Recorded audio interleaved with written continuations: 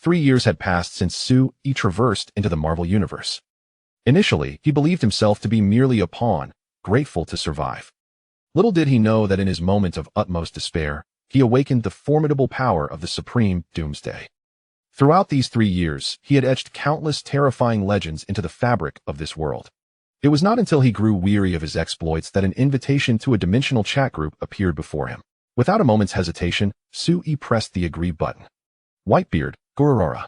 Welcome, newcomer, to the dimensional chat group. I am the Emperor of the Seas, Whitebeard. Asuna. Welcome. I am Asuna, the poorest member. CC. Welcome, little brother. I am Forever 18. Upon seeing these familiar names, Su-Yi proclaimed, "Thank you for the invitation. Here in Marvel, I am the Supreme Doomsday." Chapter 1. Supreme Doomsday. Shield. Nick Fury gazed at the documents in his hands, his expression one of profound shock. He turned to Agent Coulson beside him and asked, "Are you certain this individual is the Mr. mentioned by Kingpin? Is he truly so young?" "Yes, Director. Initially, I was incredulous, suspecting a flaw in our intelligence. However, as we conducted further investigations, it became increasingly apparent that the Mr. referred to by Kingpin is highly likely to be that terrifying individual." Nick Fury's countenance darkened further. Without hesitation, he commanded, "Notify Black Widow. She is to personally investigate. Should it be confirmed that he is the one who has been active in the world for the past 3 years, inform me immediately." "Yes, Director." Meanwhile, in Queens, at Midtown High School, Su-Yi sat in a corner of the classroom. It had been 3 years since he arrived in the Marvel Universe. Upon realizing his predicament, despair had enveloped him. As a traveler, he was acutely aware of the impending events. Even mere survival could lead to his utter obliteration under Thanos' snap. Fortunately, just as he reached the depths of his despair, he awakened the power of the Supreme Doomsday, granting him abilities that could annihilate worlds, prodigious leaping prowess, inexhaustible stamina, and rapid regenerative capabilities. In combat, he could evolve and adapt to counter his opponent's abilities, thriving in any environment. Moreover, upon death, he could resurrect and devise corresponding strategies. In essence, no one could employ the same method to vanquish him. Contemplating this, a subtle smile graced Su-Yi's lips as he gazed out the window towards the playground, a glimmer of confidence shining in his eyes. Thus, he wielded such power to leave countless legends across the world. Even Kingpin, who nearly dominated the underworld, had become his subordinate. However, with Iron Man yet to make his appearance, a profound sense of boredom overcame Su-Yi. He picked up his book and meandered through the campus, luxuriating in the passage of time. After all, the teacher's lectures served as the finest form of hypnosis. Stifling a yawn, Su-Yi propped the book before him, resting his arms on the desk and closing his eyes. Just then, someone nudged him. He lifted his gaze to find Peter Parker leaning closer, whispering, "Su-Yi, did you hear? Yesterday, the Playboy Tony Stark faced a terrifying attack while testing his latest invention. The entire internet is declaring his demise." Upon hearing Peter's words, a spark ignited in Su-Yi's eyes. Yet, exhaustion quickly reclaimed him. Presently, Tony Stark was simply too weak. Engaging him in combat would be less entertaining than tormenting Magneto, who, after enduring numerous beatings, should have grown stronger. "All right, Peter Parker, I'm going to sleep now. Please refrain from disturbing me." With that, Su-Yi yawned and slumped in the back row of the classroom. The instructor, accustomed to this scene over the past few days, said nothing. As Su-Yi closed his eyes, an electronic voice suddenly resonated in his mind. "Ding. Would you like to join the dimensional chat group?" Agree, decline. Upon seeing the two options, Su-Yi abruptly opened his eyes. A terrifying aura, akin to an abyss, radiated from him, sweeping through the vicinity. In an instant, everyone in the building felt as if they had plunged into an ice cavern. The one who sensed it most acutely was Natasha, the Black Widow, who had just entered the building. A shiver ran down her spine, her eyes reflecting fear. As a seasoned agent, she was intimately familiar with such a menacing presencia killer's aura honed through relentless combat. The intensity of it struck her with clarity, plunging her heart into despair. Could the young man described in the dossier truly be that fearsome individual? Taking a deep breath, Natasha endeavored to quell the tumult within her. She then stepped forward towards the classroom where Su-Yi resided. At that moment, Su-Yi, the source of this turmoil, remained hunched over his desk, energy subtly coursing through him as he examined his body for any anomalies. Yet, confusion clouded his thoughts. Possessing the power of Supreme Doomsday, with no vulnerabilities left, it was impossible for anyone to invade his mind. What could this mean?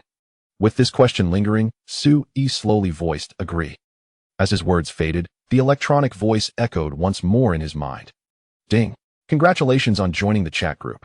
It was then that Sue-Yi realized, as a traveler, prior to his arrival in the Marvel Universe, he had devoured numerous novels about chat groups. He never anticipated encountering such a group himself. His spirits lifted considerably. He wondered how many powerful figures resided within this group. In Sue-Yi's view, the stronger these figures were, the better, as they might kill him multiple times, allowing him to grow stronger at an accelerated pace. After all, he possessed the power of supreme Doomsday. His motto was that those who killed him would only make him stronger. Yet, upon reflection, it had been 3 long years since he arrived in the Marvel Universe, and only now had this chat group invited him. Wasn't this pace a tad slow?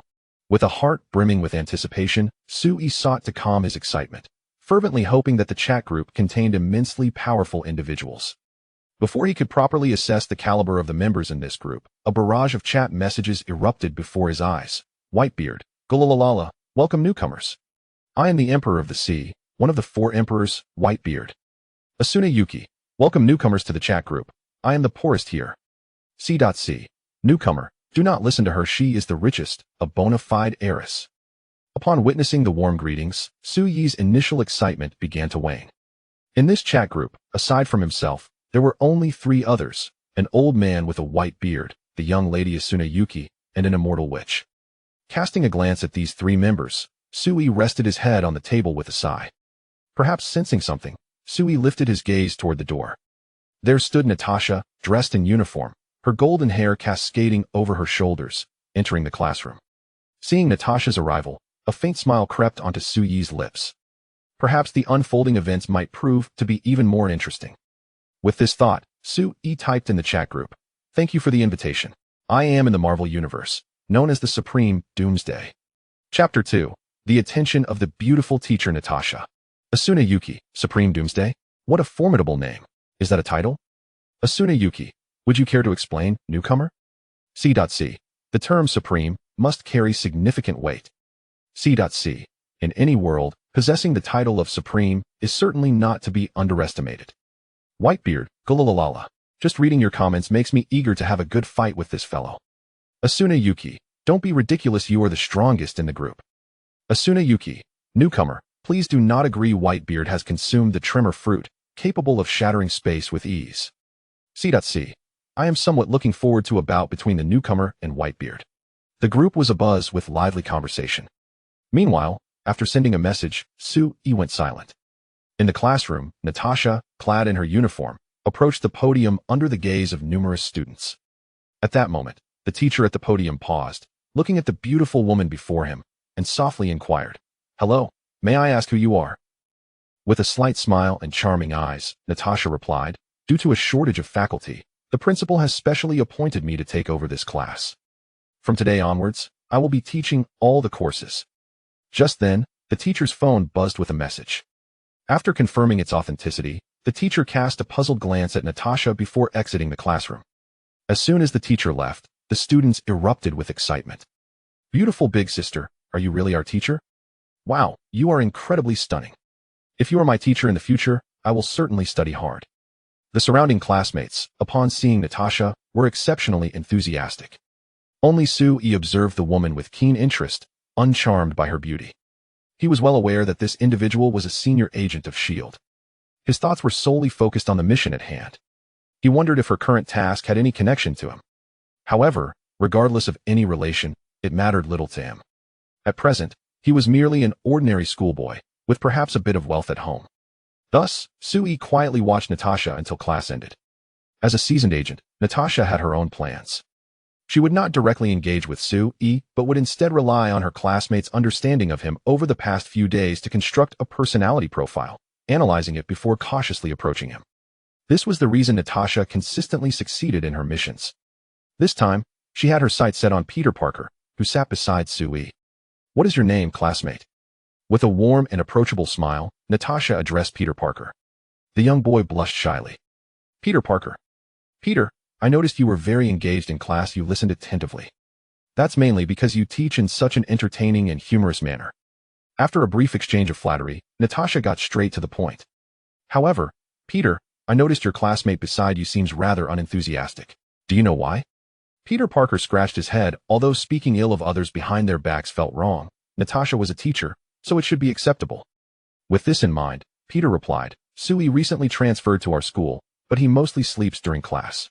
Aside from me, not many have interacted with him. Oh, so you know him quite well? What do you think of him?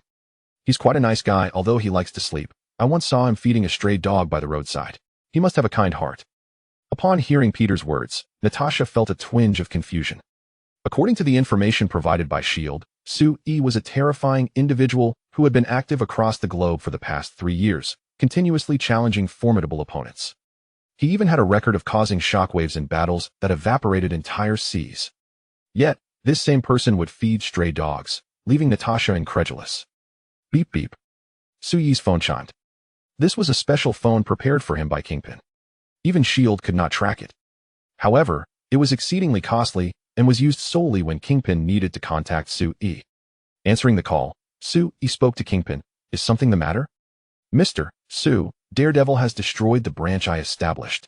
It even caused a collapse that affected the nearby mall. My wife and child were caught in it, so I need you to rescue them. Please. They are incredibly important to me. Despite being a kingpin of the underworld, Kingpin cherished his family above all else. This urgency was precisely why he contacted Sui at this moment. His wife and child were in peril. Even Kingpin was in a state of panic. Upon hearing Kingpin's words, Sui replied, Just this once you know, I generally prefer not to act unless faced with a formidable presence. Yes, Mr. Sue, I assure you there will not be another occasion. Very well, send me the address. After ending the call, Kingpin promptly had the address forwarded to Sui. Once Sui received it, he yawned. In the next moment, his figure vanished from the spot. With terrifying speed, he reached supersonic levels in an instant. The ground cracked beneath him. As for Sui's silhouette, it had completely disappeared. Accompanied by a deafening sound, Sui raced toward the location. Simultaneously, he activated the video function of the chat group, perfect for showcasing his prowess. With this thought, Sui's mood inexplicably improved slightly. His speed quickened even further. In the blink of an eye, Sui arrived at the address provided by Jean. This was the heart of the shopping mall in Queens, typically bustling with crowds and traffic. Yet now, it lay in ruins. Even a raging inferno swept through the remnants. If left unchecked, the survivors amidst the debris would likely meet a dire fate. Without a moment's hesitation, Sui plummeted from the sky. The already precarious ground trembled at the moment of his descent, sending countless fallen boulders soaring into the air. Locking onto the figures of the survivors, Sui's form flickered once more. Swish, swish, swish. A series of indistinct afterimages appeared before the eyes of the rescuers. They gazed in astonishment at the spectacle. What on earth is happening? What terrifying speed? Could he be a mutant? Who knows? The most important thing is, he's saving lives. 3 seconds. 3,072 individuals. Regardless of whether they were alive or gravely injured, all were placed gently on the ground by Sui. As the boulders began to fall from the sky due to insufficient kinetic energy, Sui reached the lowest point at the center. He gazed upward at the multitude of boulders descending. A faint smile graced his lips. Gently extending his palm, he struck towards the looming boulders. Energy instantly coalesced in Sui's hand. A cerulean radiance, centered around his palm, surged forth into the space ahead. The overwhelming energy expanded like an abyss in the blink of an eye, engulfing all the boulders. This was the ability Sui awakened during his confrontation with Masterman of the Ten Commandments gang. As the light dissipated, all the boulders crumbled into dust. Everyone witnessing this scene fell into a stupor. After recording the recent events, Sui promptly shared the footage in the chat group. In an instant, the chat group erupted in chaos. Chapter 3. The Affectionate Tomorrow of Asuna? Ding, Sui has posted a 10-second video. Ah, has the newcomer released a video? Yuki Asuna. I am curious about what the world of the newcomer is like. Whitebeard. Gwahaha, let me see what this newcomer has shared. With the reminders from the chat group, members began to chime in. Ding, Whitebeard has received the video. Ding, Yuki Asuna has received the video. Ding, video received. As the 10 seconds elapsed, the video concluded, and the chat group erupted in excitement. Yuki Asuna. Is this something a human can accomplish? Yuki Asuna, this is simply astonishing. You must be a deity. 66666, what a master. Judging by the video, you might even surpass Whitebeard. Whitebeard, a 10-second video? It showcased a position shift, saving the populace, and obliterating a colossal rock. Whitebeard. Such comprehensive abilities, if placed in my world, would certainly rank above a general. It might even rival the Four Emperors. Yuki Asuna. The Four Emperors. This is quite an exaggeration. Is this newcomer truly so formidable? Yuki Asuna. Su-e. Please reveal your identity and give us an introduction. Ah, young lady. Could it be that you harbor a secret admiration? Have you taken a liking to Su-e? Su-e. Yuki Asuna. How could you be shy about your affections? And you, a witch, please do not tease Su-e. What if it leads to misunderstandings? Su-e.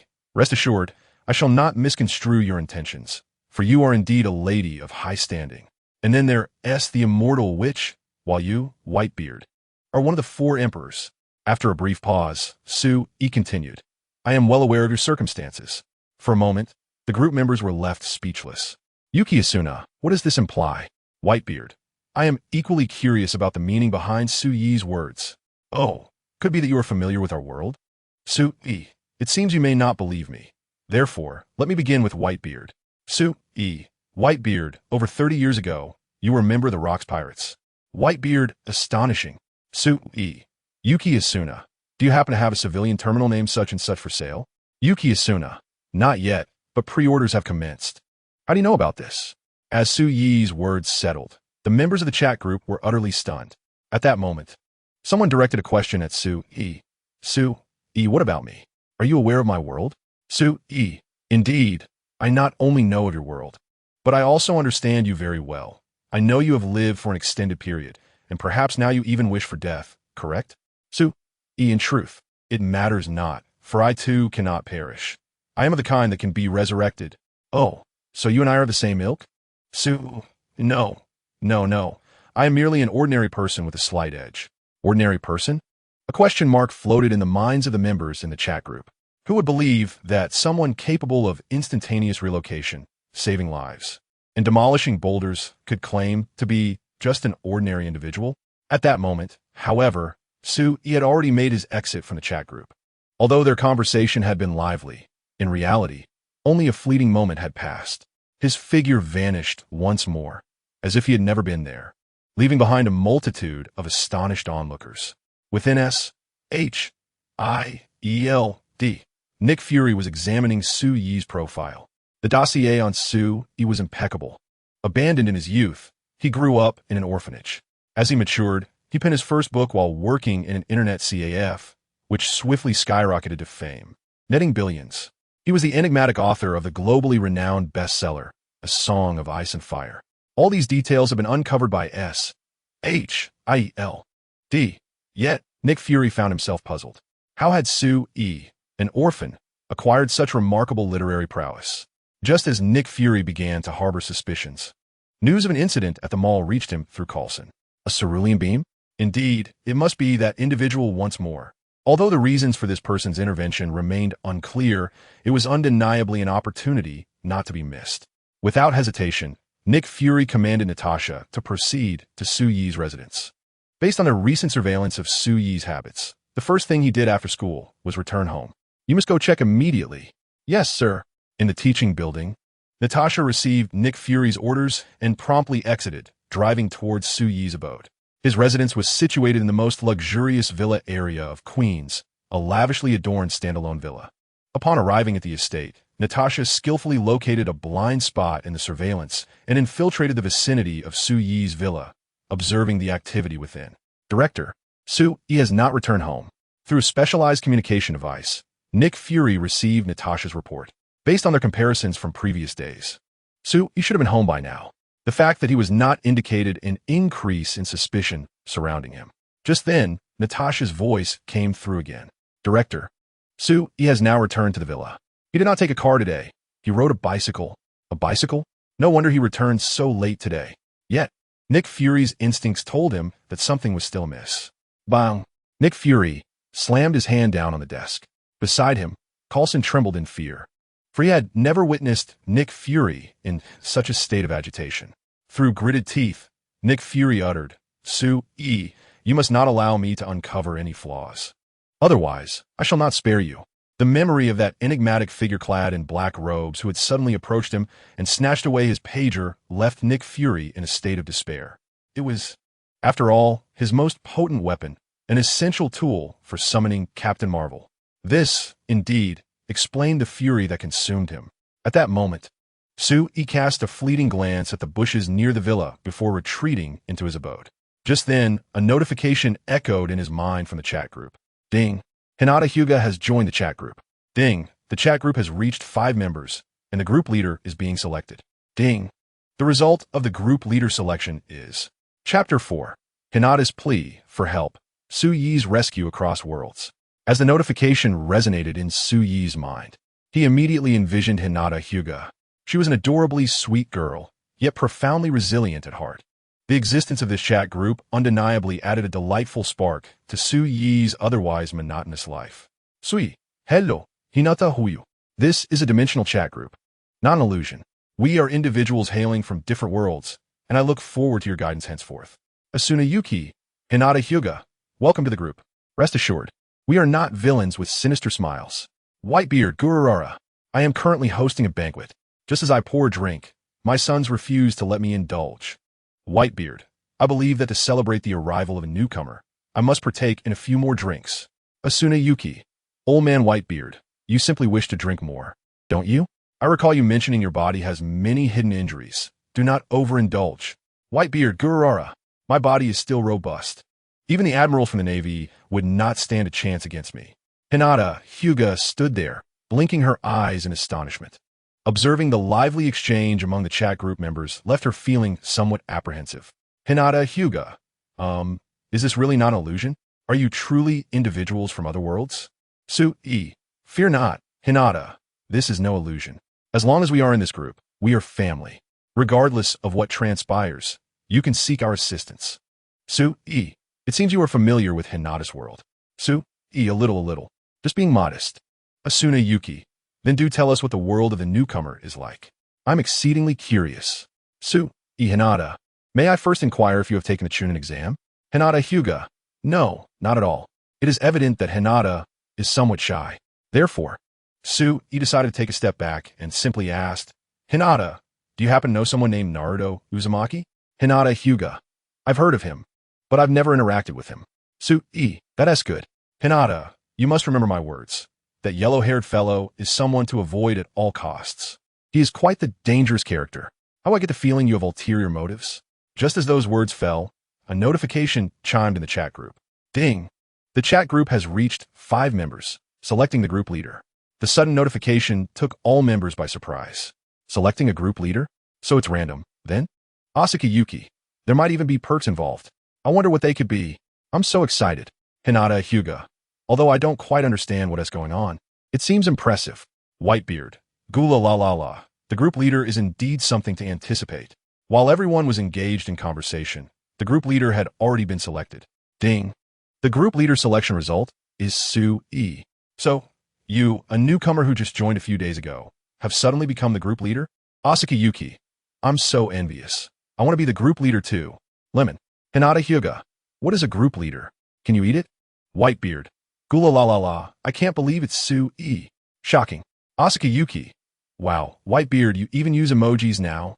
Whitebeard, what is so difficult about that? It's just emojis. Whitebeard, flexing muscles. Whitebeard, I'm the most handsome. Whitebeard, haha, what a laugh. I've learned something new. I never expected you to be this kind of Whitebeard.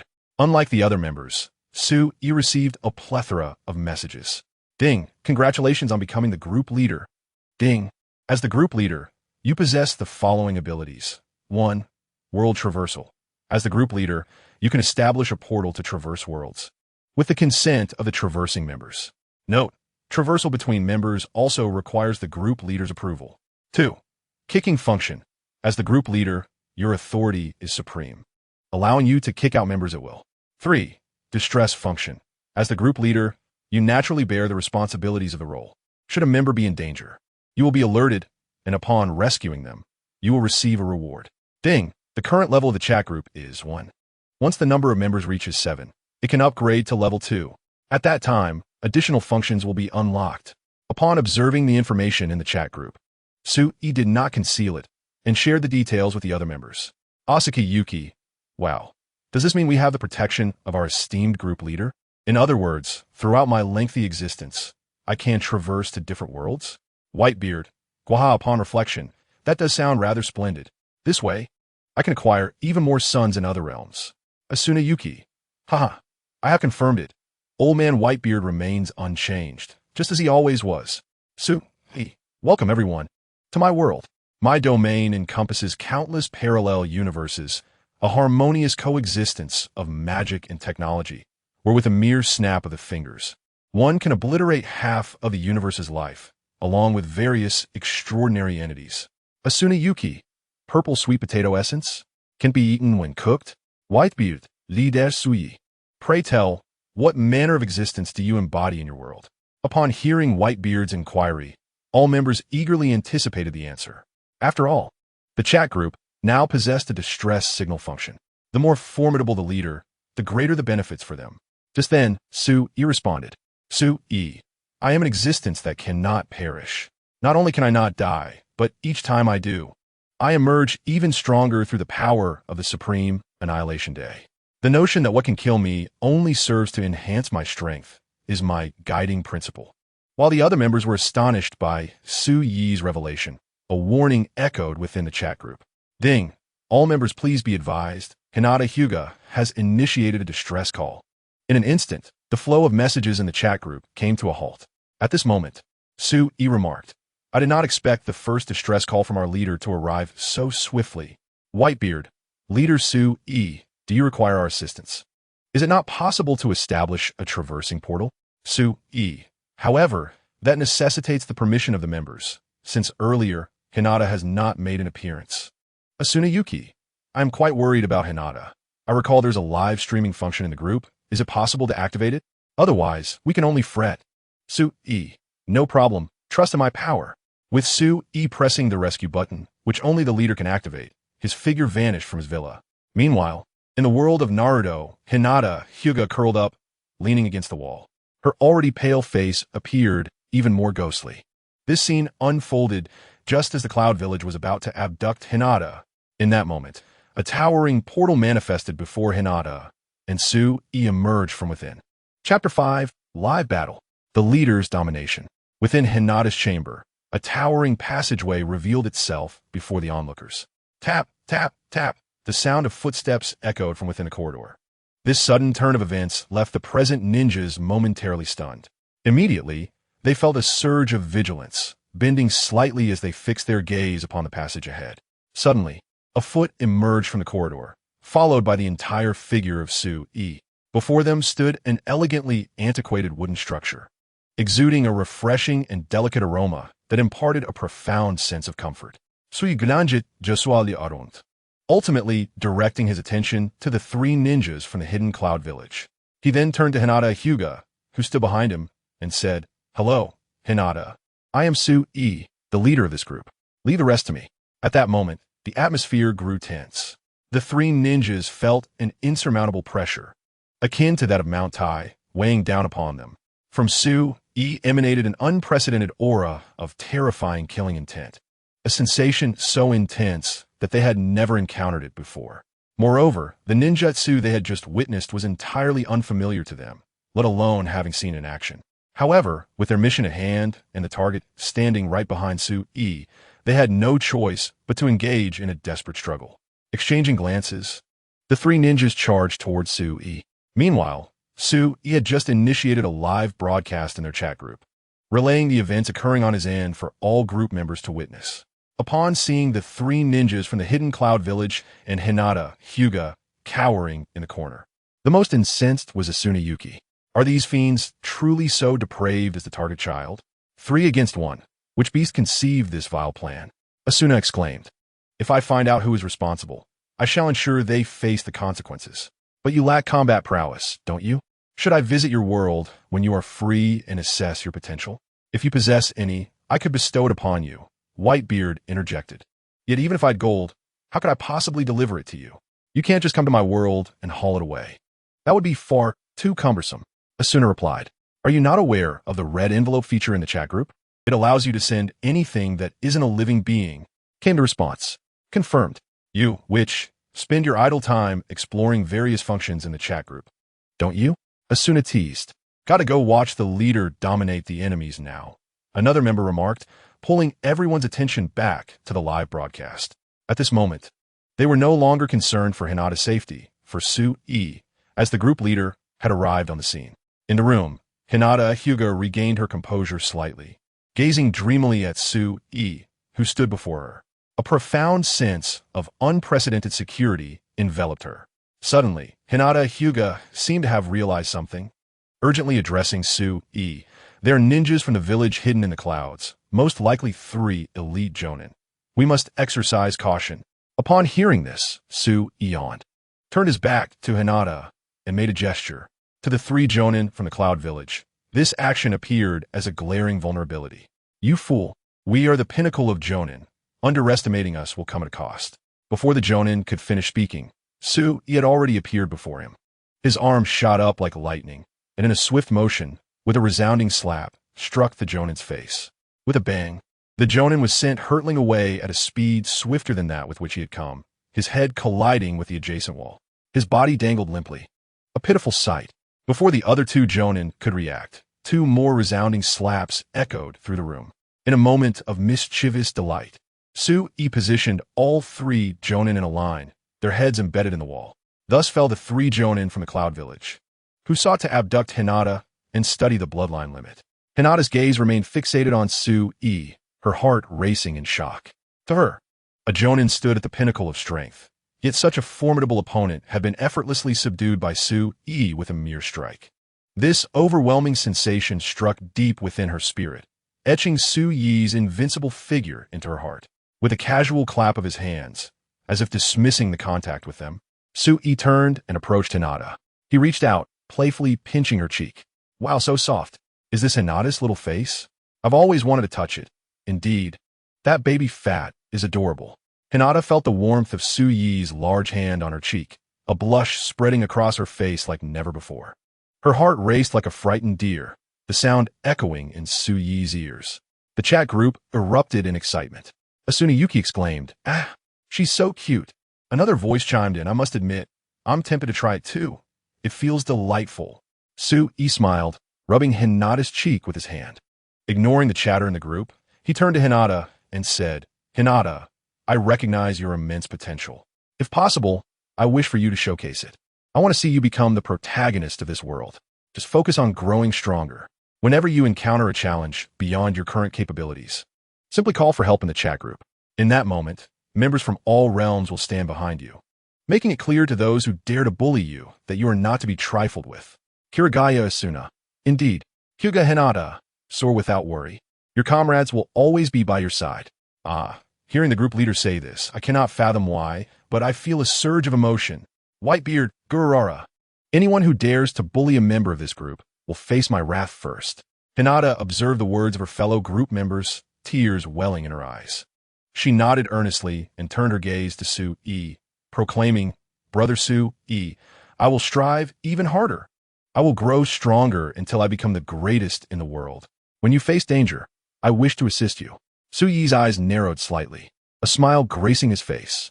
In that moment, he realized that Hinata's fate had been irrevocably altered by him. As for the future child of destiny, Naruto Uzumaki, he could kindly make way for Hinata. With the support of the chat group, Hinata's progress would accelerate dramatically, surpassing all prodigies.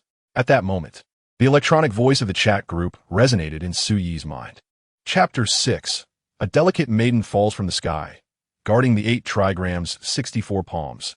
This is the strongest physical technique of the Hyuga clan, an advanced skill of the gentle fist. Upon hearing the reward notification from the chat group, Su-e knew his task was accomplished. In the current world of Naruto, the combat power was not as exaggerated as it would later become. Thus, he made a swift exit, bidding farewell to Hinata before vanishing from the Naruto world. Just after Su-e departed, a multitude of individuals surged into Hinata's room, all adorned with the forehead protectors of Konohagakure. They were all members of the Hyuga clan. Leading the charge was Hyuga Hayashi, the clan leader and Hinata's father. Upon entering the room, Hayashi was utterly astonished. He beheld 3 Cloud Village ninjas impaled in the wall, lifeless. Hinata had also risen from the ground, her gaze fixed on Hayashi. At that moment, Hayashi exclaimed, "Did you kill these three?" His voice was laced with disbelief, for he perceived Hinata's talent as fundamentally lacking. With her gentle disposition and limited progress in physical arts, the sight before him struck him with unprecedented force. Hinata did not respond to her father's inquiry, revealing the existence of the chat group was beyond her. "Father," she addressed her parent, "these three ninjas attempted to abduct me. I recognize that I am still too weak at present, but I vow to grow stronger. I will, I promise." At that moment, Hinata Hyuga clenched her delicate hands tightly. Meanwhile, in the villa, Su returned to his room, refraining from engaging in the chat group. Instead, he glanced at the time. It was already 6 in the evening. It seemed as though he had left just before 6 as well. This indicated that the flow of time varied between worlds, with the Naruto world operating at a slightly accelerated pace. However, this was a fortunate circumstance. As Su contemplated this, he instinctively lifted his gaze, feeling an inexplicable sensation as if something were descending from the heavens. To confirm his intuition, a tremendous crash echoed from the villa's roof. Boom! Boom! Boom! 3 deafening sounds reverberated through the villa. A figure plummeted from above, shattering the roof and several layers of ceiling before landing right before Su, who stood on the ground floor. He looked up, gazing at the sky, which was adorned with the remnants of sunset. A pang of sorrow tugged at his heart. He had just moved into this villa. How could it be damaged so swiftly? Time shifted as Su turned his attention to the figure. The silhouette was exquisitely slender, with disheveled black hair cascading onto the ground. Her pallid complexion conveyed an undeniable frailty. Most strikingly, her form-fitting black combat attire was slowly disintegrating, revealing an enchanting sight before him. An array of beauty unfolded in Su Yi's eyes. Yet he did not close his eyes.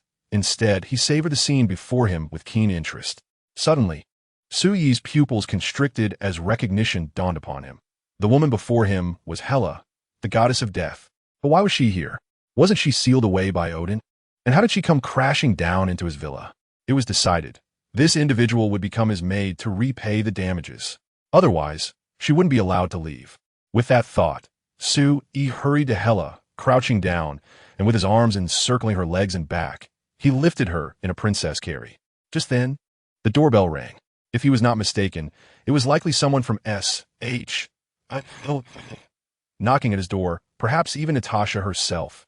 With this in mind, Su cast a glance at Hela in his arms and swiftly made his way toward the basement. Natasha stood before Nick Fury, reporting director. "I have knocked on the door, yet there is no sign of life within. Are you certain that something struck Su Yi's villa just moments ago? Our satellites detected no anomalies."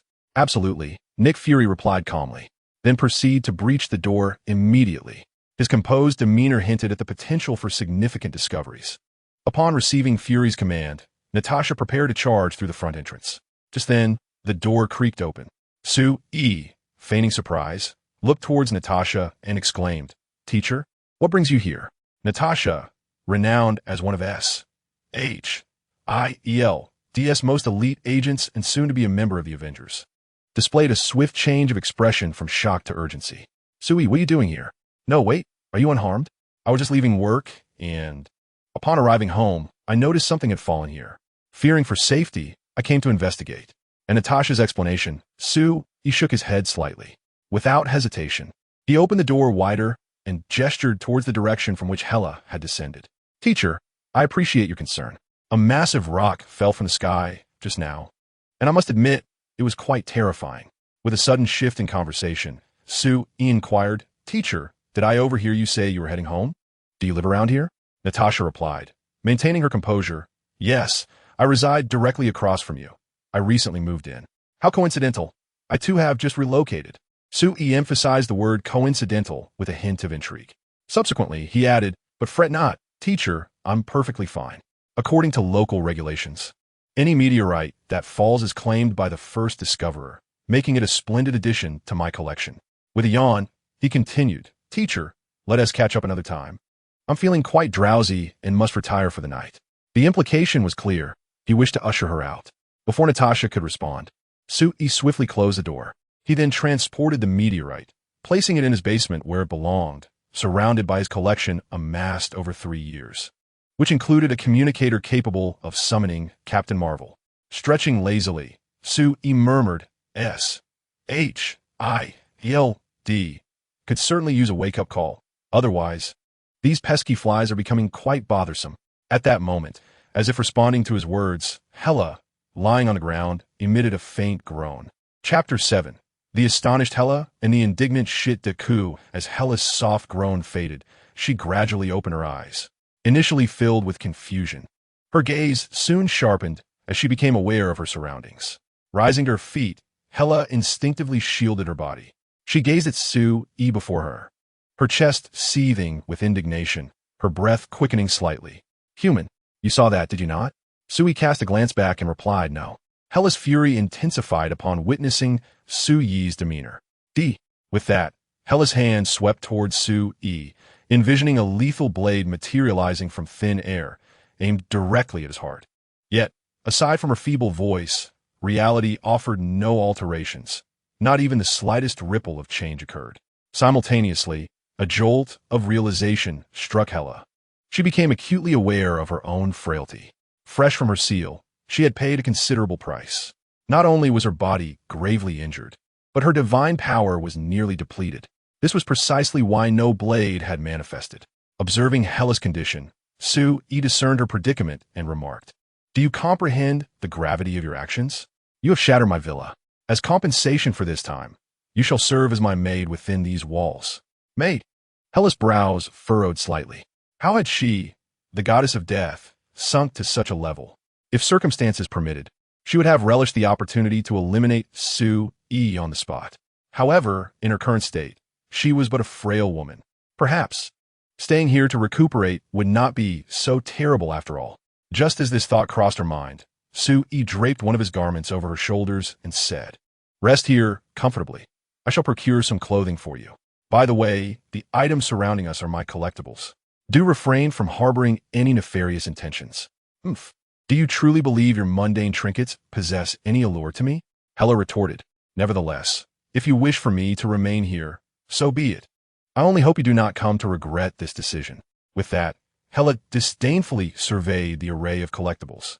Yet, to her astonishment, her pupils dilated as she caught sight of 10 distinct rings nestled within a nearby cabinet, each imbued with considerable power. Her gaze then shifted to a meteorite adjacent to it, which appeared to harbor a mysterious metal. Within her perception, this metal seemed capable of completely nullifying surrounding vibrations. If Captain America were to see this, he would undoubtedly exclaim, "Isn't this the material of my shield?" As she continued to scan the collection, Hela was taken aback to discover the existence of the Tesseract. These collectibles were indeed the fruits of Sue-Ye's endeavors over the past 3 years, a revelation that left Hela utterly astounded. She gazed at Sue-E in disbelief, instinctively inquiring, "Who on earth are you?" At that moment, Sue-E had already arrived at the elevator of the villa.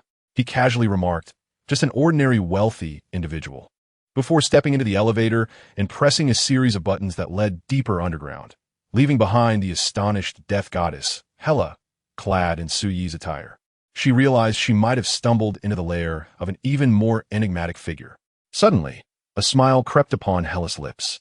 Perhaps this was not so bad after all. At the very least, she could recuperate in peace. Upon descending in the elevator to the villa's deepest level, Sue-E discovered a high-speed train designed for mobility. Once aboard the train, he entered the chat group.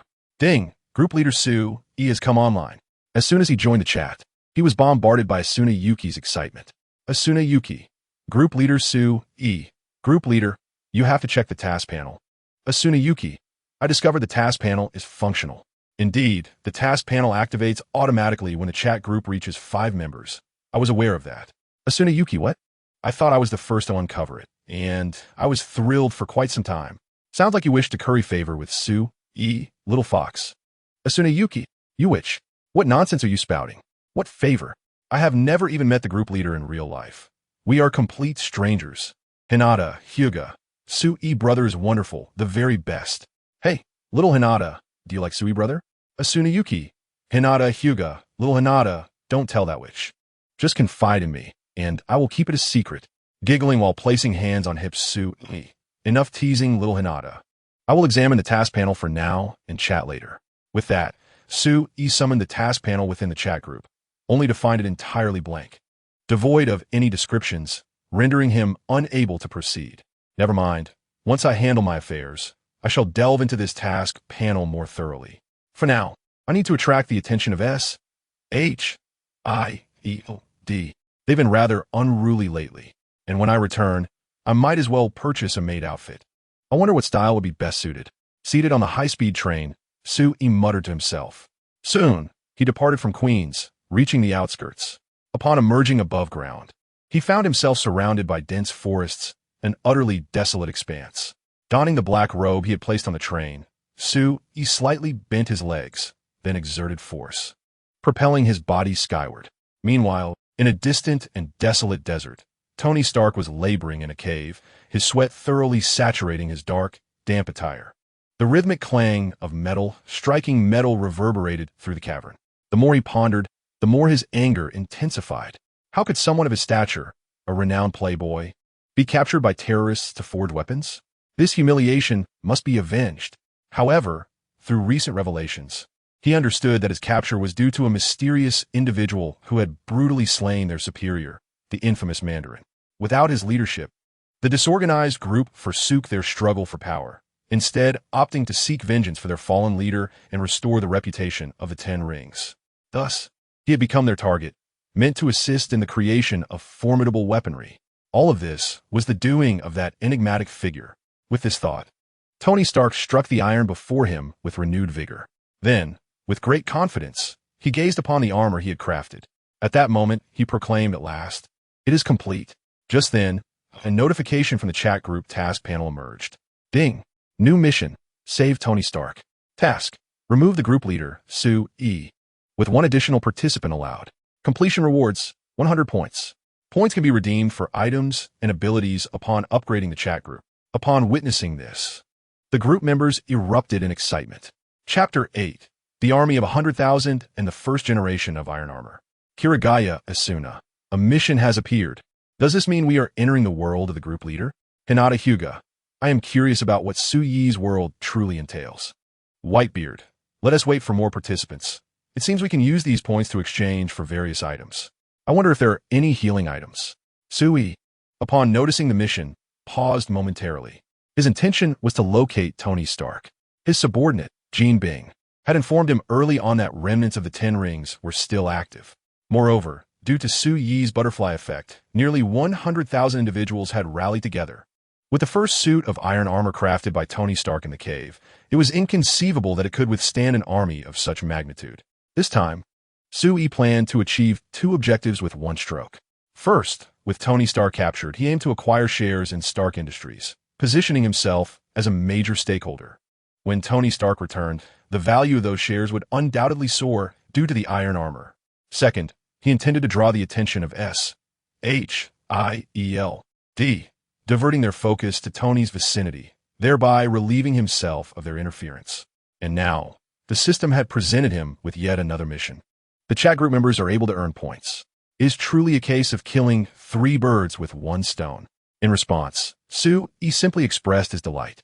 Su-E, after all, they're merely 100,000 terrorists. Instead of allowing them to act unrestrained, it would be far better to eradicate them entirely. Now, who among you wishes to join? This is a chance to earn 100 points. Kiryu Asuna. I think I will sit this one out. After all, I lack the capability and would only hinder progress. Upon uttering these words, a tinge of disappointment enveloped Asuna's heart. For the first time, a yearning for power stirred within her. Hinata Hyuga. I have been training in physical techniques lately, preparing to graduate from ninja school ahead of schedule. Kiryu Asuna. Go for it, Hinata. I believe in you. Hinata Hyuga. Thank you, fairy. Although I am immortal, my presence would serve little purpose. The efficiency would be far too slow. Whitebeard. Gura. If that is the case, I shall take on this task. Kiryu Asuna. That sounds splendid, Elder Whitebeard. You likely need the points more than we do. Perhaps you can exchange them for items and reclaim your former glory. Whitebeard. Child, do not speak nonsense. I am still quite vigorous. Su-E. Whitebeard, you shall handle this task. I am eagerly awaiting the day you regain your peak strength to spar with me. Whitebeard. Gura. I would welcome that. I can feel the fire igniting within me. Certainly. Very well then, once I reach my location, you shall set up the transdimensional portal. If possible, it would be best to don a black cloak. Whitebeard, a black cloak, you say? I shall see what I can find. Upon receiving Whitebeard's reply, a subtle smile graced Su Yi's lips. It seemed that something far more intriguing was about to unfold. One cannot deny that the chat group is quite entertaining. With this thought, Su Yi quickened his pace. In a remarkably brief span of time, he traversed from the Queen's district to the vast expanse of desert. Su Yi gazed down from the sky, his extraordinary vision sweeping across the desert below. As anticipated, the rebel forces were densely scattered throughout the vast landscape. Each individual was fully armed, with armored vehicles, tanks, and even armed helicopters stationed there. The sight was indeed quite extravagant. Just as Su Yi prepared to bring matters to a swift conclusion, a sudden commotion erupted from the desert below. The sound of gunfire crackled through the air, the bullets' fierce whispers echoing in Su Yi's ears. Following the sound, his gaze swiftly locked onto a bunker. If his conjecture was correct, Tony Stark was likely engaged in combat within the bunker, piloting the first Iron Man suit he had created. The continuous gunfire attracted the attention of those nearby. These individuals exist on the very edge of peril, akin to those who lick blood from the blade. At the sound of a gunshot, their spirits instantly tensed. All personnel assemble. Prepare for battle. The command echoed, reverberating through the ranks below. Centered around the bunker that had fired the shot, countless insurgents encircled the area, weapons drawn, their barrels aimed unerringly at the entrance of the fortress. Meanwhile, Su Yi observed the unfolding scene with keen interest. At that moment, a grayish-white metal figure, reminiscent of an iron can, emerged into view. Everyone who laid eyes upon this armored suit was momentarily taken aback. What was this contraption? They had never encountered such a thing before. If memory served them right, it had never graced their base. Just then, several squad leaders shattered the silence of contemplation, shouting, "Open fire!" In an instant, a barrage of bullets was unleashed toward the first-generation Iron Man suit piloted by Tony Stark. The sound of gunfire mingled with the acrid scent of gunpowder, reverberating through the air. Bullets sliced through the atmosphere, hurtling toward Stark with relentless force. Yet unmoved, Tony Stark remained resolute, his mind consumed with fury over Ethan's sacrifice to shield him. "Come forth, you merciless insurgents. Now it is my turn." As bullets rained down upon the armored suit, they proved utterly ineffective. Upon contact with the suit, they ricocheted, striking others instead, rendering Stark a veritable bastion against their onslaught. With precision, Tony Stark maneuvered the suit, extending his arms as flames erupted instantaneously. The suit's flamethrower devices unleashed torrents of blazing fire, morphing into a ferocious dragon of flame that consumed everything in its path with reckless abandon. Had Su Yi not intervened, Tony Stark might have effortlessly escaped, dictated by the wheels of fate. However, due to Su Yi's presence, Stark now faced an army of 100,000 insurgents, or rather, terrorists. Thus, the moment Stark made his appearance, he was thoroughly overwhelmed by a relentless hail of bullets and missiles. Even his flamethrowers, no matter how fiercely they belched forth, proved futile. Realizing the futility of confrontation, Tony Stark resolved to flee. Just then, one squad leader launched the most advanced missile produced by Stark Industries directly at him. As Stark perceived this imminent threat, his heart sank. And at that critical juncture, Chapter 9, the arrival of the Whitebeard, the dreadful tremor of the sky. A beam of deep azure light cascaded from the heavens. Boom! The brilliance enveloped the missile entirely, rendering any possibility of escape futile. It was a pure, unadulterated azure glow. Tony Stark's pupils constricted sharply, disbelief washing over him as he beheld the unfolding scene, momentarily entranced. What on earth was happening? Tony Stark exclaimed in astonishment. Before he could fully grasp the situation, an even more shocking event transpired.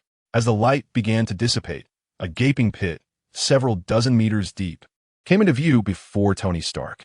Fortunately, the ground in this vicinity had been reinforced due to the presence of a bunker. Otherwise, they would have been consumed by the searing sands of the desert. His gaze shifted upwards, and Tony Stark noticed a dark speck emerging in the sky, steadily enlarging. Suddenly, he recalled the rumors he had previously heard about a figure cloaked in black, a being who had instigated a series of terrifying legends worldwide. It was that individual.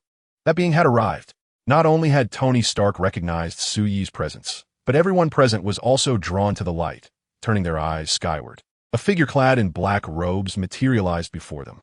Upon seeing the robed Su Yi, the previously fortunate terrorist who had escaped death began to tremble involuntarily. The demon. That demon had returned. How infuriating! Had he not vanished for some time? Why was he now reappearing before us? Change targets and open fire on that figure in black. Su Yi observed the onslaught of bullets raining down upon him like a torrential downpour and could not help but chuckle. I never expected to be so popular. As his words fell, he messaged Whitebeard in their chat group. Su Yi, Whitebeard, hurry here. I have arrived at the location. Ding. Whitebeard request to traverse worlds. Accepted. Ding. The traversal passageway has been established. Task detected. The recipients of this mission are Su Yi and Whitebeard. Each will receive 100 points upon completion. As the notification echoed, a massive passageway materialized beside Su Yi. Upon seeing it, Su Yi couldn't help but click his tongue in amazement. My goodness, Whitebeard's towering stature of 6 meters and 66 centimeters is no joke. At that moment, within the passageway, Whitebeard emerged, also clad in black robes, revealing only his iconic white beard, wielding the formidable supreme great blade, the 12 cloud-cutting blade. Those who beheld Whitebeard's form felt their worldview shatter. Was this a giant? No. Could this truly be a human? How could a human possibly be so towering?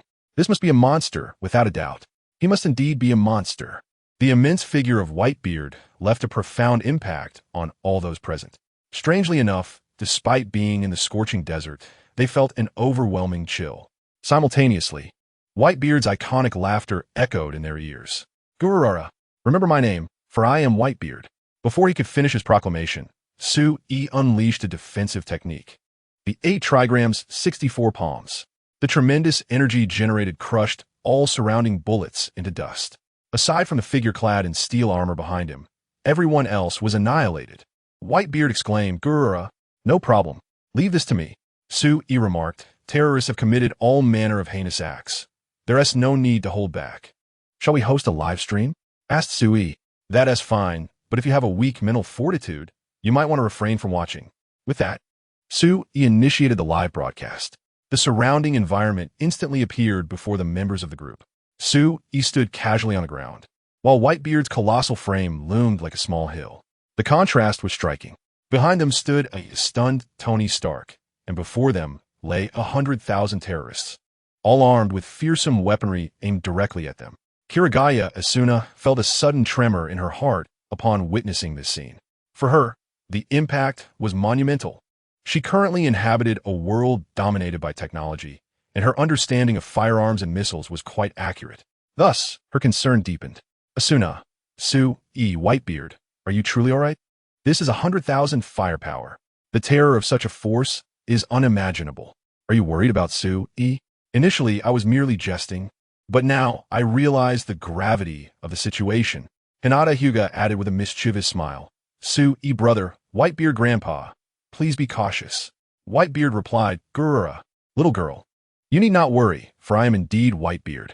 Su Yi reassured her. In truth, once you attain the same level of strength as us, you will realize that no matter how numerous they are but ants. As the term ants lingered in the air, Kirigaya Asuna fell into silence. She recognized that perhaps she could indeed strive for the level of strength that Su Yi spoke of. As an elder of the chat group, she was determined not to be the weakest among them. She too wished to grow stronger. With their conversation concluded, Su Yi and Whitebeard charged forward. Whitebeard stepped forth, fist clenched and arms slightly bent, before delivering a mighty blow that shook the very air itself. Everyone was curious about what Whitebeard was up to. In the next moment, the very fabric of space began to fracture inch by inch, as if it were layered and misaligned. The bullets, missiles, and various other weapons suspended in mid-air erupted in a cataclysmic explosion, rendering any approach to Whitebeard utterly impossible. Witnessing this scene left everyone in a state of shock. Those who had been closely observing Tony Stark on the battlefield felt that the elder, towering like a giant, must surely be the most formidable of all. All eyes turned towards Whitebeard, who was now under an intensified barrage of fire. At that moment, Su Yi took a seemingly effortless step forward, momentarily bewildering the terrorists opposite him. who were left pondering the significance of his action. As time passed, nothing seemed to happen, and they began to suspect that Su-Yi lacked the power of Whitebeard. However, the ground suddenly trembled. The grains of sand upon the desert began to quiver. Tony Stark, positioned behind Su-Yi and Whitebeard, had the clearest view of the unfolding spectacle. Yet, the most astounded among them was not Stark, but the agents of SHIELD, who sensed the upheaval through their satellite feeds. They observed that the desert terrain, extending over millions of hectares, was fracturing and shaking around Su-Yi, cloaked in black, as countless grains cascaded downward. In the blink of an eye, all the terrorists were consumed. Chapter 10. The True Power of Su-Yi. Everyone stunned. The ground continued to collapse as countless grains of sand surged into the fissures, rendering the 100,000 terrorists utterly powerless against such might. Within SHIELD, Nick Fury watched intently through the satellite, fully comprehending the devastation befalling the desert. The landscape was being irrevocably transformed. Not only was Fury taken aback, but Coulson, standing beside him, was equally astonished by the scene before their eyes. Such terrifying power could only be that of a god among men. It was no wonder that the mere aftermath of a battle could devastate a city.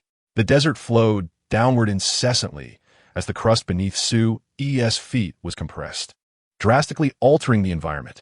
Mountains began to rise, as if animated, reaching towards the heavens. In mere moments, the desert had vanished, replaced by countless peaks. A closer inspection revealed that these mountains were stained with crimson blood. As they ascended, the 100,000 terrorists were swiftly annihilated under the immense pressure. A final act of mercy from Su-Yi, allowing them to depart this world without suffering. It is worth noting that his power, the supreme day of destruction, far surpassed that of Superman, who could effortlessly bench press the weight of the earth for 5 days and nights. Not a single drop of sweat was shed. In fact, it was all rather effortless, let alone Su-Yi. With a gulp, Whitebeard instinctively swallowed hard. His expression shifted dramatically as he stared, dumbfounded, at the scene unfolding before him. Recalling Su-Yi's words about challenging him after regaining his strength filled Whitebeard with immense pressure. Initially, he believed he and Su-Yi were evenly matched. Even if Su-Yi were slightly stronger, he attributed it to his own old age. After all, Su-Yi's speed and strength were within an acceptable range. But what had just occurred? With just a single kick, Su-Yi had obliterated the entire desert, triggering seismic movements in the Earth's crust. They were even compressed, directly forming towering mountain ridges right before their eyes. Most astonishingly, the very spot where they stood remained utterly unscathed. Such a terrifying level of power control was beyond anything he could comprehend. Whitebeard's gaze fell upon Su-Yi, and he couldn't help but think that this individual might truly be a monster. Ding! Congratulations to the group leaders Su-Yi and Whitebeard for completing this task, each receiving 100 points. Upon hearing the notification from the chat group, Whitebeard took one last deep look at the majestic mountains surrounding him and declared, "Group leader.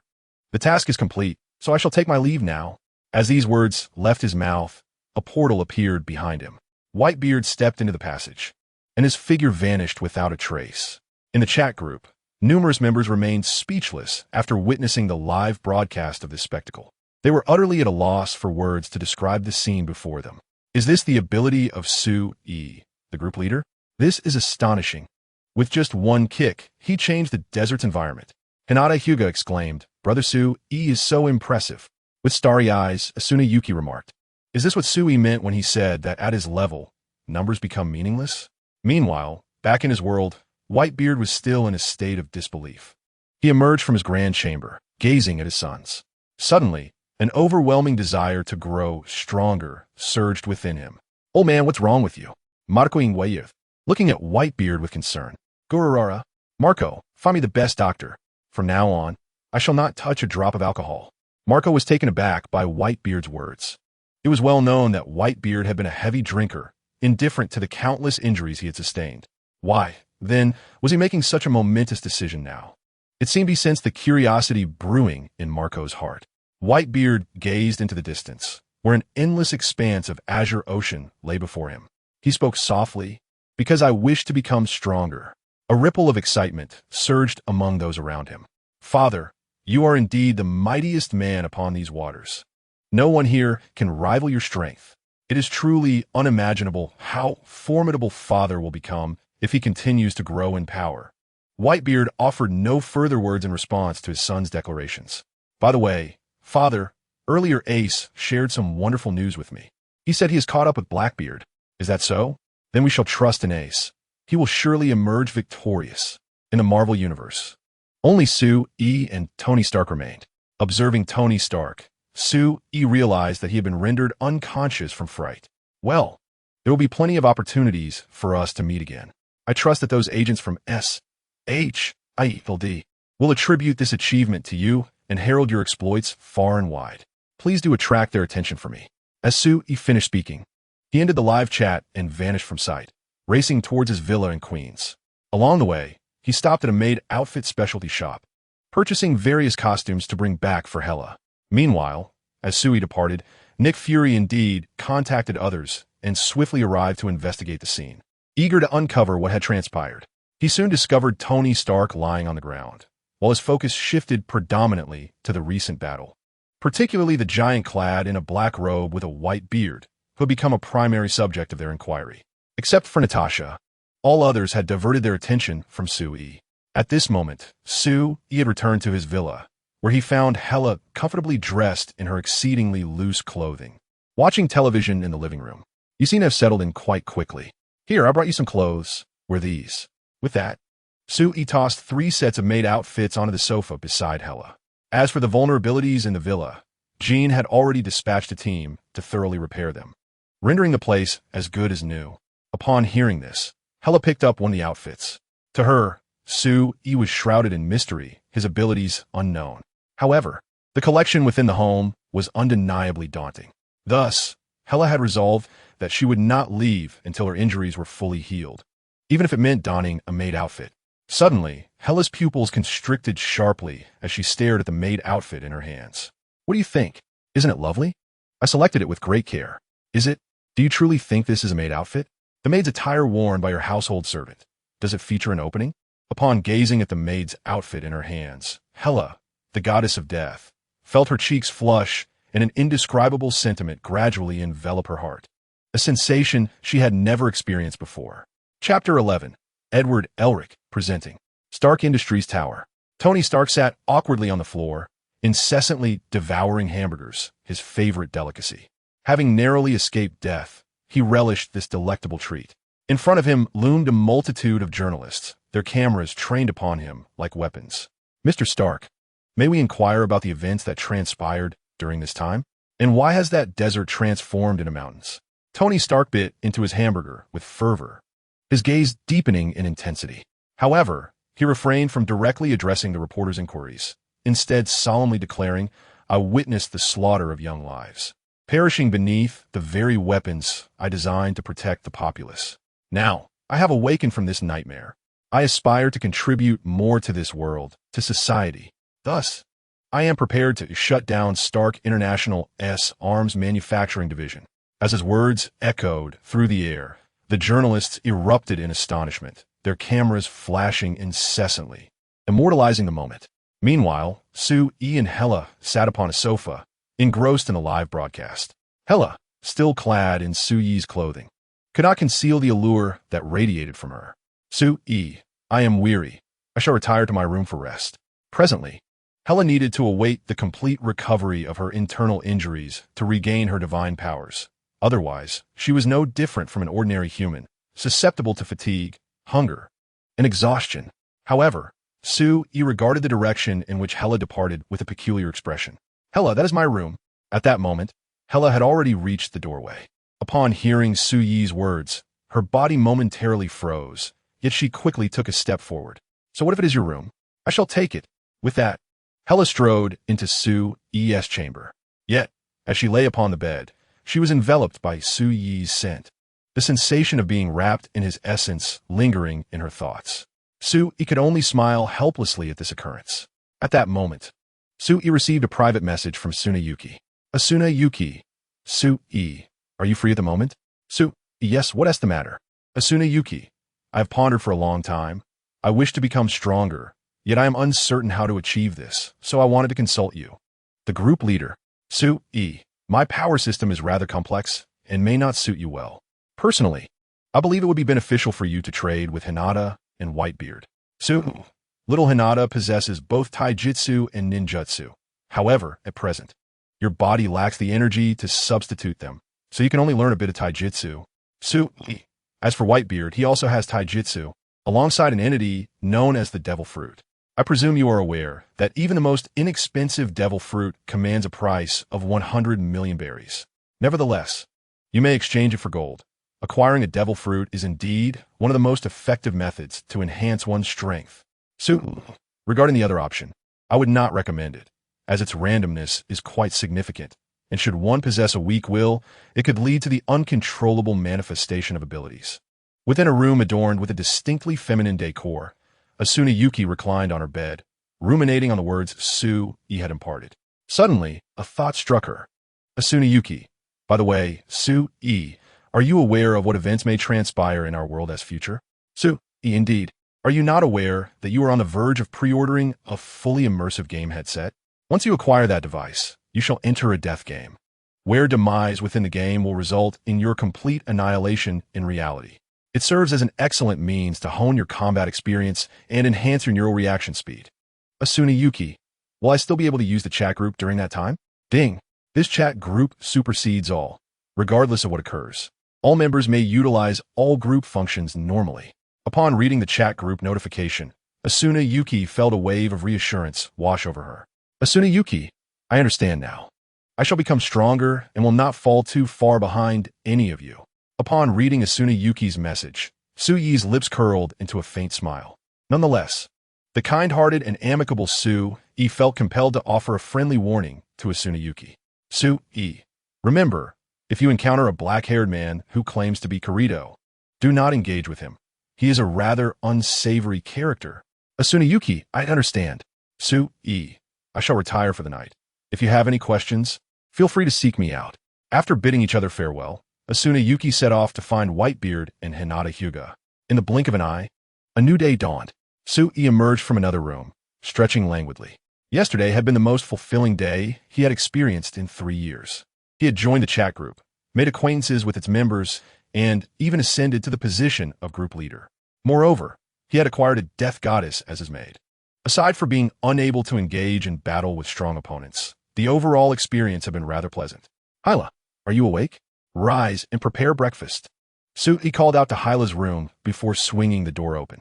The moment he opened the door, a radiant light flooded his vision. At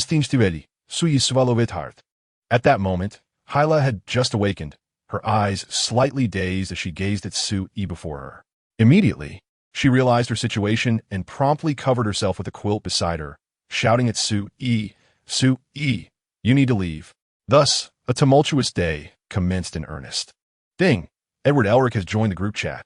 The notification resonated in Su-Yi's mind. With a casual motion, he closed the door and reclined on the living room sofa, immersing himself in the chat group. Su-Yi, Edward Elric, welcome to our little gathering.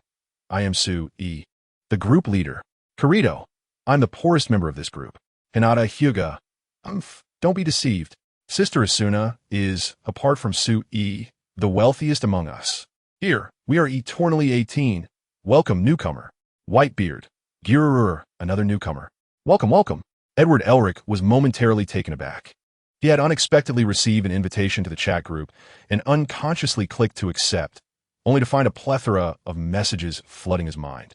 Edward, what is this? Alchemy? Alchemy? It seems your world is rather antiquated. Kirito. Haha, the sharp-tongued, which has appeared. Su-Yi. Edward Elric, fret not. This is not alchemy. We are all individuals from different worlds, akin to family, supporting and encouraging one another to grow stronger together.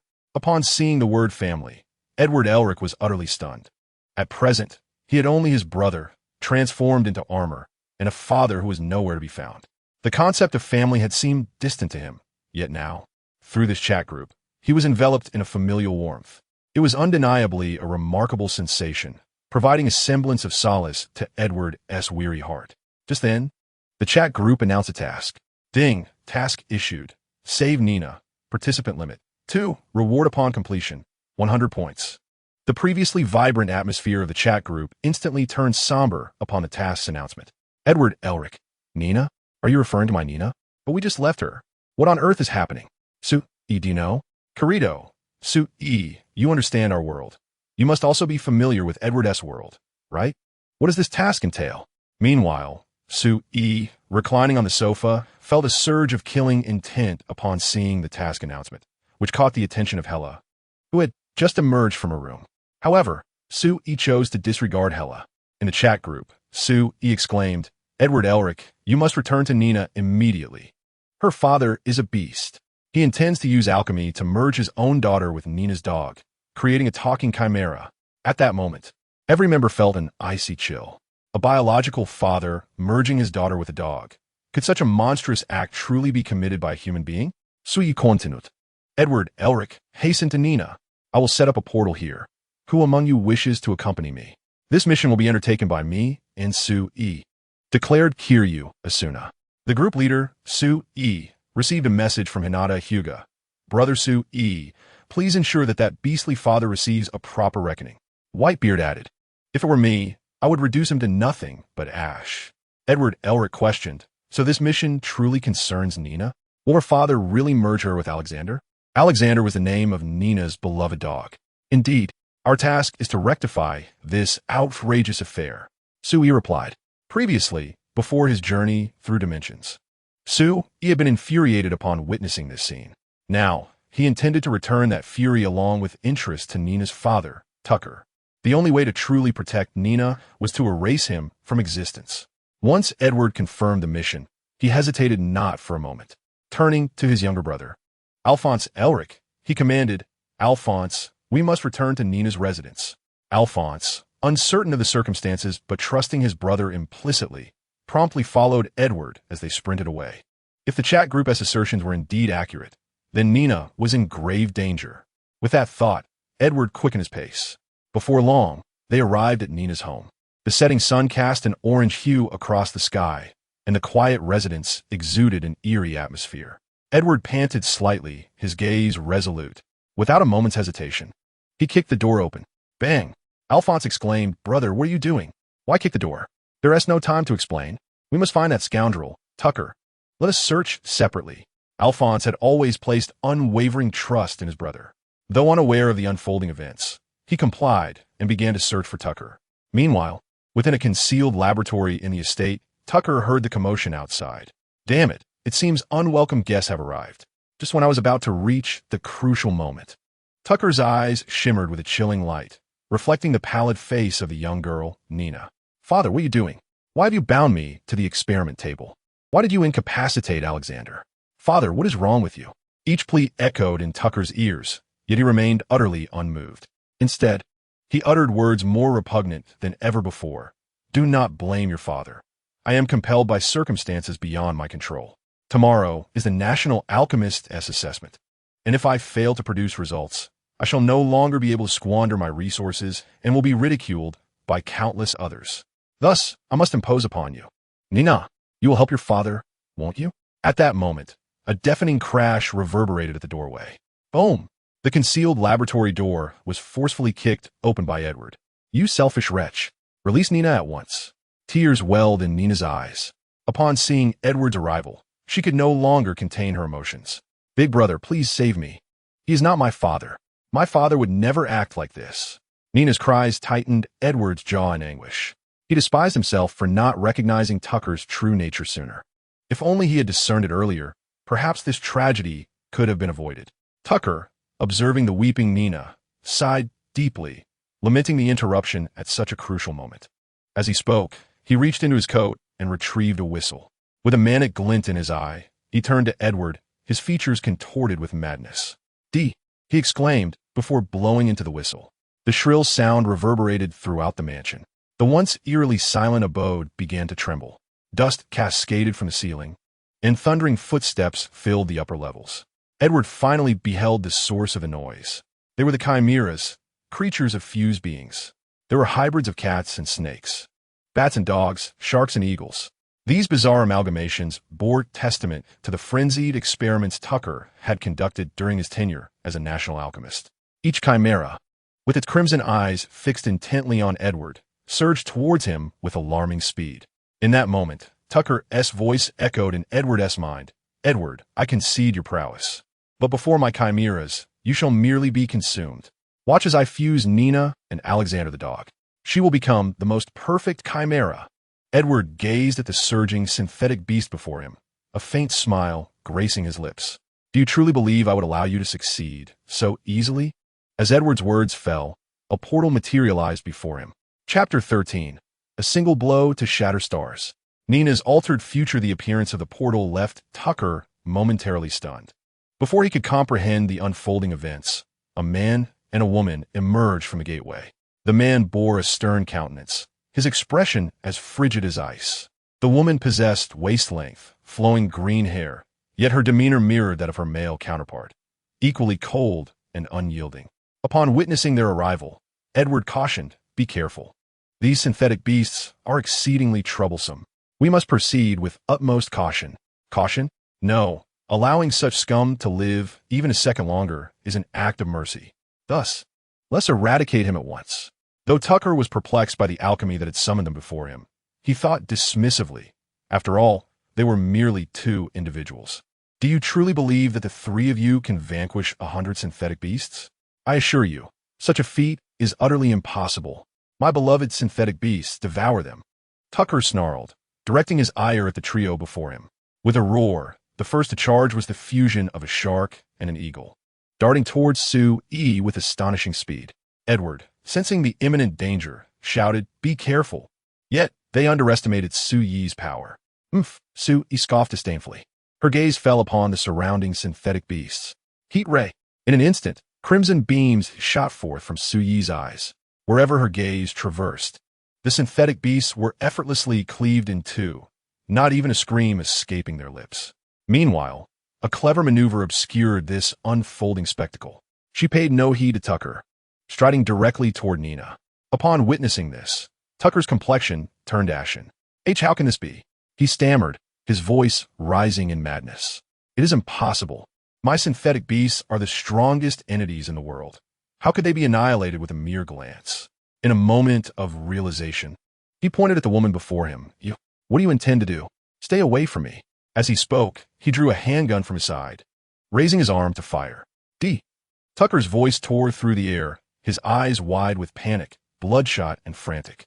Yet, at the very moment he pressed the trigger, Sue-Ye's figure appeared before him. You beast! Allow me to send you to hell for your penance. However, Tucker paid no heed to Sue-Ye's words, for his handgun had already discharged a bullet. The projectile sliced through the air, flames erupting from the muzzle. To Tucker, Sue-E was so close that evasion was utterly impossible. In other words, Sue-E was destined to perish. Yet in the next moment, reality plunged Tucker from the heights of heaven into the depths of hell. The bullet, propelled at an extraordinary velocity towards Sue-Ye's heart, failed to pierce even the skin, ricocheting harmlessly aside. How could this be possible? You are not human. You are a demon. A demon. Tucker's voice grew shrill. Consequently, Sue-E granted him no further opportunity to speak. Grasping Tucker by the throat, he lifted him high above the estate into the cold embrace of the heavens. At that moment, the chill enveloped Tucker, while the dread of suspension and the terror of death intertwined within him. Let me go, please, I beg you. I shall never dare again. Tucker was afraid. He feared death. He yearned to continue savoring the beauty of this world. He did not wish to die. But, gazing down at Tucker from the sky, Sue-E spoke slowly. I am neither a saint nor a harbinger of justice. Thus, you shall bear your sins and repent in hell. As Sue-Ye's words faded, he propelled Tucker further into the cosmos. The might of the supreme day of destruction was on full display.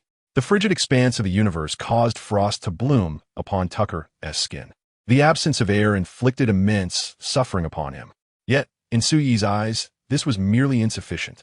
Only when Tucker was utterly obliterated could this scum be thoroughly cleansed. Whether a killer of thousands or millions, it mattered not to him. However, to lay hands upon one's own kin was unforgivable. I shall slay each one I encounter.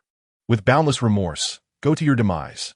As Sue-Ye's words concluded, his speed intensified, and he collided with a planet, sending Tucker crashing into its surface. Boom, boom, boom. Sue-E fueled by rage, delivered a devastating blow that sent Tucker to his grave. Subsequently, the planet began to fracture, the ground heaving upward, then spreading outward with increasing rapidity. In the blink of an eye, the entire planet erupted. The violent explosion transformed into a black hole, consuming both the planet and the shattered remnants of Tucker, erasing all traces of his existence. Meanwhile, Sue-E approached Nina, gently lifting her from the examination table. He cradled her tenderly in his arms and whispered softly in her ear, "Nina, it is all right. Everything is past. There is no need to fear anymore." His voice drifted into Nina's ears, soothing and gentle. In but a fleeting moment, Nina succumbed to a deep slumber. Observing her, a tinge of melancholy washed over me. Yet, the thought of having encountered Sue-E and the other members of the chat group lightened my heart considerably. The existence of this chat group, I surmised, was akin to a home. I firmly believed that Nina, cradled in my arms, would find her strength and ultimately discover her own happiness. At this juncture, Alphonse finally arrived at Edward's side. He had been searching for the concealed laboratory when the sounds of battle erupted, prompting his hurried arrival. To his surprise, he found a green-haired maiden holding Nina tenderly. This scene exuded a sense of tranquility. Notification: task to save Nina completed. Participant Sue-E has earned 100 points. Member Edward has also earned 100 points. Notification: task accomplished. Group members may depart at any time. As the voices of the chat group resonated in the minds of the three, I approached Edward, cradling Nina, and entrusted him with her care. This child is now in your hands. Should you require assistance, simply call upon us. We shall take our leave now. With a gentle farewell to the sleeping Nina, I added, "May you find happiness in the days to come," before departing the mansion. At that moment, Sue-E descended from the skies, having dealt with a nefarious individual, which uplifted his spirits considerably. Let us withdraw. We shall entrust the remaining matters to Edward and place our faith in the new member's capabilities. As for Nina, I will prepare a token of appreciation for Edward to pass on to her, believing that the future she now faces will be far brighter. Without uttering a word, I simply gazed at Sue-E. With a playful smile, I remarked, "Sue-E, I hope to rely on your guidance in the future." I then extended my finger, intertwining it with his, and we made our way towards the passageway. Chapter 14. A rivalry erupts. The green giant emerges, feeling the gentle brush of our fingertips. Sue-E cast an odd glance at me, yet in that moment, neither of us spoke. Upon returning to our world, Sue-E was met with a stunned Hella, who stared at him in disbelief. "What sort of ability is this?" Hella exclaimed, her face a mask of astonishment. "Is it akin to a rainbow bridge?" She was well aware that Sue-E was no ordinary individual, yet she had not anticipated his possession of a teleportation-like ability, which was exceedingly rare. With a yawn, Sue-E chose not to respond, but instead pointed towards the kitchen. "As a maid, shouldn't you be preparing breakfast?" Taken aback by his words, Hella hesitated momentarily, yet, embodying the essence of the goddess of death, she promptly declined the suggestion. "I am utterly incapable of cooking. However, should you be willing to prepare a meal for me, I might spare you from a grim fate once I reclaim my peak." Upon hearing Hella's words, Sue-Yi's lips curled into a subtle smile. Yet in the next moment, he shifted his tone entirely. "In that case, you may go hungry. I shall dine at school," he declared, bursting into laughter as he made his way to the garage, leaving Hella astounded. As he exited the villa, Sue-Yi retrieved his phone and dialed Jinbing. "Jinbing, please prepare a ton of precious metals for me. I will collect them this afternoon." "Understood, sir. I shall handle this matter," Jinbing replied without further inquiry. As Sue-Yi's subordinate, he was content to lean on Sue-Yi's formidable presence. Though he harbored ambitions, he recognized that his abilities were sufficient for a comfortable life on Earth. In comparison to Sue-Yi's terrifying prowess, he preferred to remain a loyal follower. Having given his instructions, Sue-Yi took to the road in his beloved Bugatti Veyron, heading toward the school. At that moment, he spotted Natasha emerging from the villa. Natasha, noticing Sue-Yi, extended her hand in greeting. "Good morning, Sue-Yi," she called out, her demeanor still embodying that of a teacher. Clad in an alluring uniform, she greeted him with elegant poise. In response, Sue-Yi halted his vehicle, returning her courtesy. "Good morning, Teacher Natasha." Natasha gazed at Sue-Yi, a hint of allure gracing her lips. She was acutely aware of her advantages and subtly endeavored to capture Sue-Yi's attention. As an agent, She was intimately familiar with her own physique and understood how to maximize her charm to its fullest potential. The distance from the villa area to the Midtown High School in Queens was considerable, providing her the perfect opportunity to learn more about Su-Yi during the ride. But just then, Su-Yi's voice reached Natasha's ears. "Well then, Teacher Natasha, I shall be on my way." With that, he drove off, leaving Natasha in a state of bewilderment. What was happening? Shouldn't Su-Yi have invited her into the car? Why did he simply drive away? Had she encountered the fabled ironclad straight man? A flurry of questions swirled in Natasha's mind. Unbeknownst to her, Su-Yi would allow anyone into his vehicle, save for an agent, as that would only complicate matters. In the chat group, Su-Yi announced, "Everyone, the mission has been accomplished. I am currently gathering a ton of precious metals, which I will package and send to Edward. Edward Elric, I kindly ask you to look after Nina." Edward Elric. Rest assured, group leader, I intend to send Nina to the countryside, where tranquility reigns and my childhood friend resides, ensuring that Nina receives the utmost care.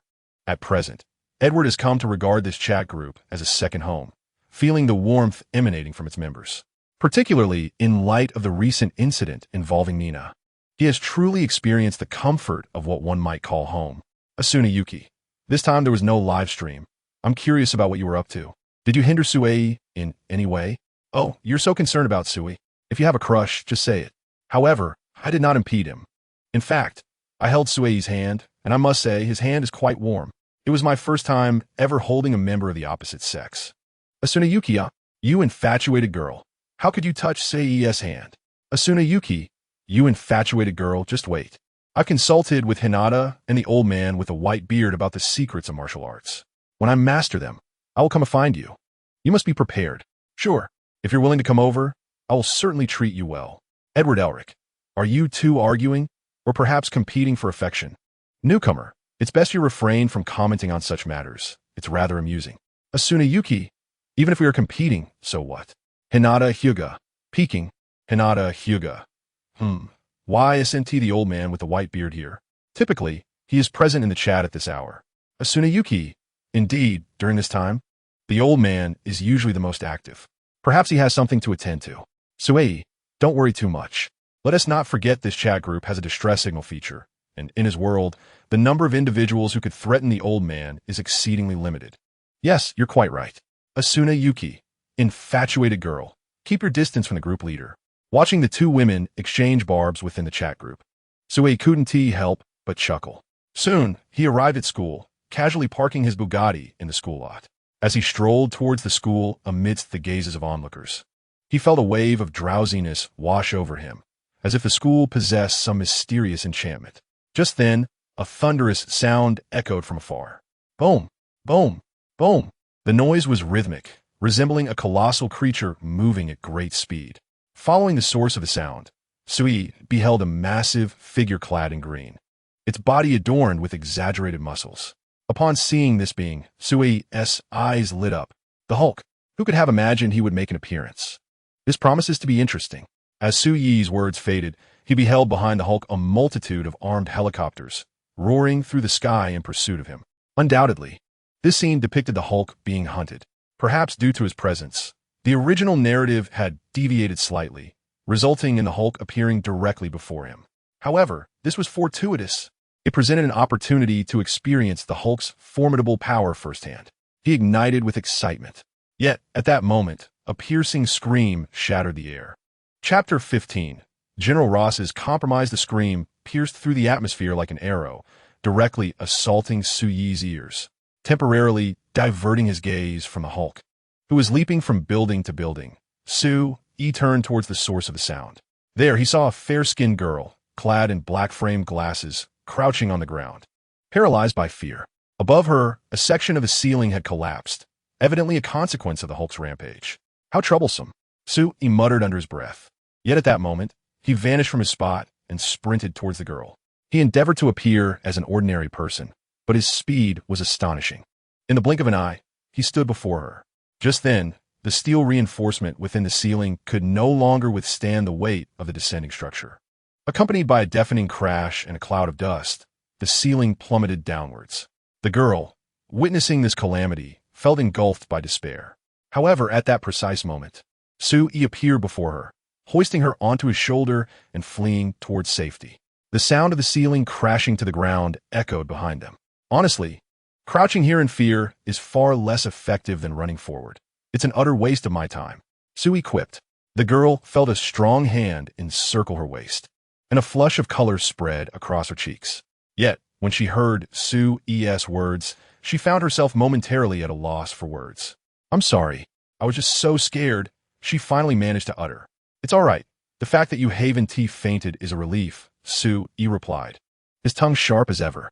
The girl opened her mouth to respond, but the words faded into shyness. As she gazed at Sue-E's face, an inexplicable sense of familiarity washed over her, though she could not pinpoint where she had seen him before.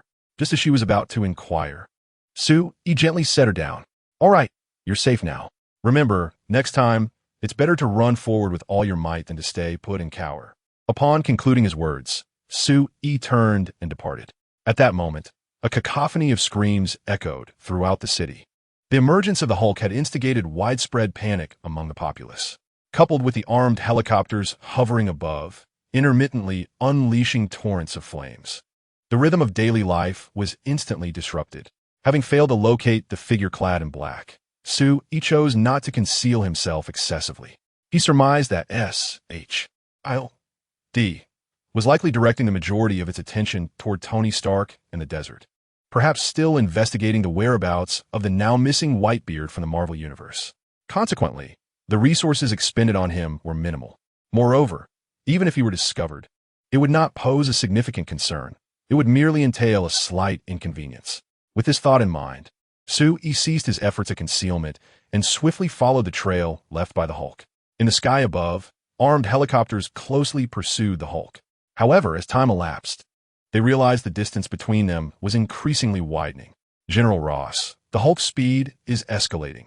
We are at risk of losing our target," came the voice over the communication device, belonging to General Ross, situated far behind. His cold gaze remained fixated on the large screen displaying data on the Hulk. An unprecedented greed surged within him as he fantasized about possessing such terrifying power. However, the thought that those tracking the Hulk might lose him was utterly intolerable to General Ross. He coldly declared, "If you lose the target, you will no longer have a place here." It was no jest. He had incurred substantial costs for this pursuit of the Hulk. The expenses related to the city's destruction and the ensuing chaotic explanations would all fall upon him. If he failed to capture the target, all his efforts would be in vain. Yet, the Hulk's pace was increasingly swift, and their fuel reserves were dwindling. That is your problem, not mine. If you cannot accomplish this, be prepared for the consequences upon your return. With that, General Ross terminated the call, though his expression had grown exceedingly tense. Should the Hulk escape this time, locating his trail again would prove exceedingly troublesome. Thus, regardless of the cost, he was determined to capture the Hulk. He promptly picked up his military phone and dialed Nick Fury. The call connected swiftly. "Nick Fury, I require your assistance in capturing the Hulk." Nick Fury paused momentarily upon hearing General Ross's words, refraining from offering an immediate response. A twitch crossed General Ross's lips, as he was acutely aware that Nick Fury was not one to act without assurance. Yet, the immense power possessed by the Hulk was something he yearned for deeply.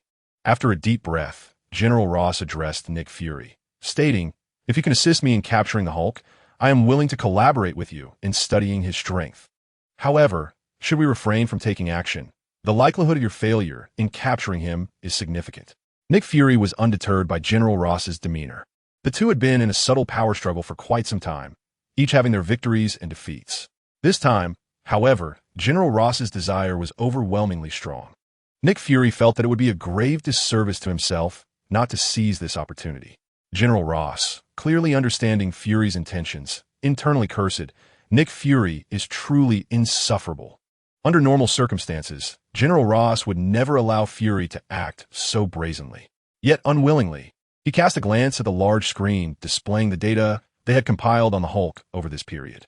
In an instant, his desire consumed any rational thought. General Ross then declared to Nick Fury, "All the technology developed by my team will be shared with you." He possessed quite a number of formidable assets. Nick Fury was evidently taken aback by General Ross's willingness to make such a significant concession for the Hulk. However, this only underscored General Ross's determination. Since you are so generous, General Ross, I shall also demonstrate my utmost sincerity. Await the arrival of good news. At that moment, General Ross received an urgent call. Report. A suspicious presence is rapidly approaching the Hulk. Nick Fury overheard this urgent communication clearly, and the atmosphere in the room became thick with tension. Chapter 16. A heavy head. So he is not normal, a suspicious presence? Do you know which organization it belongs to? General Ross's tone grew markedly more urgent. He immediately signaled to those around him to adjust the cameras on the armed helicopter. However, the helicopter's position had fallen considerably, and it could only capture a fleeting glimpse of green, nothing more. This only heightened General Ross's anxiety. Report. It appears to be just a solitary figure. What? Just one figure? How is that possible? Who would dare confront the Hulk directly? General Ross's voice escalated in intensity. To him, there was no one on Earth who could rival the Hulk. The notion that a figure was approaching rapidly left him in a state of disbelief. Nick Fury, too, had gleaned this information from General Ross. He immediately spoke. General Ross, since we are collaborating this time, let us also contribute our efforts from S.H.I.L.D. Coulson. Activate the agency's satellites and pinpoint the location of the Hulk. Simultaneously, share the screen with General Ross. Yes, Director. As Coulson's words echoed, the entire S.H.I.E.L.D. apparatus sprang into action. At that moment, Nick Fury, through the agency's satellite, caught sight of Su Yi's figure. His previously calm pupils abruptly constricted. Without a moment's hesitation, he severed the communication with General Ross. He hurried a few steps forward, pressing his face against the display screen, scrutinizing Su Yi's movements with growing apprehension. It was unmistakable. This individual was indeed Su Yi. Truly, he was no ordinary person. Nick Fury's emotions surged with rare excitement. Coulson, immediately update S.H.I.E.L.D.S. records. Su Yi is the one we deem terrifying. At this juncture, Nick Fury's brow furrowed abruptly, recalling that the formidable figure had only recently appeared in the desert. Of course, the desert had since transformed into mountainous terrain. Yet, this provided Nick Fury with a significant clue. These individuals clad in black robes were likely part of an organization. Given that they belonged to a collective, it was only natural that there would be certain regulations within. From what he observed, the black attire was evidently one such rule. Coupled with Natasha's earlier information from Su Yi's classmate, Peter Parker, about Su Yi having cared for numerous stray dogs, he pondered whether this indicated that Su Yi was a compassionate soul. With this thought, Nick Fury felt an increasing sense of unease. Could he have been mistaken? Resolving to clarify, he coldly commanded, immediately pull up the city surveillance footage. Soon, Coulson retrieved the footage. They witnessed Su Yi rescuing a young girl. While he carried her away directly, it nonetheless demonstrated his heart for saving lives, so starkly contrasting with the terrifying figure, who was a battle fanatic devoid of any concept of life, let alone the inclination to save others. Thus, it became evident that Su Yi was indeed extraordinary, yet not the fearsome individual they had anticipated. Nick Fury found himself in a quandary. If Su Yi was not a member of the organization, then he would need to commence his investigation anew. However, this could be a fortuitous development. Should Su Yi prove to be merely an ordinary individual, he could potentially be integrated into the Avengers. This notion had lingered in his mind for quite some time.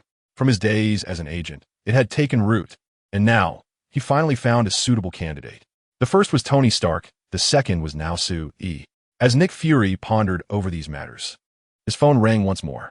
Nick Fury, what has transpired? Why did you terminate my call? It's nothing, General Ross. Just a minor slip of the finger. Rest assured, the situation with the Hulk is being handled. Pausing briefly, Nick Fury continued. As for that shadowy figure, we will take care of it. Await our good news. With that, Nick Fury once again ended the call, simultaneously shutting off the shared screen with General Ross. As the image before him vanished, General Ross remained impassive.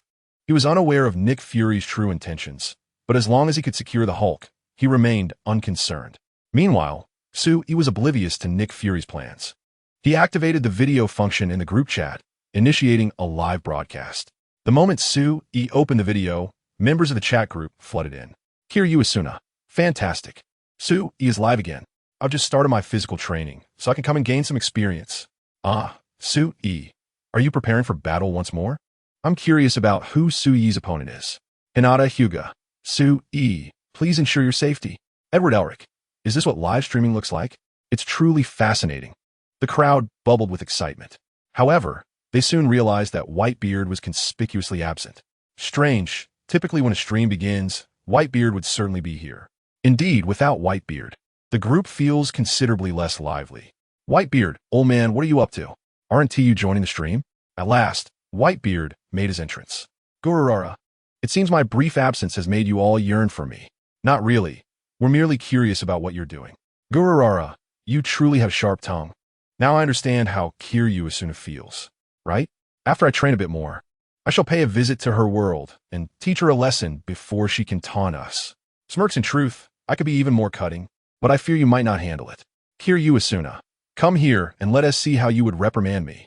Upon the vast ocean, Whitebeard observed the lively chat, and the shadows of his heart lifted significantly.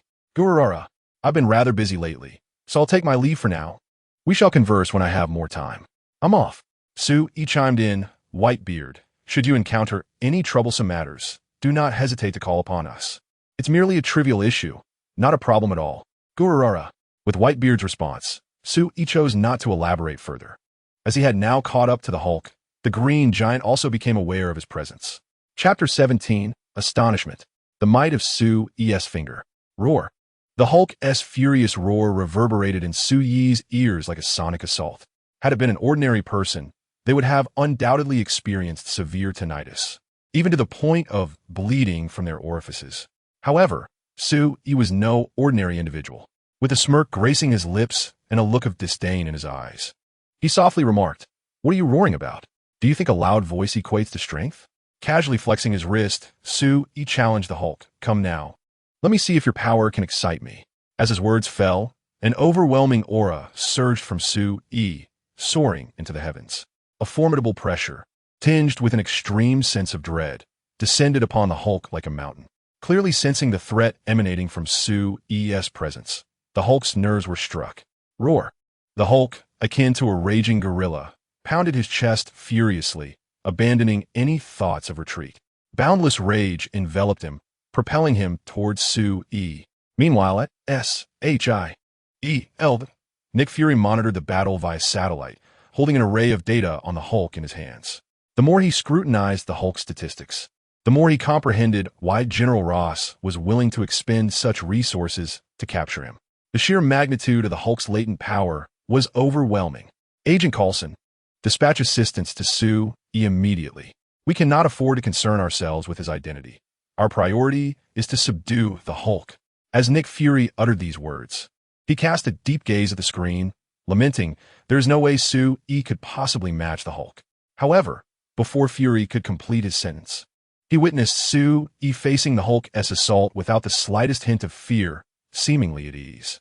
The Hulk threw a punch, and Su Yi countered with one of his own. Their fists collided with resounding force, yet the Hulk was gradually forced to retreat. At that moment, Nick Fury could scarcely believe his own eyes. In a secluded park in Queens, the battle between Su Yi and the Hulk raged on. Why do you punch like a girl? Is your strength truly that feeble? Su Yi's words struck the Hulk like a dagger to the heart. With a thunderous roar that echoed around them, the Hulk unleashed a terrifying power, an aura that enveloped the vicinity for thousands of feet.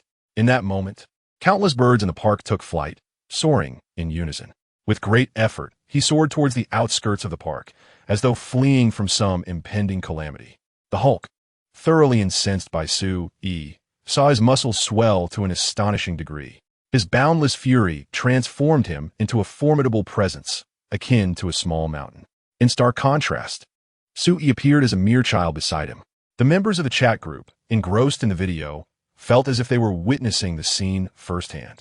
Overwhelmed by an unprecedented sense of pressure, Asuka Yukihira exclaimed, "The oppressive aura from this guy is overwhelming. Even though I know it's just a video, my body is trembling." Another chimed in, "Indeed, after all this time, I've never encountered anyone with such terrifying power. This pressure, if an ordinary person were to face it, they might very well be scared to death." Edward Elric pondered, "Can the group leader truly defeat that green behemoth? It feels like his strength has multiplied." He continued, "If it were me, I doubt I could withstand even a single punch from him." Hinata Hyuga declared confidently, Brother Su-e will be just fine. I believe in him. As the group members expressed their anxiety for Su-e, he merely yawned and remarked, Why are you shouting so loudly? Do you truly think you can defeat me now? The Hulk seemed to hear Su-ye's taunt. His fury, already at a boiling point, intensified further, with countless veins throbbing on his forehead. Clenching his right fist, an immense force coalesced around it as he prepared to strike. In an instant, the Hulk launched himself, the ground erupting beneath him as if a mound of earth had been displaced. The powerful recoil propelled him towards Su-e like a colossal missile, his fist generating a fierce wind that split the air. Nick Fury, observing through a satellite, whispered, Su-e, it's over. Just as the massive green figure was about to crash into Su-e, he extended an arm. Though it appeared slow, it moved with the swiftness of lightning.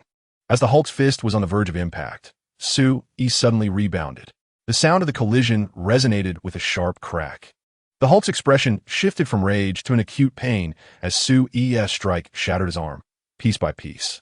But that was not the end. The tremendous force sent the Hulk hurtling away at a speed even greater than before. Trees splintered and fell in rapid succession. Finally, his massive form crashed against a wall 3,000 meters away, bringing his momentum to a halt. In that moment, an unprecedented silence enveloped the park. Those who witnessed this spectacle instinctively swallowed hard, their eyes wide with disbelief. Edward Elric, is this the power of the group leader? It seems overwhelmingly formidable. Edward Elric, one must commend the group leader for their prowess. Asuna Yuki, this is astonishing. With just a single finger, they sent that green giant flying. When will I ever reach such heights? I believe this is not yet Su-ye's full potential. Hinata Hyuga. In any case, Su-e brother is the strongest.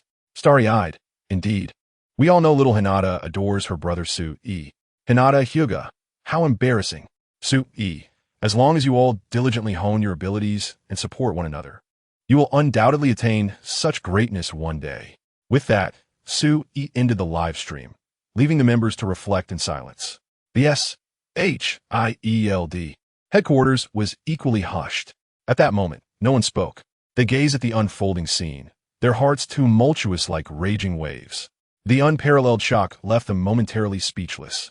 They witnessed Bruce Banner revert from the Hulk, his arm hanging pitifully at his side, and he fainted. Meanwhile, Su-e yawned as he made his way toward the school, appearing as if he were merely going there for a nap. The overwhelming impact rendered them incapable of regaining their composure. Chapter 18. The Embarrassment of Harry and the Stunning School Bell. Hannah. Coulson, I must not have seen incorrectly. Did Su-e truly dispatch the Hulk with a mere snap of his fingers? Nick Fury remained in a state of disbelief, replaying Su-ye's astonishing display, questioning whether someone had meddled with his mind. However, Coulson pulled Nick Fury back to reality. Director, you did not misinterpret. Su-e indeed defeated the Hulk in an instant. Nick Fury took a deep breath, forcing himself to regain his calm. In my recollection, such formidable power could only belong to that terrifying individual. Yet, Su-e is shrouded in uncertainties, making it impossible to ascertain his true identity. As the king of spies, his guiding principle is to eliminate any potential threat without hesitation. However, applying this principle to Su-e is perilous. If Su-e were indeed that frightening individual, perhaps there would be a chance to retrieve the Captain Marvel communicator that was stolen. Then, Captain Marvel could be summoned to handle Su-e. But if Su-e is not that terrifying person, such actions would surely provoke his ire, creating yet another formidable enemy out of thin air. Regardless of how one contemplates this, it is a scenario Nick Fury would prefer to avoid. At that moment, Coulson remarked, Director, based on our investigations over the past few days, Su-e may possess the potential to be a hero. Perhaps we can momentarily overlook Su-ye's identity and invite him to join our ranks. I believe that as long as we treat him with respect, he will refrain from any drastic actions. After all, I feel that Su-e is quite distinct from that terrifying individual. As time passes, his true identity will likely reveal itself. If Su-e is not that dreadful figure, we might even be able to use him to counterbalance him. What do you think of my suggestion, Director? Listening to Coulson's words, Nick Fury contemplated the feasibility of this approach. However, proceeding in this manner does carry certain risks. For now, Bruce Banner has reverted from the Hulk form. Let us first capture the Hulk. As for your proposal, I need to deliberate on it further. Meanwhile, Sue-E was strolling towards the school when he received a message from Peter Parker. Sue-E, where are you right now? Are you hurt? The school has asked us to gather in the auditorium to take attendance. If you see this message, please hurry. After closing the message, Sue-E glanced at his missed calls, 12 in total, all for Peter Parker. They had only known each other for a few days. Yet he regarded Sue-E as a friend. One might say, such is the nature of the future Spider-Man. A slight smile crept across Sue-E's face as he danced his fingers across the screen. Soon, he crafted a reply. I'm fine. Just saw your message. I'll be there shortly. After sending the message, Sue-E yawned and continued his walk towards the school. Why is it that every time he thinks of school, he feels an involuntary wave of drowsiness? The auditorium of Midtown High School easily accommodates all the enrolled students and is one of the few buildings untouched by the Hulk's rampage. With a sense of responsibility, the teachers gathered the students here. Among them was Hannah, the girl whom Sue-E had previously rescued. Though she wore a pair of black-framed glasses, they could not obscure her beauty. Renowned as the most beautiful school belle of all time, she captivated countless gazes the moment she entered the auditorium. Among those captivated was Harry Osborn. Upon seeing Hannah walk into the auditorium, his eyes sparkled with delight. He had long heard tales of her stunning beauty, but had never witnessed it firsthand. Now, seeing her in person, he was indeed struck by her radiance. Her fair skin seemed to emanate a glow. Her rosy lips and delicate nose complemented her strikingly beautiful eyes, which appeared to shimmer with a hint of moisture. She was nothing short of breathtaking. Harry Osborn nudged Peter Parker beside him and said, Parker, I feel as though my heart is about to leap from my chest. Wait for me a moment. I shall go and initiate a conversation, and I will return shortly. All right, I will wait for you here, Peter Parker nodded, watching as Harry made his way towards Hannah. Long before this moment, Harry Osborn had transferred to Midtown High School. Upon his arrival, his father, Norman Osborn, had delivered a speech emphasizing that Harry was indeed his son. Instantly, Harry became the center of attention. However, he had recently returned from a trip, only arriving back today. Thus, as he approached Hannah, he drew considerable attention from those around him. Look, isn't that Harry? I thought he was traveling. Has he returned? How enviable it is to be wealthy. One can simply travel at will. Given his direction, he must be intending to flirt with Hannah. I bet $5 that she will certainly agree. It is noteworthy that Harry Osborn's father is none other than Norman Osborn, a local business magnate. Everyone observing Harry's movements engaged in animated discussions. Hearing their chatter, Harry's vanity was momentarily satisfied. He straightened his posture, exuding newfound confidence. Standing before Hannah, he confidently performed a gentlemanly bow and said, Beautiful lady, I am Harry Osborn, and I would very much like to make your acquaintance. Hannah was startled by Harry's sudden approach. However, upon realizing he was merely attempting to engage her, she furrowed her brows slightly. I'm sorry, but I do not wish to know you. With that, she turned and walked in another direction. Many had been watching the scene unfold, initially convinced that the stunning school beauty, Hannah, would surely succumb to Harry's charms. Yet, to their astonishment, she had outright rejected him without a moment's hesitation. This elicited gasps from the onlookers and stirred quite a commotion in the auditorium.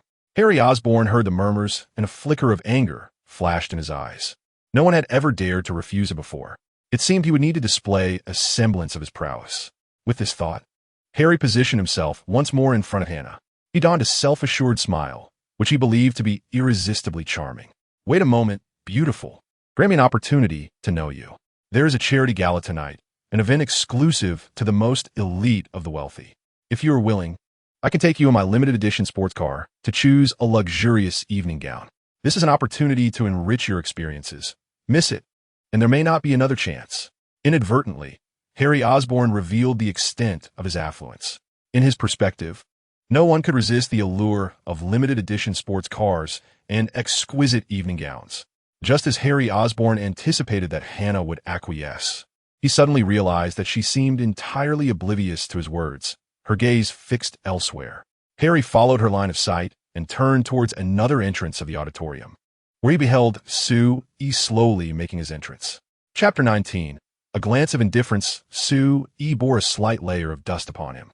Despite his effortless victory in the recent skirmish, some of the dust stirred by the battle had inevitably settled upon him. To Harry Osborn's discerning eye, this dust transformed Sue-E into a mere pauper. Yet, Before Harry could utter a word, Hannah dashed straight towards Sui. This scene left many in awe. Who was that fellow? The campus belle was actually rushing towards him? Incredible. She spurned the wealthy Harry, only to approach a destitute lad. Such a surreal twist. Was it conceivable that the campus beauty had a penchant for such individuals? The surrounding murmurs were piercing, mercilessly stabbing at Harry Osborn's heart, igniting a flame of jealousy within him. As he pondered Su-Yi's identity, Hannah had already reached Su-Yi's side. Thank you for saving me. If possible, I would like to have dinner with you tonight. Do you have time? Hannah's tone was tinged with urgency, her heart brimming with anticipation. However, faced with her eager expectation, Su-Yi appeared indifferent. He glanced at Hannah, waved his hand dismissively, and said, "Not free. I have a charity gala to attend tonight." A charity gala? You? Surely. You yist. Do you truly possess the qualifications for that? I see you as nothing more than a penniless wretch. Let me tell you, that is not how one pretends to be affluent. I don't recall seeing you in the upper echelons of society. Harry Osborn had been irked by Su-Yi from the beginning. After attempting to engage Hannah, she had ignored him, only to seek out Su-Yi instead. And now, Su-Yi was dismissing her. Wasn't this a testament to his own inferiority? As the illustrious Osborn heir, he could never swallow such humiliation. But at that moment, Su-Yi's gaze flicked towards Harry Osborn. Just a fleeting glance. Yet, Harry felt as though he had gazed upon a sea of corpses, an overwhelming dread pressing down upon him. The arrogance dissipated, replaced by an insatiable terror. Harry screamed, his body suddenly succumbing, collapsing onto the ground, his trousers utterly soaked. Harry's plight was laid bare before the eyes of the crowd, rendering them incredulous that the esteemed scion, Harry Osborn, would find himself in such a humiliating state, prompting a collective burst of laughter. Yet at that moment, Su-Yi coldly interjected, "Silence." The temperature within the hall seemed to plummet several degrees, as everyone felt as though they had descended into a millennia-old ice cellar. The bone-chilling cold swiftly silenced the gathering. All eyes fixated on Su-Yi as he strode towards his seat. Not a soul dared to utter a word. At that instant, Natasha entered the hall, her gaze immediately drawn to the disheveled Harry Osborn. However, she refrained from commenting further and turned her attention to Su-Yi, not far away. "Su-Yi, step outside for a moment. I have a matter of particular importance to discuss with you." "Particular?" Su-Yi murmured softly. Without hesitation, he followed Natasha out into the open. As soon as Su-Yi departed the hall, a collective sigh of relief escaped the crowd. They were baffled by the oppressive aura that had just enveloped them, yet they unanimously wished to avoid experiencing it again. Meanwhile, Hannah was utterly starstruck, her heart fluttering at the sight of Su-Yi's earlier demeanor, a sensation she had never encountered before. In the corridor, Su-Yi regarded Natasha before inquiring, "What is this matter of significance?" "Allow me to reintroduce myself. I am Natasha, an agent of S-H-I-E-L-D. Su-Yi raised an eyebrow slightly. And then, Natasha, taken aback by Su-Yi's lack of surprise, was nonetheless composed, her professionalism shining through. "Our director wishes to invite you to S-H-I-L-D tonight. May I inquire if you are available?" "The director? You want me to seek him out?" "Donotist. If he were genuinely sincere, he would come to me personally. I have a charity gala to attend this afternoon and no time for childish games." With that, Su-Yi turned and strode away. At this juncture, Natasha relayed Su-Yi's sentiments to Nick Fury. The charity gala was hosted by Tony Stark, and attendance was granted to all shareholders of Stark Industries, with Su-Yi attending in the capacity of a shareholder. Soon, night descended, and Su-Yi departed from the school, invigorated after nearly a day of rest. He was brimming with energy. However, he did not head straight to the gala. Instead, he intended to bring Hela along. Upon returning to his villa, Su-Yi found Hela languidly sprawled across the sofa. The entire figure appeared exceedingly frail. Witnessing this scene, Su-Yi couldn't help but chuckle. "Hey, Hela, surely you haven't been starving all day. There are countless exquisite ingredients in the refrigerator." Upon hearing Su-Yi's jest, Hela propped herself up, clad in Su-Yi's attire. She inadvertently revealed an ineffable radiance. "I absolutely refuse to cook, as it does not align with my stature." Observing Hela's forced bravado, Su-Yi found the woman before him rather endearing. "All right, I shall arrange for 100 elegant evening gowns for you. They should arrive shortly. Choose one that pleases you." and we shall indulge in a sumptuous dinner tonight. Dinner. Hella's eyes immediately sparkled. Now nearly resembling an ordinary person, the mere mention of a meal, especially one requiring no effort on her part, filled her with excitement as she sprang from a sofa. Simultaneously, the doorbell chimed. The 100 evening gowns had arrived. Without delay, Hella swiftly selected her favorite luxurious black gown, eagerly joining Sue-E as they set off in the Cullinan towards Stark Industries. Stark Industries. At this moment, a myriad of high society individuals congregated. They presented their invitations and entered the building, which had been adorned for a charitable gala, exuding unparalleled opulence. Known as Pepper Potts, she attended the event, graciously hosting various luminaries. Meanwhile, Obadiah, one of the shareholders, personally went to fetch Tony Stark. However, due to Sue-Yi's presence, neither Tony Stark nor Pepper Potts were aware that Obadiah harbored nefarious intentions to eliminate Tony Stark. Chapter 20. Perish. Tony Stark. Tony Stark's residence was now fraught with peril. The reason Obadiah had taken matters into his own hands this time was due to the arc reactor embedded in Tony Stark's chest. Unlike the oblivious Tony Stark, Sue-E, at this moment, was strolling through the charitable gala, holding Hella's delicate hand. The venue was replete with an array of gastronomic delights, presented buffet style for the attendees to enjoy. As Hella inhaled the delectable aromas wafting through the air, her stomach grumbled impatiently. Sue-E, may I indulge in all of this? She looked at Sue-E like a little glutton. Unable to contain his laughter, Sue-E replied, Go ahead and eat, or else. I fear you may stray further away from the path of the elegant woman. This time, Hella did not retort, for her hunger was undeniable. Having emerged from her seal in a severely weakened state, devoid of her divine powers, she was no different from an ordinary human. Only once her injuries had fully healed could she gradually reclaim her powers. With graceful steps, Hella approached the culinary delights, indulging herself without reservation. The food she consumed transformed into energy, replenishing her body. At that moment, Pepper Potts stood before Sue-E, inquiring, Good day, are you Mr. Sue-E? Indeed, he replied. Good evenings, Mayday Sue-E. I am Tony Stark's personal assistant. Tony mentioned that if you attended the charity gala, you should be well taken care of, expressing gratitude for your unwavering support during Stark Industries' most challenging times. Sue-E casually waved his hand, aware of Tony Stark's inevitable resurgence, which would lead him to reclaim all his shares. After all, who would wish to be the unfortunate one left behind? I merely did what I wished to do, and I firmly believe that Tony Stark will undoubtedly steer Stark Industries back on course, Sue-E remarked. He then added, by the way, when is Tony Stark expected to arrive? The second largest shareholder, Obadiah, has already driven to Tony Stark's residence. He should be arriving shortly, Pepper responded. Oh, is that so? A smile graced Sue-Yi's lips as he engaged in light conversation with Pepper before returning to Hella's side. How is it? Are you enjoying the food? In response to Sue-Yi's teasing, Hella, having consumed a fair share of delicacies, felt her cheeks flush. She appeared more demure, her regal demeanor slightly restored. It's acceptable, though these offerings still find it somewhat difficult to please me. Hearing her words, Sue-E reached for a dessert nearby, delicately scooping a portion with a spoon and presenting it to Hella's lips, softly saying, What about this? Hella gazed at Sue-E in surprise, not expecting such a gesture. Yet, the dessert's enticing aroma wafted into her senses, compelling her to part her lips in anticipation of indulging in a treat.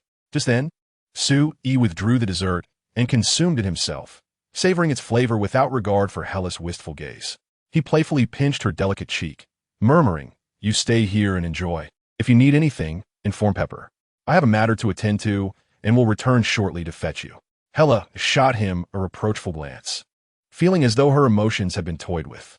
Yet, the flutter of excitement was a sensation she had never experienced before. Go ahead and take care. If Hella's father, Odin, were to hear her utter those words, he would undoubtedly be taken aback. After all, Hela was once known as the goddess of death, having conquered the 9 realms. With countless souls under her command, the mere mention of her title could compel adversaries to lay down their arms. A goddess, known solely for her proclivity towards death, uttered these words at that moment, revealing that Hela had undergone subtle transformations during her time with Sue-E. Emerging from the skyscraper, Sue-E drove the Cullinan towards Tony Stark's residence. While others remained oblivious to Obadiah's intentions, Sue-E understood them all too well. As a shareholder of Stark Industries, Tony Stark's demise would undoubtedly spell financial ruin for him. As Sue made his way to Tony Stark's abode, a fierce confrontation had already commenced between Tony Stark and Obadiah. Unlike the cinematic portrayal, Obadiah did not pilot the Ironmonger. Instead, he donned an armor strikingly similar to Tony Stark's own Mark III. This technology had been clandestinely appropriated from Stark himself. After Obadiah's modifications, his Mark III, although less agile, exhibited a substantial enhancement in combat capabilities. Furthermore, having recently extracted the second-generation arc reactor from Tony Stark's chest, Stark was now relegated to utilizing the first-generation version. As the saying goes, each iteration possesses its own superiority. The disparity in energy sources alone rendered Stark's efforts futile. Beneath the pitch-black night sky, vibrant fireworks occasionally erupted, and meteors streaked across the heavens, drawing ever closer to the ground. Onlookers, initially curious about the unfolding spectacle, began to discern the nature of the commotion as the battle between the two armored figures descended nearer to the earth. Two nearly identical Mark III armors engaged in a relentless aerial pursuit, with beads of cold sweat adorning Tony Stark's brow. How much energy remained? 9 seconds left, granting him a maximum of 3 minutes of flight. Damn it, that scoundrel Obadiah intends to eliminate me. How foolish I was to trust him. Just as Tony Stark berated Obadiah in his mind, the latter's voice echoed from behind. Tony, my armor is far superior to yours. Prepare to meet your demise. Ha ha ha. Soon, I shall completely usurp your position and distribute the Iron Man technology worldwide. The world will be mine to command. Obadiah, if you cease your actions now, I can forgive your past transgressions. Otherwise, do not expect to escape unscathed. Tony Stark's words were nearly spat through clenched teeth, his desire to rend Obadiah limb from limb palpable. Yet the more Stark seethed, the more jubilant Obadiah became. Now prepare to die, Tony Stark. With those words, Obadiah's missile bay erupted behind him, locking onto Tony Stark's trajectory and launching its payload in an instant. In the blink of an eye, the missile hurtled towards Tony Stark. Immediately increase the distance. Do not endanger the civilians below. No, it's too late now. Cursed be this fate. Tony Stark strained to ascend higher. Yet, following the trajectory of the missile, it was inevitable that it would collide with the Rolls-Royce Cullinan ahead. Chapter 21. Dismantling the iron suit, as if it were a toy suit, who was piloting the Rolls-Royce Cullinan, observed the fierce battle between Tony Stark and Obadiah, feeling somewhat exasperated as it directly implicated him. Although I came here to assist, is it truly appropriate for you to greet me with such a disastrous welcome? Despite his words, a subtle smirk played at the corners of Su Yi's lips, for nothing stirred his spirit quite like the thrill of combat. Boom! The missile struck the body of the Cullinan, and a resounding explosion echoed through the streets, triggering alarms in numerous parked vehicles along the roadside. Tony Stark, witnessing the scene unfold before him, cursed himself inwardly. Had he detected Obadiah's ambitions sooner, perhaps this man would not have met his demise. Sir, remaining energy is 1 minute and 59 seconds. Silence. I can calculate that myself. The priority now is to defeat Obadiah. We cannot allow this battle to endanger innocent civilians any longer. At that moment, the heart of justice within Tony Stark began to awaken. Obadiah, clad in his iron armor, seemed utterly unfazed by the aftermath of the explosion. Instead, with a voice as grating as nails on a chalkboard, he taunted Tony Stark. Ha ha. Tony Stark, why is your speed diminished? Are you running low on energy? Watch as Before Obadiah could finish his taunt, he suddenly felt as though his armor had come to a standstill. No matter how he attempted to accelerate, he was unable to move an inch, as though bound by an unseen force. Instantly, he glanced down at his legs, only to see a hand gripping him, as if ensnared. What creature is this? How can one possess such immense strength? Shock coursed through Obadiah's mind. Yet, before he could fully comprehend the situation, an intense pain surged through his head. Aya! Obadiah's cries of agony reached Tony Stark's ears. As he contemplated his next move, Tony's attention was drawn towards the source of the anguished screams. The night breeze wafted gently, and the smoke from the explosion began to dissipate, revealing Su Yi's figure. Su Yi's hand was firmly clamped around Obadiah's calf, exerting a steady and relentless pressure. The resilient alloy, under Su Yi's might, crumpled as if it were mere paper, and the iron suit encasing Obadiah's lower leg was effortlessly crushed. Obadiah's calf was crushed by Su-E, the alloy mingling with flesh and blood, seeping from the steel armor onto the ground. The scene was undeniably tragic. The impact of this moment was akin to detonating a nuclear bomb within Tony Stark's heart. As the designer and creator of the Iron Man suit, he was acutely aware of its extraordinary hardness. Not even bullets, nor the most advanced missiles produced by Stark Industries, could harm the armor. Yet now, Su-E had effortlessly obliterated the calf of the suit with his bare hands. How outrageous! However, the absurdity was only just beginning. Intense pain relentlessly assaulted Obadiah's mind, filling his eyes with terrifying bloodshot veins. "Let go of me." Obadiah struggled to regain control of his body, his palm directed towards Su-E. Light began to coalesce within it. Palm cannon. A close-range palm cannon. Regardless of the circumstances, this individual before him would undoubtedly be obliterated. "Die, you beast!" With those words, the palm cannon erupted. Whoosh! A flash of light surged forth, racing towards Su-Ye's head with astonishing speed. Before Tony Stark could shout a warning, he witnessed Su-E extend his other hand, allowing the laser to strike his palm. Subsequently, Su-E clenched his hand tightly. The palm cannon seemed to be crushed in his grasp. With the sound of an explosion, Su-E thrust his hand forward, directly seizing Obadiah's arm. "No, don't." Obadiah clearly realized Su-Ye's intention.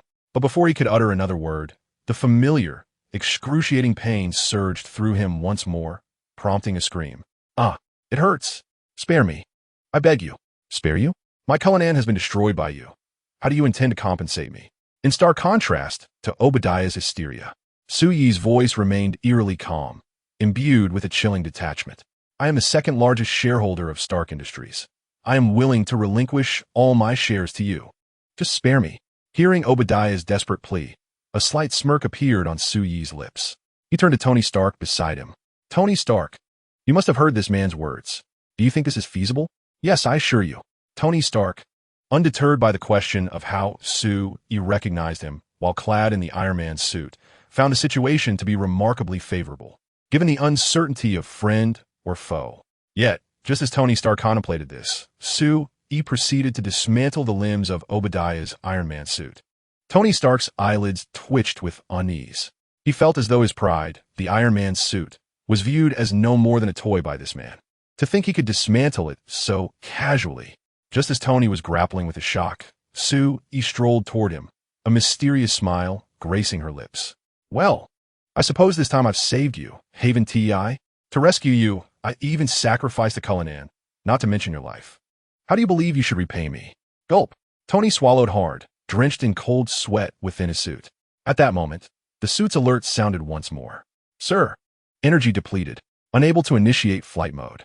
With a warning echoing in his ears, Tony was overwhelmed by a profound sense of helplessness, plummeting directly to the ground and creating a human-shaped crater. The sight was utterly disheveled, eliciting a chuckle from Su-E. Immediately, she utilized the chat group's photo function to immortalize this moment of Iron Man's misfortune. After all, it was rare to see Tony Stark in such a state.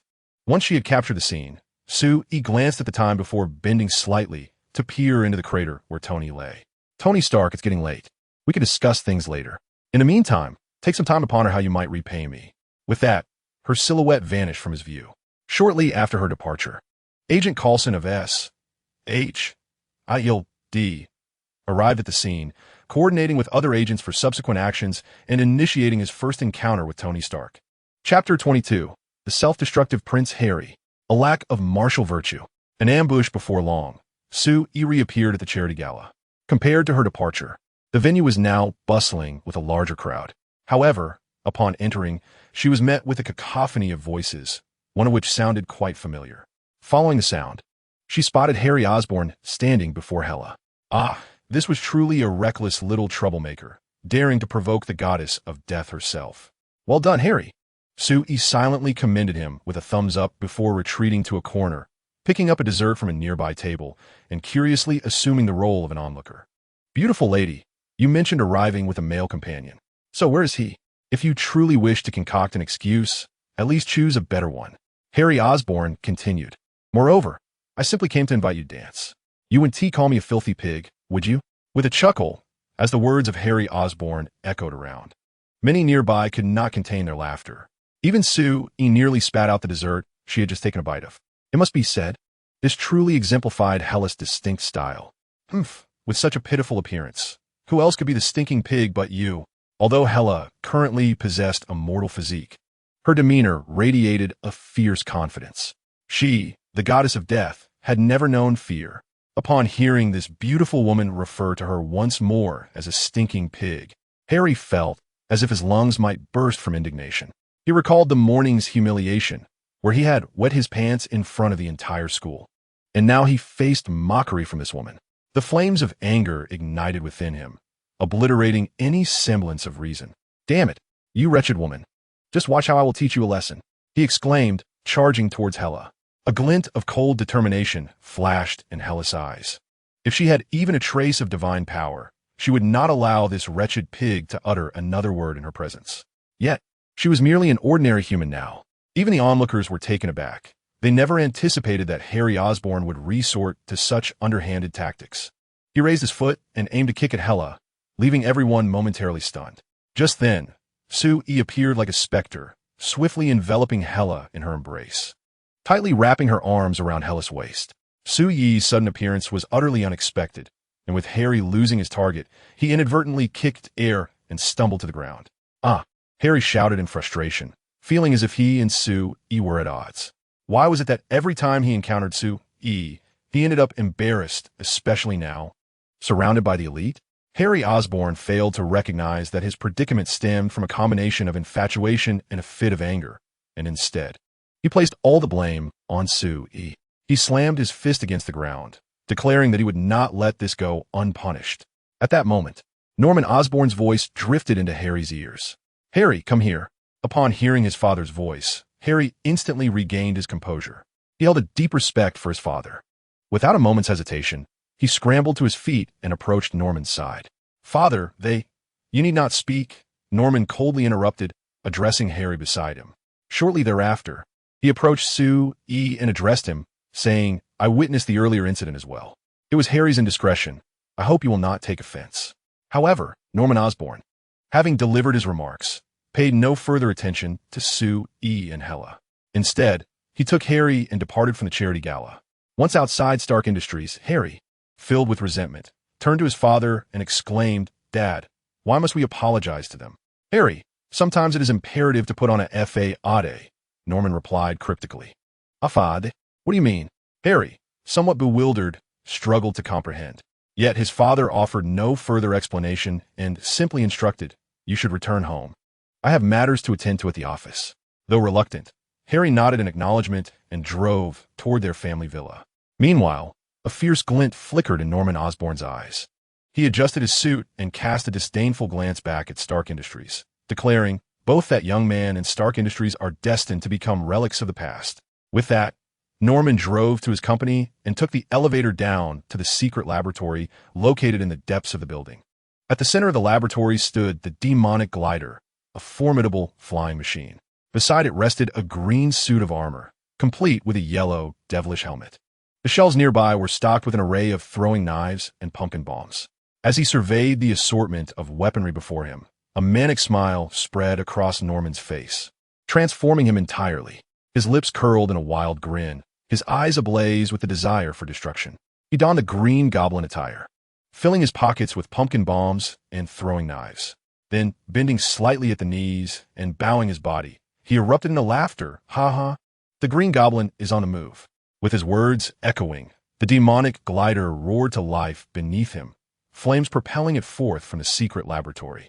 In the dark of night, the air was filled with the sinister cackle of the green goblin, while two orange flames flickered ominously in the sky. The night continued on. As the charity gala reached its most vibrant stage, Pepper Potts entered alongside Tony Stark, instantly igniting the atmosphere. After all, this charity event was hosted by Tony Stark himself. His expression revealed that his negotiations with SHIELD had gone favorably, explaining his swift arrival. However, none of this concerned Sue or Hella. Amidst the dance floor, Sue Huan embraced Hella's slender waist, their bodies drawn close enough to feel each other's breath. They appeared as if they had melded with the music, gracefully dancing to the rhythm of the melody. Yet, in that moment, Hela, for reasons unknown, wore a peculiar flush upon her delicate visage. Chapter 23. The Green Goblin's embarrassment. The melodious strains of music swayed alongside Sue-E and Hela's movements. Feeling the warmth at her waist, Hela softly murmured, "Sue-E, you're holding me too tightly. I'm finding it hard to breathe." Strangely, her voice grew increasingly faint, until she seemed to nestle deeper into his chest. It was a remarkable achievement for someone like Hela, the goddess of death, to find solace in his embrace. And this realization filled Sue-E with exhilaration. After dancing together for approximately 10 minutes, Sue-E guided Hela away to indulge in culinary delights. Meanwhile, Tony Stark stood beneath the spotlight, delivering a speech. "Thank you all for taking the time to join us at this charity gala amidst your busy schedules. I trust you are familiar with my story. I was once captured by the remnants of the Ten Rings and witnessed the world's brutality. Weapons intended for the protection of the populace have, in their hands, transformed into terrifying instruments of death. Such occurrences shall never happen again." As Tony Stark concluded his remarks, fervent applause erupted from the audience. At that moment, a figure slowly raised his arm. Positioned at the forefront, he caught everyone's attention. The thunderous applause gradually subsided. Tony Stark noticed the individual and inquired, "Do you have a question?" The man at the front, upon realizing Tony Stark was addressing him, beamed with excitement. He boldly called out, "Tony, are you the Iron Man mentioned in the news?" Gasps filled the room. "Iron Man? What is Iron Man? Is he encased in iron?" Someone exclaimed. "I just saw a notification on my phone stating that 2 Iron Men flew out from Tony Stark's residence and battled in the sky." However, aside from that video, there seemed to be other clips that mysteriously vanished from the internet, as if they had been censored. Confusion and speculation spread among the crowd following the man's remarks. Tony Stark, initially furrowing his brow in response to the inquiry, quickly relaxed his expression. He smiled and inquired, "May I ask your name?" "Jonah Jameson, owner of the Daily Bugle." "Well then, Jonah Jameson, I shall now answer your question. I am indeed the Iron Man you speak of." Since just moments ago, Jonah Jameson had been broadcasting live on his phone. Presently, discussion surrounding Iron Man had surged to the forefront of trending topics. This is precisely why Jonah Jameson chose this moment to commence his live stream, probing into whether Tony Stark was indeed Iron Man. As Tony Stark's voice resonated, the live stream abruptly faltered. The entire internet erupted. "Have you heard? Tony Stark of Stark Industries is truly Iron Man. Goodness gracious, Tony Stark is simply a genius." The velocity at which this news spread was beyond their wildest imaginations. "What is Iron Man?" Hela inquired of Sue-E, who was seated beside her. Sue-E retrieved his phone and located a video clip, showcasing Tony Stark sprinting out of his villa. As for the footage of his brutal confrontation with Obadiah, it had likely been censored by SHLD. However, this aligned perfectly with Sue-Ye's intentions. "Were you preoccupied with this earlier?" "Yes, I was handling some trivial matters, but the car was destroyed. So I suppose we will have to walk back today. Shall we take our leave then? Have you had enough to eat?" "Yes," Hela shyly nodded. After all, she was just an ordinary person at this moment, relying on food to replenish her strength. "Since you've said so, let us depart." With that, Sue-E led Hela out of the Stark Industries building without bidding farewell to anyone. The two strolled along the street, feeling the gentle night breeze and relishing the tranquility shared between them. Hela felt Sue-Ye's hand enveloping hers, yet an undercurrent of anxiety stirred within her. She suddenly recalled her father, Odin. Having emerged from her seal, he must have sensed her presence. Surely, he would soon take action. Yet, in her current state of injury and diminished powers, she could not withstand whoever he might send. Any individual could shatter her present existence. "Sue-E, if one day someone comes to take me back, what would you do?" "Take you back? Impossible. Not to mention you've damaged my villa. But this exquisite evening gown you're wearing is far beyond your means to repay. Until you settle that debt, I cannot allow you to leave. If I never repay you, does that mean I can stay with you indefinitely?" "Certainly. After all, being held is rather comfortable, and serving as a pillow is quite agreeable." Upon hearing Sue-Ye's words, Hela's lips curled into a captivating smile. She found herself perplexed by her own emotions. Previously known as the goddess of death, decisive and ruthless, she now discovered that her fierceness had transformed into a playful banter since meeting Sue-E. He exhibited no fear of her. Rather, he often teased her. This sensation was entirely new to her. Perhaps it was the loss of her divine powers that allowed her to experience emotions previously unfelt. With this thought, Hela tightened her grip, holding Su Yi's hand firmly and halting her steps. Turning to him, she declared, "Su Yi, you are mistaken. I am not your pillow, but you are mine." Just as Hela's words fell, the inky darkness of the night erupted with a cacophony and piercing, sinister laughter. "Ha ha ha! The Green Goblin has arrived. Boy, for crossing my son, you shall meet your demise." The Green Goblin, spotting Su Yi, swooped down, brandishing pumpkin bombs that he hurled toward him. Observing this, Su Yi tilted his head back to watch the descending bombs and the Green Goblin on his glider behind him, remarking, "Hela, it seems fortune smiles upon us today. We need not walk back ourselves." Chapter 24, A Single Punch. Night turns to day at 11:34 at night, on a street adjacent to Stark Industries. Both Su Yi and Hela sensed a disturbance in the sky. They beheld a flamboyantly clad villain, draped in green, diving towards them on a devilish glider. Moving at an astonishing speed, the air was filled with the sound of booming waves. Hela furrowed her brows and turned to Su Yi, asking, "Are you all right?" However, Su Yi did not respond to her inquiry. Instead, he posed a question to her. "Hela, have you ever witnessed the fireworks of this world?" Before Hela could answer, Su Yi's figure vanished from her sight in an instant. Hela's pupils dilated. This was her first glimpse of Su Yi in battle. Though she had suspected his strength could be formidable, the reality before her was overwhelming, sending a shiver of trepidation through her. His speed was astonishing. Even if she regained her full powers, she could not match such velocity. As Hela contemplated this, Su Yi surged toward the Green Goblin in the sky, his eyes aglow with a fierce red light. As Su Yi's eyes fluttered open, he transformed into a radiant beam of heat, obliterating the pumpkin bomb descending from the sky. The bomb exploded mid-air, bursting forth like a magnificent firework. Before the Green Goblin could react, Su Yi had already materialized before him. The overwhelming pressure emanating from Su Yi altered the very atmosphere of the night. A fierce wind howled, and dark clouds surged forth, swallowing the bright moon in an instant, obscuring the beauty of the night sky. At this moment, the Green Goblin's mind faltered. Just moments ago, Su Yi had been grounded. How could he possibly appear before him so suddenly? Had he soared through the air directly from the ground? Surely, such speed was preposterous.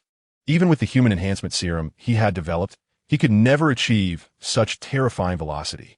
Countless questions raced through the Green Goblin's mind, yet they were abruptly frozen in time. Before him, Su Yi's fist loomed larger in the Green Goblin's sight.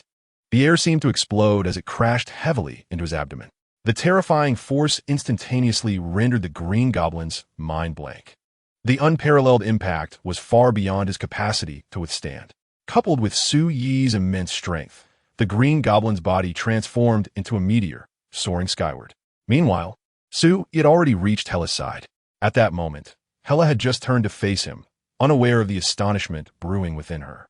Remarkably, less than a second had passed since Su Yi had departed and returned. Standing before Hela, Su Yi remained oblivious to the shock she experienced. He took a step forward and reintroduced himself. "Hela, allow me to introduce myself. I am Su Yi, the Supreme Day of Destruction." As his words resonated, the Green Goblin's body ascended to an altitude of over 10,000 meters. At that moment, an explosive force erupted within him. This terrifying power unleashed a torrent, radiating magnificently at such heights. A deafening roar mercilessly tore through the pitch-black expanse of the sky. A dazzling brilliance erupted, streaming forth in all directions, dispersing the thick clouds as if the sun itself had descended upon the earth, casting light upon the land and dispelling the darkness of night. All gazes turned skyward, beholding the light that illuminated the heavens, banishing the endless shadows. This was the fireworks Su Yi had spoken of, and it was forever etched into Hela's heart. Intertwined with his declaration of the Supreme Day of Destruction, time seemed to freeze in that moment. It was impossible to discern how long it lasted, perhaps a second, perhaps a minute. Yet the brilliance in the sky remained unyielding, illuminating the entwined shadows of Su Yi and Hela. At this moment, beneath the radiant glow, two souls sealed their inaugural kiss. After a prolonged pause, their lips parted. Hela nestled in Su Yi's embrace, gazing at him with tender affection. She realized that under Su Yi's influence, she had undergone a profound transformation in a remarkably short span of time. Of course, This transformation manifested only in Su Yi's presence, where she exhibited a newfound softness. Yet before others, she remained the same goddess of death, the Hela who regarded life with indifference. "I am weary. Carry me back," she murmured. Su Yi replied softly. He then effortlessly cradled her in his arms, lifting her in a princess carry as he soared towards the villa, also bringing back the demonic glider. It was only at that moment that Hela comprehended the origins of the treasures in Su Yi's basement. Meanwhile, as Su Yi and Hela returned to the villa, succumbing to the embrace of sweet slumber, chaos erupted at SHLD. What on earth had transpired? What was the nature of that luminous phenomenon? Nick Fury tirelessly mobilized personnel within SHIELD, striving to unravel the mystery with utmost urgency. Just moments ago, he had been elated. With Tony Stark's involvement, the Avengers were finally poised for formal establishment. Yet, before he could savor his joy, he was met with a radiance akin to the sun, blossoming in the night and lingering in the air.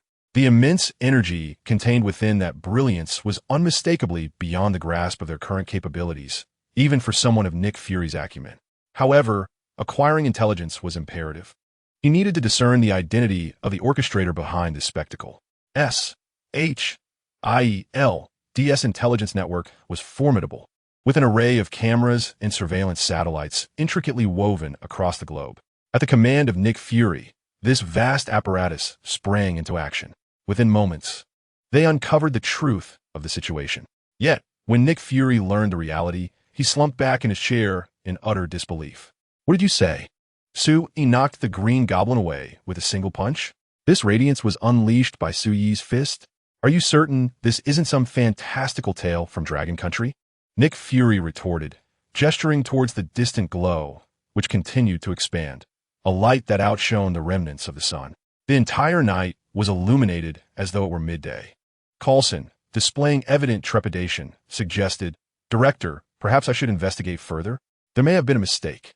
Upon hearing Coulson's words, Nick Fury replied with urgency, "Damn it. Expedite the investigation. I require the most accurate findings." "Yes, Director," Coulson affirmed, turning swiftly to depart. He is well aware that the current director is in a rather foul mood. One can hardly blame him. In Nick Fury's prior contemplation, no matter how formidable Su Yi might be, there were limits. If he could merely retrieve Captain Marvel's communicator with her immense power, she could likely handle the situation with ease. However, the current display of strength, capable of transforming night into day, poses an insurmountable challenge. It appears that from now on, it would be unwise to provoke this individual. With this thought, Nick Fury's expression darkened further, and he once again cursed under his breath. Chapter 25, New Members. Istef and Hinata Hyuga. A week has elapsed since Su Yi transformed the night into day with a single punch. During this week, he acquired another Cullinan and took Hela on delightful culinary adventures. Life has been exceedingly pleasant, especially with the absence of SHIELD's incessant disturbances. Su Yi found himself spending more time engaging in the chat group. "Su Yi, I haven't seen Whitebeard around lately." Yuki Asuna. Indeed, Whitebeard's appearances have become increasingly rare. If it weren't for the cries for help in the chat, I would have thought something had happened to him. Yuki Asuna. Nevertheless, his power is well recognized. The might of the Gura no Mi can conjure colossal tsunamis with a mere wave. Hinata Hyuga. Yes. I recall Whitebeard claiming to be the strongest man on the sea. Hinata Hyuga. With such an exaggerated title, how could his strength be anything but formidable? Edward Elric. Is Whitebeard truly that powerful? Since I joined the chat group, I haven't seen him much. Yuki Asuna. You should have witnessed him before. He was in the chat in the morning, at noon, and again in the evening. Yuki Asuna. There were no moments without Whitebeard. We could barely hold our own in conversation with him. Edward Elric. Isn't that a bit exaggerated? Yuki Asuna. Not at all. Absolutely not. Yuki Asuna. Edward Elric. Do not take Asuna's word. She has a penchant for embellishing the truth. Yuki Asuna. Which? You're speaking ill of me again, believe it or not. I may never speak to you again. Su Yi observed the two ladies bickering in the chat with a mix of amusement and exasperation. They were undoubtedly the best of friends. He was aware that despite their playful jabs at one another, their bond was quite strong. Moreover, watching their playful banter was indeed an entertaining spectacle. Unbeknownst to her, The corners of Su Yi's mouth curled upwards, revealing a look of genuine delight. Upon witnessing Su Yi smile, Hela also grinned and remarked, Su Yi, what thoughts occupy your mind to elicit such joy? Of course, it is the pleasure of accompanying a stunning beauty like you for some food and drinks, Su Yi replied playfully. Hela cast a sidelong glance at Su Yi, huffing, as if I don't know who is a lovely girl pursuing her. The young lady Hela referred to was none other than Hannah. Recently, whenever Su Yi arrived at school, she would invariably encounter Hannah, who showered her with care and warmth. Consequently, Su Yi had become something of a minor celebrity within the school. Could it be that you were feeling a twinge of jealousy?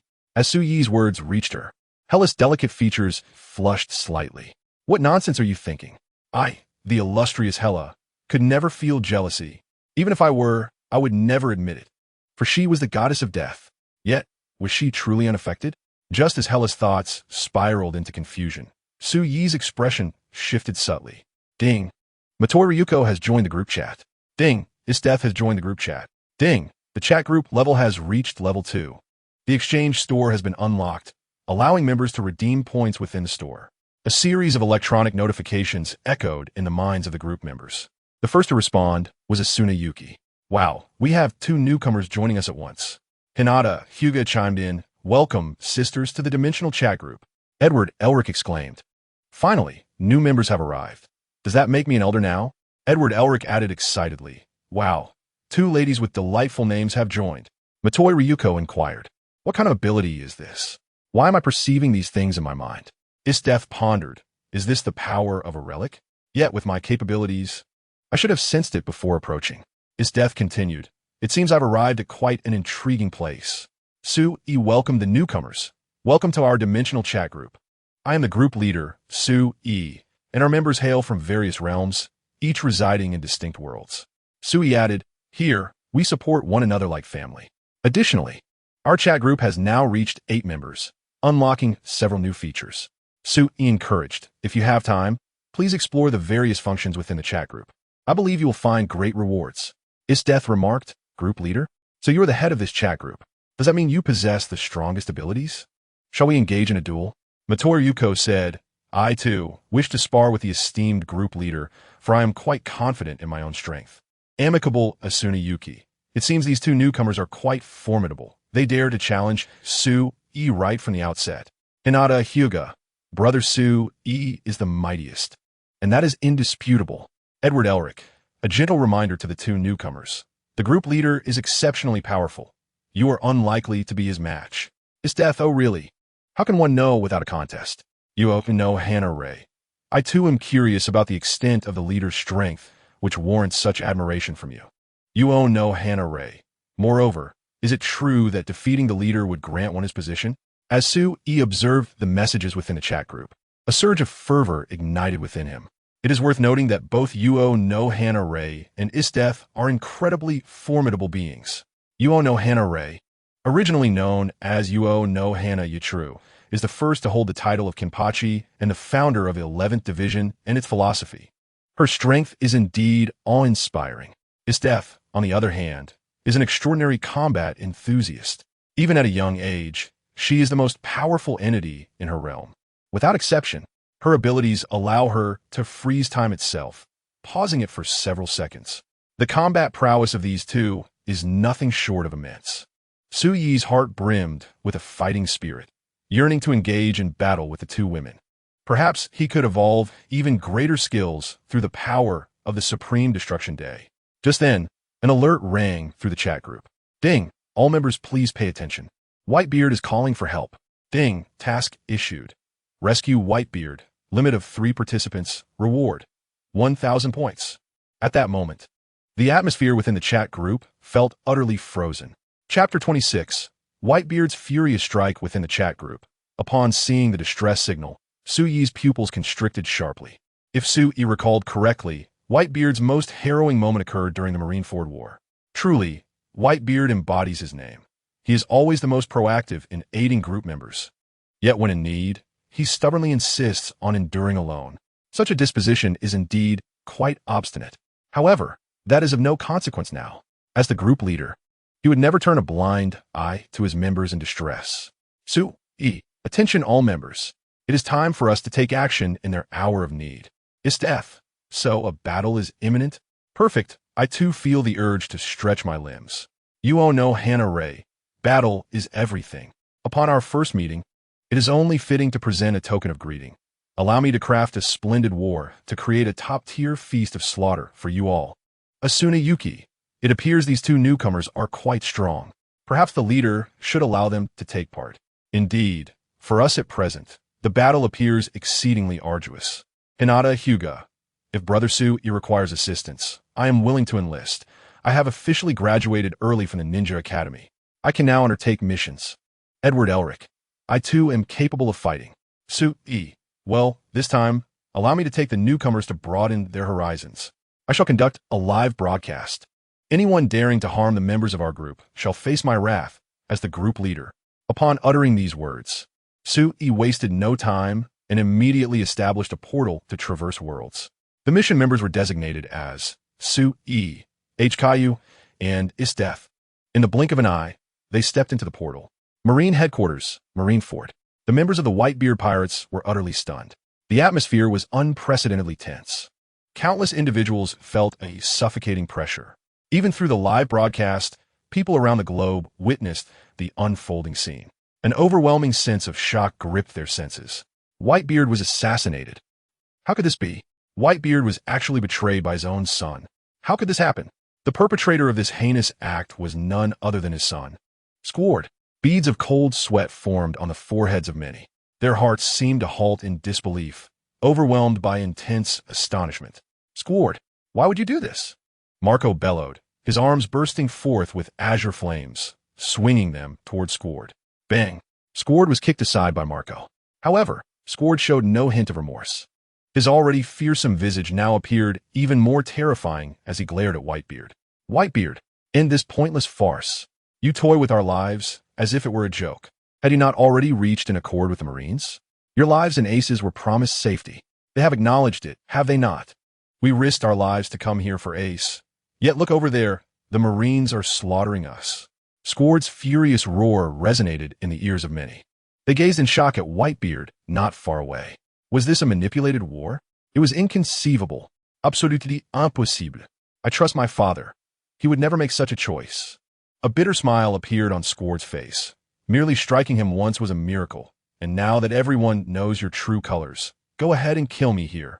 Upon hearing Squard's words, Whitebeard's expression grew heavy with indescribable weight. His face darkened as he slowly raised his arm. All who witnessed this scene held their breath in anticipation. It was only when Whitebeard's arm descended with sudden force that they realized his actions bore no hint of malice. Instead, he embraced the great WRM spider with open arms. Whitebeard's deep voice resonated in the ears of the great WRM spider, declaring, "Though you are my foolish son, I shall not strike you." Father. Squard stood utterly dumbfounded, rooted to the spot. This spectacle was entirely contrary to what he had envisioned. When Akainu had informed him of his betrayal by Whitebeard and his crew, he had anticipated a brutal massacre. He believed that if he could assassinate Whitebeard, his pirate crew would be saved. Yet now, Squard suddenly realized that the despicable traitor had always been himself. Unbeknownst to him, tears welled in the eyes of this grown man. Father, I was wrong. With those words, Squard felt as though he were bearing an unbearable weight, collapsing to his knees. Gar, I am Whitebeard. Navy, you have deceived my son. I shall make you pay dearly. On the execution platform, Sengoku observed the unfolding events. Even from his distant vantage, he could keenly sense the overwhelming battle intent emanating from Whitebeard. The strongest man on the seas was finally serious. Akainu, take advantage of this opportunity. Do not grant Whitebeard a moment's respite. Yes, Commander. In the blink of an eye, Akainu surged towards Whitebeard, his arms ablaze with molten magma, exuding black smoke that distorted the surrounding air. Magnum. Akainu's assault was swift. His lava-infused fist closed the distance to Whitebeard in an instant. Protect Father. Hurry, protect Father. Fall back. We must safeguard Father. Whitebeard's sons were thrown into a frenzy. Marco attempted to counter Akainu's strike, but Whitebeard stepped forward at that very moment. The powers of the Tremor fruit enveloped his fist, imbued with unparalleled shock waves, carving an arc through the air as it descended heavily before him. Simultaneously, Whitebeard bellowed, You have deceived my son. D. Akainu. In an instant, the space shattered. The area within thousands of feet was twisted and obliterated by the might of the tremor fruit, and the collision with Akainu's magnum unleashed a terrifying explosion. The explosion served as a signal, and several figures emerged at the edge of the battlefield not far away. These figures were none other than the Blackbeard pirates. The appearance of the Blackbeard pirates drew the attention of others on the battlefield. There was the colossal warship, the San Juan Wolf. Alongside, it was the tyrant, Bartolomeo Pizarro. The drunken Bacchus Choate was also present. That woman appeared to be the Crescent Moon hunter, Katarina Devon. Even the former warden of Impel Down, Shiryu of the Rain, was among Blackbeard's crew. Ha ha ha. I never imagined I would see you again before you perish, Whitebeard. Whitebeard's muscles quivered slightly, a manifestation of his profound rage. Teach, you are unworthy to be my son. You have violated the one ironclad rule aboard my ship. You have slain a comrade. Thus, I shall take your wretched life to grant him eternal peace. Whitebeard's cold voice reached Teach's ears. Instead of fear, Teach erupted into laughter. Ha ha! You should be more concerned about your own fate, Whitebeard. As if to validate Whitebeard's words, a torrent of magma suddenly erupted before him. Dog bite, Red Lotus. The magma-turned arm of Akainu morphed into the shape of a dog's head and hurled itself toward Whitebeard's abdomen. Die, Whitebeard. Suppressing his prior injuries, Akainu unleashed his most powerful strike. Even the other pirates were astonished that the mighty Marine Admiral Akainu would resort to a sneak attack at this moment. With a piercing sound, the scalding lava fist mercilessly pierced through Whitebeard's abdomen, emerging from the other side. Flames erupted.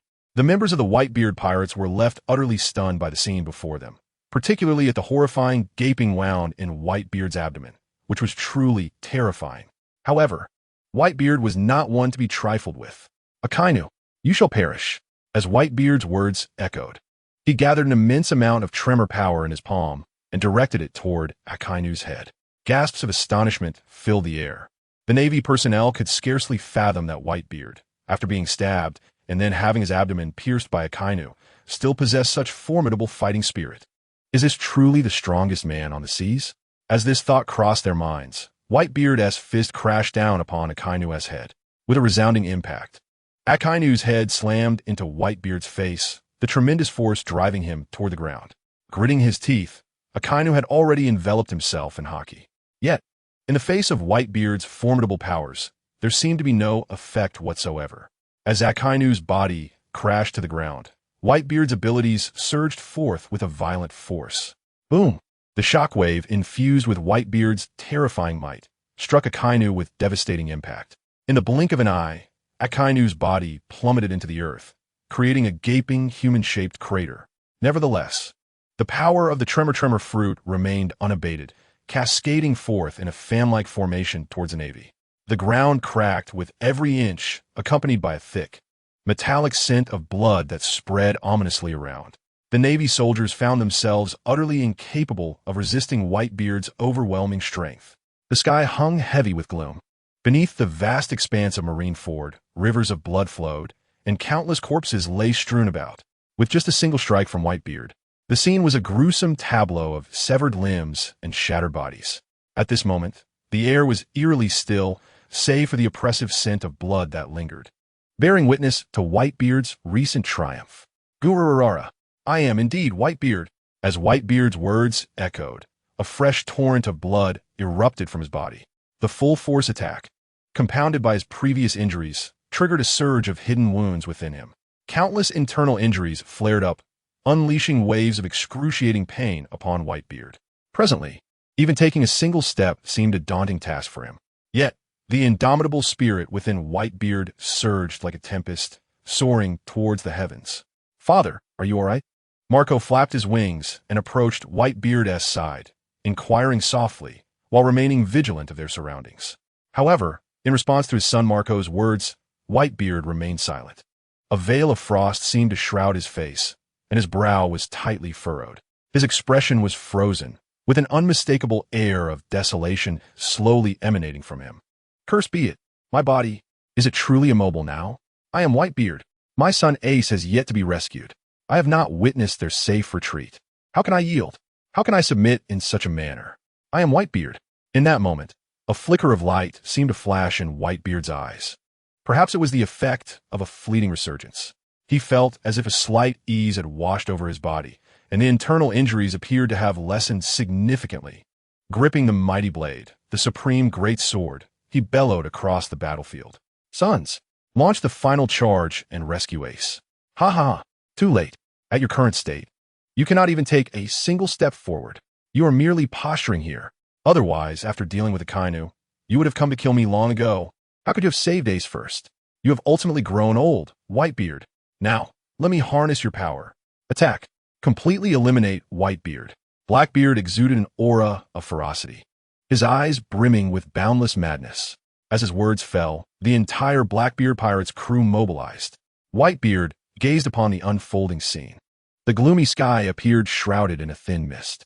Memories from the past surfaced in Whitebeard's mind, like a kaleidoscope of recollections. He was involuntarily reminded of the joy of his family. A smile crept onto the corners of Whitebeard's lips. Gripping his sword, the Tsongyun slash, he took a slow, deep breath. His body could no longer endure. Before he departed from this world, he resolved to make one final, desperate stand. At the very least, he must ensure Blackbeard's demise. With this thought, Whitebeard steeled himself, raising the Tsongyun slash in his hand.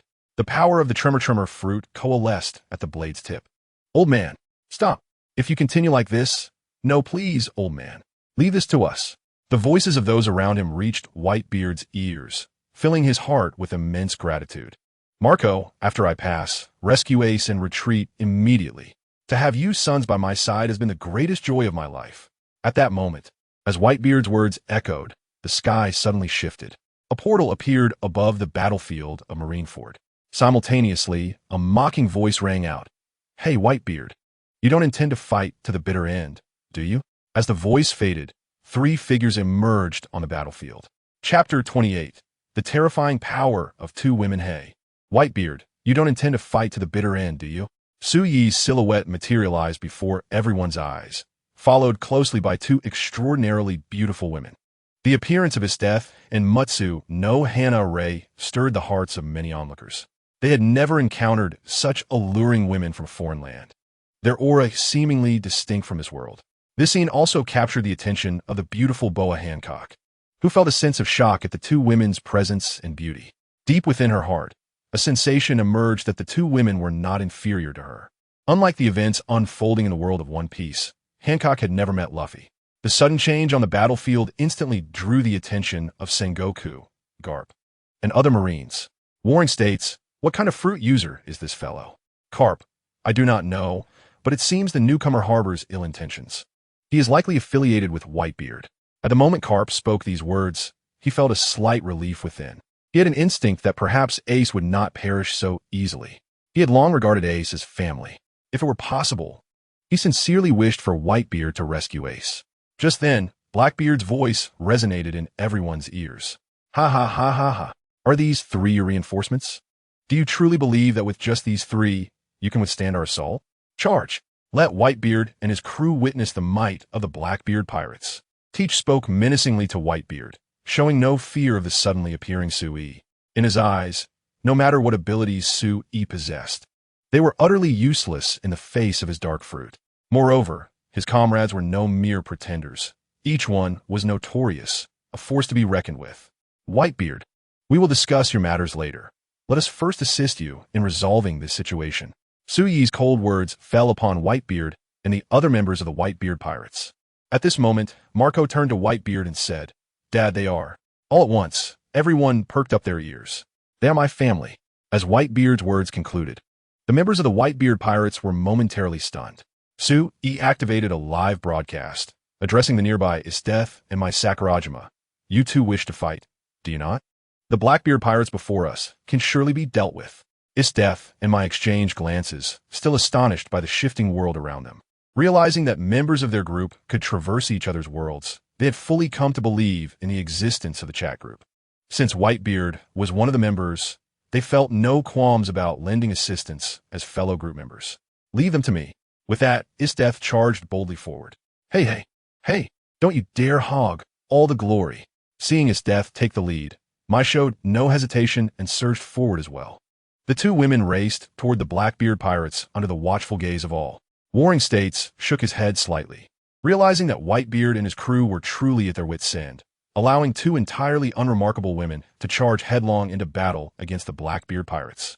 It must be noted that the members of the Blackbeard pirates were not to be trifled with. Carp frowned deeply at this scene. Setting aside the strength of the two women, the sheer numerical disadvantage was sufficient to overwhelm them. The thoughts of both the Warring States and Cap are evidently shared by the majority. In their minds, powerful women at sea are few and far between. Notable examples include the 4 emperors or Boa Hancock among the 7 warlords. However, they had never heard of the existence of these two women, obviously mere substitutes brought in by Whitebeard. At this moment, Isdeth and Mutsu no Hanaretsu stood before the Blackbeard pirates, seemingly two women who had come seeking their demise. Let me take care of them. Catherine, the wielder of the Zoan-type mythical beast dog fruit in its 9-tailed fox form, possessed formidable abilities. Upon witnessing the enchanting beauty of the two women, an unprecedented murderous intent surged within her. A vibrant azure aura erupted from her, 9 tails unfurling from her back, intertwined with an aura of killing intent, amplifying her presence several-fold. Unbeknownst to Catherine, both Isdeth and Mutsu no Hanaretsu were highly sensitive to such murderous auras. Initially contemplating who would strike first, they now simultaneously identified their target. Shuinpa, Mutsu no Hanaretsu whispered, her form vanishing instantaneously. The next moment, she reappeared abruptly before Catherine. Before Catherine could comprehend the situation, the blade known as the Zenpakudo, Mizuzuki, was drawn from its sheath. An overwhelming spiritual pressure erupted forth. A flash of silver light heralded a chilling brilliance. Mutsu no Hanaretsu compressed her spiritual pressure to its utmost, unleashing a crescent slash from the edge of her sword. With a piercing sound, a blade of unmatched sharpness descended, imbued with an unstoppable force, commanding the very air around it. It was as though space itself had been cleaved apart. When the onlookers regained their senses, Mutsu no Hanaretsu had already sheathed her sword with a graceful motion. Only Catherine, positioned before her, had been severed in two. Simultaneously, frosty white crystals emanated from the bisected Catherine. In an instant, her body was frozen into fragments, scattering with the wind. At this moment, those who had previously looked down upon the two women felt an indescribable sting upon their faces. They even began to question whether the woman before them was truly female. Such power was simply astounding. The one who appeared demure, resembling a Yamato Nadeshiko with her long black hair, was not to be underestimated. The spiritual pressure she had just exuded, palpable even to the senses of the Marines and pirates, was undeniably akin to Conqueror's Haki. Not only that, but it was also an offensive form of Conqueror's Haki. Such a level of dominance surely surpassed even that of the red-haired Shanks. As for the woman adorned in military attire with blue hair, her abilities were as mysteriously formidable as those of Akiji. However, the ease and comfort with which they wield their abilities surpasses even that of the green pheasant. Particularly astounding is their capacity to eliminate the heinous criminals confined in the 6th level in an instant. Such power undoubtedly exceeds their wildest imaginations. Carp, for reasons unknown, I am beset by a foreboding sensation. Sengoku, observing the unfolding battle, spoke with a tremor in his voice. As if to validate Sengoku's apprehensions, the two women exchanged glances, their lips curling into a smile. Isdeth remarked, "Impressive strength," to which Nizuka-Rei replied, "Likewise." Isdeth then proposed, "Shall we engage in a competition to see who can dispatch more foes?" Nizuka-Rei eagerly accepted. I couldn't ask for more. In mere moments, the fate of the Blackbeard pirates was sealed by their resolve. Witnessing the terrifying prowess of the two women, the members of the chat group fell into a profound silence. Chapter 29, Initial Release, Flesh Droplets. Asaka Kiryu exclaimed, "My goodness, the power of these newcomers is simply terrifying." Another voice chimed in, "Indeed, they appear utterly at ease, showing no signs of exertion whatsoever. This means the members of the Blackbeard pirates are utterly incapable of forcing them to unleash their full potential." Edward Elric lamented, "I thought I had finally shed my status as a newcomer, but in the presence of these two, I remain a novice." Determined, Edward resolved, "I must grow stronger. I shall visit the points exchange. Perhaps I can redeem something valuable." The scene shifted. The Blackbeard pirates, incensed by the death of Katarina, were engulfed in an unparalleled fury. Blackbeard's already dark visage grew even more ominous. With a wide grin, his ring-laden hand swept forward, commanding the death of these two women. As his words echoed, the first to charge at Nezuko Ray was the drunken Bacchus Chot. He filled a large cup with liquor and, reeking of alcohol, drew his weapon, rushing towards Nezuko Ray. The nefarious King Bartolomeo Pizarro joined him in the assault. Unfazed by the onslaught of these two, Nezuko Ray displayed no trace of fear. Her speed did not falter, rather, it quickened. She extended her delicate hand, her cherry lips parting as she proclaimed, "O sovereign of the realm, mask of flesh and blood, myriad manifestations, soar high, crowned with the name of humanity, scorching heat and chaos, surging across the seas to the south, advance with purpose, way of destruction." 31. Red Fire Cannon. As Nezuko Ray's incantation concluded, a searing red fire cannon coalesced in her palm.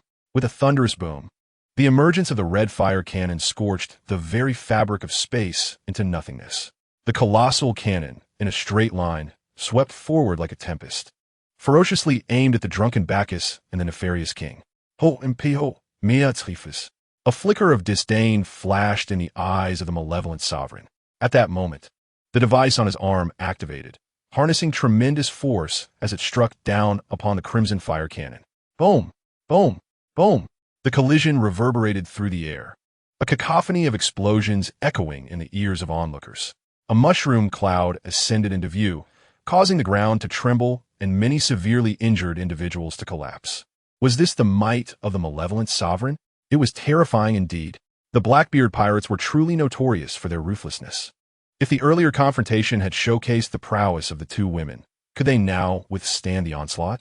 Such thoughts raced through the minds of the surrounding navy and pirates alike. Yet, the drunken one showed no mercy, unleashing a relentless barrage of gunfire. Bang! Bang! Bang!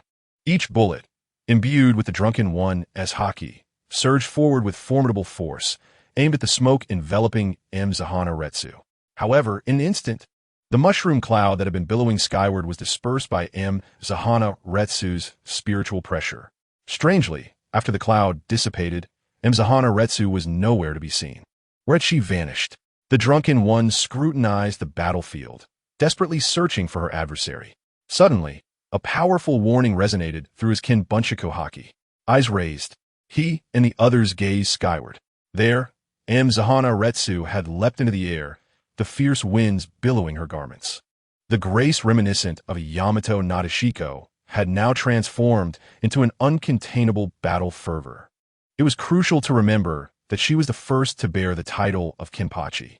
Shirkai, Naibo Shizu. As her voice echoed, her Zampiket transformed into a colossal, flat, one-eyed beast, hurtling down towards the malevolent sovereign and the drunken one with unstoppable force. The immense size of Naibo Shizu rendered evasion impossible. There was no time left. They could only brace themselves. In response, the malevolent sovereign and the drunken one activated their haki, hoping to bolster their defenses slightly. Yet, even that was insufficient. Boom! As Naibo Shizu descended from the heavens, they were crushed into mere pulp. Furthermore, a massive crater, 1,000 meters wide, marred the earth. Within it, there were no survivors. As Naibo Shizu reverted back to his Zampiket, only Zahana Retsu remained, standing at the center of the pit, a gentle smile reminiscent of a Yamato Nadeshiko gracing her face. As all present beheld the scene before them, an overwhelming chill enveloped them, instilling a profound sense of terror. They gazed in disbelief at the figure of Hana Retsu in the distance, their hearts filled with reverence. From initial disdain to sheer astonishment, they no longer dared to underestimate Hana Retsu. Yet, why the day turned so unexpectedly cold? Suddenly, they realized the source of the frigid air surrounding them. Look, it is snowing. The temperature plummeted as if from thin air. What on earth was happening? The ordinary soldiers on the battlefield found their combat effectiveness drastically diminished with the abrupt change in weather. At this moment, everyone's attention was drawn to the individual responsible for this transformation. They beheld Isdeath, striding purposefully towards the colossal warship of the Blackbeard pirates. The gargantuan vessel, known as the Saint Juan Wolf, was manned by a giant whose immense stature was formidable. Upon receiving Blackbeard's command, he charged towards his death. With each heavy step, the ground beneath him yielded, creating deep impressions. Isteth's gaze remained calm and resolute as she observed the unfolding spectacle. Impressive strength, but still it falls short. With her words, a violent snowstorm descended upon Marineford. The demon god unveils its essence. Isteth murmured, her finger pointing toward the massive warship. From the ground behind her, countless ice spikes emerged, surging with astonishing speed toward the colossal vessel. At that moment, the crowd understood the cause of the sudden drop in temperature. As the ice spikes hurtled toward the warship, the giant's expression darkened, yet he exhibited no sign of panic. Armament hockey manifested around his fists as he clenched them tightly, launching a ferocious strike toward the impending spikes. In an instant, the air erupted with explosive sounds. Bang! His massive fists collided with the ice spikes, shattering them into fine particles. However, a subtle smile crept onto Isteth's lips at that moment. With her arm raised, the shattered ice crystals under her command adhered to the Saint One Wolf, while an icy tempest swirled around her, effortlessly encasing the giant vessel in frost. Isteth then gradually approached the Saint One Wolf. Any soldiers or pirates who encountered her instinctively parted to create a pathway. Standing before the Saint One Wolf, her delicate hand rose nonchalantly. Snap! The ferocious wolf of San Juan was instantly transformed into crystalline ice by Isteth, plunging the arena into an eerie silence. At this moment, Sengoku's lips twitched in disbelief. These two women are astonishingly powerful. Who exactly are they? The ominous premonition in Sengoku's heart grew increasingly pronounced. Carp nudged the nearby Akiji, inquiring, Akiji, as a user of the ice fruit, what do you think of that woman's abilities? Are they identical to yours? In this world, no two abilities are entirely alike. Thus, they merely regarded Isteth as a fruit with similar traits, akin to the snow fruit. However, Akiji's expression was frozen in shock. Even Carp's words could not rouse him from his stupor. Carp's previously relaxed demeanor was now tinged with concern as he gazed at Akiji, asking, Hey Akiji, what's wrong with you? With a heavy slap, Carp jolted Akiji back to reality. It was only then that Akiji emerged from his astonishment, his body trembling slightly, his lips quivering as he uttered, Impossible, this is absolutely impossible. I cannot use my powers. As Akiji's words fell, Sengoku, Carp, and the other Marines standing nearby felt their pupils constrict in shock. Carp exclaimed, Akiji, are you certain you're not joking? How can this be? Even the highest tier fruits cannot achieve such a feat. Akiji was already drenched in cold sweat. I don't know, but it seems that whenever that woman utilizes her powers, mine become ineffective, as if all the ice in the world is under her control. With Akiji's revelation, all eyes turned towards Isteth and her companion, Mutsu no Hanare. They felt an unprecedented sense of strength emanating from the two women. However, at that moment, they noticed Blackbeard swiftly approaching Whitebeard. Blackbeard was acutely aware that his subordinates had perished, but what did it matter? He possessed the mightiest dark fruit. No matter the fruit's abilities, they held no power over him. Once he defeated Whitebeard and seized the tremor fruit, he would merely need to raise his arm to summon even stronger pirates. Ha! No one can stop me now. Just as Blackbeard laughed triumphantly, Su Yi's figure suddenly moved. No one realized when Su Yi had appeared before Blackbeard. In the blink of an eye, he stood right in front of him. Marco, who stood nearby, gasped in astonishment. What incredible speed! Suddenly, Su raised his hand, his thumb and middle finger interlocked, poised to eliminate Blackbeard in one swift motion. However, at that moment, the voice of Whitebeard resonated. Su, spare Blackbeard's life for me. As a father to my sons, I must avenge them with my own hands. At this instant, a fierce fire burned within Whitebeard's chest. His resolve to endure until now was fueled solely by the presence of that scoundrel Blackbeard. Upon hearing Whitebeard's words, Su replied nonchalantly, Very well, I shall grant this wretch a reprieve. With that, he immediately tempered his strength, allowing a gentle force to propel towards Blackbeard. Blackbeard, upon hearing Su's words, felt a wave of disdain emanating from Su's gaze. A glint of ferocity flashed in his eyes, and a palpable aura of menace surged forth from him.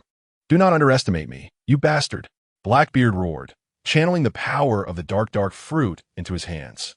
No ability can withstand the might of my darkness. With that declaration, he extended his hand, eager to confront Su's formidable strike. Yet, at that moment, it seemed as though only the power of Su's finger remained in existence. The air shattered violently, and the ground erupted as if it had been overturned. From the point before Su, a fan-shaped wave expanded forward.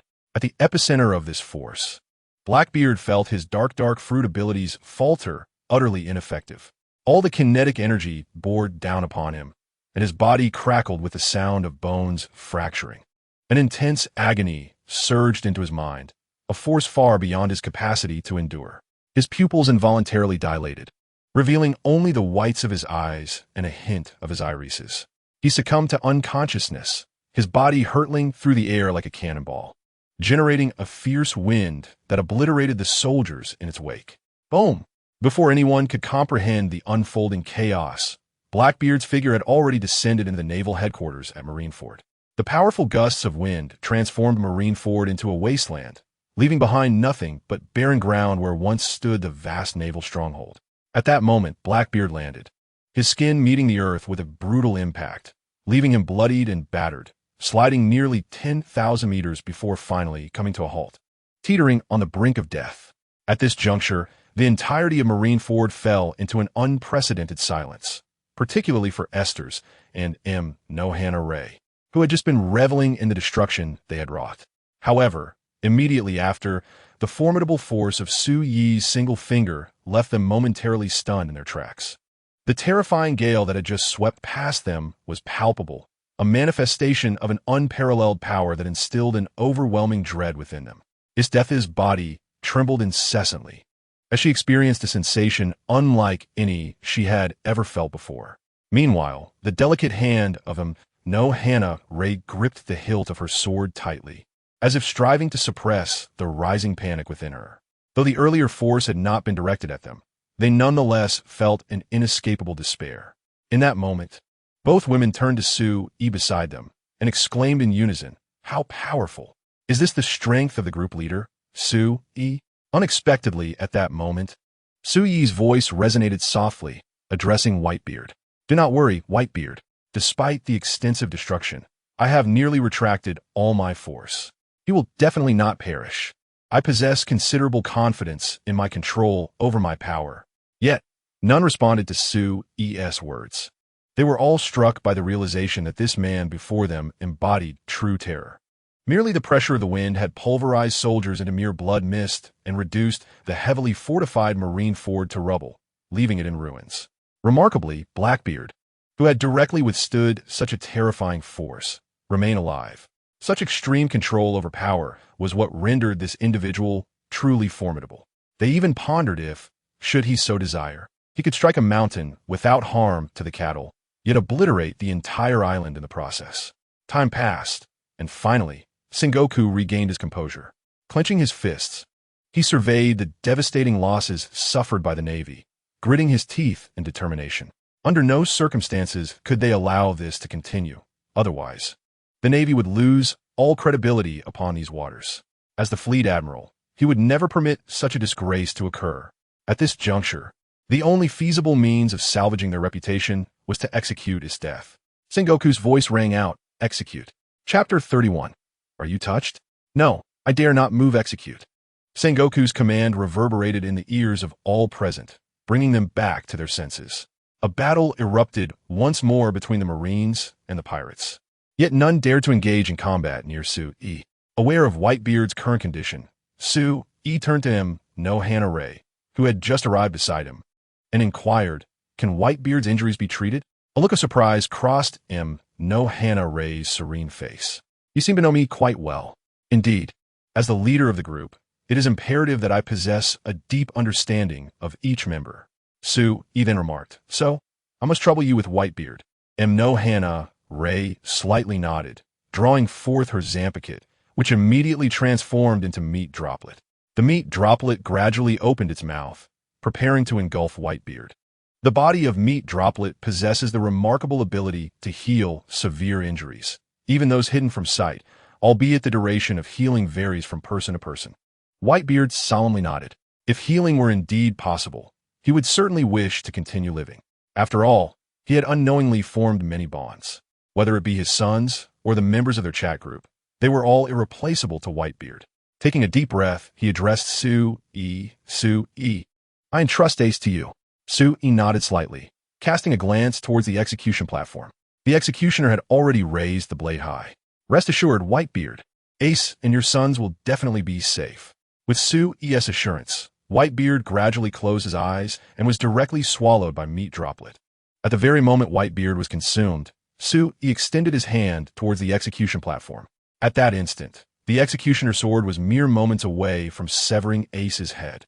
But just then, Su-E slowly uttered, "Universal attraction." As his words echoed, the weapons in the hands of the naval soldiers were instantaneously released, flying towards Su-E. Even the executioner's decapitating blade, though distant, was drawn towards Su-E. This ability was one Su-E had awakened during his battles against Magneto in the Marvel Universe. After being defeated thrice by him, its characteristics remarkably mirrored the universal attraction from the Naruto world, hence Su-E referred to it as such. Nearby, the Vice Admiral candidate, Peach Rabbit, felt an unusual shift in her paired sword, Kenpyra. A glimmer of disbelief flashed in her beautiful eyes as she exerted control over her blade. Meanwhile, one of the 7 warlords, Mihawk, sensed a similar disturbance in his black sword, as if a formidable force was drawing it towards Su-E. Not only were the paired swords affected, but various firearms and cannons also began to congregate before Su-E under the influence of his universal attraction. Everyone witnessed an overwhelming multitude of weapons converging at an astonishing speed. Those standing beside Su-E or at the bottom may not have felt the profound impact. But from the execution platform, figures such as Sengoku, Garp, and Ace looked down, perceiving the scene below obscured entirely by the mass of weapons, rendering visibility nearly impossible. Like a multitude of swords returning to their origin, an overwhelming force captivated the attention of all present. The air was filled with the sound of weapons slicing through the atmosphere, a symphony of friction. Before Su-E, an array of weapons coalesced, continuously compressed and entwined under his command. Thousands of tons of weaponry intertwined, all under the watchful gaze of the crowd. These instruments of war were ultimately twisted into the semblance of a singular sword by Su-E. Logically, it should have been impossible for such a massive weight of armaments to be reduced to the form of a sword, regardless of the degree of compression. However, Su-Yi's universal attraction had awakened after the demise of Magneto. It is crucial to acknowledge that Magneto's abilities extend to the atomic level, granting him the power to manipulate chemical structures and transform matter. Thus, Su-Yi's universal attraction possessed similar capabilities. Should he choose, he could extract the very air from the battlefield, leading to the ascension of any creature relying on oxygen, their souls spiraling towards the heavens.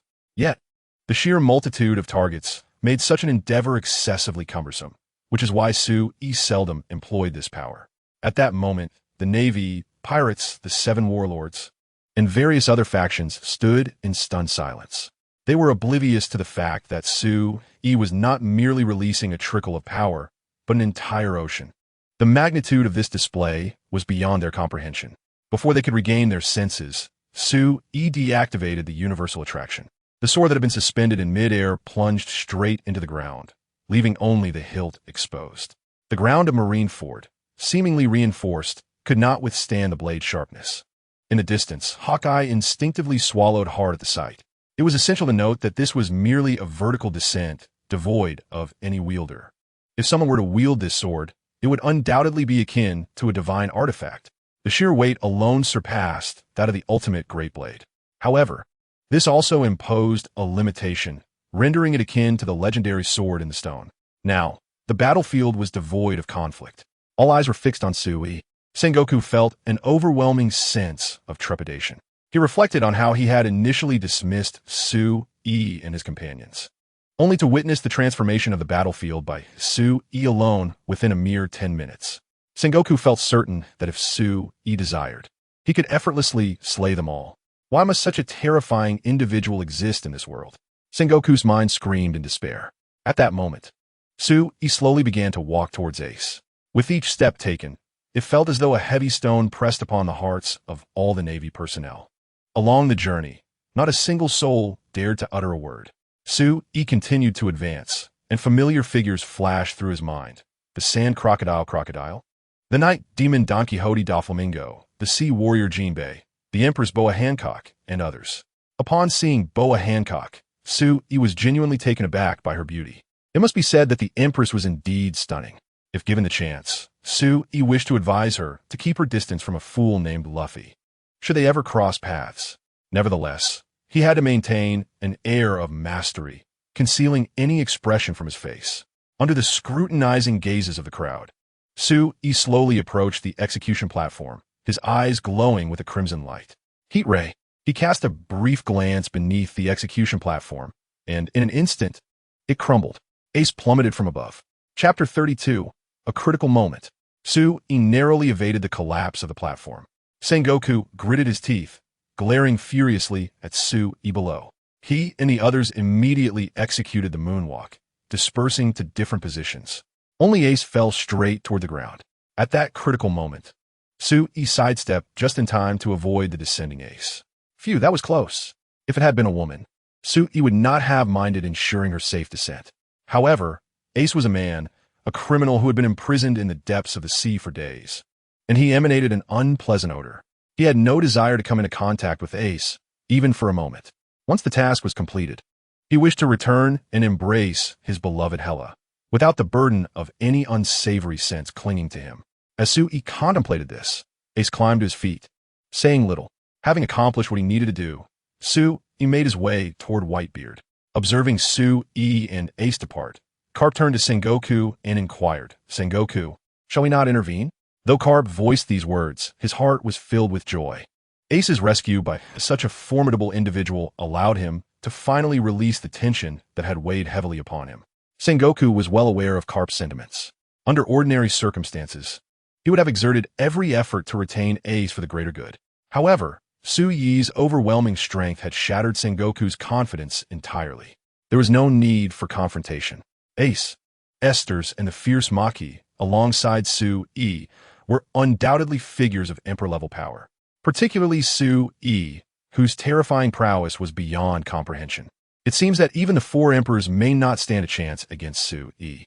After navigating the vast seas for so many years and serving as the fleet admiral, Sengoku possesses a profound confidence in his estimations of power. Yet, it is precisely this confidence that renders him hesitant to continue the battle. Thus, Sengoku can only solemnly declare, no, this plan has failed. Sengoku, in this state, do you still deserve the title of Fleet Admiral? We initially placed our faith in your abilities. Yet now, have you crumbled at the first sign of adversity? What use are you to us? Sengoku, you have truly disappointed us beyond measure. Once this incident concludes, you shall no longer occupy your position as Admiral. From a distance, 5 voices echoed, their arrogance evident to all who heard. Upon hearing these words, Sengoku and the others changed their expressions in unison, turning to gaze behind them. There, 5 elderly men, stepping gracefully as if gliding on the moon, approached from the holy land, Mariewa. Following these 5 elders were 10 masked individuals cloaked in white robes. Upon witnessing this scene, Sengoku instinctively exclaimed, the 5 elders. What brings them here? Carp felt a heavy weight in his heart. It seemed that matters could not be resolved amicably. It appears this time we cannot simply fish in troubled waters, Yellow Ape murmured, his expression revealing a hint of annoyance. At that moment, Turu sighed, alas, it seems many will perish in this war. Unlike Sengoku, the Dove faction, and Yellow Ape, who maintained a neutral stance, the other soldiers felt a surge of confidence upon witnessing the grand entrance of the 5 elders and the CP0. The 5 elders, the paramount leaders of the world. They are the pillars of the world, their status surpassing that of the entire military command. Each possesses an unfathomable strength. CP0, the secret intelligence agency directly under the world government, hailed as the strongest shield of the celestial dragons. It comprises many of the world's most formidable individuals. As they emerged, the entire navy erupted in cheers, chanting the names of the 5 elders and CP0. In stark contrast, the faces of the Whitebeard pirates were marked by wariness and discomfort. Had these figures appeared a moment later, they could have retreated in scathe, especially since Ace had already been rescued. However, it now seemed that a simple withdrawal would not be feasible. With this thought, their gazes turned towards Su-yi. With Whitebeard absent, Su-yi had become their cornerstone. Upon hearing the commotion from the Navy behind him, Su-yi casually rubbed his ears and remarked, "Ah, how noisy it is." He then led Ace to stand beside Marco. Subsequently, he turned his gaze towards the formidable Karetsu and inquired, "How is Whitebeard recovering?" The internal injuries sustained by Whitebeard were exceedingly grave. Thus he would require a considerable amount of time to recuperate. Karetsu no longer dared to underestimate Su-yi before her, merely from their prior clash. She had acutely sensed the vast disparity in strength between them. It was not just Karetsu who felt this way. Even his death shared the sentiment. I recall Whitebeard mentioning that he wished to personally bring an end to Blackbeard's life. So, let us not retreat just yet, but rather continue to engage them for a while longer. As Su-yi's words resonated, a serious glint flickered in his eyes. He had long been aware of the immense power wielded by the Five Elders and the organization known as Zero. If they could manage to kill him once, it would be utterly fortuitous. With this thought, Su-yi turned his attention towards the Five Elders and declared, "You may simply observe the spectacle from here. I shall handle the rest." However, they were indeed the Five Elders. While we acknowledge your strength, the power of the Five Elders cannot be underestimated. Should you sustain injuries, what will we say when Father emerges? It would be best for us to evacuate swiftly. Marco, witnessing Su-yi's intention to confront the Five Elders and 10 members of Zero single-handedly, raised an eyebrow and hurriedly urged him alongside others. In response, Su-yi asserted, "Retreat? That word does not exist in my vocabulary. Moreover, I have promised Whitebeard that he would personally deal with Blackbeard.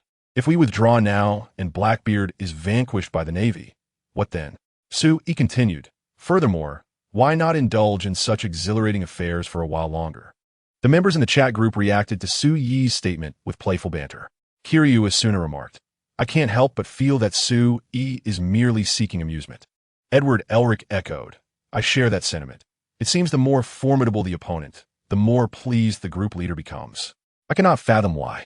Perhaps it is because stronger foes offer Su-yi more opportunities to engage in combat," Edward Elric pondered.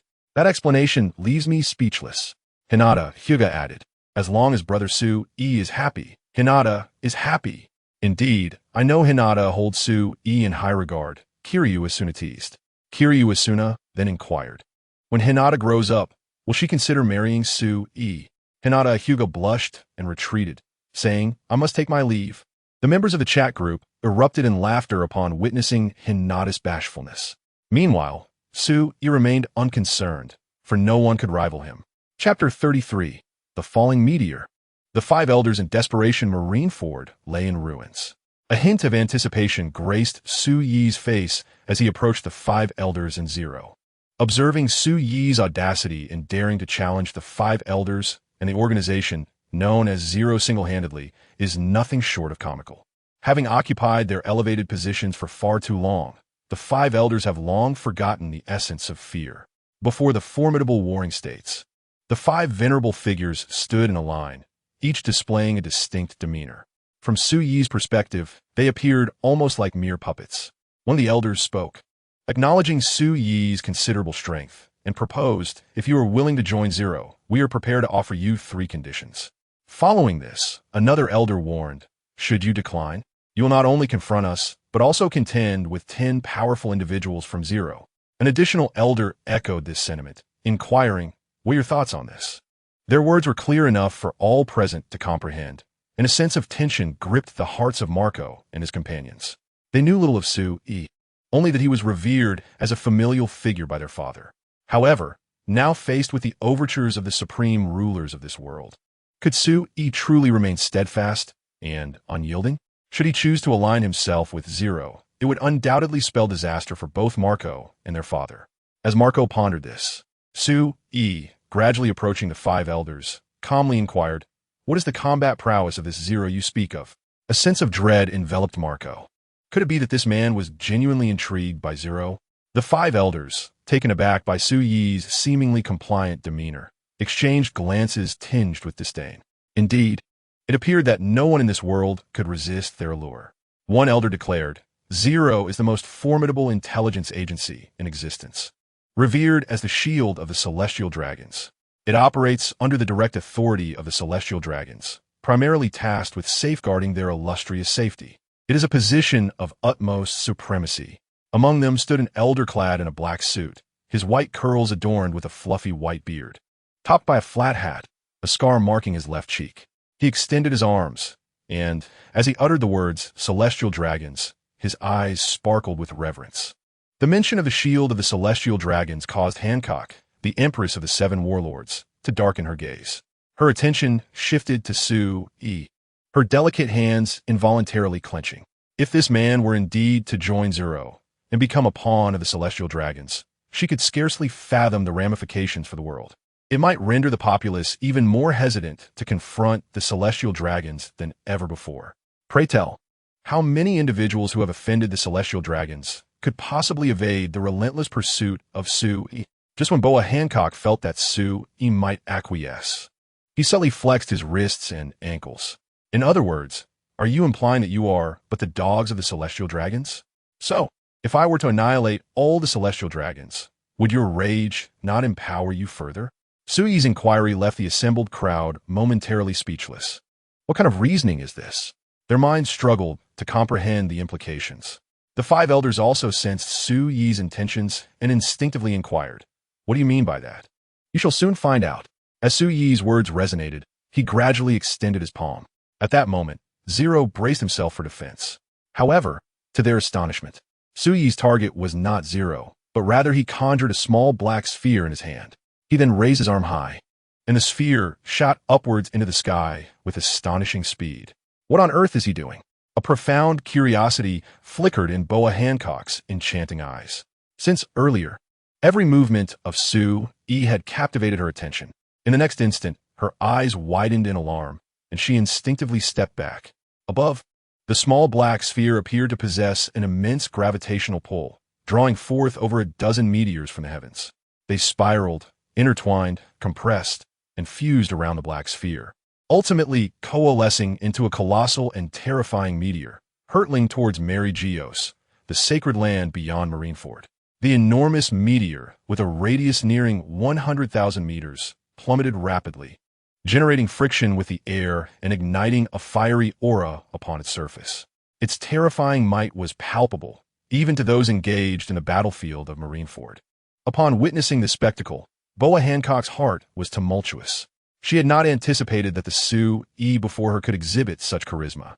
Not only had he refused the five elders' enticements, but he also wielded such formidable power, threatening the very home of the celestial dragons. She had never encountered a man so captivating. For reasons unknown, Boa Hancock felt her heart stir, as if rendered weak in admiration for Sue. Meanwhile, the five elders and Zero, upon witnessing Su Yi's extraordinary ability, immediately demanded, "What is this power? What do you intend to do? Cease this at once." Hearing the urgent tones of the five elders, Su Yi had no intention of revealing that this was one of the powers he had awakened during his battle with Magneto, a variant of the celestial magnetism, manifesting as a meteor shower. During the initial confrontation with Magneto, he met his demise 3 times. The first awakening granted him the formidable ability of the universal attraction. The second brought forth the meteoric descent. The third awakened the magnetic domain. This time, he employed the meteoric descent. Su raised an eyebrow, his gaze filled with mockery as he regarded both O and the five elders before him. The meteor was a mere 30 seconds away from plummeting upon the holy land of Mariewa. Should you succeed in killing me within these 30 seconds, the meteor shall vanish without a trace. Thus, you have but 26 seconds remaining. Ruthless, utterly ruthless. All present could not help but perceive Su as a formidable adversary, compelling the five elders and O to eliminate him with utmost haste. The expressions of the five elders grew increasingly grim. Initially, they had no intention of intervening, yet the gravity of the situation demanded their action. Should this meteor strike the holy land of Mariewa, it would undoubtedly signify their failure. Such a calamity must not occur. 20 seconds. I grant you 20 seconds. Eliminate this wretch before you. Yes. Upon receiving the command from the five elders, with astonishing speed, surged toward Su-yi. The five elders did not linger either, swiftly surrounding Su-yi from five distinct angles. Chapter 34. Behold, an assembly of awakened abilities. 20 seconds. They had but 20 seconds. Otherwise, that colossal meteor in the sky would descend upon the holy land of Mariewa, posing a grave threat to their families. They could not permit such an eventuality. As individuals groomed by the celestial dragons from a young age, this notion was ingrained in their very essence. Thus, in this moment, they unleashed an unprecedented surge of power. O1 clasped his hands together, and with a resonant sound, luminous rings appeared among the other 9 members of O. As these rings materialized, Su-yi could distinctly sense the aura of these individuals escalating dramatically. If Su-yi's intuition served him correctly, this individual must be an enhancer fruit user, capable of amplifying the abilities of others to a certain extent. Just as this thought crossed his mind, O1 clapped his hands once more. Bang! The rings enveloping the O members seamlessly integrated into their very beings. Boom! Boom! Boom! The rhythmic thumping of their hearts resonated like the beating of war drums. Palpable and resounding, their physiques surged to towering heights. Marco, witnessing the spectacle, gasped in astonishment. This is an awakening of the fruit's power. Although Marco and his crew had heard whispers of O's existence, it was their first encounter with O in battle. They had not anticipated that the first to strike would be none other than the awakened wielder of the fruit of Paramecia. As a former celestial dragon, Don Quixote Doflamingo displayed not a hint of astonishment upon witnessing this scene. He chuckled. The real spectacle has only just begun. His eyes, concealed behind orange-red spectacles, bore a distinctly lecherous expression. It seemed to validate Doflamingo's words, as the members of Zero swiftly unleashed their formidable abilities. From the body of Member 02, a plethora of fiery clouds emerged, influencing the surrounding environment and transforming the ground into a thick shroud of flames that gradually enveloped Su-yi. This was the awakened power of a natural type fire cloud fruit. Immediately following, Member 03 puffed out his cheeks and unleashed a torrent of fierce winds. The flames rode the winds, enhancing their potency significantly. This was the awakened power of the ancient zoan-type frog fruit in the form of the 3-legged golden toad. At that moment, Member 04 joined forces, casting forth his hands, which morphed into 2 massive serpents that coiled around Su-yi. These serpents were cloaked in a pitch-black hockey, tightening their grip around Su-yi, with their heads fiercely biting into his shoulder, effectively immobilizing him. This was the awakened power of the ancient zoan-type snake fruit in the form of the 8-headed serpent. Member 05 wielded the power of the Paramecia-type transformation fruit, while Member 06 commanded the power of the Paramecia-type poison mist fruit. Member 07 was the wielder of the ancient zoan-type cat fruit in the form of a giant saber-toothed tiger. Member 08 possessed the power of the Paramecia-type strength fruit, and Member 09 wielded the Paramecia-type perception fruit, which allowed them to link the perceptions of 10 Zero members, significantly enhancing their awareness. Lastly, Member 010 commanded the Paramecia-type pain fruit, capable of inducing pain without causing harm, thereby impairing the opponent's combat effectiveness. Each of the 10 members unleashed their full arsenal in a concerted effort to defeat the man before them. Su-yi found himself ensnared amidst their relentless assault. Marco gazed anxiously at the unfolding chaos. Is he really unscathed? He questioned. Hearing Marco's words, Mutsu no Hana replied assuredly, he will be fine, for he is our leader. Esther echoed, our leader indeed.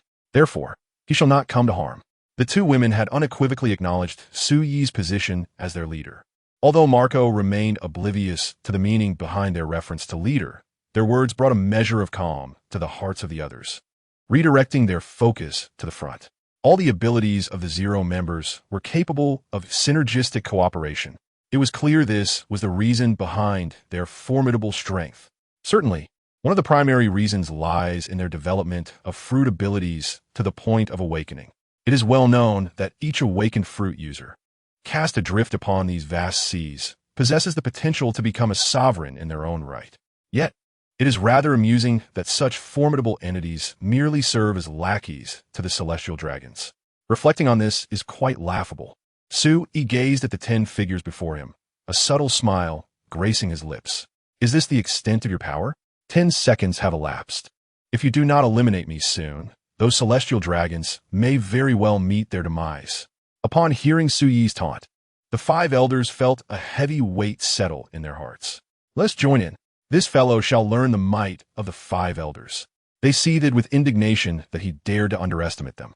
Prepare to witness the most excruciating demise this world has to offer. As the words of the 5 elders echoed, they charged fiercely toward the ensnared Su-yi.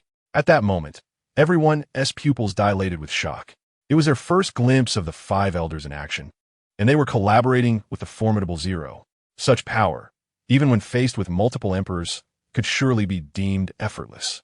Perhaps this is the very reason the world stands resilient against all odds. Fundamentally, it is because these individuals are simply too powerful. Boom! A thunderous sound reverberated in the ears of all present.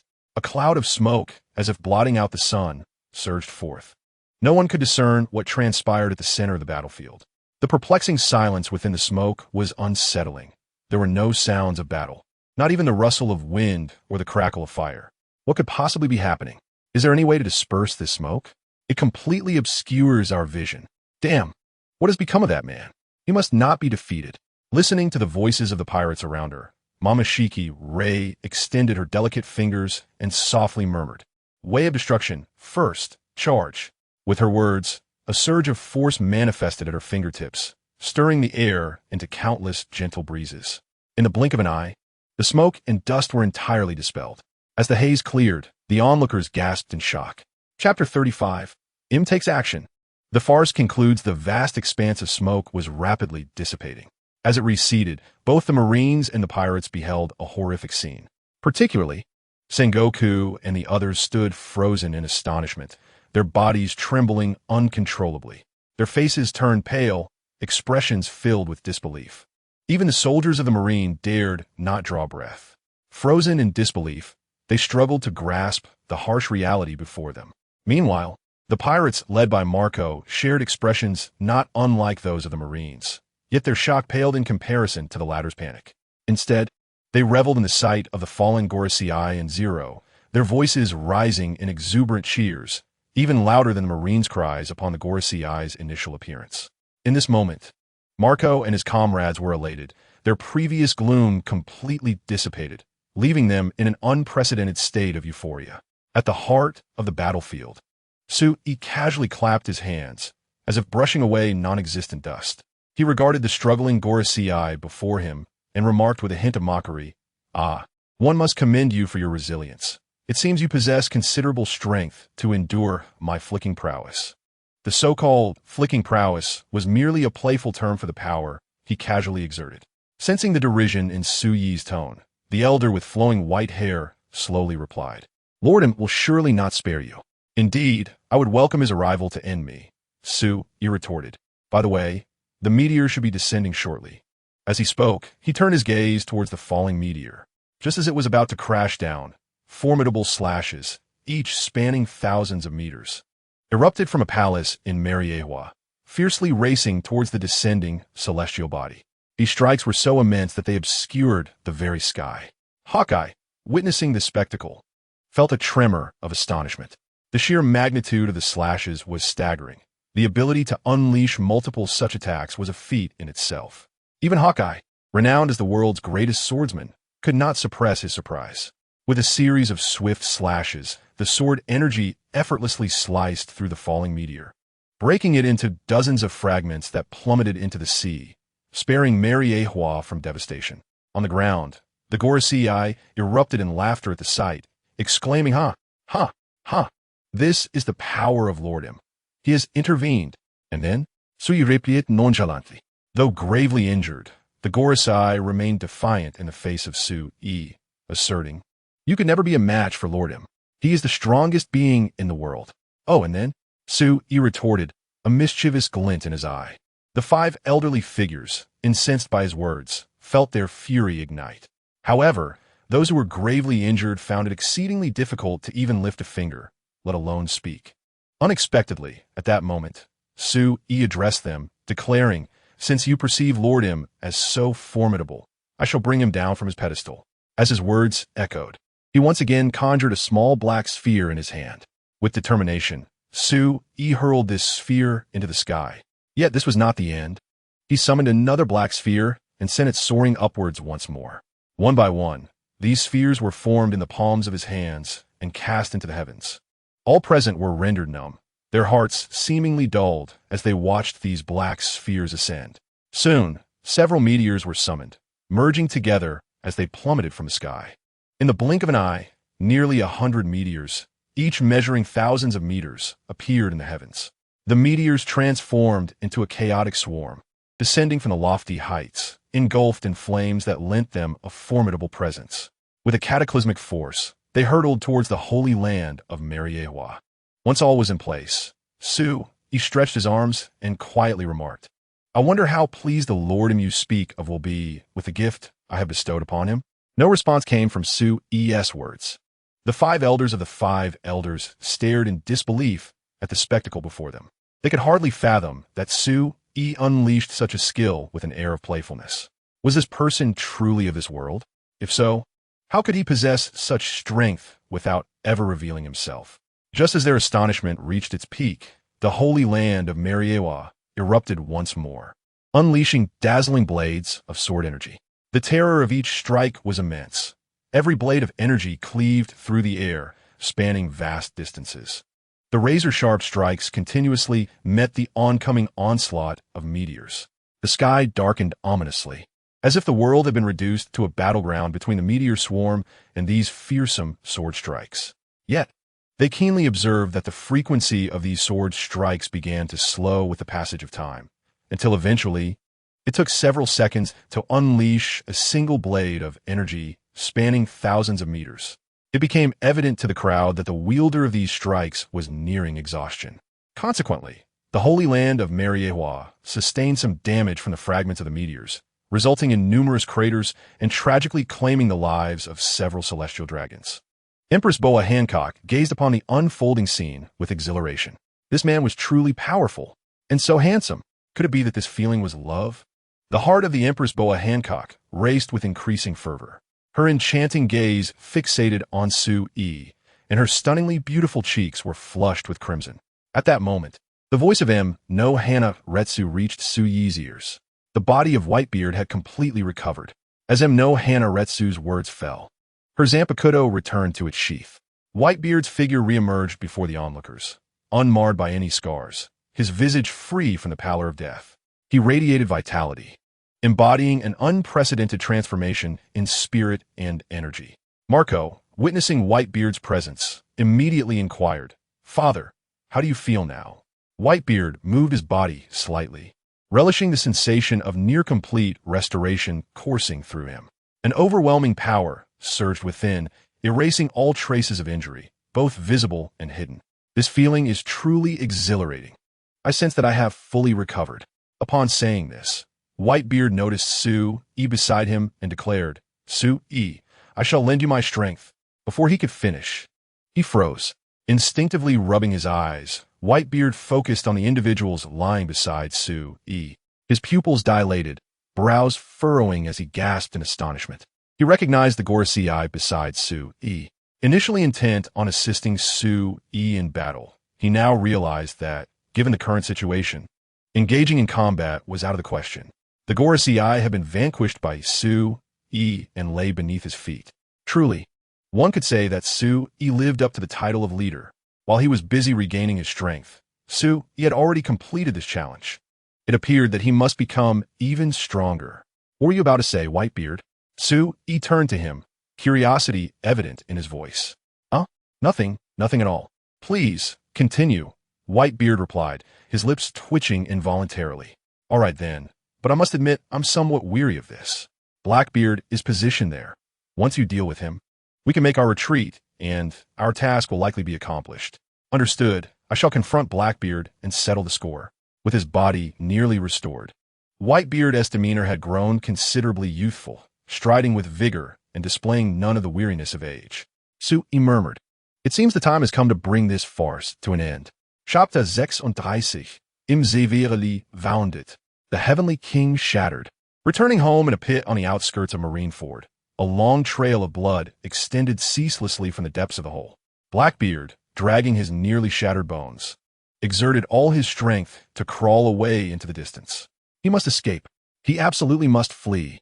The mere thought of Su-Yi, that monstrous figure, sent shivers down Blackbeard's spine. The arrogance and pride he once harbored evaporated in an instant. It was precisely due to his unique constitution that he managed to awaken from his stupor. Although most of his bones lay shattered, Blackbeard continued to wriggle forward like a desperate insect. Almost there. Just a little more. He was on the verge of hiding aboard the ship. If only he could buy himself a moment longer. In his mind, a frantic roar echoed. Yet at that moment, heavy footsteps resounded behind him. Footsteps he knew all too well. They belonged to Whitebeard. It couldn't be. How is this possible? Wasn't Whitebeard gravely injured? Blackbeard attempted to turn and confirm, but the intense pain rendered him incapable of moving easily. He could only squirm away with greater urgency, eager to escape this hellish place. Teach, where do you think you're going? Whitebeard's voice reached Blackbeard's ears. The pallor of Blackbeard's already bloodless face deepened. No, please, spare me. Father, I truly understand my mistake. Coughing violently, Blackbeard lay on the ground, pleading desperately towards the approaching Whitebeard. As he spoke, torrents of blood erupted from his mouth, rendering the scene profoundly tragic. However, Whitebeard would never forgive Blackbeard. Teach, you have violated the ironclad rules I established. You took the life of my son. I will never absolve you. After a brief pause, Whitebeard continued, so I bid you to perish right there. As his words fell, the power of the tremor fruit gathered in his fist. A powerful wave of seismic energy formed a white circle around Whitebeard's hand. No, please. Father, I truly understand my error. I beg you, do not kill me.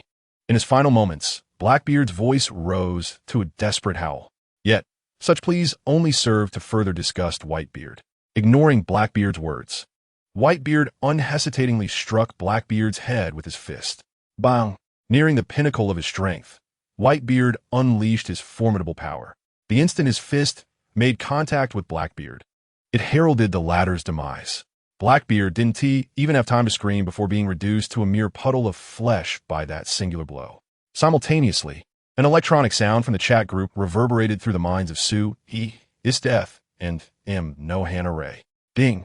Congratulations to the 3 individuals for completing the task. Each has been awarded 1,000 points.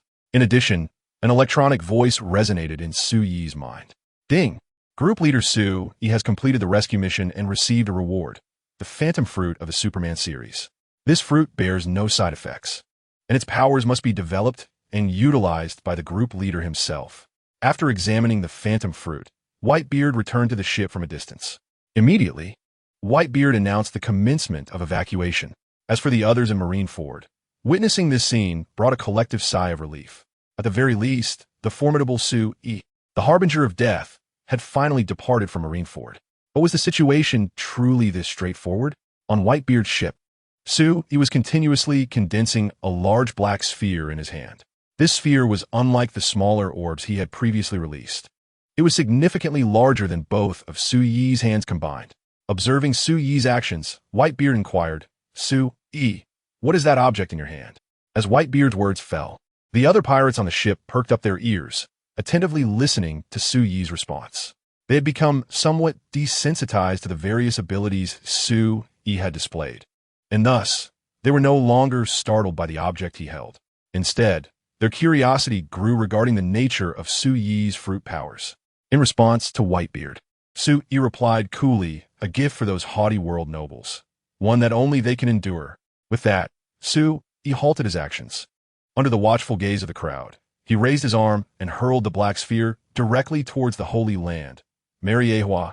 In an instant, countless seawater was absorbed by the black sphere. As it soared towards Mariehua, the volume of seawater it attracted increased exponentially. The oppressive force emanating from the black sphere intensified as well.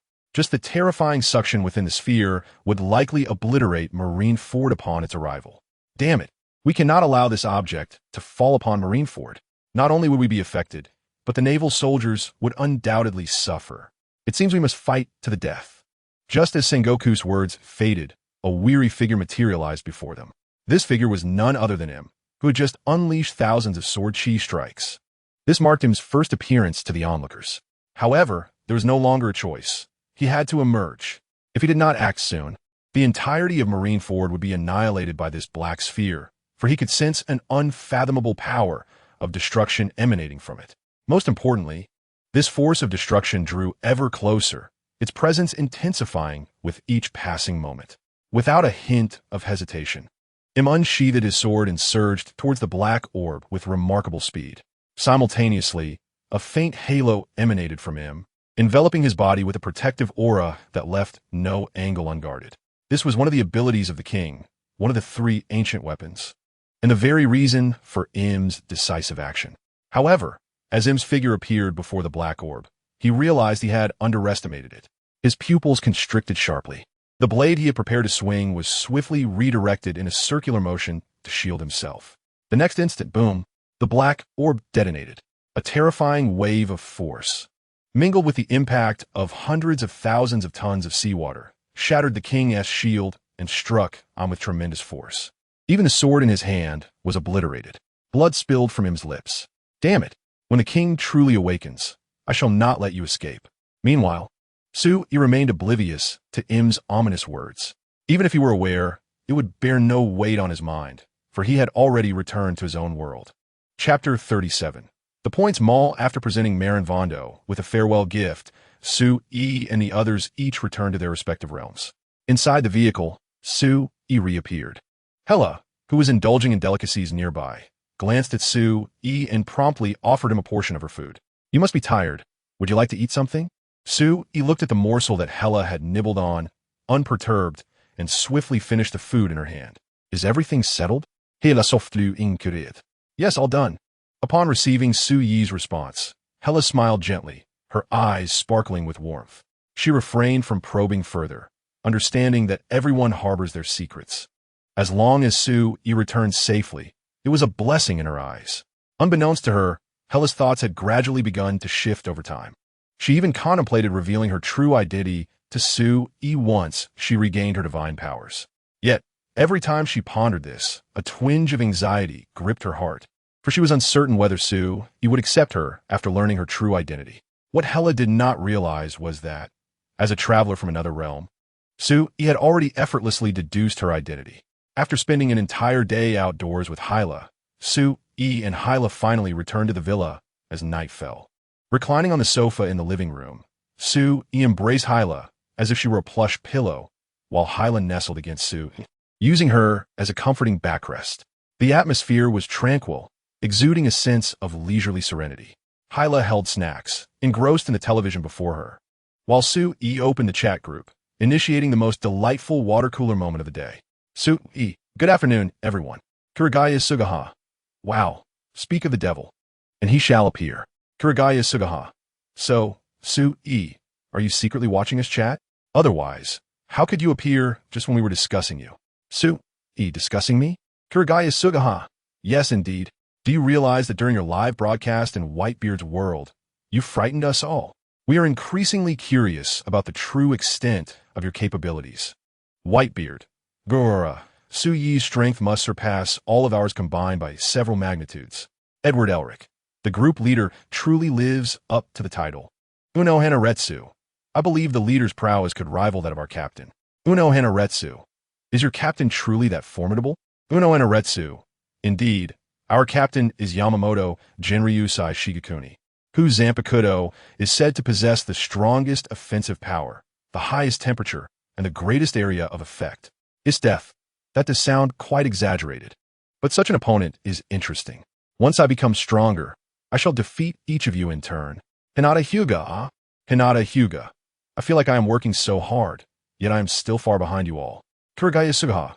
By the way, I remember the chat group enabled the Points Mall feature. I almost forgot about it while engrossed in a live broadcast. With that, Kuragaya Sugaha activated the Points Mall feature within the chat group. Simultaneously, the other members, reminded by her, also accessed this function. Before their eyes lay a dazzling array of merchandise. Chapter 38. Preparing for an offline gathering as everyone opened the Points Mall. They were greeted by a plethora of enticing items. Kirigaya Sugaha. My goodness, the points mall is impressive. It features various items that enhance abilities. I never imagined there would even be such things. Kirigaya Sugaha.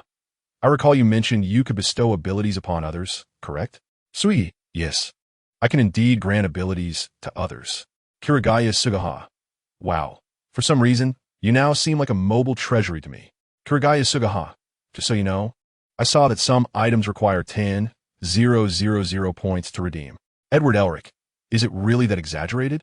Does this mean we can just go directly to find in the future?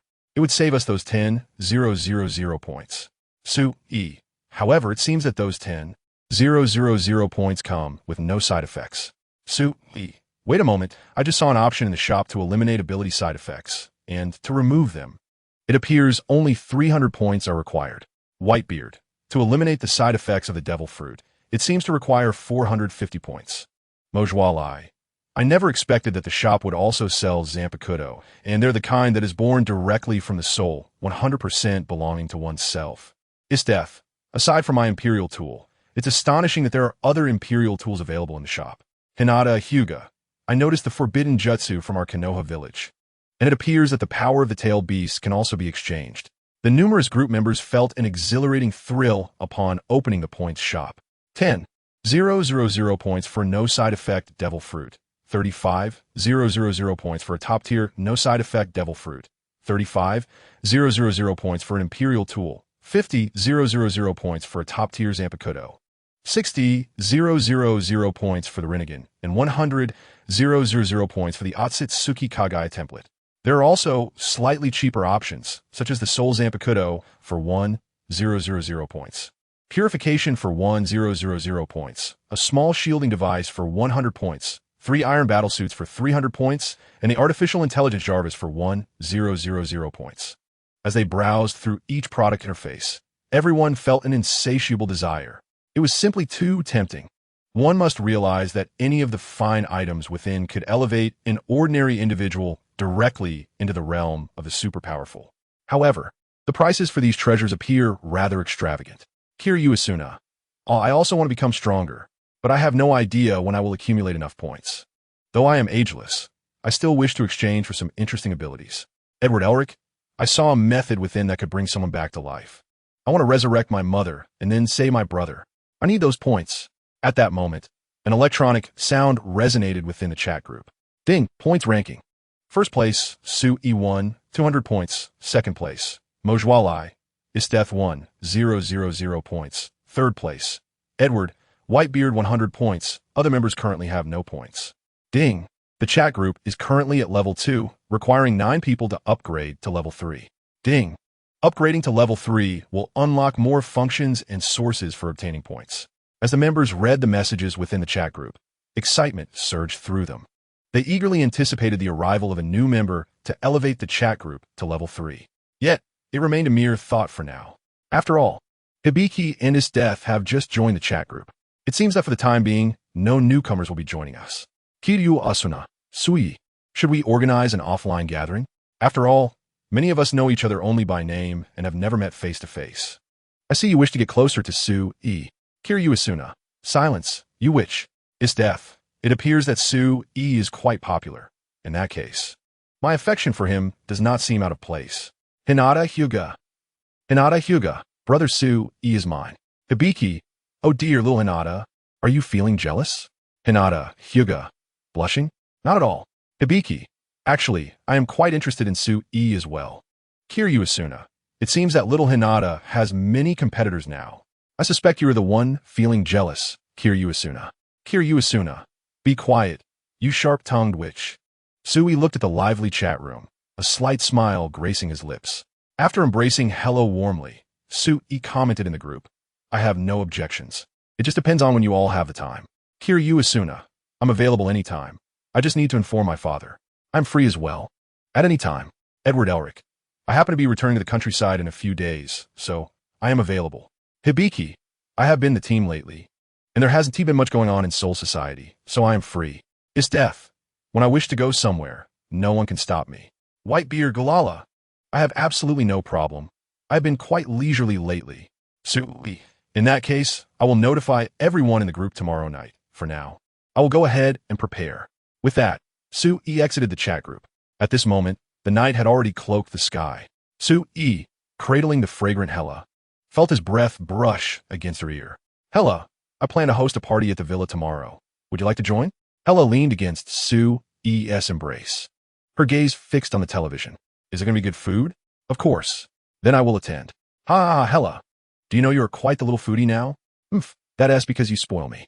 Hela declared proudly, but only in front of Sue-E. In the presence of others, she remained the cold and proud goddess of death. Just as Sue-E and Hela were chatting, the doorbell of the villa rang. Sue-E pressed a button on the remote, and the television screen displayed the figure of Tony Stark. How strange. What could Tony Stark want at this hour? As Sue-E murmured to himself, he suddenly recalled the obligations owed to him by Tony Stark. He playfully pinched Hela's delicate face, exclaiming, "It's your fault for being so enchanting that I almost forgot about this matter." He gestured for Hela to step away from him, and his figure glided to the door, where he opened it for Tony Stark. "Oh, Tony, it brings me immense joy to see you now," he remarked. The door swung open, and Sue-E greeted Tony with fervor. "Oh, Tony, it truly delights me to encounter you at this moment." Taken aback by Sue-Ye's enthusiastic demeanor, Tony instinctively took a step back, only to be warmly ushered into the room by Sue-E. "Please, make yourself comfortable. Treat this place as your own home," Sue-E urged, pulling Tony onto a chair across from him, where he beamed with a radiant smile. "Now, tell me, Tony, what brings you here?" Sue-E inquired. Tony scrutinized Sue-E closely, wishing to ascertain if he had indeed approached the right individual. The current Sue-E bore little resemblance to the aloof figure he had battled before, exuding an exuberance that was quite unexpected. Nevertheless, certain matters needed to be addressed. Otherwise, Tony felt an unsettling weight of conscience. He had never been one to leave debts unpaid. "Sue-E, do you recall the events of the past?" Tony asked, to which Sue-E nodded vigorously, his smile widening. "Indeed, I remember well. You even damaged my Rolls-Royce Cullinan." Hela, observing Sue-Ye's greedy expression, couldn't help but smile momentarily, though she quickly masked it, for others were unworthy of witnessing her joy. Tony Stark's lips twitched in disbelief. He found it perplexing that this man, a top-tier billionaire, would be so fixated on a mere vehicle. However, he dismissed the thought and addressed Sue-E, saying, "I have come to express my gratitude." With that, Tony retrieved a contract from his briefcase and placed it before Sue-E. "This is the contract for the transfer of Stark Industries shares, encompassing not only Obadiah's but also my own. Once you sign this, you will become the largest shareholder of Stark Industries." Since Tony Stark publicly acknowledged his identity as Iron Man, the value of his shares had skyrocketed at an astonishing rate, surpassing $1 trillion in mere moments. Undoubtedly, it is a colossal money-making machine. Moreover, upon becoming the largest shareholder, one can wield control over the company. In the eyes of Tony Stark, there is no one who could refuse such a gift. However, the smile on Sue's face began to wane, gradually fading away until it vanished entirely. Tony Stark's heart sank at that moment. What is wrong? Are you dissatisfied?" Sue's cold gaze fixated on Tony Stark before she spoke. "The value of Stark Industries is indeed substantial, but its core essence lies in your identity as Iron Man. You are the very soul of Stark Industries. In other words, as long as you desire, leveraging your reputation as Iron Man, establishing countless Stark Industries would be a trivial matter." Tony Stark earnestly reassured Sue. "Rest assured, Sue, I will never abandon Stark Industries. Is it because you seek my protection? Perhaps in facing SHIELD, or when confronted by extraterrestrial visitors?" Tony Stark's expression faltered. He indeed harbored such thoughts, believing Sue to be rather avaricious. Yet, what Tony Stark had in abundance was wealth. Thus, he aimed to secure maximum safety before fashioning the most formidable iron armor. Little did he anticipate that Sue could see through him so clearly. "Sue, do you mean?" Tony Stark spoke gravely. At that moment, a smile reappeared on Sue's face. "My intention is quite simple. As the price for my protection, I demand all shares of Stark Industries, and for every iron armor you develop, you must gift me one. This arrangement will persist until you defeat me. What do you think?" Sue regarded Tony Stark with a genuine smile, illuminating her countenance. Tony Stark was utterly unprepared for Sue's insatiable appetite. "What do you intend to do with these armors?" "To collect them, of course. And what if I refuse?" Tony Stark's expression darkened. Sue propped her chin on her hand, gazing at him. If you refuse, then refuse. It is not a grave matter. At most, it would result in an unfortunate accident, perhaps being struck by a car, or crushed by a falling meteorite, or even spontaneously combusting. Tony Stark's lips twitched involuntarily. This was nothing short of an overt threat. Had he known, he would have refrained from overthinking. Nevertheless, Sue's actions only solidified Tony Stark's resolve to expedite the creation of the anti-Sue armor.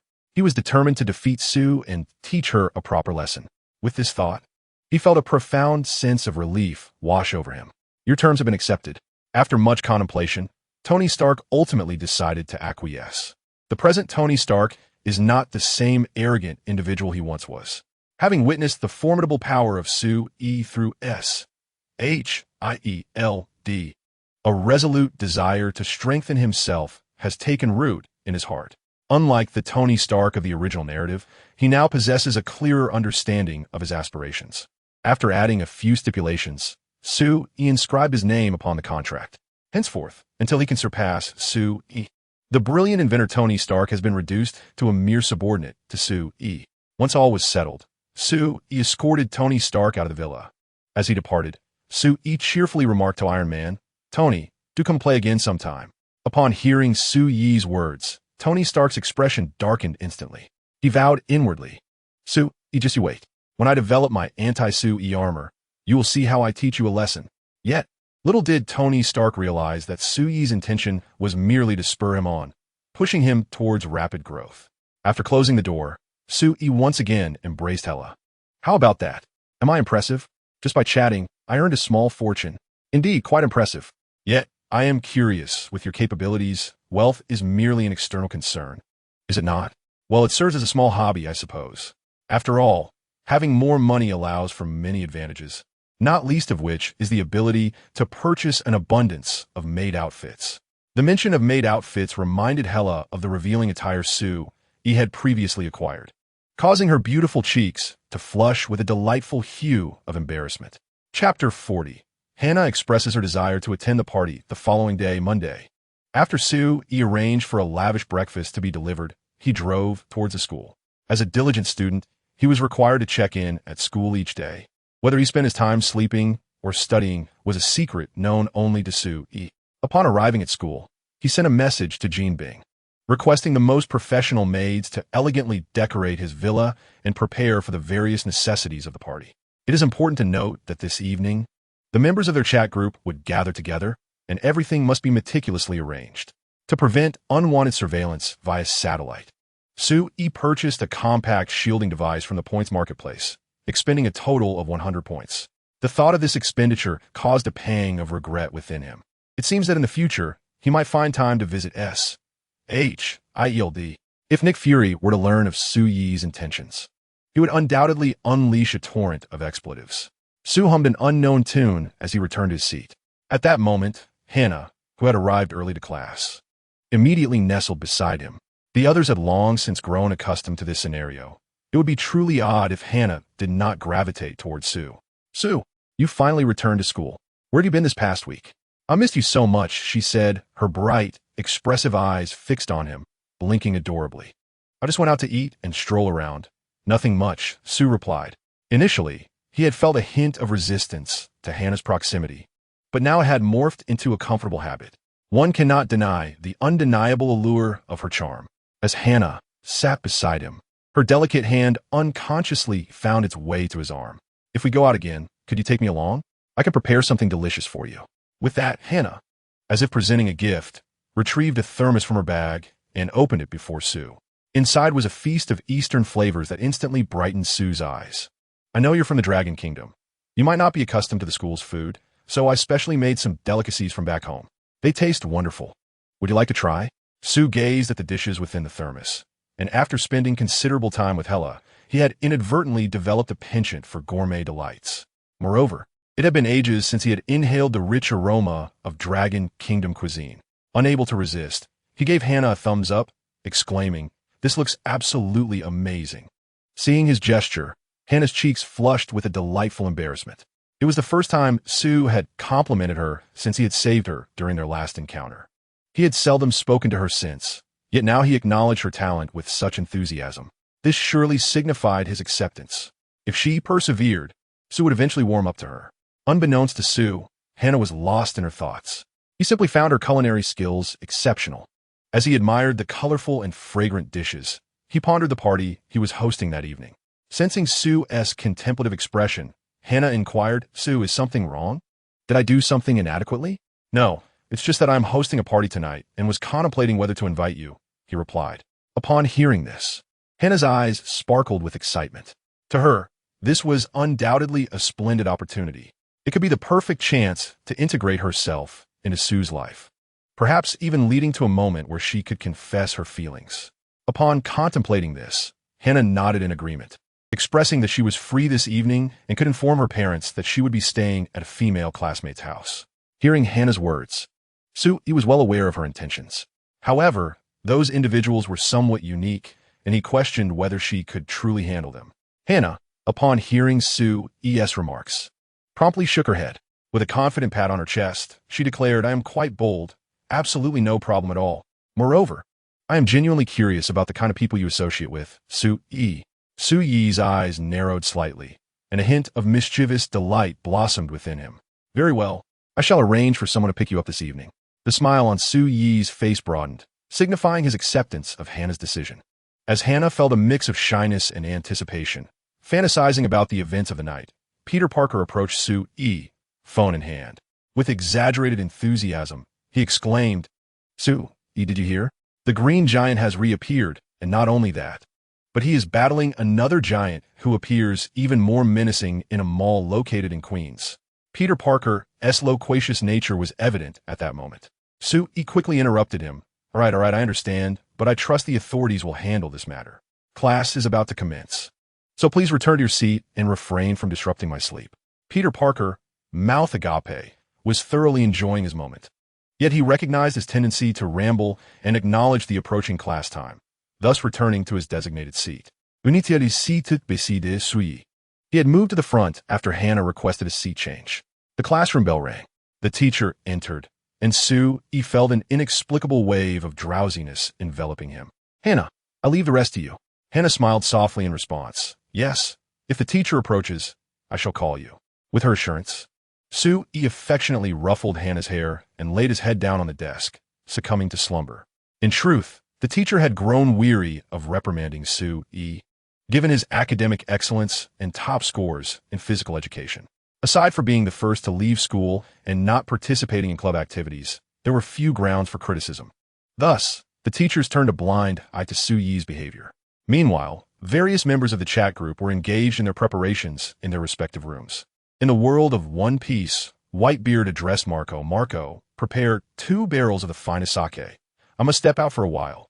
In the world of Sword Art Online, Asuna found herself in her princess-themed room, contemplating before the mirror as she tried on one outfit after another, pondering which ensemble might please Sugaha the most. In the world of Full Metal Alchemist, Edward Elric arrived in the countryside. He concocted an excuse to leave his room with his brother and childhood friend Winry, and with his alchemical prowess, he crafted small trinkets for each of them as mementos. In the realm of Bleach, Retsu Unohana sat serenely on a tatami mat, cradling her Zanpakuto as time leisurely slipped away. Transitioning to the world of Code Geass, Nunnally exited her room and promptly set out to procure her favorite pizza. She intended to bring these pizzas to the party, eager for her fellow group members to savor their delightful flavors. Within the Naruto universe, Hinata Hyuga had just completed a mission, earning the title of a prodigious kunoichi within Konoha. Her skills had ascended beyond that of Nin, leaving everyone, especially her father, utterly astonished. Even more surprising to him was Hinata's recent purchase of several outfits using her own allowance. Nonetheless, her father felt a sense of relief regarding her choices and did not dwell on the matter further. In the crimson-eyed world, Death was within her tent, addressing her subordinate who knelt before her. "I shall be stepping out shortly. I entrust the ongoing battles to you during my absence. Do not disappoint me, for the consequence of failure is death." Yes, Generalist Death. Clearly, everyone was eagerly anticipating this forthcoming gathering. As the afternoon school bell rang, Sugaha arranged for Hannah to be escorted home, knowing there was ample time before the party commenced. Once Hannah was prepared, someone would fetch her. driving his Bugatti Veyron. Sugaha returned to his villa. Upon arrival, he found Hela clad in his attire, playfully draping herself around him like a koala. Her long legs entwined around his waist as she leaned close, whispering, "Sugaha." A person claiming to be Tony Stark's secretary just delivered an invitation. An invitation? Where is it? He inquired. On the table, Hela replied, still clinging to him, her actions exuding an adorable charm. Sugaha gently tugged Hela along towards the table, then settled onto the sofa. In her presence, he opened the invitation and perused its contents before carelessly tossing it aside. "Su-e, what is the matter?" "Tony Stark is heading to the Monaco Racing Club for a competition and asked if I would like to participate." After saying this, Su-e turned to Hela and inquired, "Would you like to go? Is there anything delicious there?" "I'm not sure. I've never been," Hela replied. "Then let us go see what culinary delights await us." "All right, I'll take you along when the time comes." After chatting with Hela for a while, the doorbell of the villa rang. Su-e gently patted Hela's back, signaling her to get down, and proceeded to open the door. Upon opening the door, Su-e was greeted by the playful figure of Hannah standing before her. Hannah removed her glasses, revealing a bright and lively face, dressed in a white dress reminiscent of a little princess. Her makeup was subtle, exuding a refreshing charm unlike that of other women who donned heavy makeup. Instantly, a smile spread across Su-e's face as she warmly welcomed Hannah. "I've been waiting for you. Please come in." With that, Su-e ushered Hannah into her villa. Hannah blinked her eyes, akin to a curious child, as she observed her surroundings. The villa had been elegantly decorated by a professional team of maids, creating an atmosphere perfect for hosting a party, exuding grandeur and magnificence. However, when Hannah entered the living room, she spotted Hela lounging on the sofa, emanating an indescribable aura of laziness. Yet, that was not the crux of the matter. The focal point was that this woman was clad in Su-e's attire. Instantly, Hannah's animosity was drawn towards Hela. Hela slowly turned her head, casting a cold glance at Hannah before returning her attention elsewhere. She was aware that this young girl had been pursuing Su-e recently, but harbored no ill feelings. In fact, the more people who liked Su-e, the more it affirmed her discerning taste. Thus, Hela merely glanced at Hannah and redirected her gaze to the television. However, at that moment, Hannah felt an intense wave of anxiety. Could it be that Su-e already has a girlfriend? Should she still pursue her own happiness? Taking a deep breath to steady her nerves, Hannah turned to Su-e and asked Su-e, "This is..." Before Su-e could respond, Hela interjected coolly, "Hela, Su-e is my creditor." After briefly introducing herself and providing an explanation, Hela fell silent. This left Hannah utterly bewildered. "Creditor? What does that mean?" "It means she's south staying at my place indefinitely," Su-e replied, tenderly stroking Hela's hair. Witnessing this scene, Hannah couldn't help but puff up her cheeks. Although she was certain that they were not in a romantic relationship, uncertainty lingered in her heart. However, during the course of their interactions, it is highly likely that unforeseen events may transpire. With this thought, Hannah felt a surge of anxiety within her heart. No, she must take the initiative. She must find an opportunity to confess her feelings to Su-e. As everyone settled down, Hannah inquired, "Is it just the three of us for this party?" "Not quite," replied Su-e. "There are others as well, but at this hour, they should be preparing." With that, Su-e sent a message in their chat group. "Everyone, are you ready?" Whitebeard responded, "Gulalala, I am all set." Karitsugu Asuna chimed in, "Of course, I am ready. Let me guess. Have you changed into at least 100 outfits at home?" Kiritsugu Asuna exclaimed, "Got shocked." Karitsugu Asuna continued, "Tell me, did you install a camera in my house?" "You which? Haha, it seems I guessed right." Edward added, "I am prepared here." Isteth remarked, "I am ready as well." Hannah Ray stated, "I have been waiting for quite some time." Hinata Hyuga echoed, Me too, me too." Upon receiving responses from the group members, Su-e declared, "Then, let us establish the dimensional portal." As Su-e's words fell, he was instantly notified of incoming messages in the chat group. Ding! Edward Elric requests to join the world. Do you agree? Ding! Whitebeard requests to join the world. Do you agree? Ding! Karitsugu Asuna requests to join the world. Do you agree? Ding! Request to join the world. Do you agree? Ding! Hinata Hyuga requests to join the world. Do you agree? Ding! Isteth requests to join the world. Do you agree? Ding! Hannah Ray requests to join the world. Do you agree? Observing the continuous notifications in the chat group, Su-e promptly responded, "Approve all." He then turned to Hyla and Hannah, saying, "Prepare yourselves. They will be arriving shortly. The party is about to commence. Upon hearing Su Yi's words, Hannah stood up from the sofa and said, "Shall I open the door?" "No need, Su Yi replied. "Do you remember when I mentioned they are rather peculiar?" Hannah instinctively nodded, still trying to grasp the meaning behind Su Yi's words. Before she could articulate her thoughts, Su Yi continued, "Because they do not need to enter through the door, they only require." Su Yi fell silent, as portals began to materialize before him. "What is this?" Hannah instinctively covered her mouth, gazing in astonishment at the unfolding scene. It was not only Hannah who was taken aback. Even Hela was momentarily stunned on the sofa, clutching a bag of chips, momentarily forgetting to eat. Chapter 42. Do not panic, everyone. Behold my performance. One by one, portals materialized from thin air. The first to emerge was Asuna Yuki, donned in white stockings, a deep brown skirt, and a light yellow long-sleeve top, gracefully stepping out from the portal. As soon as she appeared, Asuna's eyes lit up upon seeing Su Yi, resembling a butterfly that flitted elegantly towards him. With excitement, she exclaimed, "Su Yi. I am Asuna Yuki." Su Yi reciprocated by introducing Hela and Hannah to Asuna, though Hannah remained in a state of shock, merely nodding instinctively. Following her was Edward Elric, who began with cough, cough, "Su Yi, long time no see." He nearly referred to Su Yi as the group leader, but managed to swallow the words. They had agreed prior to address Su Yi by his name during the gathering. At that moment, a voice echoed, "Su Yi, come help me quickly. I can barely hold this." As the words faded, Hannah suddenly felt Su Yi's presence vanish from her side. By the time she realized it, Su Yi had already appeared beside her. Hannah felt she had been careless. She should have inquired more thoroughly about the peculiarities beforehand. Had she prepared even slightly better, such a situation would not have arisen. Su Yi approached her, lifting a pile of pizzas from her hands. Feeling the weight lift significantly, she glanced at Su Yi, her face brightening with a hint of a smile. "Well, it's good to see you again, Su." "Indeed, it is," Su Yi replied with a smile. Just as he finished speaking, Hinata Hyuga leaped out of the portal, landing directly in Su Yi's embrace, clinging tightly to him. "Su Yi, brother, we finally meet again." "Little Hinata, you seem to have grown quite a bit," Su Yi remarked seriously, observing her in a light purple outfit. Hinata giggled at Su Yi's compliment, her small face turning as red as a ripe apple, appearing quite tempting, as if one could not resist taking a bite. "So, Su Yi, brother, do you like it when I grow up?" Hinata's voice was soft, audible only to Su Yi and Asuna, especially after hearing those words.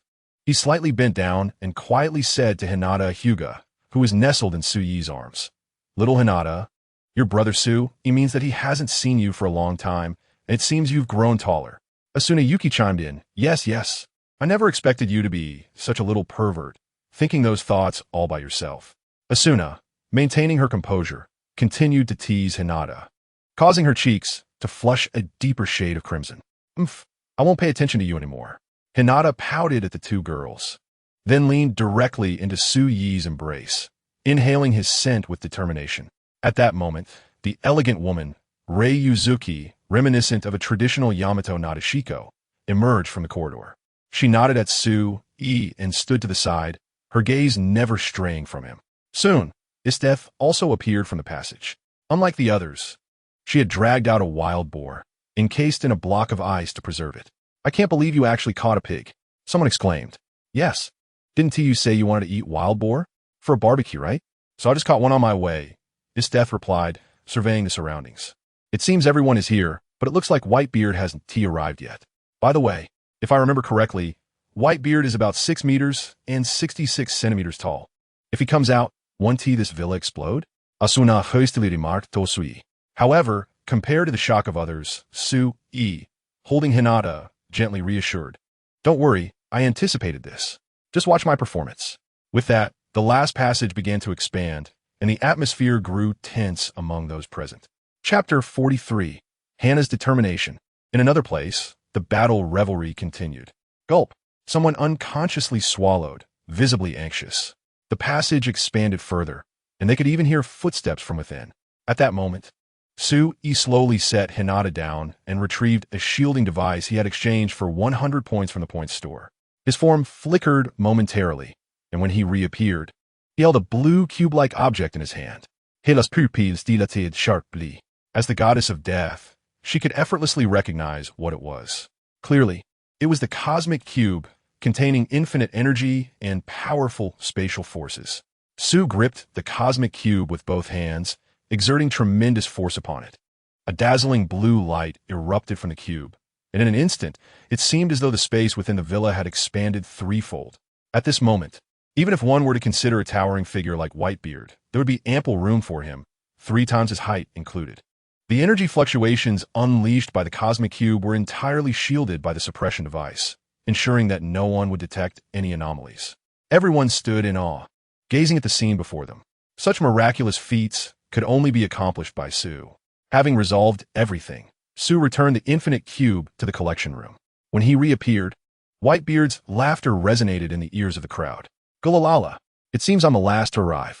As his voice echoed through the passage, Whitebeard's imposing figure came into view, towering at an astonishing 6 meters and 66 centimeters, like a small mountain in the center of the room. He then placed an enormous barrel, nearly 2 meters tall, onto the ground. Even from a distance, the rich aroma of the liquor wafted from the barrel. Now that everyone had gathered, let our revelry commence. As Sue's words faded, Hannah finally snapped back to reality. Her gaze swept over each member, from Hinata to Asuna, then to Hina and Isdeath, and finally to Edward and the formidable Whitebeard. Hannah instinctively rubbed her eyes, unable to believe the reality before her. Was she dreaming? Yet the sensations in her body repeatedly reminded her that this was no dream. This meant that everything unfolding was indeed reality. With this realization, Hannah turned her gaze towards Sue, observing the radiant smile upon his face. Unlike his usual demeanor, Sue's joy was palpable, and his laughter was infectious, especially when witnessing someone she cherished smile so brightly. A smile unconsciously crept onto Hannah's face. She had resolved to immerse herself in Sue's life, despite the peculiarity of the individuals surrounding him, as he had indicated. But what did that matter? In that moment, Hannah felt a profound sense of ease wash over her body relaxing. Sue, too, noticed this change in her demeanor almost instantaneously. Hannah, come help me with this pig, he called out. Sure, she replied, a captivating smile illuminating her face. Bounding over to Su Yi's side, Hella engaged in lively conversation with Mzh Huli. Meanwhile, the others began savoring the pizzas they had brought, as the atmosphere of the party gradually intensified. However, not far from the revelry at the villa, a fierce battle erupted anew. The clash between the abomination and the Hulk resulted in devastating destruction, a sight that was nothing short of harrowing. Within S.H.I.E.L.D., Nick Fury sat at his desk, his complexion darker than usual, reflecting his intense frustration. At that moment, his communicator buzzed to life. Nick Fury, I hear you have something for me? Came the voice of General Ross from the other end. Ross, pray tell, what is the situation regarding the other giant? Nick Fury demanded. General Ross paused, feigning ignorance. What other giant? I'm afraid I don't understand what you're talking about. Fury, recognizing the general's blatant evasion, felt a surge of anger. With a resounding thud, he slammed his hand on the desk. Damn it, Ross. Once I resolve this situation, you and I will have a serious discussion. I expect a compelling explanation from you by then. Fury's words were laced with barely contained fury. The depth of his rage was palpable. After a brief distraction with other matters, the emergence of a giant under Ross's watch was intolerable. As the king of spies, Fury was expected to maintain composure and serenity. Yet he frequently found himself incensed when dealing with the audacious old fox that was General Ross. Taking a few deep breaths to regain his composure, Nick Fury reached out to Tony Stark. Tony, I require your assistance. At the same time, General Ross, filled with indignation, hurled the communicator to the ground. He stood amidst the wreckage of what once was a laboratory dedicated to the Hulk. Now it lay in ruins, its latest research obliterated. The chaos had arisen due to the Abomination's incursion, shattering the laboratory's previous order. Abomination, Hulk, you two have truly bestowed upon me a monumental dilemma. Ross muttered as he retrieved the communicator from the floor. He needed a flawless excuse to extricate himself from his calamity. Otherwise, if the higher-ups sought him out, his fate could mirror that of the destroyed laboratory, utterly obliterated. Simultaneously, his gaze lingered upon the ravaged laboratory, a glimmer of avarice flickering in his eyes. Though General Ross harbored a profound loathing for the Hulk, His disdain gradually gave way to an insatiable desire as he beheld the formidable power displayed before him. The yearning within him took root in the deepest recesses of his soul. If he too were to possess such terrifying strength, he would fear no repercussions from above. With this thought, a sinister smile crept across the face of the cunning old fox, General Ross. The laughter grew louder, echoing through the ruins of the experiment. Chapter 44, Empowerment. The covenant with Hannah within the villa. Whitebeard held a colossal wine goblet, one he had brought for himself. After savoring a generous sip of the exquisite elixir, he erupted into hearty laughter. Gulalalala. He turned his attention to Sue. Sue, do you know? The entire ocean is abuzz with discussions about your formidable feats. Almost every pirate and Navy officer across the seas has etched your image into their minds. You have been heralded as the Emperor of the Seas, collectively referred to alongside the 4 emperors as the 1 emperor and the 4 emperors. Upon hearing Whitebeard's words, Sue was taken aback. He had not anticipated being regarded as the emperor above the 4 emperors. Admittedly, the title sounded rather impressive. At that moment, Hinata Hanabi chimed in, Brother Sue, I've completely mastered the gentle fist and the martial arts taught to me by Grandpa Whitebeard. Once the Chunin exams arrive, I shall instantly ascend to the rank of Chunin. I'll be the youngest Chunin ever. Sue, hearing Hinata's enthusiasm, affectionately tousled her hair. Indeed, little Hinata, you are the most exceptional. After a brief pause, he added, however, if possible, do train your Byakugan further, for it is your greatest asset. The Byakugan, originating from the Otsutsuki clan, possesses unparalleled potential. Especially after evolving into the Rinnegan, its power becomes even more formidable. After contemplating Su Yi's words, Hinata nodded thoughtfully. With her soft voice, she responded, Yes, I will certainly strive to improve. I will not let you down, Brother Su. Seated nearby, Asuna Yuki interjected, speaking of eyes, if I recall correctly, you should be able to bestow them upon others. Would you care to grant me one? Lazily munching on pizza, she jested, Oh, weren't you just saying you wanted to train in martial arts to come and fight me? How is it that upon our meeting, you wish for mine instead? Upon hearing this, Asuna exclaimed, you witch, can't even your pizza silence your sharp tongue? Indeed, I shall forsake it.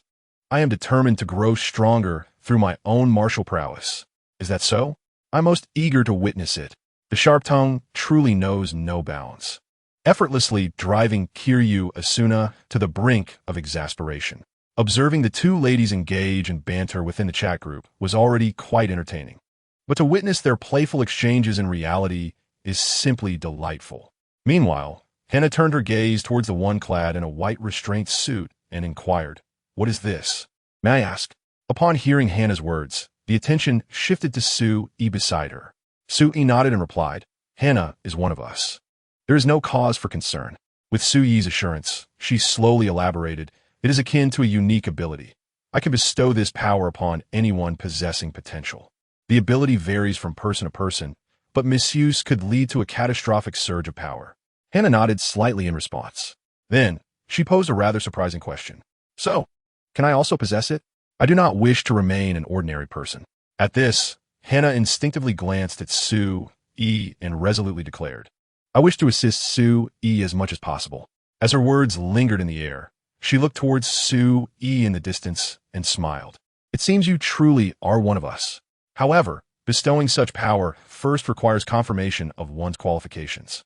If you lack the necessary potential, I cannot grant you this ability. Moreover, I have previously mentioned that improper use of this power may lead to an uncontrollable surge. Of course, if your resolve is strong enough, you may be able to master it completely.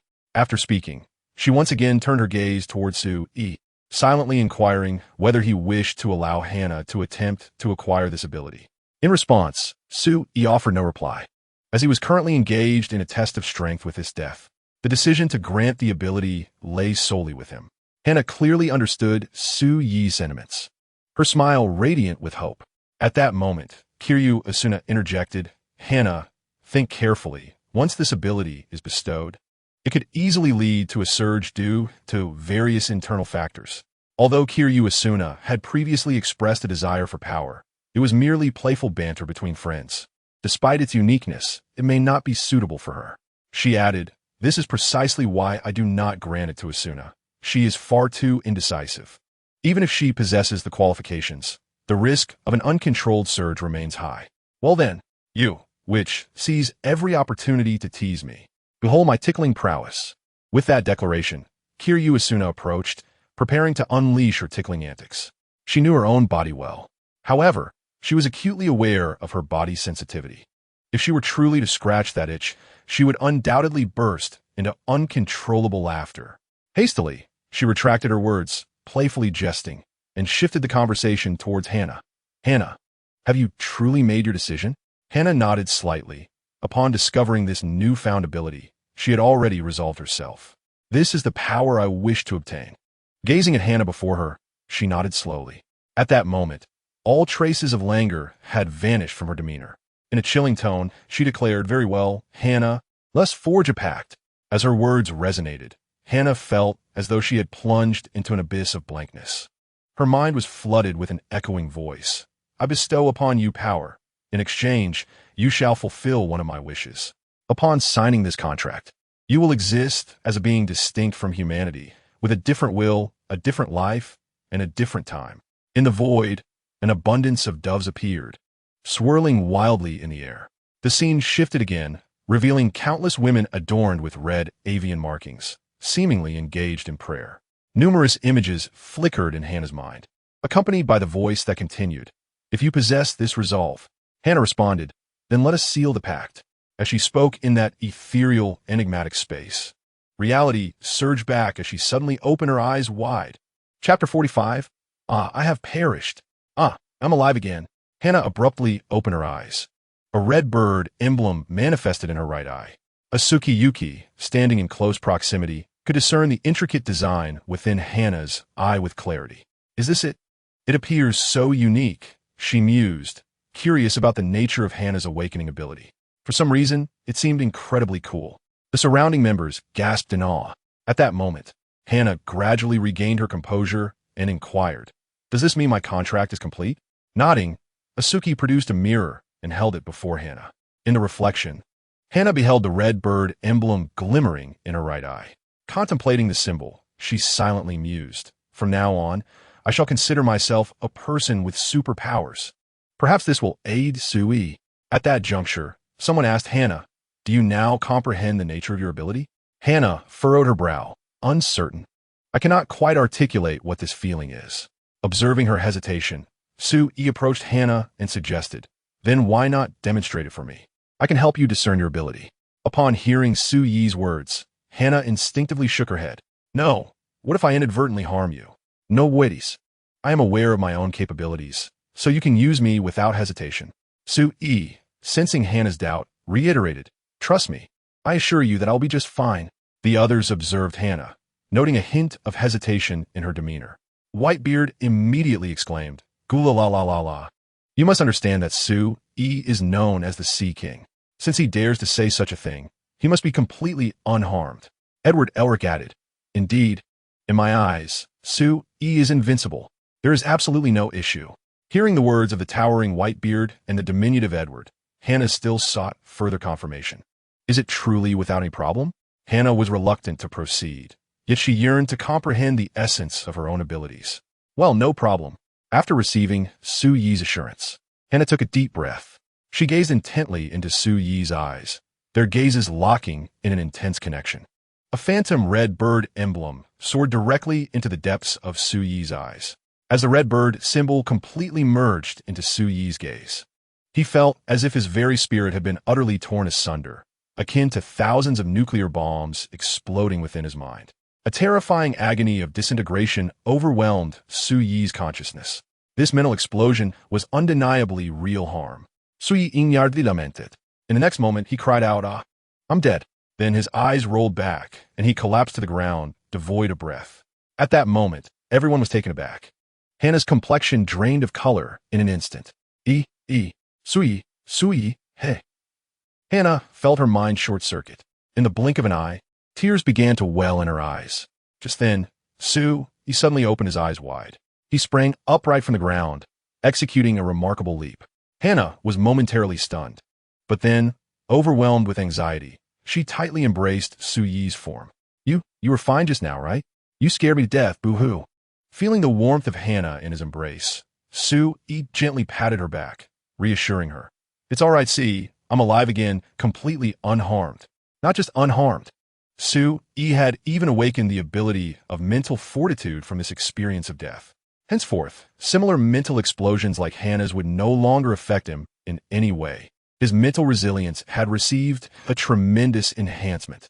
In other words, Hannah was indeed his lucky star. Contemplating this, Sue-E addressed Hannah. Your ability appears to be a mental explosion, and it seems rather formidable.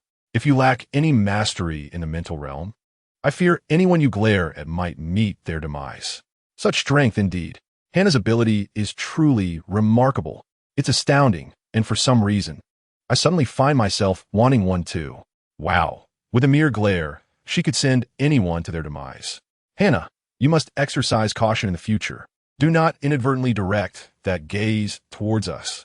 Upon hearing the praises and playful jest from the crowd, Hannah's initial tension and helplessness dissipated significantly.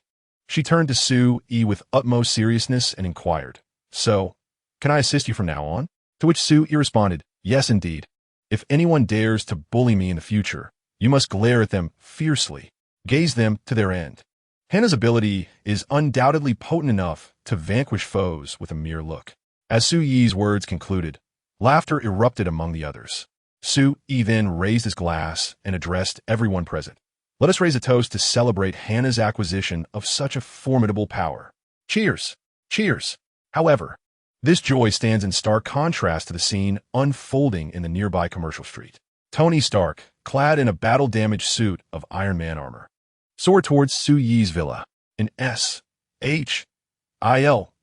Nick Fury observed the spectacle and immediately inquired, Tony, what are you planning to do? Tony Stark, panting heavily, replied, I just attempted to stop the Hulk, but with a single punch, he sent me flying over 1,000 meters. And now he has entered a state of rage. With my current strength, I am utterly incapable of contending with them.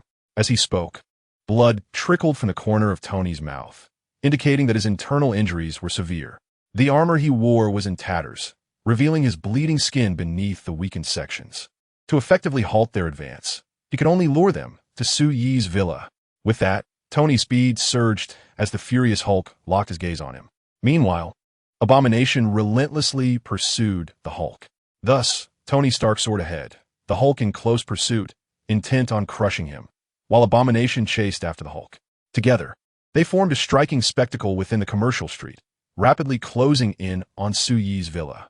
Little did they know, Sue-Yi's villa was not solely occupied by Sue-Yi. Chapter 46. The first collaborative effort of all inside the villa, revelry was in full swing. Everyone held their glasses high, indulging in copious drinks. The delectable aroma of grilled meat wafted through the air, tantalizing the senses.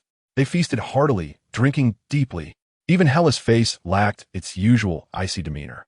Occasionally, the room would resonate with the distinctive laughter of the elder with the white beard. Gulalalala. It has been ages since I felt this joyous. The next time you visit my world, I shall treat you to an extravagant feast of oceanic delicacies, including a magnificent length of grilled seafood. You are most welcome to explore my realm, where even the perilous flavors possess a certain allure. Brother Sue-Yi, do come and find me. I will be delighted to offer you a bowl of delectable ramen. Laughter and merriment filled the villa. Yet at that very moment, a commotion erupted outside. The television in the living room automatically displayed the unfolding situation. Surveillance cameras outside the villa were operational, revealing Iron Man soaring swiftly towards them, followed closely by the Hulk and Abomination, who trampled numerous villas in their wake, many of which belonged to Sue-Yi. Whitebeard took a hearty swig from his drink, relishing the moment. Just as he finished, an entertainment program commenced. He turned to Sue-Yi and inquired, How do you intend to handle these intruders? Since they wish to be our guests, let's extend a warm welcome to them. What do you all think? With a hearty laugh, he added, That suits me perfectly. I am eager to witness the extent of their power. Perhaps this will lead to an exhilarating battle. Mizahana and Isdeth displayed their own fierce fighting spirit, while others exhibited varying degrees of anticipation. In light of this, Sue-Yi decided to step outside and greet their newcomers. A smile graced his lips as he made his way to the villa's backyard. Tony Stark, upon seeing Su-yi emerge, felt a weight lift from his chest, confident that this individual would surely be capable of defeating the Hulk and Abomination. Just as Tony contemplated this, Su-yi flashed him a grin and said, "Tony, be sure to inform Nick Fury that I have taken these two. If he desires their return, he must come to me personally." Before Tony could fully register Su-yi's words, he felt a tremendous force as Su-yi delivered a swift kick, sending him hurtling away with a commanding, "Off you go." In that instant, Su-yi dashed to the collection room and retrieved the Tesseract once more. Activating its power, he transported the Hulk and Abomination directly to his home. Returning to the villa, Su-yi activated the Tesseract again, whisking everyone away to an uncharted island. Such is the formidable power of the Tesseract, effortless and seamless. The sudden shift in environment did not astonish the group. Rather, their attention was captivated by the imposing figures of the Hulk and Abomination before them. Su-yi casually tossed the cosmic cube aside and addressed the crowd. "Ladies and gentlemen, let us embark upon our entertainment. Let us see who can vanquish these two beings first." However, the first to respond was none other than the Hulk's fist. Roar! At this moment, the Hulk had succumbed to his berserker state, devoid of any rational thought, consumed solely by an ever-expanding fury and strength. Particularly towards Su-yi, the Hulk had etched his figure indelibly into his very bones. It was he who had once defeated the Hulk with a mere finger. The humiliation surged within him like a tempest. The Hulk's fist grew larger, and just as it seemed poised to strike Su-yi, Esther's intervened. A torrent of ice enveloped the Hulk, freezing him significantly. His colossal fist, akin to a sandbag, came to a jarring halt before Su-yi. "I shall observe from the sidelines. You need not concern yourselves with me. I will cheer for you alongside Hela and Hannah." With that, Su-yi led the two women to a nearby beach on an uninhabited island, settling down to witness the unfolding spectacle. Hela even offered Su-yi and Hannah a packet of chips, making it seem as though they were mere spectators at a grand performance. Roar! In his frenzy, the Hulk could only bellow in rage. Though largely encased in ice, he summoned his might and shattered the icy prison. With a thunderous stomp, he propelled himself forward like a human cannonball toward Esther's. The very air seemed to rupture under his force. In the blink of an eye, he stood before Esther's, who was taken aback by the Hulk's astonishing speed despite his immense size. Just as Esther's was compelled to unleash her ultimate technique, the figure of Whitebeard materialized before the Hulk. Instantly, the two giants clashed. Before Whitebeard, even the enraged Hulk appeared diminutive, his size dwarfed by a substantial margin of 3 meters. Whitebeard enveloped his fists in the supreme hockey of armament, infused with the powers of the tremor fruit, and charged toward the Hulk. At the moment of impact, the sand beneath them erupted several meters into the air. In the wake of this force, Esther's leaped aside, only to find herself targeted by the Abomination. The Abomination's fist surged upward, crashing toward Esther's with relentless force. Yet, the Abomination's strength paled in comparison to that of the enraged Hulk. While Esther's may not have been a match for the Hulk, she was far from being underestimated by the looming threat of the Abomination. "Do not underestimate me." As this death's voice faded, a chilling aura enveloped her, encasing her entirely in an instant. The super-durable ice coalesced around her, forming a colossal ice general. Under his death's command, the ice general unleashed a frigid punch. Boom! The two forces collided, sending the Abomination flying. However, a significant portion of the ice general shattered in the process. The battle reached an impasse, and it was only at this moment that the members realized that Su-yi's world was far from simple. At this juncture, Hannah Ray spoke up. "Everyone, it seems we cannot fight alone.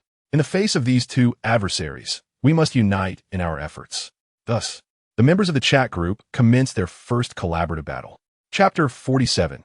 It is time to showcase true skills. Su-yi sat nearby, munching on chips while observing the others collaborating not far away. His death filled the ice general with frost and charged towards the Abomination, whose size was comparable.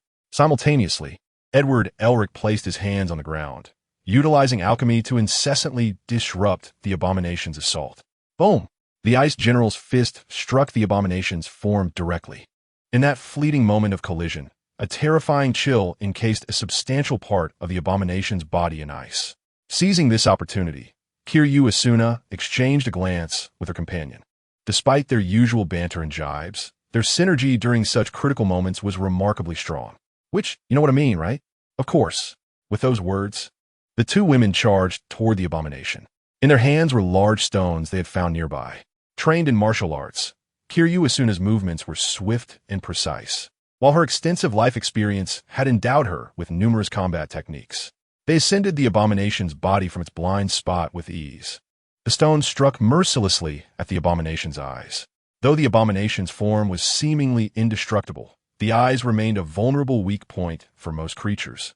With little defense to speak of, "You wretches, I shall eliminate every last one of you," roared Bronsky, the embodiment of the abomination. Almost instantly, cracks began to form in the ice encasing it. In the next moment, the ice shattered into countless crystalline fragments, scattering with the wind. At that moment, Hinata Hyuga slowly closed her eyes, then abruptly opened them wide. "Byakugan, activate. Do not underestimate us," Hinata declared with her somewhat youthful voice, addressing the looming abomination before her. In a swift and renowned manner akin to the legendary Naruto, Hinata Hyuga dashed towards the abomination. Gentle fist, 8 trigrams, 64 palms. With her voice resonating, she lunged forward, encircling the foe within her trigrams. Her hands ignited with Azure Chakra. In the blink of an eye, she unleashed a flurry of strikes. 2 palms for palms, 8 palms, 16 palms, 32 palms, and finally 64 palms, all executed flawlessly by Hinata. The sound of impacts echoed as the abomination was besieged by the relentless assault. 64 vital points were sealed by Hinata, overwhelming the creature with an intense numbing sensation that rendered it unable to control its body. Yet, such restraint would not last long. With gritted teeth and a stomp, the abomination swung its fist towards Hinata. "Little Hinata, be careful. Dodge." Hinata, keenly aware of the impending danger, utilized her Byakugan, showcasing its legendary perceptive prowess. Body replacement technique. A murmur escaped her lips, and in an instant, a stone appeared in her place, only to be shattered by the abomination's furious punch. Hinata's figure reemerged a short distance away, prompting a collective sigh of relief from onlookers. However, Su-e seemed unfazed, as if he had anticipated her movements. The abomination, feeling humiliated by the girl's agility, seethed with rage. "Dam brat, perish." With that, it charged towards Hinata, believing her to be an easy target. But at that moment, Isteth and Mutsu no Hana stood resolutely before the abomination. "I won't allow you to bully little Hinata," Mutsu declared, drawing her Zanpakuto meat droplet. Isteth, too, unleashed her ice general, standing elegantly in the path of the foe. Although reluctant to utilize such a technique, she resolved to end this swiftly. As her words fell, an unprecedented chill emanated from her being. Even Su-e regarded his death with newfound seriousness. Empty threats. With your meager strength, you are no match for me." The abomination approached Isteth, raising its fist to strike. Yet, Isteth remained unperturbed, her lips parting slightly. "Demon God, manifest the essence of Makopot." As her command resonated, time and space across the earth were frozen. However, after wielding this power, Isteth soon realized that the effect of the freeze lasted merely a fleeting second within this realm. Without a moment's hesitation, Isteth unleashed a formidable surge of freezing energy, enveloping the abomination in a frigid embrace. Even the very blood coursing through its veins was rendered solid in ice. As a second passed, the onlookers regained their composure. Su-e turned his gaze towards Isteth, pondering when he might orchestrate an encounter that would lead to his own demise at her hands. Perhaps in that moment, he could grasp the means to counteract the chilling grasp of time. At that instant, Hanabi stepped forth before the abomination. Bankai, all is unleashed. As he executed his Bankai, the blade of his Zanpakuto and the surrounding environment bled forth a vast expanse of crimson, transforming the blade into a malleable, blood-red weapon. In an instant, countless sword shadows flickered, delivering an unparalleled onslaught upon the abomination, which, already immobilized by ice, stood powerless against Hanabi's assault. As the first Kenpachi, Hanabi possessed a terrifying combat prowess that belied his appearance. The razor-sharp blade effortlessly cleaved through the fabric of space, its chilling resonance echoing as it cascaded upon the abomination. In the blink of an eye, the once-encased figure was dismembered by Hanabi's strikes, arms and thighs severed. the head detached from body. The contrast between its former arrogance and its current disarray was stark. As he released his Bankai, Hanabi gradually sheathed his sword. The gathered crowd encircled his death and Hanabi, lavishing praise upon their remarkable prowess. At that moment, Whitebeard's voice resonated in their ears. I say, have you forgotten about me? There is yet a more formidable presence here. As if to echo Whitebeard's words, the Hulk opened his monstrous maw, delivering a punch aimed squarely at Whitebeard. In this moment, the Hulk had amassed an overwhelming fury, which only amplified his strength. With that punch, he propelled Whitebeard towards the sea, a perilous domain for any devil fruit user, akin to a dreadful poison. This was undeniably Whitebeard's greatest vulnerability. Fortunately, he was not alone in this battle. A vast expanse of ice rapidly spread across the ocean's surface as his death froze the waters, preventing Whitebeard from plummeting into the depths. Simultaneously, Whitebeard resolved within his heart to gather points with utmost urgency, determined to nullify the adverse effects of the devil fruit. In doing so, he would not appear so vulnerable in the face of the ocean's embrace. Observing the Hulk, whose form had nearly doubled in size, Suyi's lips curled into a slight smile. Ladies and gentlemen, allow me to handle this one. Chapter 48. Nick Fury. Ladies and gentlemen, allow me to take charge of this fellow. Sui handed his bag of chips to Hela, then slowly rose from the nearby beach and approached the Hulk. Sui, do exercise caution. This creature's strength appears to be ever increasing, seemingly without limit, warned Whitebeard, concerned that Sui might be unprepared for the Hulk's ambush.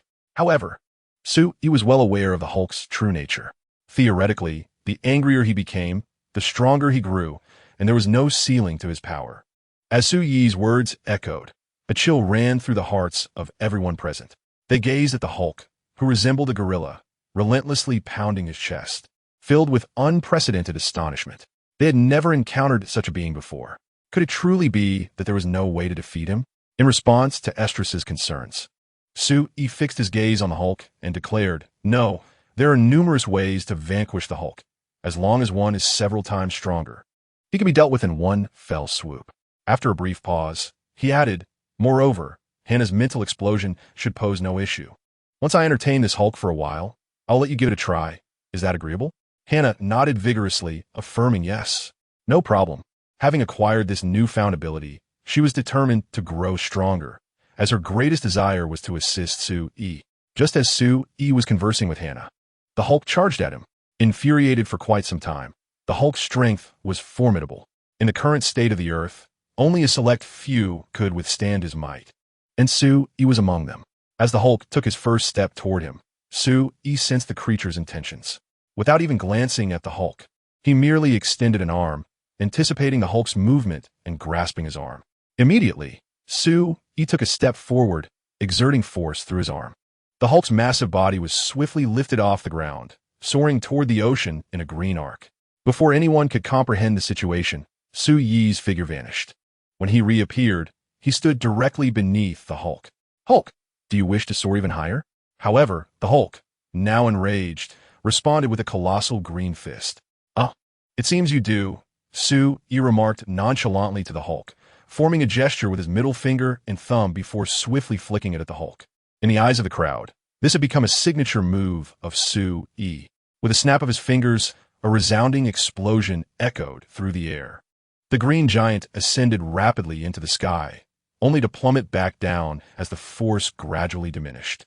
With a thunderous crash, the green giant struck the water's surface from a great height, an impact akin to that of hitting solid ground.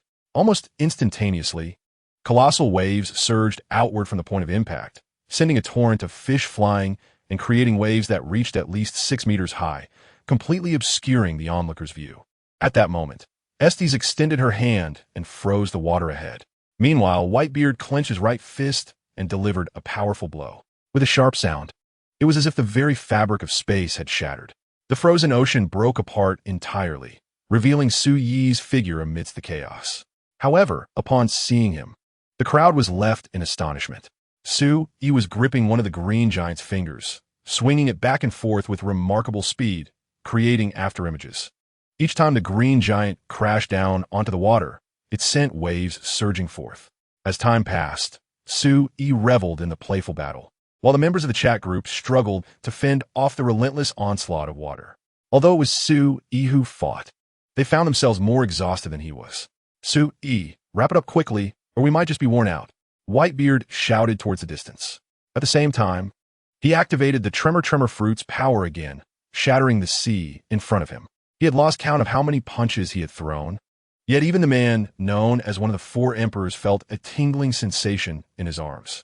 Feeling slightly bored, Su-Yi decided to heed Whitebeard's words and transported the green giant onto the island.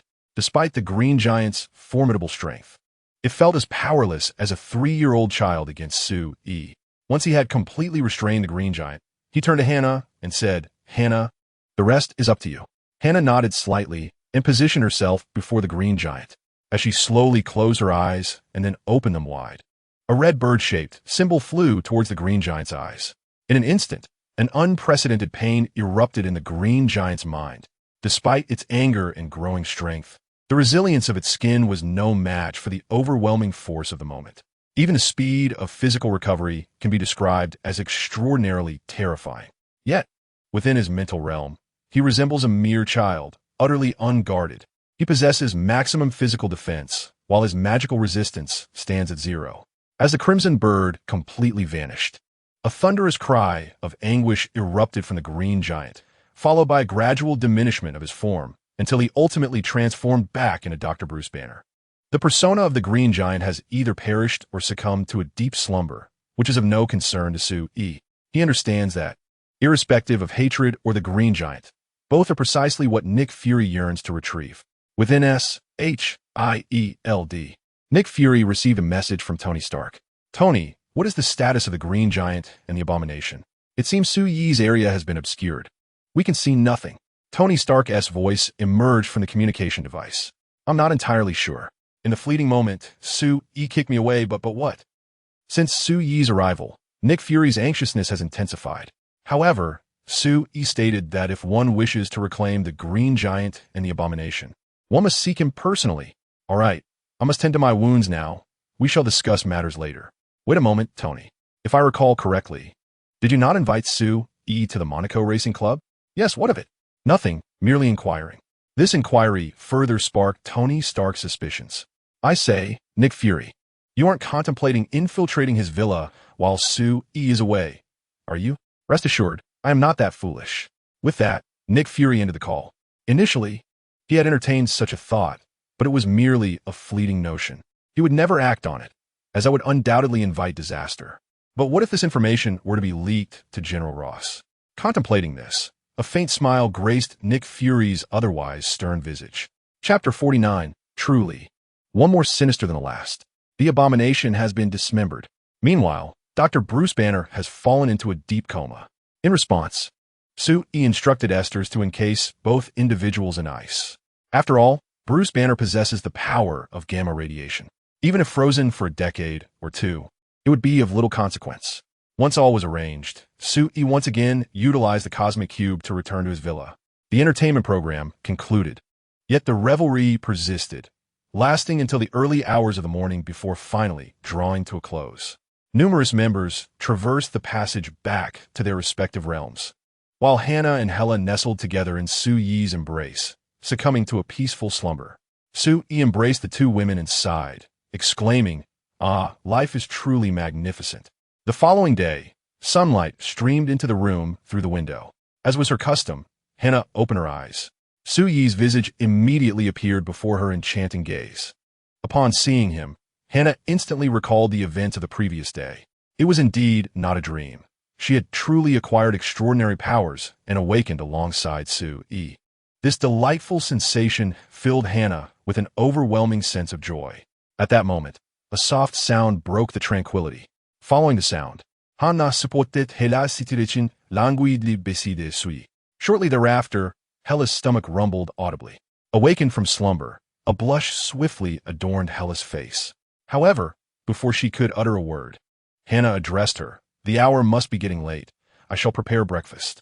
This remark effortlessly alleviated Hela's embarrassment. Hela's body had nearly recovered, yet she was still devoid of divine strength and required sustenance. She vowed that once her injuries were fully healed and her powers manifested, Such awkwardness would be a thing of the past. Soon, under Hannah's skillful hands, a delectable breakfast was artfully prepared. The enticing aroma wafted towards Sue-E, prompting him to slowly open his eyes. After enjoying the meal, Sue-E drove Hannah to school in his sports car, a scene witnessed by numerous classmates. "Oh my! Did you see that? Hannah just alighted from Sue-E's car. Does this mean they're truly together?" They murmured in astonishment. Indeed, it seems that pursuing a man is effortless for a woman. "I envy Sue-E. He is not only handsome, but also wealthy, and now he has the school bell." Hannah pursuing him. "He is undoubtedly a winner in life." Upon hearing the surrounding chatter, a faint blush graced Hannah's innocent face. Seeking to divert the topic, she turned to Sue-E and inquired, "Is there any issue with my eyes?" "Rest assured, there is nothing amiss. If anyone asks, simply say they are color contacts," he replied confidently. Hannah nodded, then gently extended her delicate hand to playfully entwine her fingers with Sue-E's. Her heart raced, akin to a fawn in distress. Observing Sue-E beside her, she sensed that he seemed indifferent, which emboldened her to lean closer, nestling intimately against him. This sensation enveloped Hannah in pure bliss. General Ross paced back and forth in the room, occasionally pausing to glance at the time on his wrist, anxiety etched across his face. At that moment, the door slowly creaked open, and a man in military attire hurriedly entered. Without hesitation, General Ross inquired, "What is the status of the investigation?" The man, upon seeing General Ross, promptly replied, "General Ross, I have gathered the information. The shield has likely concealed the abomination and the Hulk in a villa located in Queens." "In a villa? Are you certain?" Ross asked. The man nodded emphatically, stating, "I am certain. This intelligence comes from a high-ranking official within the shield." He continued, "Most crucially, when I went to investigate the villa, I discovered that it is classified under the highest level of encryption. I believe they are most likely hidden there." General Ross pondered deeply, not one to be easily deceived. He sensed a scheme at play. After all, the Hulk was in a state of rage, compounded by the presence of the abomination. It was indeed a precarious situation. If their adversaries could manage to neutralize the Hulk and the abomination, they would undoubtedly pose a significant threat. As if sensing Ross's thoughts, the man added, "Moreover, General Ross, I have uncovered another detail. The owner of that villa has accepted an invitation from Tony Stark and will be heading to Monaco the day after tomorrow." Upon hearing this, Ross's eyes gleamed with realization. "So, the villa will be unoccupied the day after tomorrow?" "Indeed, it will be vacant." With this information, General Ross's mind began to race with possibilities. "In that case, let us prepare all necessary arrangements. By the day after tomorrow, you will infiltrate the villa and search for the whereabouts of the abomination and the Hulk. We must see them alive or dead. Do you understand?" "Yes. I will make the arrangements immediately." Just as the subordinate reached the door, General Ross called out to him, "Ensure that you prepare the shield's tactical gear. When the operation commences the day after tomorrow, everyone must don the shield's attire." "Understood." This man, a trusted confidant of Ross, was well aware that such matters pertained to covert operations and proceeded with utmost caution to prepare everything needed. Meanwhile, Nick Fury, upon hearing that the information had been disseminated, sat contentedly in his seat, eagerly awaiting the results of the day after tomorrow. In his estimation, General Ross would undoubtedly take the initiative, for Nick Fury knew Ross would never let the Hulk and the abomination slip through his fingers. Most importantly, Ross had previously mentioned the intention to share the research data on the Hulk. Once Ross succeeded, Fury could dispatch someone to retrieve it. This is akin to indulging in something for free. However, Nick Fury is acutely aware of General Ross's cunning nature. Unsettled by this, he dispatched numerous personnel to monitor General Ross's activities. Yet, just when both General Ross and Nick Fury believed their victory was assured on the rooftop of the school, Sue-E unveiled his reward from the chat group, a perfect side-effect-free devil fruit, the Phantom Fruit. Chapter 50, The Realm of Illusions. Departing from Monaco, Sue-E leaned against the railing of the rooftop, toying with the Phantom Fruit in his hand. His gaze swept across the distant skyscrapers, finally resting upon the azure sky. It begs the question, has Odin not yet noticed Hela's escape? Why has he not sent anyone to intervene? "I was hoping for a confrontation," Sue-E murmured, his tone tinged with a hint of disappointment. Without further ado, he sank his teeth into the devil fruit. In an instant, the juice burst forth in his mouth, a sweetness that lingered in the air. According to Sue-Ye's understanding, The taste of devil fruits was often indescribable, reputed to be the result of the soul's distastefulness. Yet, what was this delightful flavor? As he pondered this, an electronic voice from the chat group resonated in his mind. Ding! The phantom devil fruit is a perfect fruit with no side effects. Its perfection extends even to its taste, and consuming it grants an additional ability. This fruit can be reused perfectly and without side effects. Upon hearing the chat group's words, Su-e nodded slightly and swiftly consumed the remainder of the devil fruit. He then gently closed his eyes, feeling the changes within his body. A surge of energy coursed through him. As he gradually opened his eyes, a phantom resembling Su-e materialized before him. Examining the apparition, Su-e reached out to touch it, only for his hand to pass right through. Oh, could it be? It truly is a phantom. Aside from providing an additional perspective, it merely seemed to offer a phase shift. As Su-e's voice faded, his own form grew increasingly ethereal, while the phantom opposite him became more substantial. From a certain perspective, it resembled a fixed-point teleportation. However, that was of little consequence, for he had only just consumed the fruit. The ability still required development. Although it appeared lacking in combat potential, it would undoubtedly serve well as a support mechanism. It is even conceivable that it could be the most formidable fruit of auxiliary abilities. With this thought, Su-e gently snapped his fingers, causing the illusion before him to dissipate entirely. This time, he decided to leave an illusion at home while going out to play, curious to see if there were any limitations regarding distance.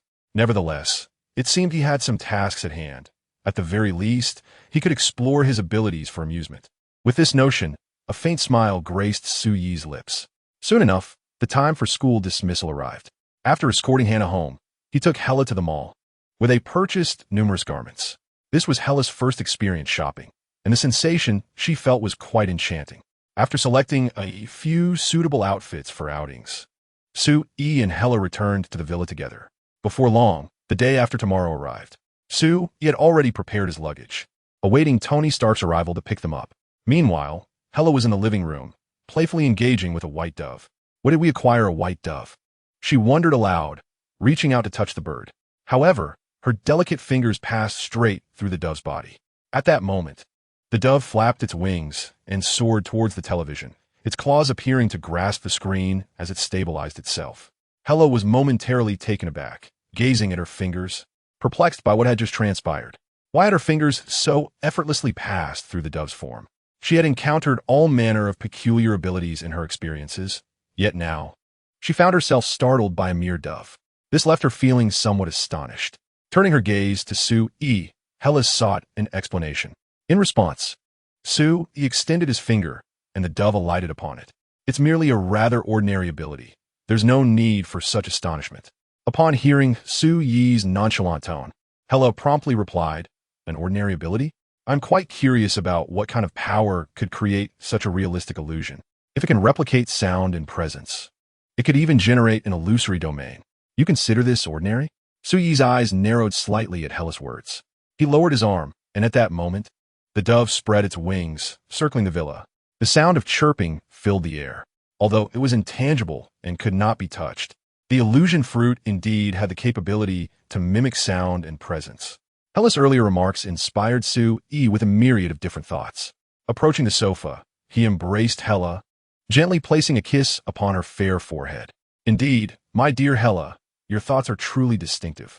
Hella shot a glance at Su-e, her cherry lips slightly parted. I am not small in the slightest. With that, she drew even closer to Su-e, her entire form pressed against him, the warmth of her presence igniting a sense of heat within him. At that very moment, the doorbell rang. Tony Stark stood at the entrance, addressing the device. Su-e, I'm here to pick you up. Upon hearing Tony's voice, Su-e cast a wistful glance at Hella and remarked, Tony certainly has a knack for timing. Let us go. We're off to Monaco.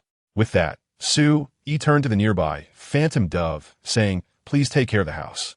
The dove cooed in response, perching atop the television, resembling a genuine white dove. Following this, Su-e wrapped his arm around Hella's slender waist and headed towards the door. Tony Stark's assistant placed Su-e's suitcase in the trunk. Tony Stark, looking at Su-e with a relaxed demeanor, said, trust me, this will be an incredibly exciting journey. Is that so? Then I shall eagerly anticipate it. Sue leaned forward, her gaze falling upon Tony Stark's neck, which bore peculiar patterns resembling tattoos. However, being privy to the narrative, Sue understood the true implications of those markings.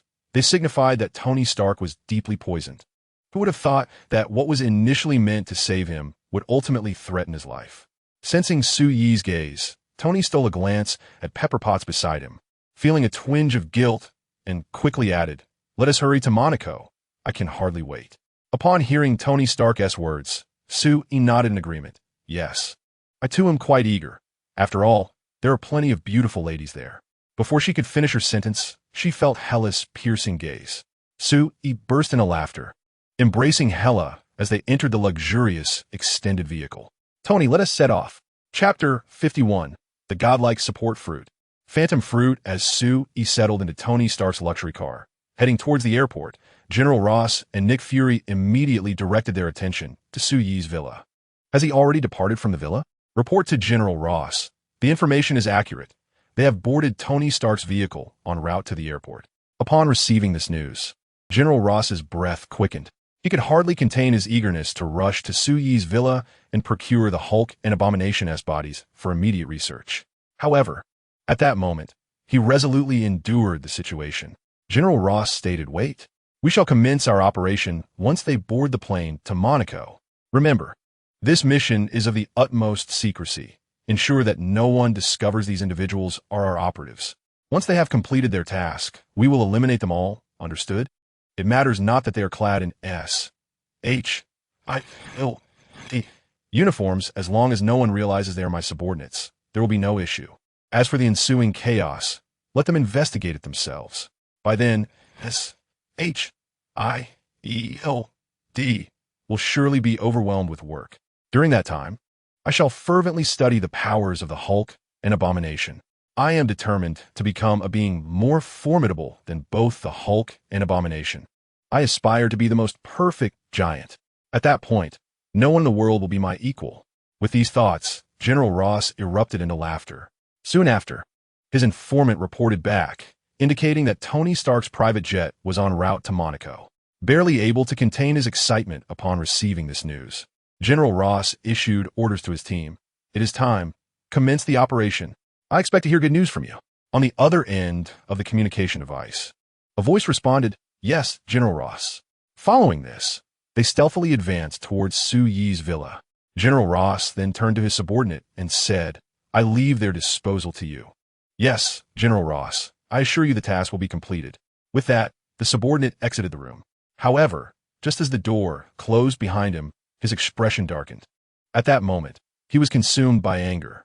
Considering General Ross's earlier words about fully resolving the individuals once the mission was accomplished, he realized it could very well imply that he himself might be killed by General Ross. After all, he was one of the few who was privy to the details. Once the operatives were dealt with, the only ones aware of the truth would be General Ross and himself. Based on his understanding of General Ross, he had no doubt that his life would be forfeit as well. A potent sense of unease intertwined with unparalleled fury surged within him. He was unwaveringly loyal to General Ross, yet he was acutely aware of the peril he faced. This indescribable feeling of betrayal propelled him to make a decision. Meanwhile, within S.H.I.L.D., Nick Fury sat at his desk, reviewing the intelligence recently gathered. The reports detailed the various maneuvers of General Ross over the past few days. However, various intelligence reports indicate that General Ross has shown no signs of activity, which strikes Nick Fury as exceedingly peculiar. It is well known that General Ross was willing to pay any price for the Hulk. Presently, with the villa unoccupied, sending someone there would undoubtedly yield results. So why, then, has General Ross remained inactive? Coulson, is this all the information you could gather? Coulson nodded slightly, replying, "Director, this is the extent of our findings. If we continue our investigation, we risk provoking those at the top." Upon hearing this, Nick Fury sighed. Despite the formidable reputation of S.H.I.L.D., they often found themselves at a loss when facing the higher echelons. After all, their funding primarily came from those very individuals. Without their support, the operation of such an extensive intelligence network would be inconceivable. At that moment, Coulson received a piece of news, and his expression changed instantaneously. Director, someone has specifically requested to see you. They claim to have information regarding General Ross. Fury's demeanor shifted sharply at Coulson's words. Transfer them to me immediately, and then trace the signal's origin. Understood. As Coulson promptly set to work, Fury activated the communication device to contact one of Ross's subordinates. I have information concerning General Ross, but I require several conditions to be met in exchange. Conditions? No one can impose demands upon me. With that, Fury signaled Coulson to hasten his efforts in locating the signal source. However, this time you must acquiesce to my demands. Time is of the essence, Nick Fury. Do you truly wish to remain ignorant of General Ross's actions over the past few days? Fury's expression remained unchanged. He asserted that he had never shown weakness, save in the presence of the Soviet. He slowly replied, "Oh, why do I sense that you appear rather anxious? It seems you are the one running out of time." The subordinate's expression shifted.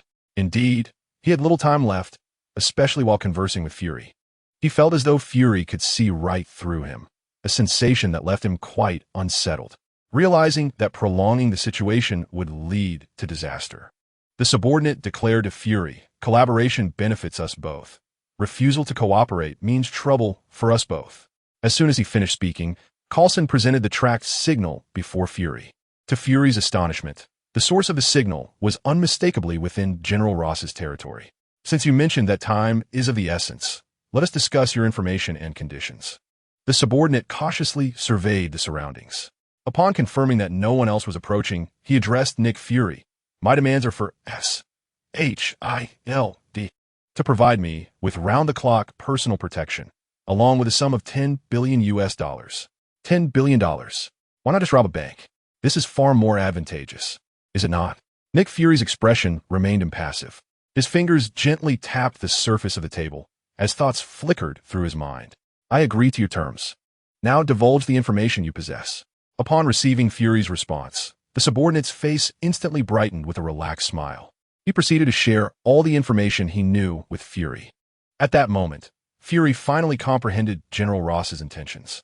A chilling sensation coursed through Fury's spine, causing goosebumps to rise on his skin. Without that informant, they would still be buried in obscurity. At that point, even the SHIELD uniform would suffice to land Fury in a heap of trouble. The most formidable adversary was not anyone else, but Sue-E.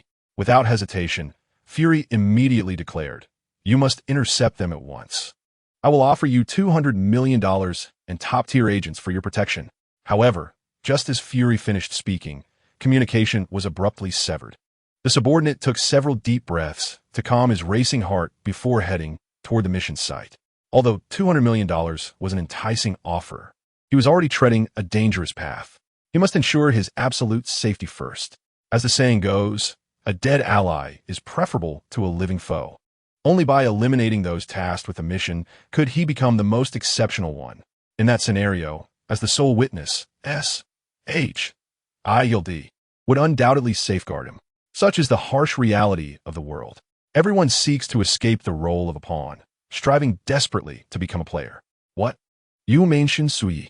Apologies, that individual is an exception. On the private plane, Sue-E held a goblet, savoring the aroma of the wine. Meanwhile, Hela gazed out at the sky. This was her first time aboard an aircraft, and the novelty of the experience would linger with her for quite some time. Tony Stark observed the two before him, his expression tinged with melancholy. "Sue-E, I have something I wish to inquire about." Before Tony Stark could finish his sentence, Sue-E interjected, "You wish to ask about the palladium poisoning, do you not?" Tony Stark paused for a moment, instinctively asking, "How did you come to know this?" "You dismissed your personal secretary. If it's not palladium poisoning, what could it possibly be?" He sighed, realizing that such matters were undeniably impossible to conceal from a being like you. As he spoke, Tony retrieved a blood-testing device from within his coat. He placed his fingertip upon it, and, after a few seconds, the device displayed the number 29. "The concentration of palladium in my body has reached 29. I estimate that when it escalates to 100, I shall meet my demise." Tony continued, "Thus, I wish to inquire whether you possess a solution for my current predicament." Upon hearing Tony's words, Sue yawned. Indeed, there are several methods. This response sparked a glimmer of hope in Tony's eyes. He had been ruminating over this palladium poisoning issue for quite some time, even rearranging all elements in various combinations to no avail. Without palladium, he would perish. Yet continuing its use would lead to the same fate. This predicament left him on the brink of despair. At that moment, Su-Yi addressed Tony. However, Tony, what do you propose to offer in exchange for my solution? Tony was momentarily taken aback. Just then, Su-Yi added, but there's no rush. Take your time to ponder. I'm feeling tired and shall retire to my room for some rest. With that, Su-Yi took Hela by the hand and strode towards the quarters of their private aircraft, leaving Tony Stark to delve into deep contemplation. Meanwhile, Nick Fury of S.H. upon noticing the communication disruption, promptly dispatched Coulson and Natasha, instructing them to expedite their journey to Su-Yi's villa to thwart the unfolding operation. Alas, they were ultimately too late. General Ross's subordinates, clad in S.H. ILD uniforms, infiltrated Su-Yi's villa. At that moment, a dove on the television observed the newcomers and promptly fluttered away, drawing no attention whatsoever. As they entered the villa, they immediately connected with General Ross's communication device. General Ross, we have successfully entered the villa. Commence an immediate search for Abomination and the Hulk. Understood. Forthwith, the 10 squad members employed various devices to initiate their search within the villa. The scene witnessed by the dove was simultaneously relayed into Su-Yi's mind. Through the dove's perspective, Su-Yi observed the unwelcome guests in his villa, a subtle smile gracing his lips. Clad in S.H.I.E.L.D. attire, yet the one they were contacting was General Ross. It appears that the Hulk and Abomination are particularly drawn to them. What's the matter, Su-Yi? Hela, nestled in Su-Yi's embrace, looked at him and inquired. Upon hearing Hela's words, Su-Yi gently shook his head, indicating that everything was fine. Merely a few uninvited guests had arrived at his home.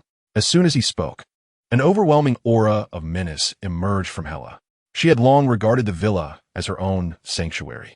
As a goddess of death, Hela had spent years in battle. Aside from her homeland of Asgard, she cherished this villa where Su-Yi resided the most. Now, intruders had come unbidden. Were Hela endowed with divine powers, she would undoubtedly teach these intruders the true meaning of death. Su-Yi, do not allow them to perish too easily. Let them descend into the depths of hell, burdened with endless fear and remorse. Upon hearing Hela's words, Su-Yi immediately held her close. Rest assured, I know how to handle this. I shall return shortly. With that, his form began to grow increasingly ethereal. Meanwhile, on the other side, the illusion of a dove gradually morphed into Su-Yi's likeness. During this transformation, Su-Yi utilized the powers of the phantom fruit to completely conceal his presence, ensuring that not a single individual perceived this peculiar spectacle. Stretching his limbs, Su-Yi felt increasingly satisfied with the capabilities of the phantom fruit. Perhaps its enhancement of combat prowess was not substantial, but its supportive effects were nothing short of divine. Thus, the 10 intruders searched within the villa, while Su-Yi, the owner, trailed behind, observing their movements. Everything felt eerily surreal. Chapter 52. The terrifying phantom monster following the multitude of agents. Su-Yi activated the video function of the chat group to livestream the unfolding events. Members of the group quickly flooded into the live video. Asaki Yuki, what is happening? Has your home been burgled? Is this the legendary yellow bird behind? Edward Elric. This is no yellow bird. It might as well be a Tyrannosaurus Rex. Hinata Hyuga. Tyrannosaurus Rex? How could you say such a thing about Su-Yi, brother? Hinata Hyuga. Angry Whitebeard. For some reason, I sense the presence of a fruit within this situation. Su-Yi. Indeed, this is the power of the phantom fruit. A reward bestowed upon me after completing a call for help. Su-Yi did not conceal anything. After all, the members of the group were aware of the privileges associated with rewards for the group leader. Asaki Yuki. What abilities does the phantom fruit possess? I have been preparing to acquire gold recently. I intend to purchase a fruit from Old Man Whitebeard when the time comes. Upon seeing the words of Kiryu, Asuna, Su-Yi immediately remarked in the group, I believe the phantom fruit is nothing short of a divine auxiliary fruit with countless avenues for development. Pay attention, everyone. With that, Su-Yi patted the shoulder of the agent in front of him. The agent, feeling a hand on his shoulder, instinctively turned around, eyes narrowed in vigilance. Yet, everything appeared entirely normal. The phantom fruit continuously simulated the surrounding illusions, enveloping Su Yi's figure within them, achieving an effect of invisibility. Thus, the agent was utterly unaware of the presence behind him. A bead of cold sweat trickled down the agent's face. He distinctly felt something tap his shoulder. How could it be that upon turning around, he found nothing? The members in the chat group were in fits of laughter. Kiryu Asuna, ha ha ha. Did you see the expression on that agent's face?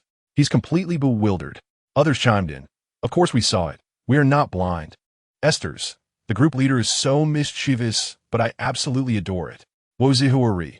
I wonder how long their minds can endure this. Edward Elric. If it were me, I would have fainted from fright by now. Everyone in the chat was eagerly watching the live stream, while Su Yi was reveling in the amusement. He would occasionally tap the agent or shatter a cup, creating various sounds and disturbances that sent the 10 agents into a frenzy of screams. The sheer terror of their cries echoed through the communication device, reaching General Ross's ears. The general felt a ringing in his ears, but before he could speak, static crackled through the device. No matter how he attempted to contact the 10 agents, there was no response. Su Yi had activated a jamming device, unexpectedly useful after he had purchased it for 100 points in the point shop. Unbeknownst to them, the 10 agents who had entered Su Yi's villa had now formed a circle, backs pressed together. Their eyes darted around the eerie environment, their clothes already damp with cold sweat. Hearing the static from the communication device, they instinctively swallowed hard. The atmosphere was unnervingly strange, as if they were haunted. Just a moment ago, I was walking and saw my reflection in the mirror suddenly smile at me. This place is utterly terrifying. Upon hearing their words, the captain's face turned an ashen hue. Nevertheless, with the mission at hand, they were determined to see it through. Taking a deep breath, the captain suppressed his growing fear. Addressing his comrades, he proclaimed, "This time, let's not part ways. The inhabitants of this place have departed, and they shall not return for several days." After a brief pause, the captain continued, "Regardless of the circumstances, this mission must succeed. Failure is not an option. I refuse to believe that this place is truly haunted." Beside him, Su Yi sat upon the sofa, observing the vigilant agents who formed a protective barrier. A subtle smile graced his lips as he raised his hand slightly, activating the powers of the phantom fruit. Countless phantoms emerged under his command, conjuring terrifying images reminiscent of monstrous beings, as blood seemed to trickle from the ceiling, slowly descending from above. Though these phantoms lacked physical form, the atmosphere they created was palpably chilling, as if the very temperature of the room had plummeted. One agent, sensing an unsettling presence, glanced upward towards the ceiling. His pupils dilated sharply, and his eyes rolled back in terror. With a thud, he collapsed onto the floor, startling everyone present. The captain's heart raced with alarm. "Hey, what is wrong? This is not the time for jokes." He knelt beside the fallen agent, gently prodding him and pulling down his eyelid for a thorough examination. However, the conclusion he reached plunged his heart into despair. It seemed he was dead. The captain found himself struggling to articulate his thoughts, the weight of suppressed emotions exploding within him. Suddenly, one individual caught sight of the horrific phantoms cascading from the ceiling and let out a terrified scream, his complexion draining of color. His weakened body instinctively crumpled to the ground. This cry of anguish drew the attention of all, who turned in unison to gaze at the ceiling above. An overwhelming terror seized their senses, and when they regained their composure, they realized they were ensnared in a sea of blood, confronted by grotesque creatures that defied description. Tentacles writhed menacingly in the air. "Fire! Fire now!" the captain exclaimed in panic, regardless of the actions of the surrounding agents. He was the first to raise his weapon against the monstrous apparition before him. Just then, gunfire erupted from behind him, wisps of smoke wafting towards the captain's nostrils. Pain surged through him, relentlessly stimulating his mind. His previously strong arm slowly fell, and the firearm slipped from his grasp, clattering to the ground. Bending down, he beheld his abdomen riddled with gunshot wounds, blood gushing uncontrollably from his body. At that moment, the captain turned to his comrades, summoning the last remnants of his strength to utter, "Why? Why?" However, scarcely had his words left his lips when a barrage of bullets rained down upon him once more. The captain fell. Chapter 53. I seek an explanation why. Why? The captain of the Special Forces, expending his final breath, slowly turned to gaze behind him. He was utterly bewildered, unable to comprehend the reason why his comrades had aimed their firearms at him. Why indeed? Yet, he found himself devoid of strength, gently closing his eyes as he succumbed to the endless abyss of darkness. Witnessing the captain's demise, his teammates were momentarily seized by an unsettling thrill. Ha ha ha! The monster has been slain. How splendid! Does this mean these creatures can indeed be vanquished? If so, what is there to fear? Let us concentrate our fire and carve a bloody path. Yet, as one of the agents voiced this declaration, he was met with the horrifying transformation of his counterpart into a fearsome beast. Before his brain could fully process the situation, his body instinctively squeezed the trigger, unleashing a hail of bullets upon the monstrous figure before him. The rounds continued to erupt from his weapon, piercing through the creature until it lay motionless on the ground, granting him a momentary reprieve. But at that instant, he was fired upon again. This terrifying and surreal tableau perpetually unfolded, as if they were mere marionettes danced upon the strings of fate. Mao no Hanari. This ability is astonishing. By casting the illusion upon that individual, it can disorient the enemy's vision, leading them to turn on one another. Whitebeard. Indeed, there are no worthless fruits, only inept users. Such a terrifying application on the battlefield would yield extraordinary results. Its death, not only on the battlefield, even in solitary combat, it can provide invisibility and divert attention, making it an unparalleled weapon in life and death struggles. I recall Whitebeard mentioning that all fruits can be awakened. I wonder how formidable Su Yi's illusion fruit will become upon awakening. Yuki Asuna. Whitebeard. I am on the verge of gathering enough gold. I do not seek a fruit as powerful as Su Yi's, merely one that is not overly difficult to develop. Yuki Asuna. I too yearn to grow stronger. Hinata. Sister Asuna, you can certainly do it. We believe in you. I also intend to train diligently. How about we have a match when the time comes? Yuki Asuna. Bring it on. Who is afraid? In reality, Su Yi wielded the powers of the phantom fruit, plunging the agents into a fratricidal frenzy. Gunfire echoed incessantly throughout the villa until only one agent remained. This individual bore 3 gunshot wounds to the abdomen, none of which were fatal. Thanks to his remarkable physique, these injuries were not particularly severe. As he gazed upon the myriad of grotesque figures before him, a sense of relief washed over him as the horrors faded away. At that moment, Su Yi withdrew the capabilities of the phantom fruit, and the once dreadful villa returned to its normal state. What met his eyes was not a legion of terrors, but a gruesome scene of lifeless bodies, soaked in an ocean of blood staining the ground. In an instant, the last standing agent felt as if his heart had momentarily ceased to beat. He stared in disbelief at the unfolding tableau, his expression shifting chaotically. Without the terrifying illusions, the stark truth surfaced. What were these monsters, if not themselves? He extended his trembling hands, staring at his palms smeared with the blood of his comrades. The fleeting exhilaration of survival dissipated, replaced by an overwhelming tide of guilt and self-reproach. The events that had just transpired replayed in his mind, transforming from horrific phantoms into the shocked and bewildered faces of his teammates. Surveying his surroundings, he concluded that he should never have set foot in this place. With this thought, he slowly drew out his handgun, opening his mouth to press the barrel against his lips. A final act of desperation. At that moment, Su Yi's figure emerged slowly from the shadows of the sofa, gazing with a sense of melancholy at the scene before him. So this is what it looks like when one intrudes upon my sanctum. However, I shall not spare Nick Fury and General Ross either. Just as this thought crossed Su Yi's mind, 2 figures approached from outside. Natasha and Coulson, having received orders from the director, arrived at Su Yi's villa. Initially, they intended to intervene, but upon entering, they were met with the sight of Su Yi reclining on the sofa amidst the corpses of 10 agents. For a moment, both stood frozen in disbelief. Su Yi's gaze fell upon them, ready to perform. He addressed them. What seems to be the matter?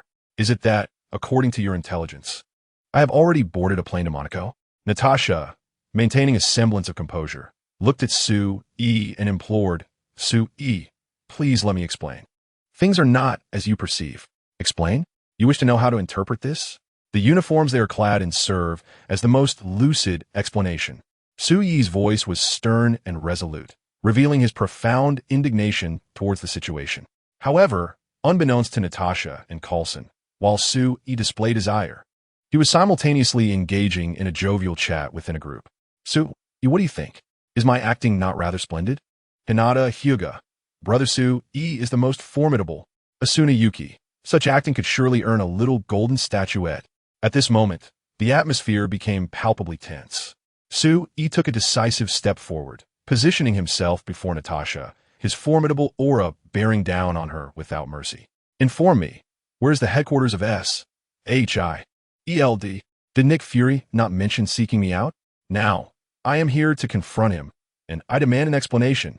The overwhelming pressure weighed heavily upon Natasha, rendering her breathless under Su Yi's commanding presence. The unparalleled intensity clouded her thoughts, and despite her extensive, grueling training, she found herself unable to maintain control over her mind. In that moment, she inadvertently revealed Nick Fury's location. Just then, Su stepped forward, vanishing from their sight entirely. With his departure, Natasha felt the air clear significantly. Coulson, on the other hand, collapsed onto the ground, utterly unwilling to endure that sensation again. What should we do now? Natasha? Coulson inquired. Should we take advantage of Su Yi's absence to explore the contents of this villa? Upon hearing Coulson's suggestion, Natasha retorted sharply. If you wish to court death, then proceed, but do not involve me. After a brief pause, she added, however, before we leave, we ought to deal with these individuals. Yet, as Natasha approached the heap of corpses, an unprecedented strangeness engulfed her. Instinctively, she murmured, these individuals were not slain by Su Yi. Coulson, momentarily bewildered, pondered, if not by Su Yi, then who could have perpetrated this? Natasha narrowed her eyes, scrutinizing the positions of the fallen and the locations of the bullet wounds, mentally reconstructing the sequence of events. This endeavor was a fundamental skill for her. Soon, she reached a conclusion that left her in disbelief. It seems they have turned upon one another. Coulson echoed in shock. Turn upon one another? How could this be possible? He hastened to examine the corpses, and from the scattered bullets and their positions, it became evident that these individuals had indeed met their demise through mutual conflict. During this period, what truly transpired? Natasha and Coulson exchanged a glance, and within each other's eyes, they discerned a profound disbelief. The notion that Su Yi was very likely seeking out their director of SHIELD filled them with trepidation, leading them to silently pray for the director's safety. Subsequently, the duo commenced their efforts to manage the scene. Meanwhile, upon learning the whereabouts of Nick Fury, Su Yi dashed towards him with remarkable speed, arriving in a mere 5 seconds. Within the room, Nick Fury, anxiously awaiting the outcome, felt a sudden heaviness in his heart upon hearing the sound of shattering glass. Turning around, the sight of Su Yi materialized before him. At that moment, Su Yi was still performing, his countenance marred by an expression of seething rage, exuding an aura of imminent danger. Nick Fury, Su Yi declared, I require your explanation. Why did you send personnel to inspect my villa while I was on vacation? Nick Fury forced himself to maintain his composure, recognizing the intimidating presence that Su Yi projected. It's a misunderstanding, all a misunderstanding. General Ross has framed me. I have already located witnesses. Nick Fury attempted to explain, but Su Yi interrupted him. I have no desire to hear your excuses. I simply wish to know your plan. With that, Su Yi regarded the shadowy figure before him, his formidable aura intensifying. He was acutely aware that these individuals had been dispatched by General Ross. He had been present during the incident. Yet, they had come merely to provoke him, seeking something he desired. Nick Fury, astute as ever, sensed the underlying implications of Su Yi's words. The frustration within him simmered, yet he was powerless in the face of Su Yi's overwhelming strength.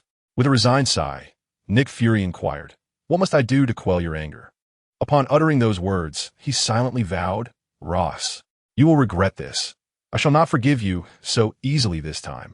After hearing Nick Fury's response, a slight smirk graced Su Yi's lips, and his menacing aura began to dissipate. Nick Fury, I'm satisfied with your attitude. My demands are not excessive. I simply require all the files from SHIELD. What do you think? All the files? No, that is absolutely impossible. Even as the director of SHIELD, I cannot fulfill such a request. Since the inception of SHIELD, the volume of information we possess is beyond comprehension, not to mention the fundamental member information. Even the research data contained within is certainly beyond the complete control of a single individual. It is crucial to understand that this research data encompasses numerous classified documents. For instance, there are formulas for longevity-enhancing serums, agents that augment physical capabilities, and even those that have substantially restored the super soldier serum. The information regarding these agents, even if incinerated, could never be entrusted to others. The stakes involved are simply too terrifying. They could incite chaos in the world within the briefest span of time. Su-yi merely mentioned this in passing, and in truth, he had no use for such items. To put it plainly, he held them in contempt. Thus, Su-yi pivoted the conversation, addressing Nick Fury. If memory serves me correctly, the belongings of Tony Stark's father should still be in your possession. Nick Fury was well aware of what Su-yi referred to. It was the secret of a new element that Tony Stark's father had concealed within the city's blueprints due to the limitations of the technology available at that time. Intending to pass it on to his son, Tony Stark, in the future, Fury had previously commissioned research on it, but to no avail. His curiosity piqued. He wondered what this individual intended to do with such an item. Nevertheless, for Nick Fury, this represented the optimal solution, exchanging something of no use to himself in order to quell the current predicament. In Fury's perspective, it was a deal worth making. Then, please wait here for a moment while I arrange for it to be delivered to you, he said, promptly contacting his subordinates to relinquish Tony Stark's father's belongings to Su-yi without hesitation or reluctance. Su-yi nodded slightly, indicating that he would consider the matter as though it had never occurred, expressing the hope that such events would not transpire again in the future. Oh, by the way, here are a few small gifts for you. I hope you appreciate them. With that, Su-yi produced a small pumpkin from his pocket and tossed it to Nick Fury. Observing this revered figure bestow a gift upon him, Fury hastily caught it. Shortly thereafter, Su-yi, humming a cheerful tune, departed through the window with the items just received. As Su-yi finally left, Nick Fury felt a wave of relief wash over him. However, when he glanced at the small pumpkin in his hand, an unsettling thought crossed his mind. It bore a striking resemblance to the Green Goblin's pumpkin bombs. Instantly, Fury's expression shifted. Chapter 54. Thrown underwater in that moment. Nick Fury's demeanor changed drastically. Damn it, this guy Su-yi is trying to kill me. With those words, he hurled the pumpkin grenade aside. Without hesitation, he lunged forward. A crisp sound echoed in Nick Fury's office. Contrary to expectations, there was no explosion, nor even a hint of chaos. Instead, the sound of music filled the air, leaving Nick Fury utterly astonished. Following the source of the sound, he glanced at the pumpkin bomb, which had ejected a figure resembling a clown, akin to a music box playing its tune. Rising from the ground, Nick Fury picked up the pumpkin bomb and exclaimed with indignation, "This wretched fiend. He truly relies on his own prowess to wreak havoc." If Su-yi had heard Nick Fury's words, he would undoubtedly have responded, "Indeed, so what? I ask you, are you angry?" Just then, an agent known as Hawkeye entered the room. A seasoned operative of S.H.I.E.L.D., Hawkeye possessed extraordinary talent, excelling in archery, swordsmanship, and various combat techniques, as well as being an elite hacker. He stepped inside and addressed Nick Fury, stating, "Director, the individual has been apprehended and is currently in the interrogation room." Nick Fury casually tossed the pumpkin bomb into the nearby wastebasket and replied to Hawkeye, "I will attend personally. Meanwhile, keep a close watch on General Ross's movements. Inform me immediately if there's any intelligence." "Understood, Director." Nick Fury exited the office, silently reflecting, "Ross, you old fox, it's time to enjoy your twilight years, though confined within a prison." Meanwhile, General Ross, unable to reach the 10 agents, felt an overwhelming sense of urgency. Standing at the command post in the rear, he gazed at Su-yi's villa via satellite, only to see a blur, rendering him incapable of discerning any images. It was as if some force had completely obscured it. Damn it, what is blocking it? Failure is not an option. With that thought, General Ross attempted to contact his subordinates. However, the communication device took a long while to connect. "What has transpired? Have you eliminated them all?" General Ross's voice reached his subordinate, as well as others in the interrogation room. Nick Fury nodded slightly to the subordinate, who took a deep breath and promptly replied to General Ross, "Yes, the mission has been accomplished. They have all been dealt with. An Abomination and the Hulk are currently being transported and will soon arrive at your location." "General, is that so? Then I shall await their arrival." Upon hearing his subordinate's words, General Ross felt a measure of relief. It seemed that although he could not reach the task force, the mission was proceeding as planned. However, at this moment, General Ross felt an unsettling sense of foreboding rising within him. With this thought, he made his way to his secret chamber, where the Gamma device had originally been devised. He had intended to personally utilize it only once it was perfected. Yet now, this ominous feeling lingered in his heart. As a cunning veteran, he understood the necessity of being prepared for all eventualities, even for failure. Should everything go awry, and should his plans be exposed, he would have no choice but to employ the Gamma device to augment his own strength. Meanwhile, Sue-Yi turned off the live stream and returned the items to the basement of the villa. The villa had been meticulously tidied up by Natasha and Coulson, devoid of any bullets, blood, or corpses. After placing the items, Sue-Yi's figure gradually faded, transforming back into an illusion. In the private jet of Tony Stark, Sue-Yi became increasingly solidified. As he opened his eyes, he saw Hela playfully toying with his hair. When Hela noticed Sue-Yi had awakened, she momentarily froze, her eyes sparkling with a hint of shyness, clearly embarrassed by being caught in her previous antics. However, Sue-Yi paid it no mind. With a swift motion, he pulled Hela into his embrace and pressed his lips against hers. Moments later, the plane landed at Monaco Airport, and everyone disembarked from Tony Stark's private jet, boarding a lavishly extended luxury car. Just then, Tony Stark's phone rang. Glancing at the caller ID, he turned to Sue-Yi and remarked, "Ah, it's that Nick Fury. Whenever he calls, it's never for anything good." With that, Tony Stark ended the call. Almost immediately, Pepper Potts, seated beside him, received a call on her own phone. Seeing this, she answered it. Nick Fury's voice came through Sue-Yi. "Sue-Yi, you should be nearby. I need your assistance." Hearing Fury's words, Sue-Yi responded teasingly, "Oh, is this Mr. Nick Fury? What brings you to seek my aid? Do you not fancy the gift I bestowed upon you?" Sue-Yi spoke in a perfectly enunciated broadcasting tone, his incorrigible tone prompting Fury to wish he could unleash his frustrations upon him. However, considering Sue-Yi's formidable power, Fury decided it was wiser to maintain a cordial conversation. "Sue-Yi, the situation is extremely critical. General Ross has transformed into the Red Giant and is wreaking havoc everywhere. We desperately require your assistance." "Assistance? However, I'm currently on vacation. Perhaps you should seek assistance elsewhere." Sue-Yi's voice, transmitted through Pepper Potts' phone, reached Nick Fury's ears, prompting a significant acceleration in his speech. No, Sue, please continue your vacation. Just ensure the Hulk is handed over to us, and we can negotiate the price later." Tony Stark, upon hearing Nick Fury's words, found himself in a state of bemusement. He had not anticipated that the esteemed king of agents would have to pay a considerable price in front of Sue-Yi. This thought lightened Tony Stark's mood considerably. After all, he was now aware that Sue-Yi possessed numerous means to save himself. So why should he be anxious?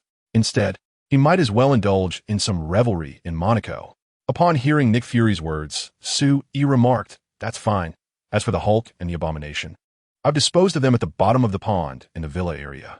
Nick Fury could hardly believe that such formidable beings as the Hulk and the Abomination had been so carelessly cast into a pool by Sue-Yi. What then was the purpose of their earlier endeavors?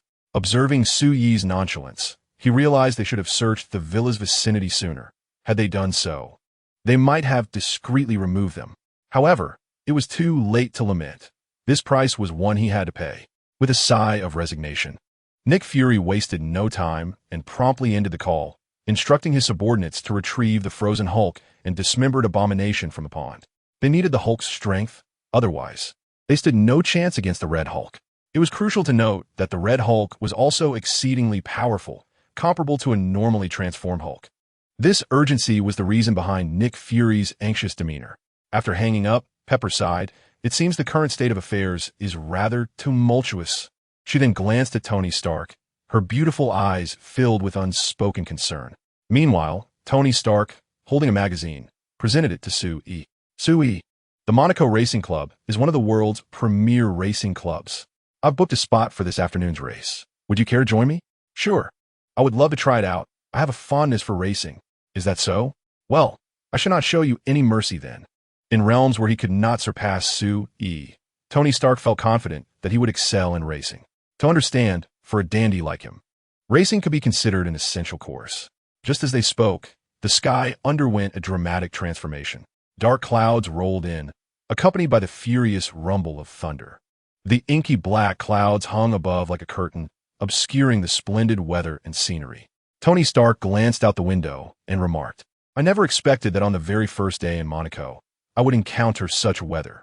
I wonder if the race will proceed this afternoon?" However, no one responded to Tony Stark's words.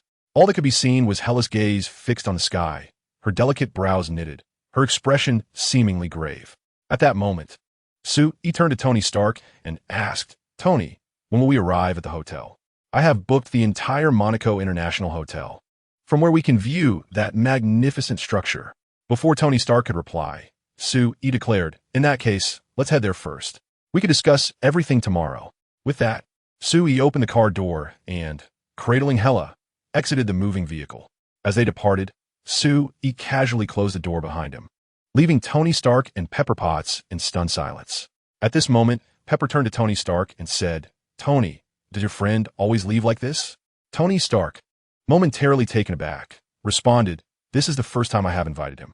He watched in bewilderment as Sue-E and Hela disappeared from view. Meanwhile, Sue-E had already taken Hela to the top floor of the Monaco International Hotel. Standing there, it felt as though one could reach out and touch the heavy clouds above. Hela nestled in Sue-Yi's embrace and said, "Sue-E, I don't know why, but seeing these thunderclouds gives me an ominous premonition." "An ominous premonition, you say?" Sue-E had noticed the change in Hela's expression earlier and thought it might be due to Thor or Mjolnir descending. However, upon closer inspection, he sensed nothing amidst the rolling thunderclouds. Gently patting Hela's exquisite shoulder, Sue-E reassured her, "Hela, don't overthink it. You are my pillow. Without you, I wouldn't be able to sleep." Hearing Sue-Yi's words, Hela felt a slight alleviation of the pressure in her heart. "I too, if I don't hold you while sleeping, I won't be able to rest either." Hela's eyes sparkled, and at that moment, her aura underwent a profound transformation. An overwhelming essence of death radiated from her, continuously clashing with the thunderous clouds above. Thunder roared, and arcs of electricity crackled through the air.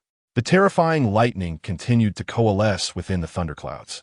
In an instant, brilliance flickered as the lightning descended like the sword of a celestial deity, striking towards Hela and Sue.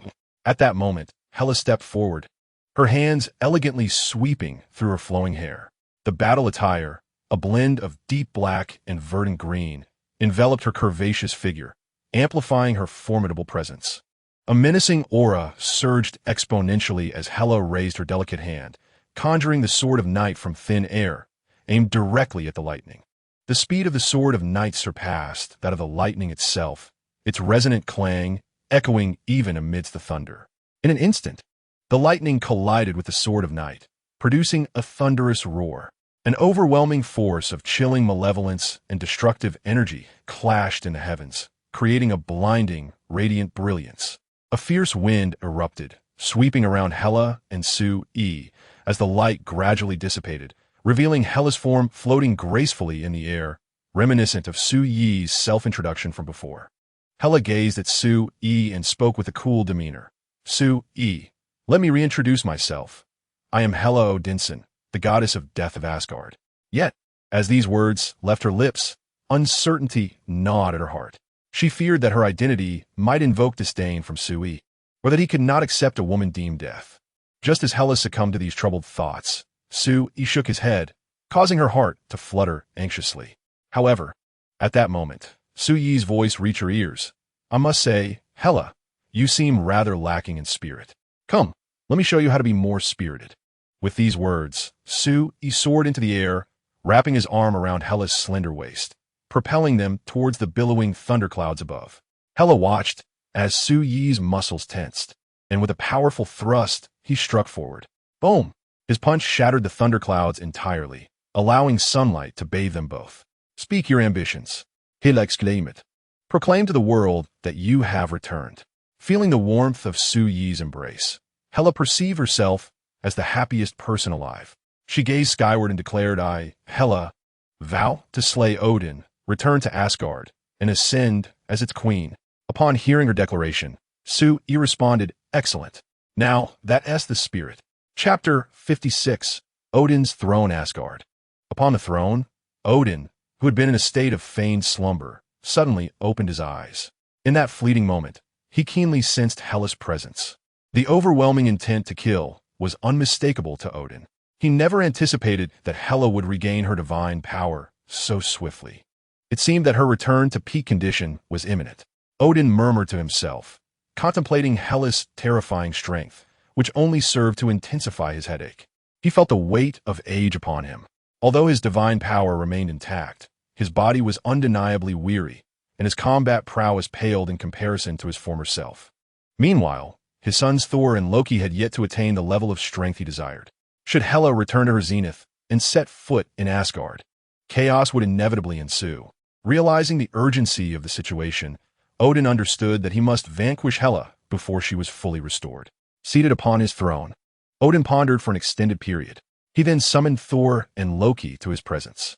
From his elevated position, he looked down upon them, his authoritative voice resonating in their ears.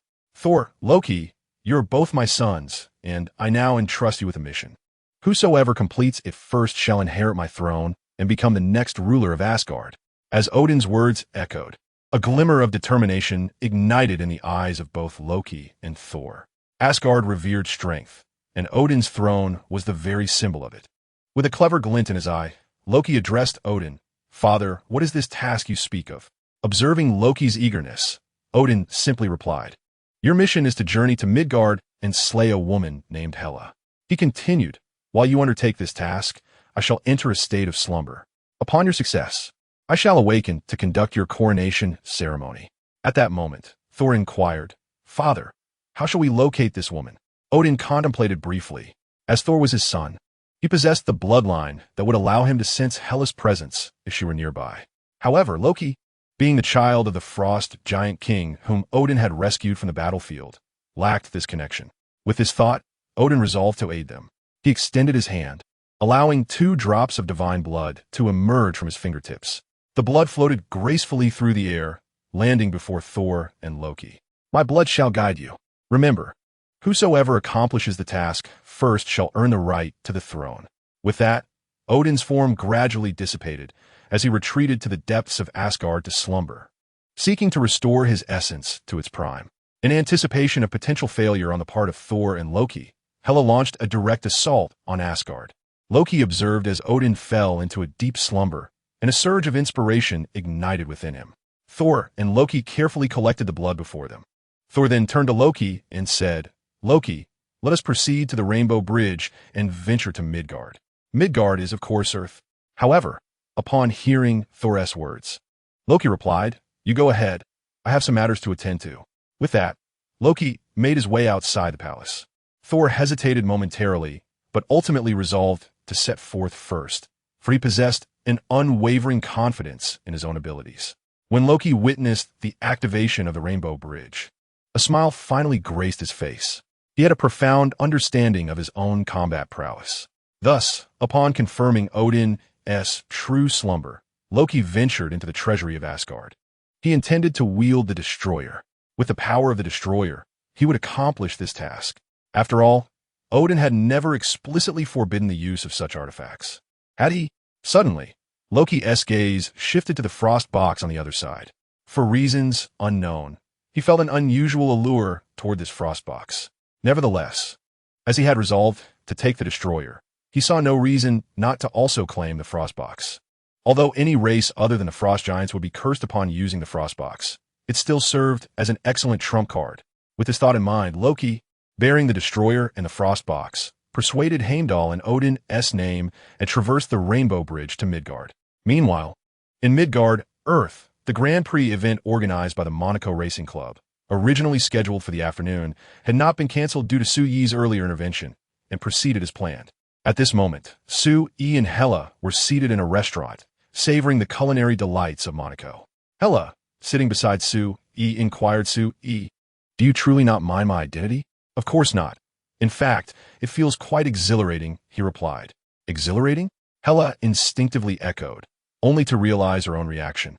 As a woman of authority, a hint of crimson graced her cheeks. "All right, enough of the playful banter. Let us discuss serious matters," she continued. "I have fully recovered my body, and my divine powers are rapidly returning, yet I still have some time before reaching my peak. I sense that Odin will not pass up this opportunity. He may very well send someone to kill me upon sensing my presence. What do you intend to do? Hela askitsui. Naturally, Su-e embraced her in his arms. Simply put, let us address one matter at a time, and when you have fully recovered, we shall venture to Asgard together, where I will crown you as its sovereign. What say you? Humph, do not presume I am unaware of your underlying motives. Are you not secretly relishing the thought of the thrill that will accompany your ascension to the throne of Asgard? Hela's countenance flushed, her enchanting eyes fixed intently upon Su-e. In that moment, Su-e burst into laughter, saying, "Come, my dear, open your mouth." As he lifted a delectable morsel from the platter and presented it to Hela. "Let us hasten our meal, for the competition approaches, and you need not concern yourself with matters pertaining to Odin. Once you have regained your strength, we shall seize Asgard together." At these words, Hela nodded slightly, yet thoughts of Odin ignited an unprecedented ire within her eyes. Chapter 57. The gaze of the crowd after their meal. Su-e and Hela rejoined Tony Stark and Pepper Potts. "Hey Tony, are you prepared to face defeat at my hands?" Su-e proclaimed with unwavering confidence. Tony Stark regarded Su-e with a shrug, responding, "As you can see, I am perpetually ready to triumph over you." "Ha ha, such conviction is commendable. Yet one must possess commensurate abilities," Su-e retorted. "Let us see who prevails on the racetrack." With that, Su-e and Tony Stark made their way towards the Monaco Racing Club. Upon entering the racing club, they immediately captivated the attention of those around them. Look, is that really Tony Stark?" "Indeed, it appears to be Tony Stark. My goodness, he has graced Monaco with his presence. And who is that striking individual alongside him? They are quite the pair. To be seen alongside Tony Stark surely signifies exceptional status. Wait a moment, I recognize him. He appears to be the largest shareholder of Stark Industries." As one individual's words lingered in the air, disbelief swept through the crowd as they turned their astonished gazes towards Su-e. The initial awe directed at Tony Stark swiftly shifted to Su-e. A slight smile graced Su-ye's lips. Indeed, he reveled in the astonishment and admiration of the onlookers. Witnessing this, Hela's lips curved into a faint smile. For her, being at Su-ye's side was the epitome of happiness. "Hela, will you join me?" Su-e inquired. "No, I have heard that there are popcorns to enjoy from the stands." In response to Hela's words, Su-e leaned closer, whispering in her ear, "Hela, has your divine power not been restored? By all accounts, you should require no sustenance to replenish your energy." Hela's expression momentarily froze at this revelation. Immediately, Hela turned to Su-e and exclaimed, "Is it wrong for me to simply enjoy eating?" Unbeknownst to her, Hela had transformed from a frosty goddess into a genuine foodie. She even became a goddess who shyly displayed her affections in front of Su-e, which brought great joy to his heart. This indicated that Hela was undergoing continuous change. Influenced by him. "Well then, just stay in the stands and watch how I triumph over Tony Stark. Do not speak too confidently. Be wary of getting slapped in the face when you lose." Tony Stark realized that he actually had a good rapport with Su-e. At the very least, Su-e was candid with his words. Of course, this was undoubtedly due to Su-ye's formidable prowess. At that moment, Pepper Potts interjected, "You two should cease your rivalry. Racing is one thing, but do not let it harm your camaraderie." After saying this, she turned to Tony Stark and cautioned, "Tony, do not injure yourself, understand?" Upon hearing Pepper's words, Tony Stark replied, "Rest assured, I am Tony Stark." However, unbeknownst to him, at the moment he uttered this statement, a faint aura of killing intent began to emanate from a figure in the stands. Though subtle, both Su-e and Hela easily detected this occurrence. Nevertheless, they paid it no mind. Ultimately, whether from Su-ye's perspective or Hela's, the individual radiating killing intent towards Tony Stark was merely a petty clown, hardly worthy of their attention. Thus, the two proceeded towards the racetrack. Chapter 58. The lightning five whips as they approached the racetrack, with the assistance of professionals. Both Su-e and Tony Stark climbed into their respective racing cars. Their tracks were in close proximity to one another. At this juncture, Tony Stark addressed Su-e. "If I win, how about you treat me for free?" Finally, Tony Stark articulated his thoughts. To this, Su-e replied nonchalantly, "The stipulation is that you must win against me. I have utmost confidence in my racing skills." Undeterred, Tony Stark responded to Su-e, "Then let us see." As Su-ye's words faded, The command lights began to flicker. In an instant, the tires of all the racing cars started to spin wildly. The immense power, coupled with terrifying RPMs, generated a cloud of white vapor. This was the scent of tires fervently grinding against the pavement. It was evident just how formidable the racing car's power truly was. The multitude of cars surged forward like arrows released from a bow, racing ahead at astonishing speeds. The roar of the engines ignited the excitement of the crowd in the stands. They emitted a wave of screams, reminiscent of the roar of race cars, igniting the shackles of hormones within their bodies. Sui maintained an impassive expression as he drove the race car forward with unwavering determination. With his remarkable neural reflexes, he showed no signs of deceleration even on the curves where one ought to slow down. In the blink of an eye, Sui surged into the lead. However, hot on his heels was Tony Stark, closely tailing him. As Iron Man, his reflexes were not lacking either, bolstered by extensive experience in high-speed flight. Adapting to such velocity was child's play for him, which explained why he was able to keep pace with Sui. Yet, amidst their competitive racing, a man clad in an orange jumpsuit was slowly making his way towards the track. With a toothpick occasionally perched between his lips, his gaze radiated disdain. "Tony Stark, it is high time to settle the accounts with my father," he muttered. "And as for you, Sui, as the largest shareholder of Stark Industries, I shall not let you off easily." As he murmured to himself, the man stepped onto the racetrack. This scene instantly shocked everyone present. They rose from their seats, craning their necks to glimpse the man on the track. "Hey, what does this guy think he's doing? He's asking for trouble, even if he wishes for death. He shouldn't step onto the racetrack. Those drivers could easily have an accident. Someone needs to stop him," they exclaimed, but their cries were merely words. What could they truly do to prevent this? Just when they believed the man was courting disaster, he extended his arms and tore apart his shirt, revealing an armored suit underneath. Weapons resembling whips emerged from his hands. Pressing a button on these weapons, brilliant electric sparks flickered and began to envelop them.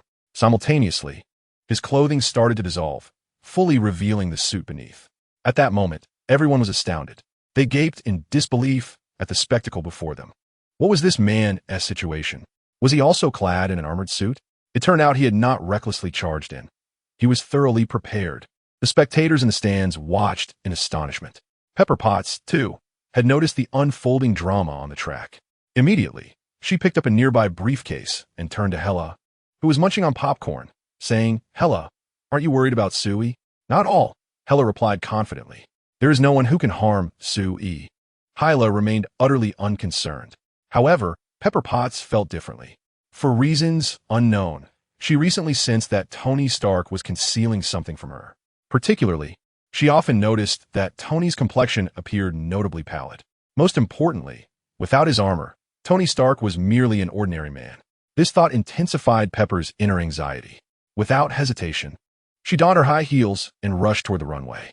Meanwhile, a race car, positioned last, approached the man Ivan Vanko. Without warning, Ivan raised the whip in his hand and struck the car with a resounding crack. The whip crackled with electricity, slicing through the vehicle with the ease of a knife through butter. Sparks flew as the car was cleaved in two, propelled by its velocity into the barriers on either side. The driver met an untimely demise, instantly perishing in the chaos. The sudden scene elicited screams from the crowd, followed by the deafening roar of the explosion. Flames engulfed the severed wreckage, searing through the remnants of the car, igniting a fire within Ivan Vanko's heart. "Let everyone perish," he bellowed, revealing his yellowed teeth in a maniacal laugh. At that moment, Sui, leading the race, had just navigated a turn and caught sight of the wildly exuberant Ivan Vanko. "Ah, I didn't expect this fellow to truly show up. Things are about to get interesting," Sui murmured with a smirk. Without a hint of hesitation, she pressed the accelerator to the floor, unleashing the terrifying speed of her race car. Sui charged straight at Ivan Vanko with astonishing velocity. Remarkably, Ivan's expression remained unchanged in the face of such speed. He merely lifted his hand and swung it towards Sui. In the blink of an eye, Ivan unleashed a rapid succession of 5 lightning-fast strikes with his whip. The shadows of the whip danced before Sui's eyes as the car was effortlessly severed into several pieces. One lash came perilously close to Sui's seat, flinging her from the vehicle. Just as everyone assumed Sui was doomed, They were astounded to witness her executing a stunning 720-degree flip in midair before landing safely. With her arms raised high and a radiant smile upon her face, she reveled in the attention, as if participating in a grand athletic event. At this moment, the crowd in the stands fell into an instant hush. They instinctively rubbed their eyes, unable to believe the scene unfolding before them. Chapter 59. Is it not better to simply live well? As the spectators quieted, Ivan Vanko turned to face Sue-E. His pupils constricted sharply, and his expression darkened. However, just as Ivan Vanko was grappling with disbelief, the distant roar of racing cars pierced the air, jolting him back to reality. He fixed his gaze ahead, where the second-place racer was none other than Tony Stark. Immediately, Ivan Vanko dismissed Sue-E from his mind. His primary target was Tony Stark. As for Sue-E, that could wait for another time. With this thought, Ivan Vanko turned his focus forward, continuously spinning and wielding the electric whip in his hand. When the whip struck the ground, it left behind charred marks. Die Tonystock. With those words, Ivan Vanko sidestepped to the right, bringing the whip crashing down onto the front of the racing car. Crack! The whip struck with the force of tempest, cleaving Tony Stark's vehicle in two. As the speeding car lost its stability, it began to flip forward. Tony Stark, fully aware of the imminent danger, grimaced, attempting to shield as much of his body as possible to minimize injury before extricating himself from the wreckage. At that moment, Pepper Potts appeared just in time, tossing a red briefcase directly in front of Tony Stark. Upon seeing this, a glimmer of hope flickered in Tony Stark's eyes, and a smile crept onto his lips.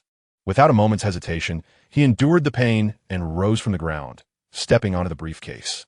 As he did so, the briefcase immediately sprang open, revealing a multitude of components that seemed to possess a life of their own, rapidly arming Tony Stark's legs. Subsequently, he bent down to grasp the two handles that had emerged from the briefcase, yanking them apart with force. The elegance of mechanical beauty was on full display at that moment. Countless intricate parts unfurled, releasing metal shards that assembled themselves in a harmonious dance. Within mere breaths, Iron Man Tony Stark materialized before the eyes of the crowd. Instantly, excitement surged through the onlookers as they whipped out their phones, eager to capture the spectacle before them. Sue-E scratched his head, marveling at the undeniable allure of Iron Man, which seemed to captivate their attention even more. Shall we indulge in some popcorn? At that moment, Hella's voice resonated beside Sue-E. He nodded in agreement, responding, "Indeed, we can enjoy the spectacle." Sue-E took the popcorn from Hella's hand, then swept her into his embrace, striding confidently into the crowd as an amused onlooker. As the iron suit enveloped Tony Stark entirely, a measure of his earlier tension began to dissipate. Although he was oblivious to the identity of this individual and the source of their similar technology, his foremost objective remained clear: to neutralize the threat before him. With this thought in mind, Tony Stark's piercing gaze fixed upon Ivan Vanko like a drawn sword. Tony extended his arm, palm directed at Ivan, as radiant energy began to coalesce. The brilliance of the energy in his palm intensified.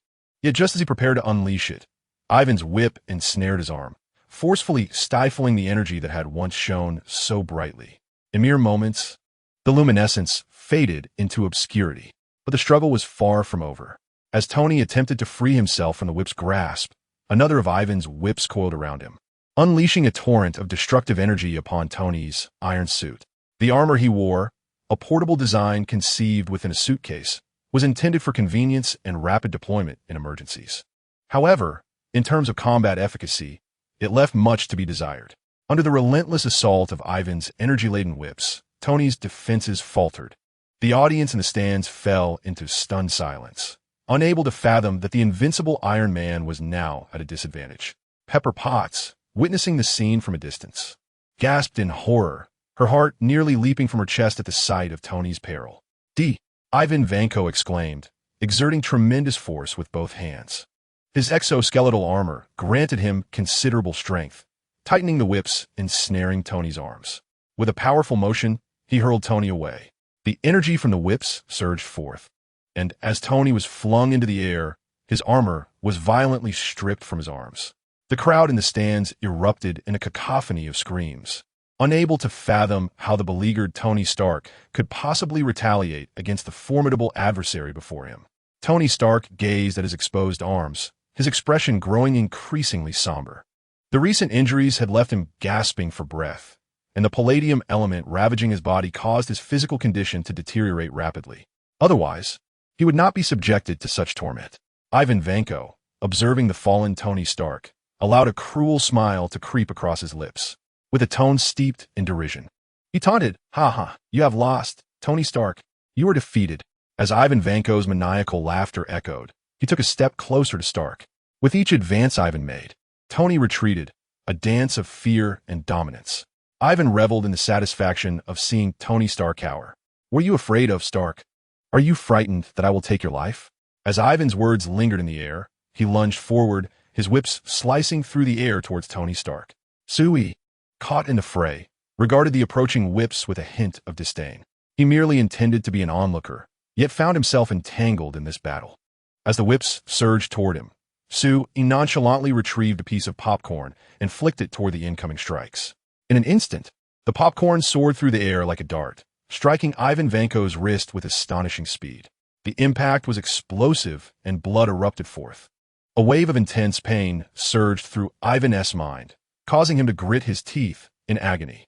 He glanced down at his arm, horrified to find it shattered. How could this be possible?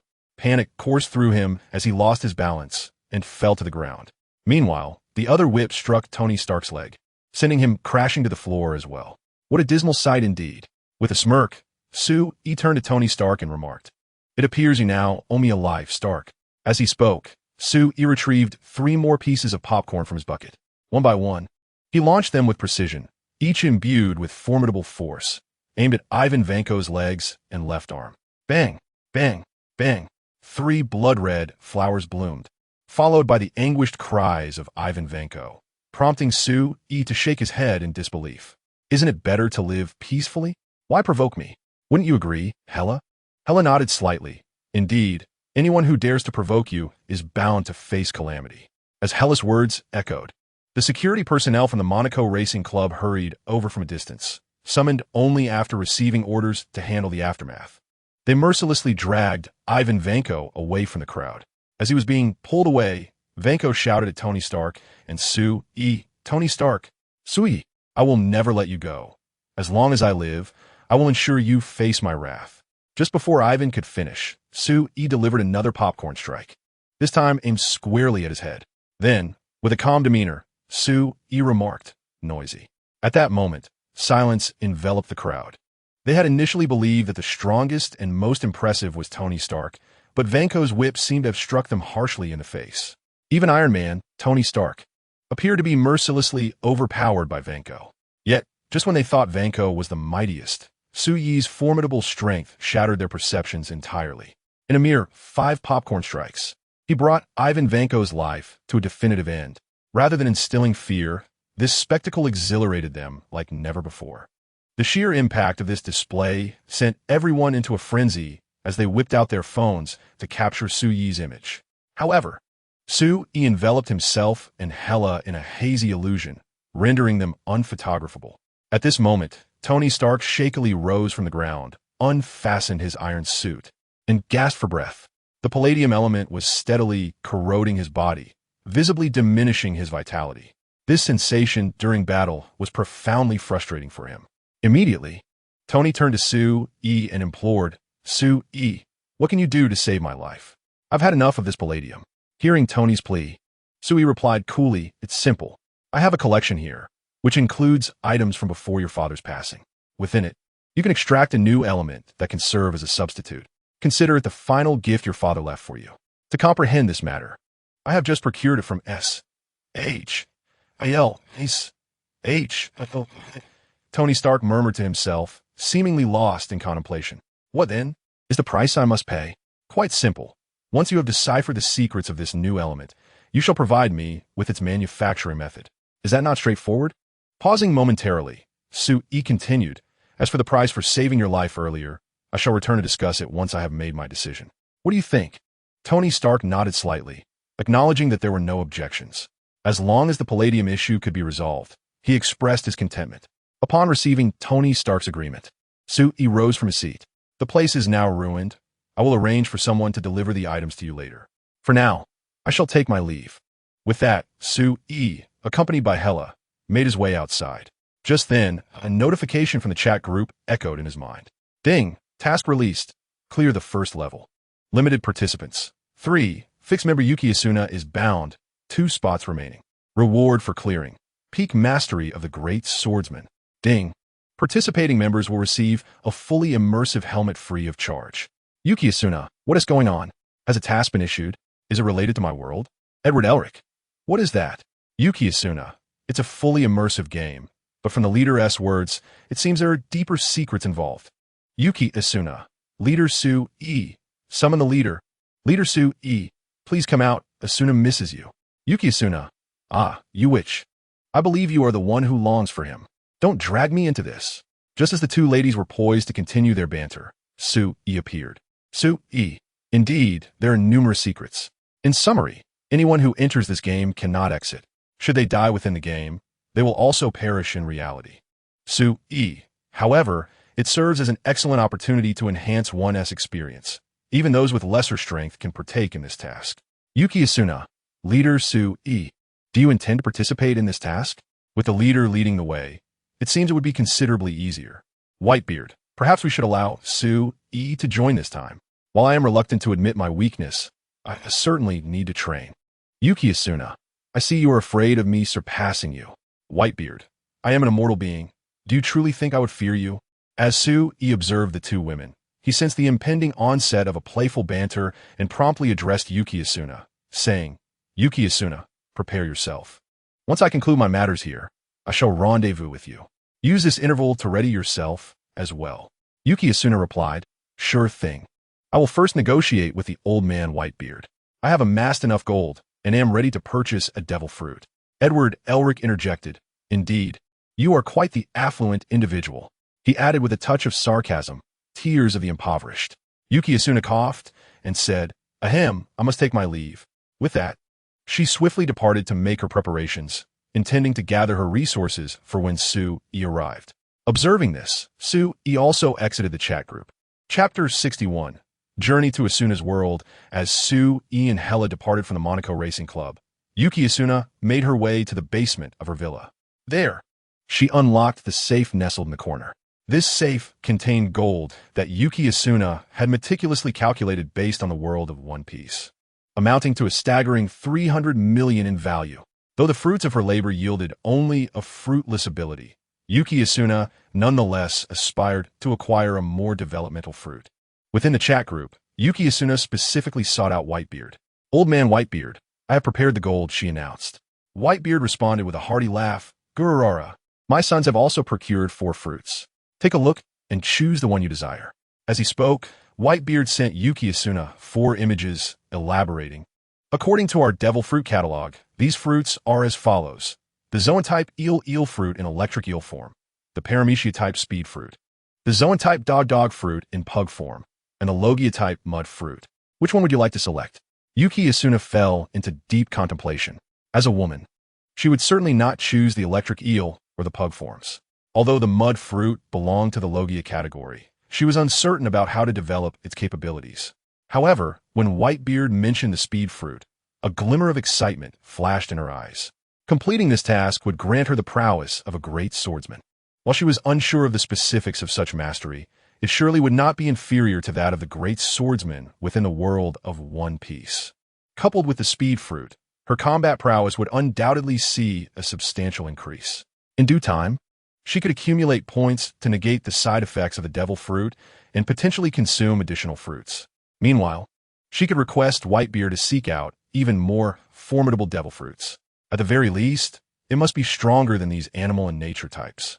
With this thought in mind, Asuna Yuki immediately addressed Whitebeard, saying, Old man Whitebeard, I've made my decision. I choose the superhuman speed fruit. Upon hearing this, Whitebeard concurred that the superhuman speed fruit was indeed more suitable for Asuna at this moment. This fruit was discovered by my son, but I can offer it to you at a friendly price. Just 100 million, he said, referring to the equivalent value in gold. Without delay, Whitebeard sent Asuna a red envelope. Asuna, in turn, transferred the equivalent of 100 million in gold to Whitebeard. Following the completion of this transaction, Asuna remarked, Old man Whitebeard, I shall take my leave for now.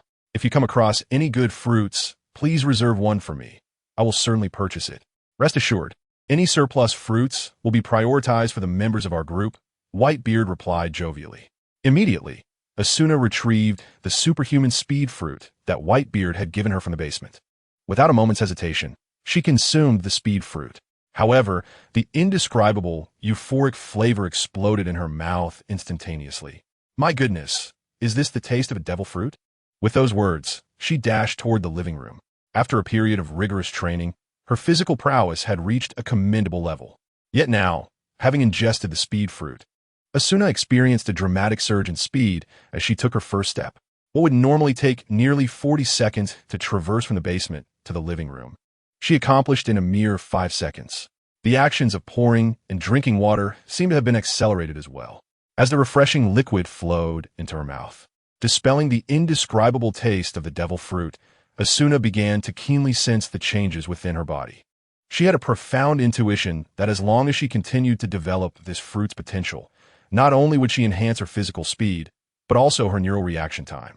Undoubtedly, this was a fruit well suited for combat.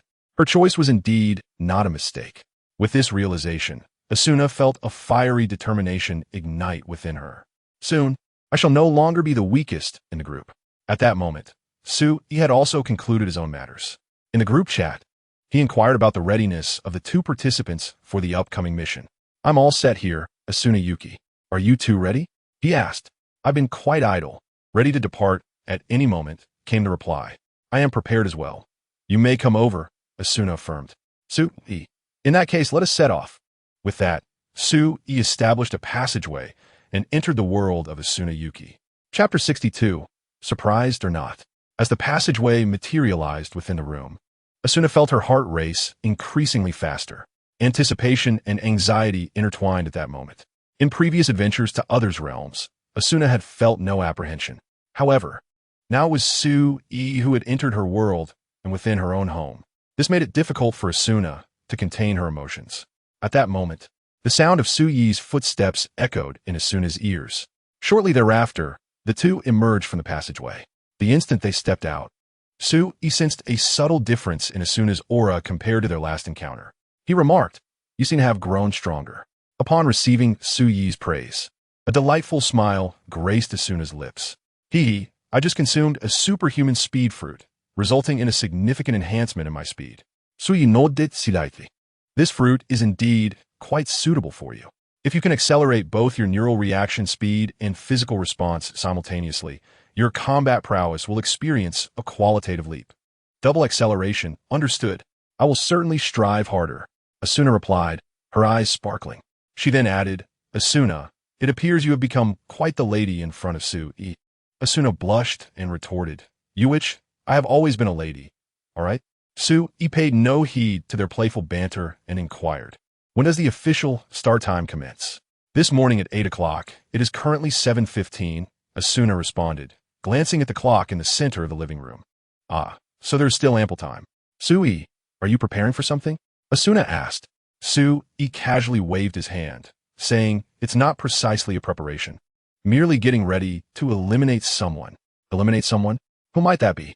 The person's name is Nobuhiro Sugawara. If I recall correctly, he should be working at your father's company. Asuna nodded in understanding and promptly replied, then I shall lead you there. Her trust in Yi was unwavering. She had no further inquiries. Not even a hint of doubt. Without hesitation, she took Yi's hand and began walking toward her father's company. However, Yi interjected at that moment. Walking directly there would be far too slow. Having spoken, Yi turned to say, please wait here for a moment. I shall return shortly with Kiriyama Asuna. As his words faded, Yi swiftly embraced Kiriyama Asuna, enveloping her in his arms. The power of the phantom fruit activated, rendering him nearly invisible as he melded seamlessly with the surrounding environment, evading detection entirely. Asuna, please direct me. We shall make haste, he urged. In his embrace, Kiriyama Asuna's delicate visage flushed a vibrant hue. She then spoke softly, you may simply call me Asuna. Subsequently, she pointed out a direction to him. Observing the bashfulness of a young lady in his arms, a subtle smile graced Yi's lips. His speed surged, multiplying several times over. In the blink of an eye, He arrived at the office of Sugiyama Nobuyuki. Once again, the phantom fruit was activated, this time cloaking the cameras. The corridor and office appeared eerily quiet, devoid of any oddities. Even as Asuna's form became fully visible, there was no means to capture it on film. Meanwhile, Sui remained concealed. At that moment, Kiriyama Asuna knocked lightly before stepping into Sugiyama Nobuyuki's office. Upon seeing her enter, Sugiyama's expression shifted dramatically, revealing his surprise. "Asuna, what brings you here? Have you come to see me specially?" Kiriyama Asuna regarded him with an inscrutable expression, causing Sugiyama to feel a twinge of unease. "Is something amiss? Does my face bear a flaw?" he inquired, seemingly concerned about the impression he left on her. He glanced at a nearby mirror, and upon seeing his reflection, he was taken aback. Behind him, a figure loomed, a man. Startled, Sugiyama spun around, only to find Kiriyama Asuna standing alone. Realizing his lapse, Sugiyama inhaled deeply. "Asuna, did I permit you to address me thus? Furthermore, I wish to see no more of you, in every conceivable sense." His demeanor grew strained. "What have I done to deserve such words? Why do you say this? What do you mean?" As he spoke, his voice deepened with each word, shadows flickering in his eyes. His fists clenched slowly, as he seethed inwardly. "Your wretched countenance is utterly revolting. Your mere existence is a blight upon this world." Asuna Yuki's words were merciless, piercing through Shinozaki's heart like arrows. Shinozaki, whose narrow-mindedness was already pronounced, often found himself ensnared in a web of envy and resentment as a classmate of Akihiko Kayaba. Over time, these emotions twisted his soul irreparably. In truth, it would not be an exaggeration to describe him as a monster clad in human skin. With Asuna's words steadily stripping away his human facade, he was on the verge of revealing his monstrous essence. Gritting his teeth, Shinozaki's gaze resembled that of a ferocious beast. "Since you loathe me so intensely, I shall make you aware of the consequences of crossing me. Asuna Yuki, I have long desired to possess you. Once I have you, I can seize your father's empire and become more formidable than Akihiko Kayaba himself." Ha ha ha. With that, Shinozaki lunged toward Asuna. But at that moment, Ichi dispelled the illusion. Where Asuna once stood, only Ichi remained, wearing a faint smile directed at Shinozaki. It turned out that prior to entering, Ichi had utilized the powers of the illusion fruit to swap identities with Asuna. All along, Shinozaki had been addressing Ichi. Ichi's voice rang out mockingly. "Are you surprised? Did that catch you off guard?" Chapter 63. The tragic death of Shinozaki. Ichi's voice echoed in Shinozaki's ears, causing his pupils to constrict sharply. He instinctively took a step back, collapsing onto the table, propped up only by his arms. Who are you? You need not concern yourself with my identity. I simply wish to ask how you would like to die." Ichi replied, a sinister smile curling his lips. Asuna, standing nearby, remarked, "Now I understand why Ichi desires to eliminate you. Even if he hesitated, I would still wish to see you dead." A chilling aura emanated from Asuna, a testament to her battle-hardened spirit, tinged with a hint of murderous intent. Perceiving the resolve of both Ichi and Asuna, Shinozaki's heart sank further. His face contorted in sheer anguish and resentment as he glared at the pair before him. "You are forcing my hand. If you seek my death, I believe it is you who shall perish first." With that declaration, Shinozaki drew a handgun from beneath the table and, without hesitation, aimed it at Ichi. Pulling the trigger with fervor, the flames of gunfire erupted as the bullet tore from the chamber, hurtling toward Ichi's face. Bang! The bullet struck Su Yi's face. Yet, the scene before Su Xiangjing diverged drastically from his expectations. In his imagination, Su Yi's visage should have blossomed with crimson, but in reality, the bullet merely imprinted itself on Su Yi's face without causing any harm, ricocheting off to the side instead. It felt as if he were caught in a surreal dream. How could this be possible? This was unequivocally impossible. Su Xiangjing's eyes widened in disbelief as he stared at the unfolding scene, rendered speechless for a lengthy moment. In response, Su Yi glanced down at the bullet lying at his feet, then turned his gaze back to Su Xiangjing. "Do you know Su Xiangjing? That no one who has ever fired a gun at me has lived to tell the tale, and you shall be no exception. No, this cannot be real. How could anyone survive a gunshot in this world? I must be dreaming. I am definitely dreaming." With that, Su Xiangjing fled in haste. Observing this, Jieshing Asuna addressed Su Yi. Su Yi, we are now. Before she could finish her sentence, Su Yi interjected calmly. One must recognize that this world is rife with unexpected occurrences, such as tripping while descending stairs. Su Xiangjing burst into the corridor, where the emptiness momentarily soothed his racing heart. However, at that moment, it felt as though something had snagged at his foot, throwing him off balance and sending him tumbling down the staircase. Thud, thud, thud. The sound echoed as he rolled down the steps like a ball, his body soon adorned with an array of bruises. The pain elicited a sharp intake of breath from Su Xiangjing. Damn it! Why am I so unfortunate today?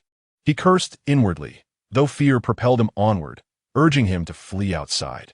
All he needed to do was evade Su Yi and his companions. Just as Su Xiangjing entertained this thought, Su Yi spoke again to Jieshing Asuna. Or perhaps, while strolling down the street, one might encounter a sudden explosion of underground water. At that moment, Su Xiangjing finally emerged from the building, sprinting along the street to distance himself from the structure. However, just then, the ground beneath his feet fractured unexpectedly. The cracks spread like a spider's web, expanding in all directions.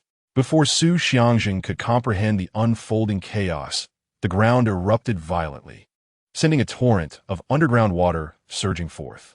The force of the deluge enveloped him, as if he had been struck heavily, causing him to tumble to the side. As the bruises from before manifested on his body, Yoshikawa Nobuyuki could not help but gasp in shock. Damn it! Why is the whole world against me? Just then, Su Yi approached Asuna Karika and remarked, or perhaps you might have your leg shattered by a falling flower pot. It seemed as if to validate Su Yi's words. As Yoshikawa Nobuyuki was preparing to grit his teeth and continue his escape, a flower pot plummeted from the sky. With a resounding thud, it struck his right knee, contorting his leg in a grotesque manner. There was no need for further contemplation. His right leg was undoubtedly ruined. The suddenness of the event instilled terror in those nearby, with screams echoing through the streets. Why? Why am I so unfortunate? Yoshikawa Nobuyuki bellowed in anger. As he uttered those words, he clenched his teeth and forced himself to rise from the ground, determined to move forward. Enduring the surging pain, he hopped on his left leg, aiming for the nearby small garden. Surely, once he reached there, no further misfortune would befall him. Just as this thought crossed his mind, Su Yi in the office remarked, "It's also possible to be struck by a car, have the handgun concealed on him discharge, resulting in his castration, and then be crushed by a meteorite falling from the sky." As Su Yi's words lingered in the air, Asuna Karika heard a piercing sound from outside, followed by a gunshot and an unparalleled scream of agony. But that was not the end. A small meteorite descended from the heavens, crashing directly onto Yoshikawa Nobuyuki, obliterating him into a gruesome pulp and leaving behind a 10-meter-wide crater. At that moment, Asuna Karika approached the floor-to-ceiling window, gazing down at the scene below in astonishment, instinctively asking, How is this possible? Observing the shock etched across Asuna Karika's face, Su Yi merely replied nonchalantly, "It is merely a form of ability. A pinnacle of magnetic field manipulation that extends to the atomic level, where electromagnetic forces transform into chemical bonds, allowing me to manipulate chemical structures and alter matter." With that, Su Yi lifted Asuna Karika into his arms and made his way toward her villa. Before long, they arrived at her residence. Once Su Yi retrieved the task items and the fully immersive helmet from the chat group, he turned to Asuna Karika and inquired, "Are you ready?" Asuna Karika exchanged glances with her companions, nodded, and replied, "We are ready. Then let us connect to the game." As Su Yi's voice faded, he donned his helmet and reclined on the bed, stating, "Initiate connection." At that moment, lying to Su Yi's left, another individual also put on a helmet, mimicking Su Yi's actions, and declared, "Initiate connection." Observing the self-assured presence beside him, Kirigaya Asuna felt a blush rise to her cheeks, struggling to suppress her racing heart. She positioned herself on Su Yi's right and subsequently donned her helmet. Initiate connection. As the three of them began their connection, they were transported into the game. Chapter 64. Where are my monsters? As Su Yi and the others simultaneously called out initiate connection, they were greeted by a multitude of colorful cylindrical forms flashing rapidly before them, followed by various loading messages. New player detected. Please create a character profile. Su Yi, Asuna, Upon uttering their character names and making necessary adjustments, they stepped into the true realm of the game. Slowly opening his eyes, Su-yi gazed at his hands, gently touching his body to experience the unique qualities of this world. The tactile feedback was nearly indistinguishable from that of reality. The only drawback was the apparent absence of most of his abilities. However, as Su-yi slid his fingers to access his quest panel, he discovered that all of his foundational attributes were intact: strength, agility, stamina. It could be said that he commenced the game at maximum attribute levels. In the novice village, this status was undeniably formidable. It was conceivable that these capabilities were enhanced to a certain extent based on his physical form in the real world. Yet, this enhancement was likely capped at a certain level. Nevertheless, possessing full attributes among novices was already sufficient. At that moment, two spheres of light appeared beside him. As the lights dissipated, the figure of Kuragaya Asuna came into view. No, that was incorrect. She should now be referred to as Asuna. Her eyes widened in surprise as she surveyed her surroundings. Aside from the somewhat unrealistic attribute bars, the scenery before her was strikingly reminiscent of the real world. This sensation was undeniably enchanting. Is this the world within the game? She murmured softly, casting her gaze around to notice numerous luminous orbs, all representing novice players. Taking a deep breath, Asuna's aspiration to grow stronger firmly took root in her mind. Su, what should we do now? Su's lips curled into a subtle smile. Let's immediately level up while these fellows are still in shock. We must seize this opportunity to monopolize the nearby wilderness, where monsters are bound to appear. As he spoke, Su surveyed the surrounding buildings. Judging by their appearance, he led the two women toward the outskirts of the novice city. Just then, a voice reached their ears. Hey, you over there, wait a moment. Upon hearing this, Su turned his gaze toward the source of the voice. He spotted a disheveled warrior, dressed quite plainly, even somewhat shabby, with a patterned red scarf tied around his head, waving energetically at him. As Asuna and the other woman glanced at this man, Su addressed them.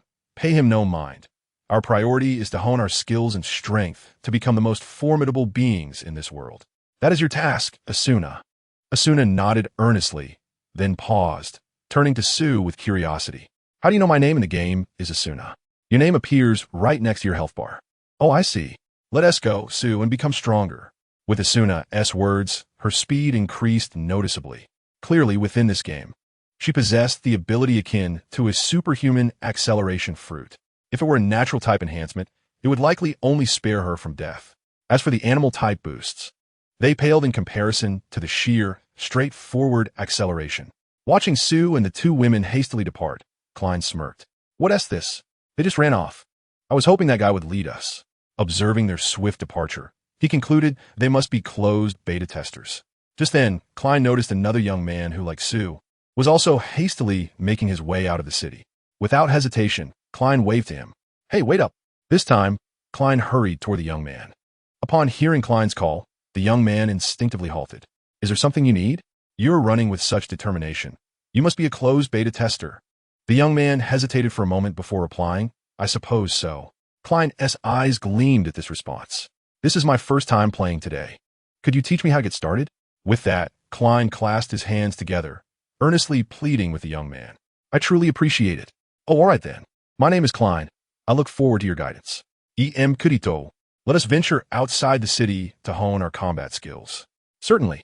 As Klein and Kurito were engaged in introductions, Su-yi and her companions had already arrived in the wilderness. The true death mode had yet to commence, so there was no need for fear.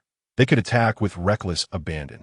Just like in a normal battle, there were limitless sword techniques available, and aside from activating skills, ordinary attacks faced no restrictions whatsoever. This is the essence of the infinite sword system. Upon hearing Su-yi's words, Asuna nodded slightly. She slowly drew her slender sword from her waist and, without a moment's hesitation, charged toward the wild boar that had just appeared before her. She wielded a western sword, similar in style to Asuna's slender blade. The two blades shimmered with a cold gleam in the air. Before the wild boar could react, their attacks had already struck home. With a roar, the wild boar let out a cry as its health bar began to diminish above it, gradually transforming into crimson shards that dissipated into the atmosphere. At that moment, Su-yi addressed the two women. Yes, that's right. Let us embark on a frenzied journey to a mass experience.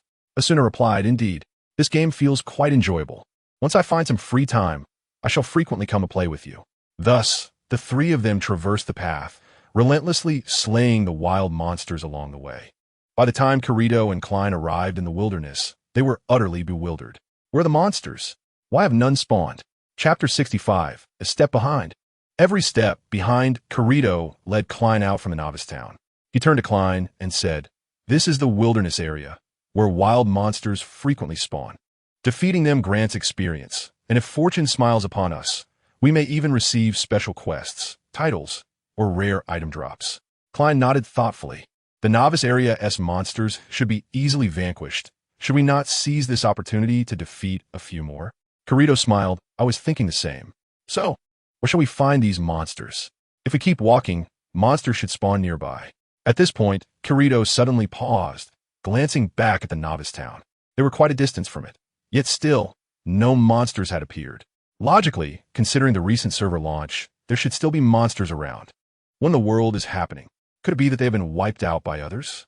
Must we wait for the monsters to reset before we can continue gathering experience? When this thought materialized in Kirito's mind, it became indelibly etched there.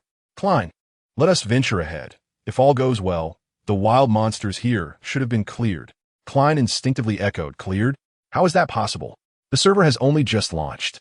As Klein pondered this, three figures suddenly emerged in his mind, none other than Su-E and his companions. Klein exclaimed, "Could it be those three?" Kirito, upon hearing this, furrowed his brow. "Which three?" he inquired urgently. Klein scratched his head and replied, "Before I saw you, I noticed three individuals racing outwards. Could they be the ones who have cleared these wild monsters?" Upon hearing Klein's words, a sense of foreboding gripped Kirito. A notion took root in his mind.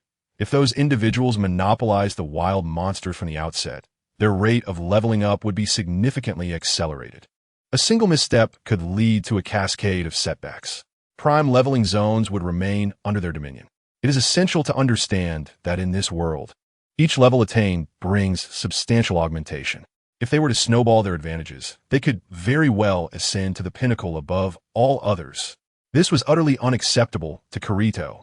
Despite his occasional amiability, he harbored an indomitable spirit when it came to gaming. Otherwise, he would not have dared to challenge the game solo during the beta test, nor would he have maintained his solitary ways even after it transformed into a deadly game. Ultimately, this reflects Kirito's innate pride. He plays games with a singular ambition, either to abstain or to emerge as the strongest. With this resolve, Kirito immediately sprinted towards another wilderness area. Though it entailed a slight detour, it was a location he had discovered during the beta test. He reasoned that his leveling speed would not lag too far behind those individuals, thus avoiding excessive passivity. Klein, observing Kirito's swift departure, hastened to follow him into a more distant wilderness zone. Unbeknownst to Kirito, these three individuals were far from ordinary. Their leveling speed was incomparably superior to that of the average player. If Kirito's agility attribute was already remarkable upon entering the game, then Su-Yi's attributes surpassed those of common players by a wide margin. Coupled with Asuna's acceleration fruit, they possessed an additional ability right from start. It would not be an exaggeration to label them as true cheaters. How could Kirito possibly compete with them? As Kirito made his way to another wilderness area to level up, the trio, Su-E, Asuna, and their companion, had encountered the most formidable wild creature in this untamed expanse, an elite beast known as the Wild Boar King. At that moment, Su-E was at level 3, while Asuna and the other member were at level 2. In stark contrast, their adversary, the Wild Boar King, boasted a level of 5. In a game where levels dictate supremacy, the pressure exerted by the Wild Boar King upon the trio was considerable. With a thunderous roar, the Wild Boar King, adorned with colossal tusks and fierce red eyes, fixated its gaze upon the three. Saliva dripped from its maw, pooling upon the verdant grass beneath. Its physique appeared robust, hinting at the formidable strength that a creature of its stature would possess. However, the trio was no ordinary band of adventurers. With some experience under her belt, Asuna skillfully led the charge towards the Wild Boar King, her weapon firmly gripped in both hands and positioned at her side. A radiant glow began to coalesce above them. This was the most fundamental skill, a slash that could amplify their attack's potency.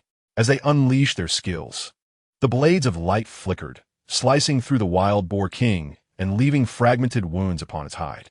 Yet, their assault failed to inflict significant damage, instead inciting the wrath of the beast. With a fearsome bellow, the wild boar king charged at Asuna, its terrifying tusks poised to strike. Asuna's heart raced. A collision with the beast would surely leave her gravely injured, jeopardizing their progress in leveling up. Resolutely, she uttered a command. Acceleration. In an instant, Asuna felt as if she had transcended her limits, her speed soaring remarkably. She narrowly evaded the wild boar king's ferocious charge. However, the beast did not relent. It redirected its fury towards Su-yi, armed with a heavy sword, an instrument demanding great strength. Su-yi stood firm. Instead of retreating, he swung his sword with all his might, aiming it at the approaching wild boar king. With a resounding crash, a tempest surged forth from the point of impact, sending gusts of wind that rustled the grass and tousled Asuna's hair. Su-yi's feet sank into the earth, yet his health remained unscathed. In a remarkable turn, he severed the wild boar king's fearsome tusks, which fell to the ground, shattered and dissipating before their eyes. The health bar of the wild boar king plummeted dramatically, with more than half of it vanished. It is evident how astonishing Su-yi's full enhancements truly are. Let us vanquish this elite creature before us. We are bound to be the first to conquer this elite monster.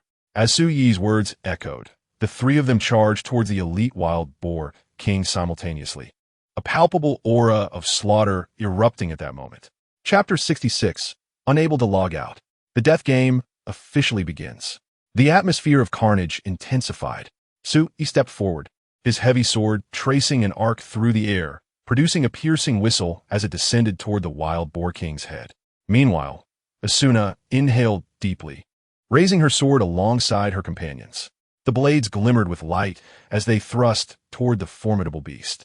Though they relied primarily on agility and lacked overwhelming strength, the damage they inflicted was undeniably substantial. The wild boar king roared in response, and the two women's blades easily pierced its flanks. With a sickening sound, as the swords embedded themselves within the creature, its health bar dwindled further, shifting from green to red, nearly depleted. At that moment, Su-yi delivered the finishing blow. His colossal sword struck mercilessly, cleaving the wild boar king in two. As its body shattered into fragments, it dissipated before the onlookers. Su-yi leveled up from level 3 to level 4. Asuna leveled up from level 2 to level 3.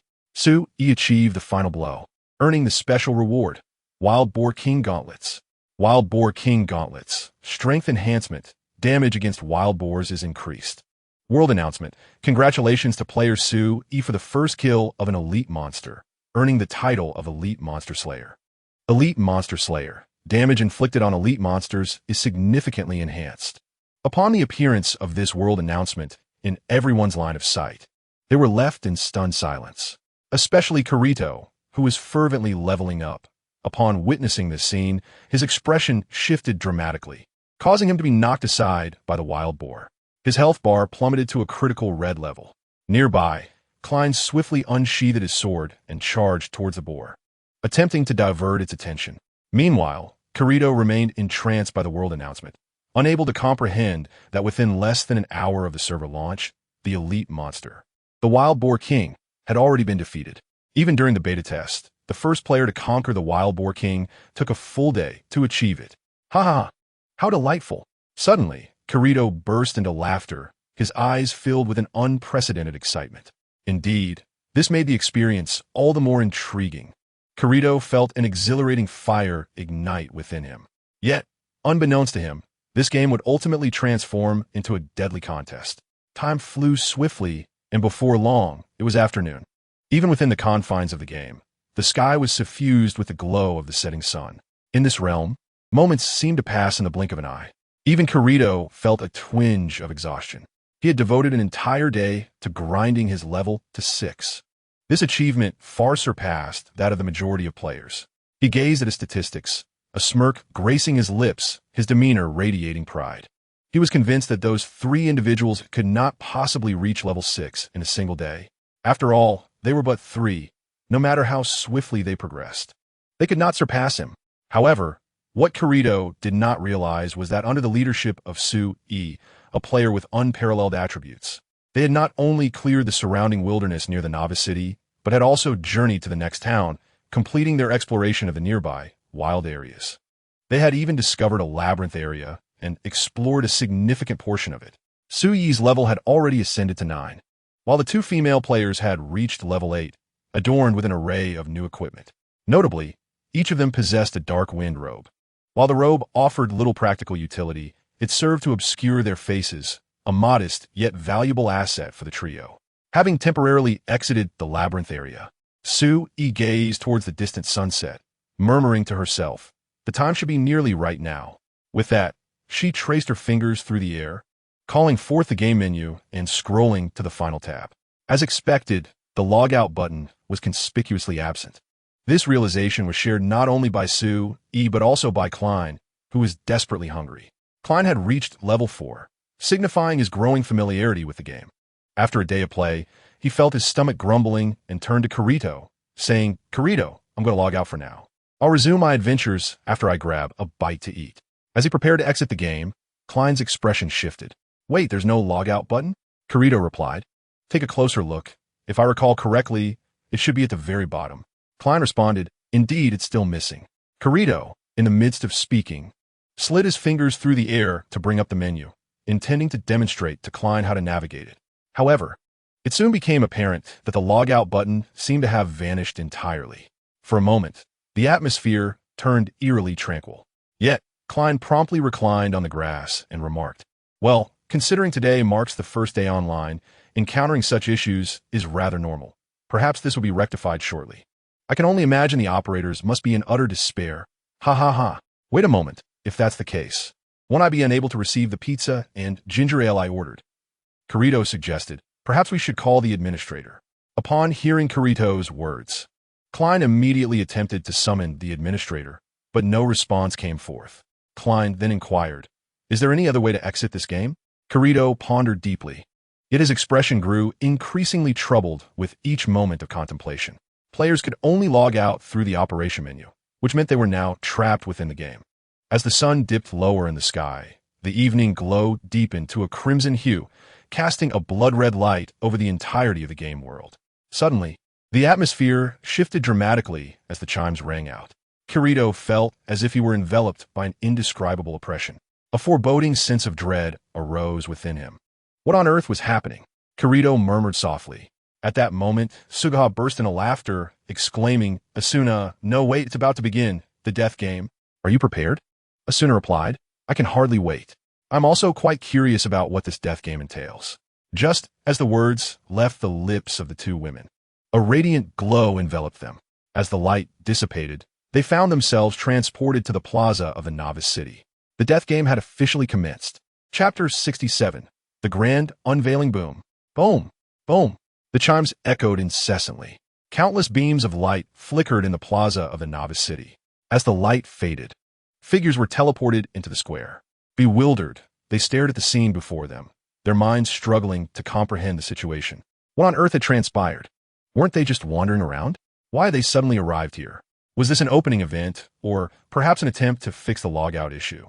A multitude of questions swirled within their minds, for no matter how one considered it, the unfolding spectacle was undeniably bizarre. As time passed, more and more players were transported to the plaza. A dense crowd gathered, engaging in a flurry of conversation, their voices creating a slightly overwhelming din. In a corner of the plaza, Sugaha and Asuna, cloaked in black robes, observed the crowd before them, whispering amongst themselves. "Asuna, did you two notice that couple over there? Are you referring to those two individuals embracing each other?" Asuna followed Su Yi's gaze and looked ahead. She could see a petite woman with pink hair wrapped affectionately around a tall, slender man with blonde hair. "What is the matter with these two?" Asuna inquired of Su Yi. "I wager those two are definitely both men." Asuna raised an eyebrow. "Two men? Surely, that is rather exaggerated." "Not exaggerated. Remember their faces well, for soon it will be a grand unveiling." Upon hearing Su Yi's words, both women felt a surge of curiosity, their minds beginning to conjure images of what might unfold shortly. At that moment, a red hexagon appeared in the sky, emblazoned with an exclamation mark. It resembled something out of game. This sensation instilled an indescribable tension in the hearts of those present. Suddenly, The exclamation mark within the red hexagon began to spread rapidly across the sky. In the blink of an eye, the remaining light of the setting sun was completely obscured. The entire sky appeared as if it had been painted in blood. Many began to feel a sense of dread creeping in. What is happening? Let me out. I no longer wish to play this game. Cursed game, what on earth is going on? Just as they voiced their anger, the sky seemed to bleed.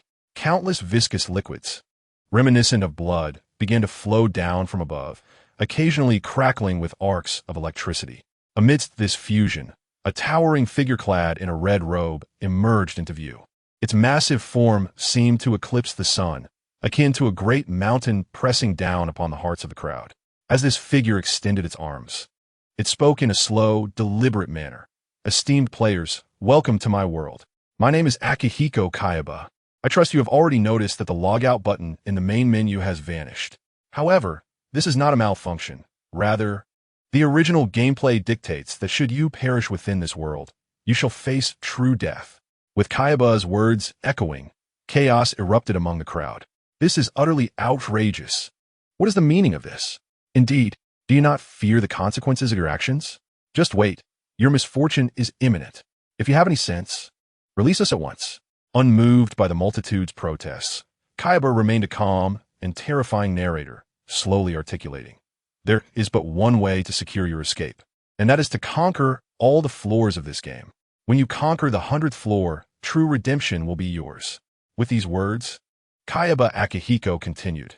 In each of your inventory slots lies a small gift from me. Please take a moment to verify. As his voice faded, the crowd in the plaza extended their fingers, tracing downward through the air. They summoned the menu bar and sought out the so-called gifts within their inventories. What they discovered was a mirror. Witnessing this scene, Su-Yi's lips curled into a subtle smile. He activated the recording function within the chat group, capturing the unfolding spectacle before him. As the individuals opened the mirror in their inventories, radiant lights flickered in abundance. Their appearances underwent dramatic transformations. The slender became stout. The short became tall. Females morphed into males, and the youthful aged into the elderly. Each person reverted to their true visage, rendering their previously assumed appearances a mere relic of the past. This moment was undeniably akin to an extravagant unmasking event. You, a man, have your arms around me. Were you not a woman, and you claim to be 17? This is nothing short of deceit. Old man, could you be the dashing gentleman who just attempted to woo me? Hey, how did you suddenly become so short? Weren't you nearly 2 meters tall? Shocked expressions flooded the faces of those surrounding them. This grand unmasking event was also recorded by Su-Yi and subsequently uploaded to the chat group. Within the chat group, numerous members engaged in discussions about the task at hand. Their curiosity piqued regarding the nature of the world they had yet to witness. Just then, Su-Yi uploaded the video, captioned, "A grand unmasking event." As the members clicked on the video, they were momentarily taken aback, only to burst into laughter. Edward Elric exclaimed, "Ha ha ha, what in the world is happening? This is absolutely hilarious." Did you see the shock on their faces? Hinata Hyuga chimed in, "Wow, I've gained new insights." Whitebeard added, "Gurararara, what on earth is going on, Su-Yi?" Su-Yi elaborated on the events, and the laughter within the chat group intensified. At that moment, Kayaba Akihiko spoke once more. "Ladies and gentlemen, the true formal commencement begins now. I wish you all good fortune." As his voice echoed, his concealed gaze beneath the red robe seemed to briefly linger on Su-Yi and his companions standing in the corner. Then, his figure gradually faded from view, leaving the stunned crowd momentarily at a loss for how to proceed. At this moment, Su-Yi addressed the two women, Asuna. "Let us proceed directly to the next town and thoroughly clear the entire labyrinth area. We shall ensure that they can never surpass us." After speaking, Su-Yi glanced at Kirito amidst the crowd, a smile subtly gracing his lips. Chapter 68. Strategy Meeting Due to the Differing Flow of Time. Su-Yi felt no concern for the passage of time in this world of Asuna. Rather, he relished the current gaming experience. After all, which young man does not delight in gaming? Especially the unprecedented thrill of guiding a companion through the game. Almost 2 weeks slipped by in the blink of an eye. During this period, over 1,000 players had perished, an unprecedented burden weighing heavily on the hearts of all but the trio of Su-Yi. Throughout these 2 weeks, Su-Yi and Asuna thoroughly explored the entirety of the first layer, completing various erratic side quests. They had undoubtedly distanced themselves significantly from the others, a gap that would only continue to widen as they rolled forward like a snowball. Just as Su Yi and his companions finished clearing the labyrinth area for the day and were preparing to return, they suddenly overheard that a meeting was to be convened on the first layer. They had long been aware of the room's existence, but had refrained from entering due to some unexplored areas. To their surprise, just as they completed their exploration, others discovered the room as well. Asuna, let us go take a look. Perhaps something intriguing will unfold. Su Yi's lips curled into a slight smile, evidently anticipating some amusement. With Su Yi leading the way, Asuna and the others had no objections and promptly followed him to the ancient ruins located in the western part of the first layer. They had already thoroughly explored this place, having scavenged every valuable item, leaving it seemingly a mere ruin to subsequent visitors. Upon arriving at the ruins, Su Yi and his companions cloaked in black robes settled into a corner, watching the influx of players with an involuntary cold smirk. Hearing Su Yi's derisive laugh, Asuna turned to him and inquired, Su Yi, is something amiss? Indeed, do you see that individual not far from here? Following Su Yi's gaze, Asuna spotted a youth with short black hair, wielding a single sword, gradually approaching the ruins. I see him. Is there something about this person? She asked. Do you recall what I mentioned the first time we met? Su Yi's words prompted a slight furrow in Asuna's brow.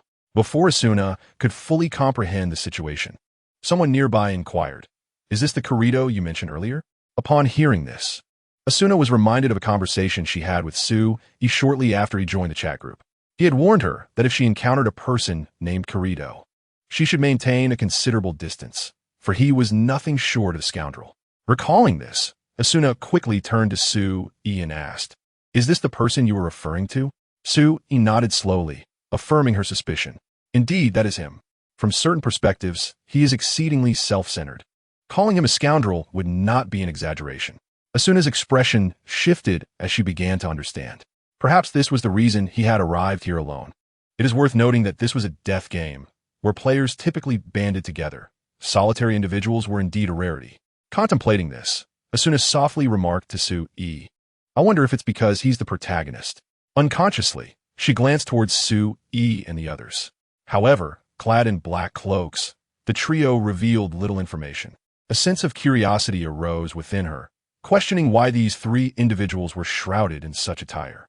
At that moment, a figure with blue hair emerged from the center of the ruins. He addressed the crowd. Thank you all for coming today. I am Diabel, a self-proclaimed knight. As Diabel's words echoed, the gathered players erupted in derision. Hey, I don't think there's any class system in this game. Ha, buddy, meetings aren't meant for jokes. We sacrificed our leveling time to attend this gathering. Can't you just get to the point? Diabel's expression shifted dramatically, taking on an unprecedented seriousness. He declared today, my team and I discovered a room at the top of that tower. We must defeat the enemies to reach the second level. Only then can we edge closer to true salvation. Therefore, I need your strength to demonstrate to more players that even in this death game, we still have the potential for rebirth, to break free from the shackles of death. Am I wrong, everyone? Diabel inherently possessed a certain leadership quality. Following his impassioned speech, a majority of the audience was moved by his words and began to applaud fervently. The sound of clapping echoed, and eventually, Diabel raised his hands slightly to quell the noise. The thunderous applause gradually subsided, revealing a group of players who genuinely acknowledged his words. The smile on his face transformed into one of enhanced confidence. Without further ado, let us commence the strategy meeting. The first level is not easily conquered. Thus, I recommend forming 6-member teams for increased safety. We must minimize our losses. Only then can we triumph over these 100 floors. As Diabel's voice faded, everyone began to discuss team formations and who would take on the leadership role. Meanwhile, Kurito sat awkwardly in his seat, a lone wolf by nature. During this period, he had relentlessly honed his skills through the experience gained in the closed beta, rarely interacting with anyone aside from Klein, whom he had met at the outset. Now, faced with the sudden necessity of forming a team, he found himself at a loss. Just as he hesitated, others had nearly completed their groupings, leaving only the conspicuous trio of Su and Kurito alone. Taking a deep breath, Kurito slowly approached the three. He opened his mouth to speak. You all, before he could finish, Asuna interrupted him, her voice cold and devoid of emotion. "If you wish to join our team, we must decline." Her gaze barely acknowledged Kirito, as if he were the most repugnant thing in existence. Taken aback, Kirito pondered the source of this girl's disdain. However, as others had formed their teams, he felt compelled to make one last effort. He thumped his chest and declared to Asuna, "My strength is formidable. Partnering with me will certainly be advantageous. In this life-or-death game, possessing great strength could indeed offer considerable benefits." Yet, Kirito's statement evidently missed the mark. If one were to consider true strength, who in this gaming realm could rival their prowess? Over the past 2 weeks, they had devoured the majority of resources, rapidly leveling up at an astonishing pace. Though they were on the first floor, each of Su's group possessed exceptionally potent, growth-oriented weapons, having consumed 90% of the available resources, while Kirito merely 5. The remaining 5% was what other players had managed to acquire. With their current levels and equipment, advancing to the 10th floor would pose no challenge for them. Had it not been for Su Yi's desire to provide Asuna with a solid foundation, he would not have lingered on the first floor for such an extended period. It was only after they had thoroughly explored every facet of that level that he found himself at this gathering. Thus, at this moment, Kirito's proclamation of strength before Asuna and the others was nothing short of ludicrous. This realization led Asuna to conclude that Kirito was indeed, as Su Yi had described, a worthless scoundrel. In this game of demise, he instilled confidence in others. Yet if his abilities fell short of the mark, it was ultimately his teammates who would bear the brunt of the consequences. Asuna gradually rose to her feet, her eyes, concealed beneath her dark cloak, coldly fixed on Kirito. Noticing her gaze, Kirito instinctively took a step back, perplexed as to when he had provoked this individual. Just as he prepared to utter a word, Asuna uttered a singular, crisp command, "Leave." Though it was but a solitary word, it resonated with clarity and authority, causing Kirito's brows to furrow in immediate dismay. At that moment, Su Yi also rose, positioning himself between Asuna and Kirito. He addressed Kirito with measured words. "Many eyes are upon us now. If you wish to avoid further attention, I suggest you find a seat post-haste. We decline to team up with you." Casting a sidelong glance at the onlookers, Kirito indeed found their curious gazes directed towards him and the trio. This realization gnawed at him, compelling him to grit his teeth in frustration as he begrudgingly took a seat away from them.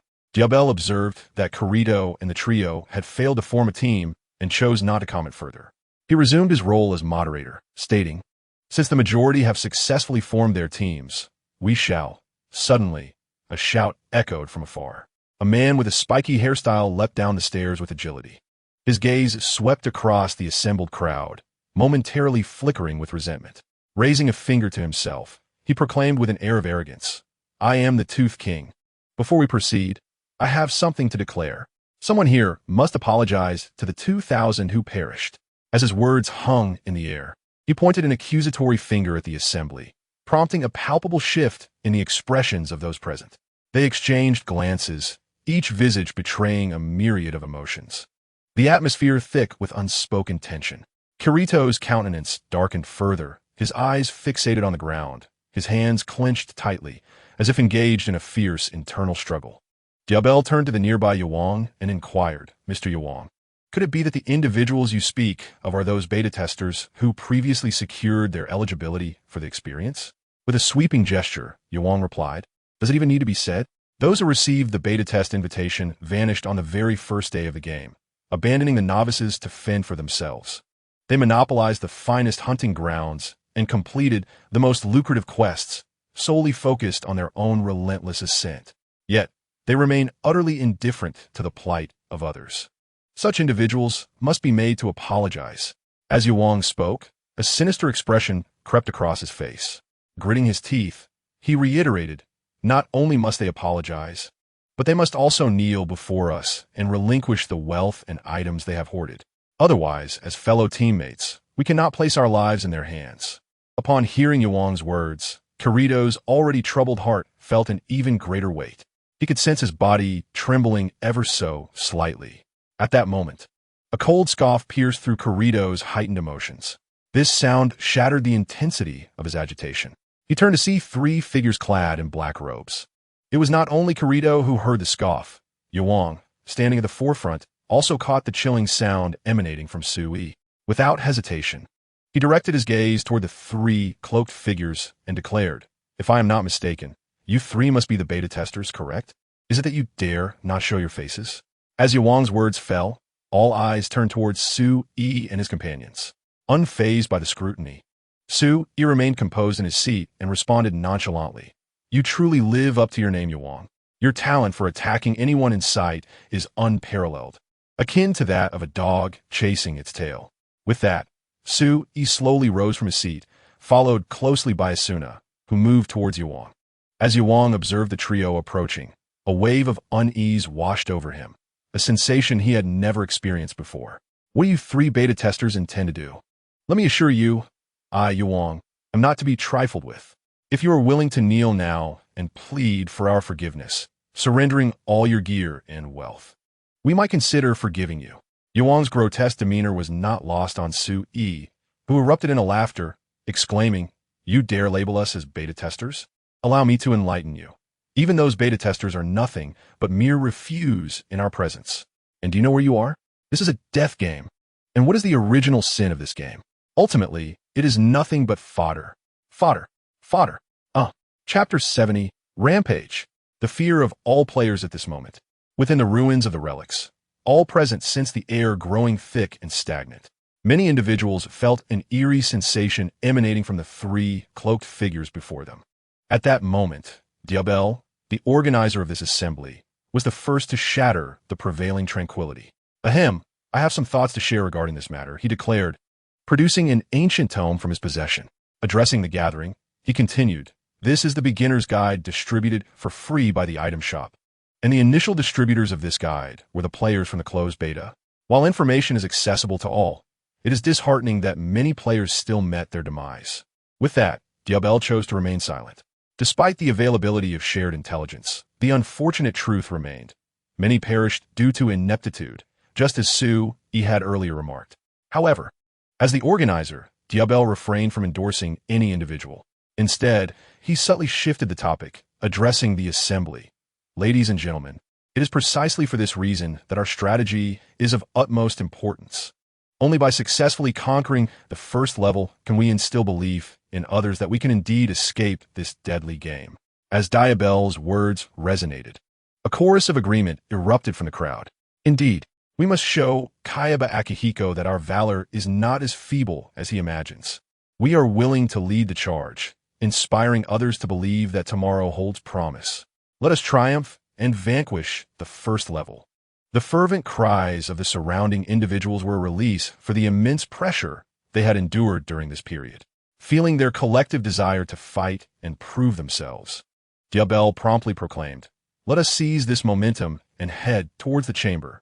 Let our strength be witnessed." Yuang, glancing at Diabel and then at the cloaked Sui, clenched his jaw in resentment. He glared menacingly at Sui, muttering, "Don't think this matter will simply fade away. Just wait. After this is over, I will settle the score with you." "Is that a threat?" Sui inwitted. "A threat? Consider it as such. I dare say you are undoubtedly a beta tester, and I will make you kneel before me, surrendering all your belongings and wealth, not for any other reason, but for the fallen players." With that, Yuang turned and followed the main group heading towards the room. At that moment, in his uniquely languid tone, he addressed Sui. "I never anticipated our leader would experience a day of being threatened."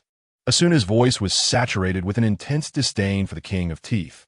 This individual merely sought to position himself on a moral pedestal, compelling the testers to relinquish the hard-earned items and wealth they had amassed. In this deadly game, was this not a form of murder? Its nature could be considered even more atrocious, not to mention utterly repugnant.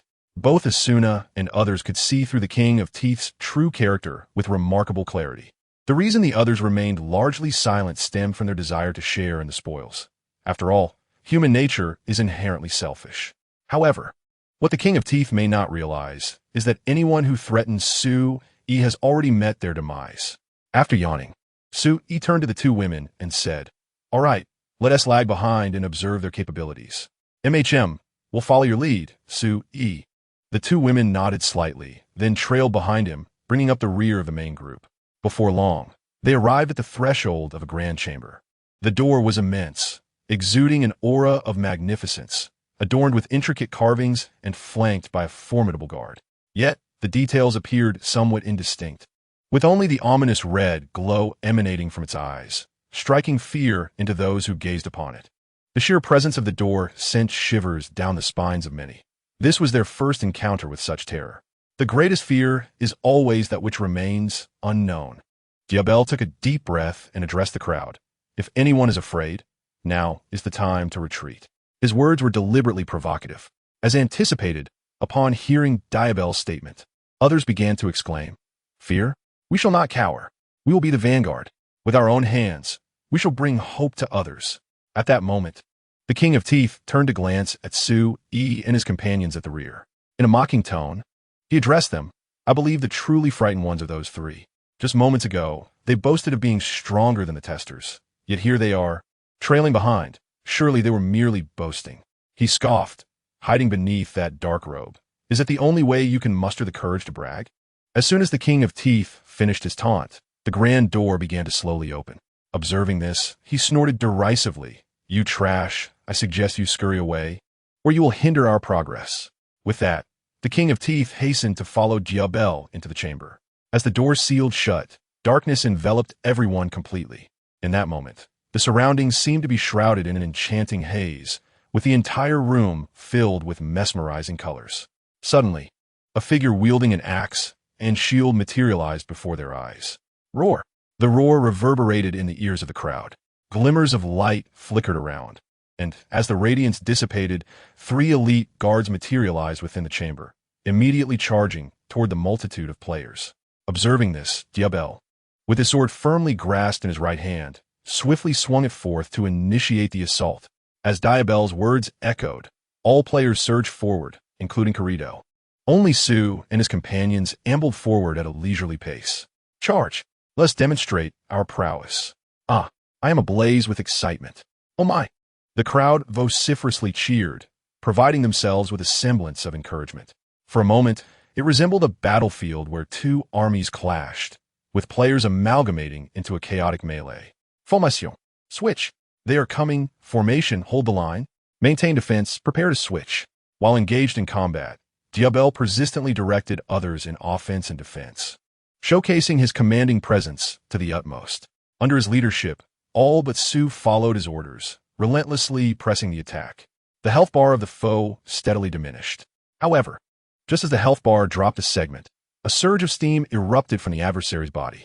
Not only did this phenomenon affect the main opponent, but also the 3 elite guards emitted waves of steam, enhancing their movements threefold. Upon witnessing this, Corrido exclaimed, "This is bad. Retreat. They have gone berserk." Having encountered such a situation during the beta test, Corrido was the first to alert the others. Alas, it was too late. As soon as Corrido's warning left his lips, the frontline team was swiftly swept aside by the adversary's colossal axe. The razor-sharp weapon effortlessly cleaved through the bodies of 6 players, leaving their expressions frozen in shock and terror. "Defend! Hurry, defend! Team, do not fall back! Obey orders!" The sudden turn of events threw everyone into disarray. Even Diabel's frantic shouts fell on deaf ears. Terror had completely consumed their hearts. They retreated frantically, faces etched with panic. "This is a scheme by Akihiko Kayaba. We cannot possibly defeat this. One swing has slain 6 fully healthy players. How are we to proceed? Open the door. How infuriating!" The door won't budge. The first to reach the entrance was the previously zealous Yaking, whose mental fortitude had shattered entirely. In his eyes, they were utterly incapable of defeating the now berserk adversary. At this moment, Diabel's body began to tremble uncontrollably. He repeatedly whispered to himself, "This is impossible. During the beta test, this did not go berserk. Why is it behaving this way now? No, we must rally ourselves. Once we enter this room, there is no turning back. Only by conquering the foe before us can we continue to survive. Otherwise, we are doomed. But can we truly defeat this adversary that has entered a rampaging state? The ferocity of its attacks and its terrifying speed are far beyond what we can withstand at this stage." Just as these thoughts raced through Diabel's mind, he heard Corrido's urgent voice from not far away. "What are you 3 doing? Fall back quickly. You cannot defeat it with just the 3 of you." With Kirito's words echoing, Diabel also noticed Su-E and her companions standing before them. Roar. Upon seeing Su-E and her friends, he immediately let out a furious roar. Before the royal guard could charge at Su-E, he swung his massive axe, striking fiercely towards Su-E and her companions. At that moment, Su-E calmly stated to Asuna, "It's our turn to perform now." With Su-Yi's declaration, she and Asuna dashed forward at an astonishing speed. The instant they took their first step, the blades at their waists were swiftly drawn. Their movements were fluid and rapid, a seamless execution. They charged ahead with remarkable velocity. "You two are absolutely no match for it. Retreat quickly." Kirito shouted anxiously at Asuna and Su-E. He wanted to assist the two women, but he was intercepted by the royal guard, becoming entangled in their skirmish. "Damn it. If this continues, they will surely perish." As Kirito's words fell, the speed of his blade increased several-fold. The velocity was unlike that of most players on the first level. Diabel thought that perhaps, with Kirito's current prowess, he might stand a chance against the foe before them. Yet, just as everyone was contemplating this, a cry of pain drew their attention back to Asuna and Su-E. They saw that the slender sword and rapier in Asuna and her companion's hands were simultaneously radiating a dazzling brilliance. Strike after strike landed, each followed by another. In the blink of an eye, numerous punctures appeared on the foe's body. Fragments, akin to blood, drifted down like snowflakes from the air. The enemy's health bar plummeted at a visibly rapid pace, and in an instant, it had dwindled to the final sliver. As Kirito, Diabel, and the surrounding crowd witnessed the scene before them, their pupils dilated in disbelief. They had just experienced the overwhelming power displayed moments ago. The frenzied speed and the devastating might of the colossal axe were beyond anything they could withstand. A mere touch would result in certain death. Yet, these two figures clad in dark robes wielded their swords with an ease that rendered their limitations insignificant. The intensity of this shocking revelation struck their minds with ferocity. How extraordinary, judging by their speed and strength. It was evident that their levels surpassed ours by a considerable margin. With their presence, it seemed we might escape our grim fate. How marvelous! I had resigned myself to the notion of inevitable demise. Now, with but a sliver of health remaining, I refuse to believe we cannot conquer what lies before us. Truly, these two are formidable. This power is simply astounding. Kirito and Diabel murmured in unison. As beta testers of the game, they possessed a deeper understanding of its intricacies. Yet, even they could not reach such combat prowess at the initial level. It was indeed terrifying. Just then, under the scrutiny of the crowd, one of the figures discarded the massive axe, seamlessly switching to a wild katana.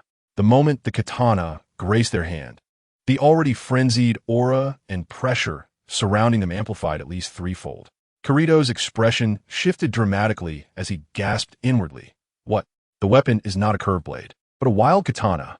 This is different from the beta test. Diabel swiftly reacted, urgently addressing the three cloaked figures. Hey, fall back. Leap away with all your might. The attributes of the wild katana are far superior to that of a curved blade. Diabel's words reached the ears of the trio, but they paid him no heed. Asuna, after completing her assault, sheathed her sword and obediently positioned herself behind Sway. Meanwhile, accompanied by a shrill, furious roar, the figure propelled themselves with explosive force onto a nearby pillar, swiftly navigating across them. Bang, bang, bang. The rapid movements on the pillars intensified, each sound echoing with increasing frequency. Like a crimson lightning bolt, they accumulated tremendous power before launching themselves towards Sway from above. The wild katana radiated a menacing crimson glow, instilling a palpable sense of dread. Watching this unfold, Kirito felt a heavy weight settle in his heart. It was too late. They were doomed. How infuriating. Diabel also felt a shiver of apprehension coursing through him. Originally, he had intended to rush forth and seize the final blow, claiming the unique reward exclusively for himself. However, now all that remained in his heart was a sense of relief. It could be said that he was fortunate not to have acted upon his impulse. Had he done so, it would have been his demise. The thoughts of the onlookers mirrored his own. They were convinced that Su-E and his companions were doomed. Yet, at that moment, Su-E reached behind him and firmly grasped a sword as dark as ink. As the wild katana descended from the sky, Su-E stepped forward. The heavy sword traced an arc through the air, crashing violently against the wild katana. The clash produced a deafening explosion that reverberated in the ears of the spectators. With a resounding boom, the room was instantly engulfed by a fierce wind. The gale billowed Su Yi's black cloak, revealing his true visage. Meanwhile, Asuna delicately extended her fair hand, gently tugging at the hood atop her head, concealing her features. Is this truly the first level? How utterly weak! Su Yi murmured to himself. He then grasped the fabric of his cloak, and with a swift motion, it fell away, unveiling his true form beneath. Clad in armor of metallic hues adorned with jewels, he resembled a noble from ancient times. The armor shimmered with a radiant luster, exuding an aura of formidable strength. This ensemble left those present utterly astounded, their disbelief palpable as they beheld Su Yi's attire. Could this truly be equipment attainable only in the first level? It seemed far too extravagant. While they were still clad in cloth and leather, Su Yi had already donned a suit of jewel-encrusted armor. This revelation shattered their preconceived notions. At that moment, Su Yi's other hand pressed firmly upon the hilt of the heavy sword. The weight of his determination seemed to crush the last straw. With both hands wielding the sword, Su Yi unleashed its full might. In the blink of an eye, the wild katana in his grasp was cleaved in two. Immediately thereafter, Su Yi propelled himself towards the foe's head with great force. The blade glimmered, slicing through the very fabric of space, severing the head cleanly. In an instant, it shattered into countless fragments, slowly dissipating within the room as the crowd watched in stunned silence. At that moment, they could not help but perceive Su Yi as an embodiment of overwhelming power. Just then, a voice emerged from the crowd, exclaiming, Why did you not act sooner? You are clearly so formidable. Why did you wait until those 6 were slain before revealing yourself? The speaker was none other than the King of Teeth, who had been frolicking before Su Yi moments ago. Upon hearing his words, Su Yi smiled. Yet in the next instant, his mighty sword was aimed directly at the King of Teeth. Simultaneously, a formidable aura emanated from Su Yi, more potent than that of his earlier victory. The sheer intensity of his presence made the King of Teeth's lips quiver. Nevertheless, he glanced at the onlookers, feeling a tinge of reassurance. Surrounded by so many, he wondered what Su Yi could possibly do to him. With this thought, a fleeting grin appeared on the King of Teeth's face, only to vanish almost instantaneously. His gaze returned to Su Yi, and as he beheld the armor adorning Su Yi, an insatiable greed flickered in his eyes. This avarice swiftly consumed his reason. He addressed Su Yi, stating, You must apologize to those 6 individuals. You are required to kneel before us and surrender all your equipment and wealth to the assembled crowd. Otherwise, we shall never forgive you. As he spoke, the King of Teeth took several steps forward, drawing closer to Su Yi's formidable sword, embodying a fearless demeanor. Many bystanders, upon hearing his words, turned their attention to Su Yi's equipment, contemplating the superior gear they might acquire following his defeat. Consequently, a chorus of agreement arose among the crowd. The King of Teeth is right. You must apologize to us. You must kneel. Surrender all your belongings to us. Failure to comply will result in our utter refusal to forgive you. Upon hearing these declarations, Su Yi erupted into laughter, as if he had encountered the most amusing jest in the world. He then addressed the crowd, saying, If I am not mistaken, the ones speaking now are precisely those who fled the fastest just moments ago. Especially you, Mr. King of Teeth. I distinctly recall the expression on your face when you reached the door only to find it locked. Truly, it was pitiable. Ha ha ha. Su Yi's mocking words resonated in the ears of the King of Teeth and the others. As the commander of this encounter, Diabel had indeed witnessed the King of Teeth's earlier disgraceful behavior. Particularly, his actions had led to a breach in their strategy. Had it not been for Su Yi's intervention, the battle could have resulted in even greater casualties, perhaps even total annihilation. In truth, it was Su Yi and his companions who had salvaged them. King of Teeth, cease your words. If not for the moment when Diabel was about to speak, the King of Teeth abruptly questioned, Am I mistaken? He then turned to Su Yi and declared, You should cease wasting our time. You are undoubtedly a beta tester. So quickly kneel and apologize to us. Then hand over your equipment and wealth. As he uttered the final words, a smirk appeared on his face. For he wagered that Su Yi would comply. He had no other choice. However, just as this thought crossed the King's mind, Su Yi burst into laughter. Ha ha ha. You claim I am a former beta player? How absurd. Do not conflate me with those players who, despite possessing advanced knowledge, are still utterly inept. They are not worthy. Neither are you. If we had not just completed the exploration of the first level, you would have no place in this battle at all. As Su Yi's words resonated, Kirito recalled the trio that Klein had mentioned to him long ago. Could they be the very same individuals before him now? Gazing at Su Yi's formidable equipment, Kirito felt his pride utterly shattered. His so-called gaming talent, even augmented by his status as a beta tester, paled in comparison to Su Yi. Was this individual truly human? The King of Teeth, upon hearing Su Yi's taunts, appeared increasingly deranged. You dare to insult us? Do you believe, before he could finish, a chilling breeze brushed past his face. In the next instant, one of the individuals who had demanded Su Yi kneel was cleaved in two, disintegrating into a gory spray and vanishing from the game. Concurrently, his real-world self met a grim fate. The green marker above Su Yi's head turned crimson, red, the mark of a player who had committed murder. Su Yi was the first to claim that title. Everyone stood frozen, the room enveloped in an unprecedented silence. Coupled with Su Yi's overwhelming aura, they sensed that the King of Teeth had provoked an adversary he should never have trifled with. The king turned to gaze at the fallen figure beside him, a tremor coursing through his heart. He instinctively exclaimed, "W, what are you doing? You just killed him. Is it really necessary for you to be so anxious?" "I merely dealt with a piece of trash," Su Yi replied. "Oh, and I forgot to mention, those who threaten me typically do not see the next day." As his words concluded, yet another individual was severed in two, and, astonishingly, this was also the one who had earlier demanded Su Yi kneel. A demon. This was undoubtedly a demon. This game could truly kill. It was utterly terrifying. "Please no. I do not wish to die. I beg you, spare me. I am willing to relinquish all my possessions and gold." Those who had previously spoken of Su Yi now found themselves kneeling before him, repeatedly bowing their heads in reverence, causing others to instinctively take a step back. Kirito and Diabel were lost in contemplation, rendered momentarily speechless by the scene before them. They did not intervene, but instead succumbed to silence. Su Yi approached the King of Teeth and inquired, "And you, King of Teeth?" Upon hearing Su Yi's words, the King of Teeth promptly knelt before him. If there were anyone lacking in fortitude, it was undoubtedly him. Had the King of Teeth chosen to resist fiercely, Su Yi might have regarded him with a semblance of respect and granted him a swift end. However, both the King of Teeth and his followers reveled in the torment of the weak, relishing their moral high ground to impose their desires upon others. Such individuals did not warrant Su Yi's esteem. Experience the despair of death. With these words, Su Yi swiftly dealt them each a series of blows, reducing the King of Teeth and his companions to mere fragments, erasing them from existence.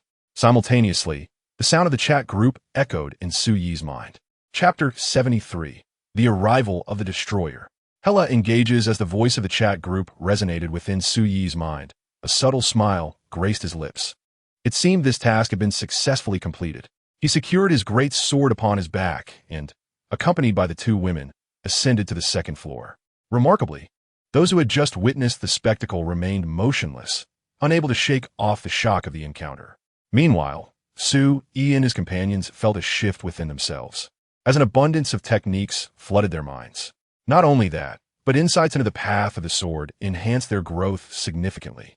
After a brief moment of assimilation, Su Yi turned to Asuna and said, "Asuna, once you reach the second layer, you may remove your black cloak. This way, no one will suspect you. They will only consider you as closed beta players and not as my allies." Upon hearing this, Asuna promptly took off her hood and responded, "What are you saying, Su Yi? You are truly protecting us." "Indeed, Su Yi, taking the blame upon yourself is quite the underhanded tactic." With a smile at the words of the two women, Su Yi chose not to elaborate further and said, "All right, you two continue your play. I shall return now. If anything arises, contact me in the group." Upon finishing her words, Su Yi's figure gently dissipated into the world. As an entity far surpassing this realm, Su Yi possessed the ability to wield control over her own form. The constraints of a fully immersive helmet could hardly confine her power. Watching Su Yi depart from her presence, she turned to Asuna beside her and remarked, "With Su Yi's protection, it truly feels like home, does it not, Asuna?" Asuna subtly nodded, her eyes shimmering with a soft glow instinctively replying, "Indeed." However, as soon as Asuna uttered this phrase, she realized she had already ascended to the second floor. Immediately, Asuna called out, "Wait for me." With that, she hurriedly ran in the indicated direction. In a Marvel universe, Hela was currently indulging in the car that Sue-E had bestowed upon her, incessantly shopping in the heart of Monaco. It is said that a woman's desire for beauty is innate, and even the goddess of death, Hela, was no exception. Her hands were already laden with 4 shopping bags. Yet she continued to wander the streets with unabated enthusiasm. At that moment, Hela suddenly glanced to her right.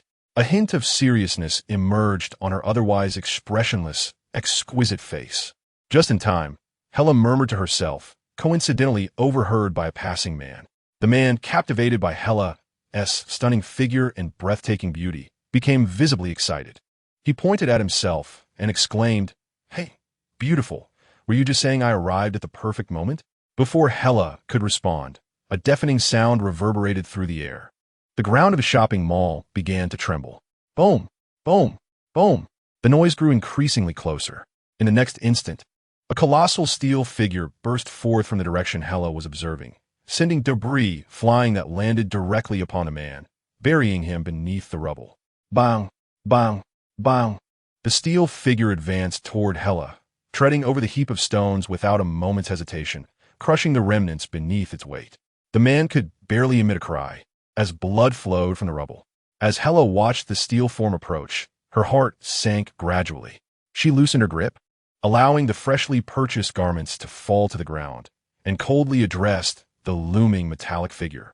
"I never anticipated that Odin would go so far as to send the destroyer to eliminate me." Hela murmured, as her words lingered in the air. She ran her hands back through her hair, and her black and green battle attire materialized around her. Simultaneously, her body began to levitate slowly into the air. With a cold and captivating gaze, Hela stared at the destroyer before her. As a former member of Asgard, she was acutely aware of the destroyer's formidable power. Crafted from a mystical URU metal of the realm, the destroyer was nearly indestructible, possessing the ability to annihilate all known matter. Its visage could emit a continuous beam of intense thermal energy, capable of melting virtually anything in its path. Furthermore, it could alter its form. This creation was forged by Odin to repel the cosmic pantheon's invasion of Earth and safeguard it. Such attributes alone were sufficient to exemplify the destroyer's might. Meanwhile, Loki, positioned outside the marketplace, was brimming with excitement. The echoes of Odin's words reverberated in his mind. Whoever succeeded in eliminating the target would ascend to the throne of Asgard. With this thought, Loki chuckled, "Thor, it seems I shall be the one to triumph this time." As his words faded, he deftly maneuvered the destroyer towards Hela. The moment the destroyer advanced, golden light began to coalesce in its eyes. As the radiance intensified, the aura emanating from the destroyer grew, increasingly terrifying. Suddenly, a searing golden beam erupted from its eyes, scorching the very fabric of space. This formidable beam surged forth with unstoppable momentum, aimed directly at Hela. Unfazed, Hela waved her hands. Swords of night floated beside her, under her command. If one were to listen closely, the harmonious chimes of the night sky, swords could be heard resonating in the air, just as the terrifying beam seemed poised to engulf her. Hela swiftly gestured forward with her delicate hand. But that was not the end. Her arm, after one sweeping motion, continued its relentless movement. Divine power surged from her being, transforming into night sky, swords that raced towards the searing beam with astonishing speed. The clash was imminent. The terrifying beam instantly consumed Hela's night sky swords. Yet, akin to an inexhaustible force, the swords surged forth in wave after wave towards the destroyer's beam. The tremendous energy swirled around the point of impact, creating a tumultuous maelstrom. Soon, a mushroom cloud erupted, capturing the attention of all present. The heart of Monaco's central marketplace vanished in the wake of the mushroom cloud's emergence. As the cloud enveloped the area, it churned with flames and smoke, incinerating everything in its vicinity. An unprecedented tempest radiated outward from the center of Monaco, shattering countless windows and engulfing the surroundings in chaos. Not far from the heart of Monaco's central shopping district lies an opulent steakhouse. It was here that Tony Stark first stirred into action, originally intending to share a meal with Pepper Potts. However, The sudden turn of events compelled him to instinctively rise, enveloping Pepper in his protective embrace. In the next moment, a cacophony of shattering glass erupted within the restaurant, as cracks spiderwebbed across the walls, signaling the imminent collapse of the establishment. Witnessing this scene, a heavy dread settled in Tony's heart. If his memory served him right, Hela, the companion of Sue-E, was presently wandering through the very shopping center of Monaco. Damn it, Tony cursed vehemently.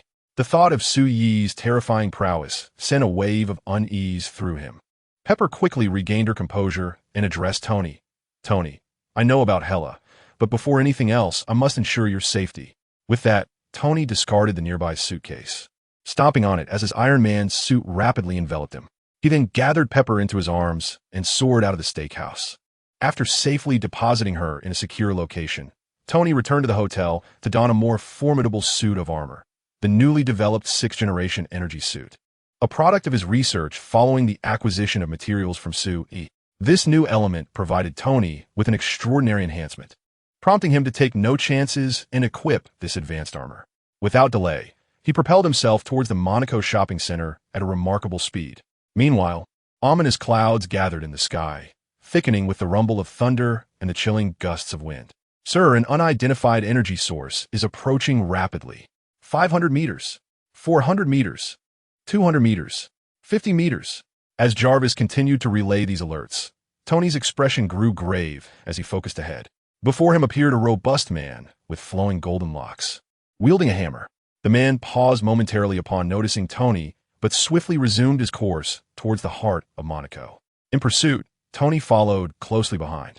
Upon their arrival, they beheld the ruins of Monaco's central city, where two figures stood locked in confrontation. One was Hela in her battle form, and the other, the destroyer of Asgard.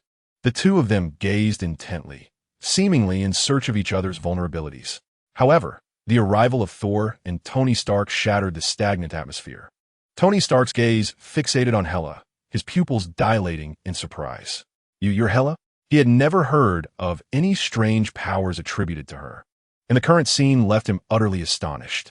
Hela nodded slightly, then turned her attention to the golden-haired man before her, sensing the bloodline of Odin within Thor. She addressed him, "You must be Odin's son. I never anticipated that Odin would send his own son and the Destroyer to come here to eliminate me." Thor regarded Hela with an inexplicable expression, as he too was acutely aware of her peculiar nature. Nevertheless, Thor remained somewhat proud and arrogant. He glanced at the Destroyer beside him and remarked, "I do not require the Destroyer's assistance. I presume my brother Loki was the one who liberated him." As soon as Thor finished speaking, Loki's figure materialized amidst the ruins of the Monaco Central Mall. "Thor, if it weren't for me, you might still be searching for your target." Loki's mocking voice echoed from a distance, capturing the attention of both Hela and Tony Stark. Tony's expression shifted slightly. "Thor? Loki? Are you figures from myth? Are you deities?" Thor nodded slightly. "We hail from Asgard, here to fulfill the task assigned by our father Odin." As he spoke, his gaze turned towards Hela, only to find a smirk playing at the corners of her mouth, a glint of mockery in her eyes. This expression perplexed the currently proud Thor. "What is that expression? Are you not afraid I will take you back to Asgard? I will return to reclaim my rightful throne.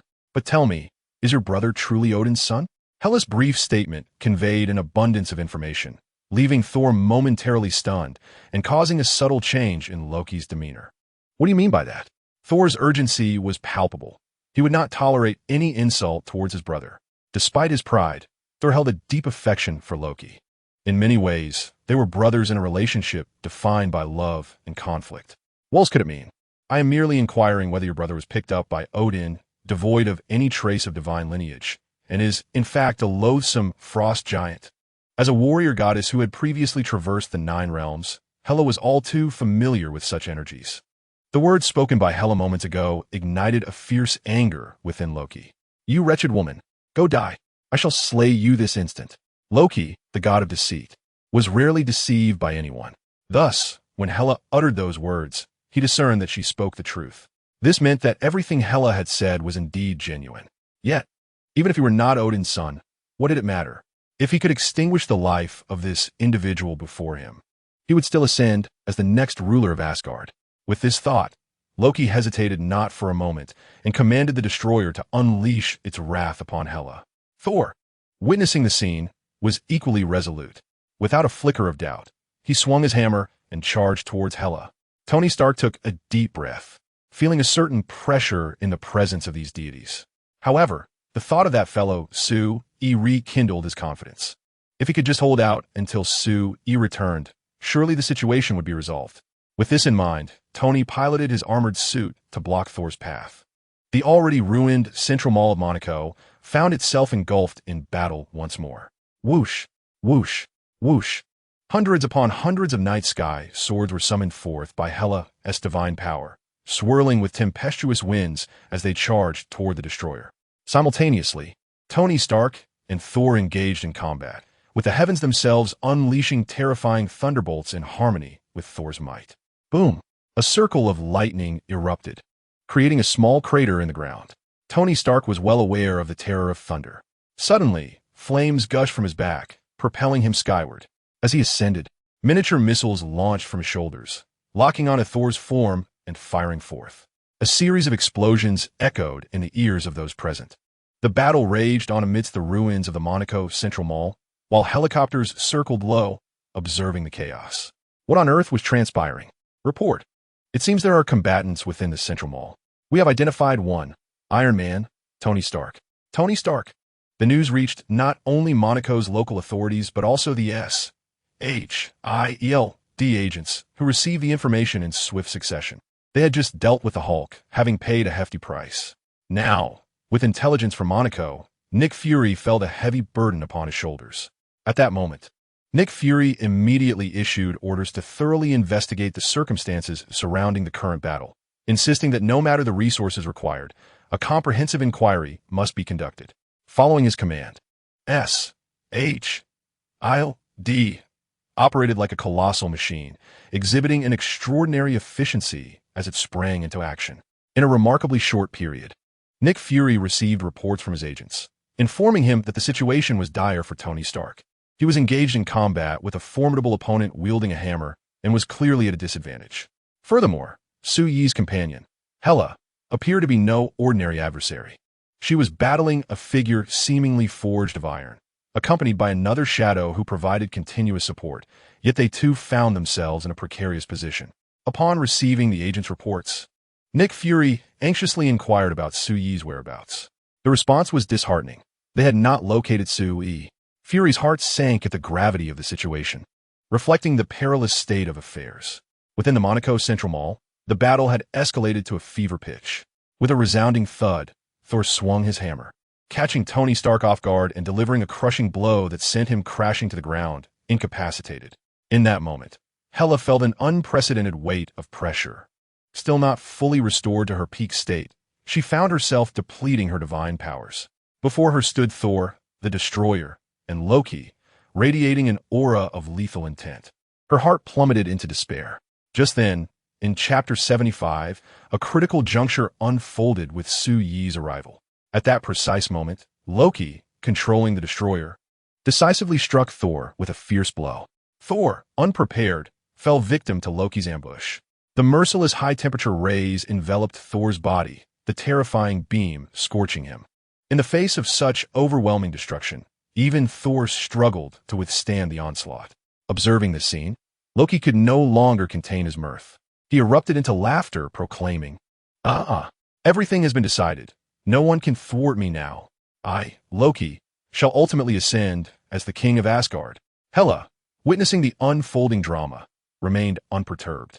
Despite being devoid of divine power, she displayed no signs of fear, coldly regarding Loki with an aura of impending doom surrounding her. She addressed the figure before her, Loki, saying, "You're called Loki, are you not? If you are willing to submit to me now, I can forgive your previous insolence. In fact, once I fully recover and vanquish Odin, I may elevate you to the rank of general, allowing you to lead the warriors of Asgard into battle across the 9 realms. What say you?" Loki, upon hearing Hela's words, initially wore an expression of excitement, which he gradually tempered. He resumed his previous demeanor, gazing at Hela, and retorted, "Are you attempting to negotiate with me? Do you not perceive the gravity of your situation? Your ally lies lifeless nearby, and your divine power has undoubtedly been depleted.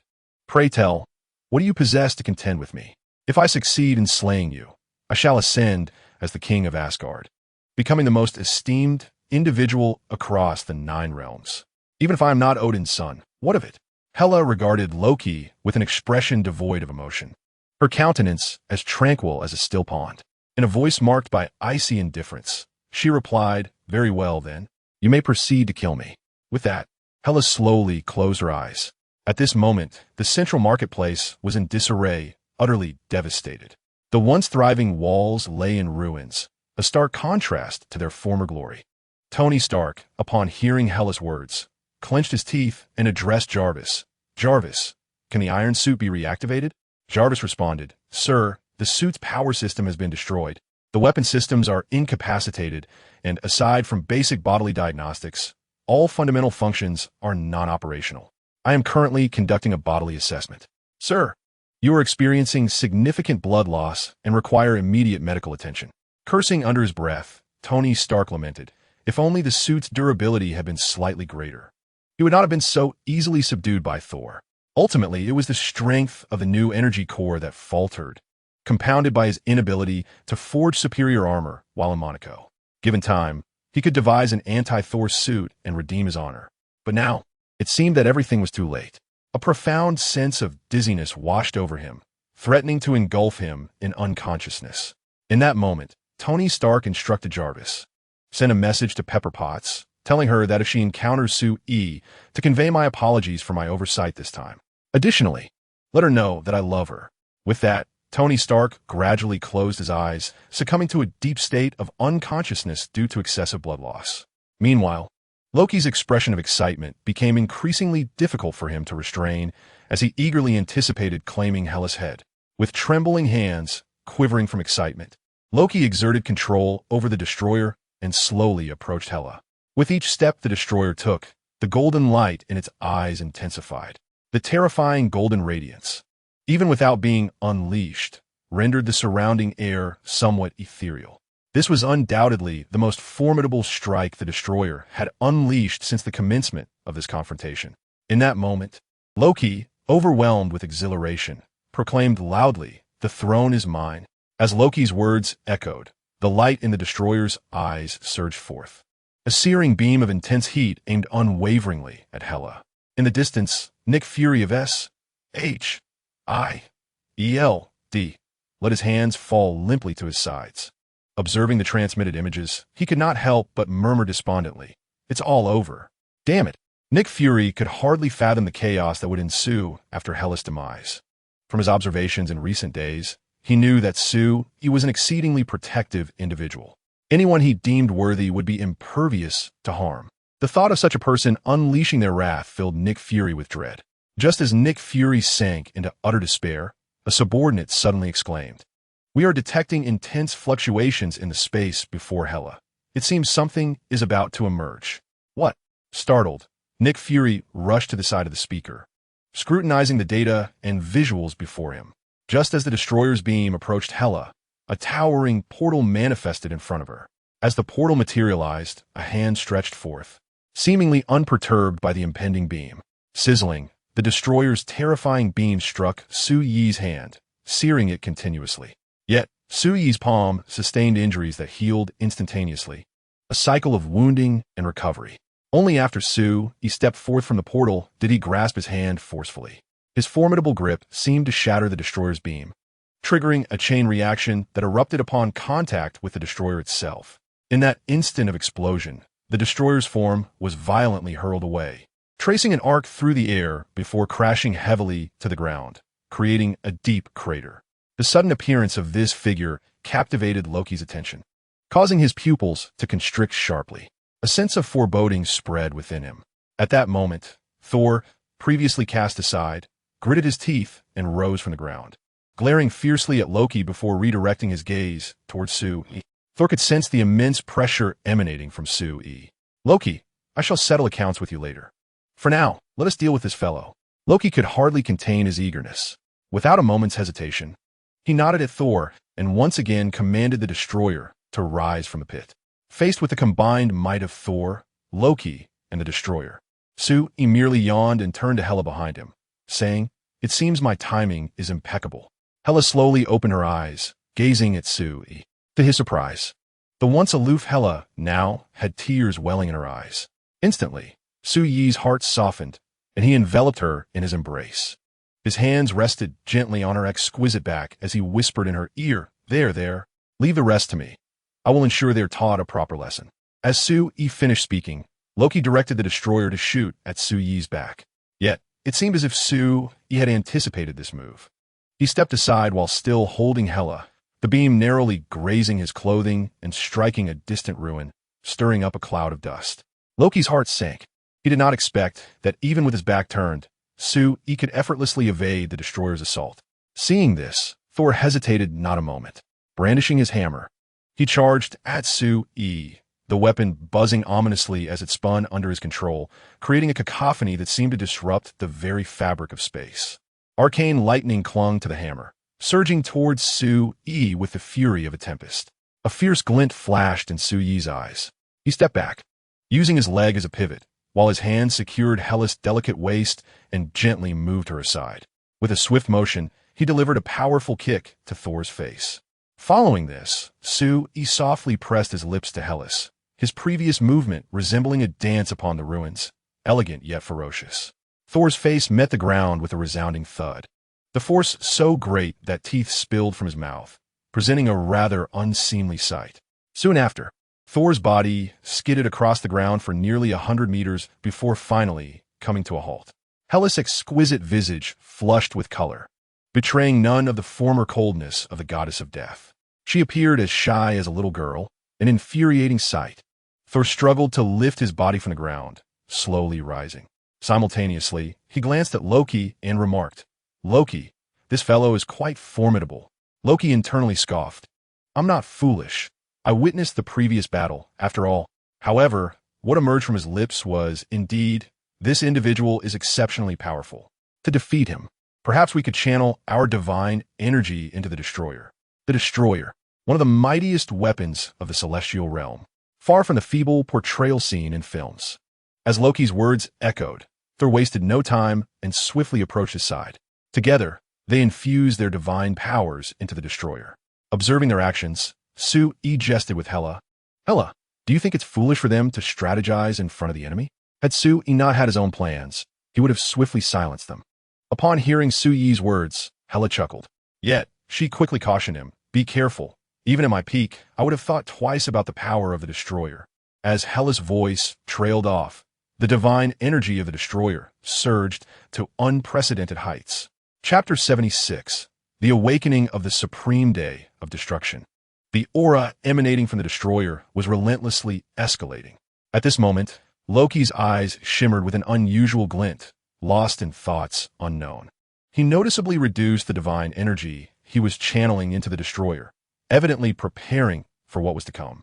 Nevertheless, even so, the immense energy from the Destroyer, under the infusion from Thor and Loki, became incredibly dense. It cast a fierce glare towards Sui not far ahead.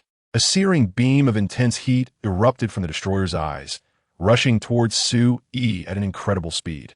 Unexpectedly, Sui, in the face of this terrifying beam, slowly opened his arms and closed his eyes. He seemed to relinquish all defenses, allowing the scorching light to wash over his body. Thor and Loki stood there, utterly dumbfounded. What was happening? If they could express themselves with emojis, they would surely convey a puzzled look. Meanwhile, Sui activated a live stream in their chat group. Members flooded in. Even the currently engaged Asuna, Yuki, joined the live session. Asuna inquired, What is happening right now? Sui, you didn't just return to your world to get pummeled, did you? Whitebeard chimed in, Gurararara. For a man, battle is the essence of romance. Is death, pray tell. Old man with a white beard. For me, battle is also a form of romance, is it not? To fight alongside someone I cherish is undoubtedly the epitome of romance. Mizuno Hannah, I concur. Edward Elric, why do I sense that Sui's aura is gradually dissipating? Perhaps he is about to meet his demise once again. Mizuno Hannah, is death a perplexed expression? Sui, well, shouldn't your attention be directed towards the two individuals before us? One is Thor, the god of thunder, and the other, Loki, the god of fire and mischief, often referred to as the god of lies. Asuna Yuki, meow, how shocking. Edward Elric, if memory serves me correctly. In the point store, Thor's hammer is valued at 50,000. Is death. So in essence, Su, he has essentially acquired 50,000 points for free. How outrageous. Mizuno Hana, however, your aura seems to be weakening. Are you truly alright? Su E. Ah, you mentioned death. I'd almost forgotten.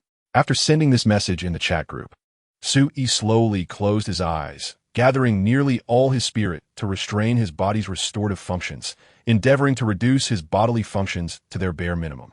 Ultimately, after exerting unprecedented effort, he was finally vanquished by the destroyer, struck down by a scorching beam infused with divine power. His entire being gradually faded away, leaving not even a trace of dust behind. Thor and Loki at the scene were utterly astonished. Even Hela was momentarily taken aback, uncertain of Su Yi's intentions.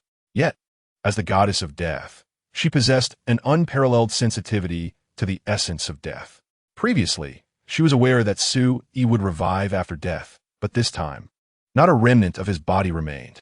Thor and Loki remained vigilant, observing everything around them, wary of a potential ambush from Su Yi. However, as time trickled by, his presence seemed to vanish entirely. It appeared he had truly perished. Thor turned to Loki beside him. Loki scrutinized Hela's expression, sensing a profound shock concealed within. It seemed he had indeed succumbed. He could not fathom why that fellow did not simply express his desire for death directly, instead of complicating matters for them. Thus, the current task was to eliminate the individual before them completely. Thor addressed Loki while simultaneously remaining cautious of him. Though he was proud, he was not foolish. It seemed that, in the face of the throne, he could not afford to place too much trust in his brother. Even though the individual before him was not his biological brother, Thor still acknowledged Loki as a fellow son of Odin. However, unbeknownst to Thor, Loki harbored quite a different sentiment. Upon discovering his true identity from Hela, Loki's heart was filled with anguish. Yet simultaneously, an unprecedented elation surged within him. For it signified that he could wield the Frost Box, the treasured artifact of the Frost Giants, imbued with terrifying icy powers. Just as Loki prepared to seize the Frost Box for a surprise attack on Thor, an unexpected golden pattern materialized before them. This golden design spread forth, as if etched into the fabric of space itself, ultimately transforming into the shape of a sun, radiating an intensely blinding light akin to sunlight. The pattern continued to expand throughout the space, swiftly outlining a silhouette centered around this sun. The figure gradually filled with light, revealing Su Yi before the astonished onlookers. Adorned with shimmering golden patterns, Su Yi emanated an aura of supreme majesty, floating gracefully in the air, his body aglow, and his eyes reflecting sun-like motifs, resembling a true deity. This form was christened by Su Yi as the Supreme Destruction Day Awakening. At that moment, both Loki and Thor gazed at Su Yi, their expressions fraught with disbelief. How could this be possible? Did you not just perish? There wasn't even a trace left. Why do you still appear? Su Yi regarded the two with an air of indifference, stating, "Indeed, I was dead just moments ago, yet here I stand alive. What is there to be astonished about?" As Su Yi's words resonated, Thor and Loki found themselves momentarily speechless, unable to formulate a retort. The others in the group, witnessing this extraordinary scene, were equally astonished, as this was their first encounter with Su Yi in such a form. Kirigaya Asuna exclaimed, "My heavens, this state is truly magnificent. It exudes a profound essence and imparts a sensation of warmth." Whitebeard remarked, "In this form, Su Yi appears to be even more formidable." Chapter 77. What did you just say? I didn't catch that. Gulp. Loki instinctively swallowed hard. As the wielder of the Destroyer's power, he understood its terrifying and searing intensity all too well. Even Odin would hesitate to bask in the radiance of its beams. Yet, the figure before him not only stood effortlessly within that light, but did so with an air of ease that transcended their wildest imaginations. Su Yi's gaze fell upon Thor and Loki, his expression laced with disdain. He floated in the air, gazing down upon the two individuals before him. "I shall grant you 3 seconds. Should you fail to end my life within that time, it shall be you who meets your demise." Loki was acutely aware of the deceit woven into words. Thor acted. He is dead serious. Without a moment's hesitation, Loki extended his hands with fervor, grasping the frost box that was initially intended for Thor. A frigid aura emanated from the frost box. Owing to his lineage as a frost giant, Loki was immune to the curse, instead harnessing an unprecedented power of frost. The chilling breath seemed to freeze the very fabric of space. As Loki slowly opened the frost box, a wave of icy air erupted forth, as if from an ancient ice cellar. The atmosphere appeared to be encased in frost. In the chat group, watching the live broadcast, Isdeath gasped in astonishment. This icy aura is more potent than that produced by my imperial arms. Market. Perhaps it is because the frost box is a product of mythology. As Su shared his thoughts in the chat, he gradually extended his hand.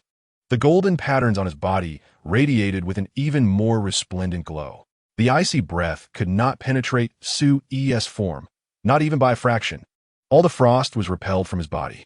Furthermore, as the brilliance intensified, a tremendous energy, under Su Yi's control, swiftly enveloped the frost box, and he effortlessly clenched his fist. A deafening sound reverberated in everyone's ears. Following, that was a thud. Loki was seen tumbling helplessly to the ground at a distance. The frost box entirely vanished from his grasp. Not only were Thor and Hela taken aback, but Su Yi's action also deepened the understanding of his power among those in the group. Kirigaya Asuna commented, "If I am not mistaken, Su Yi previously mentioned that the frost box is a product of mythology."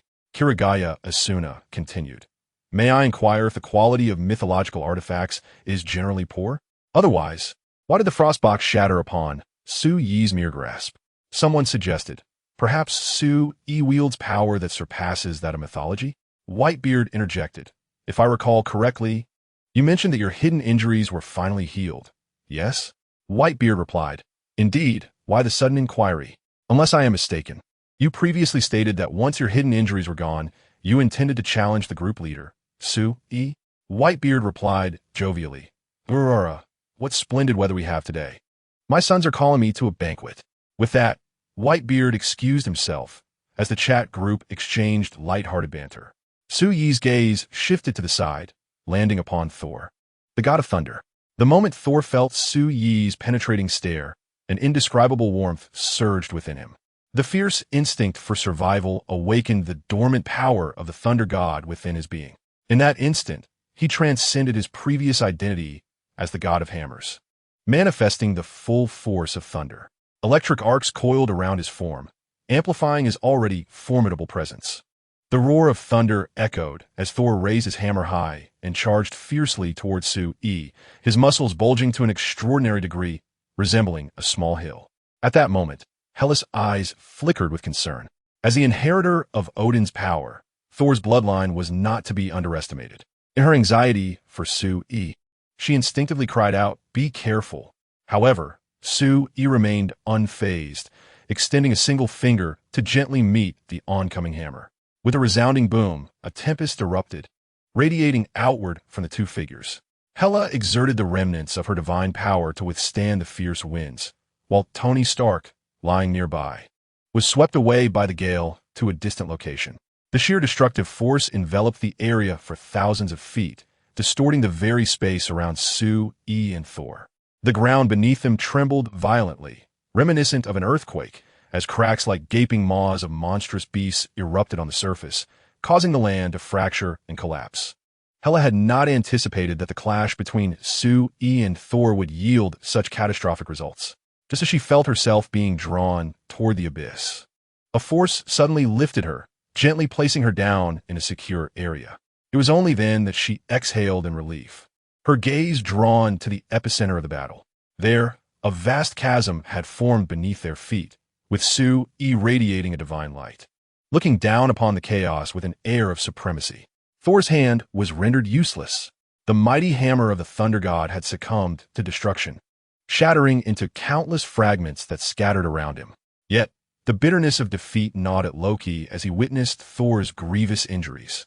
With his own trump cards exhausted, an overwhelming sense of despair enveloped him. "Destroyer, arise. Eliminate this wretched foe before us." Loki, gritting his teeth, gazed intently at Su Yi and remarked, "Although the destroyer may not be able to vanquish you, the materials from which it is forged are crafted from the celestial URU metal. And you certainly will not. Before Loki could finish his sentence, Su-Yi had already vanished from sight. When he reappeared, he stood before the destroyer. With his thumb and middle finger pressed together, he suddenly flicked his middle finger. A resounding boom echoed as the destroyer's head was instantly concaved in. A terrifying force erupted upon the destroyer's forehead, propelling it into a mere afterimage that crashed heavily onto the ground, miles away. Only then did Su-Yi register Loki's earlier words. He turned to Loki and asked coolly, "What did you just say?" Hearing Su-Yi's words, Loki's lips twitched, his expression frozen in shock. Chapter 78. Beneath the blazing sun, all things are not in S-H-I-L-D. Nick Fury sat slumped in his chair, staring, wide-eyed, at the scene unfolding before him. Su-Yi floated in the air like a deity, an almost tangible aura of oppression emanating from him. Even through the screen, Nick Fury could easily sense it. Is this truly Su-Yi's power? He murmured to himself. He felt utterly lost, uncertain of how to proceed in the face of Su-Yi's might. A profound sense of helplessness welled up within him. In contrast, Alexander Pierce, observing the immense power displayed by Su-Yi on the screen, was filled with an insatiable fervor. If he could harness such strength, would he not become a god of the world? Greed transformed into a demonic desire that gradually consumed Alexander Pierce's reason. Though he felt an overwhelming covetousness for Su-Yi's power, he was acutely aware that, with his current abilities, obtaining even a drop of Su-Yi's blood would be an arduous task, akin to scaling the heavens. Yet, this did not preclude him from pursuing an unconventional approach. A sly smile crept across Alexander Pierce's face as he felt that his cunning schemes could finally be put to use. Amidst the ruins, Su-Yi regarded Loki and Thor before him and said slowly, "It is now your turn. Do you have anything to say before your demise? I am willing to submit at your feet. You are the most powerful being I have ever encountered. Submitting to you is the wisest choice of my life. Please accept my allegiance." Without hesitation, Loki knelt before Su-Yi, devoid of any residual defiance. Su-Yi merely regarded Loki with a calm gaze. The tone slightly elevated. "Really? Are you serious?" A flicker of joy flashed in Loki's eyes as he quickly nodded and said, "Of course, for the greatness of," before Loki could finish his sentence. Su-Yi's gaze concentrated into a searing ray of heat. This high-temperature ray was even more intense than that of the Destroyer. It was an ability evolved from his previous death. To be precise, it was an upgrade of his prior heat ray, amplifying its potency by at least tenfold. The terrifying gaze transformed into a beam of high-temperature light, descending upon Loki at an astonishing speed. Truly, a lethal gaze. Boom! As Su-Yi's sight fell, a new pit had formed where Loki once stood. At this moment, the central mall was riddled with countless craters of various sizes. All around lay ruins and debris. As the smoke from the explosion dissipated, Su-Yi caught sight of a severed arm belonging to Loki, lying within the pit, while the rest of his body had vanished without a trace. In the chat group, others also sensed this development. Kirigaya Asuna. Is it fair to say that he truly lives up to the title of the god of mischief and lies? It seems he has maximized his survival skills. If nothing unexpected happens, this must be his way of surviving with a severed arm. His death, to escape from Su-Yi's grasp. That level of prowess is already quite impressive. You know Hannah Ray. Indeed, the more I come to understand Su-Yi, the more I realize his power is formidable. You know Hannah Ray. I even think that our squad leader would not stand a chance against Su-Yi. Hinata Hyuga. Brother Su-Yi is the strongest. Not only the group members, but Su-Yi also noticed Loki's escape. Moreover, the aura emanating from him was growing increasingly faint, making the pursuit rather challenging. Thus, Su-Yi resolved to abandon the chase. Instead, he would send this place to its grave on a grand scale. Whether they lived or died, it would be left to their own fate. With this thought, Su-Yi's figure flickered and instantaneously appeared above the ruins. Gazing down, he observed that the entire city had been devastated to a significant extent, while the remaining inhabitants had been evacuated to other locations. It could be said that this place had become a ghost town. Witnessing this, Su-Yi slowly raised his right hand. Golden patterns began to spread from his fingertips into the air. In the blink of an eye, these golden lines outlined a miniature sun in the sky. The small sun hovered above the ruins, and merely its presence ignited an unprecedented inferno throughout the city, due to the intense heat. Loki clearly noticed this scene before him. At this moment, he was utterly in disarray. Without even mentioning his tattered garments, the sight of his grievously injured body, notably his missing arm, inflicted upon Loki an unprecedented agony. He dashed forward relentlessly, his mind singularly fixated on one thought: to flee this city. Any other trivial matters had completely escaped his consideration. Were the heavens to grant him another chance, he would unequivocally refrain from setting foot in Midgard. This place was a veritable horror, far surpassing even Asgard in its terrors. As Loki pondered these thoughts, Su-E in the sky waved his arm downward. The radiant sun began its slow descent from the heavens. Concurrently, Su-E activated his magnetic field, ensnaring the figures of Hela, the Destroyer, and Tony Stark, drawing them closer to his side before leisurely soaring into the distance. Meanwhile, a blinding brilliance erupted behind Su-E, illuminating the sky in a searing white. In stark contrast, the surrounding areas seemed to be shrouded in a dismal darkness, as though the entire world was illuminated solely by that fierce sun. As the blazing sun gradually dimmed, the city transformed into an immense pit, its surface unervingly smooth. Within this chasm, all existence was extinguished, leaving perhaps only the dust wafting through the air. Regarding his creation, Su-E remained utterly indifferent, unconcerned for the fates of Thor and Loki, whom he regarded as mere ants in his presence. As the intricate patterns upon Su-Yi's form began to fade, a colossal pressure emanating from him diminished somewhat. He stifled a yawn. It must be said that once the awakened state was lifted, an overwhelming drowsiness washed over him like a tidal wave. This was not due to physical exhaustion, but merely a mental fatigue. "Hela, we shall return to Queens," he declared, and with that, his figure vanished from the spot. In the next moment, Su-E and his companions arrived in Queens. Without a hint of hesitation, he unceremoniously kicked Tony Stark towards S.H.I.E.L.D. agents.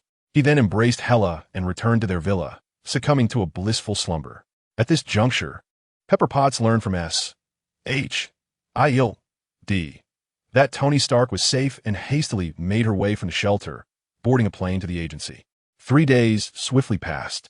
In these 3 days, Su-E and Hela primarily engaged in sleeping, only rousing themselves for meals before retreating back to slumber.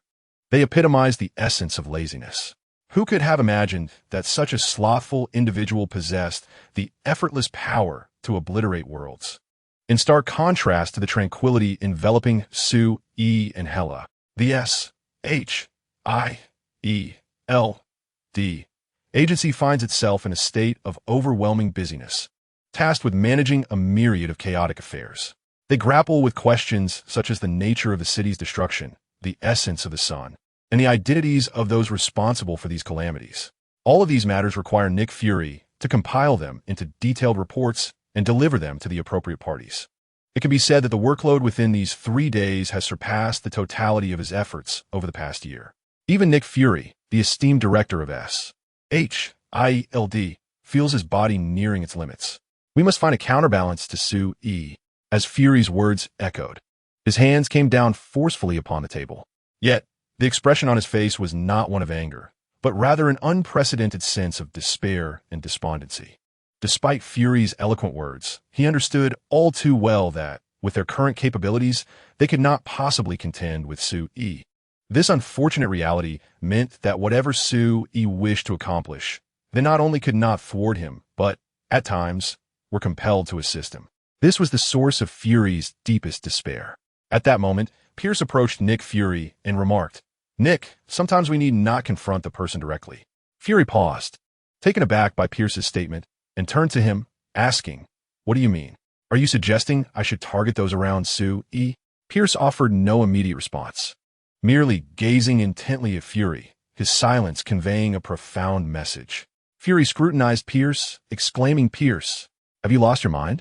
In the face of absolute power, no scheme can possibly succeed. I possess a certain understanding of Su-Yi's strength.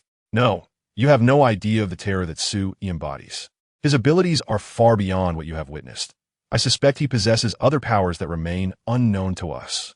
Upon hearing Fury's words, Pierce's expression soured.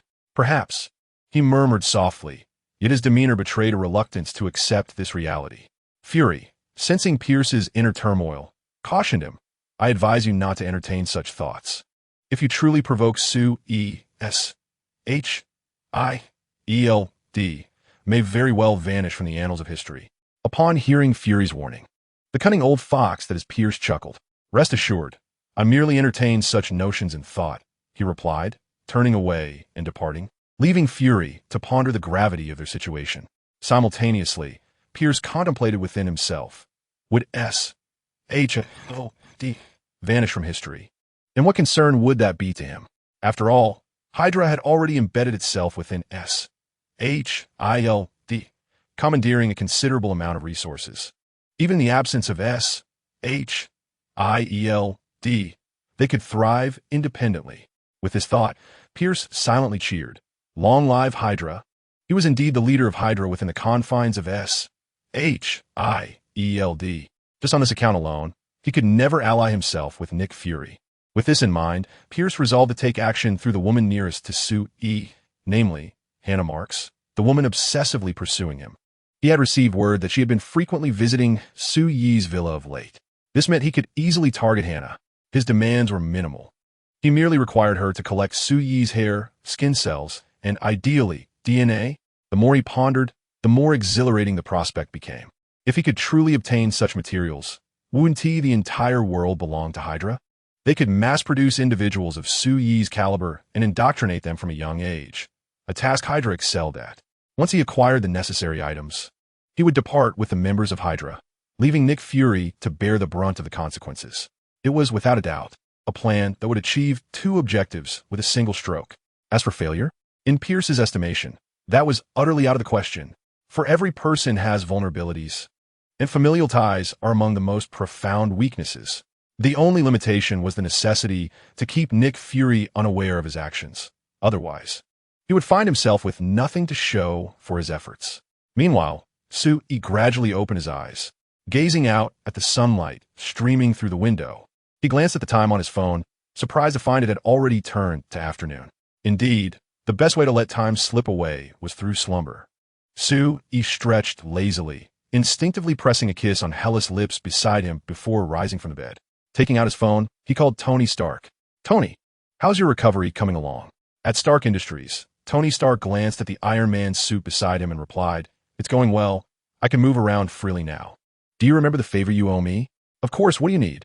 A slight smile grace Su-E sleeps. It's quite simple. I'll gift you something. I'll design a custom Iron Man suit for you. ISNT that straightforward? Hearing this, Tony Stark breathed a sigh of relief. If it was merely a custom Iron Man suit, that would be an easy task indeed. Every time he crafted a new suit of armor, he would ensure that a corresponding one was sent to Su-E. At this moment, it was merely a matter of customization. Contemplating this, Tony Stark addressed Su-E. If it's a customized Iron Man suit, then there is absolutely no issue. I will be at Stark Industries awaiting your arrival. Just inform my secretary when you come. Su-E had already arrived in his underground collection room. He gazed upon the destroyer and the space stone resting there, a slight smile gracing his lips as he spoke to Tony Stark. All right, then. I shall be there shortly. With that, Su-E effortlessly hoisted the destroyer and forcefully pressed it against the space stone. In an instant, his figure vanished from the underground collection room. Chapter 80. All hands on alert. Su-E has arrived again in a flash. Su-Yi's presence disappeared from the underground chamber.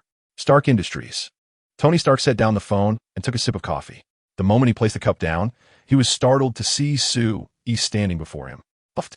In an uncontrollable reaction, Tony inadvertently sprayed coffee all over himself.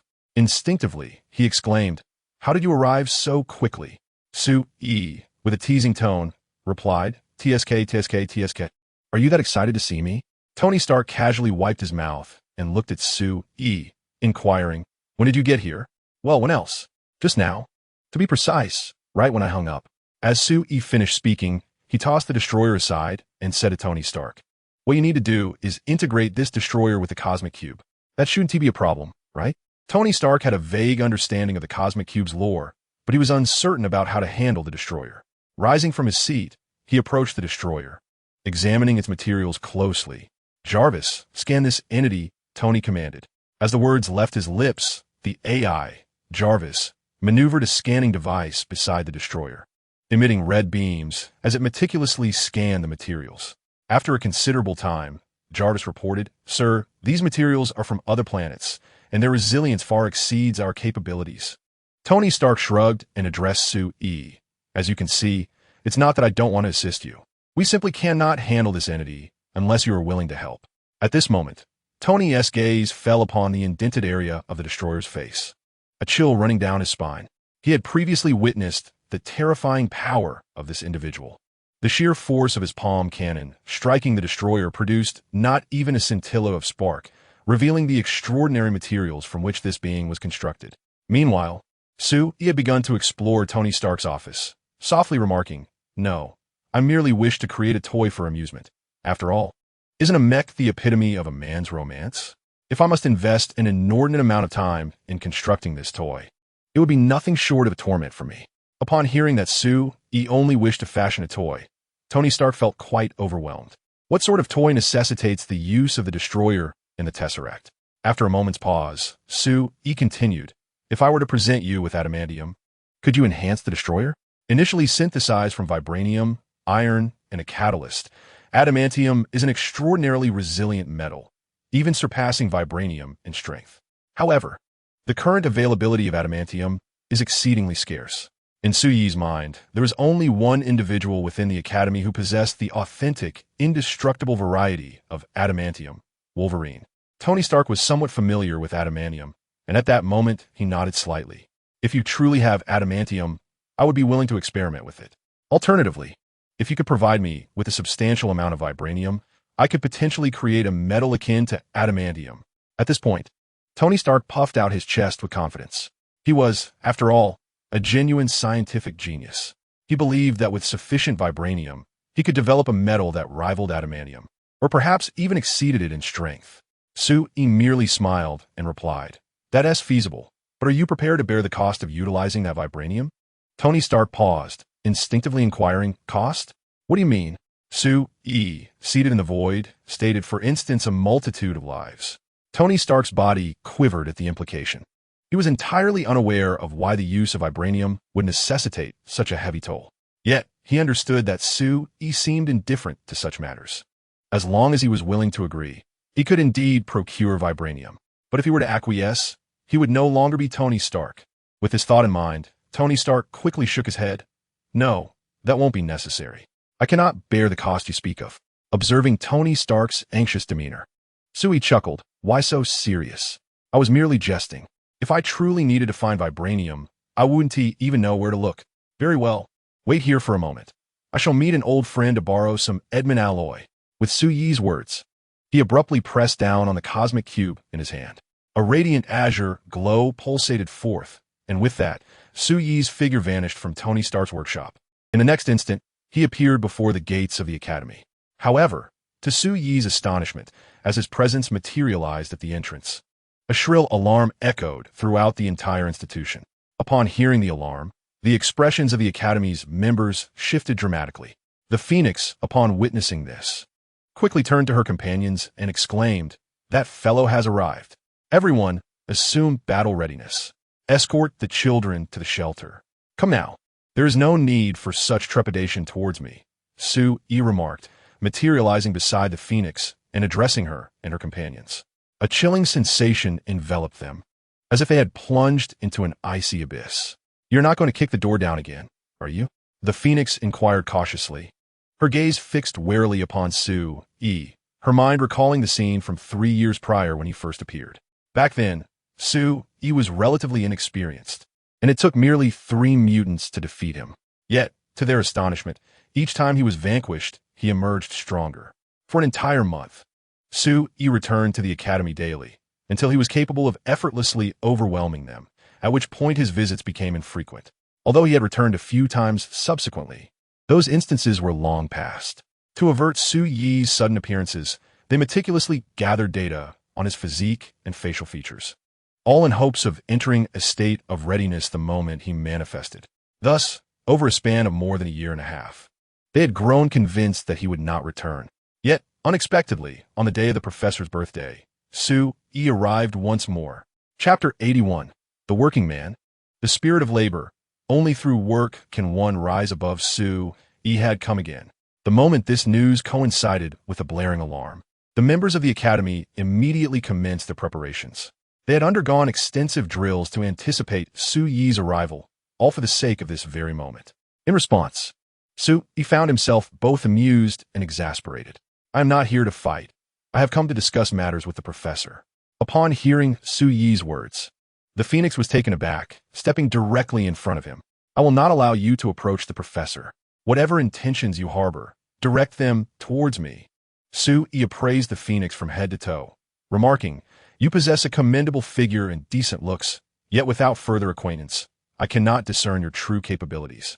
Upon hearing Su Yi's words, Laser Eye was instantly filled with rage. "You scoundrel, do not push your luck." Su Yi nonchalantly waved his hand and called out loudly towards the depths of the academy, "Professor, I'm aware you can hear me. I come with no hostility. I merely seek someone to assist me. Rest assured, I am a reasonable person and shall not ask you to work for nothing. I will compensate you, allowing for the continued development of the academy." What a splendid opportunity. Everyone could hear Su Yi's declaration. However, when he claimed to be reasonable, Phoenix Woman nearly rolled her eyes. She distinctly remembered him asserting 3 years ago that only those with a fist could be deemed reasonable. It appeared that Su Yi's words had an effect, as Wolverine accompanied the professor and emerged together. The professor wore a smile, exuding warmth. "Now, tell me, what is your purpose for visiting the academy?" With the principal figure present, Su Yi turned his gaze to Wolverine beside him. "I wish for Wolverine to work for me for about a month. Once the task is complete, he may return swiftly." Upon hearing this, the professor sighed with relief. As long as it wasn't a confrontation, he was content. He truly feared this individual before him. "I respect Wolverine's choice. If he consents, I have no objections." Upon hearing the professor's words, Wolverine shook his head and said, "Aye." He opened his mouth, instinctively preparing to decline. However, he suddenly recalled past encounters with Su Yi, during which he had been thoroughly bested. Had it not been for his robust physique, he might have been utterly defeated. To prevent such a scenario from reoccurring, Wolverine swallowed his rejection and looked at Su Yi, saying, "I just wish to have some time outside of work that I can manage as I please. That is no problem. Outside of work hours, you're free to do as you wish, and you can rest on weekends. Upon completion, you will be compensated," Su Yi replied.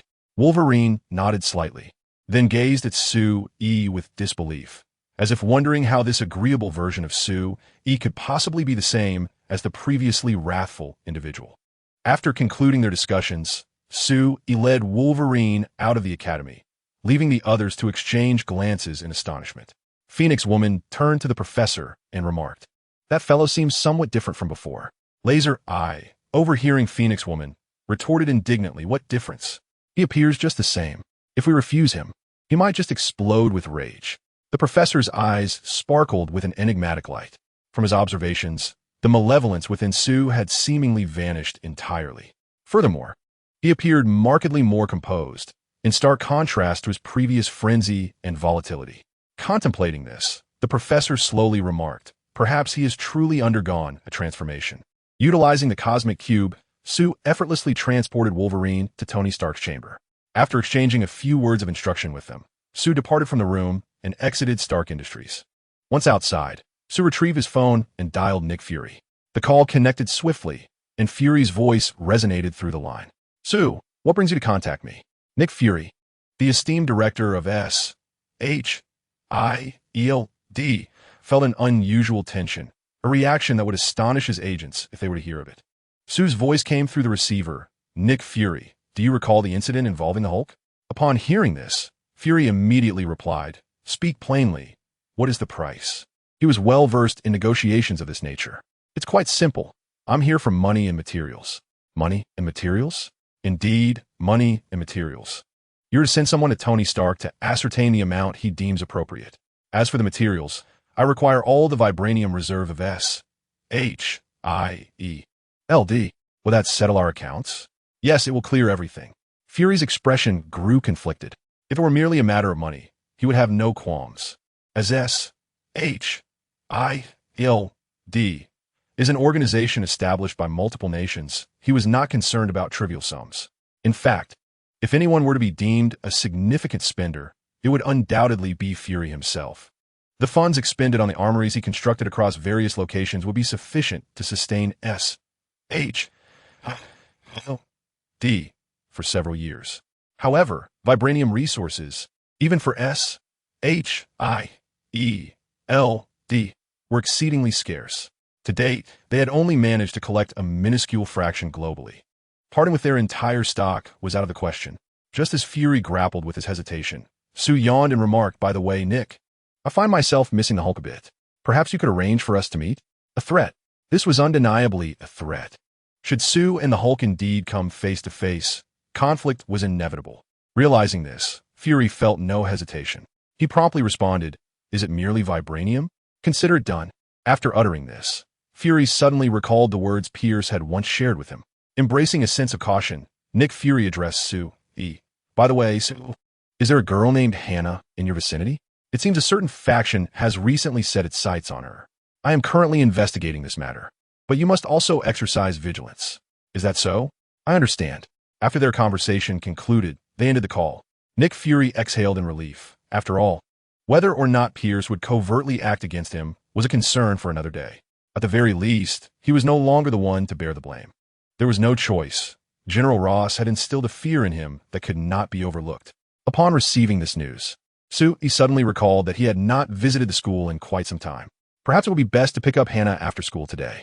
With this thought in mind, Sue instructed Jean Bing to arrange for a vehicle, and after he was collected, they directed their journey towards the school. Meanwhile, Pierce was also initiating his own plans. Chapter 82. Life mentor Sue upon arriving at the hospital. Sue directed the driver to halt the vehicle near the school's entrance. He then awaited Hannah's appearance. Just as Sue was yawning and leisurely enjoying music in the car, he spotted Peter Parker and Thompson emerging together from the school gates.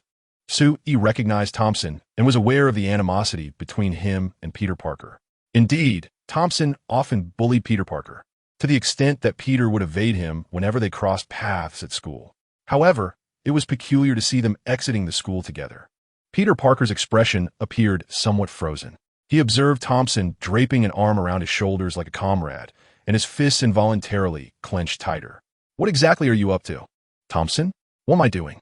I'm merely here to check on my good buddy, who hasn't been around lately, and thought we could bond," Thompson said, casually tossing Peter Parker's backpack onto the nearby grass. "Hey, what are you doing?" Peter Parker exclaimed, attempting to retrieve his backpack, but Thompson forcefully yanked it away. Thompson then pulled a basketball from his sports bag, threateningly addressing Peter Parker. "Come on, insignificant Parker, let's head to the court for a game. Graduation is just around the corner, and I want to have a few more rounds with you before we part ways." Upon hearing Thompson's words, Peter Parker's expression shifted dramatically. He was acutely aware of what Thompson meant by a few rounds. It was nothing short of a violent encounter masked as a basketball game.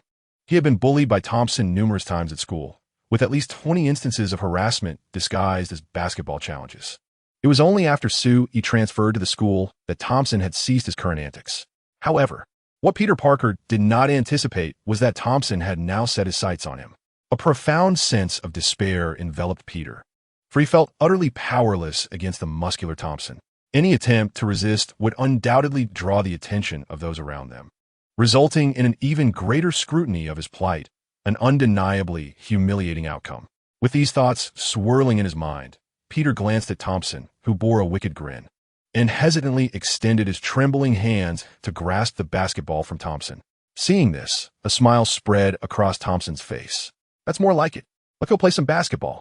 Thompson's tone grew more emphatic at the mention of the game, causing Peter's body to involuntarily shudder.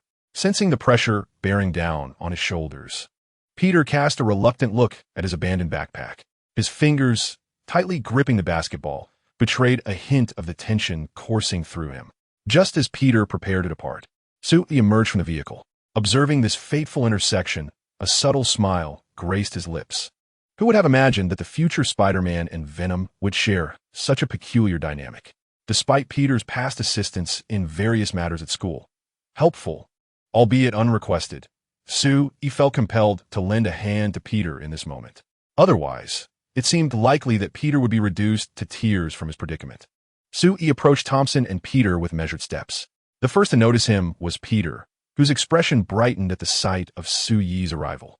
Thompson, too, sensed Peter's gaze and turned to follow it, spotting Sue E walking toward them. A sense of unease settled within Thompson as he regarded this enigmatic transfer student. He recalled the chilling sensation that had washed over him merely from locking eyes with Sue E, an experience that had left him quite irked. As Sue E reached the grassy area, he bent down to retrieve the backpack from the ground and then approached Peter and Thompson. He extended his hand, effortlessly seizing the basketball before handing the backpack to Peter. "Parker, even if you're eager to play basketball, you can't just abandon your backpack," Sue E remarked, clearly considering Peter's dignity. For a man, perhaps nothing is more vital than maintaining one's face. Subsequently, Sue E turned to Thompson beside him and smiled. "Seeing how much you all enjoy basketball makes me want to play as well."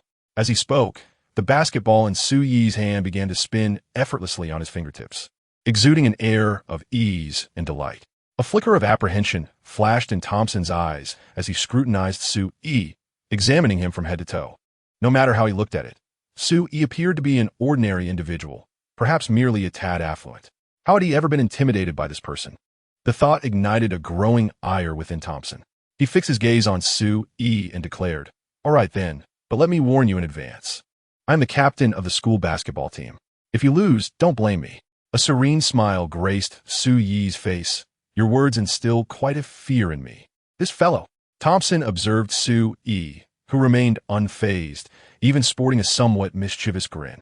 Flames of anger ignited within him as he silently vowed, "Just wait. You will see how I will dominate you." With that thought, a cruel smile emerged on Thompson's face. The group then proceeded to the nearby basketball court, where several individuals were engaged in play. However, upon their arrival, Thompson bellowed, "Everyone clear out. This court is mine." As the school bully, many dared not provoke him, and they all left with forced smiles, cursing him under their breath, thereby vacating the court. At that moment, only Sue E, Thompson, and Peter Parker remained on the court, attracting the attention of many onlookers. This made Peter Parker feel somewhat suffocated. "Sue, perhaps we should leave," he suggested. "Sometimes, Parker, you must confront challenges. Otherwise, all that remains is regret." With that, Sue E beamed and extended the basketball in his palm, inviting Thompson to commence. Upon seeing this, a smug smile crept across Thompson's face as he interpreted Sue Yee's gesture as a sign of weakness, a plea for leniency. But that was impossible. He would not yield. He would crush him mercilessly. With this thought, Thompson reached out to grasp the basketball. However, in that very moment, his expression shifted dramatically. He realized he could not move the basketball in Sue Yee's hand at all. What on earth was happening? Chapter 83. The winner of Life. Thompson was momentarily stunned, questioning whether this was merely an illusion. Taking a deep breath, he yanked fiercely, yet the basketball remained utterly still, not budging an inch. How could this be possible? Thompson murmured. Disbelief etched across his face as he gazed at Sue E, astonished by the unfolding scene. The crowd around them swelled, evidently sensing the bizarre atmosphere, engaging in hushed whispers. What was transpiring? Could it be that Thompson was merely toying with Sue E? Indeed, Thompson's temperament was quite dreadful.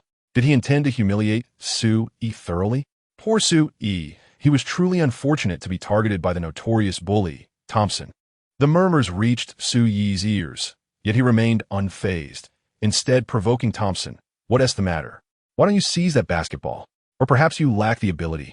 Thompson, witnessing the smirk gracing Sue E.'s lips, felt his expression harden. "Damn it, give me the ball," he bellowed, his muscles swelling with fury, his entire demeanor transforming into one of wild aggression. He clasped the basketball above his head, exerting every ounce of strength he possessed. Yet, the basketball in Sue Yee's grasp remained utterly unmoved. "How on earth are you managing this?" Thompson snarled through gritted teeth, convinced Sue E was merely employing some trickery. In response, Sue E merely smiled, loosening his grip. The basketball slipped from his hand, instantly liberating itself. Thompson, caught off guard, toppled backward, flailing helplessly with his limbs splayed in disarray. The spectators, despite being aware of Thompson's notoriously vile character, could not suppress their laughter at the sight before them. Even Peter Parker bore a hint of amusement, the fear he once felt towards Thompson dissipating significantly under Sue Yee's deliberate intervention. It was then that Sue E seemed to realize, "Oh, you actually possess considerable strength. You managed to take it from me." However, upon uttering this remark, coupled with an infuriating expression and mocking tone, Thompson's fury ignited anew. In a swift motion, Thompson sprang to his feet. The basketball appeared to meld with his very being, effortlessly controlled in his grasp. He was determined to reclaim his honor through the game. With this thought in mind, Thompson inhaled deeply and charged toward the hoop with rapid determination. As the captain of the school basketball team, he had previously led his fellow members to numerous victories, particularly shining in intercollegiate competitions. Anyone involved in basketball at the school would certainly recognize Thompson, whose prowess on the court was indeed formidable. As Sue-yi swiftly maneuvered past, standing casually before him with a fierce expression, a chorus of gasps erupted around them. This only served to amplify Thompson's sense of pride. "Allow me to show you what it means to be a basketball deity," he fervently shouted within his mind. At that moment, Thompson leapt high into the air, his arms extending behind him, and then with a powerful thrust, he executed a majestic slam dunk. The sound echoed as he forcefully grasped the rim, eager to showcase his formidable prowess. Yet in that instant, Thompson was utterly stunned. He gazed incredulously at the rim, suddenly realizing that the ball was no longer in his possession. What could it be? This thought flashed through Thompson's mind. Upon landing, he instinctively turned to the side, only to find Sue yawning nonchalantly, the basketball spinning rapidly on his fingertips. The hint of fatigue on Sue-yi's face seemed to mock him. How infuriating! When had this occurred? Thompson's mind raced through a torrent of thoughts. Most importantly, he had not registered when Sue-yi had made his move. Suddenly, a realization struck him. Could have been at that moment, just after he had circled around Sue-yi, when the gas had filled the air. Thompson had initially assumed the crowd's astonishment was directed at his own skills, but he never anticipated they were in awe of Sue-yi's actions. What a disgrace! This was undoubtedly a humiliation. Thompson roared in frustration within his heart. He vowed not to be careless this time. He would demonstrate to Sue-yi just how formidable his defensive skills truly were. Resolute, Thompson returned to his position, his eyes reflecting an unprecedented seriousness. Those around him could perceive his determination. Thompson was focused. Despite his abrasive personality, his basketball prowess was undeniable. After all, Thompson was a prodigy, a once-in-9,000 years talent. Really? A once-in-9,000 years talent? Are you trying to make me laugh? Yet, this only underscored Thompson's remarkable abilities, didn't it? He had heard that upon graduation, he could directly enter the competitive arena. Hearing the crowd's admiration, Sue-yi chuckled. "I never imagined you were this formidable. Enough chatter. If you're going to attack, then do so swiftly. I assure you, I will thwart your efforts." "Very well, then I shall attack," Sue-yi replied, dribbling the basketball as he slowly approached Thompson. The unguarded demeanor appeared almost as an affront to Thompson. At least, that is how Thompson perceived it. "Do not underestimate me," he gritted out through clenched teeth. With a determined step forward, his hand reached for the basketball. However, at that moment, Sue-yi's voice faded away. In an instant, Sue-yi leapt high into the air, his arms extending backward before he exerted all his strength.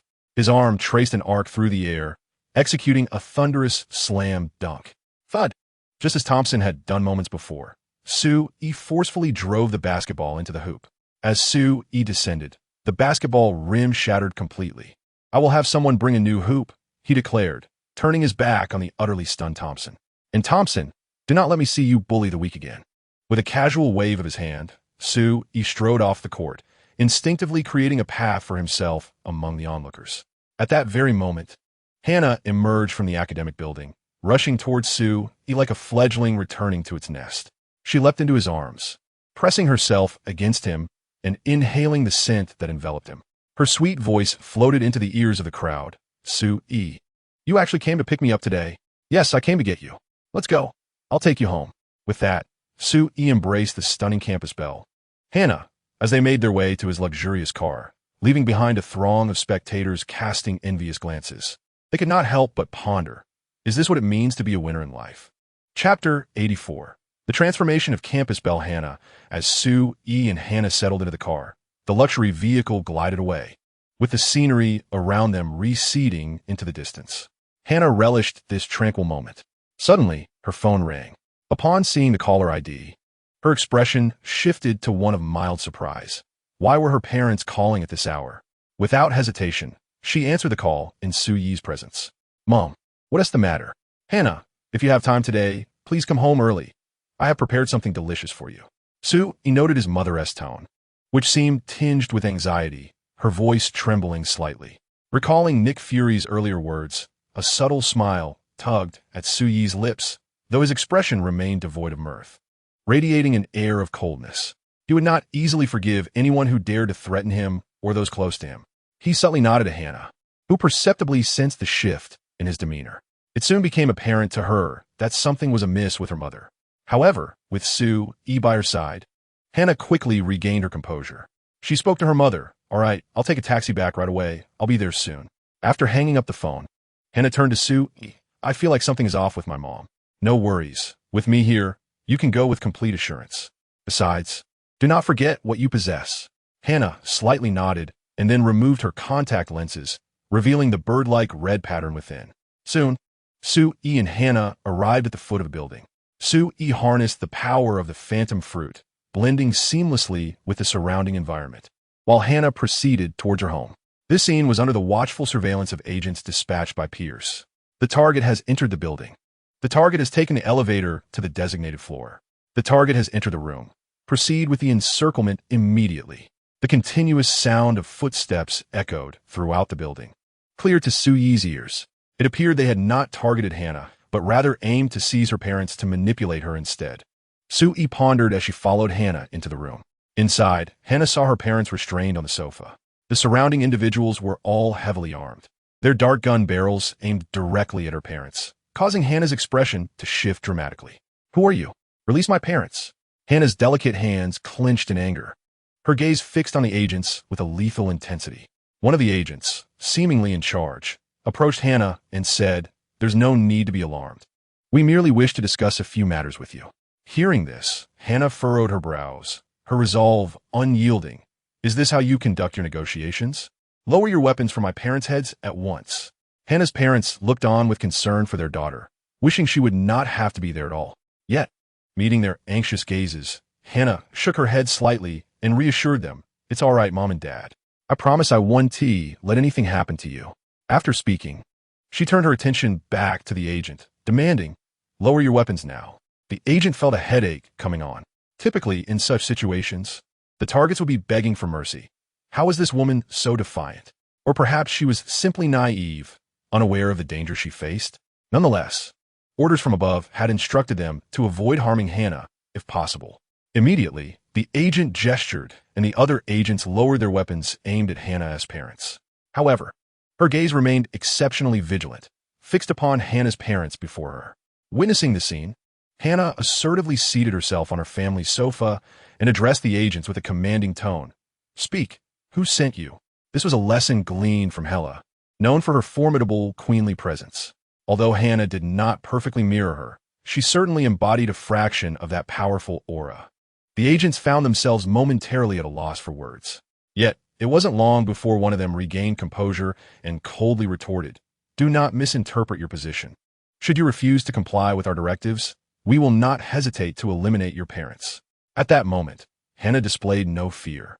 Her icy gaze locked onto the agent as she declared, "Dare to make a move, and I assure you, I can slay you with but a glance." Hannah's parents observed their daughter, sensing an inexplicable transformation within her, one that even they could not comprehend. Meanwhile, Su-Yi stood nearby, grinning as he watched the dramatic unfolding. He even discreetly indulged in a refreshing drink on the side, astonished by Hannah's newfound assertiveness, a stark contrast to the girl who once only screamed in times of peril. It was evident that Hannah had undergone an unprecedented metamorphosis during this period. Perhaps this was the change brought about by strength. Su-Yi found himself enamored by this version of Hannah. The agents, clearly unprepared for Hannah's resilience, were taken aback.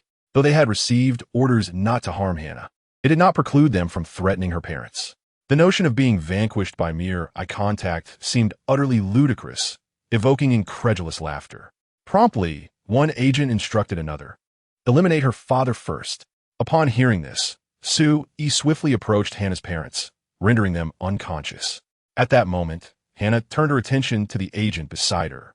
As long as she could see the agent's eyes, she could unleash her powers. Suddenly, a crimson bird soared forth, its wings flapping as it plunged directly into the agent's gaze. In an instant, without any forewarning, the agent's eyes rolled back, and he collapsed to the ground. Simultaneously, Su-yi employed his magnetic field to transport Hana's parents back into the room, ensuring that when they awoke, it would merely feel like a dreadful nightmare. Meanwhile, the agent was left in a state of bewilderment, questioning his own identity and circumstances. Yet ultimately, he was still an agent, and his honed instincts kicked in as he instinctively drew his weapon, aiming it at the resolute Hana. Just then, Hana's gaze fell upon the agent leader, and the red bird once again entered his eyes. In the blink of an eye, the agent felt as though a nuclear explosion had erupted within his mind. The overwhelming force caused him to perish on the spot, unable to react in any way. At that moment, Su-yi withdrew his phantom fruit powers, revealing his figure within the room. The magnetic field was activated, and in an instant, Su-yi exerted control over all the agents present, placing them before Hana. Taking a deep breath, Hana gazed upon the agents and softly murmured, "Let it explode." As her words fell, a crimson bird motif danced gracefully through the air, soaring towards the eyes of the numerous agents. The strange sounds from within the room drew the attention of the agents who had just surrounded the doorway. With a resounding bang, they hesitated not a moment longer and pushed through the door from the corridor. However, as they entered the room, the sight before them struck their nerves like a power drill. The room appeared entirely undisturbed, yet in stark contrast to their memories. The formidable team leader lay sprawled upon the floor, alongside several other agents who seemed devoid of life. "What have you done? This is infuriating." One of the first agents to enter exclaimed in despair, instinctively raising his weapon at Hana. A profound sense of imminent death weighed heavily upon her, compelling her eyes to uncontrollably unleash her abilities. The vibrant crimson birds grew ever more vivid, each one piercing into the agents' minds, akin to setting off a series of nuclear detonations within their consciousness. In an instant, all the agents dispatched for the mission were thoroughly dealt with by Hana alone. Witnessing the scene before her, Hana instinctively gasped, "How could this be? Has my power gone rampant?" Turning towards Su-yi, she sought his affirmation.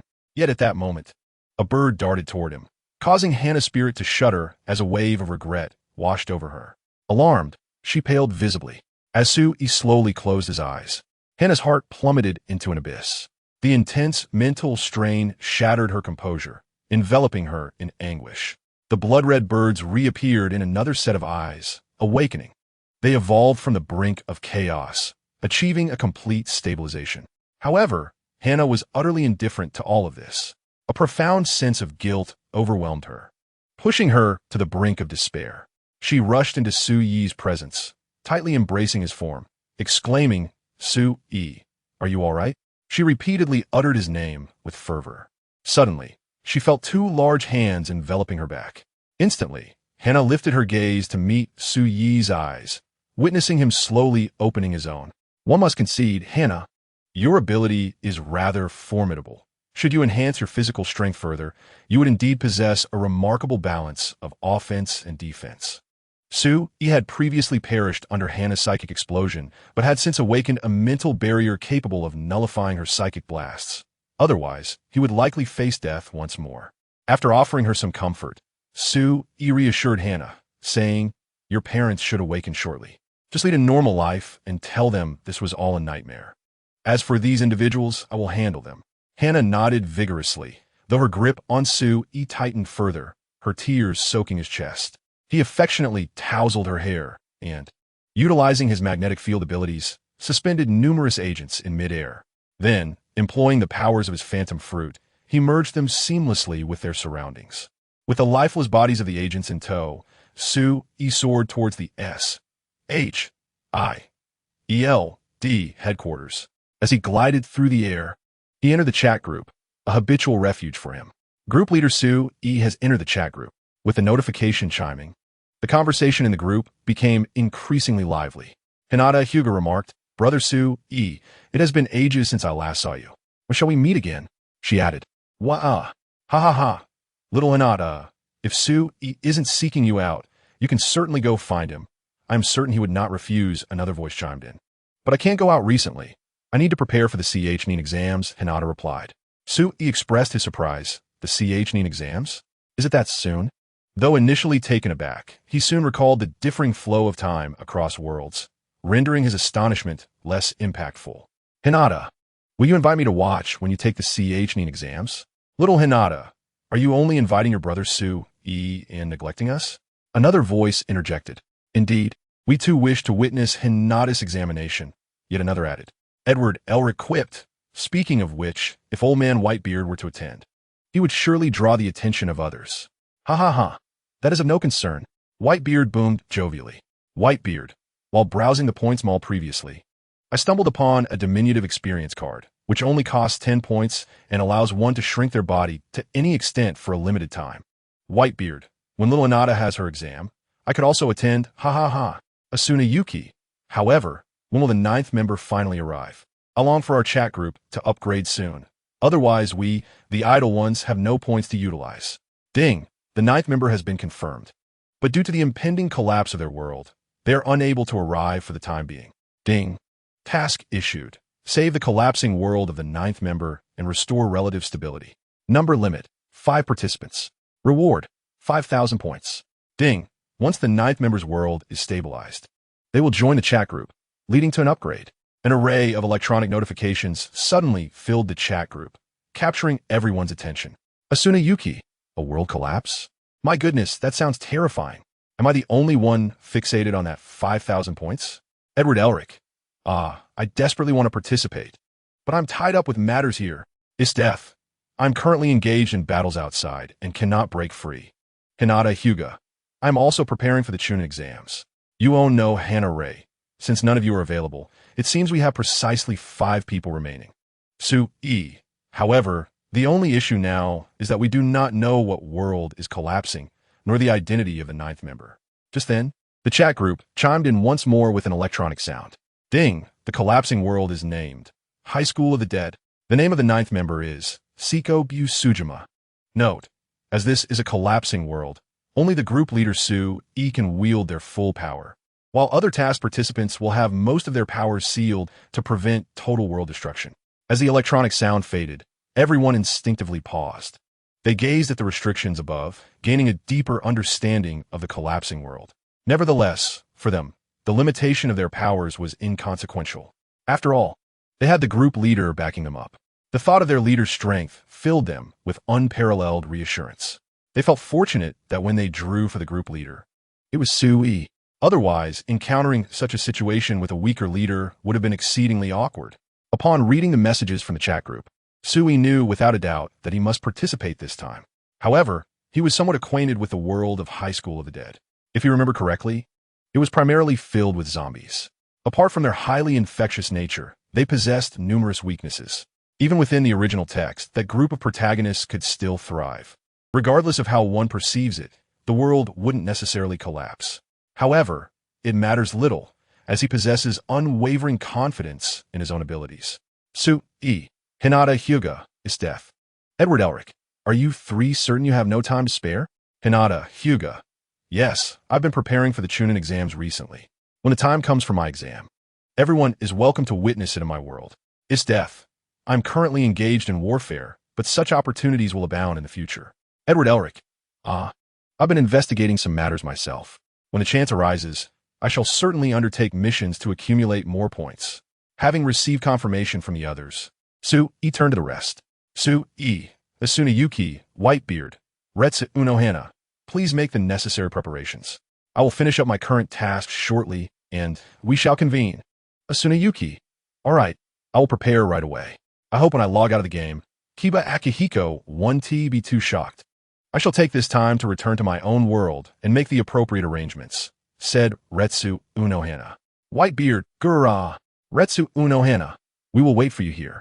Su E, if possible, please gather some food and medical supplies. With that, Su E exited the chat group. Now that a task had been assigned, it was imperative to resolve all related matters. With this in mind, Su E hastened towards S.H.I.E.L.D. At that moment, Director Nick Fury was busily reallocating the remaining vibranium to Tony Stark. Suddenly, his expression shifted. He glanced sharply at the adjacent glass, a sense of foreboding creeping into his heart.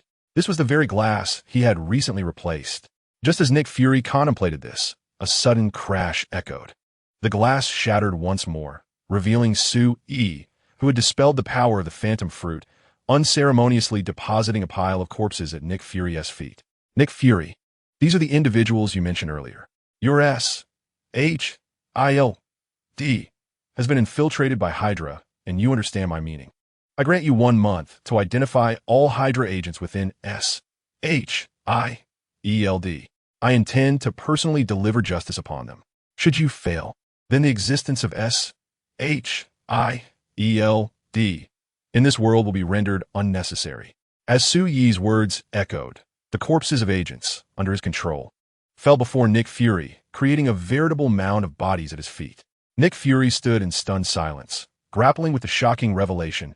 S.H.I.L.D. had indeed been infiltrated by Hydra.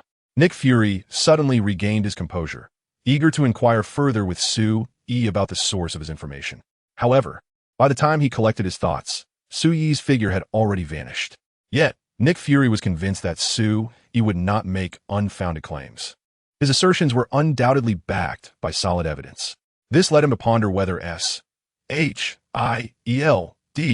had indeed been compromised. The mere thought sent a shiver through his body. In stark contrast, Su Yi remained unfazed by the events. After efficiently dealing with all the Hydra agents, he swiftly returned to his villa. Upon opening his door, he was greeted by Hela, who was in the midst of changing in her nightwear. Their eyes met, and time seemed to momentarily freeze. Clearing his throat to break the silence, Su Yi deftly closed the door and pulled Hela into his embrace. With the tenderness of caring for a young girl, he assisted Hela in changing her clothes while saying, "Hela, I will be stepping out shortly and may be gone for several days. During my absence, you can spend time with Hannah. If you wish to shop, simply use the card I previously gave you. It contains $300 million. Should you require more, just inform Gene, and he will handle everything." Despite being a stunningly beautiful woman, Hela blushed under Su Yi's playful demeanor. She wrapped her arms around his neck, gazing intently into his eyes and with parted lips. She urged, "Come back soon. Rest assured, I shall return as swiftly as possible," Su Yi replied, affectionately brushing his nose against hers. He then addressed the members of their chat group. "Everyone, are you prepared? Kirigaya Asuna, all set. Whitebeard, always ready. Wohana Ray, indeed. Su, in that case, let the mission commence." Ding. Mission: save the 9th individual from the collapsing world and restore relative stability. Mission members: Su Yi, Kirigaya Asuna, Whitebeard, Wohana Ray. Ding. Initiating personnel transfer. Ding. Transfer successful. With a dazzling flash of light, the 5 found themselves in the collapsing world of High School of the Dead, where the 9th individual, Seiko Bisujima, resided.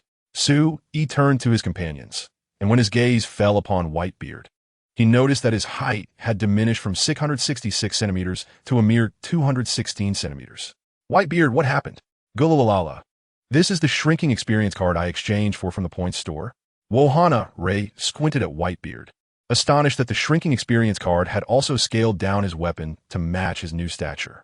As Asuna Yuki surveyed her surroundings, she remarked, "Let us postpone our conversation for a moment. It appears we are currently encircled." With her words hanging in the air, the group shifted their attention to the side. They beheld a multitude of tattered uniforms, drenched in blood, faces bearing the pallor of death, corpses transformed into zombies, inexorably advancing towards them. The sheer mass of this horde evoked a sense of suffocating dread. In the blink of an eye, they found themselves besieged. Chapter 87. The arrival of Seiko Bisujima. The zombies emitted low, guttural growls, shambling towards Su Yi and his companions with a disjointed gait. Thick, viscous blood dripped continuously from their forms. Judging by their wounds, it was evident that today marked the onset of the zombie outbreak. Moreover, based on the uniforms they wore, it was likely they had been teleported directly to the very site where the story commenced, Fujimi Academy. As the zombies closed in, Su Yi inquired of his comrades, "To what extent has your power been curtailed?" Asuna received a katana from Su Yi, one she had brought from her own world. After a casual swing of the blade, she informed Su Yi, "It seems I've been reduced to the level of a swordsman, as I can no longer unleash any sword energy. I find myself in a similar predicament." Another spoke, unable to release sword energy. However, the gift of immortality appears to still be in effect. Whitebeard added, "My devil fruit powers and haki are completely inaccessible, yet my other abilities remain intact." Dealing with these creatures poses no challenge. Rei Otanashi assessed her own capabilities, finally stating, "It seems I can no longer utilize my Kido. Neither my Shurkai nor my Bankai are within reach, and I'm left with only my swordsmanship." From their remarks, Sui gleaned a general understanding. They were in a world overrun with zombies, where only the destruction of the creatures' heads would ensure their demise. Although their powers had been largely sealed, this situation presented an excellent opportunity for growth, immersing them in a life-and-death experience that would enhance their abilities once the seals were lifted. After a brief pause, he added, however, "Do take care not to allow them to bite you. The zombie antidote in the point shop costs a staggering 500 points. Upon hearing Su Yi's words, confidence surged among the group. "Rest assured, Su Yi, we shall not commit such a trivial error. Just watch over us." Understanding their desire to grow stronger, Su Yi chuckled. "Very well. I shall rely entirely on your protection. Ha ha ha." As his laughter echoed, it inadvertently drew the attention of several zombies, who began to shuffle slowly towards them. Aside from Su Yi, the other 4 individuals charged towards the horde of zombies. As for Su Yi, he found himself relegated to the role of a mere spectator. His responsibility was to ensure the safety of his companions. The rest was left to their own trials. At that moment, within a nearby teaching building, a young girl with violet hair wielded a bamboo sword, gracefully navigating through the throng of the undead. Suddenly, a piercing scream echoed, capturing the attention of the violet-haired maiden. "Is it the infirmary?" Siko Takushima whispered softly, and her pace quickened with the bamboo sword in hand. It appeared as though the weapon had transformed into a true blade, dancing with the light of steel. With every lift of her arm, Siko dispatched a zombie. In no time, she arrived at the infirmary. Upon opening the door, she beheld a zombie relentlessly gnawing at a human shoulder. The air filled with the echoes of agonized cries. "What's going on here? Classmate, why are you biting people? This behavior is quite unacceptable," remarked a woman with striking yellow hair and an alluring figure, her voice soft and seemingly devoid of urgency. Siko recognized the woman immediately. It was none other than Shizuka Jukawa, the school nurse from Fujimi Academy. At that moment, the zombie, having finished its gruesome meal, turned its attention toward Shizuka, advancing with outstretched hands and a gaping maw. Shizuka's pupils dilated in fear as she covered her mouth. Just then, Siko's arm swung with precision. Thud! The wooden sword arced through the air, striking the zombie's head with a resounding impact. The creature ceased its movements, lifeless. Siko then turned her gaze towards the unfortunate human. No, to be precise, after being bitten, he was no longer truly human. Taking a deep breath, she approached him slowly, stating, "I am Siko Takushima of the Kendo Club." "Senior, cough, cough." He rasped, blood speckling his lips as he coughed, pain intensifying within him. "You must understand what becoming one of them entails. And I'm certain you wouldn't want your family to witness you in such a state," she continued, pausing briefly. "Though I have never taken a life. If you would permit me at this point." Siko fell silent. The young man gazed at her, the image of the grotesque zombie lingering in his mind, instinctively evoking a sense of repulsion. "Senior, I do not wish to become like that. Please, let me die as a human," he pleaded fervently. As the junior finished speaking, Siko T noticed a hint of relief blossom on his face. Perhaps this too is a form of redemption.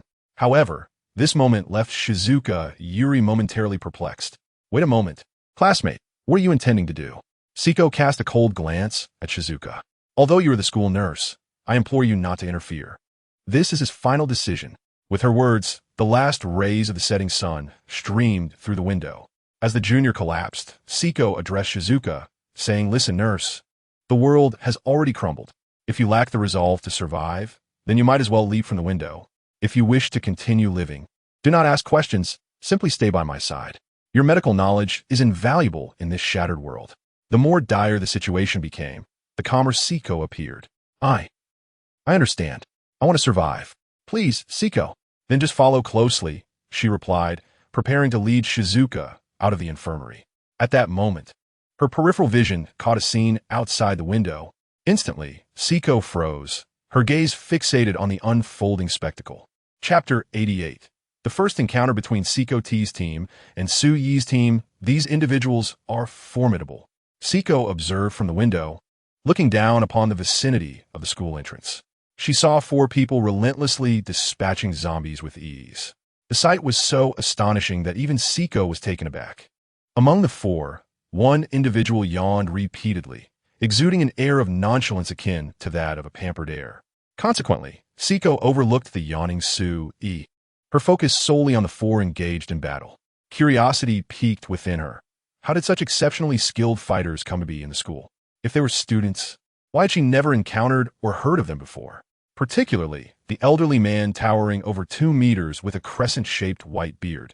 If he were affiliated with the school, he would surely be well known. Siko, behind you. Shizuka's voice broke through Siko's reverie.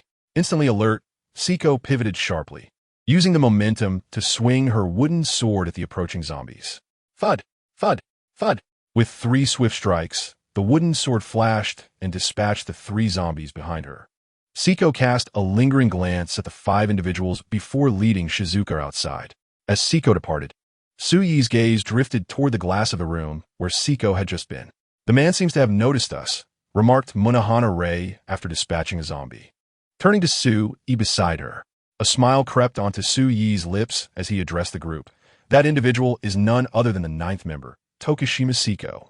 The members present had sensed Tokishima's gaze moments earlier, and now, upon hearing Su-yi's words, they were taken aback. They had not anticipated encountering Tokishima so soon after arriving in this world. Should we go over and greet her? Suggested Yuki Asuna. There's no need. At this moment, she likely remains unaware of our chat group and our existence. She may already harbor suspicions about us, especially considering this is a post-apocalyptic world. Compared to the zombies, she is probably more wary of individuals with our formidable strength. Su-yi responded, standing within the protective circle of the 4. All right, now that we've nearly cleared the zombies, let us proceed into the school. By the way, how are you all feeling? Whitebeard remarked.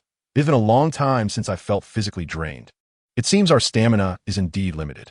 Munahana-Rei added, Indeed, I initially thought this task would pose no challenge, but it appears the difficulties have only just begun. Su-yi reassured them, Well, it matters not.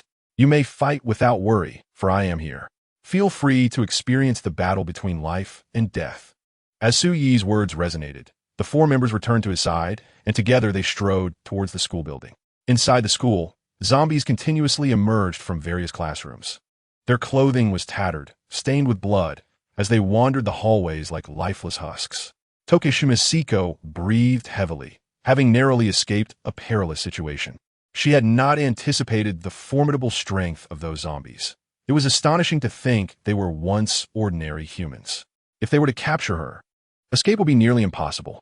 Hearing Tokishima's words, Jurikawa Shizuka interjected, It seems they have shed the brain's limitations on human strength after becoming zombies, allowing them to use their power recklessly. Is that so?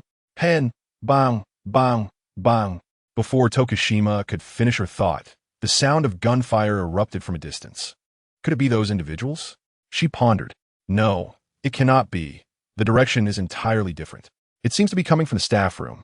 Considering the possibility of other survivors, Tokishima and Jurikawa swiftly made their way toward the source of the noise. In this world, one must have a team. Without one, survival would inevitably become precarious. Reflecting on this, Tokishima felt a pang of anxiety about the earlier group. As long as they bore no ill will, it was manageable. But if they were hostile, would she truly be able to defeat them? Regardless, it is imperative to assemble one's own team. With this thought, Siko Tadu quickened her pace even further. Before she could draw too close, she heard a voice filled with panic ahead. This is bad. We've run out of ammunition. Were you joking about a time like this? We're trapped with no way out behind us. Takashiro, we must devise a means of escape. Or else, but we have no way to leave this cursed place. The pink-haired Sia Takashiro found herself at the back, with no retreat left. She could only watch as the zombies approached them slowly. A sense of despair enveloped her. Tears, large as beans, streamed from the corners of her eyes. Why must we endure this? How has the world become this way? What is the reason for this? Saya felt as though she was on the verge of collapse. As she gazed at the approaching zombies, she instinctively closed her eyes. At that moment, Siko Tadu's voice reached her ears. Hey, don't close your eyes. Move your body. Startled by the unfamiliar voice, Saya opened her eyes. All she could see was a cascade of flowing purple hair. The hair danced in the air and a wooden sword, glinting with a hint of cold light. unleashed a formidable force. The wooden sword effortlessly shattered the zombie's skull. Then, Siko lifted her long, elegant leg and kicked the zombie aside. Meanwhile, at the other side, Takashi Komuro, with his short hair, wielding a baseball bat, and Rei Miyamoto, armed with a long iron rod, came to the rescue. Thus, the three groups converged at that moment. Siko surveyed the crowd, exuding a commanding presence. Takashi Komuro, Class 2. Saeko todo. Her tone carried a hint of ease. Compared to the 5 individuals she had just encountered, at least these people were from the same school as her. You're the champion of last year's kendo tournament, Siko Senpai. Aren't you? I'm Rei Miyamoto from the Firearms Club, Rei said to Siko. I'm Hidetada Hirano from our class, the one who had used the nail gun said, scratching his head as he introduced himself to the group. Enough. Stop bothering me with trivialities. With this time, you could tell me why the world has turned into this. Siko Tadu looked at Saya, who was utterly broken, and immediately approached her. She gently placed her slender hand on Saya's delicate shoulder. Just being alive is enough for now. Siko's words drifted into Saya's ears. At this moment, Takashiro Saya could no longer maintain her composure. She leaned into Tokishima Siko's embrace, weeping uncontrollably. It was only within Siko's arms that she found a semblance of safety. Saya's sobs plunged everyone into deep contemplation. The world had irrevocably changed, leaving them with an unprecedented sense of confusion regarding their fates. As Saya gradually calmed down, Siko addressed the others. The world has transformed. We must form a team. Only together can we survive in this new reality. For we are not merely contending with zombies, but with the darkness within humanity. Just as Siko finished her proclamation, applause echoed from a distance. Shuichi approached, flanked by Yuki Asuna, Yuzuki Rei, and the imposing figure of the elder with the formidable blade, Zoku Yuki. Upon seeing them, Siko's pupils dilated in alarm. Internally, she pondered, how did they find us? She regarded the 5 with heightened vigilance, sensing an air of suspicion surrounding them. Shuichi, noticing Siko's wariness, smirked slightly. No need to be so cautious. In this world, strength lies in numbers, doesn't it? However, unbeknownst to him, Siko perceived his demeanor as a blatant declaration of villainy. Gripping her wooden sword tightly, she instinctively positioned herself protectively in front of her companions. Her gaze fixed intently on Shuichi. You're not from our school, are you? State your intentions. Shuichi, with a disarming smile, regarded Siko. He could distinctly sense her body trembling slightly, revealing her unease in facing them, especially with the towering figure of the elder beside him. Wielding the legendary blade, known as Tsongyun Chia, a flurry of thoughts crossed Shuichi's mind, and his smile widened. Actually, we are here to protect you. It's the truth. As the leader of their group, it was only natural for him to safeguard the future members. Yet, in this precarious situation, Siko's suspicions only deepened. Takashiro Saya, employing her keen intellect, scrutinized the attire of Shuichi and his companions. Aside from Shuichi and Yuki Asuna, who were dressed similarly to them, the others donned bizarre and eccentric outfits, each more peculiar than the last. Just as Saya was about to alert Siko, the tension in the air thickened. However, Siko Bisujima halted them with a mere glance. She stated, I do not care what your intentions are, but if we do not leave the school now, we shall be completely surrounded by zombies, making our escape increasingly difficult. Sui responded, so what? Regardless of your thoughts, we must temporarily cooperate. Once we exit the building, we can disperse. Siko Bisuma addressed Sui while cautiously observing the 4 individuals beside him, whom she presumed were his protectors. Based on her assessment, Sui's combat abilities seemed rather limited. Should those 4 make any move, her current position would allow her to take Sui hostage without hesitation. Upon hearing her words, Sui nodded slightly. From Siko's perspective, this approach was entirely reasonable. In this apocalyptic world, human treachery surpassed even the threat of zombies. At that moment, Takumi Komuro, who stood nearby, proposed an alternative to Siko and Sui. Strength lies in numbers. Why not form a team now? Together, we can become significantly stronger. And with clear roles, we need not fear even the largest hordes of zombies. Komuro spoke with great confidence, presenting a starkly different viewpoint from that of Siko Bisujima. After hearing his suggestion, Hirano Tosaka nodded in agreement, further encouraging Komuro's enthusiasm. His smile brightened upon receiving affirmation, driven by his ambitions to lead the group. He envisioned survival as a mere formality, even imagining himself surrounded by women. Yet, unbeknownst to him, both Sayaka Takagi and Seiko Bisujima held a profoundly negative opinion of Komuro. They could almost read his thoughts, which only deepened their disdain. As they contemplated how to tactfully navigate this situation, Su-i, standing before Seiko, spoke with a slow smile. Indeed, you are correct. There is strength in numbers. As Su-yi's words hung in the air, a sense of foreboding enveloped Sayaka and Seiko. They could sense the targeted nature of Su-yi's smile, causing their nerves to tense. For, no matter how one looked at it, a conflict between their group and Su-yi's would undoubtedly lead to their defeat, especially given Su-yi's peculiar decision to enter the building in search of them. Seiko Bisujima found it hard to believe that these individuals before her were not conspiring.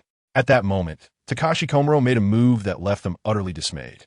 With a cheerful smile, he approached Su-i, extending his hand and saying, "I look forward to your guidance henceforth." However, Su-i merely cast a fleeting glance at Takashi before turning her attention back to Seiko Bisujima, stating, "I look forward to your guidance as well." The implications were manifold. As Su-yi's words echoed, she promptly turned and strode towards the school's exit, as if clearing a path. Unbeknownst to anyone, a shadow of malice flickered in the depths of Takashi's eyes as he lingered behind. In the chat group, Esther's inquired, "I am curious, have you found a ninth member?" Seiko Bisujima? Su-i replied, "She has been located." Hinata Hyuga asked, "What kind of person is Sister Seiko Bisujima?" Edward Elric expressed his curiosity, stating, "I believe Seiko Bisujima is an exceptional individual, both in temperament and capability." Asuna Yuki concurred. Indeed, it seems that once Seiko Bisujima joins the chat group, her strength will undoubtedly escalate, making her a highly dependable member. Rei Unohana remarked, "However, there's a rather repulsive man here. His gaze makes me feel ill. I would love to slay him." Su-i responded, I thought I was alone in this sentiment. Takashi Komuro seems quite foolish. Attempting to control a group stronger than himself in this apocalyptic world. Such naivety is quite remarkable. Su-i added, "Rei, let me know when you can no longer contain yourself. I will team up with you." Rei replied, "It would be my honor." In the corridor, Su-i walked at the center, a slight smile gracing her lips. They fought while simultaneously engaging in the chat group, a form of covert communication. Meanwhile, Seiko Bisujima and her companions, having witnessed the battle involving Whitebeard and others, felt a growing sense of alarm. They feared that their escape would not be a tranquil affair. Subtly, they began to harbor aversion towards Takashi and his group. Yet, Takashi remained oblivious to this tension, lost in self-admiration. With each zombie he vanquished, he felt himself growing increasingly formidable, a sensation that continually enveloped him. Even his childhood friend, Rei Kamamoto, noticed a slight change in Takashi. However, as they pressed on through the throng of zombies, the situation became increasingly dire, leaving no room for contemplation. The immediate priority was to break free from the school. Yet, at the moment Rei's focus waned, 5 zombies suddenly lunged at her. In an instant, her face turned as pale as death. If faced alone, Miyamoto Rei would not be particularly fearful. However, confronted by 5 zombies, she was engulfed by a chilling dread that penetrated her very marrow. "No, not yet. I do not wish to die. I am still uncertain whether my parents are alive. If they were to learn that I had been bitten by a zombie, would they not be devastated?" Miyamoto Rei's body froze in that moment of dire peril. Just then, a voice pierced the air. Su-i called out, "Mao no Hanaretsu." The one summoned, Mao no Hanaretsu, smiled slightly, her figure swiftly appearing before Miyamoto Rei. Like a paragon of grace, she instantly drew her Zanpakuto from her waist. The aura surrounding Mao no Hanaretsu shifted dramatically, transforming from a tranquil essence reminiscent of Yamato Nadeshiko into a tempestuous battle fervor. In a flash of steel, the 5 zombies were cleaved in twain, their destroyed brains causing them to collapse to the ground. Subsequently, Mao no Hanaretsu slowly sheathed her sword and returned to stand beside Su-i.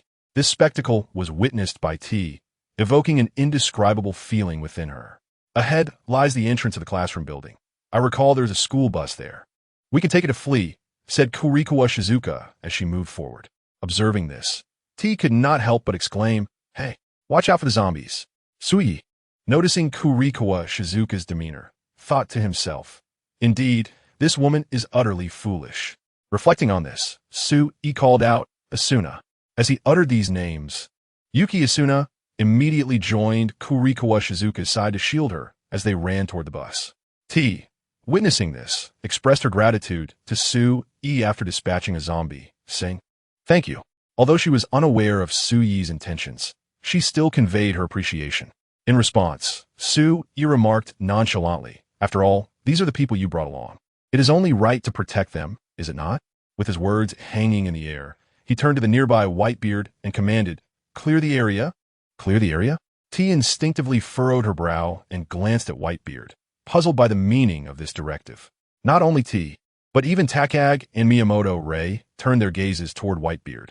Upon hearing Sui's instruction, Whitebeard inhaled deeply, his muscles bulging with renewed vigor. Suddenly, he erupted in laughter, exclaiming, "Guru, leave it to me." With that, he boldly brandished his Tsonyun blade and charged headlong into the throng of zombies. Subsequently, Siko Dadu and her companions felt their pupils constrict sharply. In Chapter 90, Wisteria, Your Path Grows Narrow, they witnessed the bearded man wielding the Tsonyun blade, charging directly into the horde of zombies. His hands moved with such fervor that not a single zombie could breach his defense to reach Sui. Remarkably powerful, this individual is astonishingly formidable. Siko Dadu murmured in awe. Sayaka Takashiro echoed her sentiments, exclaiming, "Is there truly such a powerful person in this world? This is extraordinary." One cannot help but ponder that this physique is beyond that of an ordinary human, Miyamoto Rei mused. Upon hearing Rei's words, Takashi Komaro's lips twitched in irritation, harboring a silent resentment towards the bearded man, feeling as if he had stolen his spotlight. At this moment, Shizuka Morikawa had already started the bus. Seeing this, Asuna Yuki called out to the group, "Hey, hurry up and get on the bus." Gritting her teeth, Siko urged, "Get on immediately. The zombies are multiplying." Hearing Asuna and Siko, Sui stifled a yawn. He couldn't help but feel that the convergence of Asuna and Siko, individuals from entirely different worlds, was a curious phenomenon. He murmured to himself as he walked towards the bus. Rei Unohana closely followed Sui, entering the bus alongside him. As the bearded man observed everyone boarding, he abandoned his slaughter, gripping his Tsonyun blade tightly, and leapt onto the roof of the bus. After all, he was the bearded man and preferred not to be confined to such a cramped space. Sitting atop the bus would afford him greater comfort. Shizuka, seeing that everyone was aboard, pressed the accelerator, preparing to rush out towards the school entrance. "Wait, hold on. Please help us." Suddenly, a voice echoed from afar. Upon hearing it, Takashi Komaro's compassion surged. He immediately addressed Shizuka at the wheel. "Don't drive yet. Someone is calling for help." Siko furrowed her brow, glancing at those running towards the bus. It appeared to be Koichi Wisteria. Upon hearing Siko's words, Miyamoto Rei's pupils dilated in shock. "Koichi Wisteria," she whispered, suddenly realizing something, and quickly turned to Takashi, saying, "We can leave him behind, right? We should expedite our departure from this place." Takashi Komaro felt a wave of disgust at Rei's suggestion. Why would Tiwi help someone who is pleading for assistance? In situations like this, strength in numbers is paramount. He then looked at Hirano Toda beside him. "Am I right, Toda?" Toda, who had been idly observing, instinctively nodded in agreement upon hearing Takashi's words. Upon witnessing the demeanor of Takashi Komaro and Hida Tadaka, Miyamoto Rei was filled with an overwhelming sense of frustration. In her heart, she felt a profound sense of despair. Wouldn't it be better if that individual simply met his demise? At the rear of the bus, Suichi, Utsuni Aretsu, and Yuki Asuna observed the scene before them. Shaking their heads slightly, Utsunami Aretsu remarked, "Is this Takashi Komaro not someone who has been coddled in a greenhouse? His naivety is truly astonishing." With a gentle smile reminiscent of the most tender-hearted woman, Utsune Aretsu added, "This is precisely why I wish to eliminate such a saintly fool." Her words elicited a mix of laughter and tears from the others, who had grown accustomed to her juxtaposition of softness and the most ruthless of sentiments. At this moment, Yuki Asuna interjected, "Siko Bando is indeed admirable. It seems she was rightly chosen by the group. From a certain perspective, she is truly exceptional, especially when compared to Takashi Komaro." Suichi suggested, "Let us not dwell on him. Instead, let us discuss your experiences in battle." Yuki Asuna replied, "It's been manageable. I feel that this continuous fighting is rapidly enhancing my capabilities. I share your sentiments. Utsunami Aretsu concurred. Though I have gained some insights, I must be cautious due to physical limitations. Just as the group engaged in conversation, Koichi Fujitani arrived at the bus with several others. At that moment, Takashi Komuro, eager to play the role of the benevolent leader, declared, "Rest assured, you are safe now." He then commanded Shizuka Marukawa, "Drive immediately." This insolent behavior incited Siko Bando's ire, igniting a desire to teach Takashi Komuro a lesson with her wooden sword, making him understand the beauty of the world. Takashi Komuro sought to project an image of leadership, hoping to earn the respect of those around him. However, Miyamoto Rei recognized that this was utterly impossible, for Koichi Fujitani was not the type to accept such pretensions. As anticipated, after a brief recovery, Koichi Fujitani, slightly out of breath, straightened his collar and said within the bus, "It has not been easy. We are finally safe." He turned to Takashi Komuro and inquired, "Are you the leader of these individuals?"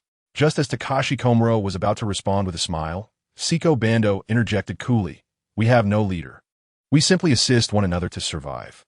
After making this statement, Siko Bando turned her gaze towards Suichi, contemplating that if he were to align with them at this juncture, it would significantly benefit their current predicament.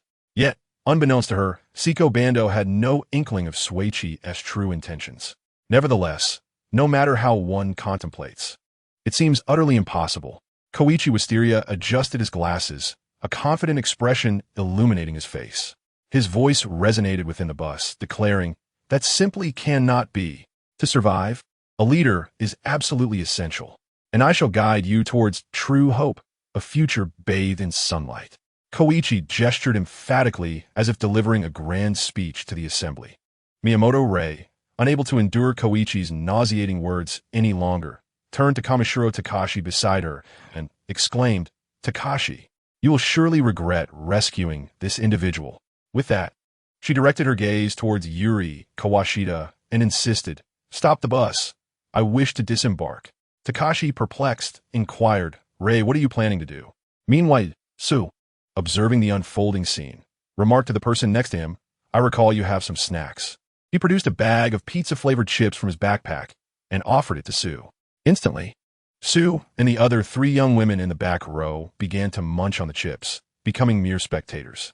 At that moment, Koichi's gaze shifted towards Su. His voice drifted into Su's ears. "Dear classmate, in this crumbling world, food is a precious commodity. Please hand over the snacks you possess." As he approached Su, his eyes lingered on the 3 young women beside him, revealing a distinctly lecherous glint. "Ladies, since you are not in school uniforms, you are likely not students. Would you be inclined to join my team? If so, I can assure you of a steady supply of various delicacies." Just as Kiryu Asuna was preparing to teach this Koichi a lesson, Su's voice echoed within the bus. "What if I refuse?" Su smiled at Koichi, his demeanor unfazed. Before Koichi could respond, his followers chimed in, "If you decline, we shall expel you from this team. Following teacher Koichi is the only correct choice. Should you refuse, you can roll off this bus." The harshness of their words pierced the air, yet Su remained unperturbed while Takashi's frustration bubbled to the surface. "Hey, don't forget who saved you all," he retorted at Koichi. "This is not your bus. If it weren't for my assistance, you wouldn't even be here." Upon hearing Takashi's words, Koichi's glasses glimmered with a flash of silver. He addressed his entourage. "It appears this individual is also reluctant to join our ranks. What should we do about those unwilling to join our ranks?" Koichi Z, resembling a demon, entices his students, who, as if enchanted, turn their gaze toward Takashi Kamishiro. "Cast him out." The origin of this outcry remains unknown, but Z's followers charge toward Kamishiro. Inside the bus, chaos ensues. The elderly gentleman seated above notices the turmoil within. His curiosity piqued, he observes Kamishiro seemingly hurled out by some unseen force. Soon after, Hirano and Toda are also unceremoniously expelled by Z's minions. Presently within the bus, aside from Z's cohort, only Sway remains. "So, do you wish to be thrown out by them, or will you exit the bus on your own?" Z, exuding an air of superiority, gazes down upon Sway. At this moment, the atmosphere within the bus thickens to an almost tangible intensity. Siko B grips the hilt of her wooden sword, while the expressions of Sayaka Takashiro Rei Miyamoto, and Shizuka Marukawa grow increasingly grim. Just then, Sui's voice resonates calmly. What if I choose a third option? The third option is momentarily folters. Indeed, the third option, having you and your students' arms broken and tossed from the bus, allowing you to fully experience this crumbling world. However, as Sui's words linger, Z suddenly erupts into a fit of maniacal laughter. Ha ha! You think you have a right to challenge me? Pathetic. Before Z can finish his sentence, he feels an unseen force constricting his neck. His body is suddenly lifted. An overwhelming sensation of suffocation washes over him. When did this happen? Seiko B's pupils constrict in shock. She hadn't witnessed Sui as previous movement. Such terrifying speed. Could he truly be an ordinary person? Recalling her prior thoughts of using Sui as a hostage sends a shiver down her spine. Z, desperately striking at Sui's arm, strives to speak, yet the intense pressure renders him utterly mute. In this dire situation, Sui addresses Z. Perhaps you didn't hear me clearly. Allow me to reiterate. Would you like to experience the sensation of surviving in this world with your arms broken? Z's pupils dilate in terror. He wishes to vocalize his fear, yet finds himself utterly incapable of producing even the faintest sound. His eyes were already filled with a hint of bloodshot, and at that moment, his complexion grew increasingly pallid. Given another opportunity, he would never dare to offend the person standing before him. No, this was no longer a mere human. Who could possibly lift an adult man with a single hand? Moreover, he felt his mind becoming progressively more dizzy. However, Sui paid little heed to this and continued. Why don't you speak? If you remain silent, I shall proceed to make decisions on your behalf. Seeing Sui before her, not only did Seiko Tokushima feel an overwhelming terror, but even Rei Miyamoto and Sayada Kagi felt their hearts tremble with fear. They never anticipated that the seemingly weakest among them, Sui, possessed such formidable power. Most striking was his ruthlessness in handling matters. It was truly brutal. Nonetheless, Rei Miyamoto found herself enamored by it all. The man before her, Koichi Wisteria, was nothing short of scum. He had exploited his position to unjustly subjugate her, targeting her father in the process. Such a loathsome individual, in Rei's eyes, deserved any punishment meted out. At that moment, Sui's face revealed a look of disappointment. Why do you not respond to my words? It seems you truly wish for me to make a choice for you. Very well, I shall do just that. As Sui finished speaking, he slowly extended his other arm. An unprecedented sense of despair enveloped Koichi Wisteria completely. At that instant, he finally comprehended the hopelessness felt by those students he had cast aside. Yet, within Koichi's heart, there was no trace of remorse. Instead, he glared at Sui with even greater animosity. If looks could kill, Sui might have perished. Oh, but he had long since become immune to such lethal glares. With a forceful grip, Sui clasped Koichi's arm and gently pulled outward. Koichi's desperate struggles intensified as he gazed at Sui, who remained unfazed, effortlessly tossing Koichi's arm out of the window. Subsequently, Sui reached for Koichi's left hand and both of his legs. Once he had dealt with the entirety of the situation, Sui unceremoniously threw Koichi outside, turning his attention to the bus. Sui surveyed the stunned students who were rendered speechless. He murmured, I recall that it was you few who were the most vocal just moments ago. As his words echoed, the classmates erupted into screams. They stared at Sui as if he were a demon, terror etched on their faces. Without a moment's hesitation, they leapt from the windows or bolted through the doors, scattering in all directions like frightened birds. Kuchi Zitong gazed upon the scene before him, desperately suppressing the urge to cough. In a voice that was raspy beyond measure, he implored the fleeing students, Please, save me. You must return and rescue me. I am your teacher. Coughing violently, blood was suddenly expelled from his lips. At that moment, Sui stood beside the car window, looking down upon Kuchi with a sense of superiority. It was evident that he had yet to comprehend that in this crumbling world, individuals like him would always be a burden. Even the foolish would not cling to one lacking in capability. Kuchi's eyes were fixed on Sui not far away. He was not alone. Even Kamishiro Takashi and Hirano Toda below instinctively swallowed hard. A profound terror took root within Kamishiro's heart. This individual is truly terrifying. Why must such fearsome beings exist in this world? Kamishiro felt an overwhelming aura emanating from Su-e, akin to a sea of corpses and a mountain of blood, crashing over him like relentless waves. Perhaps sensing this overwhelming dread, Kamishiro not only dismissed any thought of returning to the bus, but instead let out a scream and fled into the distance. Hirano Toda glanced at Su-e and, almost instinctively, followed Kamishiro's lead. Upon witnessing the spectacle, Su-e mused, "Oh dear, why have those two scurried away?" Meanwhile, Yoruretsu caressed the hilt of her zanpakuto, softly murmuring, "What a pity."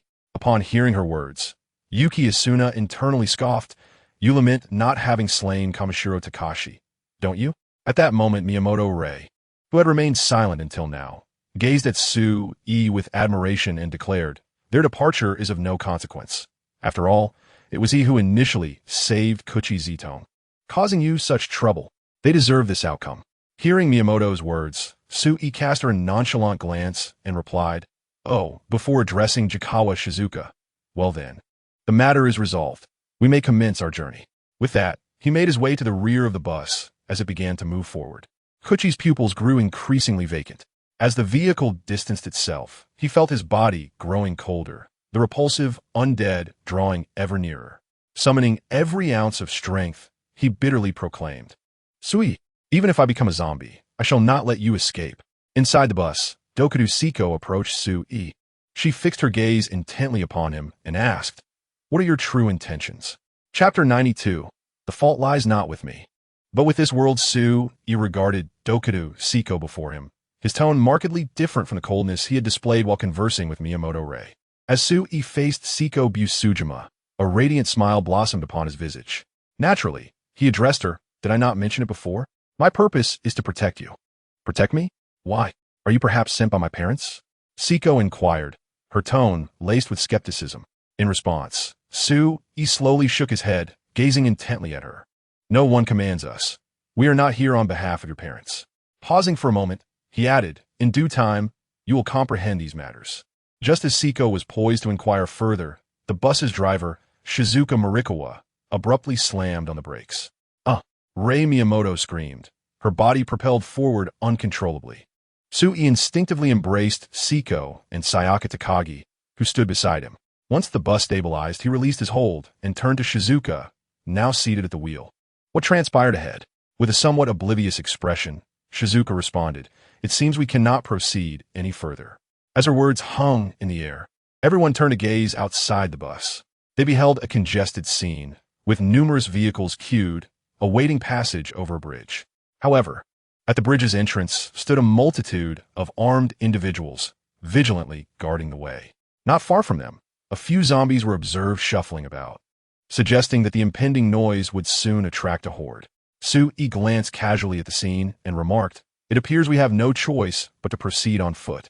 Let us gather our belongings. A battle is inevitable."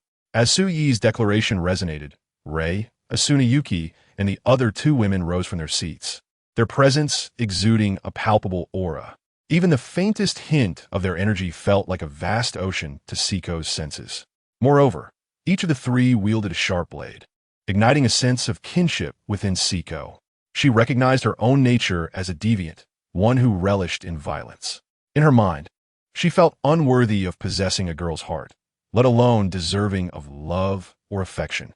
Yet, the emergence of Su-e and his companions instilled in her an inexplicable sense of belonging. Unbeknownst to her, her wariness towards them had diminished significantly, and Su-e had assumed the role of leader within this newfound group. With Su-e's words echoing in the air, the others began to gather their belongings, swiftly abandoning the vehicle. Even Whitebeard leaped down from the roof of the bus. The terrifying height and the weapon in hand exude an unparalleled ferocity. As for the zombies on the road, I entrust them to you.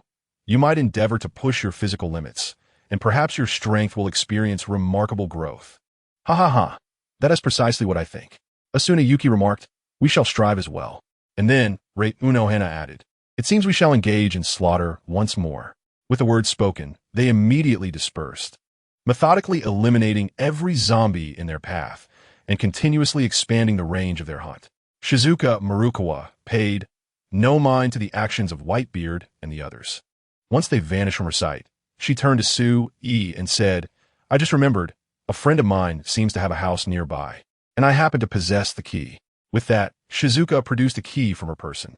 Instinctively, Sue inquired, "Where did you just pull that from?"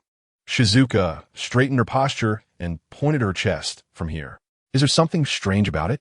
"Please, it's precisely because of that it's peculiar," Sue retorted, but then recalled that Shizuka was an adorably oblivious scatterbrain, so he refrained from further commentary. After all, the only one who would end up weary was himself. "Since you have the key, let us rest at your friend's place for the night." With that, Sue communicated in the chat group, "If you see a convenience store, please gather some provisions. I will accompany her to find a place to stay, and once we secure a location, I will send you the coordinates, and you can come directly."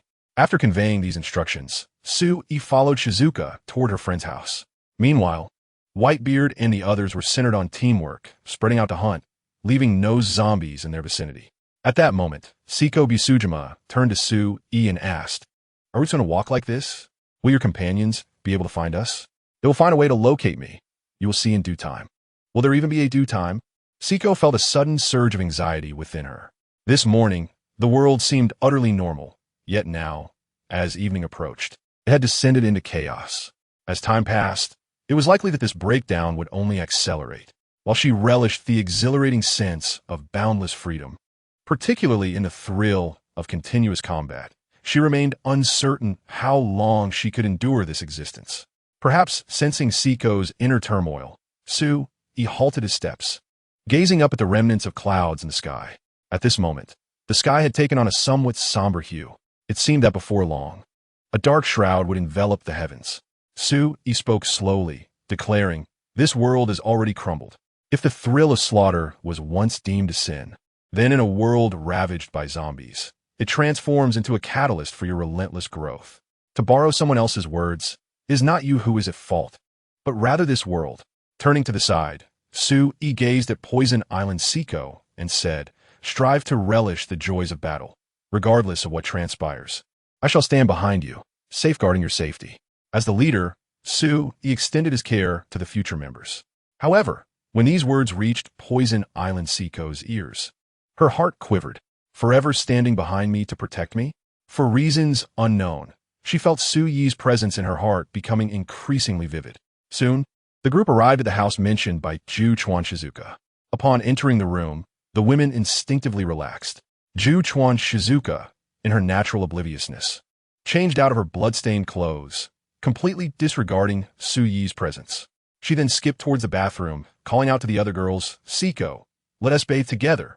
Riri, Sayaka, let us all go." High Castle Saya, cradled in Ju Chuan Shizuka's arms, felt as if she could scarcely breathe. Help me."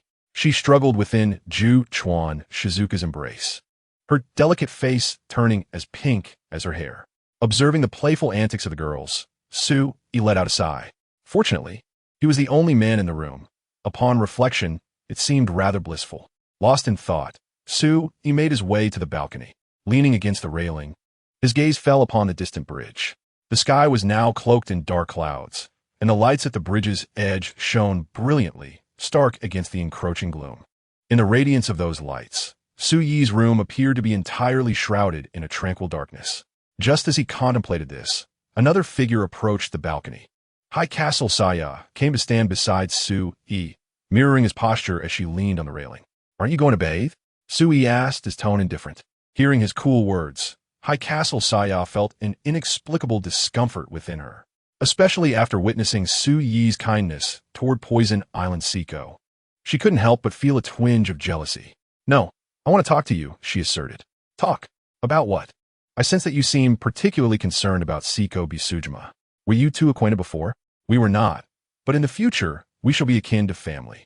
To Sue Yi, every member within the chat group is regarded as a family member. However, Sayaka Takashiro harbored a misunderstanding, believing Sue intended to pursue Seiko Bisujima. For reasons unknown, a slight sense of melancholy washed over Sayaka. She wondered if it was due to her own appearance. Why did Sue not harbor affection for her? Sayaka felt a tinge of sorrow in her heart. As if to divert the conversation, she inquired of Sue E. "May I ask where you all are from? Your clothing styles seem so disparate, as if they belong to entirely different places, creating a rather eclectic impression." Asuna Yuki and Su-e donned ordinary athletic attire, while others were clad in a white restrictive garment, and Yuno Hana wore a kimono. The old man, too, sported a cloak, rendering the scene quite peculiar. In response, a slight smile played upon Su-yi's lips. If I were to say we hail from entirely different realms, would you believe it? Sayaka's pupils dilated in surprise, instinctively asking, different realms? What does that mean? However, before Su-e could respond, a piercing scream resonated through the air. Su-yi's gaze narrowed slightly, following the sound to the distance. Chapter 93. Su-yi's tenderness and the prolonged night. With the emergence of the scream, the women from the bathroom, clad in freshly washed, damp garments, rushed out. Seiko Busujima surveyed her surroundings warily, questioning what had transpired. Without hesitation, Sayaka sprinted to the sofa, seizing a pair of binoculars, and made her way to the balcony to peer towards the source of the sound. It appears to be a little girl, surrounded by zombies, she exclaimed. Upon hearing Sayaka's words, Seiko's expression shifted dramatically. Even Su-yi's countenance altered slightly as he declared, "Leave this matter to me. You all should take your baths and attend to your affairs. Don't catch a chill.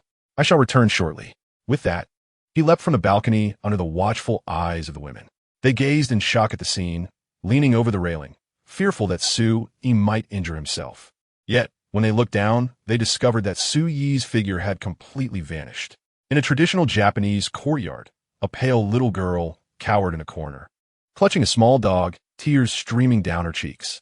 However, her fear was not of the zombies before her. It was not merely the gruesome sight before him that rendered him speechless, but the lifeless body of his sole remaining kin, his father. A knife was deeply embedded in his father's abdomen, blood gushing forth relentlessly, painting a scene of profound tragedy. "Why did they murder my father? Why did they take him from me?" the young girl murmured, oblivious to the approaching zombie that ambled toward her. Perhaps she was aware of its presence, yet despair had rendered her immobile. Only the small dog cradled in her arms cried out in anguish, a futile effort that would only attract more of the undead. As one of the zombies loomed before her, its decaying aura enveloping her, the girl seemed to regain a semblance of awareness. The guttural growl of the creature echoed in the air, prompting her to lift her gaze and stare vacantly at the abomination before her. Her hollow eyes betrayed no emotion as she watched the creature draw nearer.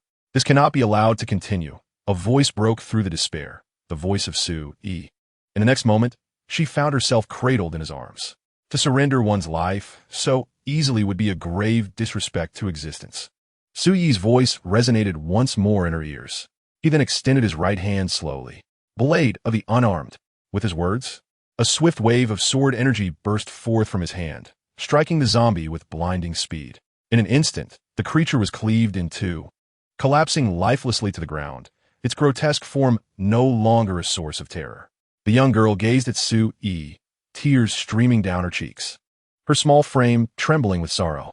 "Father, my dear father," she wept, her cries piercing the air and tugging at Su-yi's heartstrings. His eyes fell upon the man who had once been full of life, now devoid of breath, his gaze fixed upon the heavens. A look of bitter disbelief etched upon his face. There was no time for Su-yi to dwell on the tragedy, for the horde of zombies seemed to multiply before him. Without hesitation, he swung his right arm repeatedly, each motion accompanied by a surge of sword energy. This skill, acquired alongside Asuna, proved invaluable against the relentless onslaught of the undead. In mere moments, Su-yi had eradicated the surrounding zombies entirely.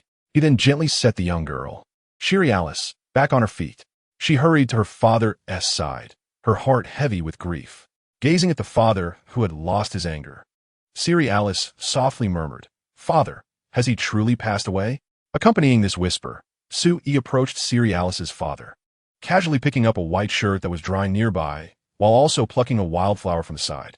With a sudden step forward, a resounding thud echoed as the ground cracked beneath her, revealing a pit before her. "Oni-chan?" Shirialis looked curiously at Su-yi, who was placing her father into the pit and gently laying the white shirt over him. Subsequently, he delicately placed the wildflower atop as well. At that moment, Su-yi spoke softly, "Let your father rest in peace. He died protecting you. He was a good father, so you must live on with strength." After saying this, Su-yi embraced Shirialis, tenderly stroking her hair until her tears subsided and she fell into a peaceful slumber. He then carried her, along with her little dog, back to their room. After briefing Siko and the others, he returned to the balcony, this time directing his gaze toward a distant house, his eyes narrowing slightly. Those familiar with him would recognize that Su-yi was in a state of profound anger. Since you have taken Alice's father, you shall pay with your lives. As Su-yi's words echoed, he raised his arm high, pointing toward the ink-black sky. Sword energy began to coalesce around his fingertip, embodying all of Su-yi's martial will. As his fingers slowly descended, a razor-sharp blade of energy shot forth, cutting through the air with an unstoppable force, shattering everything in its path. When the sword energy reached the house, it showed no sign of weakening. Instead, it was laced with a palpable bloodlust, obliterating the structure into fragments.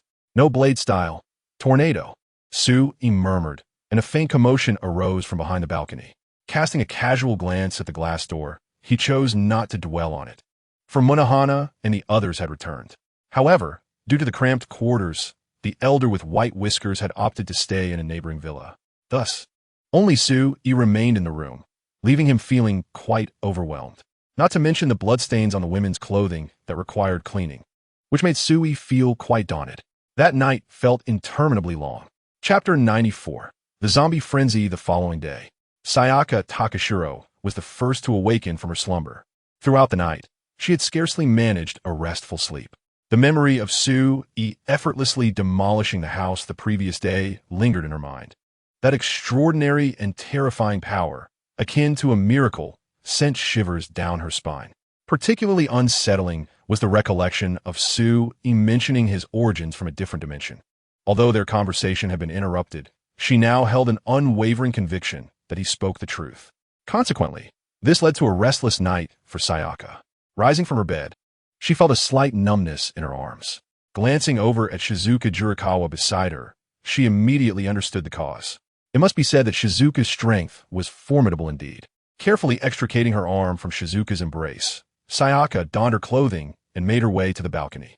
Upon stepping onto the balcony, she spotted Su-yi standing there, gazing into the distance.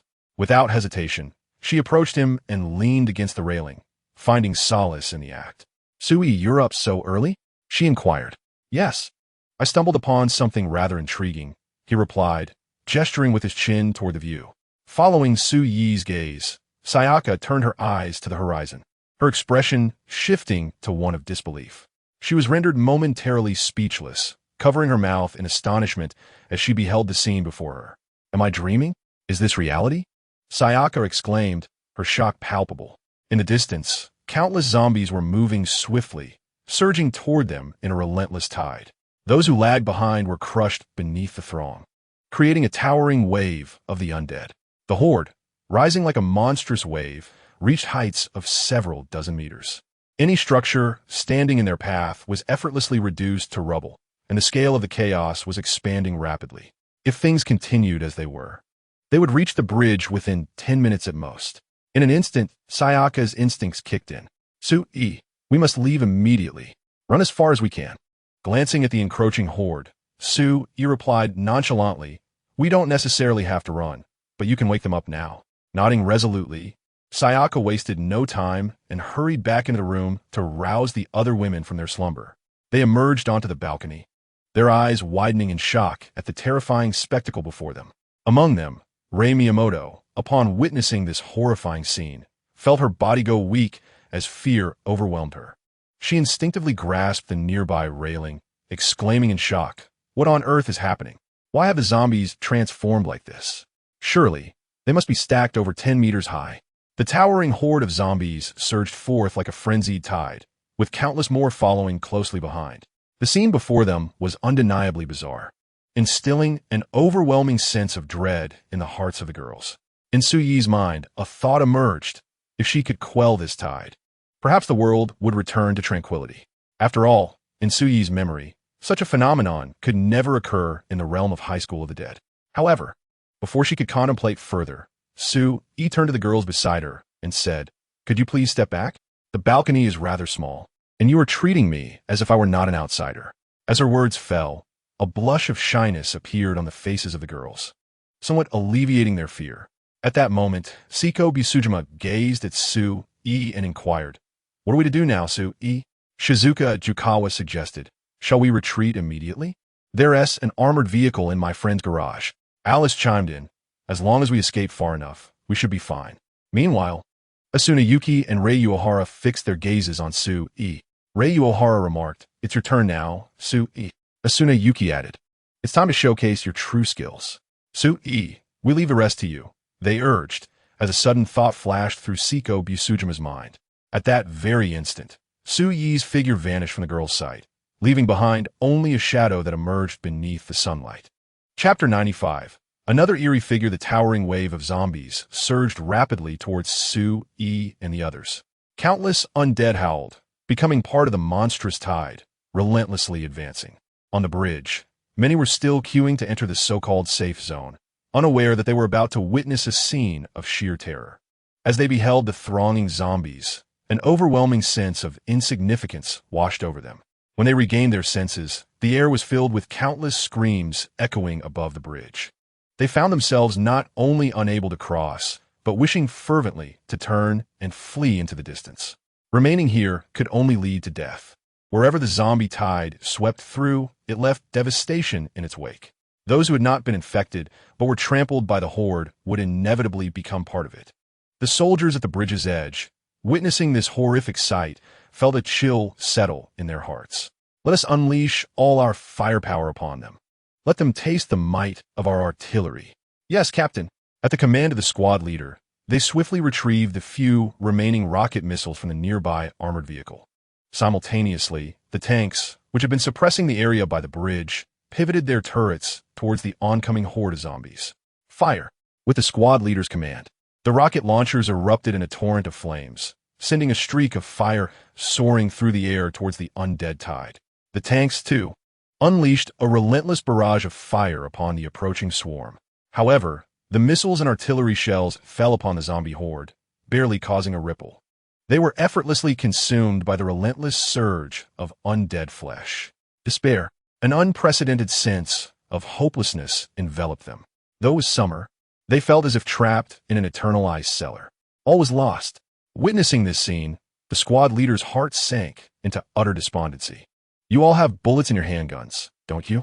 As soldiers, we will never become part of the undead." "Wait, Captain, look at the sky." "The sky?"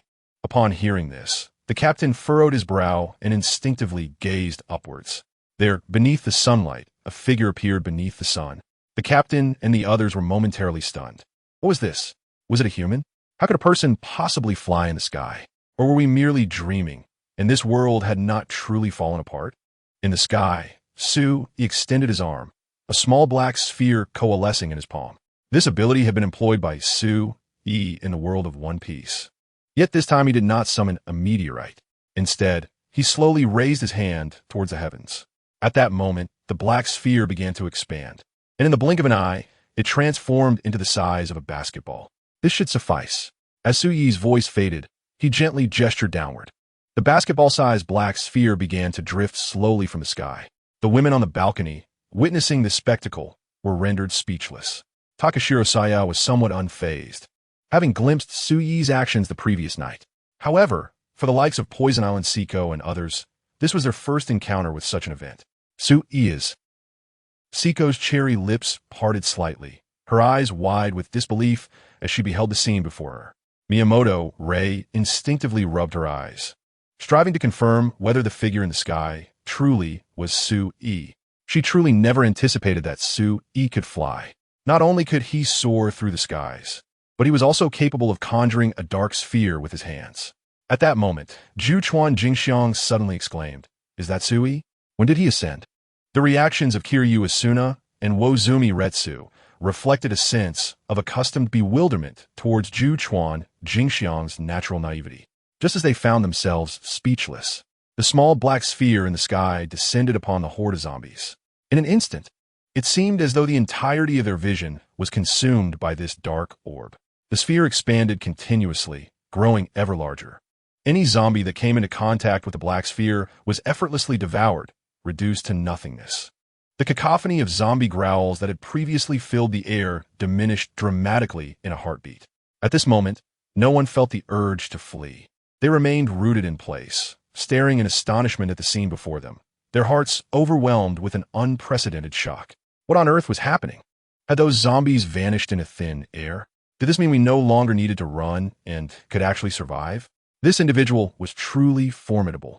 The crowd below murmured in awe, perceiving the spectacle as a divine intervention meant to rescue them. Meanwhile, the women on the rooftop turned their gazes towards Wozumi Retsu and the others. Siko Bisujima addressed Wozumi Retsu, saying, "If Su-e possesses such power, does that imply you all have similar abilities?" This inquiry captured the attention of Miyamoto Rei, Takashiro Saya, and the others, all of whom leaned in, eager to listen. In response, Wozumi Retsu replied, "You will find out in due time." "I will find out in due time." A look of confusion resurfaced on Siko Bisujima's face. She had heard this phrase from Su-e and his companions on numerous occasions, yet its meaning eluded her. At that moment, the electronic voice of the system echoed in the minds of Wozumi Retsu and the others. Ding. The collapse of the Academy Apocalypse has been mitigated. All participating members may now wield greater power in this world. As the message from the chat group settled in, the women turned their attention back to the horde of zombies, which had now been significantly diminished. However, Su-e in the sky experienced a slight change in expression. For within the pit created by the black sphere, he beheld a face that was all too familiar.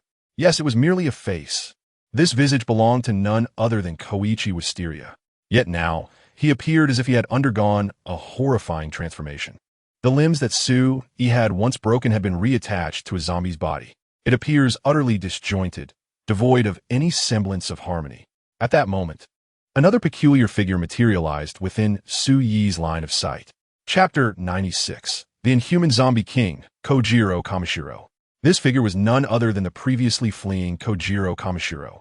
However, the present Kojiro was a far cry from his former self. His visage had taken on a ghastly pallor, reminiscent of the undead. Remarkably, there were no visible wounds upon him. Instead, he clutched a severed zombie arm, gnawing upon it as if it were a delicacy. The sight nearly made Su-e retch. Kojiro's eyes had transformed into a vivid crimson, entirely unfazed by the sunlight, as he gazed up at Su-e in the sky, exclaiming, "I never anticipated we would meet again in such a manner." Indeed, we meet again. Su-e descended slowly towards Kojiro, ultimately halting approximately 3 meters above the ground, casting a lofty gaze upon him. Upon witnessing Su-ye's descent, Kojiro devoured the remainder of the zombie arm in a few swift bites. Then, with a satisfied pat on the shoulder of the transformed zombie, Kojiro addressed Su-e. "Do you remember him? Look, I've reformed him splendidly, enabling him to withstand your attacks unscathed. Quite impressive, isn't it?" A sinister grin split Kojiro's face, revealing teeth stained with darkened blood, a truly repulsive sight. Su-e cast a casual glance at the grotesquely transformed Kojiro and remarked, "In comparison to this abomination, I'm far more intrigued by how you have come to be this way." Kojiro erupted in laughter, as if he had just heard the most amusing jest. "Of course, it's all thanks to you. Ha ha, I must express my gratitude. Had it not been for you, I would not have fled, nor would I have savored the delights of the undead. You see, when I was on the brink of starvation and nearly bitten by a zombie, I took a bite out of one first. At that moment, I felt something awaken within me. I wager I am the first in the world to do so. Now, I possess the ability to command zombies across the globe. Ha ha, I am a zombie king. Thus, to express my appreciation for this opportunity you have bestowed upon me, I have decided to make you my subordinate, destined to bow before me eternally. Rest assured, I shall not spare any of those women either." Upon hearing these words from Kojiro, Su-e nodded slightly, realizing that his repulsive transformation stemmed from a loss of humanity. "I am no longer the timid youth who was once intimidated by your mere gaze. Now, allow me to demonstrate my power." In a moment of fervor, Takashi Komuro pointed fiercely forward, prompting Koichi Wisteria, transformed by Komuro, to surge towards Su-e in the sky. At the same instant, Komuro shouted, "For I have become invincible." As if to validate his declaration, Wisteria launched himself towards Su-e with an intensity and agility unmatched by ordinary zombies. His speed surpassed even that of the rocket missiles from earlier, reaching Su-e in the blink of an eye. However, Su-e had no intention of engaging with this adversary. Now that he had revealed himself, It was clear why this individual had grown so formidable. The pressing matter at hand was to eliminate Takashi Komuro, allowing him to invite Seiko Busujima into the chat group, unlocking new capabilities and empowering the members further. With this thought, golden patterns began to shimmer across Su-E's form, spreading rapidly until they enveloped him entirely within a mere second. He appeared as a divine figure, radiating holiness, starkly contrasting with the figure of Koichi Wisteria before him. Su-E activated his magnetic domain, generating a potent force directly in front of him. He swung his arm sideways, unleashing an immense power that struck Wisteria. With a thunderous impact, Wisteria was sent plummeting towards the ground at an even greater velocity than before. Su-E had no desire to engage with the undead. Komuro's expression shifted slightly. He hadn't anticipated the drastic escalation of Su-E's aura in such a brief span. Nevertheless, he retorted, "Do not underestimate me." In a fit of rage, he called forth the surrounding zombies, which surged toward him in unison. Countless undead clawed at one another. Rising from the ground behind Komuro, they coalesced into a colossal hand, propelled by Komuro's arrogant laughter, reaching out toward Su-E. "This is the mightiest power. I am the sovereign of this world. No one shall dare stand before me again." As Komuro roared, Su-E remained unfazed, perceiving Komuro's outburst as nothing more than a cacophony. At that moment, Su-E maximized the potential of his magnetic domain. Everything within his line of sight seemed to freeze as if a pause button had been pressed. The claws of the zombies halted a mere 3 meters from him. "Reverse," Su-E uttered softly, activating his domain. Upon glimpsing the claws of the undead, he swiftly retreated. The claws descended heavily upon Takashi Komuro, causing his pupils to constrict in shock. He could hardly fathom that these were the very zombies he had controlled. How could Su-E exert such dominance over them? In the next moment, Komuro was consumed by the claws of the undead, darkness enveloping him entirely. An immense force crushed him to dust. Instantly, the zombies that had formed the claws plummeted from the sky, reverting to their former useless state, akin to a headless swarm. At that moment, the group of women arrived not far from the battlefield. Sayaka Takashiro gazed at the miraculous scene before her and murmured, "Has everything truly come to an end?" Miyamoto Rei replied, "Perhaps it has." Seiko Busujima approached Miyamoto, asking, "Aren't you saddened by this?" Miyamoto responded, "I cannot say for certain. But if given a chance to choose again, I would never have met Takashi Komuro. His heart is far too dark." Komuro's earlier loud proclamations had been overheard by Miyamoto and the others as they rushed to the scene. Thus, they felt no sorrow at his demise. As Miyamoto's words faded, a maniacal laughter erupted from within the pile of zombies. "Ha ha, this truly hurts. This is the first time I've felt such pain. But it's all right, for I am immortal." Chapter 97, The Unconquerable One, now devoid of thought. "I cannot die, ha ha." The voice of Komuro emerged from the mound of zombies, startling the women. "How can we possibly fight against this?" Just as they were taken aback, the pile of zombies suddenly dispersed, revealing Komuro's form once more. The resurrected Komuro stood slowly, a visage of unyielding arrogance etched upon his face. "Didn't I mention before? I am invincible. Do you truly believe that your abilities can extinguish my existence?" Arrogance radiated from Komuro as he fixed his greedy gaze upon the women before him. "Just wait. I shall transform each of you into zombies and make you my eternal subordinates." As he spoke, the zombies gathered around him, standing in formation. Komuro opened his mouth wide, demonstrating before them what a gluttonous feast entailed. The scene was grotesque beyond measure. In that moment, Seiko instinctively covered Alice's eyes, shielding the young girl from the horrific display. Takamura Takashi reveled in the astonished expressions of those before him, deriving immense pleasure from their dismay. The essence of the undead consumed him, his mind swirling with insatiable desires as he relished their reactions.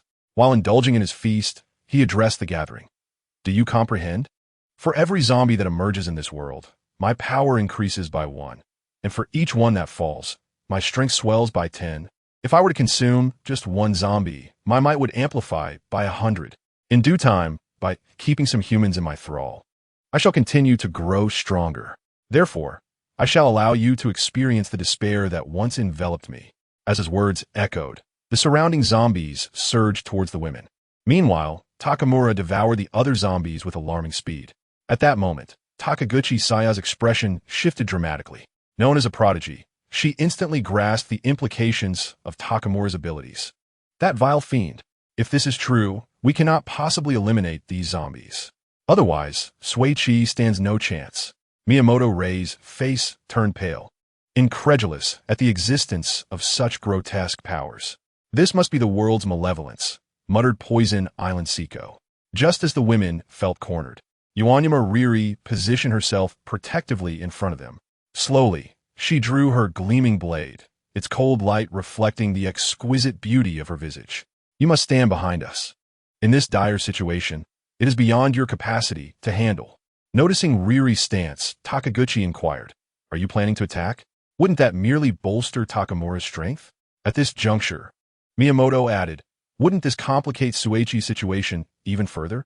From behind the women, Whitebeard's voice resonated. "Fear not, for this man named Shuichi shall undoubtedly prevail." "Whitebeard, where have you been? Why arrive only now?" With a hearty laugh, Whitebeard replied, "Gurararara, I discovered a plethora of fine spirits at the convenience store yesterday, and having been restricted, I merely just awakened." As he spoke, Whitebeard advanced to the forefront, aligning himself with Yuanyama Riri and the others. Their collective aura surged, imbued with newfound vigor. "Come, let's engage in a thrilling battle." As Whitebeard's declaration resounded, he enveloped his hands, along with his weapon, in a dark, inky haki.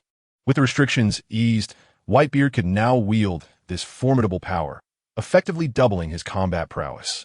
Yuanyama Riri also unleashed her shuriken, transforming her blade into a torrent of liquid droplets as she charged towards the zombies. Protecting those behind her, Takashiro Saya and Yuki Asuna engaged in a fierce duel, showcasing their unparalleled mastery of the great sword. Each strike unleashed a torrent of sword energy that surged through the air, and in an instant, countless zombies were reduced to mere corpses. The sight left the likes of Poison Island Seiko profoundly astounded. They had not anticipated that not only was Sui immensely powerful, but even his companions possessed such extraordinary strength. Witnessing the spectacle, Poison Island Seiko gradually unsheathed her wooden sword. Despite the zombies' heightened aggression, she could no longer suppress the fierce flame of battle igniting within her. With a determined spirit, she charged forth, joining the ranks of the slaughtering legion. Komuro Takashi laughed heartily, feeling a surge of power coursing through his veins. This is exhilarating. In this moment, you could never hope to defeat me." His expression was fierce as he took a step forward, vanishing from sight. When Komuro reappeared, he was already behind Sui, his fist raised high before crashing down towards Sui's head. The air seemed to shatter under the force of Komuro's blow. With a resounding thud, his fist struck, but instead of connecting, his arm passed right through Sui's head. A flicker of joy appeared on Komuro's face, only to be swiftly replaced by confusion as he realized something was amiss. The sensation of impact was absent. Before he could comprehend the situation, Sui transformed into a mere illusion, dissipating before him. Simultaneously, Sui's voice echoed from behind, "You are far too weak." A chill ran down Komuro's spine upon hearing Sui's cold tone. If Komuro were a child wielding a kitchen knife, then Sui was an adult brandishing a Gatling gun spewing blue flames, with a multitude of nuclear warheads at his back. They were simply not of the same caliber. Yet, Komuro remained oblivious to the chasm that lay between them. "I am invincible. Even if you manage to kill me, I will simply resurrect," he taunted. "Did you know? The last person who claimed invincibility lost the ability to think. To me, you're nothing more than a frog at the bottom of a well." With that, Sui smirked. "Komuro Takashi, do you have any final words to say?" Chapter 98. The Whitebeard collects his son. "Do you have any final words, Komuro Takashi?" Sui's icy voice resonated from behind him. Komuro grinned. "Don't underestimate me." Suddenly, two bulges appeared on his back with a loud pop. As the flesh bag burst, two grotesque arms emerged behind Takashi Komuro. These arms, reminiscent of a zombie, lunged towards Sui's chest under Komuro's control, akin to a black tiger clawing at the heart. However, in the awakened state of supreme destruction, Komuro found himself utterly incapable of making contact. When his hand was a mere 10 centimeters from Sui, the latter's figure vanished without a trace. Radiating a golden light, Sui suddenly appeared before Komuro, a mischievous smile adorning his face. "Allow me to take you for a stroll through space, invincible Takashi Komuro." Sue emphasized the word invincible, delivering a blatant mockery. With the sound of Su Yi's words, he swiftly altered the force acting upon Komuro. Komuro felt as though he were being repelled by the very earth itself, soaring rapidly into the sky. His speed intensified, flames engulfing his body in a torrential blaze. The searing heat caused him to cry out in agony, his desperate screams piercing the sky in a jarring cacophony. As his velocity increased, Komuro was ultimately flung into outer space by Mother Earth.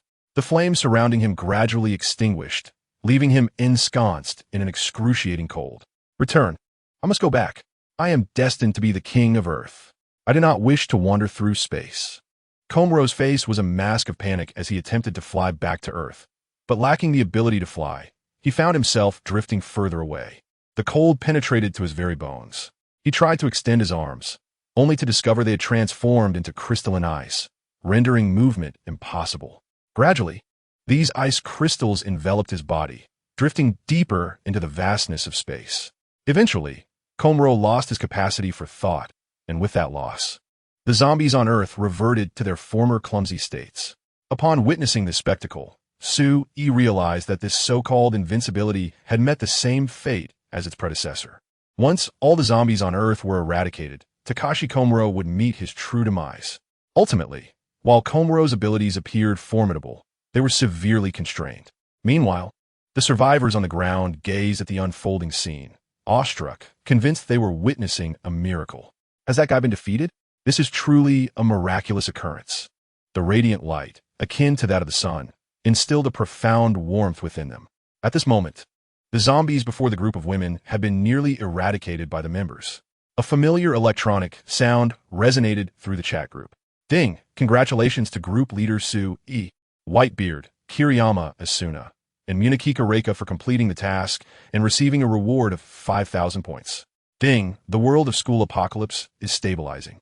Officially inviting the 9th member, Seiko Busujima. Ding! Seiko Busujima has entered the chat group. As a series of electronic notifications filled the chat, the atmosphere ignited with excitement. Su E, Seiko Busujima, welcome. Please introduce yourself. I am your group leader, Su E. Munakika Reika. I am Munakika Reika, as you may know. Whitebeard Grahaha. It was no easy feat getting you in here. Kiriyama Asuna. Allow me to reintroduce myself. I'm the perpetually broke Kiriyama Asuna. Edward Elric. Welcome, welcome. At last, the newcomer has arrived. Ha ha ha. Estet. Welcome aboard. Hinata Hyuga. Welcome, Sister Seiko. I look forward to your guidance. Seiko Busujima suddenly stood still, feeling an odd sensation. She had merely clicked agree, instinctively, yet an array of voices flooded her mind. Most notably, some of the names were exceedingly familiar. Su E, Kiriyama Asuna, Whitebeard, Munakika Reika. These were indeed the very individuals standing before her. Reflecting on what Su E had said about knowing her in the future, she realized the reason behind it. At that moment, Su E and the others approached Seiko Busujima. Welcome to the family, Seiko Busujima. From today onward, we are one. Su E deactivated his awakening state and spoke to her. For reasons unknown, a sudden tremor coursed through Seiko's heart upon witnessing this scene, tears streaming uncontrollably from her eyes. It was then that she finally comprehended, understood why Su E cared so deeply for her, why Munakika Reika and the others were willing to protect her, and the profound sense of support among the chat group members. Most importantly, within this chat group, she no longer felt like an anomaly, but rather embraced the warmth of a home enveloping her. In that instant, her emotions surged, and she leapt into Su Yi's embrace. Time seemed to freeze at that moment. Meanwhile, in the chat group, with the addition of the 9th member, Seiko Busujima, another electronic notification chimed. Ding! New features unlocked. Sign-in function, event function. The sign-in function. Each day, one may participate in sign-in activities to accumulate a certain amount of points. Should one achieve a continuous sign-in for 30 days, they will randomly receive an enhancement of their abilities. The activity function.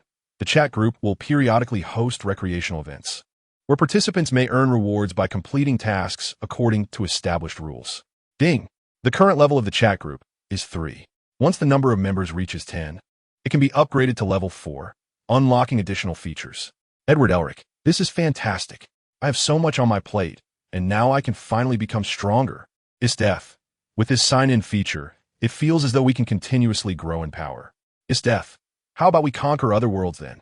Whitebeard, Gurararara. I think that would be absolutely fine. I could collect sons from other worlds. Edward Elric. By the way, old man Whitebeard, I recall your name. It seems to be Edward Newgate. Whitebeard, indeed. What's this, Elric lad? Are you planning to call me father? Gurararara. Upon reading Whitebeard's message, Edward Elric was momentarily taken aback. Chapter 99. Creating a Garden of Eden. Edward Elric was indeed startled. He had grown up in a rural setting, raised solely by his mother. His memories of his father were devoid of any positive recollections. Rather, his mind was filled with images of his father's irresponsibility. In contrast to Whitebeard, who would mobilize all his strength for his son, Edward found no comparison. In the chat group, Edward Elric, is it truly possible? Whitebeard, Gurararara, as long as you are willing, from this day forward, you shall be my son. Without hesitation, Edward Elric responded in the chat group, Father. In the realm of High School of the Dead, upon reading Edward Elric's words, Whitebeard couldn't help but burst into laughter. Su-E and Siko Busujima noticed the messages in the chat group and understood the unfolding events. However, Miyamoto Rei, Takajo Saya, and Shizuka Marikawa were oblivious. They gazed at the laughing Whitebeard with bewilderment. Whitebeard then addressed Su-E. Su-E, let us celebrate today. We brought back a wealth of treasures yesterday, and we still haven't finished them.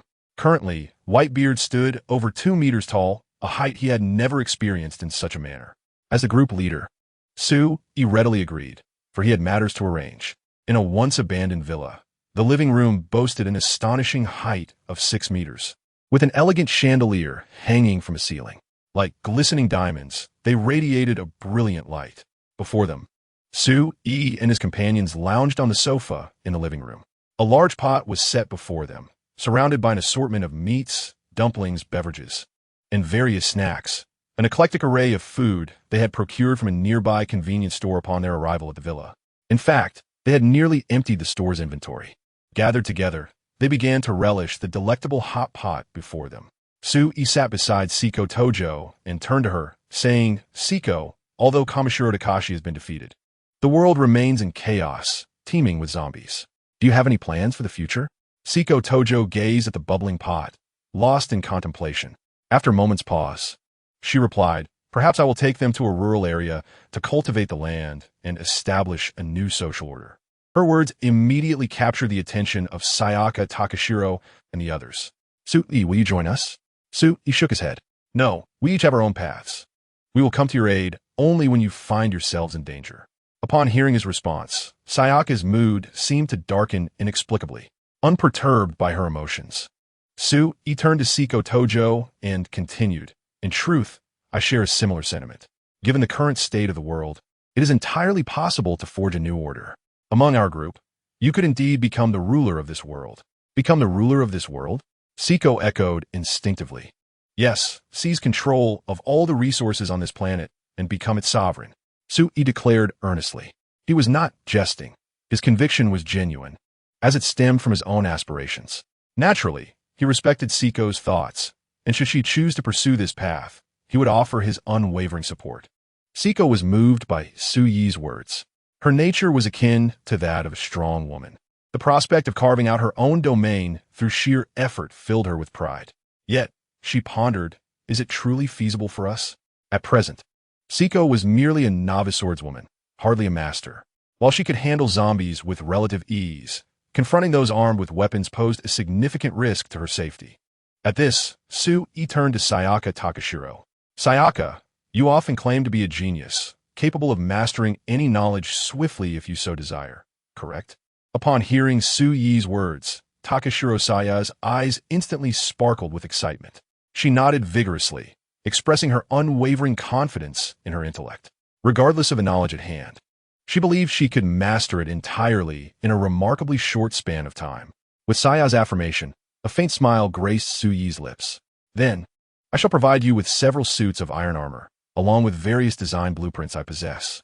From that point on, the development of the equipment will be entrusted to you. Takashiro Saya's eyes gleamed with enthusiasm. The prospect of receiving the iron armor and design blueprints signified a task entrusted to her. Did this mean Su-E had faith in her abilities? Might she have more opportunities to engage with him in the future? Contemplating this, Takashiro-san nodded resolutely, patting her chest in assurance. Rest assured, Su-yi, I will not let you down. With her confirmation, a smile adorned Su-yi's face. Since arriving in the world of the Academy Apocalypse, he aspired to seize control of this realm entirely, transforming it into their private garden, a stronghold for their chat group. This was merely the first step. In the Marvel Universe, within the Stark Industries tower, Tony Stark was engrossed in his study of the Tesseract, endeavoring to fully harness its power.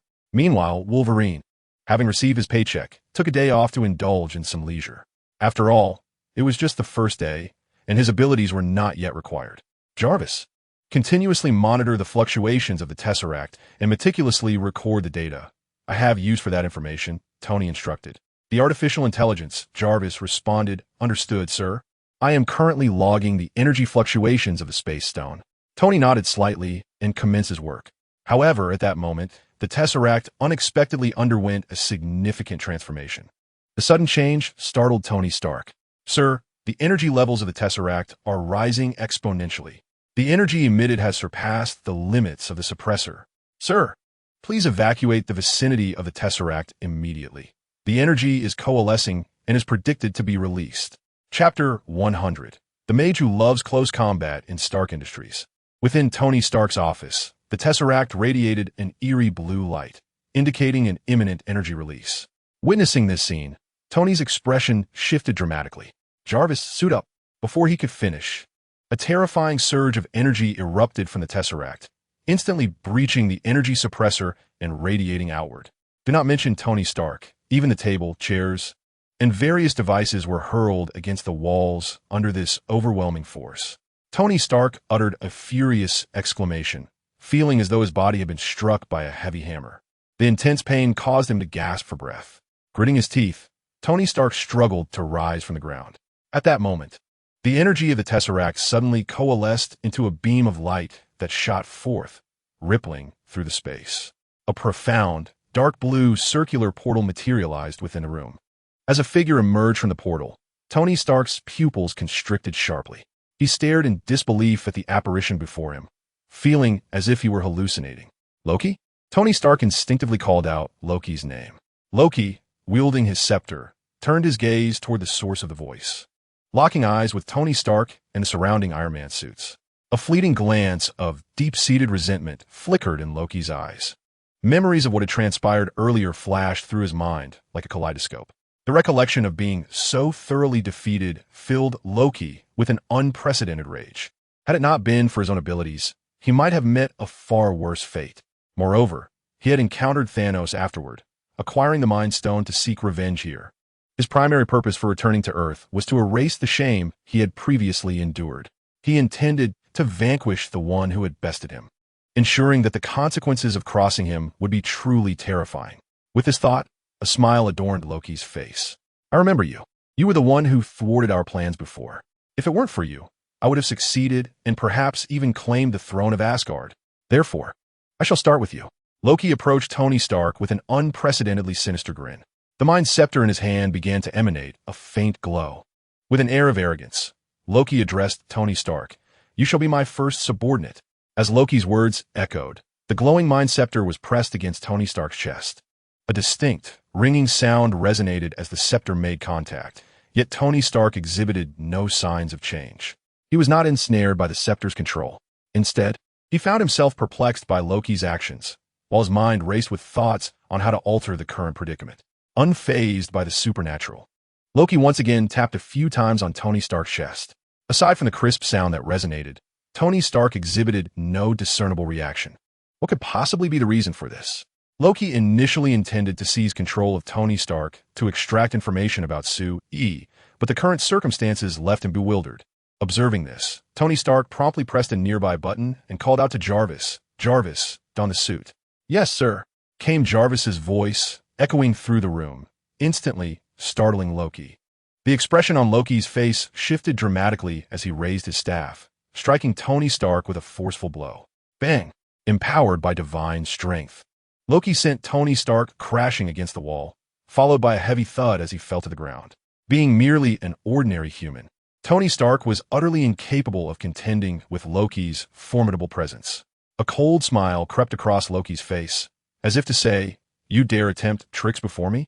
However, before Loki could finish his thought, a loud whistling sound erupted from behind him. Frowning, he instinctively turned to look. Bang! A dull thud resounded as a component from the iron suit struck Loki's face. Had it not been for Loki's instinctive use of his divine powers to shield himself, he might have been knocked to the ground by the force of the iron suit's impact. The entire room was under the control of the artificial intelligence, Jarvis.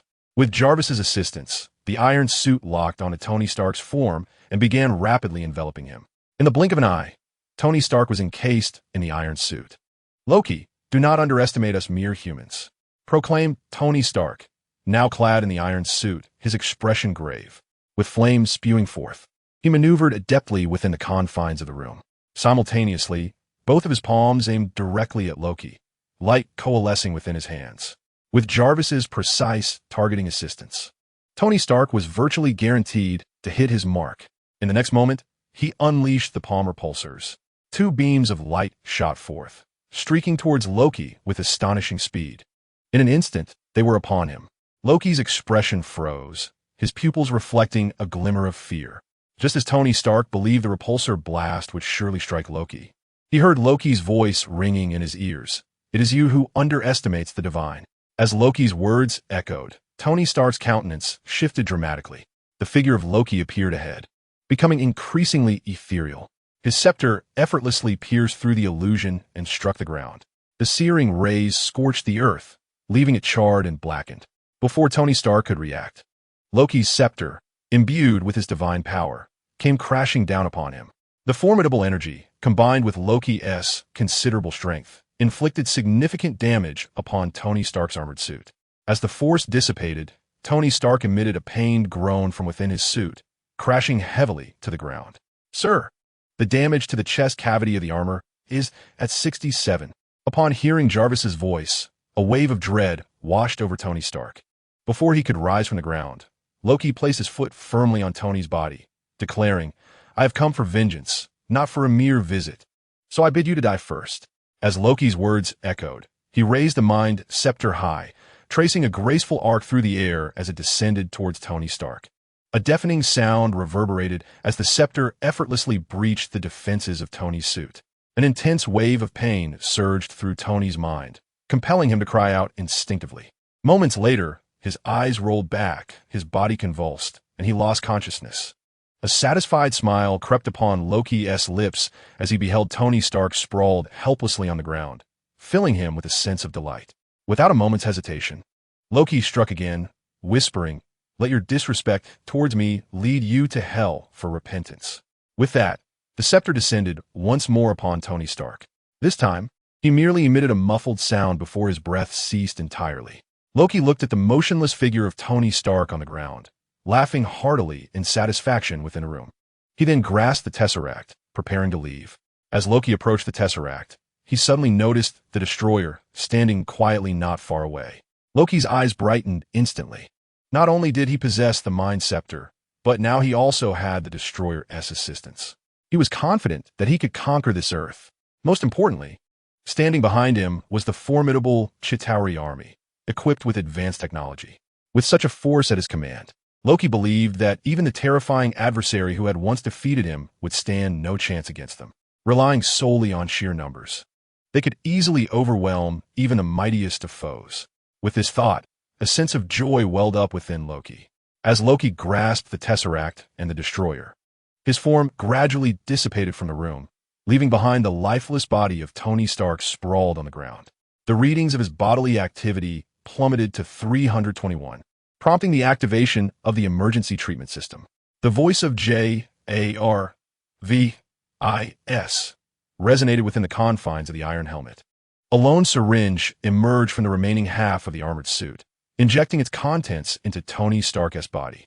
This solitary injection was the lifeline that pulled Tony back from the brink of death. At that very moment, Natasha burst through the door. The button pressed by Tony Stark was intended to establish contact with SHIELD. Upon arriving at the chaotic workshop, Natasha immediately spotted Tony Stark, helplessly lying on the ground. With a swift change of expression and without a moment's hesitation, she activated the communication device to relay the dire scene to Nick Fury. She then promptly rushed Tony Stark to a medical facility for urgent treatment. Natasha sensed an unprecedented crisis looming over the entire planet. Miile, Sui, Sayako Busujima, and Sayaka Takagi had concluded their discussions regarding future plans and made their way to the balcony of the villa. The night had deepened, and a dark veil hung over the sky, illuminated only by a handful of shining stars. Sui immersed himself in the chat group, discovering that the leaderboard had undergone a transformation. First place, Sui, 6,200 points. Second place, Mocha Akashia, 6,100 points. Third place, Asuna Yuki, Whitebeard, 5,200 points. Fourth place, Death, 1,100 points. Fifth place, Edward Elric, 200 points. Sixth place, Hinata Hyuga, Seiko Busujima, 100 points. The entries with 100 points were those earned through attendance. Gazing at these scores, Sui felt a long-lost sense of abundance. These points represented tangible power, redeemable for treasures from myriad realms, and were indeed quite precious. The recent mission had enriched many, and even those who previously held no points had acquired their first through the attendance system. Sui, to all members, have you decided what your first redemption will be? Whitebeard, Gurararara, I am contemplating redeeming a cleansing technique and a method to eliminate the side effects of the devil fruit. Edward Elric, old man, I envy you greatly for having so many points to spend. I only have 200. Edward Elric, Whitebeard, by the way, as your father, I realize I haven't given you anything yet. How about I gift you a 1,000-point red envelope? Edward Elric, thank you, father, but I wish to earn my own points through my own efforts. Whitebeard, Gwahaha, well said. You truly are my son. I just exchanged for the soul cutter and the essence severing blade. Asuna Yuki, I too have acquired the same items. I believe they will prove quite useful for us. Death. As for me, I plan to save a bit more. I am currently studying the martial arts techniques that Hinata and Whitebeard have imparted to me. I anticipate that my strength will see considerable enhancement. Observing the discourse among the group members, Sui found himself deep in thought. Presently, his points totaled a mere 6,200. Clearly, such valuable items were beyond his reach, as the gap was substantial. However, this did not imply that Sui lacked desires. For instance, he was quite keen on obtaining the soul cutter, which he and Asuna had both exchanged for. The soul cutter is a blade born directly from one's soul, requiring cultivation from the ground up, thus unable to immediately augment one's combat prowess. Hence, it only costs 1,000 points. Yet, what Sui had in abundance was time. With this in mind, he hesitated little and promptly purchased a soul cutter. Ding! Group leader Sui has purchased a soul cutter, remaining points, 5,200. As the chatter in the group subsided, Sui felt a stirring within his soul. Shortly thereafter, a blade resembling a Tang's sword began to coalesce before him. Is this my soul cutter? Sui murmured. He extended his hand to grasp the blade. The moment he held the soul cutter, he experienced an overwhelming sense of unity with it, a comfort surpassing that of any other weapon. Well then, I look forward to our future together. Sui whispered softly to the Tang sword in his hand. As many members made purchases in the point shop, the group lamented how quickly their points were depleting. They were simply insufficient. Just then, an electronic notification resonated once more within the chat group. Ding! Task issued. Annihilate the Zitari army. Task members, all. Task reward. Based on contribution, up to 10,000 points per person. As the announcement echoed, every pair of eyes gleamed with excitement. Not solely for the enticing rewards, but also because this was the first all-member task. Sui smiled at the sight. He had not anticipated that the Marvel Universe had progressed to the storyline of the first Avengers film. He then declared in the chat group, "My friends, prepare yourselves. It is time for the world to recognize your existence." Chapter 102. The Formation of the Avengers Alliance Marvel Universe. Within Sui's villa, a passageway had been established. Sui's figure emerged from within. Rather than summoning others directly into his realm, he instructed them to return to their respective worlds to prepare, awaiting his call. After surveying his villa, Sui found no trace of Hela. He took out his phone and dialed her number. Soon, the call connected. "Hela, I have returned. Where are you now?" "I'm at Hannah's house. I've been staying here for the past few days, and Hannah's culinary skills have truly improved." Hela replied. Even through the screen, Sui could sense that this once formidable figure had become wholly ensnared in the persona of a foodie. It seemed she might soon fall into the abyss of gastronomic indulgence. However, Sui was not particularly concerned. He merely stated, "Since you are with Hannah, if I am not mistaken, war will soon be upon us. I will rely on you to protect Hannah and the others." Upon hearing Sui's words, Hella's expression turned serious. "Resta surit, Sui. My divine powers have nearly returned to their full strength. As long as I am present, I will ensure that nothing befalls Hannah and the others." After a brief conversation with Hella, Sui ended the call. If his memory served him correctly, the Chitauri had launched a massive assault on Earth through the power of the Tesseract in the film. With this thought, Sui departed from his villa. His figure flickered, and when he reappeared, he found himself in the plaza before Stark Industries. Upon arrival, he immediately noticed a team of SHIELD agents. It was evident that something had gone awry at Stark Industries. "Stop! How did you get here?" Suddenly, one agent fixed his gaze on Sui, blocking his path. However, before Sui could respond, Natasha approached from distance. "It's fine. He is one of us," she declared. As her words fell, the agent stepped back and allowed Sui to pass. Following the sound of her voice, Sui looked towards Natasha and remarked, "I don't recall being one of your people, teacher." Natasha shot him a glance, surprised that he remembered her role as a teacher. With her lips slightly parted, she replied, "I have since relinquished my duties as a teacher and focused all my efforts on Tony Stark." After a brief pause, Natasha continued, "Sui, you should be aware of the situation concerning Tony Stark." "Tony Stark? What has happened to him?" "He narrowly escaped death. Fortunately, within his mech, there existed an emergency treatment protocol, enabling him to survive until our arrival. However, it remains uncertain when he shall awaken." As Natasha spoke, she guided Sui into the underground laboratory of Stark Industries. The scene before them was unprecedentedly chaotic, with various documents, chairs, and assorted items haphazardly piled near the walls. It was evident that the center of the room had experienced significant turbulence. Sui bypassed Natasha and approached the apparatus at the heart of the room. If his deductions were correct, this device must be the limiter for the Tesseract, designed to control its energy output. Having utilized the Tesseract for a considerable duration, he knew that its energy was typically quite stable.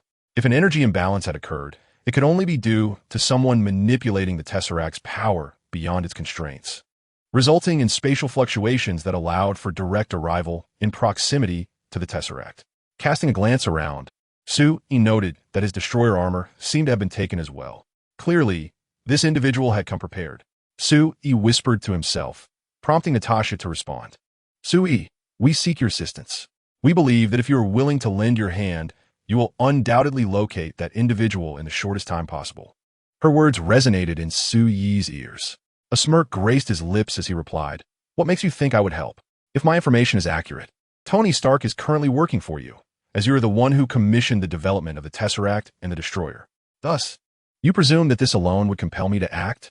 His smile widened as he approached Natasha. With each step he took, she instinctively retreated. Within moments, Natasha found herself cornered against the wall, her gaze fixed on Sui. "What do you intend to do? Do you wish to engage in some intimate activities?" "If it were you, I would have no objections." Natasha's eyes bore into Sui's, yet her demeanor remained devoid of any emotional fluctuation as she spoke. Sui, unfazed by her words, replied coolly, "Regardless of whether I intervene, this planet will remain unscathed. Do you truly believe that Earth is so simplistic?" With that, he turned and walked away, casting a final remark over his shoulder. "Additionally, to clarify, you are not my type." As his voice faded, his figure vanished from Natasha's sight. Only then did she allow herself to relax slightly, instinctively touching the fabric of her clothing, realizing that her attire was completely drenched in her own cold sweat. As if having been drawn from a pond, she took a few deep breaths. After calming her mind slightly, Natasha activated her communicator to contact Nick Fury. "Director, Sui has just arrived, but from what I gathered, he does not seem inclined to take action." Not inclined to take action? Nick Fury was perplexed. He had been investigating various matters concerning SHIELD, and having just extracted Captain America from the ice. The multitude of issues had left him quite overwhelmed. Now, with Tony Stark in trouble, and Sui suggesting that the Earth was not as simple as he had imagined, Fury felt an immense weight upon his shoulders. Damn it. I understand now, Natasha. Return to headquarters immediately. I need to speak with you. With that, Nick Fury ended the call. His gaze drifted to the scenery outside the window, and he murmured to himself, "It is time to assemble the Avengers and bring them into the public eye." Chapter 103. The conversation between Ancient One and Sue E. The Avengers Initiative was a plan that Nick Fury conceived long before he became the director of S.H.I.E.L.D. However, during that time, he had yet to find even one individual who met his criteria for membership. It was only after he became the director that he began to identify potential candidates.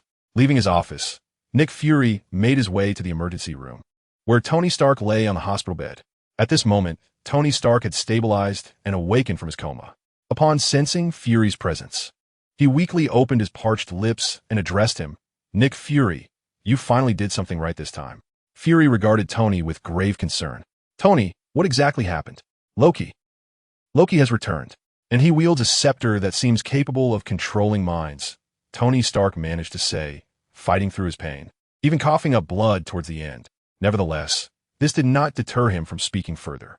"Loki's objective is Sue E. He has come to exact revenge." Observing Tony's increasingly pallid expression, Nick Fury pondered for a moment before asking, "Tony, do you wish to fight?" "Fight? Of course. I want to pummel Loki." Tony Stark coughed a few times and remarked, "However, in my current state, I am exceedingly weak. Even with the armor, sustaining high-intensity combat proves to be quite challenging." Nick Fury inhaled deeply and addressed Tony Stark, saying, "Tony, if you wish to engage in battle, I possess recovery cells extracted from the Hulk, which are 100% stable. Once utilized, they will expedite your physical recovery and, to some extent, enhance your constitution." Understanding the underlying implication of Fury's words, Tony Stark replied, "What do you wish for me to do?" "Join the Avengers Initiative," Fury declared. "But didn't you previously assert that I was unfit for the Avengers?" "You were the one who declined first," Tony retorted. "Moreover, I suspect matters will not conclude so easily. From the information I've gathered, Sue E will likely remain inactive, seemingly waiting for another to make a move. Loki's actions will undoubtedly be far more complex than we anticipate." Nick Fury gazed at Tony Stark and implored, "Tony, I require your strength." A pale smile appeared on Tony's face. Perhaps joining the Avengers was indeed a commendable choice. Upon hearing Stark's words, a radiant smile illuminated Fury's otherwise stern countenance. With this affirmation from Tony Stark, Fury promptly summoned the recovery serum, administering it to Stark's body. Before long, Stark's physique began to visibly rejuvenate. Within mere moments, he felt a significant alleviation in his condition. After approximately 10 minutes, he even surmised he could stand and walk. Once he felt revitalized, Tony turned to Nick Fury and stated, "Prepare some materials for me. I intend to forge a new suit of armor. This time, I shall redeem myself." Seeing the fighting spirit in Tony Stark, Nick Fury nodded in agreement. "No problem, but you have until noon." "Noon, you say? That will suffice." Tony Stark's demeanor radiated confidence. Having recovered substantially in a short span, his mind was exceptionally alert. He aimed to utilize this time to create the most formidable armor he had ever crafted. After finalizing their agreement, Tony Stark departed from S.H.I.E.L.D. Meanwhile, Nick Fury sought out Captain America and the Hulk, inviting them to join the Avengers. Ultimately, the confirmed members of the Avengers comprise Hawkeye, Tony Stark, Bruce Banner, the Hulk, Captain America, and Natasha Romanoff, Black Widow. Sue E left Stark Industries, venturing alone to a clock tower in Queens. Atop the bell tower stood a woman draped in a monk's robe, resembling a nun, her back turned to Sue. She gazed down upon the houses below, exuding an air of ordinary tranquility devoid of any imposing presence. Yet, Sue E recognized her as the formidable Ancient One, renowned as the Supreme Sorcerer, possessing immense power and the Eye of Agamotto, which housed the Time Stone. "Ancient One, why do you manifest as a spirit once more? Can you not present yourself in your true form before me?" Sue E jested, addressing the Ancient One. "If I truly stood before you, you would likely engage in battle rather than indulge in conversation, wouldn't you?" Upon hearing his words, the Ancient One turned to face Sue E, remarking, "I must admit, you have mellowed considerably since 3 years ago, and your strength has significantly increased. So, do you wish to spar with me?" Sue E, stretching his limbs, smiled at her. If you were to come again, I would retreat with my disciple to the dark dimension, she replied with a hint of resignation. Very well, very well. This is rather dull, Su-yi lamented. His disappointment stemmed from numerous attempts to confront the Ancient One, only to find her elusive. This left him feeling rather helpless, even unable to claim the Eye of Agamotto as part of his collection.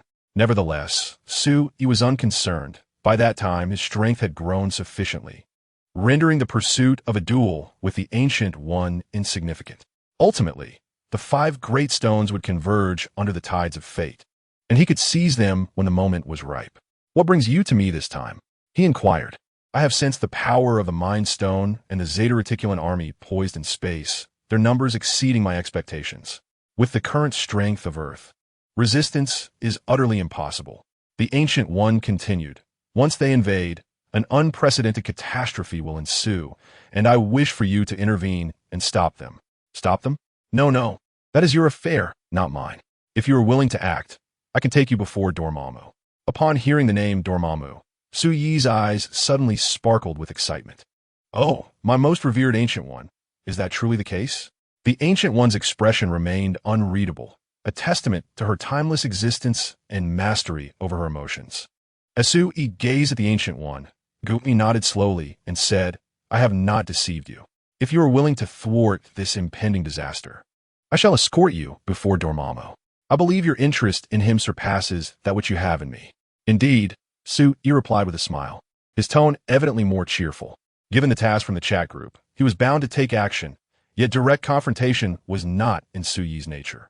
Thus, he had previously mentioned to Natasha that this world was far from simple, a statement meant for Gu-yi's ears. True to form, as soon as Su-yi departed from Stark Industries, Gu-yi instructed him to assemble at the clock tower. Now, the remaining matters are entrusted to you, Su-yi. With those words, Gu-yi's form gradually dissipated. After Gu-yi's departure, Su-yi promptly picked up his phone and called Jean Bing. Sir, do you require my assistance? Pack your belongings and instruct your family to stay put. War is imminent. Additionally, have your men assist in evacuating the citizens from the city. Understood, sir. Thank you for the warning. Soon after hanging up, Su-yi stretched lazily and surveyed the city below, a faint smile gracing his lips. In the chat group, Su-yi announced, to all members, as you prepare, don't forget to ready your battle attire. For our inaugural group appearance, we must exude style and flair. By the way, we should plan a little something. While other details may be trivial, looking impressive is paramount. Edward Elric chimed in, Leader, your words are making me impatient. I never expected my first mission to be this exhilarating. It feels utterly thrilling. As Steph remarked, indeed, though I have participated in countless battles, this one fills me with anticipation. Bohana Ray added, let the world feel our presence. It has been ages since I experienced such exhilarating emotions. Life in the Soul Society was too tranquil. The warrior essence within me is beginning to boil. As long as I can step into Su-yi's world, I find it immensely intriguing. Kiriyuki Asuna teased, you witch. Don't tell me you're lovesick. It has been long since you last saw Su-yi, has it? That S rather exaggerated. Asuna, dare you challenge me to see who contributes more this time? The loser must obey the winner for an entire day. Do you accept? I accept, of course. It's merely a contest of contributions, and I can hardly wait. Whitebeard, gula-la-la-la-la. After the cleansing of my sinews and marrow, I feel as if my body has returned to its zenith. Now I long to engage in battle to proclaim to the world, I am Whitebeard. Hinata Hyuga, fear not. Brother Sway, I shall not disappoint you. My strength has now ascended to that of a Chunin. Sway, go for it, little Hinata. This time, accumulate more points. You can refine your essence to enhance the purity of your bloodline. You will become even stronger. Hinata Hyuga. Hehe, I will certainly strive to do my best. Siko Budu, Group Leader Sway, but what if my power is not very formidable? Sway, no worries.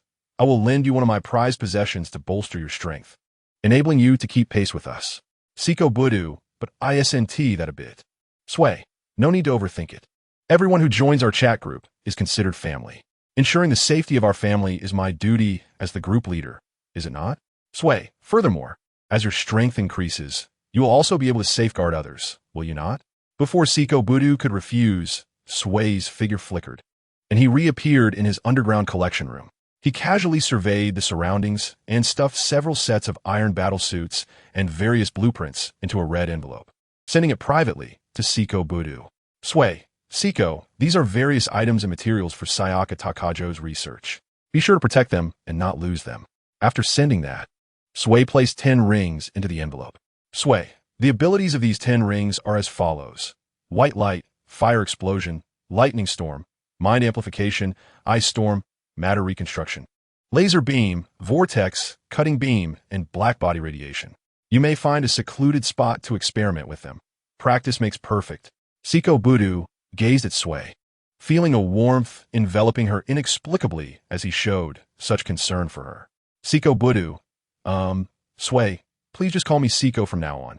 Sway, all right, understood, Siko. Having settled these matters, Sway exited the chat group. He stretched lazily and could not help but yawn. He then lay down on his bed and closed his eyes. After all, the Zatari Legion had yet to invade, allowing him a moment to rest. Though he did not feel fatigue, the habits ingrained in his humanity soon lulled him to sleep. Meanwhile, as Sway slumbered, the citizens of the Queen District received notifications urging them to hastily gather their belongings and flee to other regions. They were instructed to vacate the entire area as swiftly as possible to avoid becoming embroiled in the impending conflict. However, Loki paid little heed to their actions, gazing at the darkened sky with an excited smile. Flee, indeed flee, for no matter how swiftly you escape, you shall never elude the grasp of my palm. As Loki's words echoed in the air, he turned his gaze towards a man standing beside him. This was a scientist under Loki's control, wielding the power of the Mind Stone, diligently conducting research on the Tesseract. How much longer? No more than 4 hours. It will be completed this afternoon. Is that so? Then let us await the arrival of a miracle. With Loki's pronouncement, a gentle drizzle fell from the darkened sky, reminiscent of the serene calm before a tempest. Chapter 105. The Avengers Assemble. The return of the Dark Cloak within a seaside villa.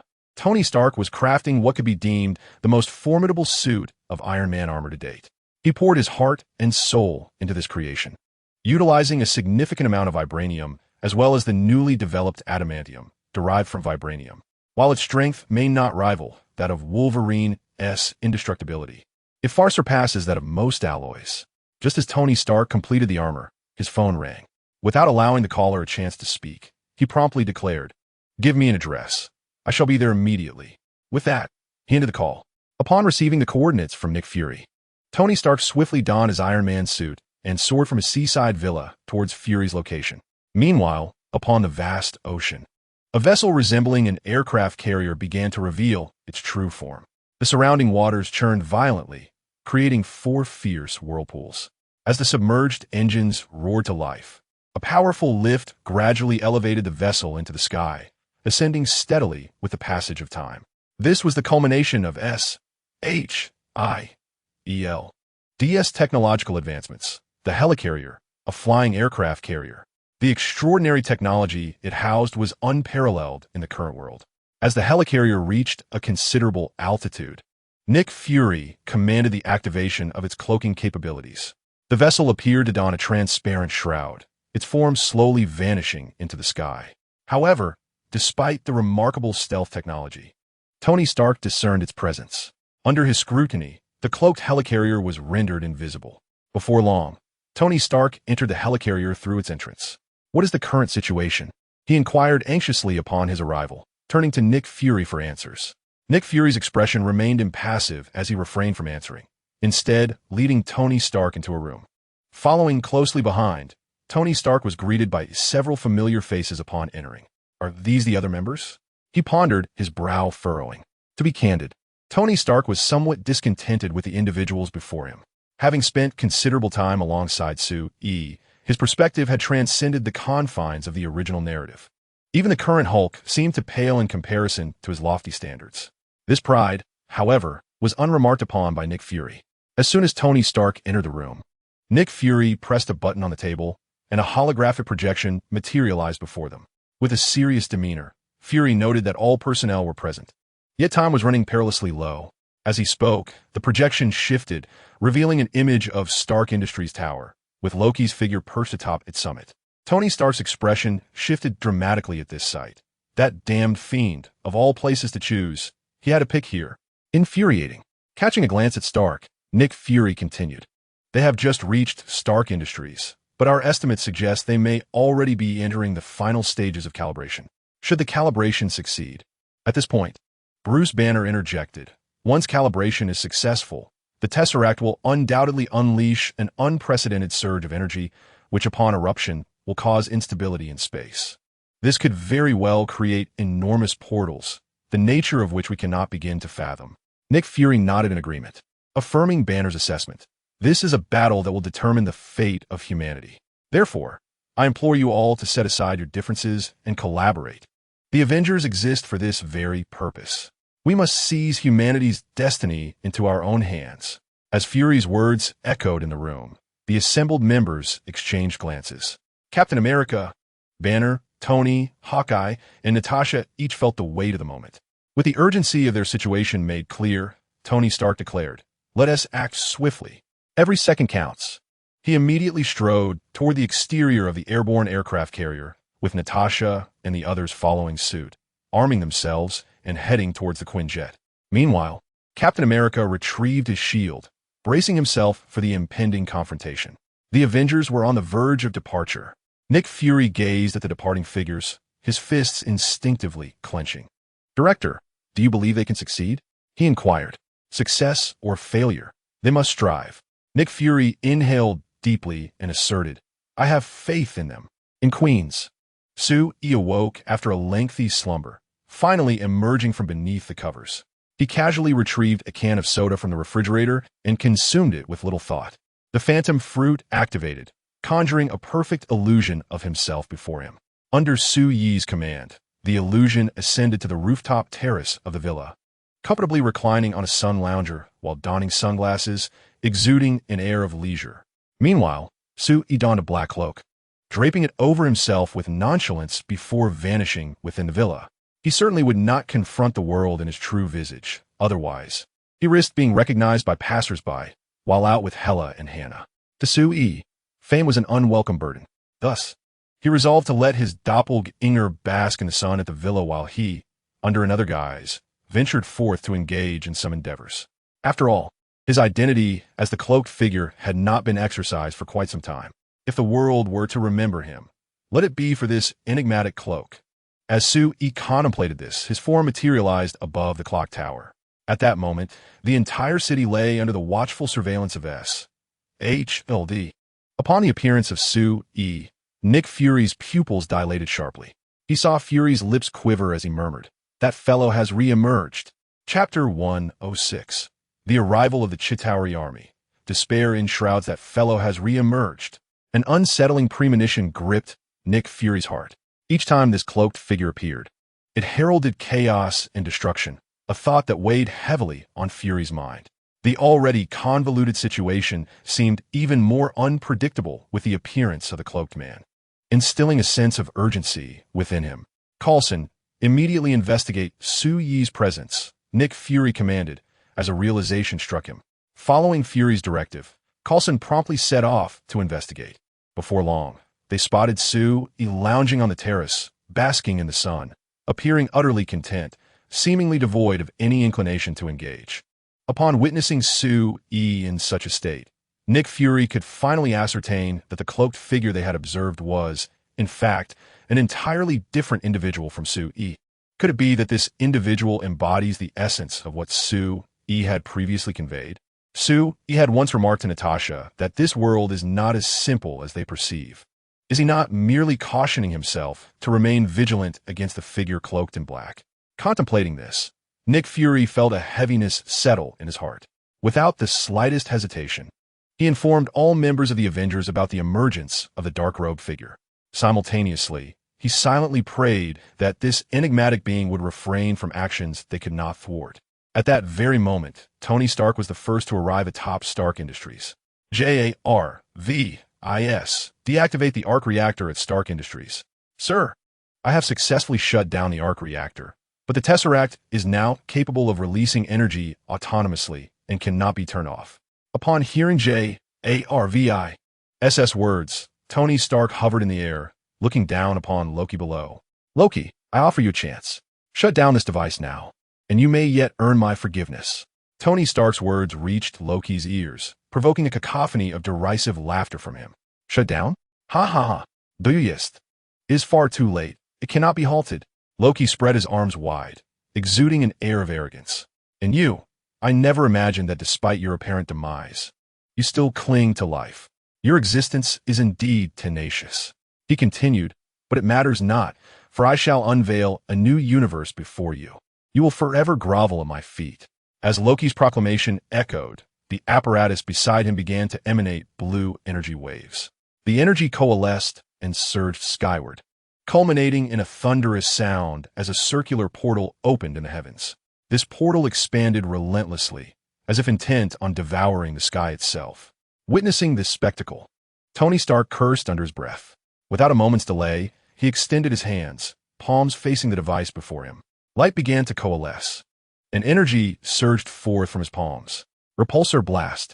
As the energy struck the device, a blue energy shield materialized within Tony Stark's line of sight. Loki, observing the scene, erupted in laughter once more. Ha ha ha, you truly are relentless. Did I not warn you that it was too late? Slowly, he spread his arms wide, akin to a sovereign, and declared, Now, behold the might of my Chitauri army. As his words fell, a multitude of extraterrestrial beings surged forth from the circular portal in the sky. The extraterrestrials roared through the sky, unleashing a torrent of destruction upon the city. Particularly striking were the bio ships, twisting and turning in the air, effortlessly collapsing one skyscraper after another. Beneath the might of the Chitauri's biological warships, Earth possessed no comparable vessels. An invasion from beyond the stars.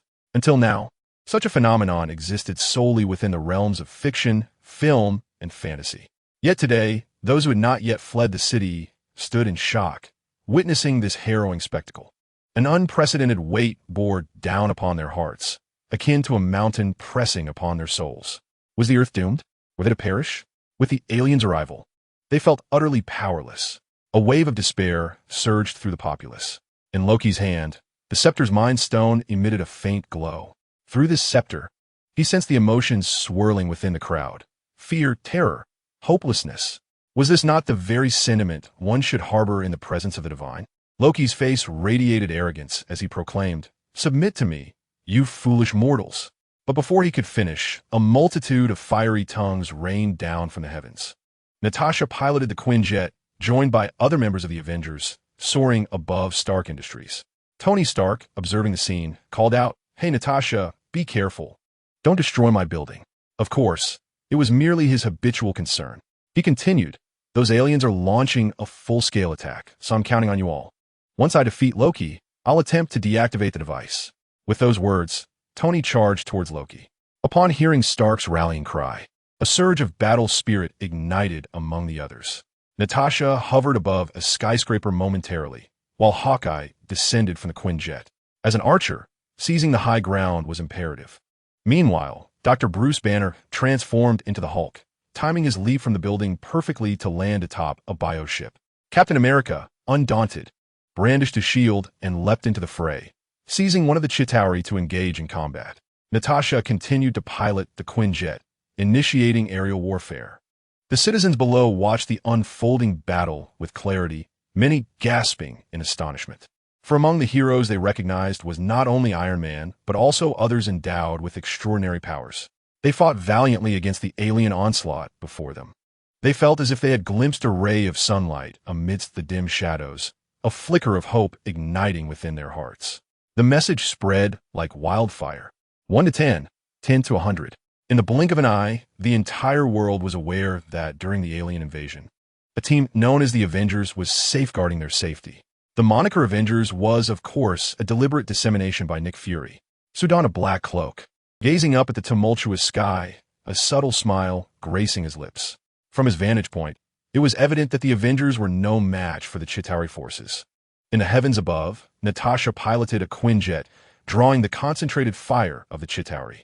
A torrent of energy beams cascaded towards her, and despite Natasha's formidable skills, she was unable to evade the onslaught. She could only watch helplessly as the lasers struck the Quinjet, leaving behind gaping black holes, a sight both alarming and maddening. Cursing under her breath, Natasha had no choice but to abandon the Quinjet, her combat effectiveness diminishing drastically without it. Previously capable of effortlessly taking down numerous Chitauri, she now found herself reduced to scavenging on the ground, dealing with a few remaining foes. Her efficiency paled in comparison to Captain America's.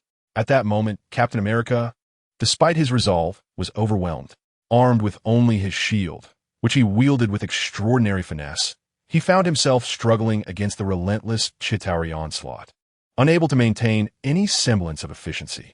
Hawkeye, though positioned at a vantage point, was rendered ineffective once his arrows were depleted, transforming from archer to mere warrior. Unable to inflict significant damage, only Tony Stark and the Hulk possessed true mobility and combat prowess.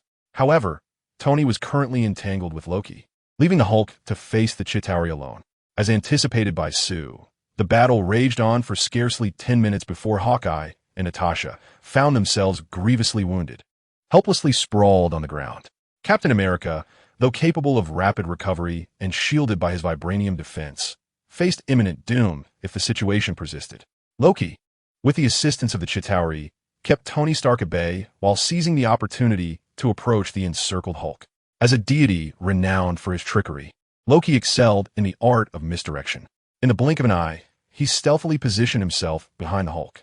As Loki gazed upon the formidable green giant before him, he could no longer contain his mirth. "Oh, mighty Hulk, your strength is commendable. Now yield at my feet," he declared, thrusting the Mind Stone staff forcefully against the Hulk. In an instant, the staff radiated a brilliant light, capturing the attention of Tony Stark. Stark's expression shifted abruptly. Something was amiss. It was not only Stark who noticed.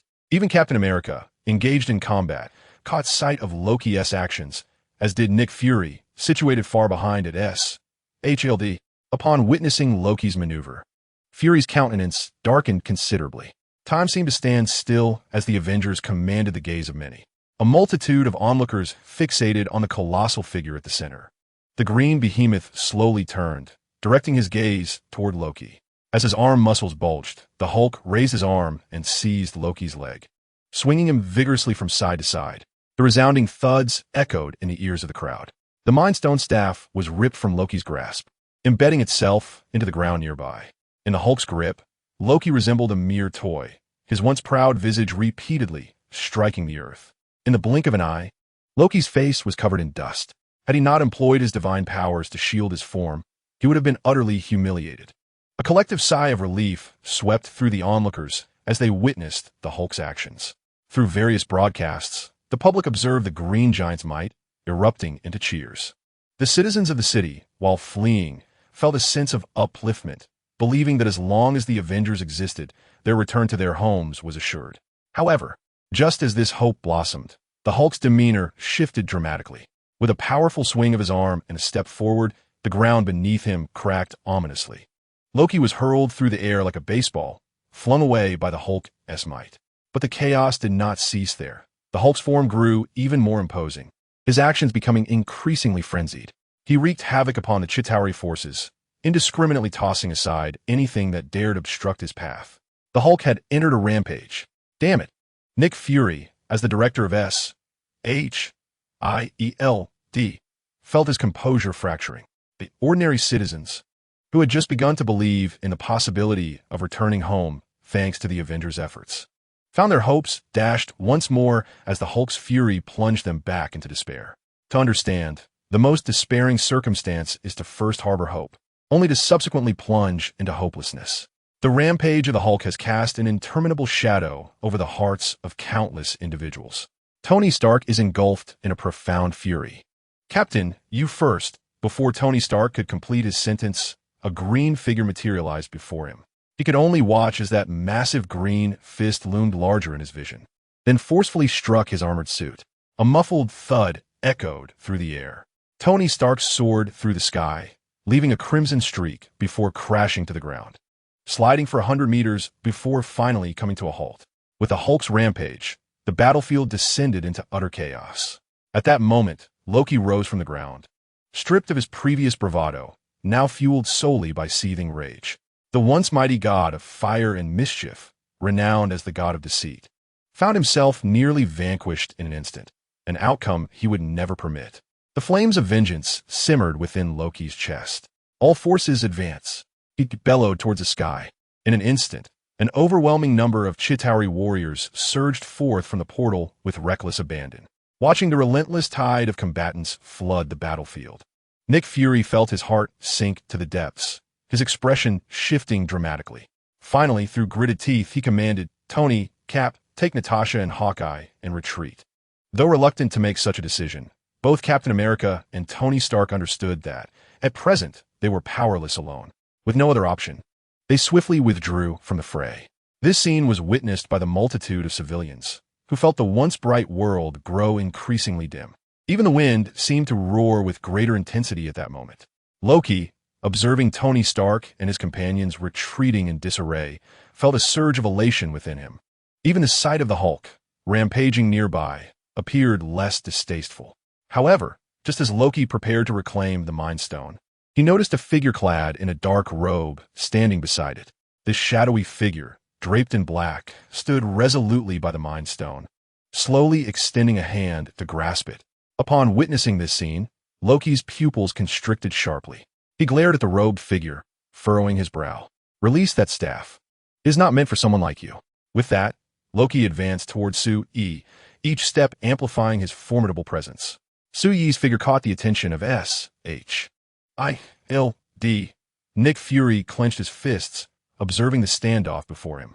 Now, the Chitauri army has surged into Earth, wreaking havoc upon everything in its path. Nick Fury earnestly hopes that this mysterious figure in the black cloak can withstand the formidable Loki and the Chitauri forces.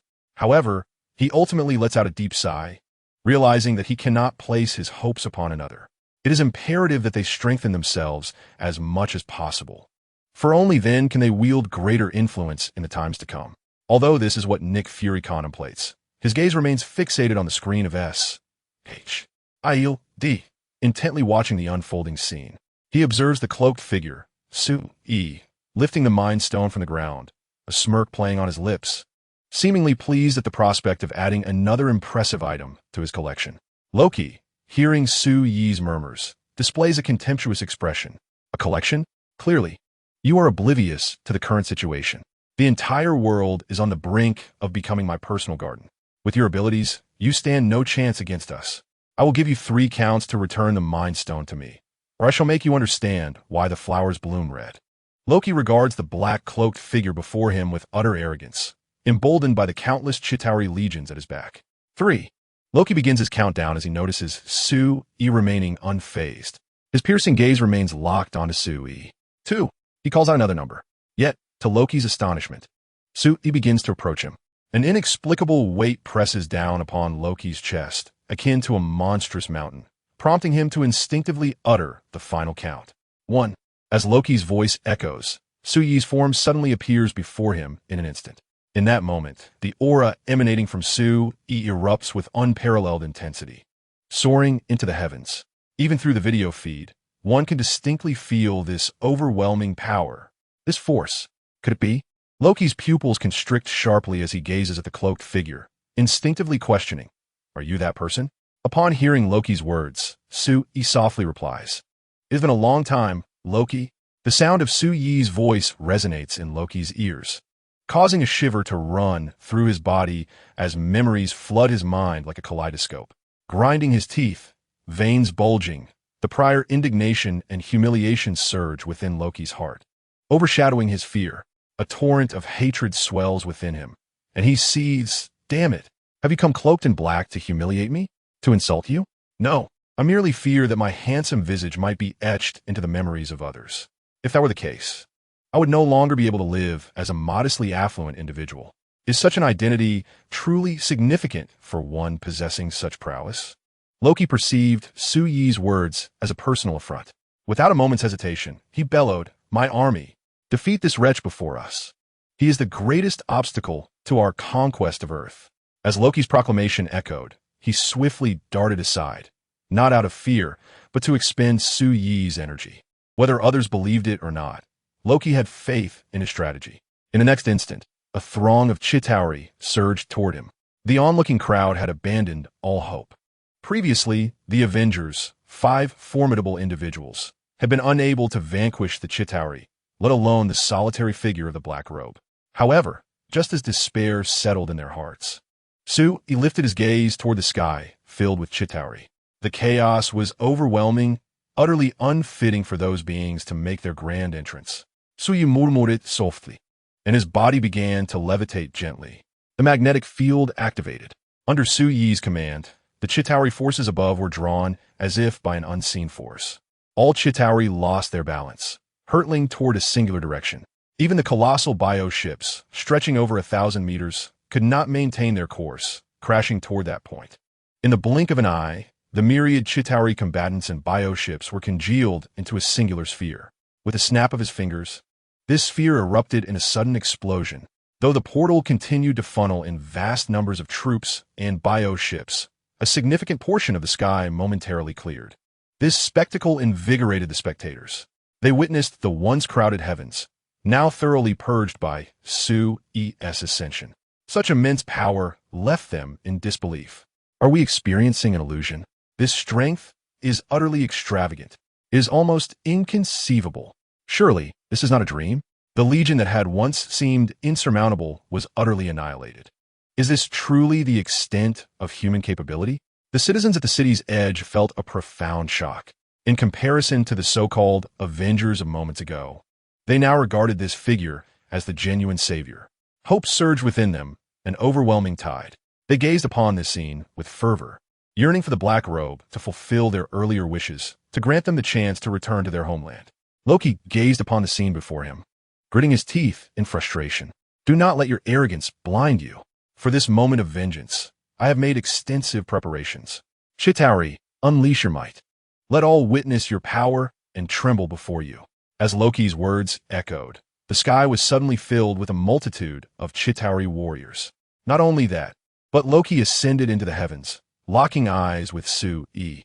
In this moment, Loki finally remembered that he was a sorcerer, not merely a warrior.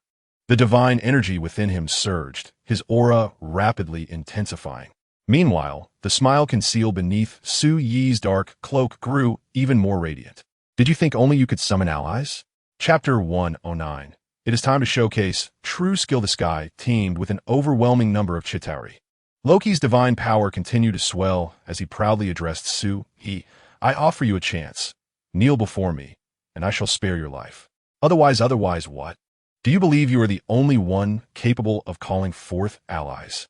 Su Yi, wielding the Mind Scepter, emanated an imperial presence as if he were a deity descending upon the world. In the chat group, Su Yi proclaimed, all members, it is time for your appearance. As his words fell, he quickly received responses from the group members regarding their arrival. Without exception, they all consented. Suddenly, a massive portal materialized behind Su Yi.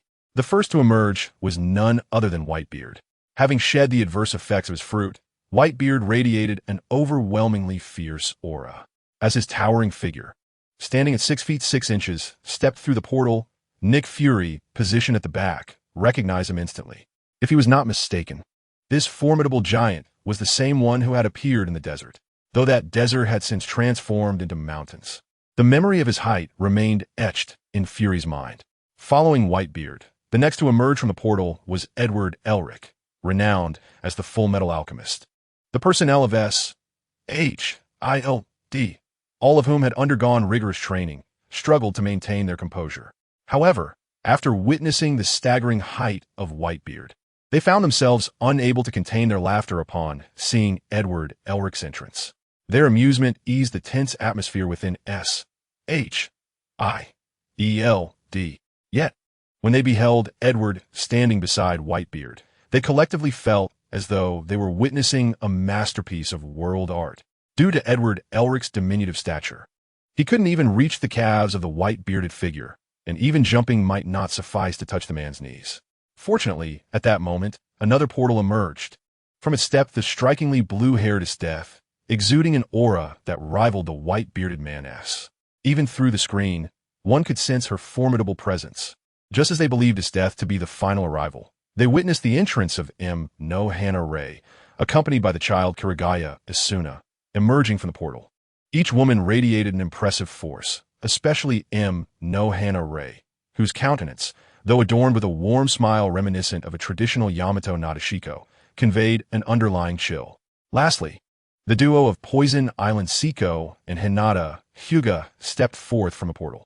Poison Island Siko brandished a katana, her fingers adorned with 10 rings. Her heart ablaze with a fierce battle spirit. Meanwhile, Hinata Hyuga seemed to have matured significantly. The innocence that once graced her features had faded, replaced by a resolute determination. At this juncture, the members of the chat group gathered around Su-E, forming a formidable presence that eclipsed even the might of mountains. The proud assembly gazed upon the advancing Chitauri Legion, their expressions transforming into mirth. To them, the surging Chitauri were not adversaries, but rather a reward. Defeating a sufficient number of them would surely yield copious points. Su-E, sensing the group's eagerness, raised his mind staff without hesitation. My friends, it's time to showcase our true skills. As his words echoed, the group surged forward, smiles gracing their faces. Loki, observing this scene, felt astonished, yet retained unwavering confidence in the Chitauri Legion. Let the Chitauri witness your true brilliance, he proclaimed, and as his voice faded, 5 bio ships swayed in the sky, hurtling towards Su-E and his companions. Come fort. Let me begin with you. Remember, the one who will defeat you is known as Whitebeard. The rejuvenated Whitebeard longed for a battle. Facing the howling bio ships, he grasped the Songyun cut, activating the powers of the Tremor fruit. A nearly transparent white sphere materialized on the blade, brimming with immense seismic energy. Air, quake, as the roar of Whitebeard echoed. A half-circle of tumultuous clouds sliced through the air ahead. At that moment, fissures began to appear in the fabric of space, expanding relentlessly. In the blink of an eye, the space before Whitebeard was enveloped by the tremors of the tremor fruit. Boom, boom. The deafening sound of explosions erupted. After enduring the quakes unleashed by Whitebeard, the biological battleship began to erupt with explosions, waves of debris scattering into the air. Following this chaos, a barrage of lasers was unleashed by the Chitauri army, raining down like a torrential storm upon Su-E and his companions. Release meat drop. Another figure soared into the air, transforming the Zanpakuto in T-san Kanami's hand into the meat drop, which he then planted beneath his feet. T-san leapt into the sky, and with a sudden descent, he declared, Bankai, all is complete. As his words fell, a massive sword-shaped rainbow tore through the heavens, obliterating swathes of lasers in its wake. Not a single beam managed to reach Su-E and his allies. At that moment, the Chitauri had descended to lower altitudes, preparing to encircle T-Senator. Just then, Esters stepped forward, unleashing a chilling wave that surged towards the Chitauri. The cold was piercing, like invisible blades piercing through their bodies. The icy air seeped from their innermost depths, freezing them solid into statues of ice. All witnesses gasped in astonishment. Following this, Edward Elric placed both hands on the ground. The principles of alchemy dictate equivalent exchange. Instantly, the earth beneath him caved in, morphing into steel pillars that crisscrossed between the skyscrapers and the sky. Observing this, Siko Busujima and Asuna Yuki brandished their swords and dashed towards the steel pillars. Asuna, utilizing the power of acceleration, shattered countless ice sculptures that scattered with the wind. At that moment, Hinata Hyuga, armed with kunai embedded with explosive tags, hurled them at the remaining ice sculptures. A series of explosions erupted, completely shattering all the ice figures. Time seemed to freeze. Loki felt a sudden weight in his heart, as he realized the strength of these individuals surpassed his expectations. Just then, Su-Yi's form slowly ascended, coming to stand before Loki. Chapter 110. The Position of the Four Gods. The deity Loki. How formidable. This is simply astonishing. Where do they originate from? Why have I never encountered these individuals before? Within S-H-I-E-L-D, the staff watched in disbelief at the unfolding events displayed on the screens. They were utterly astonished.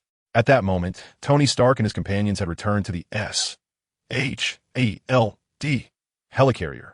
Natasha and Hawkeye were swiftly taken for emergency treatment. Meanwhile, Tony Stark and Captain America approached Nick Fury. Upon arriving beside Fury, they were met with the shocking images displayed on the screen. Tony Stark's pupils dilated in disbelief as he gazed at the unfolding scene.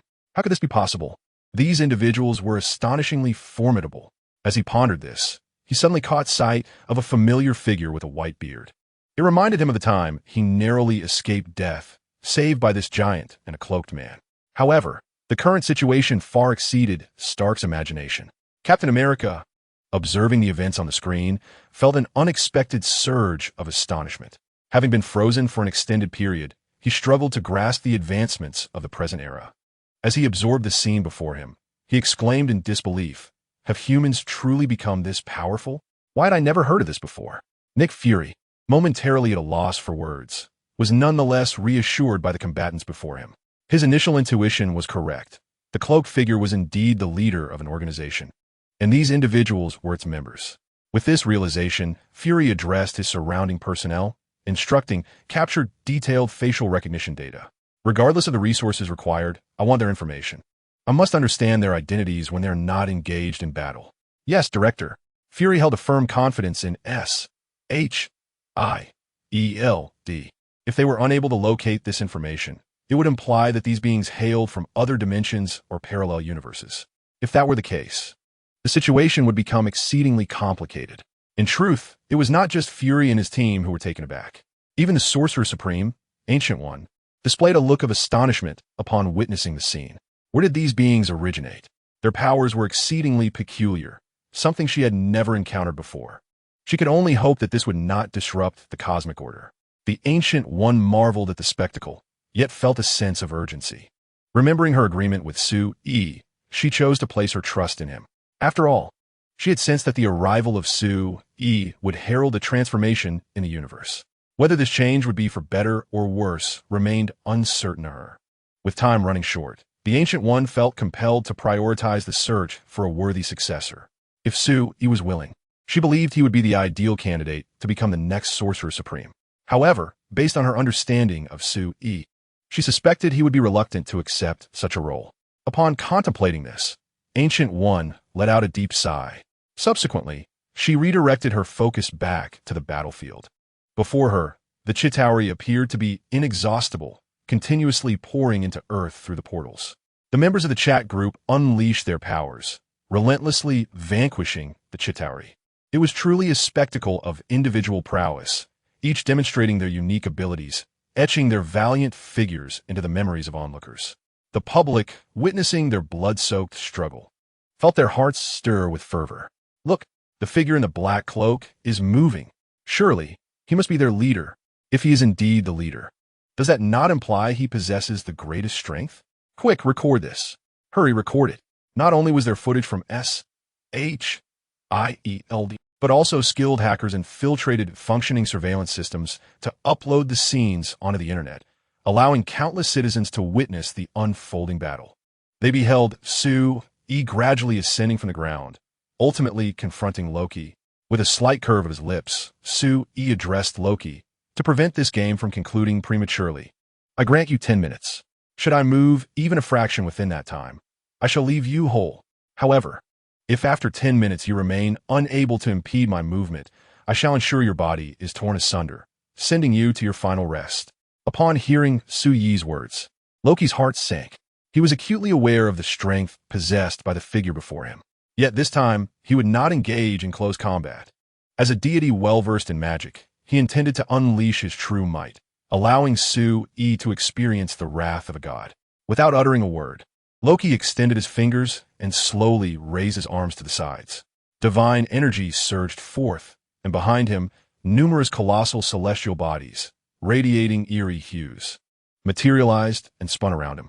Then Loki began to chant, "I am Loki Odinson, the god of fire, the god of mischief, the god of flames, the god of evil. The essence of the four gods amalgamates within me. With my divine power, I shall send your heads rolling." As Loki's words resonated, an overwhelming surge of divine power emanated from him, enveloping an area of thousands of feet. Countless phantoms of demons, monsters, and titans manifested around Loki, possessing true substance capable of touching reality and representing the potential to shatter it. The evil creature, with a thunderous roar imbued with potent divine energy. Loki's voice reverberated across the expanse. The myriad phantoms of gods and monsters surged towards Sue-Yi. This was not the end, The celestial bodies behind Loki, under his command, began to encircle Su-Yi from all directions, creating a formidable spectacle. A profound sense of despair enveloped the onlookers within S-H-I-E-L-D. As they beheld the unfolding scene, they could not help but ponder. Is this the true power of Loki as a deity? Such strength is undeniably terrifying. Could that fellow truly vanquish Loki? Captain America and Tony Stark voiced in unison. If they were in his position, they would have no inkling of how to confront such a threat. It seemed that a mere encounter could spell their doom. Yet, unbeknownst to them, beneath the dark cloak, Su-Yi's expression remained utterly unchanged. He quietly observed Loki as the latter unleashed his formidable abilities, even forsaking defense by extending his arms, allowing Loki's assaults to strike him without resistance. A thunderous roar resounded, boom. The celestial bodies and illusions conjured by Loki crashed heavily upon Su-Yi. In an instant, the air was charged, and the surrounding edifices began to crumble. A thick cloud of smoke billowed forth. Observing Su-Yi's reckless abandonment of defense, Loki's face betrayed a hint of coldness. This is the price of carelessness. May you be plunged into eternal darkness, Loki murmured with a smirk. However, just as his words dissipated, he witnessed the smoke swirling violently to the side. Su-Yi's figure suddenly emerged before Loki, slightly shifting his posture. A minute had elapsed. Loki, I must say, your attacks feel akin to a mere tickle. Even with my complete surrender of defense, I sustain only minor injuries, recovering in less than a second. Do put forth a greater effort. Upon hearing Su-Yi's words, Loki's brow furrowed in irritation. This insufferable wretch, how could this be possible? Loki's pupils dilated sharply, his expression shifting from shock to disbelief, and a flicker of fear began to creep into his heart. Without a moment's hesitation, Loki gritted his teeth, his divine power surging tumultuously. Very well, allow me to unveil to you another facet of my strength. The power of the frost giants coursing through my veins. The frost giants have long been adversaries of Asgard, wielding the ability to command chilling winds at will. Regardless of the foe, even with Odin standing before him, Loki possessed the confidence to inflict harm. Drawing upon the frost giant bloodline that lay dormant within him, Loki bellowed, "This time, let me show you what it feels like to be frozen. Perish." As his words echoed, Loki extended his arm, and time seemed to freeze at that moment. 1 second, 2 seconds, 3 seconds within S-H-I-E-L-D. Nick Fury, Tony Stark, Captain America, and others gazed at the images displayed on the monitor, questioning whether they had overlooked something. What ability had Loki employed? Why could they perceive no trace of change? Unbeknownst to them, Loki's face was etched with panic. How could this be possible? Why was he unable to harness his powers? Where's his frost magic? He could feel it, yet it eluded his control. The relentless blows to his confidence led Loki to ponder the very essence of his existence. He murmured incessantly, attempting to wield his frost powers, but it seemed as though some unseen force had commandeered them, rendering them unresponsive to his will. Suddenly, a pillar of ice erupted from beneath. The notion of utilizing his frost powers in such a manner was utterly inconceivable. Esther stood regally atop the ice column, her gaze fixed on Loki. Turning to Su-Yi beside her, she declared, "I wish to teach this fellow what true frost power entails." Su-Yi floated serenely in the air, her expression unwavering. As she replied to Esther's, "Very well, indulge yourselves. Even if it leads to his demise, it matters not." Upon hearing Su-Yi's words, a chilling smile crept across Esther's face. "Then I shall humbly comply." With that, Esther's emanated waves of frigid air, softly uttering, "Mocha Botmo." In an instant, it felt as if the world itself had succumbed to her frost. Though the moment lasted less than a second, it was more than sufficient for Esther's. In a blink, she had vanished, reappearing behind Loki. The frost power enveloped her graceful legs, mingling with the biting cold, as Esther's delivered a swift kick to the nape of Loki's neck. At that moment, time and space resumed their normal flow, and Loki plummeted from the sky. The sharp agony forced him to grit his teeth. "Damn it!" Loki cursed under his breath. Yet his actions betrayed his frustration, as he promptly conjured 7 phantasmal duplicates of himself, scattering in all directions to bewilder those around him. However, Loki had underestimated the capabilities of his adversaries. The first to launch an assault was the formidable Mawwali. Grasping her Zanpakuto, she struck forward, unleashing a fierce blade of energy. The air crackled with the force of her attack, rivaling the previous strike, imbued with an indomitable and unparalleled sword intent. With a single slash, she effortlessly rent asunder everything in her path, leaving devastation in her wake. Among them, one of Loki's phantoms dissipated from the sight of the crowd. Only 6 more remained.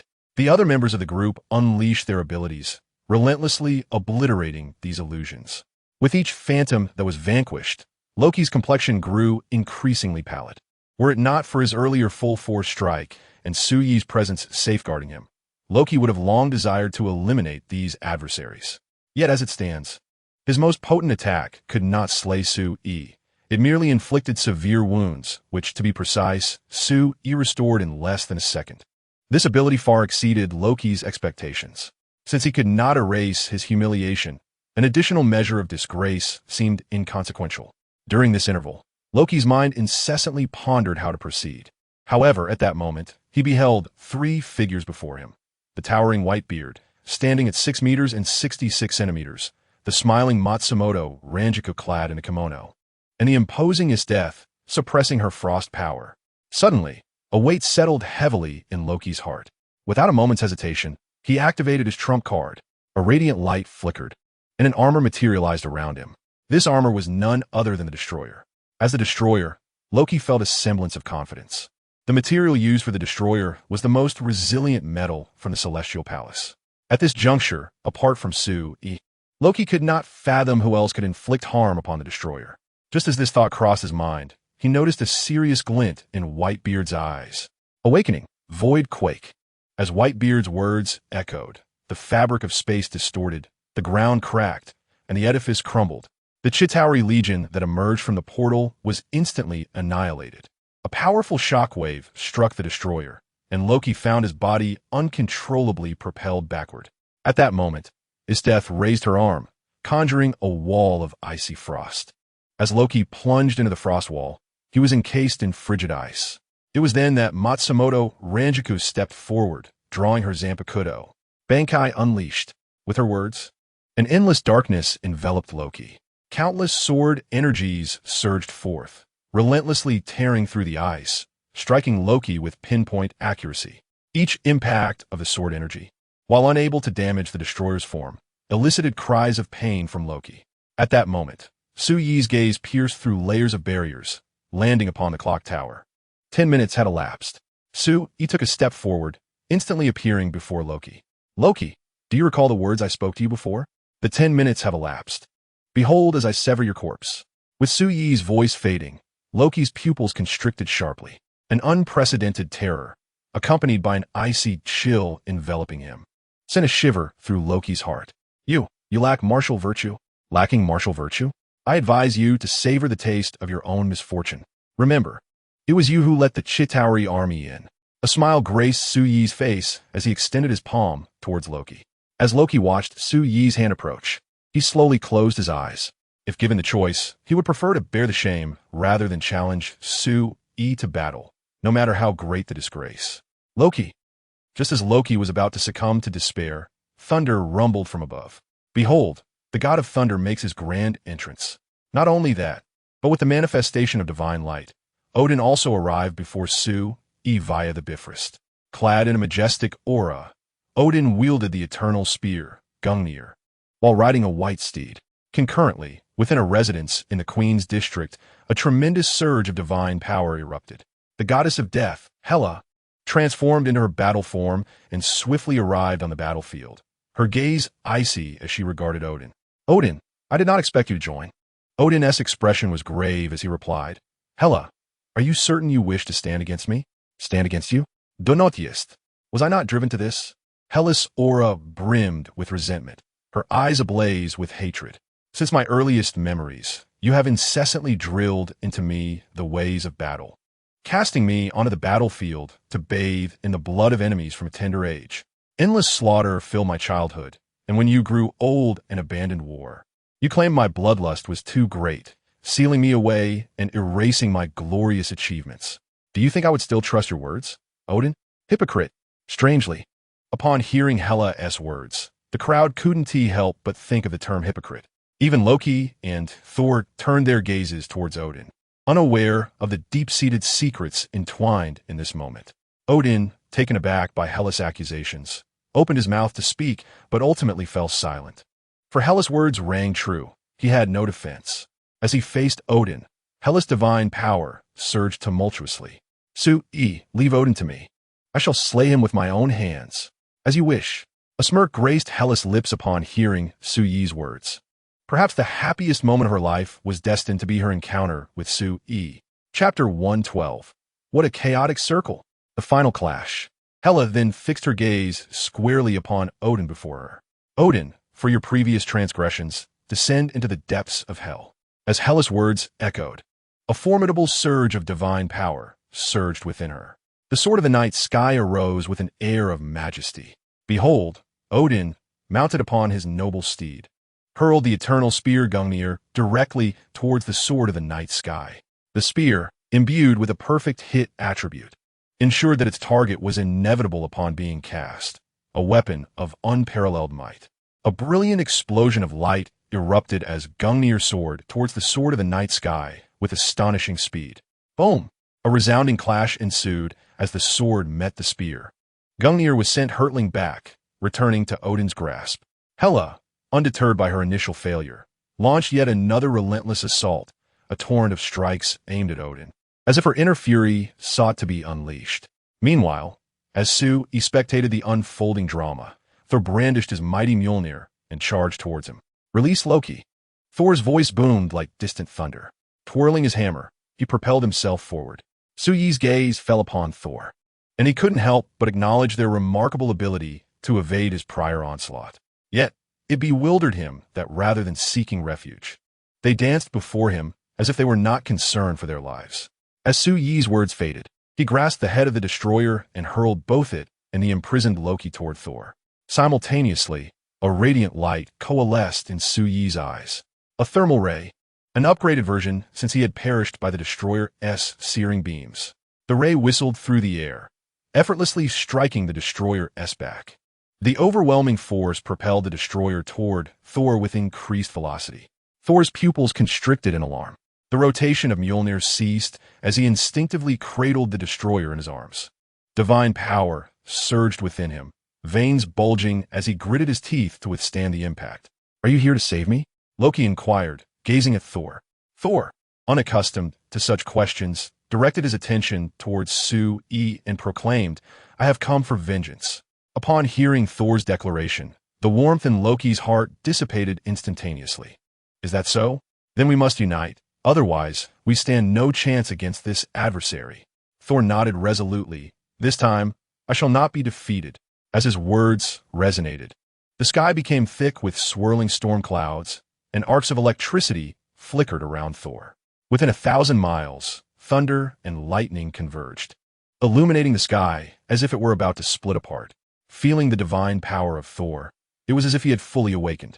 Loki's eyes shifted, and he promptly declared, Thor, I shall provide support from behind. The close combat is yours. Thor nodded seriously, yet unbeknownst to him, Loki was already contemplating how he might escape from Su-yi's presence. The two conspired loudly before Su-yi, who observed the so-called brothers with a sense of amusement. Thor, wielding his hammer, proclaimed, I am Thor, the god of thunder and strength, master of storms, war, and abundance. With that, he turned to Su-yi and asserted this time, I will not fail. At that moment, Thor's divine power had multiplied at least tenfold. Lightning enveloped him as he spoke. With a stride, he vanished in an instant, unleashing a long arc of electricity as the storm coalesced upon his hammer, striking down upon Su-yi from behind. Seeing this, Loki hesitated not at all. Empowered by the essence of destruction, he conjured celestial bodies into reality, locking onto Su-yi's figure as they plummeted swiftly. Astoundingly, Thor was also included in that onslaught.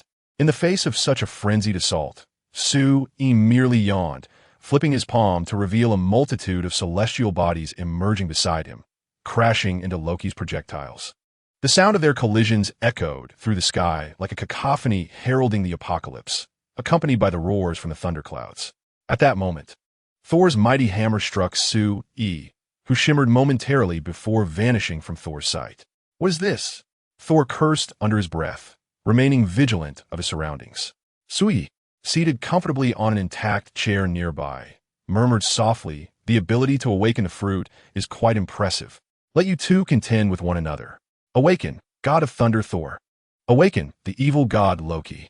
As Suyi's words fell, a figure identical to each of them suddenly appeared before Thor and Loki, bearing nearly indistinguishable auras. This was the manifestation of Suyi's awakened fruit ability, capable of generating physical forms and granting them a portion of the user's strength. Moreover, with Suyi's stamina approaching infinity, he would never tire, regardless of how long he utilized his powers, let alone exhaust his body. This scene was captured by S.H.I.L.D. Nick Fury, comparing the abilities of the figure in the black cloak with Sui, felt that the former's powers seemed slightly greater. However, Nick Fury remained oblivious to the truth. Both the figure in the black cloak and Sui were, in essence, one and the same. The sky reverberated with the roar of the Thunder Dragon as the fierce battle between Hela and Odin unfolded, resembling an apocalyptic event poised to obliterate the very planet. The city had already suffered extensive destruction, with much of it attributable to the clash between these two formidable beings.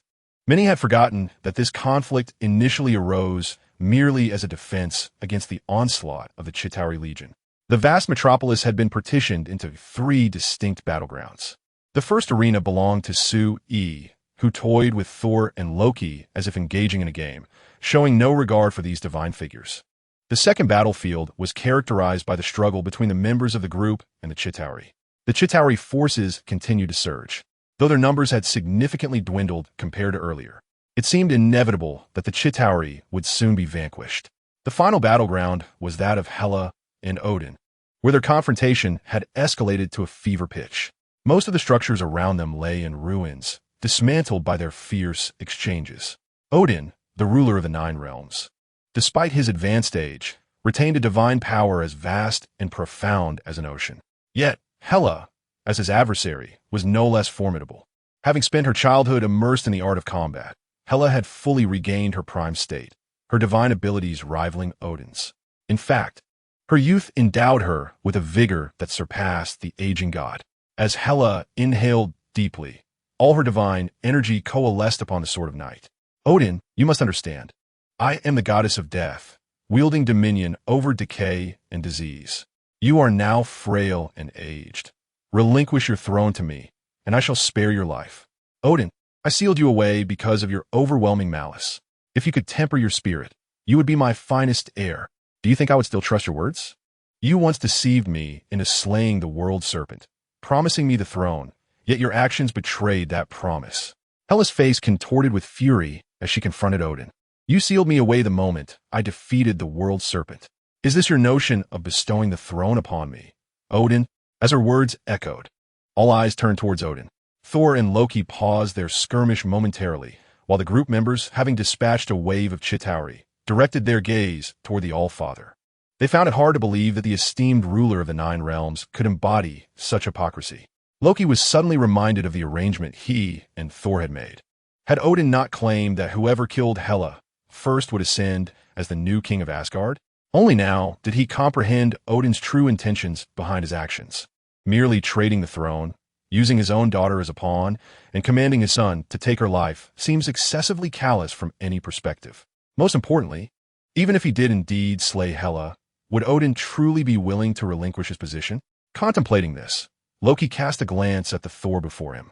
How fortunate it was that he managed to escape from Sue's clutches. Yet, how did the now unconscious Thor manage to break free? Loki's fist clenched tightly.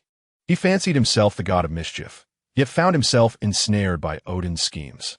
Was it not Odin's intention from the very beginning to hand the throne to Thor? Otherwise, why did Odin not rescue him at that time, allowing him to flee instead? Surely, it was because Odin desired his demise. The weight of this realization ignited an unprecedented resentment in Loki's eyes. However, just as Loki prepared to launch a surprise attack on Thor, Odin and Hela were already embroiled in their final clash. Hela, wielding the Sword of the Night Sky, channeled her divine power and charged at Odin. In response, Odin summoned his own divine energy, galloping on his steed toward Hela. In an instant, brilliance enveloped the city, blindingly radiant, compelling all to shut their eyes. Following that, a surge of divine power ascended to the heavens, even breaching the portal and impacting the headquarters of the Chitauri army. A torrent of divine energy streamed through the portal created by the Tesseract, crashing upon the Chitauri's stronghold. Time itself seemed to freeze in that moment. The Chitauri were instantly obliterated by the onslaught of divine energy. Such overwhelmingly potent forces were beyond the current capabilities of the Chitauri to withstand. Their fleet headquarters crumbled into dust under the pressure of the two immense powers. Su observed the scene before him, his eyes narrowing slightly. If this force continued to unleash its fury, his villa would surely be at risk. Moreover, it might even affect Hannah's residence. With this thought, Su momentarily disregarded the paralyzed Loki and Thor, swiftly shifting his form as golden patterns spread across his being. The awakening of the supreme destruction form. In this state, all his abilities were enhanced beyond measure. Activating his domain, Su placed his hands before his chest, channeling the immense divine energy that was spilling forth into his palms. As the energy continued to coalesce, the light rapidly faded. When the radiance vanished, a small sphere brimming with divine power materialized between Su's hands. Anyone who took note of this or felt a profound dread settling within their hearts. At this moment, Loki murmured, "What an immense power is required to compress this vast ocean of divine energy. This is truly an exaggeration." Thor then remarked, "If this condensed sphere of divine energy were to explode, the resulting devastation would be even more terrifying." Meanwhile, the ever-watchful Ancient One, hidden in the shadows, felt a chill run down her spine. Should this orb of divine energy detonate, even she would find it exceedingly difficult to contain. What on earth does this individual intend to do with such a volatile entity? It is essential to acknowledge that every action carries significant risk. The Ancient One whispered to herself, contemplating whether she too should intervene. Just as this thought crossed her mind, she witnessed Su-Yi swallow the concentrated orb of divine energy whole. In that instant, everyone felt a jolt, their expressions shifting dramatically. This individual is utterly insane. He truly exhibits no fear of death.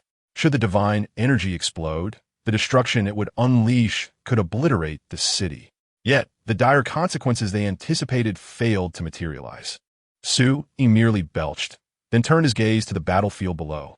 With the blinding light dissipated, everyone could easily discern the unfolding events. Odin was seen half kneeling on the ground, gravely injured. However, Hela was not unscathed either. Odin's eternal spear had pierced her abdomen, blood dripping from it onto the ground below. The sight caused everyone to gasp in shock. Observing this, Su-Yi furrowed his brow. Before he could take any action, Hela, gritting her teeth in pain, extended her delicate hand to grip the eternal spear, slowly withdrawing it. The continuous flow of blood sent shivers through the onlookers. They could scarcely fathom the sheer willpower required to extract the spear from her pierced abdomen. Such an act could only exacerbate her injuries. What astonished them even more was Hela's unexpected resolve. Just when they thought this was the end, she clenched her jaw and took a heavy step toward Odin. The eternal spear was carelessly discarded to the side. Grasping the night sky sword, Hela fixed her gaze intently upon Odin, allowing her blood to flow freely. Yet her grip on the sword remained steadfast. She had waited far too long for this day. Simply giving up was utterly contrary to her nature. "Move quickly," Hela roared internally, but at that moment, her body reached its zenith. She could scarcely manage even a single step. Even lifting the blade in her hand proved to be an arduous task. Perhaps all of her strength was devoted to gripping the sword. Yet, just when everyone believed the battle was nearing its conclusion, Su-Yi's figure materialized beside Hela. After activating the shielding device purchased for 100 points, Su-Yi cast aside his dark cloak, revealing his true self. With a swift motion, he enveloped Hela in his embrace, without uttering a single word, allowing her to lean her weight against him. Hela gazed at Su-Yi beside her, a hint of a smile gracing her lips. Even the pain seemed to subside in that moment. Leaning on Su-Yi, Hela limped toward Odin. At this point, Odin possessed not a shred of divine power to wield in such circumstances. Observing Hela before him, Odin felt she was even more extraordinary than he had been in his youth, a prodigy of combat. He then turned his gaze to Su, his mind racing with countless thoughts.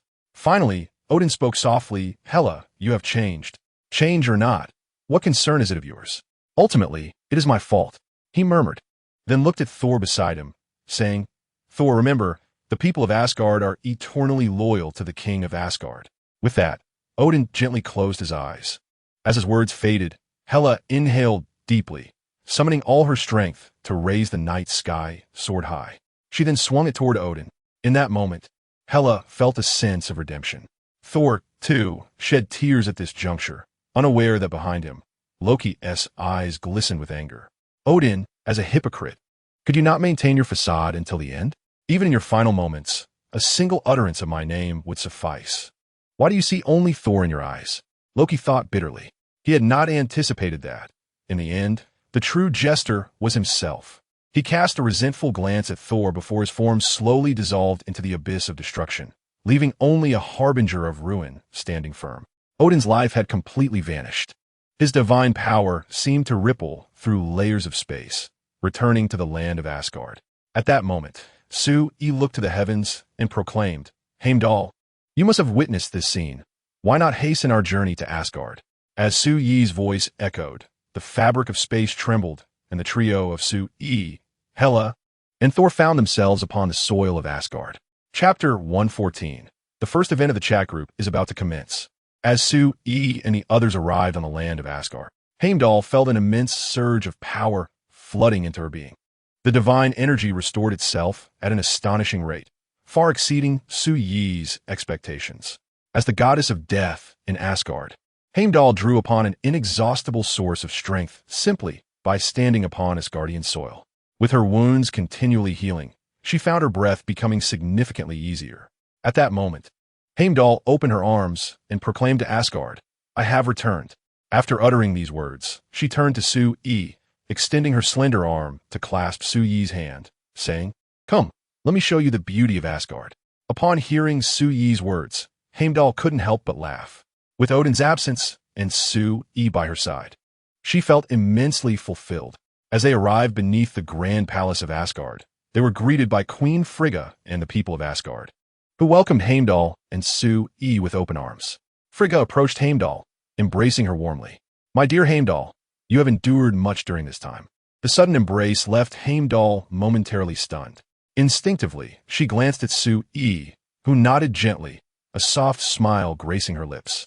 Seeing Su-Yi's expression, Heimdall hesitantly placed her hands on Frigga's back, and sensing Heimdall's movement, Frigga held her even tighter. Heimdall, I knew you had fulfilled your destiny when Odin's power returned to Asgard. Yet, I do not blame you, for he was mistaken from the very beginning. As Heimdall opened her mouth to respond, Frigga continued, Now, complete the final task, for Asgard cannot exist without a king. Heimdall gazed at Frigga, recalling how, in her youth, it was Frigga who cared for her during her times of distress. The memories stirred emotions within Heimdall, bringing her to the verge of tears.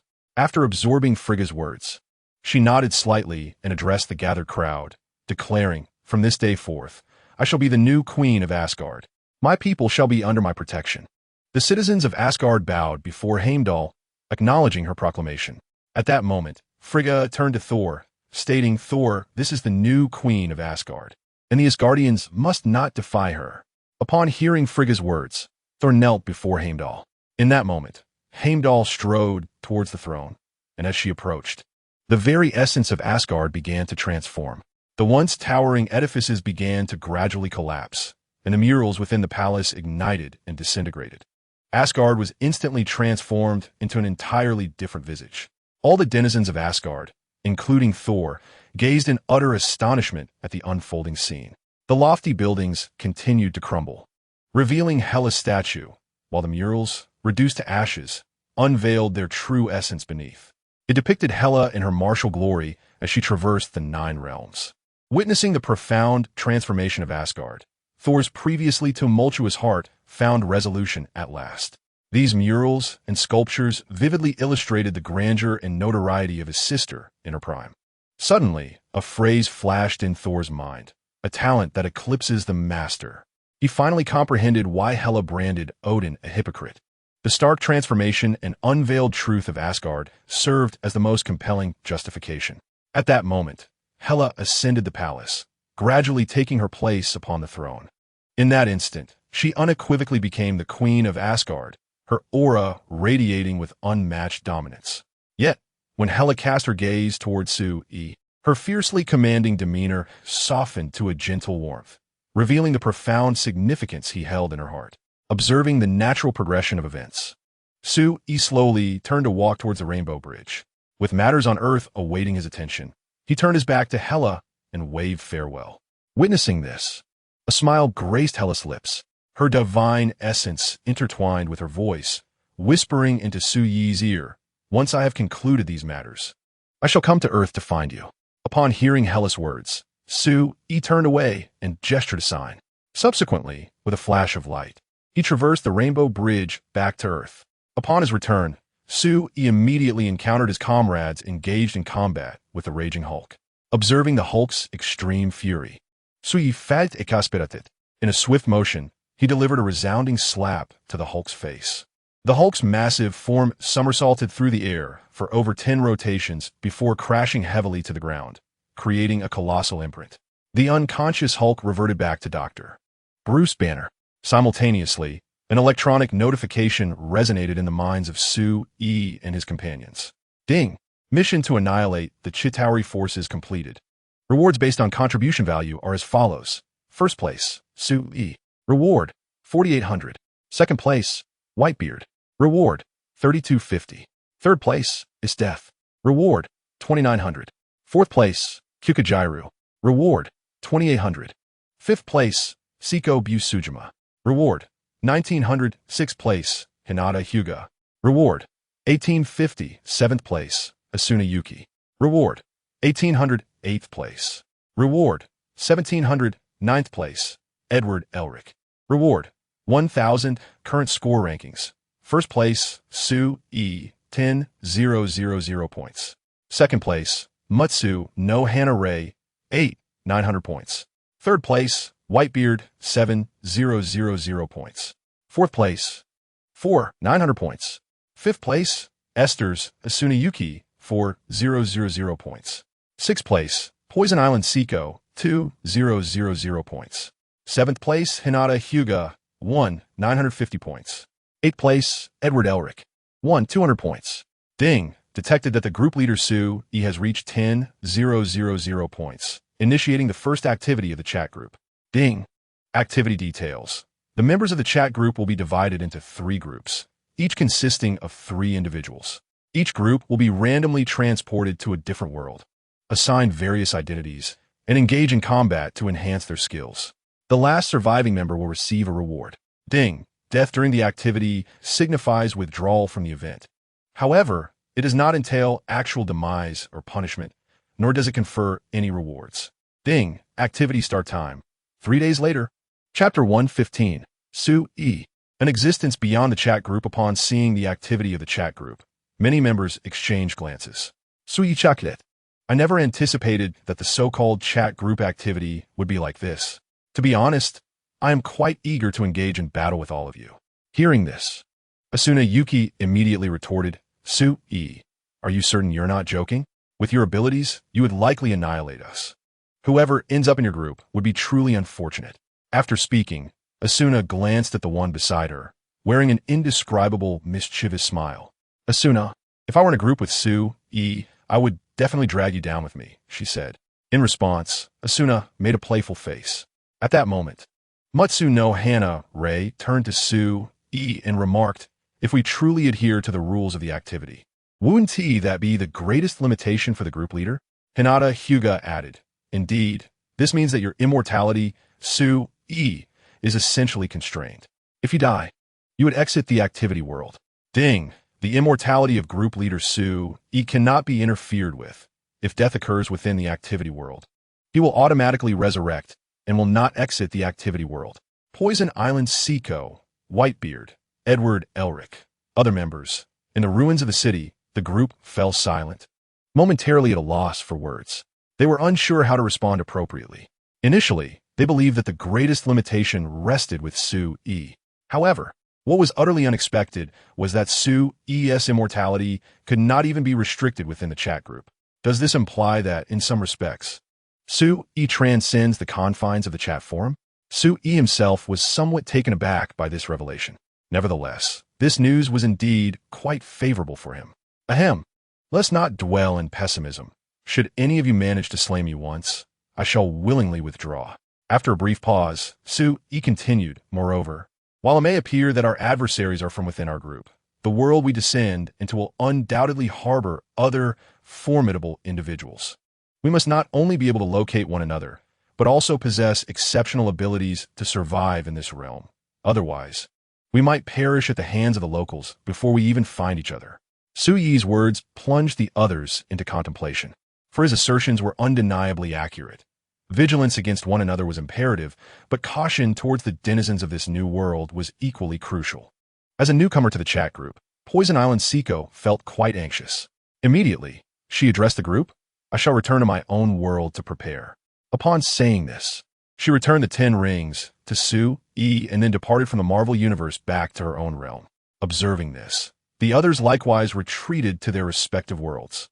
Clearly, they were eager to strategize or exchange points for various items to enhance their abilities as much as possible. Soon, the majority of the members had traversed the portal back to their worlds, leaving only Hinata Hyuga standing silently before Su-E. Looking at Hinata, Su-E could not help but notice how she had blossomed into a graceful young lady in such a short span of time. Brother Su-E, we are about to commence the Chunin exams, and I would like to invite everyone to witness it in my world. Hinata appeared somewhat bashful, barely daring to meet Su-Yi's gaze. I recall you mentioning this before. Fret not. I shall certainly attend, Su-E assured her. Upon hearing his words, Hinata felt a slight sense of relief. Subsequently, she produced a letter, her face flushed with shyness, and presented it to Su-E. Brother Su-E, this is a letter for you. You must read it once you return. As she spoke, a portal appeared behind Hinata. Brother Su-E, I must take my leave now. She waved shyly before swiftly vanishing from his sight. Witnessing this, a tender smile of affection graced Su-Yi's face. After all, Hinata Hyuga holds a cherished status within the chat group. Glancing at the envelope in his hand, Su-E did not linger excessively. He took up the Mind Scepter, the Eternal Spear, the Destroyer, and the Cosmic Cube before retracting the cloaking device. In an instant, his figure returned to his villa. Meanwhile, the illusion within the villa transitioned from the rooftop into the interior, subsequently vanishing entirely. It can be said that Su-E emerged as the paramount victor of this skirmish, accruing numerous treasures in his collection. With the cloaking device removed by Su-E, S-H-I-E-L-D was finally able to view the scene. Since earlier, their signal had seemingly been disrupted, resulting in a pitch-black display on their screens. Despite thorough examinations, the equipment failed to restore functionality, prompting Nick Fury's intense desire to observe the situation firsthand. At that moment, however, the monitor suddenly activated, revealing countless ruins. A significant portion of the city had been reduced to rubble, with not a single soul in sight. Boom! In a fit of rage, Nick Fury slammed his fist onto the table, disregarding the blood left by his knuckles. He proclaimed with fervor, regardless of the circumstances, the Avengers remain our ultimate reliance. We must possess our own combat prowess. Tony Stark, gazing at the desolate urban landscape, clenched his fists in determination, vowing to forge the most formidable suit of armor, an Iron Man suit that transcends all. He believed that with the abundant technology left behind by the Chitauri, he could advance on his path with unprecedented speed and distance. On the other hand, upon returning to his villa, Su-E retrieved the envelope from Hinata Hyuga. Curiosity piqued. He wondered what words little Hinata had penned for him. As he opened the envelope, he was met with her delicate handwriting, which unfolded before his eyes.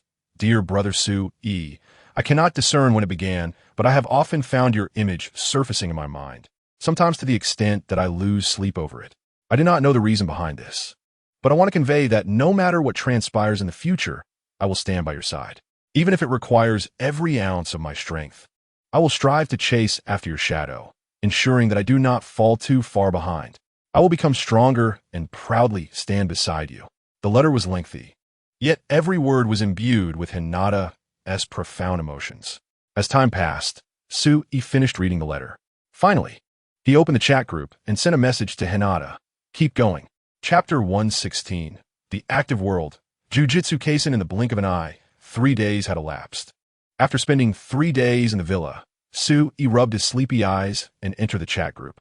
At that moment, the group activity was already underway, and everyone was prepared. Beep, the activity is about to commence.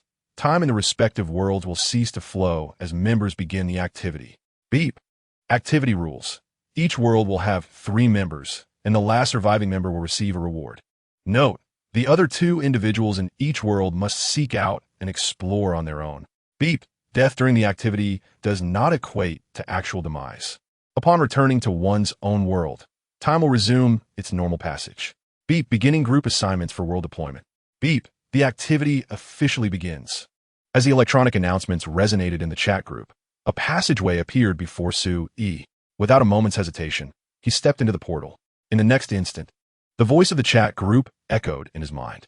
Beep. Group leader Su-e has been deployed to the world. Jujitsu Kaisen. Beep. Group leader Su-ye's assigned identity. Special grade Curse Spirit. As the electronic voice faded, Su-e stared at the information in astonishment. No way. How could I, an ordinary person, be designated as a special grade Curse Spirit? This has to be a targeted move against me. Chat group.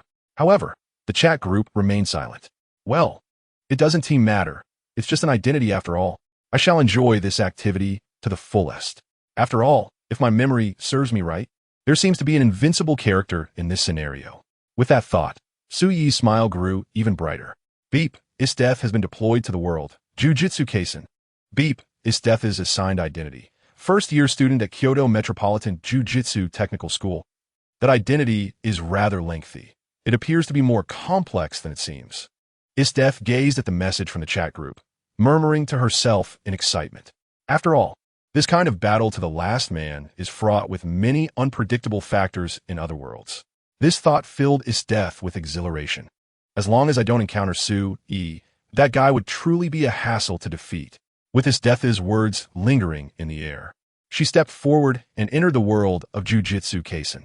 Beep. My Zenin has been deployed to the world. Jujitsu Kaisen. Beep. My Zenin's assigned identity. Ordinary student. As the chat group's voice resonated in my Zenin's mind, the girl, reminiscent of a serene blossom, displayed a hint of surprise. An ordinary student? This identity seems quite favorable. After all, the greatest concealment lies in appearing inconspicuous. As she murmured to herself, she suddenly felt herself plummeting through the air. They really have transported me to a splendid location. Mezina Whitebeard. Only a dark curtain loomed overhead, enveloping the sky in an inky blackness devoid of twinkling stars. The wind whispered ominously in the ears of Matsuoka-ri, while the fabric of his clothing fluttered restlessly. Gazing downward, he caught sight of a few dimly lit street lamps casting a feeble glow upon the somber avenue. In an instant, he discerned the presence of a nearby school. Yet, the aura emanating from within its walls caused Ri to furrow his brow involuntarily. It was a sensation akin to confronting the void itself, prompting his focus to shift entirely to the shadowy institution. In the next moment, he witnessed the walls of the school shatter instantaneously, a monstrous sound erupting from within. Time appeared to freeze at that instant. Chapter 117. Special grade sorcerer Matsuoka-ri, what manner of creature is that? Even the enveloping darkness of night could not conceal its grotesque form. Ri suddenly recalled the words spoken by Su-e earlier. At the commencement of the event, it was not merely a clash between individuals, but a confrontation against the very world itself. One must discern how to effectively harness the elements surrounding them. If one could wield the powers of this event's realm, even an ordinary person should not be underestimated. Those were the words shared by Su-e in their chat group the day before the event began. In retrospect, Su-e's insights proved to be remarkably astute. A gentle smile graced Ri's face, his eyes narrowing slightly as his pale hand rested upon the hilt of his Zanpakuto. Just then, he observed a figure charging toward the monstrous silhouette. Bang! The figure delivered a flying kick aimed squarely at the creature. Almost immediately, Ri heard a roar emanating from within the campus. Jiu-Jitsu! Shouldn't you be leading them to safety? With your current strength, you stand no chance against that being. I'm not the only one in danger, exclaimed Itadori Yuji, glancing at the unconscious Fushiguro Megumi sprawled on the ground. Curses can only be dispelled by curses. You cannot conquer it. But, I still want to save you. Yuji gritted his teeth. roaring as he lunged toward the monstrosity. At that moment, the creature's arm elongated grotesquely. Its abnormally long, pitch-black claws grasped Yuji's ankle, lifting him effortlessly before slamming him down onto the ground with tremendous force. The earth cracked beneath the impact. Yuji spat blood, the intense agony overwhelming him, as he, an utterly ordinary student, experienced a level of suffering he had never known before. Re descended from the sky, his gaze penetrating the layers of darkness, fixating on the creature. Although the situation remained unclear, the palpable aura of the creature, reminiscent of the void itself, assured him that he would not let it escape. As the voice of Mayhem re-echoed, her hand tightly grasped the hilt of her sword, slowly drawing forth her Zanpakuto. Yet at that critical moment, the voice of Itadori Yuji rang out. Curses can only be dispelled by curses, so why not let me become a curse? Upon hearing his words, Fushiguro Megumi's pupils dilated sharply, his pallid complexion growing even more ashen. Stop! Stop! Those are the fingers of the cursed object, twin-face Xiaojiu. They're highly toxic. However, Fushiguro's warnings fell on deaf ears. Thud! Thud! Thud! In the darkness, the only sounds were the heavy breaths of the monster and the increasingly rapid heartbeat of Itadori Yuji. As the heartbeat crescendoed, dark patterns began to emerge across Itadori's body. With a sudden motion, he thrust his arms wide open, the force so great that it shattered the monstrous arm. The sudden loss of its limb sent the creature into a frenzied rage, its crimson eyes blazing with unprecedented madness. The monster opened its gaping maw and lunged toward Itadori Yuji. Yet, at that moment, no matter how wild the creature became, he refused to meet its gaze. With bulging veins, his arm rose instantaneously, and without a second glance at the monster, he tore through the air, obliterating the creature into mere fragments. At that moment, the dark sky slowly parted, as if to herald the arrival of a king, allowing moonlight to cascade upon the earth. Ha ha ha! The moonlight must be experienced in person. It is simply exhilarating. The flesh of curses is utterly lackluster. Where are the humans? Where are the women? This world is truly marvelous. Wait, is that figure a woman? Temporarily possessed by the fingers of the special grade cursed object, twin-face Xiaojiu, Itadori Yuji suddenly beheld a woman resembling a Yamato Nadeshiko, descending swiftly from the heavens. This left him momentarily stunned. In the sky, Mayhem Ray furrowed her brows, sensing a shift in the aura of this being, an aura that felt deeply malevolent. Just as she pondered this anomaly, the possessed Itadori Yuji smirked wickedly, a sinister smile spreading across his face. Wonderful! It truly is a woman. Let me devour you quickly. I am ravenous. Accompanied by Itadori's roar, Mayhem Ray hesitated no longer. It was evident to any onlooker that he had completely succumbed to madness after consuming the fingers. Slowly, she withdrew her Zanpakuto, its blade radiating a chilling light, imbued with a clarity even more piercing than the moonlight. In an instant, the spiritual pressure emanating from her surged forth, powerful enough to render the surrounding air dense and still. Fushiguro Megumi and Itadori Yuji, under the influence of the duality of Sukuna, felt a tremor within their hearts. In their perception, this was an overwhelming surge of cursed energy. A sorcerer? It hardly seemed so, Itadori murmured, yet his actions remained unhurried. His hands gradually exerted force, channeling cursed energy into his palms. With a decisive step forward, he lunged fiercely towards Maizenin. Clang! The sound of Maizenin's Zanpakuto striking was akin to metal meeting metal. Before she could fully comprehend this force, Itadori swiftly evaded the arc of her blade, maneuvering at an astonishing speed with an acute angle aimed at her alabaster neck. A bloodthirsty grin adorned Itadori's face as he began to envision the scene of Maizenin's pristine neck stained with crimson. Maizenin's eyes narrowed slightly. Her cherry lips parted. Before she could complete her words, Itadori's hand abruptly halted midair. He spoke to himself. What do you intend to do with someone else's body? Return it to me. Why can you move? This is my body. As Itadori continued his soliloquy, the markings upon him began to dissipate gradually.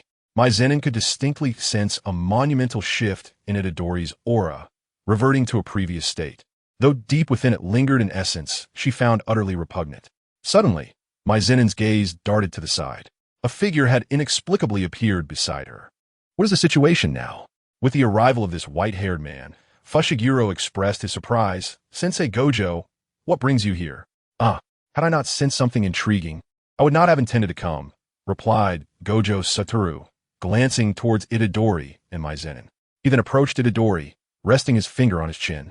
Despite the black blindfold obscuring his eyes, it seemed as though his gaze pierced through to Itadori. "Huh, incredible. You've truly immersed yourself in it. How amusing," Gojo exclaimed, then turned his attention to Maizenin, his demeanor shifting to a more serious tone, his gaze, seemingly penetrating through the blindfold, fixated on her. "More than the fingers of a special grade cursed object Sukuna, I am far more curious about your identity. You must understand, the number of special grade sorcerers is limited, yet I have never encountered one who resembles you." Fushiguro was momentarily taken aback, then stared in shock at Maizenin. Had he truly heard correctly? A special grade sorcerer. Could it be that this woman before me, resembling a Yamato Nadeshiko, is also a special grade sorcerer? Upon hearing Satoru Gojo's words, Makioka's smile grew even more radiant. As a Shinigami, she possesses profound knowledge of souls, and she could distinctly sense the overwhelming strength of Gojo's spirit. Apart from the enigmatic Su-E, the soul of the person before her could certainly rank among the top 3, attesting to their formidable power. Nevertheless, Makioka remained unfazed. Recalling her identity bestowed upon her by the chat group, she gently remarked, "I am merely an ordinary student." What? An ordinary student? In his restored state? Yuji Itadori looked at Makioka, struggling to comprehend. Could this elegantly dressed lady in a kimono truly be an ordinary student?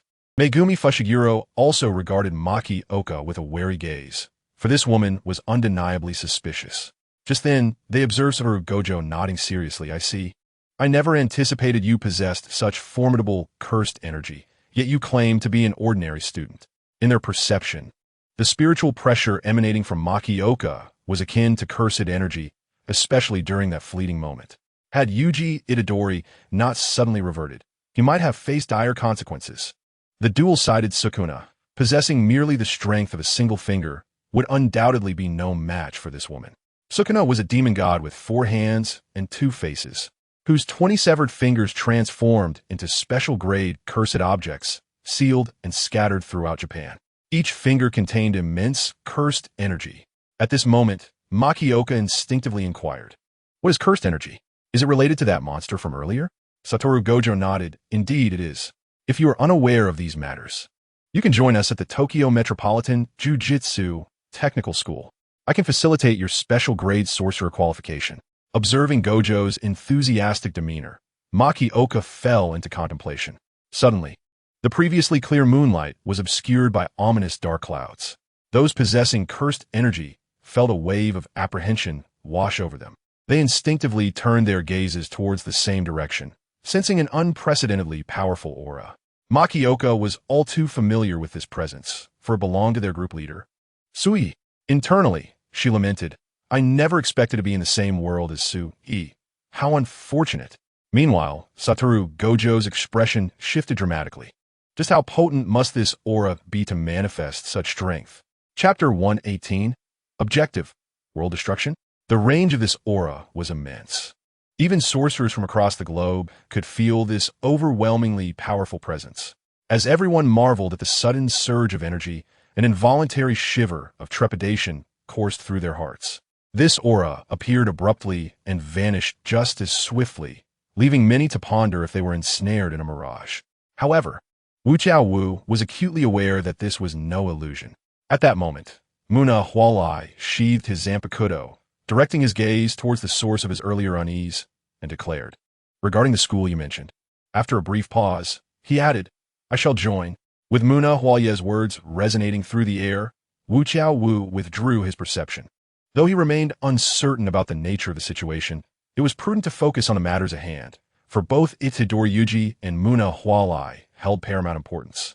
Meanwhile, atop a desolate mountain, Su-E stood like a formidable demon, exuding an air of audacity. In his grasp lay the severed head of a special-grade cursed spirit. My apologies," he remarked with a dazzling smile, "but your frightful appearance caught me off guard as I emerged from the passage, and in a moment of negligence, I dispatched you." He casually tossed the head aside, and as it fell, the special grade cursed spirit dissipated entirely. Clearly, Su Yi regarded the cursed spirit with disdain. Cursed spirits are born from the negative emotions that overflow from humanity, and the special grade cursed spirit represents the pinnacle of this category. Su Yi had been assigned to the faction of special grade cursed spirits by a chat group. Yet, despite their shared classification, the disparities among special grade cursed spirits were substantial. Yawning, Su Yi surveyed his surroundings, only to be greeted by a landscape littered with countless bones. The mournful trees swayed grotesquely, accentuating the eerie atmosphere. What a stroke of bad luck, he mused. Not only was I chosen for the special grade cursed spirit faction, but my birthplace is a graveyard. How unfortunate. Despite his words, Su Yi was unfazed by the macabre scene before him. For him, this was merely an excursion for amusement, given that his current faction was that of special grade cursed spirits. He pondered whether he should embrace a more villainous persona, as he had always relished role-playing. Just as Su Yi murmured to himself, faint footsteps echoed through the dim wilderness. Following the sound, he discerned a figure with an impassive expression. Before Su Yi could utter a word, the figure spoke. Are you the special grade cursed spirit of this graveyard? Instinctively, Su Yi replied, No, I merely passed through. As for the cursed spirit you mentioned, I inadvertently dispatched it. Su Yi casually waved his hand and addressed the shadow before him. A flicker of wariness flashed in the figure's eyes as it retorted.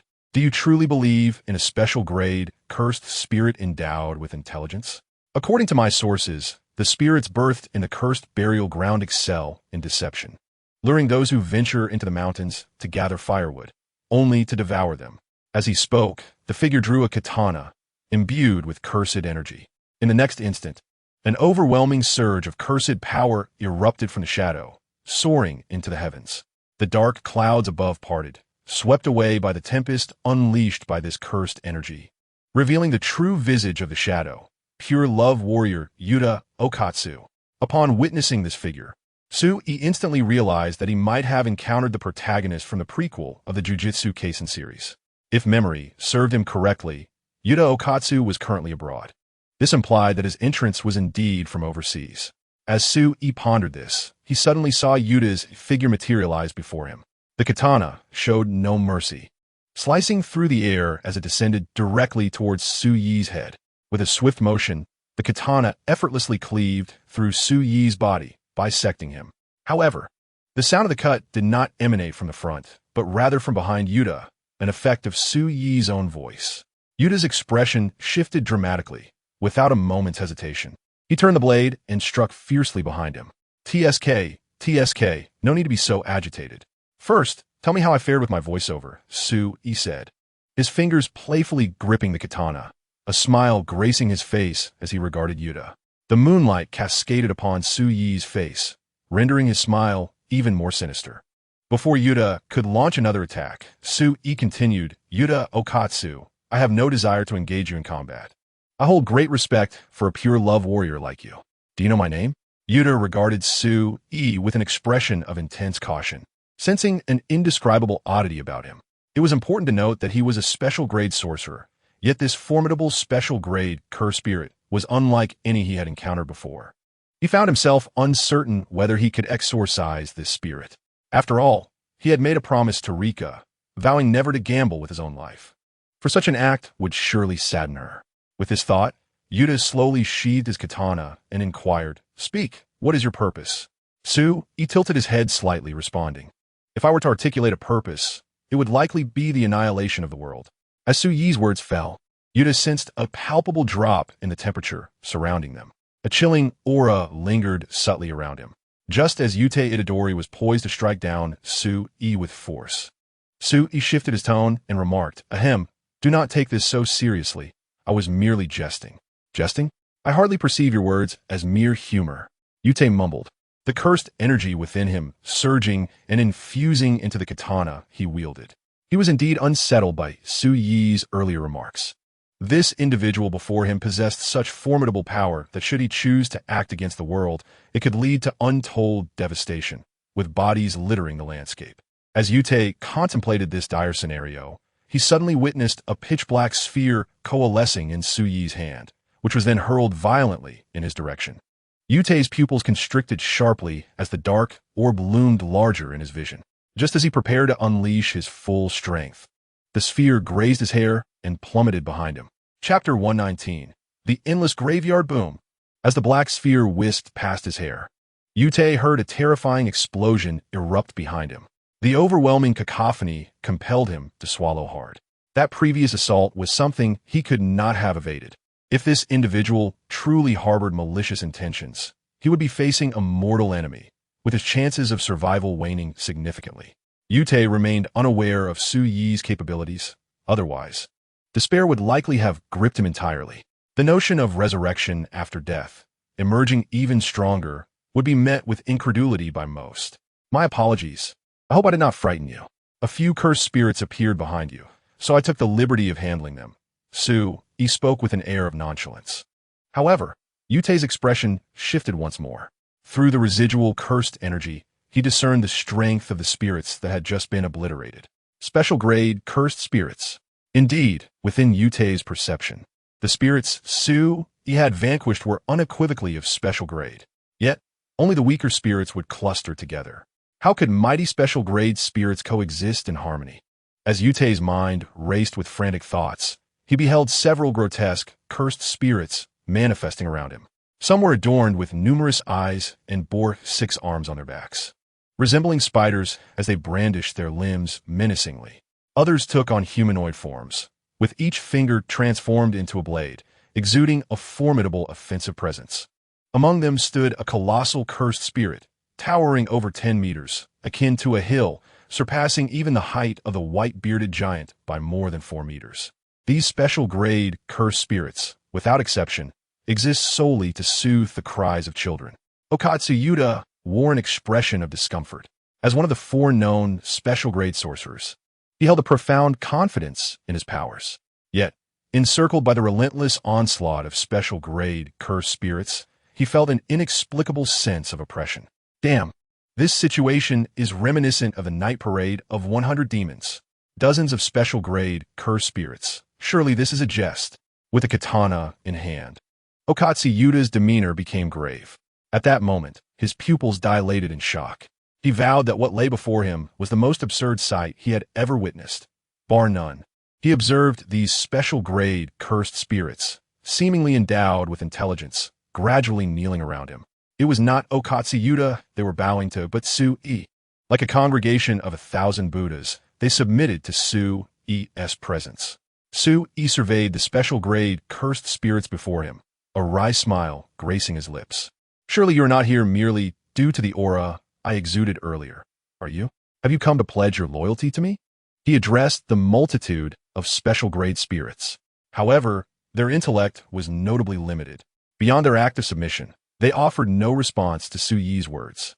What purpose could Su Yi derive from these special-grade cursed spirits?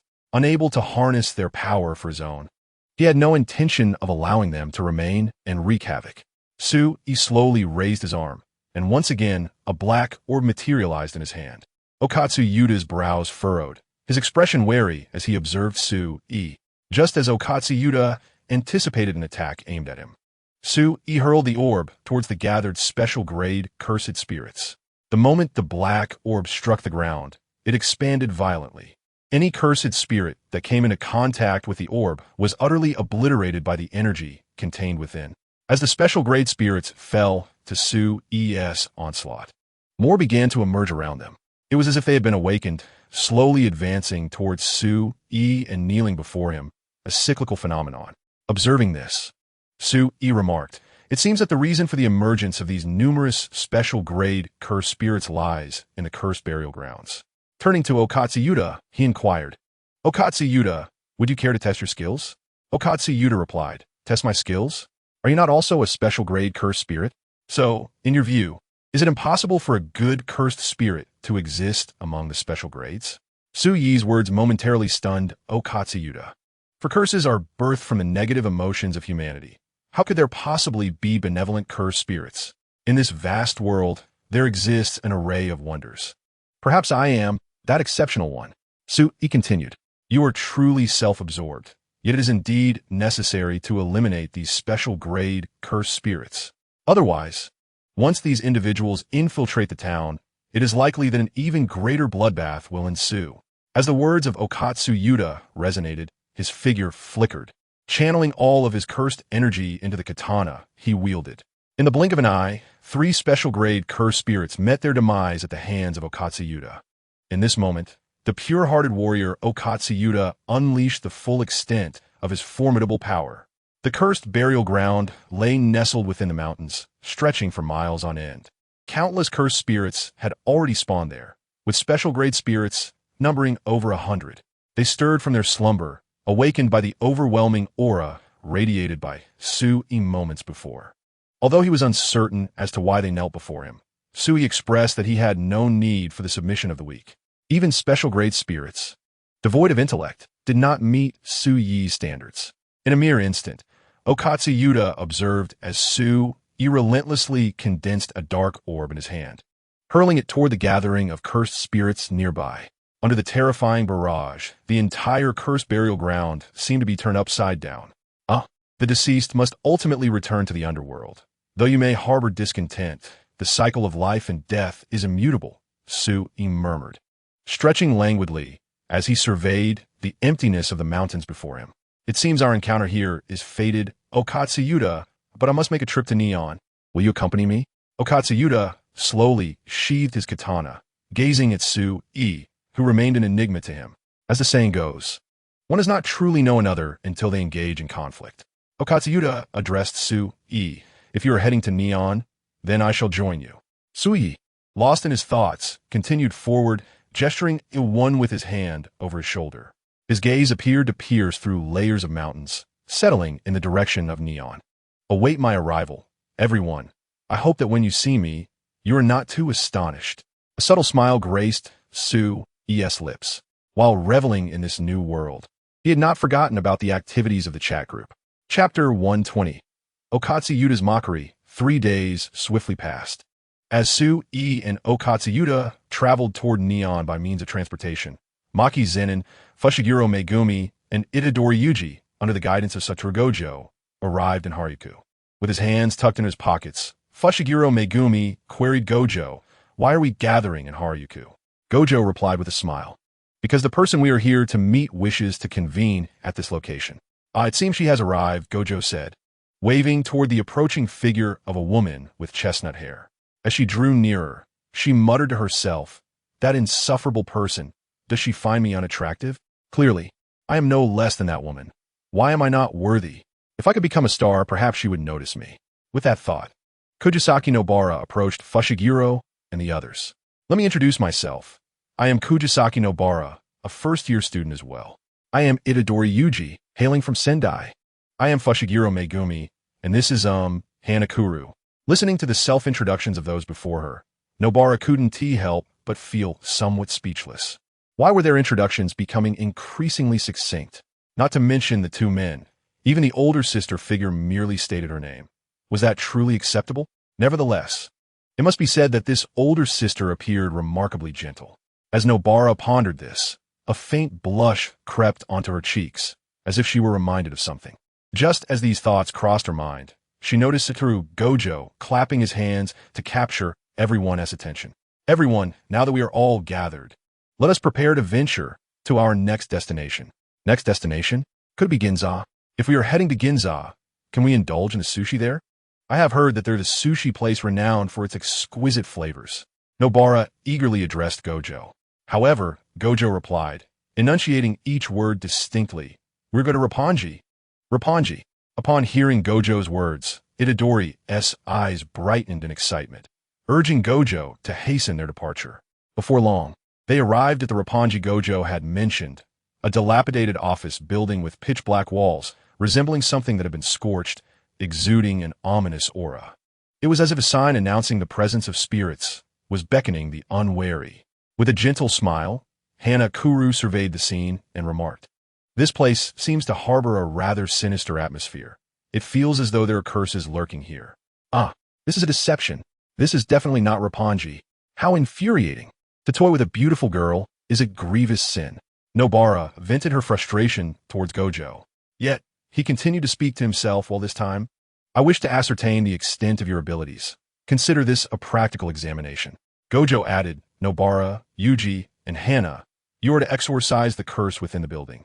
Oh, and Hana, unless absolutely necessary, refrain from intervening. Nobara instinctively inquired, why is that? Is it because this older sister's techniques possess formidable destructive power? Or is it that they are uncontrollable? Gojo chuckled, not all. Although Hana is a first-year student, she possesses the strength of a special-grade sorcerer. Special-grade sorcerer? Nobara gasped in astonishment, staring incredulously at Hana Kuru before her. She could hardly believe that the gentle-looking older sister before her possessed the combat prowess of a special-grade sorcerer. To her knowledge, there were only 4 special-grade sorcerers in existence. If one included the present Mauna Hanaretsu, would there not be 5? In an instant, Sumiki Wild Rose felt her eyes sparkle with admiration as she gazed at Mauna Hanaretsu, only to realize that the latter was already making her way toward the abandoned office building. At this moment, Mauna Hanaretsu was savoring the peculiarities of this world. Each realm offers a distinct worldview, and experiencing such diverse perspectives allowed her soul to feel an elevation. She sensed a newfound strength within herself. It was not merely an event. If she could harness this experience, it might enable her to grow even stronger. Even without rewards, she would certainly progress further by the conclusion of the activity.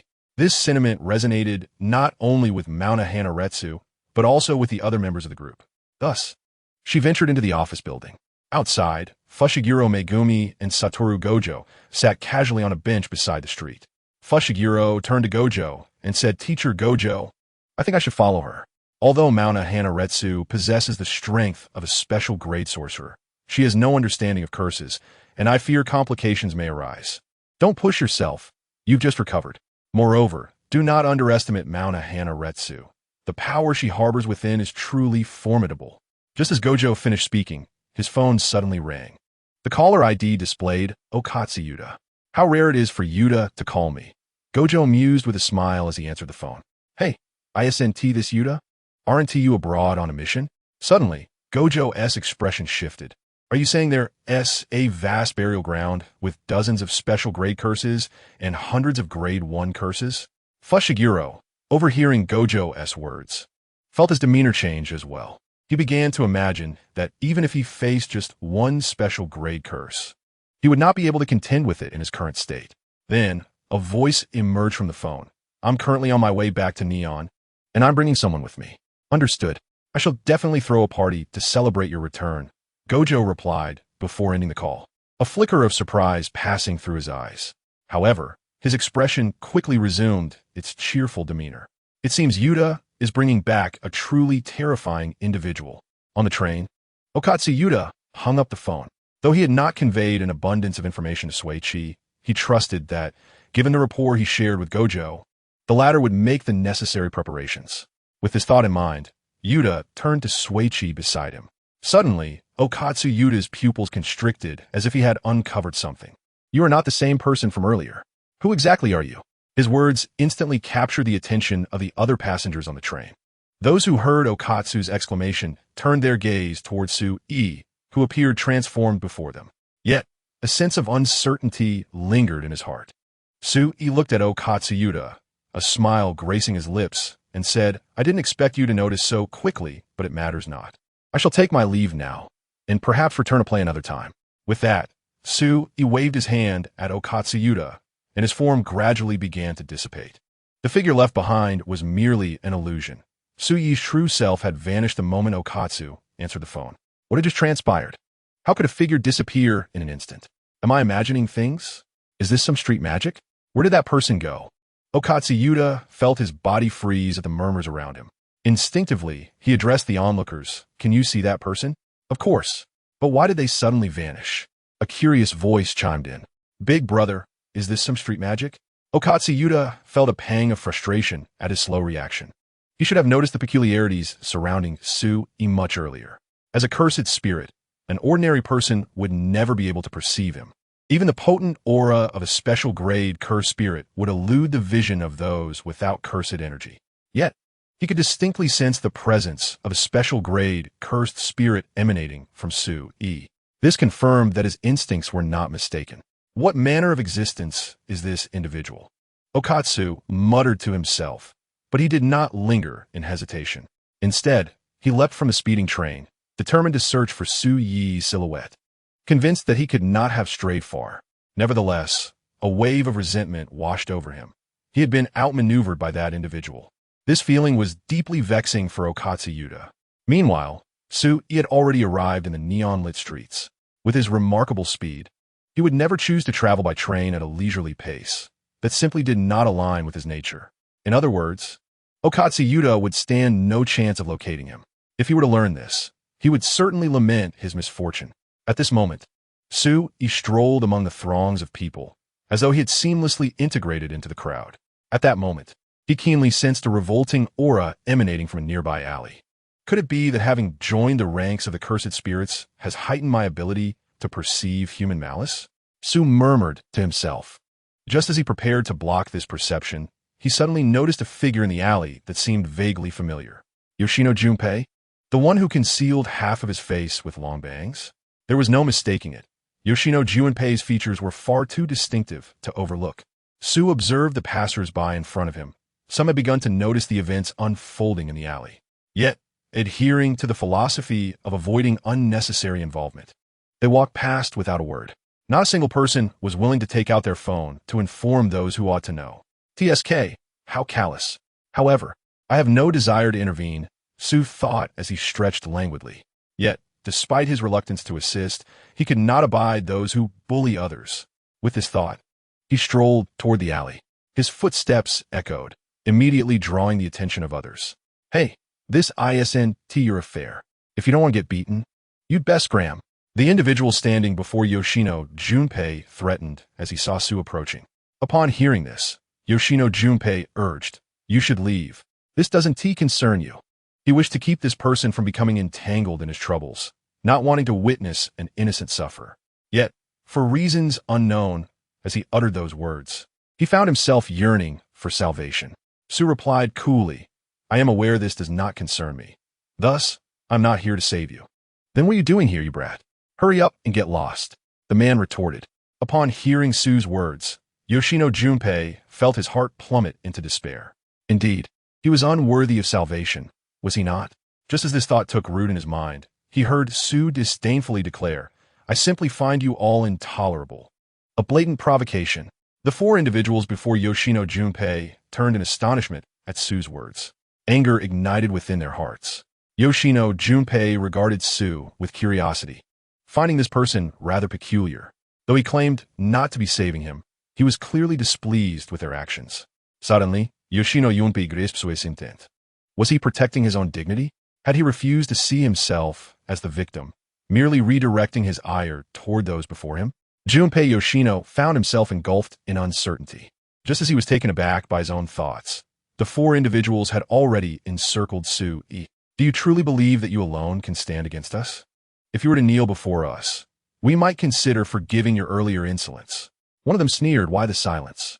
Have we intimidated you into speechlessness? With such cowardice, how dare you seek justice or oppose us? It seems you have a death wish." Su Yi regarded the group with an impassive expression and calmly replied, "Dealing with individuals like you is hardly worth my effort. After all, virtue is rewarded and vice punished. For instance, it would be quite fitting if, while you throw a punch, you inadvertently trip and suffer a fatal blow from a falling flower pot. Or perhaps, in your very first step, you might twist your ankle and collide with the wall nearby. Alternatively, while you speak, a bird above might drop its excrement, leading to your demise. This world is teeming with unexpected occurrences." As Su Yi's words echoed, the four men exchanged glances, each wearing a mocking expression. "You truly are foolish. What do you mean by virtue and punishment, or an abundance of surprises? You're simply asking for a beating. Brothers, charge. Let him learn the meaning of suffering." One among them, fixated on Su Yi's face, wasted no time and lunged forward with a punch.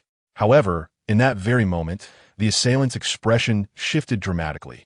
He felt as though his body had lost its equilibrium, and he stumbled backwards, crashing onto the ground. The pain elicited a sharp gasp from him. Yet, before he could comprehend the situation, a flower pot descended from the sky, landing squarely on his head.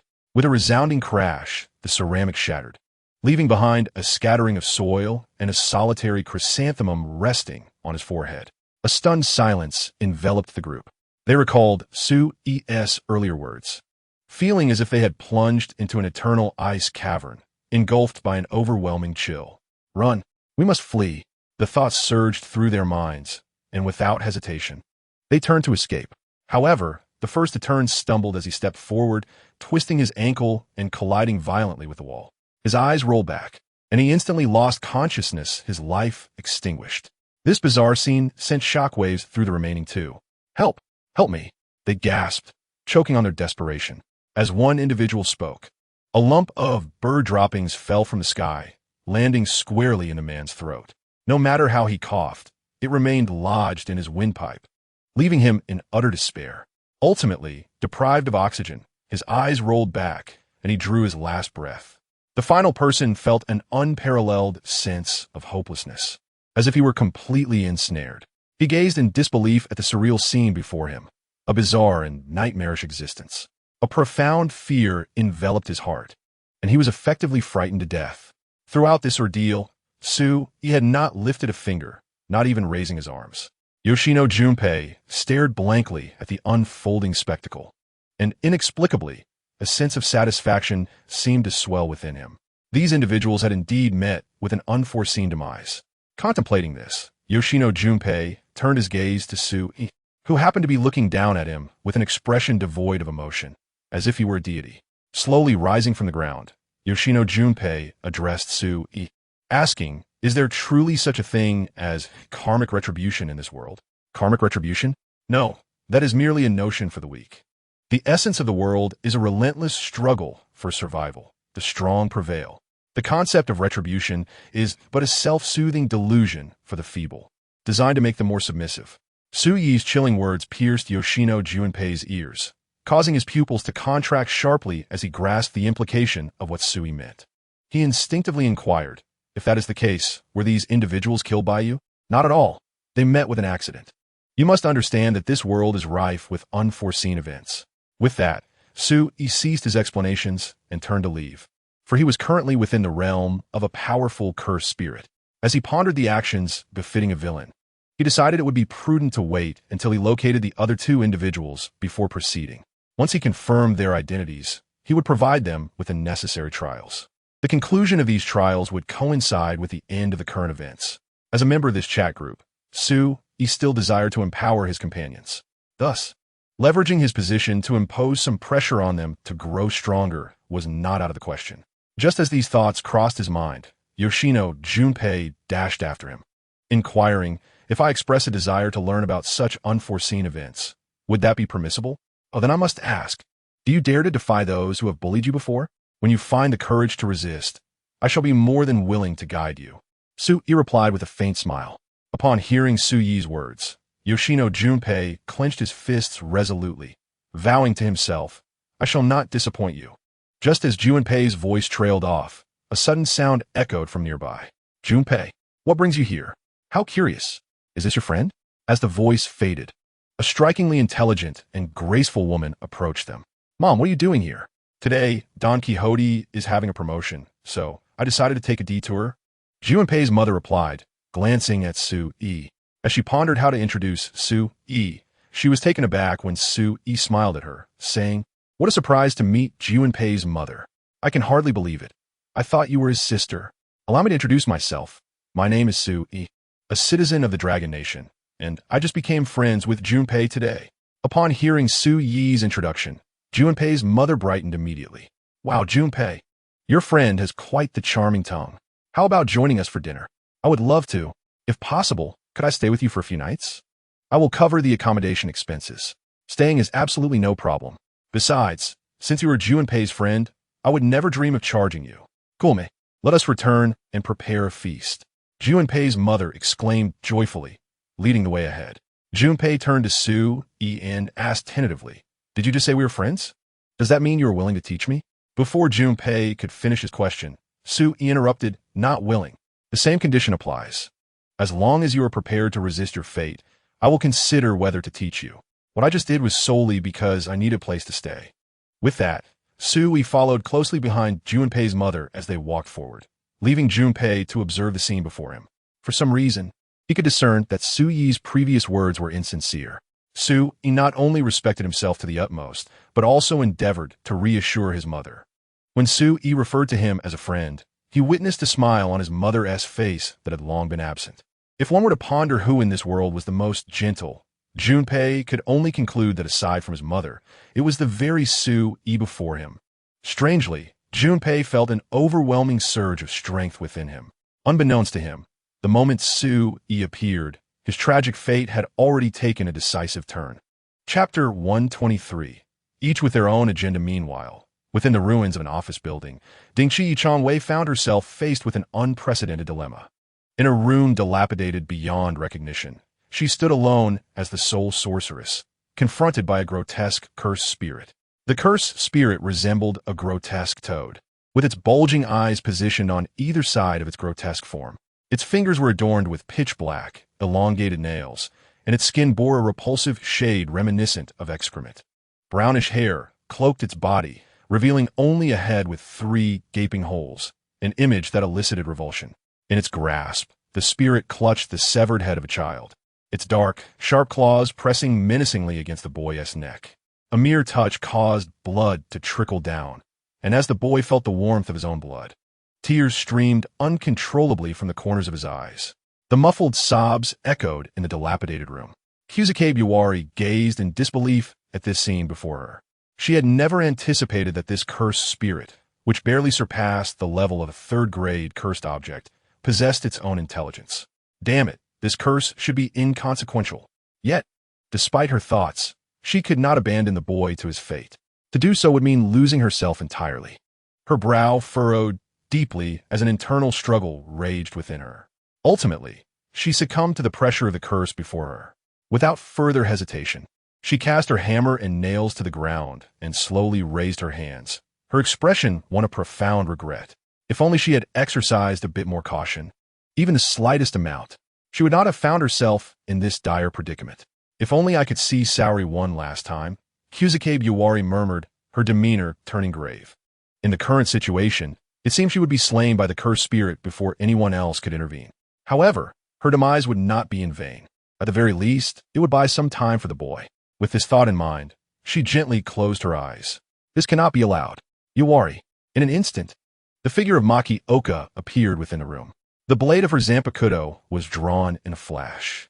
The light of the sword flickered, and the air was sliced apart as the blade descended upon the cursed spirit. With a swift motion, the spirit was caught unawares. Just as it reveled in its perceived triumph, its body was abruptly cleaved in two. Accompanied by the boy's piercing scream, the cursed spirit met its demise in utter shock, unaware of how it had perished. In the wake of this event, the entire decrepit office building was also split asunder. A fissure of sword energy manifesting on the ground outside, extending perilously close to Fushiguro Megumi.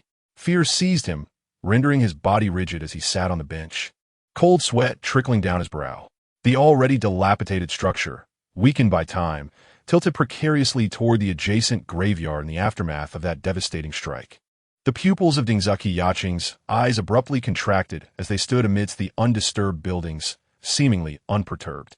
However, the child began to topple backward, accompanied by the collapse of the adjacent structure. In a state of urgency, Dingzaki Yaching exclaimed to Muno Hana-Rei, that child, observing the unfolding scene.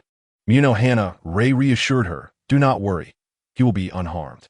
As his words echoed, Muno Hana-Rei hurled his Zanpakuto with precision. In that moment, he declared, "Shurkai, Naikashizuna." Instantly, the Zanpakuto transformed into a colossal, flat, single-eyed flying object, roaring forward.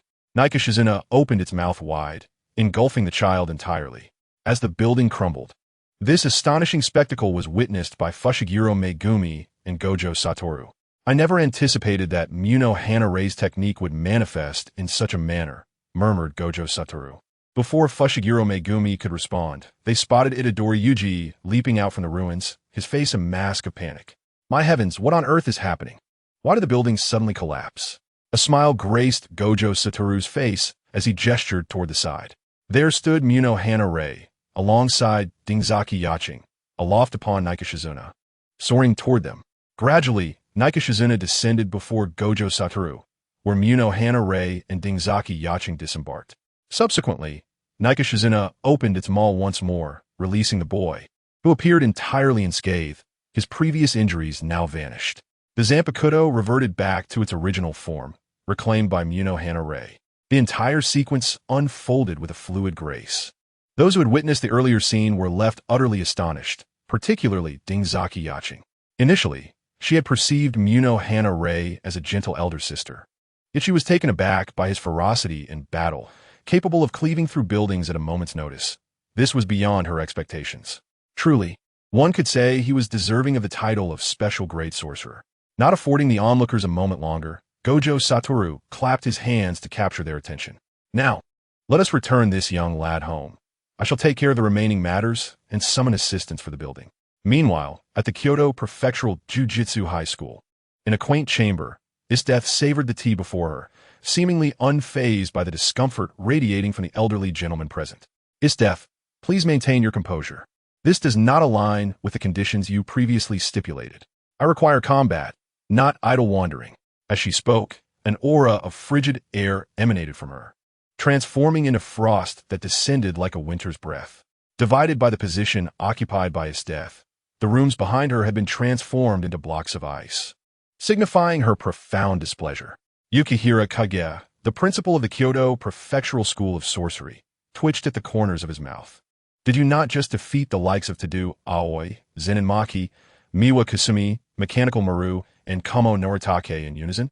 They were pathetically weak. I barely exerted myself. And they all fell. Isdeath then demanded, tell me directly, who is the strongest sorcerer? I wish to challenge him. Yukihira Kage, observing the formidable presence before him, felt a sense of helplessness.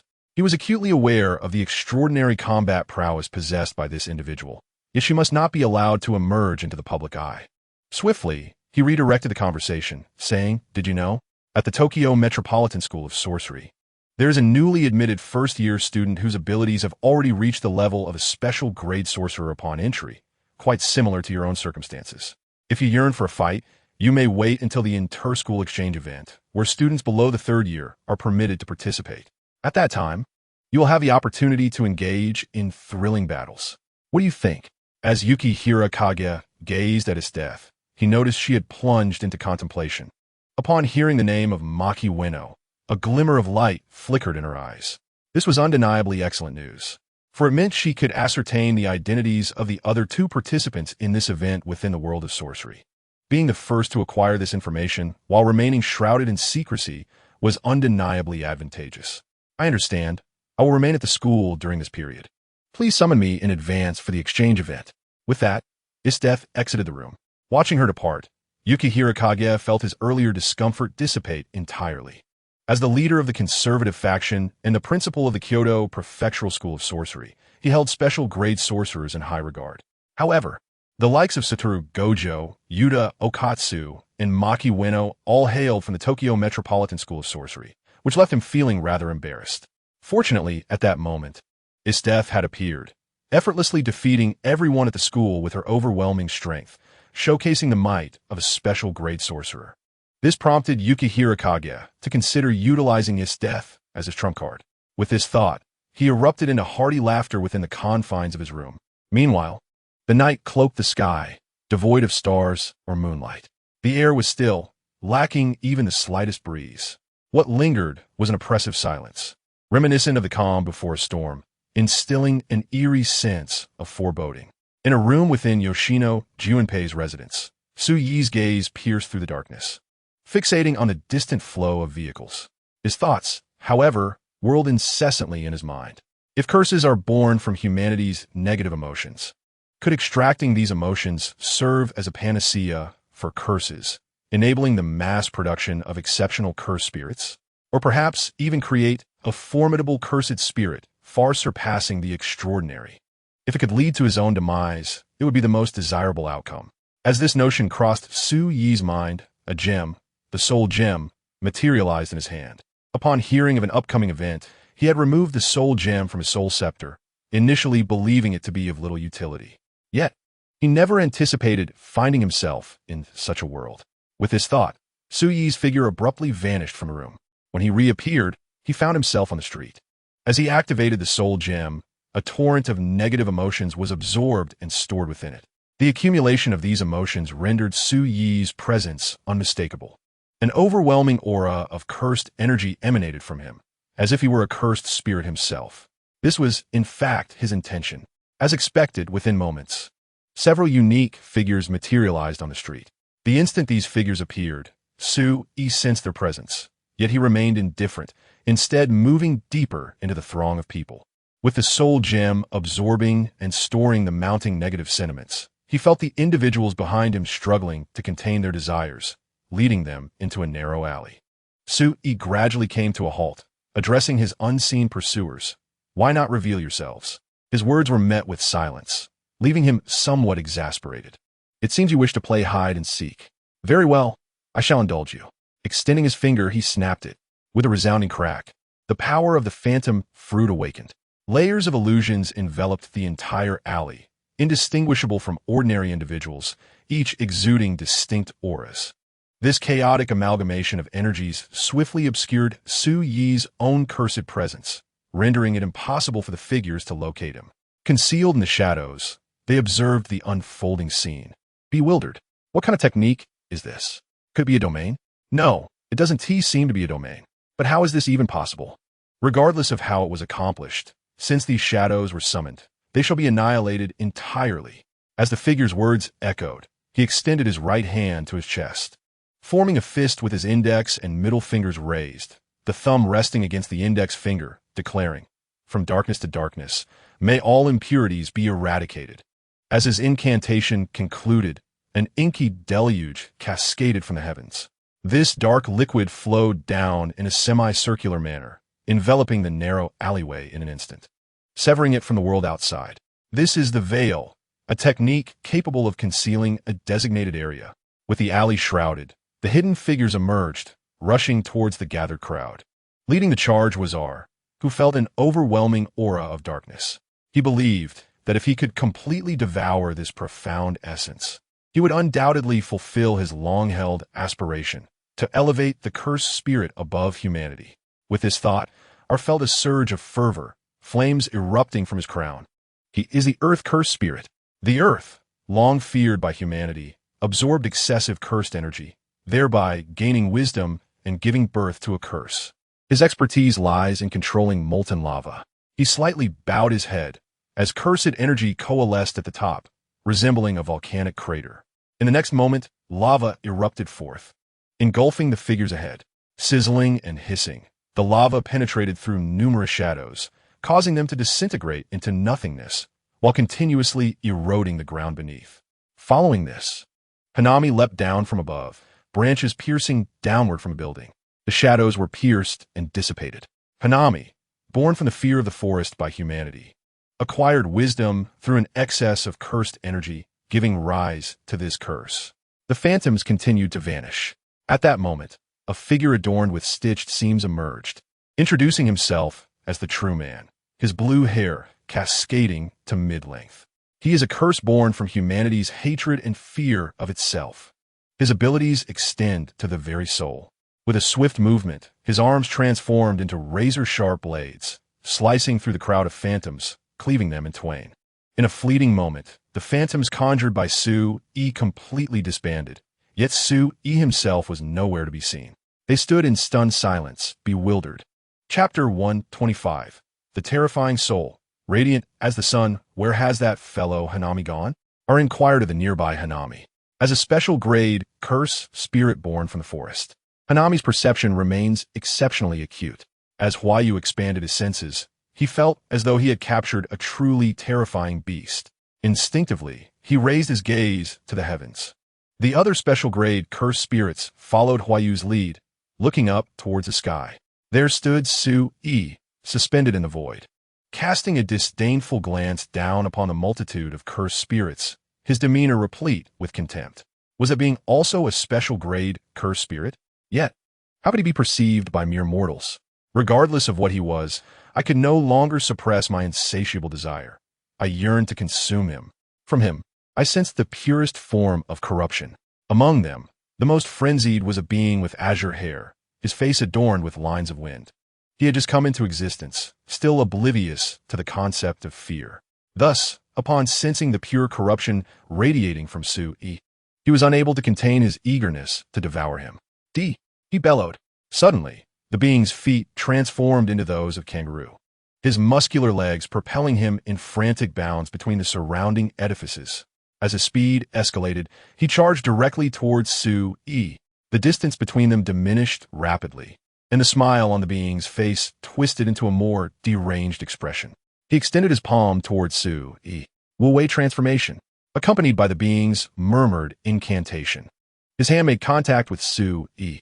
His technique allowed him, through touch, to alter the very shape of the soul of the one he touched, thereby arbitrarily determining their fate. Upon witnessing his technique successfully enacted, a grotesque smile inadvertently surfaced on the being's face. However, before he could revel in his triumph, an indescribable sense of dread washed over him. In the next moment, he felt the environment around him undergo a profound transformation. It was as though his soul had been thrust into a terrifying realm. Before him loomed an immense sun, yet the sun was vastly different from the ordinary celestial body. It pulsed with obscure, incomprehensible runes that flowed across its surface, weaving intricate patterns upon its fiery visage. Just as the being sought to scrutinize this sun, it suddenly erupted with an excruciatingly brilliant radiance. Under this blinding light, he felt as insignificant as an ant, utterly incapable of evading its grasp. In that instant, he perceived his surroundings revert to reality. The being shrieked in agony, his expression teetering on the brink of collapse. In his eyes, fear was the only emotion that lingered. At that moment, Su-yi's arm extended forth, firmly grasping the being by the neck. With a hint of a smile gracing her lips, Su-yi gazed at the figure before her and remarked, "Oh, I thought that by allowing you a glimpse into my soul, you might attempt to alter it and bring about my untimely demise. Yet, it appears you cannot even withstand the brilliance of my soul for a mere second." Her words drove the figure into a frenzy. He could scarcely believe that there existed a soul in this world so remarkably exaggerated. Not only would he be unable to alter it, but should he exert his utmost effort to do so, he might very well face the peril of being devoured by Su-yi's soul itself. Truly, a futile endeavor.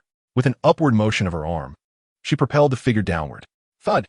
In an instant, the figure's body transformed into a fleeting shadow, crashing into the ground and leaving behind a human-shaped indentation. Remarkable! Can a special-grade, cursed spirit truly attain such prowess? Exclaimed Ruga below. His lifelong aspiration had been to elevate cursed spirits above humanity. With the assistance of the cursed spirit before him, he believed he could surely realize his dream. As this thought crossed his mind, fervor ignited in Rugu's eyes. At that moment, Su-yi's gaze shifted to Rugu and Hanyu. Without waiting for their response, she addressed them. "What? Do you two wish to come forth and seek my guidance as well?" Rugu and Hanyu, both wise and exceptional special-grade cursed spirits, exchanged a glance and, without hesitation, knelt before Su-yi, proclaiming, "We are willing to submit before the king." Though they had not witnessed the full extent of the twin-faced Sh Renes power, they sensed that this individual before them was undoubtedly on par with the pinnacle of the twin-faced Sh run, if not stronger. Thus, they immediately pledged their allegiance. Even the recently revived figure, upon regaining a semblance of consciousness, knelt before Su-yi. Faced with the divine radiance of her soul, submission was all he could offer. Observing the special-grade cursed spirits below, a subtle smile crept upon Su-yi's lips. "In that case, during this time, you shall assist me diligently." With that, she departed, accompanied by the wise, special-grade cursed spirits. As the veil gradually dissipated, another figure emerged within the alleyway. This figure, adorned with silver hair and a black eye patch, exuded an air of defiance. The newcomer was none other than Satoru Gojo, renowned as the strongest special-grade sorcerer. Gojo surveyed the remnants left upon the ground, his expression grave. He gazed upward at the silver moon, cloaked in shadows. After a lengthy pause, he remarked, "It seems the days ahead will not be particularly tranquil." With that, Gojo's figure vanished into the alleyway. As he disappeared, a gentle rain began to fall from the sky, persisting until the dawn of the following day. The arrival of the morning sun is accompanied by the fragrant scent of the earth, enveloping those present. "Hey, Why did you bring us here so early? Inazuka Yawara inquired, addressing Fushiguro Mei, who had roused her from a deep slumber to inform her of task. The abrupt awakening left Inazuka quite irritable.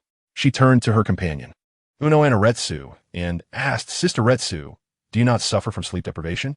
Sleep deprivation? I usually substitute sleep with meditation. If I were to elaborate, I have. Anoha's words piqued the interest of both Inazuka and Itadori Yuji, who turned their attention towards her. A slight smile graced Anoha's lips as she concluded, it's nothing. She could hardly confess to them that she hadn't slept in over a millennium. Such a revelation might lead to her being mistaken for a cursed spirit. Observing the situation, Fushiguro interjected, let's discuss this later. The sorcerer responsible for oversight has arrived. At this, the group glanced at the tall, slender man with black-rimmed glasses nearby. In approximately 2 hours, we confirmed the presence of a cursed womb, he announced. According to our investigation, 5 students are still inside. If the cursed womb undergoes a complete transformation, it is predicted to become a special grade cursed spirit. Originally, it was supposed to be teacher Gojo investigating today, but due to his prior commitments, he sent you all instead. I have heard that although Anoha is a first-year student, her abilities have already reached the level of a special grade sorcerer. Therefore, I entrust this mission to you.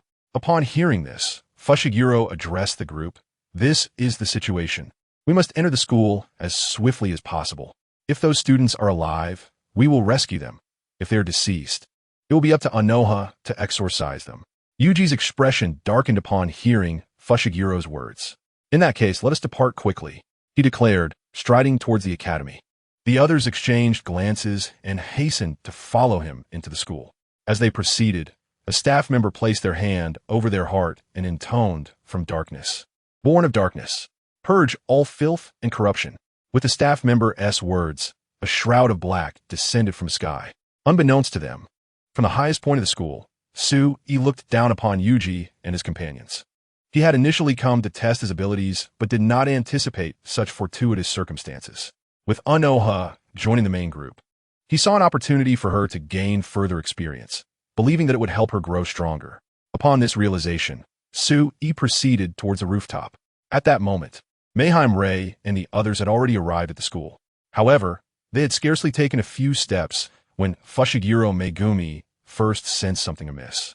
Shortly thereafter, the others were rendered speechless, as the scene before them had utterly transformed, no longer resembling the architectural style of their school. It resembled a world of steampunk, with a grand edifice emerging before their eyes, adorned with various metallic components and intermittently releasing violet steam. Several tall chimneys clung to the walls of the building, while metallic pipes crisscrossed between the structures. Suji Nishikaze inquired, what on earth is happening? Were we not supposed to be inside the school? Itadori Yuji remarked, if I recall correctly, this should be the second floor of the school. Why is there such a spectacle here? It is entirely different from what we observed outside. Mayheim Ray, sensing a nauseating aura permeating the environment, immediately turned to Fushiguro Megumi and asked, Fushiguro, where exactly are we? Fushiguro raised an eyebrow, beads of cold sweat inadvertently trickling down his cheek. Gazing at the oppressive scene before him, he replied, this is a domain birthed from cursed energy, but I must admit, I have never encountered one of this magnitude before. Look, over there, Suji Nishikaze suddenly exclaimed, her face paling as she pointed toward a scene not far away. They beheld 5 students clad in blue uniforms, lying on the ground in a tragically lifeless state, their eyes wide open as if they had witnessed something terrifying. Itadori Yuji seethed with anger, exclaiming, how could this be? This cursed spirit has presented us with such a grim outcome without affording us any opportunity. His fury intensified as he realized that the 5 students lay lifeless, a shocking stimulus to his senses. Clenching his teeth and fists, he gazed at the tragic sight of his fellow students and declared, this is not a rightful death. Beside him, Fushiguro watched Yuji with concern, fully aware that Yuji had just recently become a sorcerer, entering the realm of jujitsu. In this world, there is no death without regret. Perhaps it would take some time for Yuji to truly grasp the meaning of that statement. Just as Fushiguro contemplated this, Mayheim Ray delivered a swift kick to Itadori Yuji, swiftly followed by a whip-like strike that sent Fushiguro flying. Harnessing that momentum, Mayheim Ray wrapped her arms around Suji Nishike's waist and retreated, before the others could react.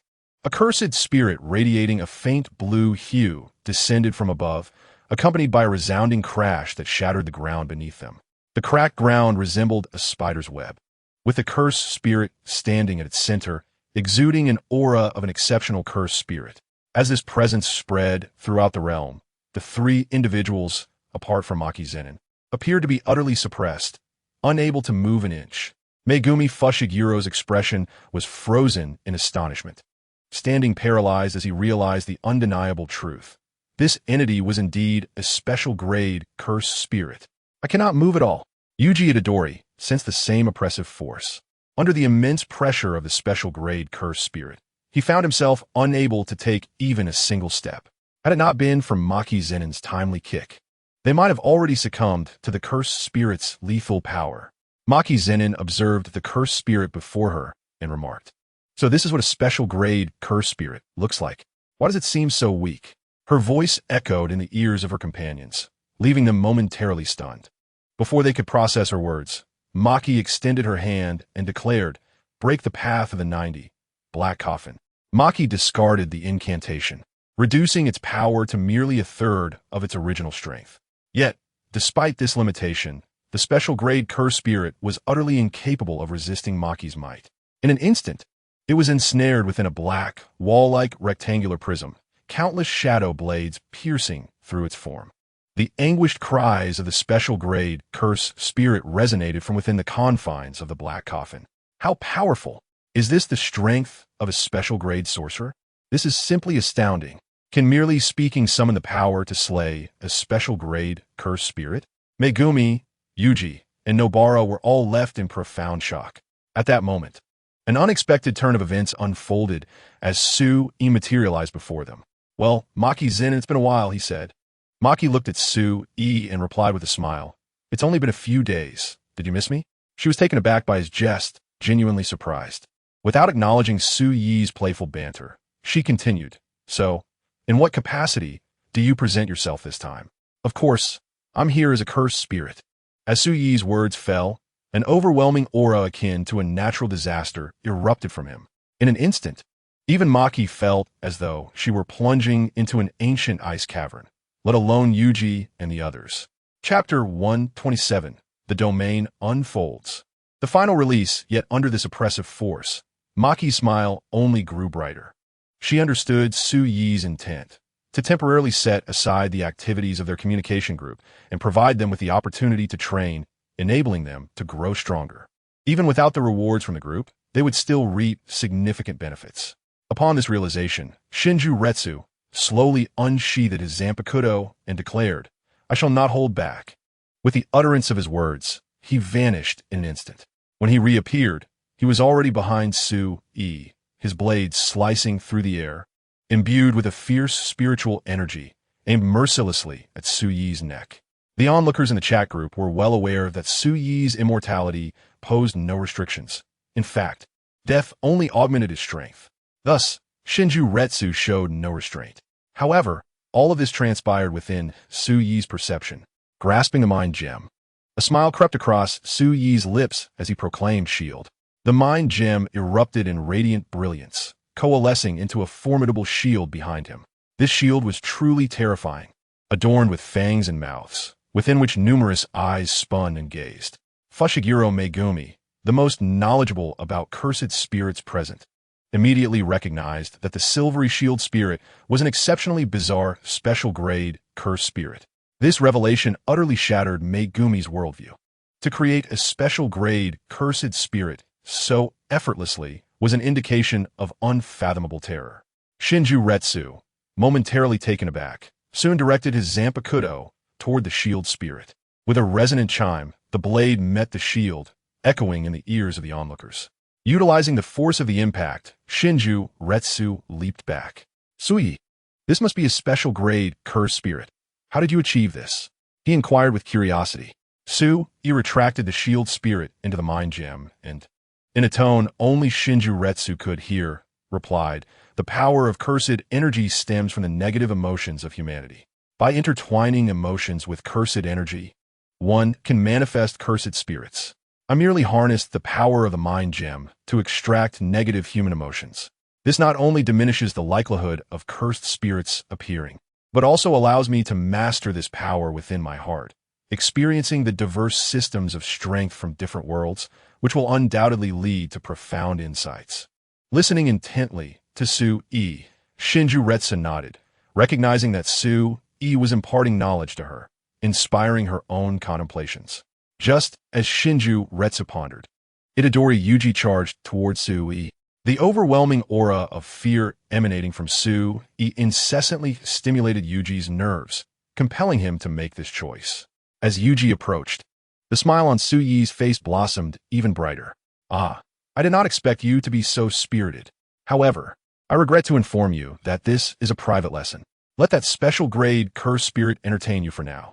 As Su-e's words faded, an overwhelming surge of cursed energy emanated from the soul gem, rushing towards the cursed spirit imprisoned within the black coffin. In an instant, a pitch-black arm pierced through the coffin, exuding tendrils of dark mist, its nails sharp and glistening with an ominous sheen. Soon after, cracks appeared on the surface of the coffin, accompanied by the sound of its shattering. The formidable cursed spirit materialized directly in the path of Yuji Itadori. The dark claws sliced through the air, leaving a trail of crimson blossoms on the ground. Gazing at his own bloodied palm, Yuji was engulfed in terror as he beheld the formidable cursed spirit before him. The spirit's arm lifted once more, poised to strike at Yuji. The overwhelming pressure and the looming threat of death caused a myriad of memories to replay in Yuji's mind. He recalled the principal's words about how no sorcerer dies without regret, as well as his grandfather's parting words. A wave of regret washed over him. Was he truly about to die? Yet he had no desire to perish. If only he had refrained from consuming that finger. Perhaps he would not be facing such peril now. Just as Yuji's thoughts spiraled in turmoil, a voice rang out nearby. Jadehound. 2 Shikigami dogs, one black and one white, charged towards the cursed spirit with remarkable speed, momentarily disrupting its assault and redirecting towards the white Jadehound. But Megumi Fushiguro had no time to spare. He turned to Yuji, his voice urgent and commanding. "Yuji." At the sound of Fushiguro's call, Yuji finally regained his focus. Frowning, he concentrated, channeling his thoughts into cursed energy that coalesced in his other hand. With fierce determination, he struck at the cursed spirit's abdomen. Observing the scene, Su-e smiled subtly, inwardly acknowledging, indeed, the fervor of a passionate protagonist is infectious. With this thought, Su-e turned to Maizenin, declaring, "Maizenin, let us engage." The soul gem clasped tightly in Su-e's hand suddenly radiated an even more exaggerated power. The cursed energy around him coalesced into 100 formidable cursed spirits, an army of nightmarish entities. In an instant, the combined might of the 100 spirits surged forth. However, Maizenin's expression remained unchanged as she contemplated Su-e's earlier words about integrating different power systems into one's own abilities, awakening profound insights. In that moment, a glimmer of enlightenment shone in Maizenin's eyes. Unleash the domain, Bankai. With her declaration, blood blades that could extend and curve erupted around her, ready for battle. In a fleeting moment, the blood blades encircled Su-e and the 100 elite cursed spirits. With the addition of a binding range, the manifestation of the Bankai culminated in the formation of an entire domain. Within this realm, the abilities of Shinjuku Retsu were significantly amplified. Not only did she possess the capability to wield her sword, but within this domain, Shinjuku Retsu felt that even without incantations, the power of Kido could be flawlessly unleashed. Su-e gazed upon Shinjuku Retsu with exhilaration, affirming that this was indeed a once-in-a-lifetime moment of realization. "Allow me to assist you further." Witnessing the continuous growth of his comrades brought immense joy to Su-e. He promptly commanded the 100 elite cursed spirits to surge forth towards Shinjuku Retsu. A battle was imminent. Chapter 128. Astonishment at the dual-faced Sukuna in the inky darkness of the domain, surrounded by blood blades. Shinjuku Retsu stood at the center, enveloped by an indescribable sense of control. Due to Su-e's immortality, she held nothing back. With a gentle extension of her delicate fingers, she softly uttered, "But Kudo no." 4. White lightning. A bolt of lightning erupted from her fingertips, hurtling towards the elite cursed spirit charging ahead. The power of the white lightning within Shinjuku Retsu's domain not only remained intact but surged to several times its original strength, an outcome she had not anticipated. At that moment, the domain operated silently, unleashing a torrent of blood blades towards the cursed spirits, while Shinjuku Retsu continuously recited her incantations. Bakudo número 12, Tai del Flam. Bakudo number 31, Crimson Fire Cannon. Bakudo no. 32, Yellow Fire Flash. Bakudo number 88, Flying Dragon Strike, Thunder Cannon. Bakudo number 90, Black Coffin. Bakudo number 91, Thousand Hands, Radiant Cannon. In the blink of an eye, she released every potent Kido she could muster. The 100 elite cursed spirits stood no chance against Shinjuku Retsu's relentless assault. Amidst the clash of blood blades and Kido, they howled in despair, their forms dissipating into nothingness. In an instant, they reached Su Yi's side. Unfazed, Su Yi positioned the soul gem against his chest, channeling his cursed power into it. The previously manifested silver shield reappeared before Shinjuku Retsu. Boom! All the power within the domain converged upon the silver shield. In that moment, the emotional energy output from the soul gem peaked. Yet, Su Yi soon sensed that the emotional force within the gem was nearing depletion.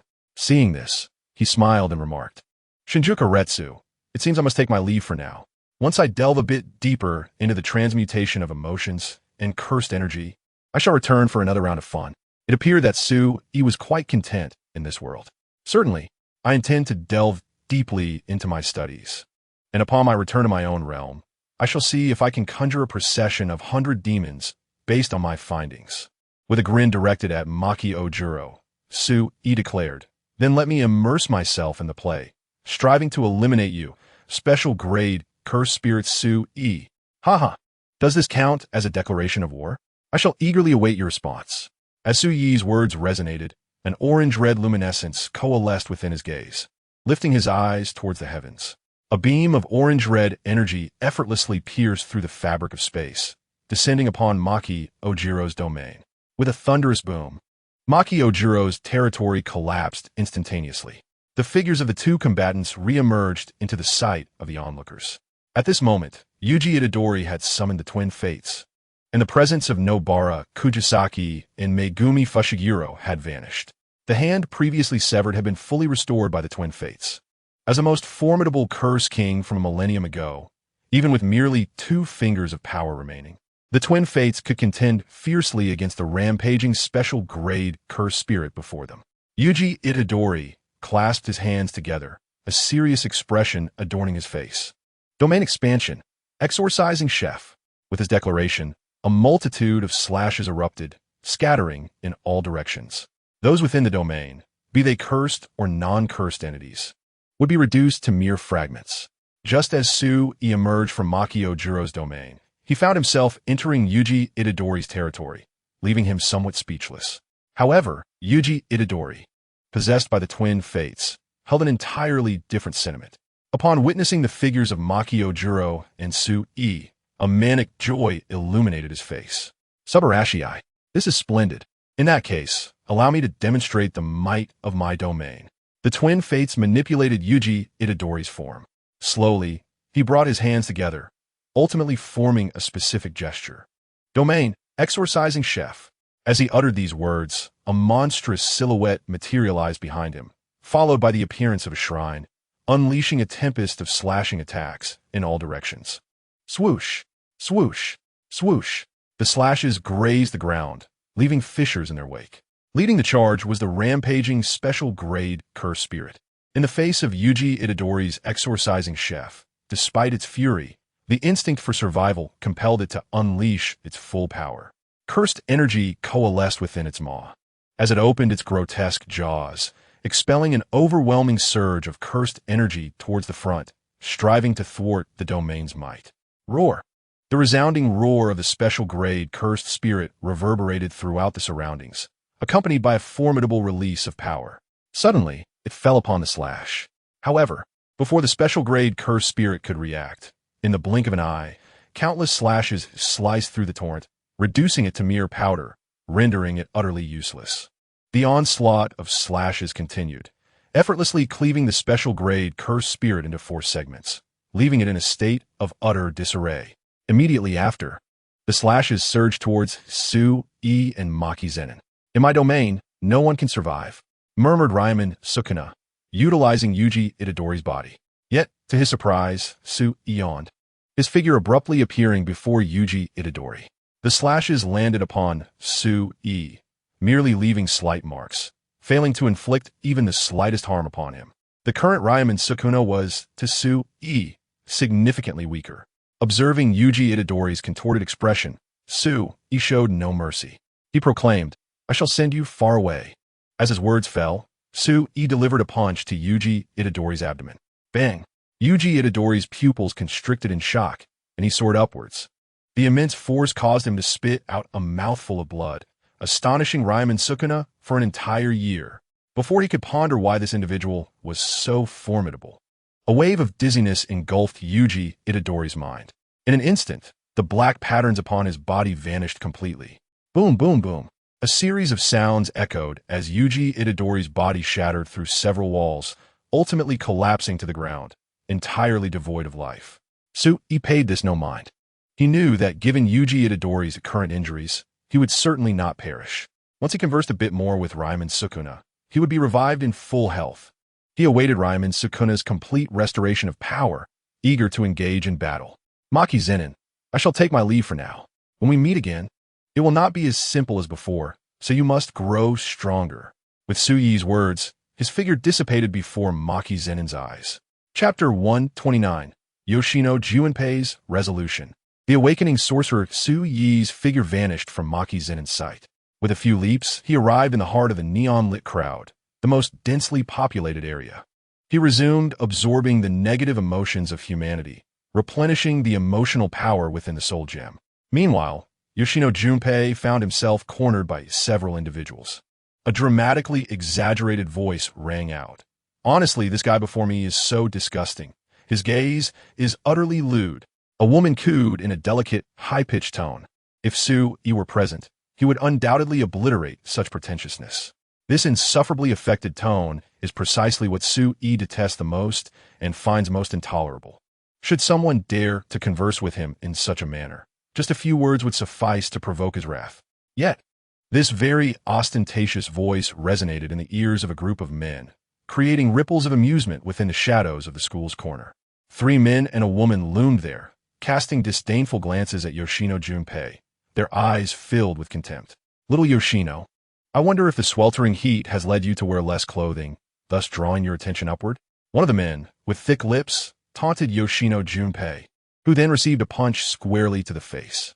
Thud! Yoshino was sent crashing to the ground, his face flushing a deep crimson, amidst the raucous laughter of his tormentors. Despair clouded Yoshino's eyes. Sunlight bathed him, yet he felt no warmth. Instead, the group stood in the cool shadows, laughing boisterously, remarking on the oppressive summer heat. His figure lay exposed under the watchful gaze of surveillance. While they remained hidden in the corner, their faces obscured. It felt as though everything was torn asunder. He was undeniably the victim of his cruelty. At that moment, a teacher passed through the corridor. Yoshino's gaze met the teacher's, a silent plea hanging in the air. Yet, the teacher, seemingly averse to trouble, hurried away, vanishing from Yoshino's view. He imagined that, should any misfortune befall him, the teacher would dismiss it as mere playful banter among friends. Disheartened by the teacher's inaction, Yoshino felt an overwhelming sense of despair. In this world, whom could he truly rely upon? Suddenly, Yoshino's mind conjured the image of Su-e, but he quickly shook his head. He did not wish for his friend to witness him in such a vulnerable state. Just then, the mocking laughter of his assailants pierced through his thoughts. "Look at this guy, he's absolutely hilarious," shaking his head like an idiot. "A person like him wouldn't even be missed if he were to perish." With that, one of them delivered a kick to Yoshino, causing his head to collide intimately with the ground. A buzzing filled Yoshino's mind, as if something were ringing within, and his vision blurred instantaneously. In the ensuing moment, Yoshino Junpei, in a daze, seemed to perceive the image of his mother weeping. In an instant, clarity washed over him. His fists clenched tightly as the word resistance, spoken by Su-e the day before, reverberated in his mind. If he could take the first step towards defiance, he would essentially undergo a transformation of self. Who could he rely upon? Ultimately, The only one he could depend on was himself. To safeguard the smiles of his loved ones, how could he afford to remain unchanged? As Yoshino Junpei's declaration echoed, he rose swiftly from the ground and charged towards the crowd before him. Above, a black crow silently observed this unfolding scene. This was a phantom crow, conjured by Su Yi's ability to manipulate his illusion fruit. Crows were a common sight in Neon, and Su Yi had dispersed them throughout the city, ensuring that all of Neon lay under his watchful eye. Of course, skilled sorcerers could discern the illusion, yet for ordinary individuals, it sufficed. The crow transmitted its vision to Su Yi's mind. On the other side, while gathering emotional energy, Su Yi, through the crow's perspective, witnessed Yoshino Junpei's act of resistance and felt a subtle smile tug at his lips. All in all, he appeared to embody the essence of a man. As Su Yi's words faded, his figure gradually began to dissipate. At that moment, the phantom crow underwent a transformation, and Su Yi's true form was revealed. The soul experienced a metamorphosis, and the energy of emotion was transmuted into cursed power. Congratulations, you have attained the qualifications to become a sorcerer. Su Yi's voice seemed to echo in Yoshino Junpei's ears. Just then, he was forcefully pushed back to the ground by several individuals. After all, fists could hardly contend against many, especially considering his frail physique. As those individuals prepared to escalate their actions, the light of the soul gem suddenly illuminated Yoshino Junpei. Under Su Yi's control, his emotions magnified exponentially in an instant. A jellyfish-like cursed spirit materialized beside him. What power was this? Yoshino Junpei gazed in astonishment at the jellyfish, feeling a strange connection to it. However, the ordinary onlookers could not comprehend his actions, merely perceiving him as deranged. Without hesitation, they were ready to deliver a few more brutal kicks. Just as their faces twisted into malicious grins and they lunged towards Yoshino Junpei, the blue jellyfish under his command swiftly ensnared the assailants. In an instant, their bodies fell completely beyond their control. What on earth was happening? Why has my body slipped beyond my control? Surely, I must be ensnared in a nightmare. What has led to this predicament? As Yoshino Junpei beheld the terrified expressions of those around him, a surge of vengeful exhilaration welled up within him. He would not play the role of a saint. Those who have never endured bullying can scarcely comprehend its true torment. At this moment, Yoshino Junpei yearned fervently to safeguard the life that rightfully belonged to him with his own hands. With this thought in mind, he cast a grateful glance towards the eaves, only to discover that Su Yi's figure had completely vanished. This was due to Su Yi having learned from Lu Gu that he had traced the whereabouts of Satoru Gojo. Chapter 130. Only Lu Gu endures the beating throughout the neon-lit expanse. Shadows of Su Yi's phantom crows were omnipresent. For Lu Gu, establishing contact with Su Yi was a rather straightforward endeavor. Thus, upon learning that Lu Gu had found Satoru Gojo's trail, he promptly relayed this information to Su Yi. Without delay, Su Yi soared towards the scene. Meanwhile, Satoru Gojo had just stepped out of the vehicle he had been riding in. He waved dismissively at the driver and instructed, "You may return now." The driver hesitated momentarily, instinctively questioning Satoru Gojo. "Is this some test? If I leave, will you resort to violence against me?" After all, Satoru Gojo had often played such tricks on him in the past. Reflecting on Gojo's character, the driver felt a sense of resignation. "What do you take me for?" Satoru Gojo replied, bemused. Once the driver confirmed that Gojo was indeed not toying with him, he hurriedly departed. Satoru Gojo then turned his gaze toward the forest by the roadside. "All right, it is now your turn to emerge. I have sensed your presence." As soon as the words left his lips, a shadow abruptly darted forth from the woods. Though the adult had previously stated that he was not Gojo's match, Lu Gu felt compelled to attempt an assault, thinking, "If I could slay you, would that not be a triumph?" A grotesque grin revealed Lu Gu's repugnant teeth as he leapt high into the air, then descended with force. Boom! The ground shattered like a spider's web. However, Lu Gu's expression shifted dramatically, for Satoru Gojo had completely evaded his grasp. Before Lu Gu could react, Gojo appeared behind him. "Who are you?" As Gojo's voice resonated, a flicker of wariness crossed Lu Gu's face, and he instinctively kicked backward, only to find nothing but empty air. Yet, without a hint of hesitation, Lu Gu raised his arm. Suddenly, a mound resembling a volcanic crater emerged behind Satoru Gojo, flames belching forth from its mouth. The terrifying inferno instantly reduced the earth to a charred wasteland. Along with the adjacent forest, it too transformed into a realm of black soil, leaving behind countless wisps of black smoke swirling before him. Luo, who beheld his handiwork, the corners of his mouth stretching nearly to his ears. Oomph. It seems it was nothing more than this. Luo, who chuckled to himself. Oh, is that what you think now? Wuqiao Wuji addressed the cursed spirit before him. Though inwardly he pondered, despite being a cursed spirit, it could still communicate normally, referring to adults as if part of an organization. Could it be connected to the figures from that alleyway? Moreover, the quantity of cursed energy was unregistered as a special grade. Were you contemplating in my presence? Are you devising an escape for me? As Luo, whose words fell, several fiery insects erupted like a volcano, darting towards Wuqiao Wuji at an astonishing speed. Firefly insects. The creatures, akin to lightning, reached Wuqiao Wuji in an instant. Just as Wuqiao attempted to block them, Luo, who detonated the firefly insects. Dust, smoke, and flames intertwined, obscuring Wuqiao's perception. If I can eliminate Wuqiao, I shall draw closer to my aspirations. With this thought, Luo, who stepped forward, cursed energy enveloping his palms. He struck forth, flames surging towards Wuqiao's head. In the next moment, he slid behind Wuqiao, his gaze locked onto Wuqiao's spine, delivering another palm strike. Flames erupted alongside a tremendous explosion, severing the entire roadway, consuming Wuqiao's figure entirely.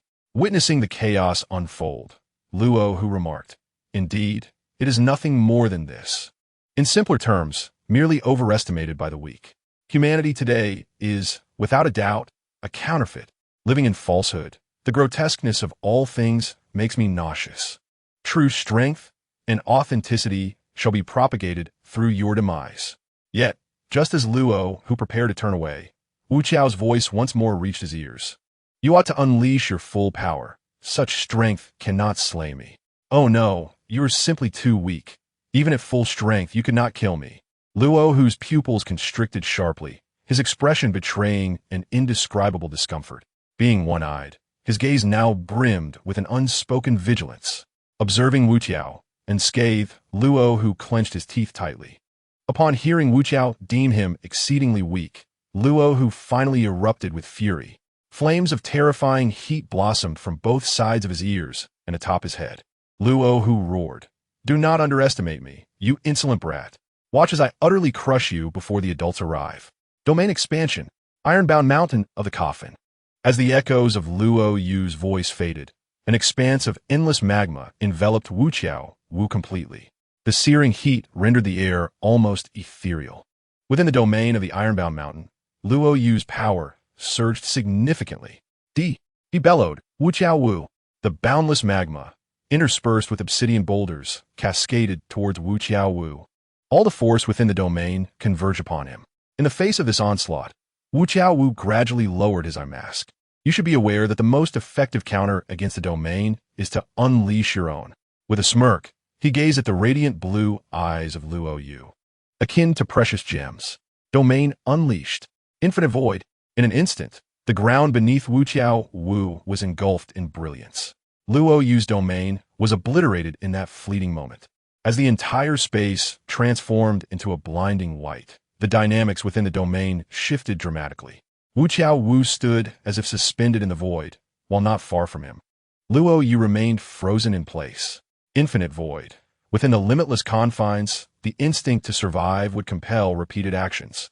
It inundated the minds of those within the domain with a torrent of information, instilling a false sense of omniscience while rendering them incapable of action, leaving them to languish in a state of stupor, awaiting an inevitable demise. In simpler terms, it was an inundation of meaningless information flooding the mind, causing an unrestricted delay in control, achieving a staggering delay value of 9,999. At that moment, Wuqiao Wu had already positioned himself behind Luo Yu, his palm firmly clasped upon Luo Yu's head. With a beaming smile, he addressed Luo Yu, "Now please die." As Wuqiao Wu's words resonated, Luo Yu's head was swiftly severed from his body. The shock on Luo Yu's face lingered, frozen in time. The domain dissipated, and Luo Yu's head tumbled to the ground, soon to be trampled underfoot by a figure. Did I not mention? Su Yi's voice rang out, "With your mere strength, You could never hope to contend with him. Having said that, he shifted his gaze to the imposing figure of Wu Qiaowu. Chapter 131.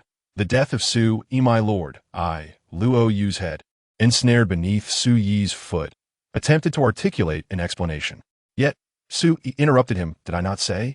You stand no chance against him. With that, he turned his attention back to Wu Qiaowu, who was also sizing up Yi. Indeed, the aura of a special grade cursed spirit emanated from him. Furthermore, he was an unregistered special grade cursed spirit possessed of intellect. It was evident that they were part of an organization. Wu Qiaowu mused inwardly, only to find Yi, without hesitation, propelling the fallen Luo Yu towards him with a swift kick. Indeed, you are truly cold-blooded, you formidable cursed spirit. As the words of Satoru, Gojo echoed. He forcefully struck off the head of Loken. In a flash, he appeared before Yi, moving with such swiftness that even Yi felt a tinge of astonishment. Is it any wonder he is hailed as the most powerful sorcerer? As Gojo's fist loomed larger in Yi's vision, a slight smile crept upon Yi's lips. With even greater speed, he crossed his arms before his chest, his eyes shimmering with a fiery orange brilliance. Heat ray! Boom! The ray struck Gojo, unleashing a tremendous explosion that ravaged the surroundings, sending debris and fallen leaves swirling about. Loken's severed head was carried further away, ultimately plummeting into a nearby lake. A rather pitiful fate. As the dust settled, Yi observed Gojo, untouched and unscathed amidst the remnants of the chaos, and remarked, "Is this what they call the power of stasis within the limitless technique?" Gojo nodded, acknowledging, "I didn't expect you to grasp it so well. Indeed, any object approaching me will gradually slow down, never able to reach me." Yi offered a slight nod, appearing rather nonchalant. He sat in the air, gazing at Gojo, and mused, "This truly poses a headache. Defeating you seems exceedingly difficult." Yet despite his words, Yi's aura surged to formidable heights. A flicker of wariness crossed Gojo's eyes. He clearly did not anticipate such intensity from this individual. Golden patterns began to envelop Yi, spreading across his entire body, even his eyes resembling glimmering amber. Gojo unleashed his cursed energy, and the two stood in a standoff, their combined might seemingly splitting the sky in two. In an instant, Gojo made his move. With a powerful stomp, the earth trembled, and he darted forward like a bolt of lightning. "Come on, Gojo! Such antics fail to excite me." Yi simulated, his golden patterns shimmering even more brightly. As a magnetic field activated, Gojo felt as if his body were ensnared, unable to escape the tightening grip, regardless of how he attempted to move. Moments later, golden energy coalesced in Yi's palm. Boom! A burst of golden light erupted, unleashing torrents of energy towards Gojo, uprooting the ground in an instant. Sensing the overwhelming pressure of the energy, Gojo leapt upwards, seeking to evade the onslaught. However, he was unprepared for the emergence of several dark orbs behind Yi as he ascended. These dark orbs seemed to possess an irresistible allure. The upheaved earth attracted attention, ultimately coalescing into several meteor-like objects. With a casual wave of his hand, Yi directed these meteors towards Satoru Gojo. This cursed spirit was undeniably formidable. It was evident that Gojo had underestimated Yi's strength, which proved to be overwhelmingly powerful. Faced with successive assaults, Gojo softly murmured, "Z." This was a combination technique utilizing the convergence of Tsang and He, creating a conflict between positive and negative infinity, unleashing a torrent of imagined power. The sounds of shattering echoed through the sky. Before the reverberations could fully dissipate, Gojo transformed into a streak of light, plummeting from the heavens. Domain expansion, unlimited void. As Gojo's voice resonated, he felt an incessant and immense influx of information inundate his mind. He perceived everything, yet was rendered powerless to act. Left to stand in a state of faintness, slowly awaiting his demise. Observing Yi before him, Gojo felt a slight release of tension within. However, he was soon gripped by a sudden constriction of breath, for before him, Yi was slowly extending his palm, though his movements were markedly slower than before. Unlike other cursed spirits or sorcerers who would succumb to death upon being ensnared in unlimited void, Yi had transcended all existence. He had to eliminate this cursed spirit. Otherwise, chaos would ensue in this world. With this thought, Gojo acted without hesitation, channeling cursed energy into his palms. This was the reversed limitless technique, positive infinity. It could generate a linear shock wave over an extensive range. Under Gojo's control, a multitude of shock waves battered Suyi's form, releasing all his strength. Gojo civifli obliterated Suyi in mere moments. Sensing the atmosphere around him, Gojo confirmed Su-yi had truly perished before dispersing the domain. The heaviness that had once clouded his expression lifted, and a smile returned to Gojo's face. He had not anticipated the emergence of such a powerful cursed spirit at this moment. It seemed he indeed needed to inform that certain individual. Hey. Is it really appropriate for you to leave just like that? I had only just begun to take an interest. Suddenly, Su-yi's voice reached Gojo's ears, causing his countenance to shift dramatically. In disbelief, he turned to look behind him, only to see golden patterns materializing in the air. These patterns radiated light, gradually outlining and filling Su-yi's form. What manner of creature are you? Had he not just perished? Perished? Indeed, I did die, but if we were to tally it, I have lost count of how many times I have died. In the fleeting moment of conversation, Su-yi's figure reappeared before Satoru Gojo once more. Only then did Su-yi casually move his body, casting a glance at Satoru Gojo, and remarked, "Thanks to your fortune, it seems I have awakened my own domain. And I have already settled on name. Since you are renowned as the strongest sorcerer, I invite you to evaluate my domain. Domain expansion. Fengdu's 18 plows." As Su-yi's words resonated, a spectral image of the ancient city of Fengdu materialized behind him. Subsequently, it enveloped Satoru Gojo like an 18-tiered pagoda, trapping him within.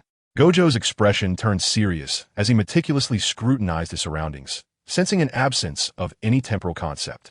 Before Gojo could fully comprehend the situation, Su-yi addressed him.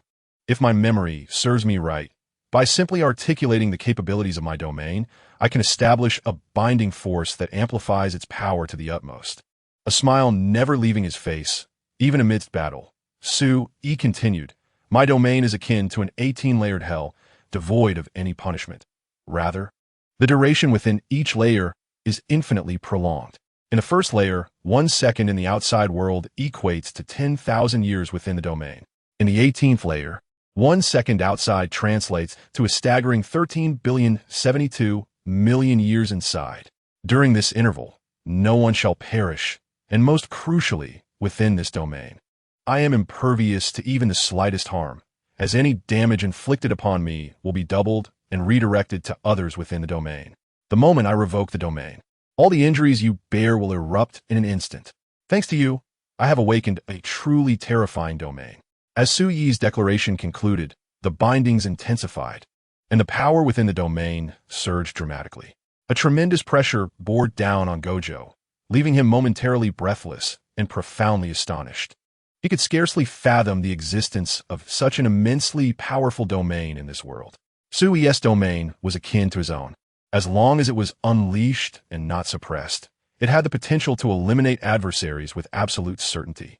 Had Su-yi been privy to Gojo's thoughts, he would have undoubtedly laughed, for this was the very domain power that had awakened within him after being slain by Gojo's domain. The concept of limitless voids was akin to the brain being inundated with infinite temporal debris, while Su-yi's Fengdu 18 plows infinitely elongated the time within the domain. Both bore striking similarities. Faced with the overwhelming presence of Su-yi, Gojo momentarily faltered. Yet, as the strongest sorcerer, he managed to suppress the fear rising within him. Taking a deep breath, Satoru Gojo placed his fingers against his chest and declared, "Limitless void." The most effective approach to counter a domain is to release it. However, as Gojo's words echoed, he realized that his domain had not manifested at all. A sense of despair enveloped him, a feeling he had not encountered since the confrontation with Kenji Hikari. In that moment, an expression of profound seriousness crossed Gojo's face. Observing his demeanor, Su-yi grinned like a quintessential villain and remarked, "Ah, splendid. Your expression is truly remarkable. I am genuinely honored to elicit such a response from the strongest sorcerer. Rest assured, I have no intention of killing you this time. I merely wish for your critique on my domain." With that, Su-yi unleashed his power, forcefully pressing against his abdomen. In an instant, Gojo's expression transformed dramatically. A surge of intense pain erupted within him. Damn it. Gojo attempted to retaliate against Su, but recalling the rules Su-e had mentioned, he found himself unable to act. For if he did, he would suffer double the injuries. And even he would struggle to find a solution to such a domain in a short span of time. As Gojo pondered, Su-yi's figure materialized behind him. With mere afterimages flickering the air, Su-e unleashed a barrage of punches, exceeding 100 within the blink of an eye. In an instant, Gojo was left battered and bruised. These injuries would accumulate within him, doubling in severity. Although he would not perish within the domain, once Su-e released it, the injuries would explosively manifest at double the intensity. Even in retreat, Su-e could inflict self-harm to transfer the double damage onto his opponents. This domain surpassed the limitless void by a considerable margin. Gojo's complexion darkened, his pallor reflecting the injuries he sustained. TSK, you seem to be in quite a predicament. In that case, I shall bring this to an early conclusion. Best of luck. With those words, Su-e promptly dissolved the Fengdu 18 mud plow domain. In that fleeting moment of release, a cacophony of anguished cries resonated from the ashen ground. Blood erupted from Gojo's body, staining his garments of vivid crimson, presenting a rather tragic sight.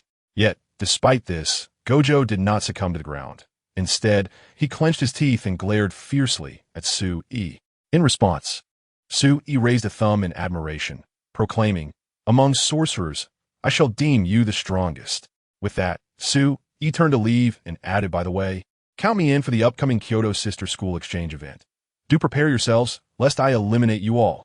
Wataru Gojo gazed at the departing figure of SY, the sound of her carefree whistle lingering in his ears, causing his fists to clench tightly. Yet at that moment, Wataru Gojo had reached the limits of his physical endurance. Even taking a single step was an arduous task. The sky above was shrouded in heavy clouds, and a gentle drizzle began to descend once more, washing away the blood from Gojo's body. A pool of crimson formed beneath him, instilling a sense of dread in those who beheld it. Time passed, though it felt interminable, until a sleek black car approached along the road. From a vehicle emerged a man clad in black, donning dark sunglasses. This man was none other than Yaga Mazamichi, the principal of the Jujutsu High School. Upon stepping out of the car, he was utterly taken aback, unable to comprehend the scene before him. What had transpired here? As Yaga Mazamichi pondered this, he suddenly caught sight of a figure not far away. It was none other than the formidable sorcerer, Wataru Gojo. However, at that moment, Gojo lay amidst a pool of blood, his body swaying unsteadily, his eyes devoid of their usual brilliance. His breath was alarmingly weak. If it weren't for the sorcery sustaining him, he might have already succumbed to death. Without hesitation, Principal Yaga Mazamichi rushed to aid Gojo. Despite attempts to conceal the truth, the news of Gojo's severe injuries spread rapidly throughout the jujitsu community, creating a tremendous upheaval. Chapter 133. The storm approaches within the ancient tea room of the Kyoto Prefectural Jujitsu High School. Principal Yaga Nishin sat, his eyes filled with astonishment. He had just learned of Wataru Gojo's grave injuries. Initially, he could scarcely believe it. In his eyes, Gojo, as the strongest head of the Gojo family throughout generations, and bearing the title of the mightiest sorcerer, was not one to be defeated. However, as confirmations of the information continued to pour in, they ultimately verified the dire situation. Wataru Gojo had indeed been severely injured. Was the true storm about to arrive? If Gojo had been wounded, it signified that the opponent was even more formidable. Yaga Nishin murmured, contemplating how he could benefit from this unfolding scenario. Meanwhile, Wataru Gojo, having undergone emergency treatment, awakened from his unconscious state. The moment he regained consciousness, he saw Principal Yaga Mazamichi beside him. "Principal, I have something to report. The one who defeated me will strike at the exchange meeting." Yaga Mazamichi's pupils contracted sharply beneath his sunglasses. The exchange meeting. Those two esteemed jujitsu academies are the only ones of their kind, and the days of their mutual competition are invaluable. Apart from the fourth-year students, nearly all the others will be present. To issue a challenge on such an occasion, does one intend to capture them all at once? However, conversely, under these circumstances, their strength is at its zenith. In a fleeting moment, numerous thoughts flickered through the mind of Principal Yaga Yoshinobu. Ultimately, he condensed his words into a singular statement. "Satoru Gojo, focus on your recovery. Your sole task now is to heal. Satoru Gojo nodded slightly, and as if struck by a thought, he turned to Yaga Yoshinobu and inquired, "By the way, how is Yuji Itadori faring?" Yaga Yoshinobu opened his mouth, intending to convey the grim truth that Yuji Itadori had been slain by a special grade curse. Yet, the word stuck in his throat, and instead, he reassured, "Rest assured, Yuji Itadori is unharmed." Upon hearing Yaga Yoshinobu's words, Satoru Gojo felt a wave of relief wash over him, a smile re-emerging on his face. "That's good to hear. Since I'm injured, why not have Yuji Itadori come here for some intensive training?" Yaga Yoshinobu was momentarily taken aback, wishing he could retract his previous statement. If only he could take back what he had said. Satoru Gojo, clearly attuned to Yaga Yoshinobu's expression, immediately asked, "What's wrong? Is it possible that Yuji Itadori—" Just then, the door to the infirmary swung open, and the school doctor from Kyoto Jujutsu High, SHKO Yeri, entered alongside Yuji Itadori. Upon seeing Yuji Itadori, Yaga Yoshinobu instinctively exclaimed, "How is it that he is alive again?" Satoru Gojo keenly picked up on the implications of the statement. Alive again? What could that possibly mean? Yuji Itadori scratched his head sheepishly and addressed Satoru Gojo. "To be honest, I'm not quite sure myself. I did die for a moment. But then it seems I had a conversation with Sukuna within me, and when I opened my eyes, this lovely lady was right beside me." Satoru Gojo fell into deep contemplation upon hearing Yuji Itadori's words. "In that case, have you perhaps formed any sort of pact or bond with Sukuna?" Yuji Itadori pondered for a moment and replied earnestly, "It seems like I might have, but I can't recall the details clearly." Satoru Gojo nodded slightly. Such matters were of little consequence now. What truly mattered was to focus on rigorous training, for our time is limited. Meanwhile, on a beach by the sea, Su-e casually tossed a cursed object aside. With his arrival, everyone knelt before him, speaking in unison, "My lord," before the formidable cursed spirits before him. Su-e spoke calmly, "Prepare yourselves. During this upcoming exchange meeting, you too shall make an appearance. Do not allow the sorcerers to eliminate you effortlessly." Upon hearing Su-ye's words, the real person responded with unwavering confidence. "Rest assured, my lord, we shall not disappoint you." "That would be splendid." With that, Su-ye's figure vanished from the sight of the many cursed spirits. Unbeknownst to them, there was not a trace of emotional fluctuation in Su-ye's gaze. In the blink of an eye, he returned to Yoshino Junpei's home. Gently knocking on the door, it was Yoshino Junpei's mother who slowly opened it. In her hand, she held a bottle of alcohol, swaying as she approached Su-e, even letting out a drunken belch along the way. Upon seeing Su, she immediately leaped into his embrace, exclaiming with joy, "Su-e, do you know how happy I am? Today, Junpei said he would protect me for a lifetime." And he said it with a smile. "I have never seen him so happy." As she spoke, Yoshino Junpei's mother stumbled out of Su-ye's embrace and added, "You know, ever since you appeared, he has transformed entirely, becoming much more cheerful. I'm truly overjoyed." Just as Yoshino Junpei's mother reveled in her excitement, Junpei emerged from his room. "Mother, why are you so cheerful? You should refrain from drinking and return to your room to rest," he said, guiding her back to her chamber and gently laying her on the bed before softly closing the door. Afterward, Junpei turned to Su-e and expressed his gratitude. "Su-e, I truly appreciate everything you have done. Without you, I would never have been able to change." Su-e replied with a smile, "There is no need for thanks. If it were a girl expressing such sentiments, it would be one thing, but from you, a grown man, it's a bit overwhelming." Ha ha ha. Hearing Su-ye's remarks, Junpei could not help but laugh as well. Meanwhile, Yoshino Junpei's mother, upon hearing the laughter from outside, wore a sweet smile, seemingly lost in a pleasant dream. Su-e and Junpei made their way to the living room. Observing the newfound confidence radiating from Junpei, Su-e remarked, "Junpei, you have now become a sorcerer, but this does not mean that life will become easier. On the contrary, being able to perceive cursed spirits will introduce numerous perils into your life. Therefore, to help you grow stronger, I have found an excellent mentor for you. His name is Satoru Gojo, the most powerful sorcerer. Coincidentally, there have been recent events at school that may allow you to transfer to Jujutsu High, which is an exceptional institution for sorcerers." Junpei's eyes brightened with excitement. "Is that really possible?" "Certainly. However, before that, I must conduct intensive training with you." This is to ensure your success in the entrance examination for the Jujutsu High. Yoshino Junpei immediately nodded, his face brimming with anticipation. Thus, time flew by, and before long, the day of the exchange meeting arrived. Chapter 134. The Domain Expansion. The poisonous curse of Yuma. On the day of the exchange meeting, the weather was somewhat overcast. A profound seriousness enveloped everyone's faces. It was indeed hard to fathom that this exchange meeting was not a true exchange in the conventional sense. The Wild Rose spoke to those beside her. Fushiguro Megumi slightly nodded. The primary objective this time was to strategize against the cursed spirit that had gravely injured Teacher Gojo. It was truly inconceivable what kind of cursed spirit could inflict such harm upon Gojo, who was renowned as the strongest sorcerer. At this point, the group fell silent, their gazes fixed upon a few individuals before them. These were students from the Kyoto Prefectural Jujutsu High School. They had not anticipated encountering them at this moment. Most notably, amidst them stood an unfamiliar figure with long blue hair. It appeared that all of them were centered around this individual. However, upon seeing this figure, Maki Ugi recognized him. A smile spread across Maki's face as she exclaimed, "Estes, it has been quite a while." "Indeed.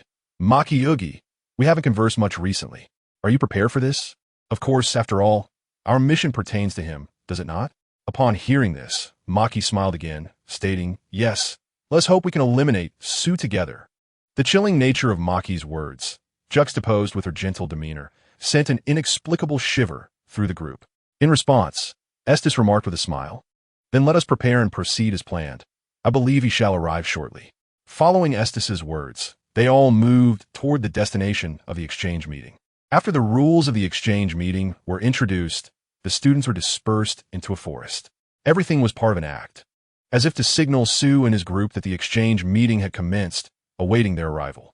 In the monitoring room, the fully recovered Gojo Satoru sat with a serious expression, intently observing the screen before him, vigilant of the unfolding scenes.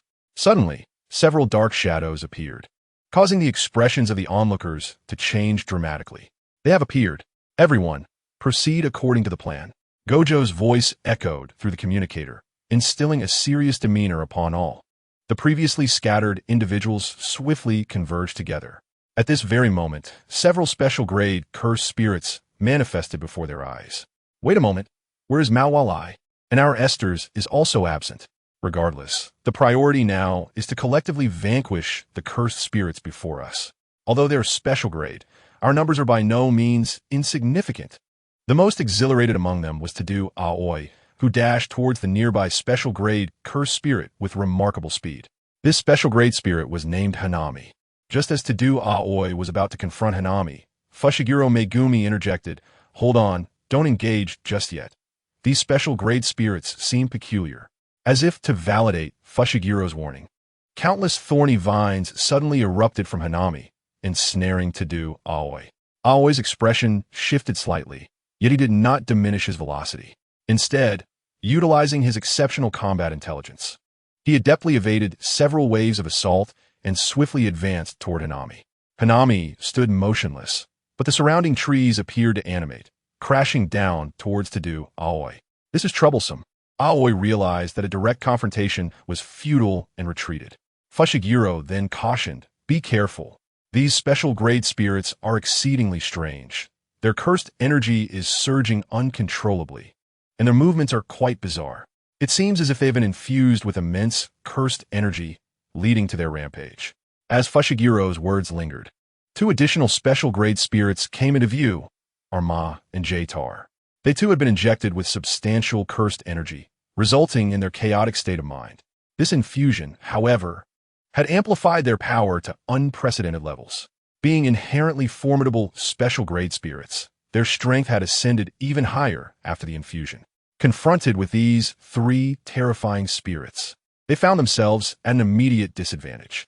Watanabe Satoru observed this scene with growing anxiety, yet now was not the time for them to intervene. To do so would expose them, while Ichi would remain in the shadows, poised to seize the advantage. Most importantly, Watanabe believed that with their capabilities, they should perhaps be able to contend with the three special grade spirits. Should a genuine crisis arise, he would certainly take action. Just as Watanabe contemplated this, he noticed another figure materializing within his line of sight.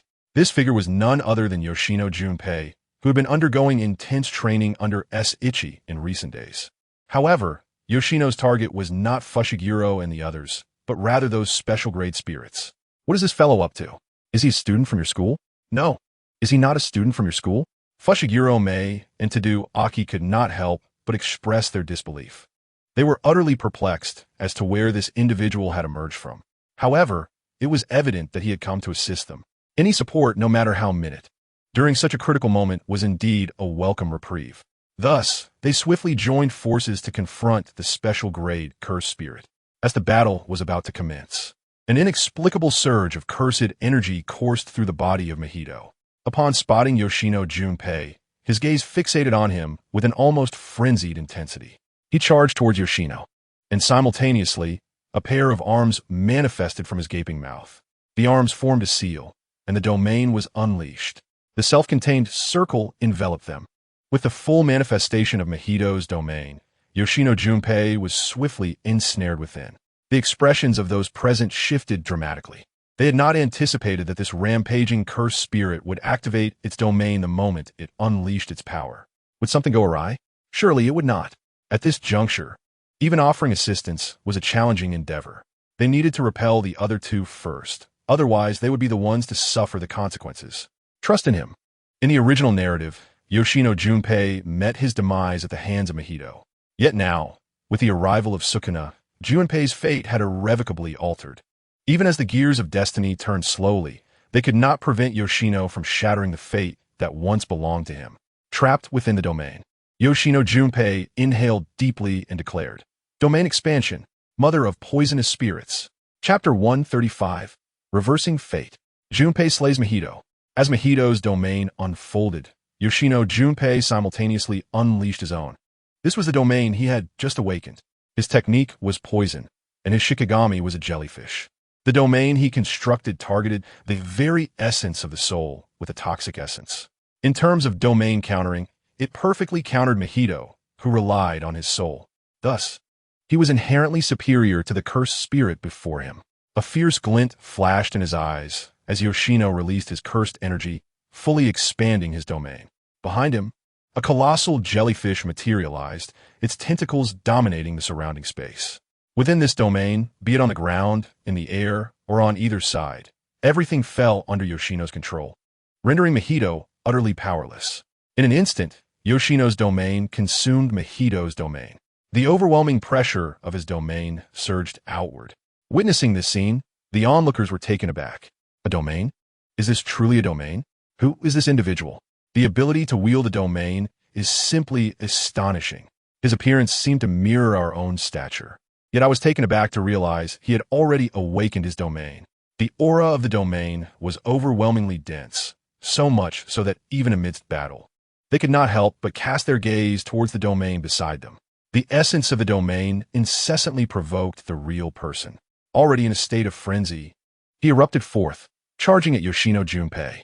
Simultaneously, driven by instinct, he transformed his arm into a fearsome cutting weapon through the technique of non-action. The atmosphere of life and death surged forth, causing Yoshino Junpei's breath to quicken slightly. However, he recalled the rigorous training Sui had subjected him to over the past few days, even going so far as to conjure special-grade cursed spirits for him to vanquish. He had become quite adept at exorcising cursed spirits. Thus, even in the face of such oppressive force, he found himself able to persevere. "Let us go," Yoshino Junpei shouted, taking a decisive step forward as the surrounding tentacles lunged toward the real person. Particularly the tentacles on the ground effortlessly ensnared his ankle, dragging him into a hellish abyss of tendrils. The jellyfish-like appendages coiled tightly around Yoshino Junpei, injecting a deep indigo toxin into the real person's body.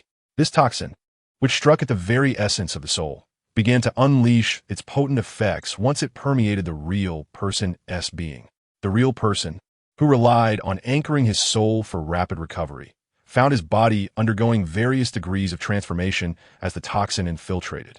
His head swelled grotesquely, and his once shoulder-length hair was suddenly stripped away. One arm became frail while the other grew abnormally thick, devoid of any aesthetic appeal. As time elapsed, Bizarre indigo pustules emerged across his body. Boom, boom, boom. These pustules erupted continuously, releasing a dust-like toxin that seared into the real person's skin, inflicting further harm. Were it any other special grade cursed spirit, Yoshino Junpei would not have been able to exorcise them with such ease. The primary reason lay in the inherent suppression of the cursed spirit before him by his domain. Though he remained uncertain as to the reasons behind this phenomenon, Yoshino Junpei felt a wave of relief wash over him. With the dissolution of his domain, he re-entered the fray. At that moment, the balance of power began to shift. Under the relentless efforts of the students, the special grade cursed spirit, Hanami, was finally exorcised with great difficulty.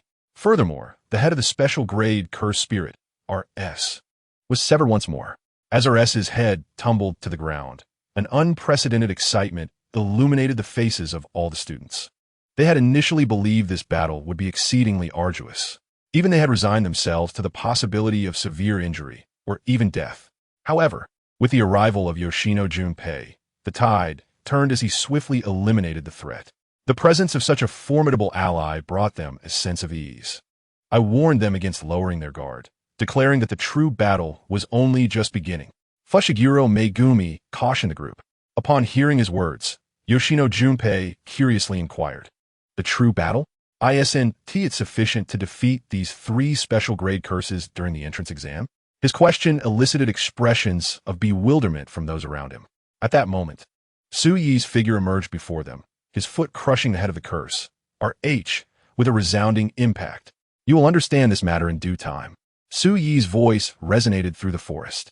Except for Yoshino Junpei, the countenance of everyone else shifted dramatically, their vigilance directed toward Su Yi. It was evident that this individual had severely injured Satoru Gojo. In the face of such wary students, Su Yi merely exuded a faint aura of power. Yet, this subtle pressure was sufficient to instill fear in all present, rendering them immobile. The intensity of his presence was overwhelming. Just sensing it made their bodies feel as if they were frozen. Did such a powerful, special grade curse truly exist in this world? Thoughts swirled in their minds. Is it coming? Su Yi murmured, his gaze drifting to the side. Suddenly, a shadow flickered, and Mai Zenin drew her Zanpakuto, charging directly at Su Yi's face. Compared to their last encounter, her speed had markedly improved. It seemed they had all gained considerable insights in this realm. Su Yi stepped back just in time, narrowly evading Mai Zenin's strike. A smile graced his lips as a glint of brilliance sparkled in his eyes. With his palm open, he forcefully struck backward, shattering the ice crystals that had surged towards him. The appearance of Mai Zenin and his death shattered the previously stagnant atmosphere. As the group regained their composure, they shouted in unison, "The mission is complete. We must flee this place at once." Flee? Before Yoshino Junpei could finish his thought, he felt his body lighten as Taketu Aoi hoisted him onto her shoulder, sprinting away. Just as they departed from their original position, Satoru Gojo and Itadori Yuji rushed onto the scene. Before they could fully process the shock of Itadori Yuji's revival, another figure caught their attention. It was none other than the just-arrived Yuta Okatsu. 5 individuals launched a coordinated assault on Su Yi, enveloping him in a lethal grip. Chapter 136, The Town. At this moment, had the long-anticipated confrontation finally arrived? Su Yi observed as the 5 figures charged towards him, an expression of exhilaration spreading across his face. Golden patterns gradually unfurled across his body, and in the blink of an eye, they enveloped him entirely. Boom! A deafening sound reverberated in the ears of the onlookers, as a fierce storm erupted from the very spot where Su Yi had stood. Yoshino Junpei's pupils constricted sharply. He sensed the situation had escalated far beyond his expectations.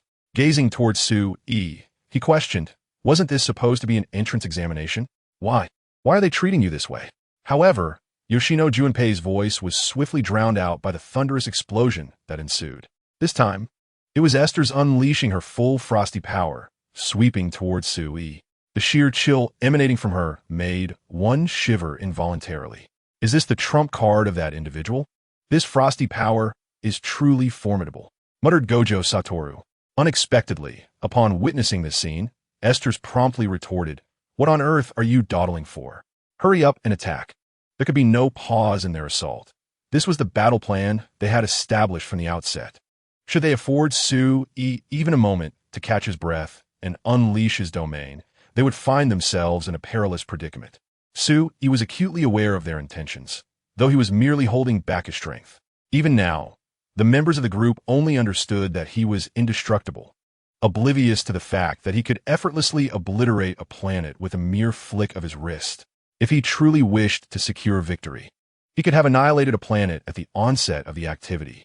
In that case, nothing would remain. Yet such an action would be entirely counterproductive. For them, this gathering was primarily about enhancing their individual strengths. The ability to elevate the powers of others within the chat group was indeed a boon for Su-Yi. Thus, he continued to restrain himself. Time passed inexorably. Even Gojo Satoru began to breathe heavily.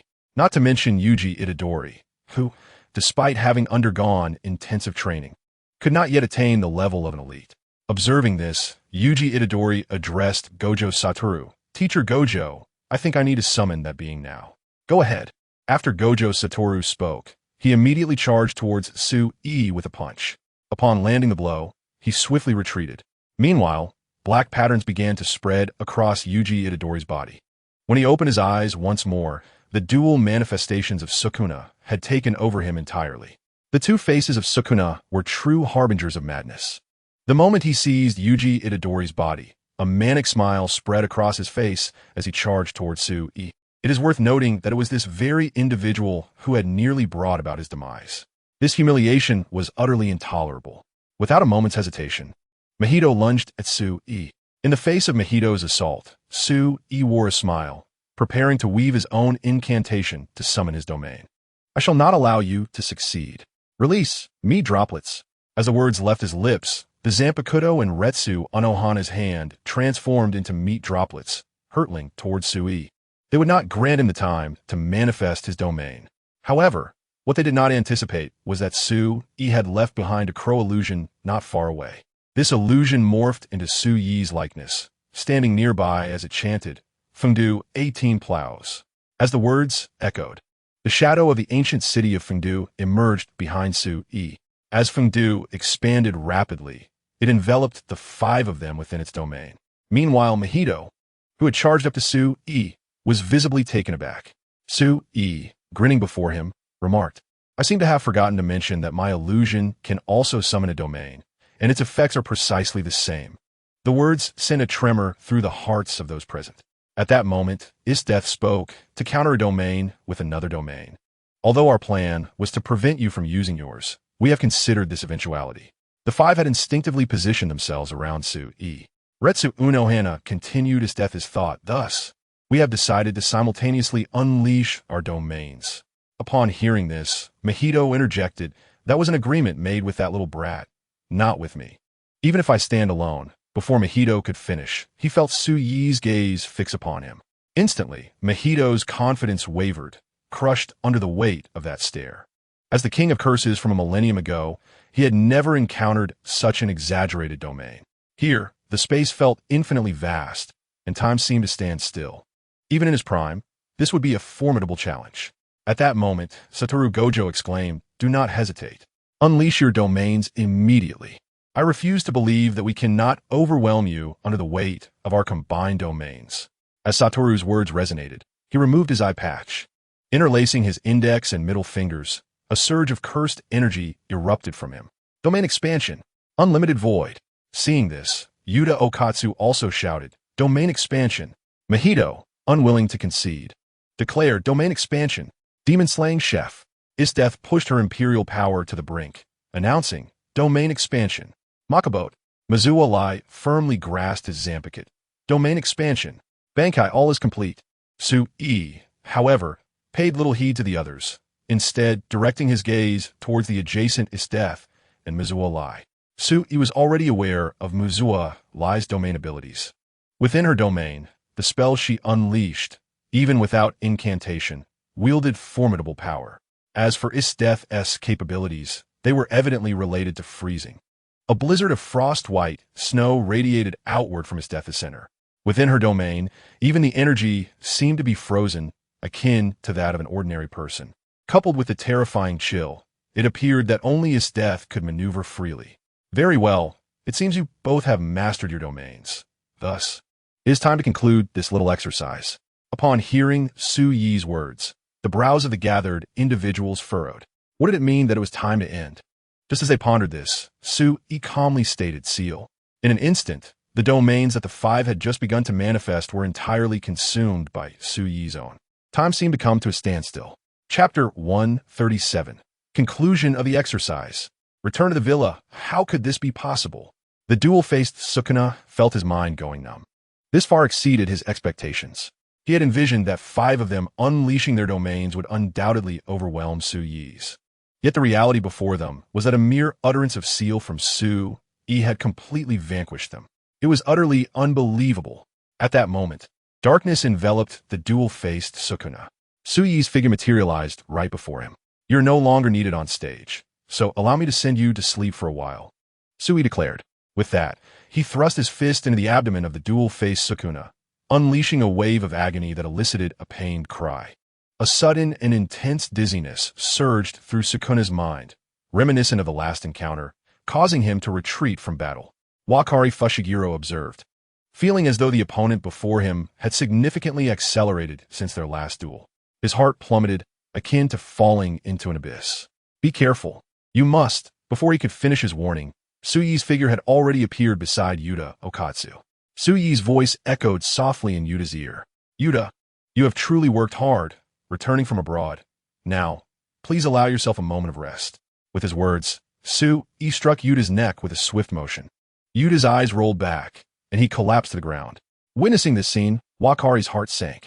Unexpectedly, at that moment, Mayheim Ri and Isdeth charged toward Su Yi.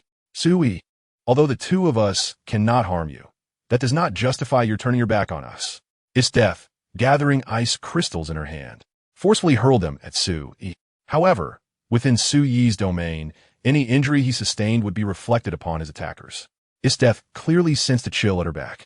Yet she gritted her teeth and pressed her assault on Su Yi. Observing this, Mayheim Ri exhibited no hesitation, even if the attack could be redirected. Let us see if there truly are no limits. With that, the 3 engaged in a chaotic brawl. This could be considered a test of the limits of Su Yi's domain by the 2 women. Although the physical pain was inevitable, it proved to be quite effective. Once this endeavor concludes, I shall treat you both to a sumptuous meal. Let us venture to Whitebeard's world this time. I am quite eager to sample the Sea Kings there. I, too, wish to experience it, particularly the 10,000-meter Sea Kings. Absolutely. We shall select a day when all are free to indulge in culinary delights. Listening to the 3 discuss their future meal, Wataru Goto scratched his head, his expression one of astonishment. What on earth is happening? Are they not engaged in a life-and-death struggle? Why are they conversing amidst battle? Could it be that he was hallucinating? Countless thoughts flashed through Wataru Goto's mind. As if sensing his contemplation, Su Yi smiled slightly. Wataru Goto, there is someone outside, named Yoshino Junpei, whom I wish to join Jujutsu High. Would you be willing to personally instruct him? Just as Su Yi's words fell, Mayheim Ri's form became ethereal and gradually faded. An electronic notification echoed in her mind from the chat group. Ding, Mayheim Ri is eliminated. Watching her form dim, Mayheim Ri turned to Wataru Goto and expressed, Thank you, Teacher Goto, for your guidance during this time. I have gained invaluable insights. I shall take my leave from this world now. With that, her figure slowly disappeared from his astonished gaze. This scene left Wataru Goto utterly astounded. What unfolded before him surpassed all his expectations. This surely transcended the realm of techniques. Could this be a form of mystic art? Just as Wataru Goto pondered this, Isdeth's body could no longer withstand the strain. Ding, Isdeth is eliminated. Upon hearing the electronic notification from the chat group, Isdeth's form also began to gradually dissipate.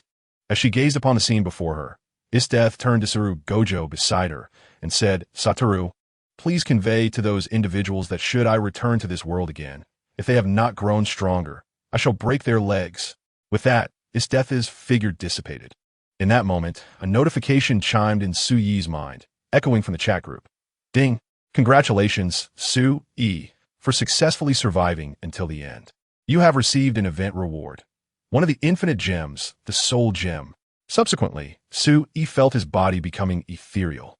Simultaneously, the domain dispersed under the influence of the chat group, without triggering the double damage effect.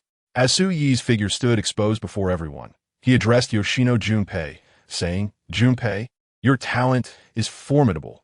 Thus you must protect others within your capacity. Do your utmost to save those you can. It's all right to feel lost. And do not mind the absence of gratitude. Remember your original intentions, and strive to bring smiles to the faces of your family and friends." Then, Su Yi turned to Satoru Gojo, stating, "Now, Satoru, I entrust Yoshino Junpei to your care, as he has successfully completed his entrance assessment." Yoshino Junpei looked at Su Yi, trembling slightly, tears unconsciously streaming down his cheeks. At that moment, he finally comprehended everything. The entrance examination, the specialized training for admission, all of it was orchestrated to ensure his entry into this school. From the very beginning, he had been deceived by Su Yi. From the outset, Su Yi had known the conclusion. Everything had been predestined from the start. "Su Yi, you deceiver," Yoshino Junpei roared, then declared, "I will not let you down. I will protect my family and cherish my hard-won friends." In that moment, Yoshino Junpei bowed deeply to Su Yi, expressing, "Thank you for rescuing me from the darkest period of my life. Truly, I'm immensely grateful." Hearing Yoshino Junpei's words, a smile graced Su Yi's lips as he replied, "Until we meet again." With that, Su Yi's figure vanished from their sight. At this juncture, Satoru Gojo approached Yoshino Junpei and welcomed him, saying, "Junpei, welcome to our Jujitsu high school." In that instant, others gathered around Yoshino Junpei. Awaken eagerly asked, "Junpei, may I ask you a question? What kind of woman do you like?" As Tadu's question hung in the air, laughter erupted among the crowd. Meanwhile, Su Yi returned to his villa. Chapter 138. What is 10,007 equal to? Upon returning to his villa, Su Yi gazed at the familiar ceiling, a smile playing upon his lips. He could not help but admit that this event had truly been delightful. To traverse another realm, to indulge in such an extensive duration of play, and to witness the enhancement of the abilities among the members of the chat group, Su Yi found immense satisfaction. Most astonishingly, the reward bestowed upon him by the chat group this time was an infinite gem, specifically the soul gem. It is worth noting that the soul gem can only be acquired through the sacrifice of a cherished individual. As it was conveyed, there are 2 soul gems in this universe. It seemed as though the chat group was aware of Su Yi's inquiries, promptly addressing him. Upon realizing that his soul gem was an additional one, a smile illuminated Su Yi's countenance. Within the chat group, Kuragaya Asuna, "Ah, Su Yi has finally returned. Are you happy, Asuna? I recall you mentioning in the chat that Su Yi might have gone on a honeymoon with his death and Matoi Ryuko." Kuragaya Asuna, "You witch. I never said that. Silence yourself." Whitebeard, "Gwahaha. With such news, everyone in the chat group should have returned, right? Su Yi, it's been a while, everyone. Hinata Hyuga, brother Su Yi, I've missed you so much. Matoi Ryuko, oh dear, little Hinata, don't you miss me? Is death. Of course, little Hinata doesn't miss you. For the one she longs for is me." As Su Yi observed the lively chatter within the group, his spirits soared. Clearly, witnessing the joy of everyone in the chat group brought him great delight as the group leader. Just then, Su Yi received a private message from Seiko Busujima. "Seiko Busujima, Su Yi, I've been back in my world for a while now. The iron battle suit and various blueprints and materials you provided have been handed over to Sayaka Takagi. It seems she has nearly completed her work and has manufactured an experimental Unit 1 iron battle suit." As she spoke, Seiko Busujima sent Su Yi a red envelope. "Ding, do you wish to accept Seiko Busujima's red envelope?" "Accept." As Su Yi's words fell, a metallic-colored iron battle suit materialized before him. This suit was entirely crafted by Sayaka Takagi herself. Truly, she is a world-class genius. Given any amount of time, she can create such intricate iron battle suits. In due course, Sayaka Takagi may very well surpass Tony Stark. Should Tony Stark become aware of Sayaka Takagi's existence, he might face an unprecedented blow to his reputation as a genius. After trying on the suit for a while, Su Yi promptly sent a message to Seiko Busujima. "Seiko, Sayaka Takashiro's steel battle suit is quite impressive. I shall provide her with an artificial intelligence code to see if she can modify it and develop her own unique AI. However, redeeming such items from the points store is exceedingly costly. Points are truly fleeting. It would be far more efficient to research and develop resources for various worlds. The resource expenditure is merely a trifle for me. As Su, E, and Siko engaged in their discourse about the apocalyptic realm, a notification sound echoed from the chat group. Ding, Kaneki-kin has joined the group chat. Ding, the number of chat group members has reached 10. Upgrading to level 4, unlocking lottery wheel. Lottery wheel. A mere consumption of 1,000 points allows for a single lottery draw, with rewards from myriad worlds included. Upon witnessing this scene, all members paused their activities. A lottery? This seems rather intriguing.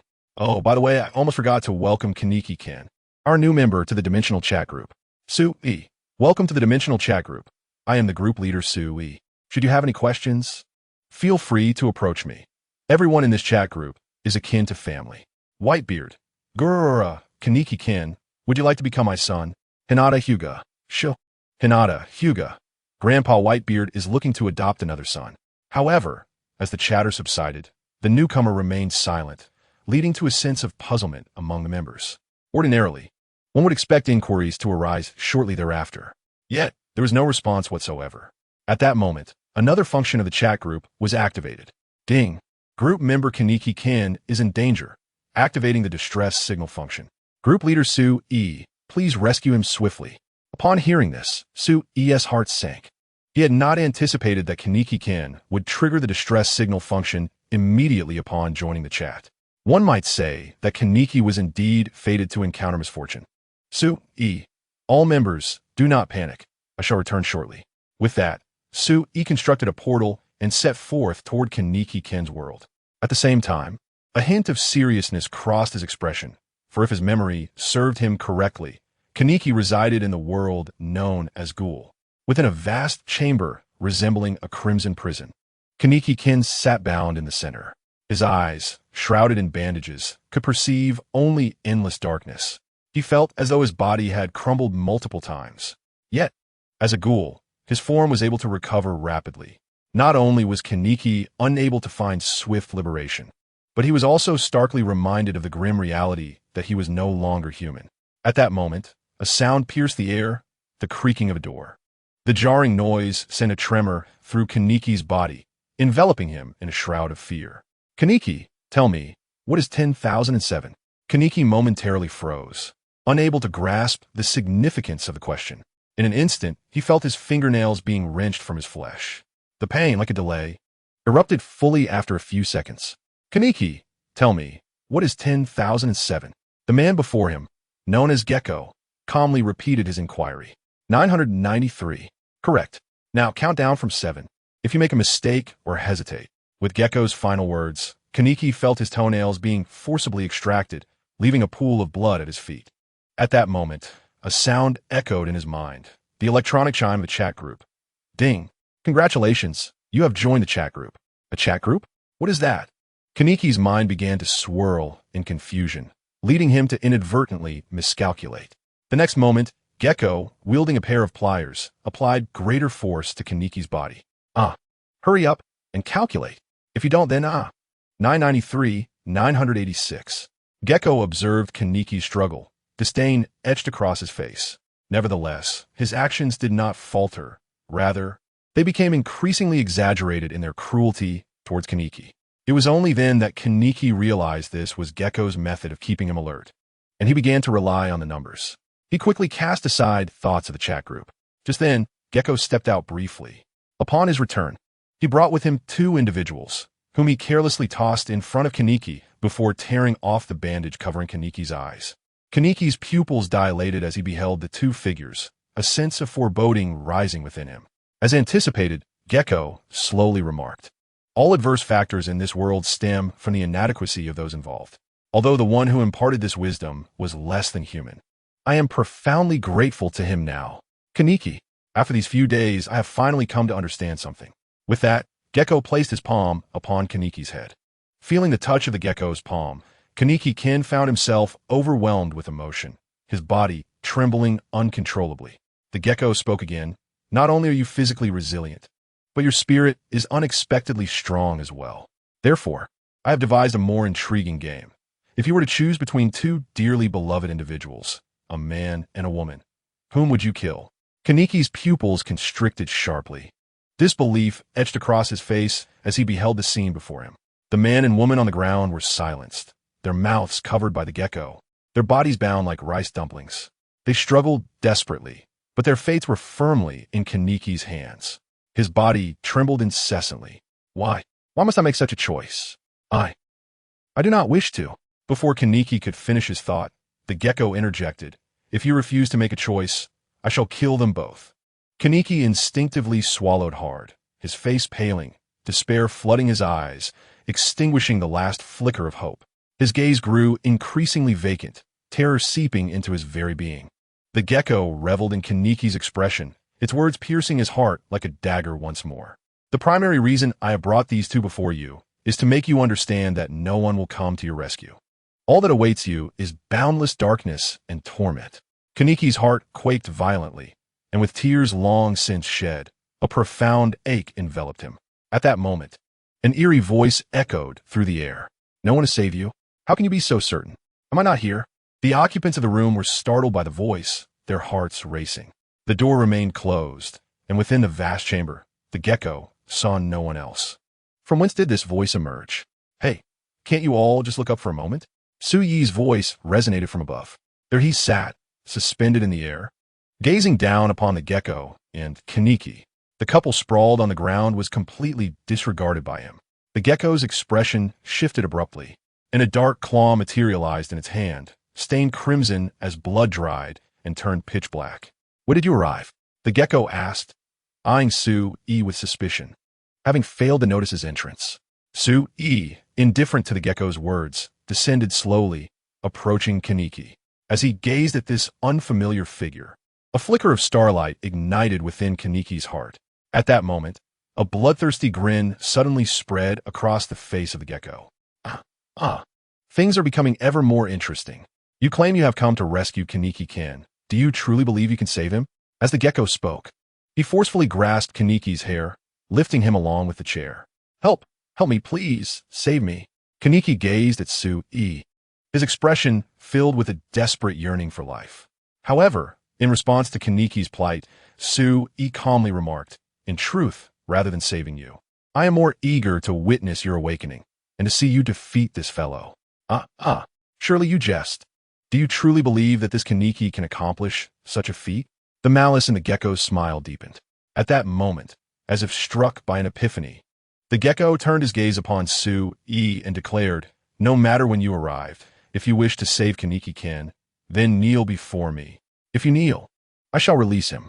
Su Yi remained silent, instead directing his attention to Kaniki. He wished to discern Kaniki's choice. If, driven by the thirst for life, he chose to kneel, then perhaps it was best not to save him. For if he succumbed now, he might make abhorrent choices when confronted with even stronger adversaries in the future. At that time, it would not only be Su Yi who was disgusted, but also the other members of the chat group. As the leader of the chat group, Su Yi felt it necessary to choose those who truly regarded the group as family. Otherwise, it would bode ill for everyone involved. Observing Su Yi, Kaniki slowly lowered his gaze. The gecko, noticing this, abruptly exclaimed, Kaniki, do you truly wish to abandon the hope of life? After speaking, the gecko turned back to Su Yi and added, did you not claim you wanted to save Kaniki? Are you merely jesting? Kneel now, and I shall grant you both a chance at life. A chance at life? Do not concern yourself with me. All I ask is that you kill the gecko. My life is of no consequence. With Kaniki's words, a more radiant smile graced Su Yi's face. Chapter 140. The Rampaging Gecko. The Evolved Heir. Since you have expressed it so clearly, it would be remiss of me not to save you. With that, Su Yi stepped forward, unleashing an overwhelming aura. An incredibly terrifying presence surged forth, permeating the air. The building could not contain the intensity of this energy. Outside, those engaged in battle turned to gaze upon the structure, sensing an unprecedented sense of trepidation. This unease spread through the hearts of all. The more powerful one was, the more acutely they perceived the sheer magnitude of this force. A might so overwhelming it rendered breathing difficult. The most palpable sensation was the gecko standing before Su Yi. With a gulp, he unconsciously swallowed hard. The pincers in the gecko's grasp trembled slightly, a manifestation of its growing terror. It was inconceivable that this individual could exude such an overwhelming aura. Yet, The more formidable Su-E appeared, the more exhilarated the gecko felt. If he could force such a being to scream in anguish, would he not become immensely more powerful? The thought sent a mad, tear-like grin across the gecko's grotesque features. After all, he possessed Kaneki Ken. With this in mind, the gecko tightened his grip, channeling more strength into his hold. Kaneki felt as though his skull were splitting apart. Suddenly, the gecko taunted Su. "Are you truly certain you will not kneel before me? Were you not just begging for mercy in my presence?" At that moment, Su-Yi's voice resonated chillingly from behind the gecko. An icy shiver coursed from his spine to his brain. Instinctively, he turned his head to glance over his shoulder, only to find Su-Yi's figure standing there. How could this be possible? Were you not just in front of me? The gecko was utterly dumbfounded, for Su-Yi's form still loomed ahead. Without a moment's hesitation, the gecko swung the black pincers towards Su-Yi behind him. In an instant, the illusion dissipated, and Su-Yi closed the distance with remarkable speed. Blood erupted forth, splattering across the ground. The gecko stared in disbelief at his own arm, now severed where he had held Kaneki. A wave of intense pain surged into his mind. How could this happen? How could he be so fast? Enduring the agony, the gecko was internally astonished, his gaze fixated on the distant figure of Su-Yi. He witnessed Su-Yi discard Kaneki, the chair shattering upon impact. Kaneki, bound until now, was finally freed. Struggling to rise, he looked at Su-Yi with profound gratitude. However, this scene incited the gecko's fury. "No matter what you are, I shall not spare you. Whether it is you or Kaneki, both shall perish." As the gecko's words fell, a torrent of cursed energy surged forth from his being. The energy coiled around his head and severed arm, and a massive crimson hand materialized before Su-Yi and Kaneki. Sensing the gecko's oppressive power, Kaneki's heart raced with fear. This is the form of the half-cursed one. You must be cautious," Kaneki warned Su-Yi, as Kaneki Ken's words fell into silence. A gecko abruptly surged towards Su-Yi with wild abandon. Its dark red arms pulsated with kakuja, exuding an unsettling aura. Faced with the sudden onslaught of the gecko, Su-Yi merely yawned, seemingly indifferent to the creature before him. With a single step forward, Su-Yi's figure vanished from the gecko's line of sight. "Pray tell, what are you gazing at?" came Su-Yi's voice unexpectedly from above. The gecko's expression shifted dramatically. Before it could react, an overwhelming force struck its back. Thud! The gecko was instantaneously slammed to the ground by Su-Yi, the earth beneath cracking like a spider's web. Kaneki Ken and the two individuals bound nearby stared in disbelief at the scene unfolding before them, unable to fathom their own eyes. For this was the form of a half-ghoul, far surpassing that of an ordinary ghoul. Yet, the creature before them had not even unleashed its kakuja, effortlessly overpowering the half-ghoul. Such terrifying strength left Kaneki Ken in awe. If he possessed such power, would not all his tribulations be effortlessly resolved? He could wield his strength to eradicate all conflict, allowing humans and ghouls to coexist harmoniously. Would this not usher in an era of peace within the world? A cascade of thoughts flickered through Kaneki Ken's mind. Just as he pondered this, he noticed the gecko slowly rising from the ground. However, its kakuja flowed with even greater intensity now, and in the blink of an eye, it enveloped its other arm as well. The gecko's momentum not only remained intact, but it also grew stronger. Perceiving this, Kaneki Ken urgently exclaimed, "We must stop him at once, or he may very well transform into a ghoul." Having only heard tales of ghouls, he had never witnessed one firsthand. Upon hearing Kaneki Ken's words, the couple bound to the ground widened their eyes in horror, their bodies thrashing in desperation. Soon, the man managed to free himself from the cloth covering his mouth and urgently warned Su-Yi and Kaneki Ken, "You must kill him now. Otherwise, once he transforms into a ghoul, no one will be able to contain him." Ha ha, it is too late. It feels absolutely exhilarating right now. This surge of power is simply intoxicating. The kakuja began to cascade over the gecko's waist, flowing down to its legs. At this point, the kakuja had enveloped its entire body, and the ghoul's markings appeared all over. Ultimately, the gecko had transformed into a ghoul. "I feel invincible. This power is truly addictive." As the voice of the gecko faded, a frenzied gleam flickered within his solitary pair of eyes. Enveloped in the state of a ghoul, the gecko had utterly succumbed to the puppetry of power. Engulfed in a surge of strength, he became remarkably formidable, embodying sheer destructive force. With each step he took, the ground beneath him crumbled. The atmosphere, rife with manic terror, compelled Kaneki-ken to shout fervently at Sui. "Run, quickly! You shall not escape! Perish before me!" The gecko bellowed, hurtling towards Sui with lightning speed, closing the distance in the blink of an eye. Kaneki-ken, paralyzed with dread, witnessed this scene unfold. His heart steeped in despair. Yet in that critical moment, Sui slowly extended a finger. Bang! With effortless ease, he thwarted the gecko's assault. Time seemed to freeze at that instant. Chapter 141. Kaneki-ken's debut bang.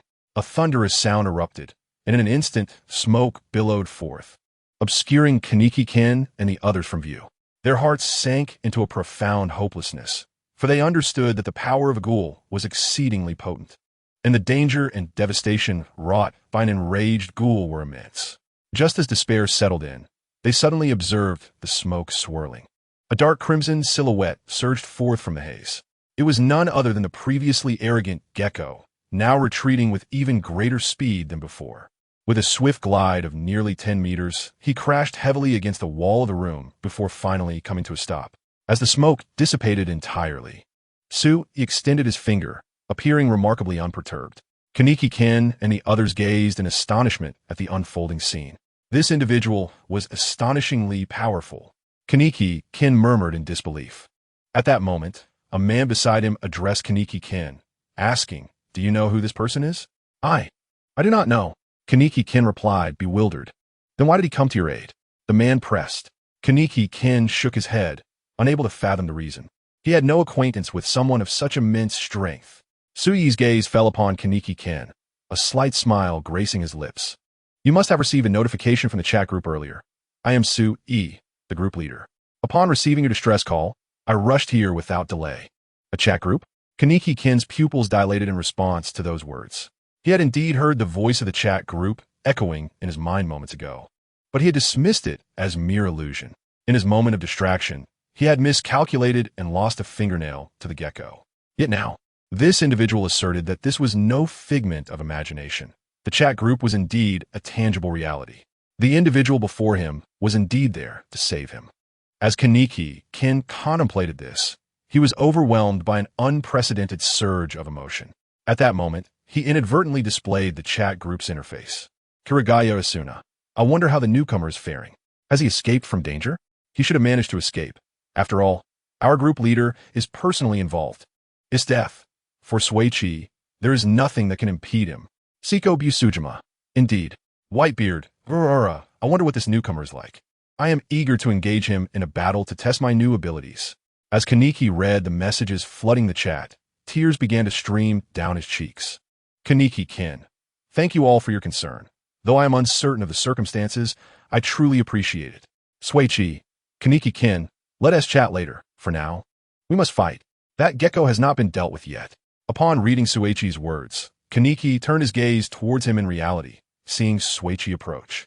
"Kaneki-ken, I offer you a choice. Do you wish to grow stronger? Strong enough to protect your family and friends?" Kaneki nodded vigorously, saying, "I want to. But can I truly achieve that?" "Of course, for you are Kaneki-ken," Shuichi replied, giving Kaneki a firm pat on the shoulder. At that moment, Kaneki felt an unfamiliar sensation within him, something akin to courage. "What must I do?" "Simple. All you need to do is consume." Shuichi's words prompted Kaneki to glance at the gecko nearby, understanding the implication behind Shuichi's statement. He nodded in affirmation to Shuichi. In an instant, they dashed towards the gecko. Upon reaching its vicinity, Shuichi shouted, "This will be your chance, Kaneki." With that, Kaneki was hurled forth by Shuichi, propelling him towards the gecko with incredible speed. The gecko, just recovering from its shock, instinctively launched its attack at Kaneki. Kaneki's expression shifted, and he steeled his resolve. He was determined to become stronger. Meanwhile, Shuichi activated a live stream within the chat group, allowing the members to witness the unfolding scene. Kaneki appeared as if he had thrown caution to the wind. His gaze locked on the approaching gecko. Just as the gecko's attack was about to connect with him, Shuichi slowly unsheathed his Zanpakuto. The pinnacle of a grand swordsman's prowess was about to be unleashed. The formidable essence of the sword enveloped the Zanpakuto. With a single step forward, Sui executed a graceful arc with the blade, unleashing a swift strike that sliced through the air towards the arm of the lizard-like foe. The arm, enshrouded in a deep crimson hue, was utterly incapable of resisting Su Yi's assault, which effortlessly tore it asunder. In an instant, the lizard's defenses were wide open, revealing a fatal vulnerability. Without a moment's hesitation, Kaneki Ken seized the opportunity, propelling himself into the lizard's embrace. He opened his mouth and sank his teeth into the creature's flesh at a point known as the Kagun, the source of a ghoul's power and a vital area for generating their unique abilities. Although for the lizard, now a ghoul, the bite may not have been a grievous injury. For Kaneki, consuming the Kagun would significantly enhance his combat prowess. After all, ghouls possess a remarkable ability known as Kagun sharing. In an instant, Kaneki felt an overwhelming surge of power coursing through him. Hinata, Hyuga remarked. This is Su Yi interjected. Little Hinata, don't look, focus on your studies and training. Hinata replied, Brother Su Yi, come on, I'm not a child anymore. Asuna, Yuki chimed in. By the way, is that guy really not normal? Indeed, every world is distinctly unique. As the members conversed, Su Yi offered a singular thought. It is not he who is at fault, but rather this world. As a part of this chat group, I believe he will undoubtedly bring true peace to this realm. With those words, Su Yi turned his gaze towards the foes nearby and continued, for those in front. It is now Kaneki Ken's debut. Do not interfere. Observing the adversaries in the distance, a faint smile graced Su Yi's lips. He then slowly formed hand seals and declared, Fundu 18 muddy plows. As his voice echoed, a spectral image of the ancient city of Fundu materialized behind him, enveloping the enemies in an instant. Within this domain, time flowed differently from the outside world. Su Yi, gazing at his foes, flickered through the air, delivering a blow to each adversary. They seemed to transform into kites, wildly retreating, yet they felt no pain. Mere trifles. How dare you flaunt your skills before us? With such feeble strength, you think you can defeat us? We shall not let you escape. Facing his opponents, a subtle smirk graced Su Yi's lips. With a light snap of his fingers, the domain was withdrawn by Su Yi. The double explosion damage manifested directly upon them. Their chests detonated in an instant, their eyes rolling back as they fell lifeless to the ground. To the onlookers, it appeared to be but a fleeting moment. At this juncture, Su Yi casually leaned against the nearby wall, stifling a yawn while observing the battle between Kaneki Ken and the gecko not far away. Su Yi regarded their conflict with indifference, nevertheless. As a gesture of care from the group leader, he felt compelled to ensure Kaneki Ken remained unharmed. As the protagonist among ghouls, Kaneki Ken did not disappoint Su Yi. Armed with the power of Kakuja, he wielded immense strength. Despite his late entry into combat, his tactical intelligence was remarkable. With his formidable combat intellect, he managed to hold his own against the rampaging gecko. Meanwhile, as Su Yi watched Kaneki Ken struggle in a room within the Marvel Universe, Tony Stark erupted into an unprecedented fit of laughter. Ha ha! I've done it. At last, I have created the most powerful suit of armor to date. Tony Stark exclaimed joyously, gazing at the armor before him, his face illuminated with unparalleled delight, unbothered by the scent of sweat clinging to him. He promptly donned the Iron Man suit. Jarvis, commence the armor's capability tests. I can hardly contain my eagerness to obtain the data from this suit. This armor was inspired by the technology gleaned from the recent alien invasion, combined with the creation of an advanced alloy for vibranium. To achieve this pinnacle of technology, he had exhausted all resources provided by SHALD. Furthermore, through his prior studies on the Tesseract, the energy output of his Iron Man suit, once unrestricted, would reach astonishing levels. Most importantly, this suit employed nanotechnology, featuring remote assistance and various repair mechanisms among Iron Man suits, propelling it to the zenith of contemporary technology. Initiating data tests. Yes, sir. Jarvis's voice resonated within the suit. In an instant, the armor was engulfed in a blaze of light. As the brilliance flickered, it generated unprecedented thrust, propelling Tony Stark skyward with remarkable speed, akin to a rocket launching into the heavens. Notably, this time, Tony Stark's Iron Man suit eluded detection by any technological means. With his keen intellect, Tony Stark had far surpassed the technological advancements of his time by countless years. Sir, we are about to depart from Earth. Shall we continue our ascent? Absolutely. and let us do so at full speed. Yes, sir. As Jarvis's voice faded, the velocity of the iron suit surged to an astonishing 10 kilometers per second, and this pace continued to escalate. Relishing this exhilarating sensation, Tony Stark laughed within the confines of his suit. Such a feeling, he realized, had not graced him since the days of the Avengers. Sensing the overwhelming power coursing through him via the suit, Tony declared, "Activate part replenishment and initiate the Damocles sword mode."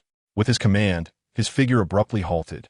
After a brief moment, a multitude of circular mechanical components surged towards him at high speed. Upon nearing Tony, these components began to disassemble and reassemble, adhering seamlessly to his armor. Reminiscent of the Hulkbuster suit he had initially crafted, the components contorted and combined, and in the blink of an eye, a colossal cannon materialized before Tony's chest. This cannon radiated an aura of mechanical prowess, with each piece arriving from Earth equipped with a miniature reactor. The cannon's mouth boasted a terrifying diameter of 5 meters, resembling the lens of an advanced camera. The front showcased the imposing 5-meter aperture, while the rear remained anchored as the core of Tony Stark himself. This was his ultimate weapon, meticulously designed to confront the formidable threat of the Soviets. "Jarvis, calculate the energy contained within the impending explosion." "Yes, sir." As Tony's command resonated, the reactor at his chest erupted in a dazzling display of light. Simultaneously, the reactors within the assembled cannon components mirrored this brilliance. The radiance intensified, filling the cannon with an overwhelming glow. The central components commenced their rotation, and energy continued to coalesce.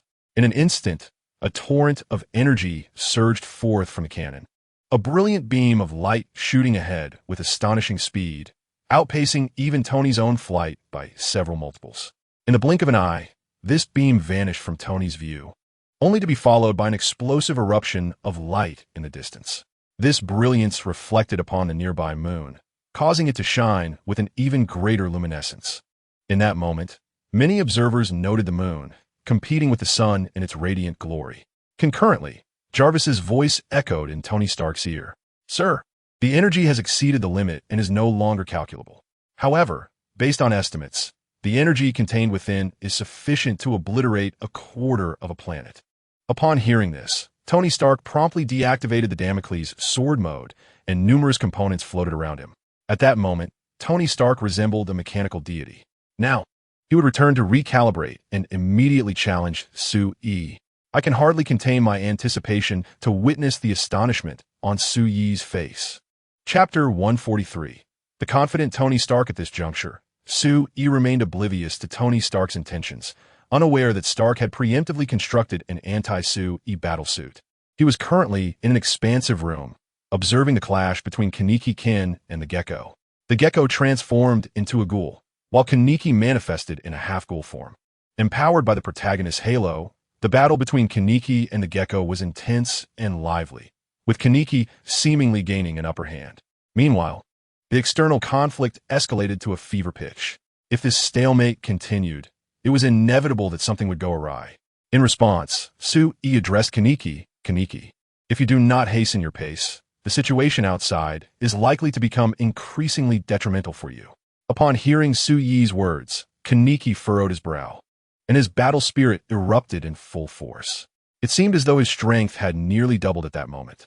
Confronted by the ferocious ghoul Gecko, Kaneki relentlessly targeted its wounds, launching a barrage of attacks. In a brief span, the Gecko retreated from its ghoul form, ultimately succumbing to Kaneki's onslaught and being decisively slain. Furthermore, Kaneki utilized Kakuja to completely consume the ghoul's Kagun, augmenting his own power. After resolving the matter, Kaneki dashed toward the exit.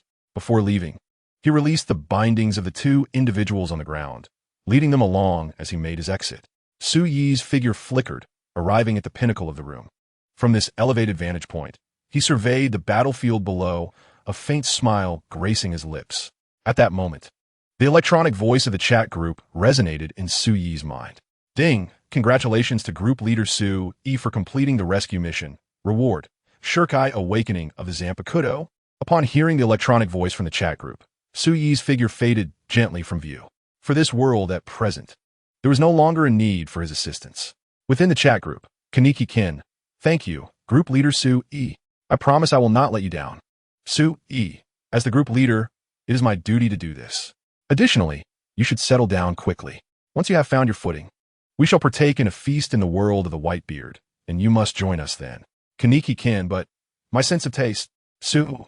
Ah, you mentioned that, and I almost forgot. Within our chat group, there exists a points mall, and you can check in daily.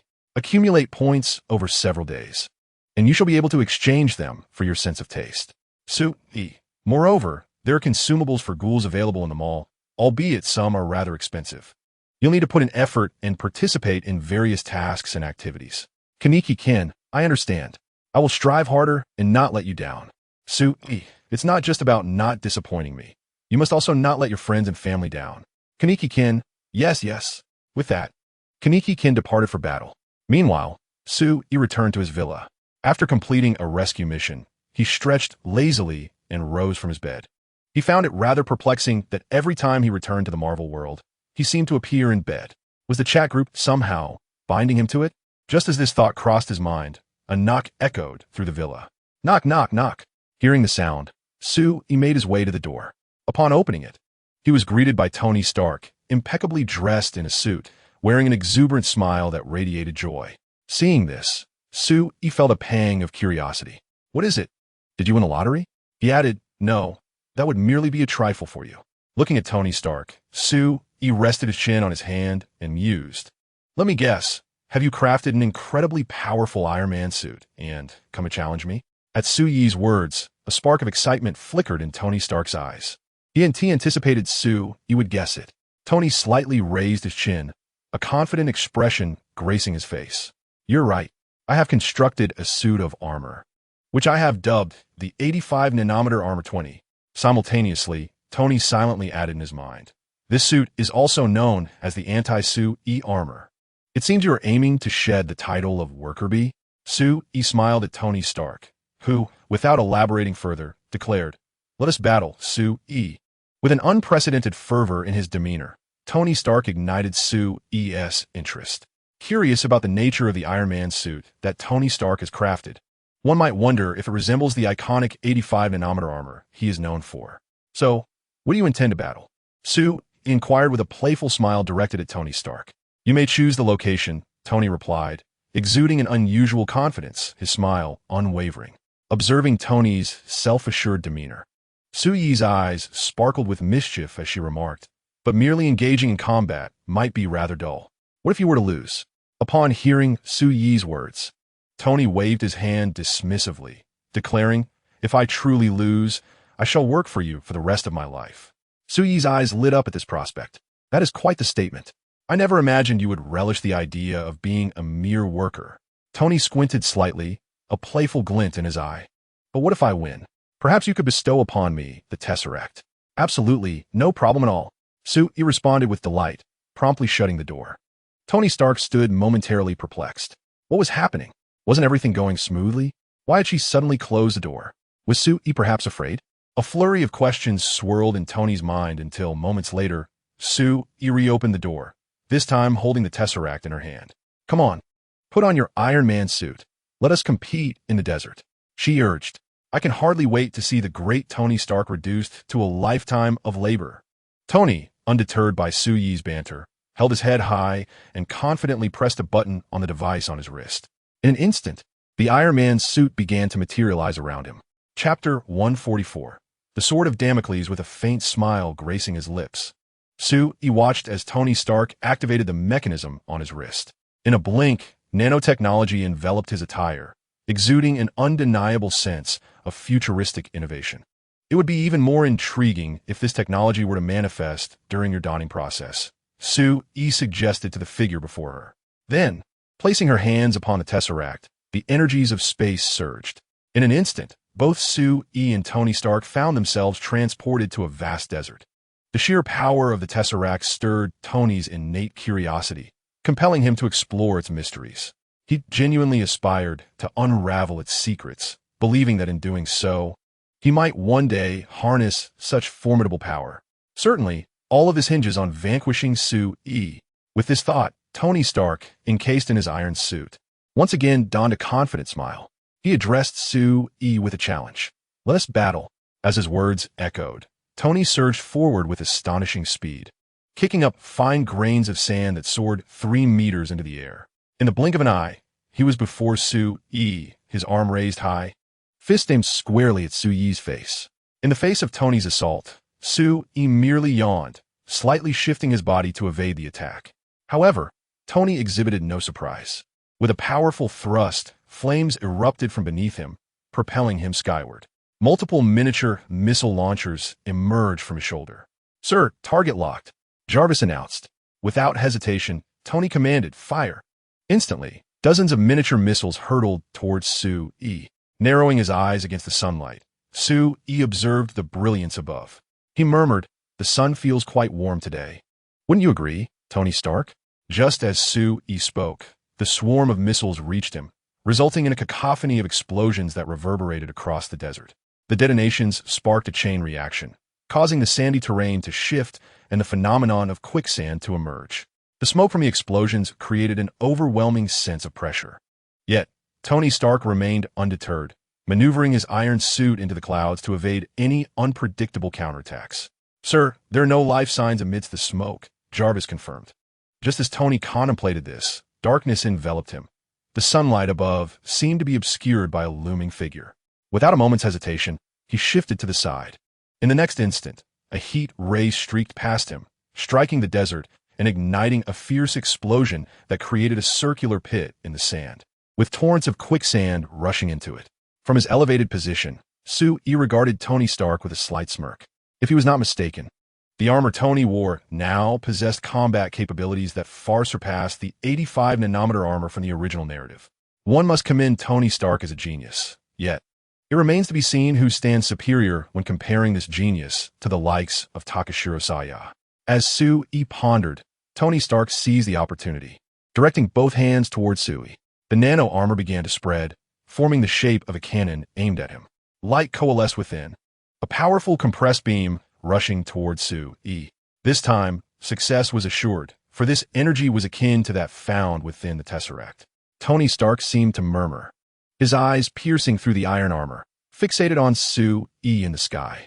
However, what Tony Stark did not anticipate was that, in response to his confidently unleashed laser, Su Yi casually extended his palm, intending to block the beam with his hand. Does this fellow possess such unwavering confidence in his own body? Tony Stark exclaimed. Immediately, a tremendous explosion erupted in the sky. The smoke generated by the blast obscured the sunlight, casting a shadow over the heavens. Yet in that moment, Su Yi's voice resonated behind Tony Stark. "I say, since you wish to challenge me, let me witness your strongest technique. Otherwise, when my interest wanes, you might find yourself without the chance to unleash your ultimate move." Startled by Su Yi's words, a chill ran down Tony Stark's spine. Flames erupted beneath him, propelling him skyward. He needed to distance himself from Su Yi. Otherwise, with Su Yi's speed, he realized he would not be able to react in time. Watching Tony Stark soar into the sky, Su Yi furrowed his brow, perplexed by Stark's intentions. However, he did not hesitate. Driven by curiosity, Su Yi followed closely behind Tony Stark, ascending into the cosmos. As they climbed higher, Tony Stark's understanding of Su Yi deepened. Yet once in space, he was free from all constraints. Countless mechanical components surged towards him at incredible speed. Su Yi observed these components streaking through the air like meteors, their beauty igniting his curiosity about Tony Stark's actions. As the group ventured deeper into the universe, a multitude of mechanical components surrounded Tony Stark. Jarvis, it's time. Activate the Sword of Damocles. Yes, sir. With Jarvis command, Tony Stark swiftly turned to face Su Yi. At that moment, the mechanical components began to assemble. Nanotechnology was employed to its fullest extent by Tony Stark, as dozens of microreactors commenced energy output under his control. As the energy continued to coalesce, even Su Yi could perceive the vastness of the power contained within. If Su Yi had not miscalculated, this energy was several times more potent than the destructive beam infused with divine power that had been unleashed before. Contemplating this, Su Yi immediately relinquished all defense, smiling as he gazed ahead at Tony Stark. Chapter 145. Miss Potts' distress signal with excitement gleaming in his eyes Tony Stark beheld the 5-meter-wide cannon, which at that moment began to radiate its own brilliance. The laser cannon appeared to trace a straight line, hurtling swiftly towards Sue-Yi. In response, Sue-Yi abandoned his defenses and endeavored to weaken his physical state to its lowest capacity, fearing that should he survive the onslaught of the laser cannon, he would be left in a state of utter embarrassment. Thus, Sue-Yi gradually extended his arms and closed his eyes, awaiting the arrival of the laser cannon. Observing this spectacle, Tony Stark's expression shifted dramatically. "Hey, Sue-Yi, what are you doing?" Initially, Tony had expected Sue-Yi to resist or at least evade the attack. However, he was astonished to see Sue-Yi surrender entirely, merely waiting for the impending blast. In the vastness of space, sound could not travel. Yet Sue-Yi sensed Tony Stark's frustration. After all, he still bore the Mind Stone, which allowed him to perceive emotions with remarkable acuity. Nevertheless, Sue-Yi did not dwell on the approaching laser cannon. In the blink of an eye, the formidable laser cannon surged forth like the sword of Damocles, sweeping towards Sue-Yi. Under such an overwhelming torrent of energy, Sue-Yi's form began to dissipate slowly.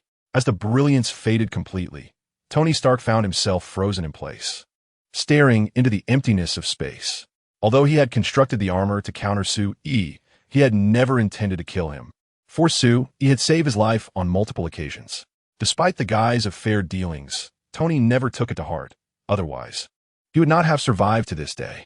Now, however, a profound sense of guilt enveloped him, spreading relentlessly within. As the mechanical components disassembled, Tony Stark soared to the spot where Sue-Yi had just vanished. He could not comprehend why Sue-Yi had suddenly ceased to resist. Yet in this moment, it was undeniable that Sue-Yi had indeed disappeared.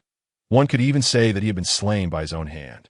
As Tony Stark pondered this, a profound sense of regret swelled within his chest.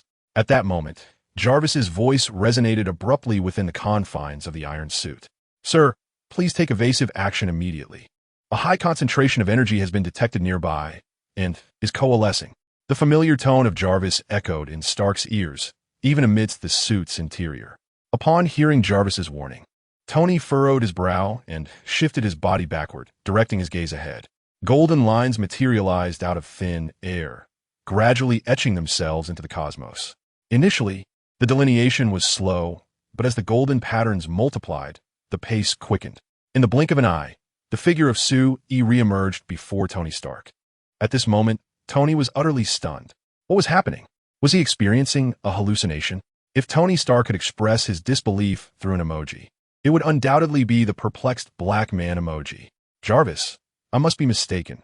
Sue-Yi has resurrected before me? Sir, based on facial recognition, it is indeed Mr. Sue-Yi." As Jarvis's voice faded, Sue-Yi's form fully materialized. Slowly opening his eyes, Sue-Yi gazed at Tony Stark and offered him a reassuring smile. Tony's heart instantly lightened. However, almost immediately, an overwhelming surge of combat spirit welled up within his chest once more. Although he was uncertain of the circumstances, the appearance of Sue-Yi indicated that the battle was not yet over. Tony's pupils constricted sharply, and he felt a tightness in his abdomen. A powerful impact jolted him from his thoughts. How infuriating. When did this happen? Tony was taken aback. He attempted to resist Sue-Yi's force, but found that even with all his strength, he could not withstand a single blow from Sue-Yi.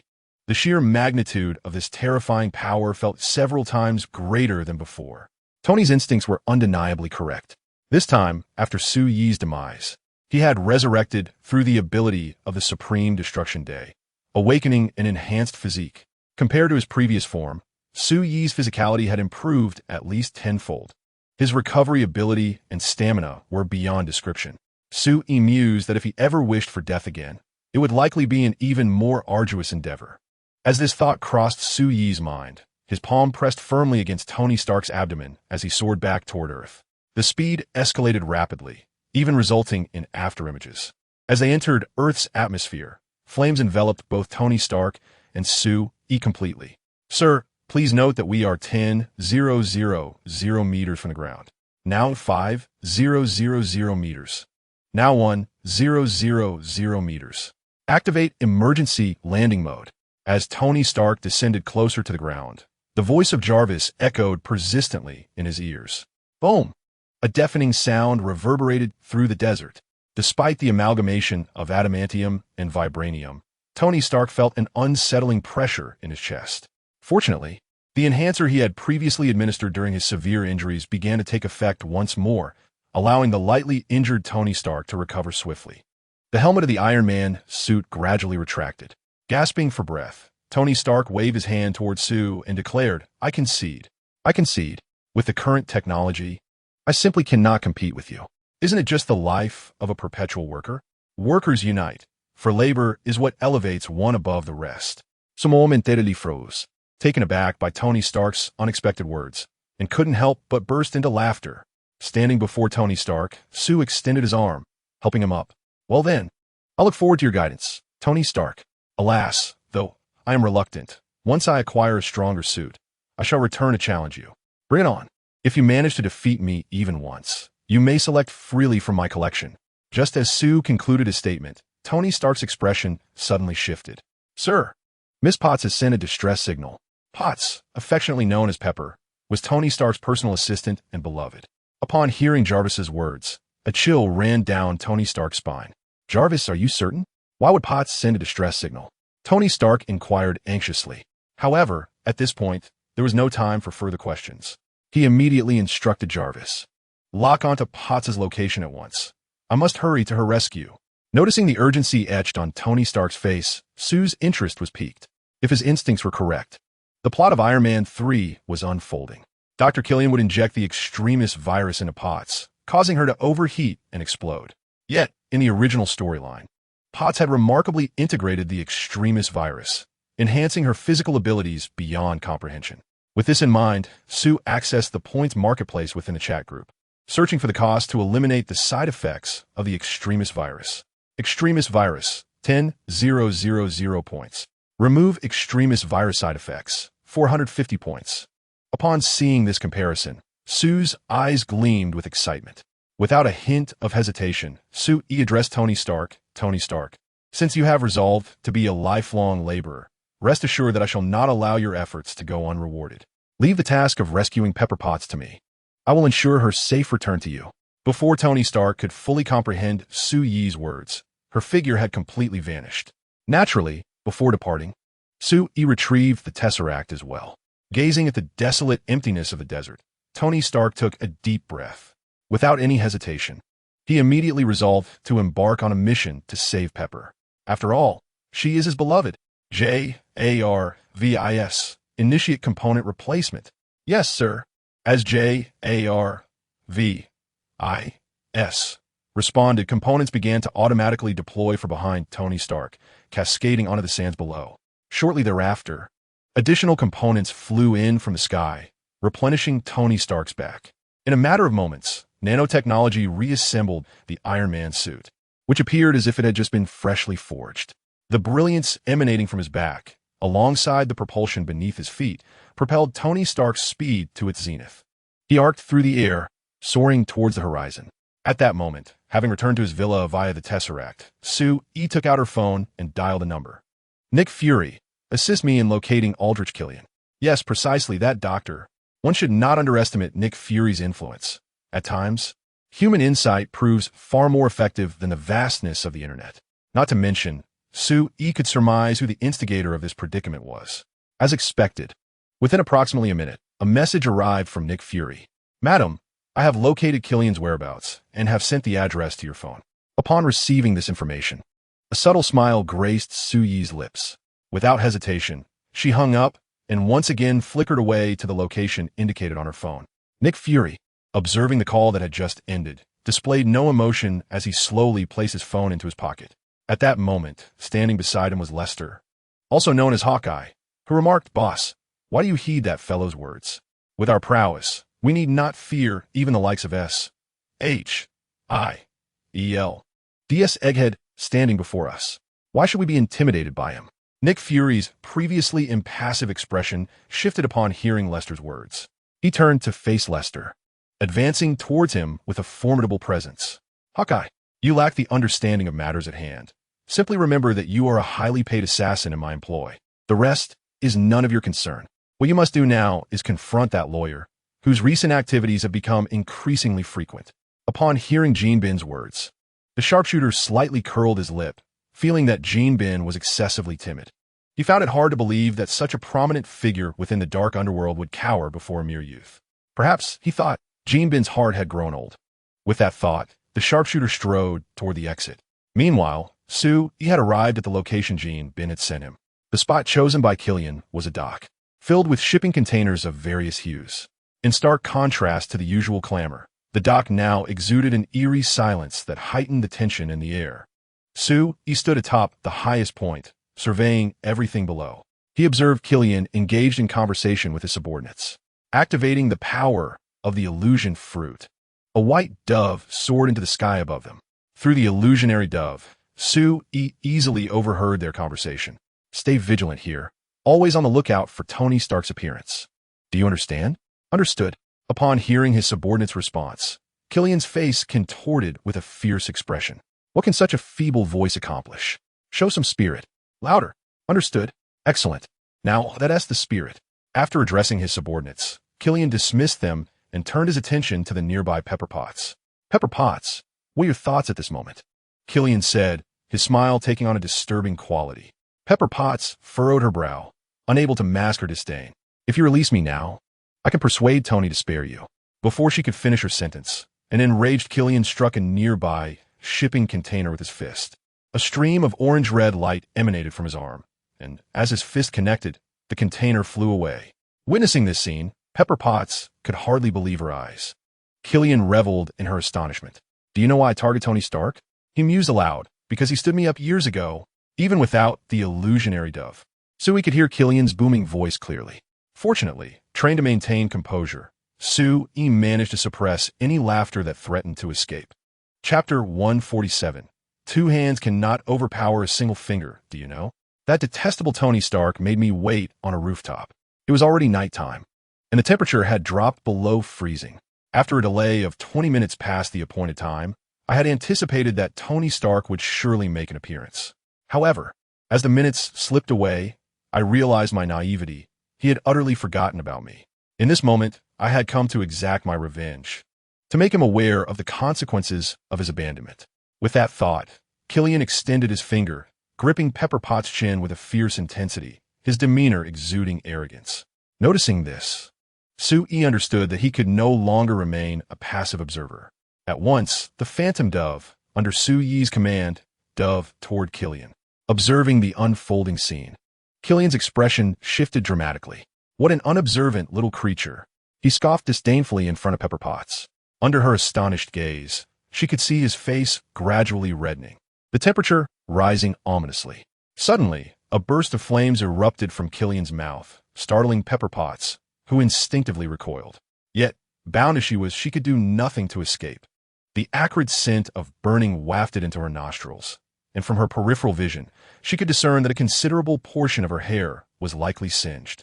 Meanwhile, the phantom dove was completely consumed by Killian's fiery breath. Clapping echoed from a distance, drawing the attention of others at the dock. A flicker of joy ignited in Pepper Potts' eyes, for she knew that Yi was a friend of Tony Stark. His arrival could only signify that Tony Stark would soon follow. Just as she entertained this thought, Killian strode towards Yi with a brash demeanor. Injected with the extremist virus, Killian's temper was volatile. Upon seeing this unfamiliar figure approaching with an air of mockery, his fury erupted. You little brat, are you here seeking death? If so, I would be more than willing to oblige. Yi furrowed his brow slightly, an understanding dawning upon him. He had initially presumed that anyone frequenting this place would recognize him. However, it appeared that beyond a select few, the rest were oblivious to his identity. It was likely the handiwork of S.H.I.E.L.D. He had heard Tony Stark mention that his records were classified at the highest level. Thus, those who were privy to his true identity and abilities were few and far between. Unfortunately for him, Killian did not recognize Yi, and neither did his entourage. The group of henchmen gradually encircled Yi, their gazes filled with disdain. This fellow must be ignorant of the very meaning of death. One sneered, Boss, should we eliminate him directly? Isn't that self-evident? The boss has already dispatched all the dock workers. Allow me to handle this. I feel sufficiently acclimated. You merely observe how I torment him." With that, one of the henchmen glanced at Killian, who wore a cold, mocking smile. Addressing his subordinate, he declared, "Then it shall be you." The subordinate's face broke into a ruthless grin upon receiving Killian's endorsement. He confidently stepped forward to confront Su-yi, towering nearly 2 meters tall, his robust physique exuding an intimidating presence, as if his very countenance screamed, "Do not provoke me." Surveying the hulking figure before him, Su-yi smirked, "You appear quite formidable. Yet in my eyes, it amounts to nothing, merely brute strength." At these words, the giant's brow furrowed in anger. However, before he could retort, Su-yi extended a single finger and provocatively remarked, "Little one, do not be disheartened. Use both hands to bend my finger. Should you succeed, I shall leave your fate in your hands." They had never encountered such audacious bravado. To them, Su-yi was nothing more than a frog at the bottom of a well, utterly lacking perspective. Seize him, break his finger to teach him the agony of despair. One shouted, "I have never witnessed such arrogance. Let him experience true cruelty." At that moment, Killian laughed derisively. His subordinates were all infused with the despair virus, endowing them with extraordinary reflexes, strength, and recovery capabilities, far beyond those of ordinary individuals. The giant before Su-yi chuckled at his words. "I need not use both hands. One will suffice." With that, an orange-red glow, akin to flames, enveloped his left arm, effortlessly scorching the fabric covering his muscles. He lunged forward, aiming to crush Su-yi's finger. Yet, as the onlookers anticipated a spectacle, the giant's expression abruptly shifted to disbelief.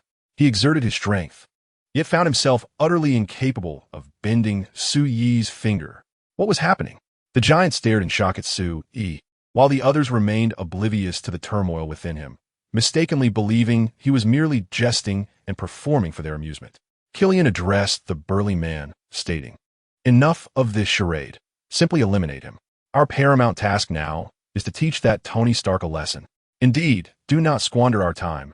Act swiftly," echoed another voice among the crowd, belonging to a woman with a buzz cut. "Everyone's time is precious. If you hesitate further, I shall take matters into my own hands." The burly man twitched at the corners of his mouth, yet out of a sense of masculine pride, he could not utter a refusal. Without a moment's hesitation, he roared in fury, a blaze of flames erupting around him. The power of the desperation virus was harnessed to its fullest extent by him. At that moment, he even utilized his other hand. Instantly, the expressions of the onlookers shifted dramatically. The brilliance emanating from the desperation virus was so intense that the heat alone could sear a person's fingers. Yet, before them stood Su-yi, still smiling serenely. Killian quickly regained his composure and shouted, "Hurry! Eliminate him!" As Killian's command echoed, the crowd surged towards Su-yi. Just then, with a gentle flick of his wrist, Su-yi sent the burly man hurtling toward his comrades. In that instant, the burly man's demeanor changed, as if he had been struck by some colossal force. He soared towards Killian's subordinates, his emotions spiraling out of control, and the side effects of the desperation virus manifested at that precise moment. Flames erupted fiercely from the burly man's body, and as the inferno blazed, a palpable tension gripped the onlookers. However, they found themselves utterly incapable of reacting, as the speed at which the burly man flew toward them was simply too rapid. Indeed, even after being injected with the desperation virus, they struggled to respond. A deafening explosion resounded, followed by a tumultuous rush of wind and fire that engulfed everyone in its vicinity. The nearby shipping containers began to melt gradually, and as the melting accelerated, numerous items within were ignited completely. The blazing inferno swiftly spread across the docks. Meanwhile, Su-yi had already positioned himself beside Pepper Potts. "How do you feel? They haven't bullied you, have they?" Su-yi inwitted. Pepper Potts exhaled in relief and replied, "Thank goodness you arrived. Otherwise, they seemed intent on injecting me with some viral agent." After a moment, she turned to Su-yi and asked, "By the way, where is Tony? Tony from your family may arrive a bit later. He is currently soaring towards us from certain desert." After answering Pepper Potts' question, Su-yi snapped his fingers. Suddenly, a cloud materialized beside him, a creation born from the awakened powers of his fruit. "Please take a seat on this cloud. I shall escort you away from the pier," he offered. Pepper Potts nodded vigorously and then cautioned Su-yi, "Do take care." Although she was confident that Su-yi would be safe, as a friend. It was necessary for her to express her concern. With a slight nod, the cloud ascended into the air under Su Yi's command. At that moment, the vast pier was left with only Su Yi and Killian's entourage, accompanied by the relentless, roaring flames. From within the inferno, Killian and his companions emerged. Their bodies singed, yet the desperation virus incessantly rejuvenated them. Simultaneously, the flames invigorated the virus, making it extraordinarily active within their bodies. Each felt their strength surging. Killian gazed towards the direction where Pepper Potts had been bound. Spotting the vacant chair, he could no longer contain the fury etched across his face. "Eliminate him," he commanded. "Yes." With Killian's command, his subordinates charged towards Su Yi at an astonishing speed. At this moment, the desperation virus was unleashed to its fullest potential. What a perfect opportunity to test my current abilities with you all. Just moments prior, Su Yi had undergone a resurrection. After his revival, his physical prowess had transformed dramatically. However, apart from Su Yi, none of the others comprehended his capabilities. They gradually encircled him, their gazes fierce and menacing. Without hesitation, one among them could no longer restrain himself and lunged at Sui. Observing this, Su Yi retaliated with a single punch. Bang! His fist collided with the man's abdomen, the tremendous force causing him to gasp in shock. Before he could comprehend the situation, he found himself soaring thousands of meters into the sky. The force was unleashed. Boom! A spectacle akin to golden-red fireworks erupted in the air. Su Yi sighed and addressed the individuals before him. "I must inquire, do any of you possess a stronger presence? Your approach renders it impossible for me to assess the current state of my physical condition."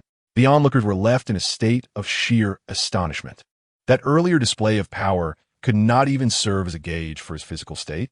Just how formidable was his strength? Contemplating this, a flicker of trepidation crossed Killian's mind. Only then did Killian address his subordinates, urging them not to fear, asserting that such formidable power could surely be wielded only once, and that he had undoubtedly reached his limit. He reassured them that if they united, he would be no match for them. However, upon hearing his words, Killian's subordinates hesitated, for his long-standing reputation loomed over them. Under his oppressive influence, they reluctantly made their decision, charging towards Su Yi, their bodies emanating a fierce glow that appeared quite terrifying. Yet, unbeknownst to them, Killian was cautiously retreating behind them. Though he was loath to admit it, he was genuinely intimidated.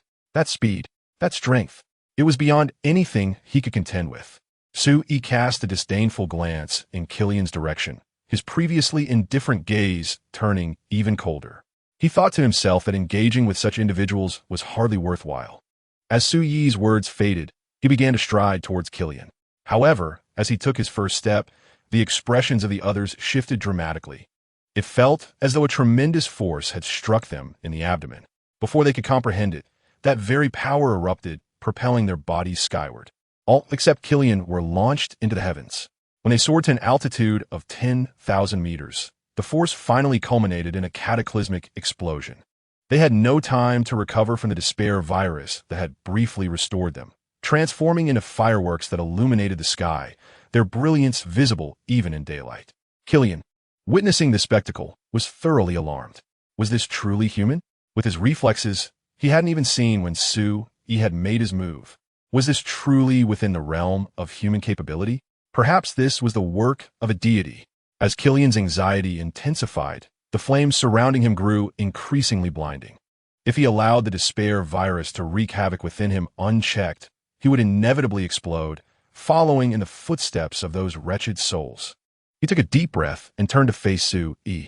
Without a moment's hesitation, Killian knelt before him. Chapter 149. You are a good person without any hesitation. Killian knelt directly before Su Yi. Su Yi, observing Killian kneeling before him, thrust his hands into his pockets and regarded the scene with a mocking expression. "Oh, why'd you kneel so quickly? Have your legs gone weak?" Su Yi smiled slyly at Killian, the sarcasm in his tone unmistakable to anyone present. However, Killian declared that he would cease to resist. Thud, thud, thud. Kneeling before Su Yi, Killian repeatedly bowed his head 3 times. The force of his submission cracked the ground beneath him, a testament to his earnest plea for mercy. Observing Killian's supplication, Su Yi smiled amiably and remarked, It seems you have a profound fear of death. How about this? If you provide me with the formula for the despair virus, I shall spare your life." Killian hesitated.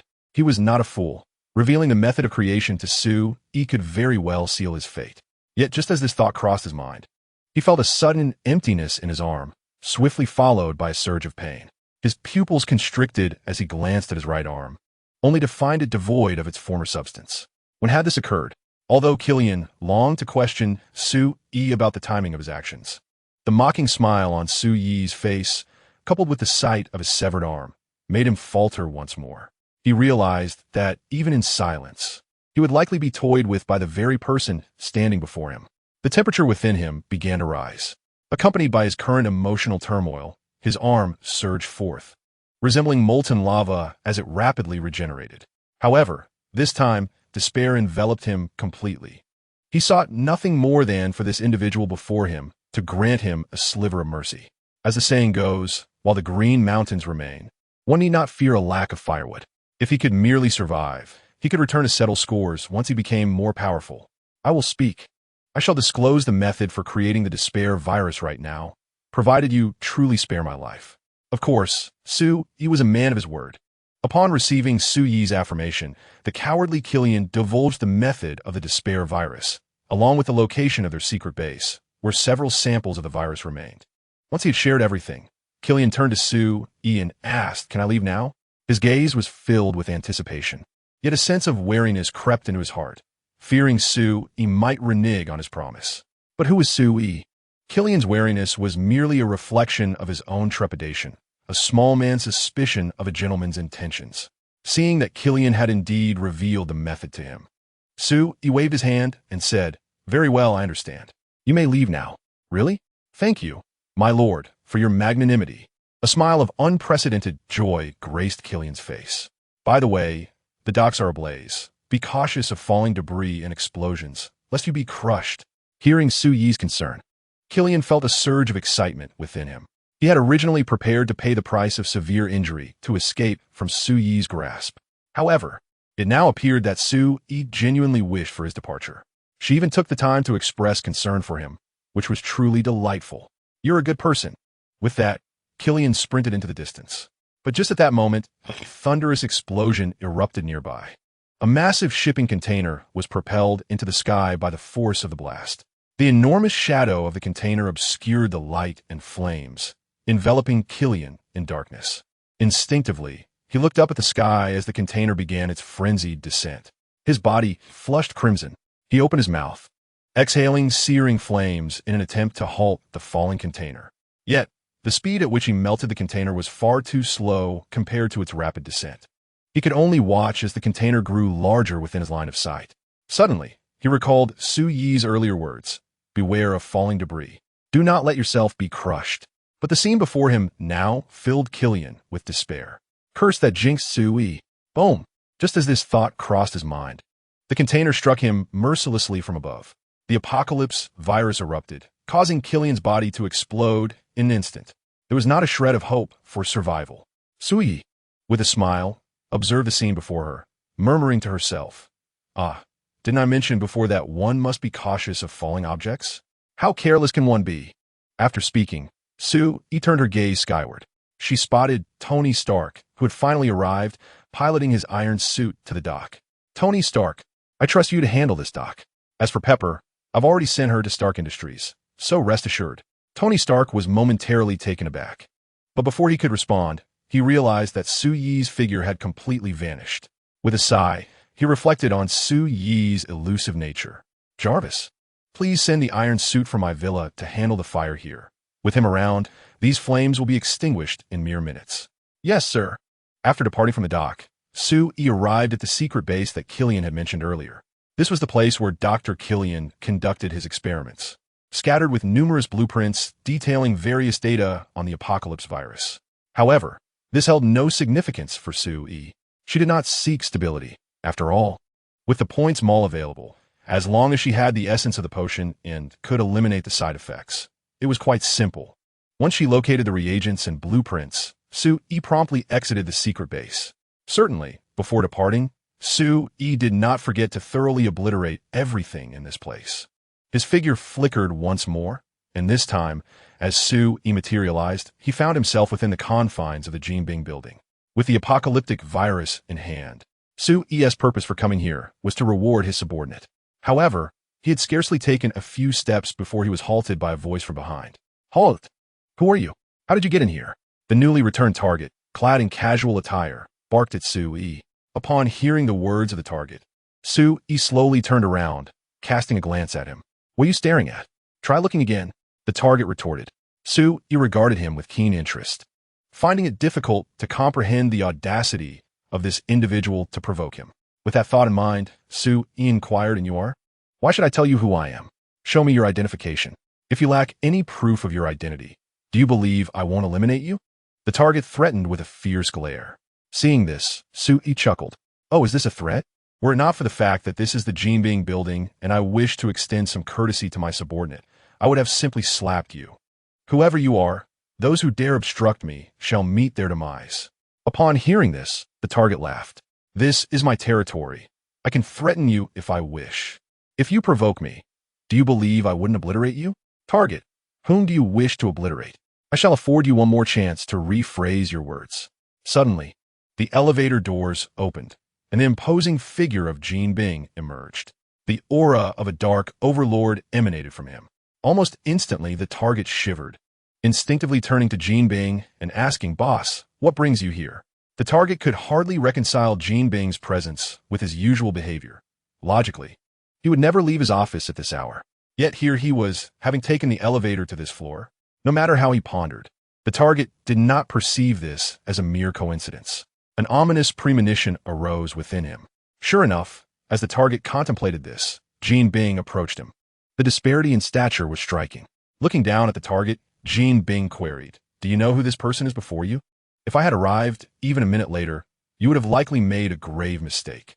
Having spoken, Jin turned to look at Su-Yi beside him. Jin observed Su-Yi, who was curled up, exerting every effort to minimize his presence. "Boss, my subordinate has acted thoughtlessly and offended you. I sincerely ask for your forgiveness." Jin addressed Su-Yi. Upon hearing Jin's words, the expression of the nearby target, Bai Yin, underwent a dramatic transformation. He gazed at Su-Yi before him in disbelief. At this moment, Bai Yin realized that the boss Jin referred to was astonishingly young, to an extent that instilled a deep sense of doubt within him. However, this thought merely flickered through Bai Yin's mind, as he could sense the profound reverence Jin held for Su-Yi in his tone. Su-Yi lifted his gaze to the imposing figure of Jin, then shifted his attention to Bai Yin. "Jin, you have truly trained an excellent subordinate." Upon hearing Su-Yi's words, Jin's muscular frame trembled with trepidation.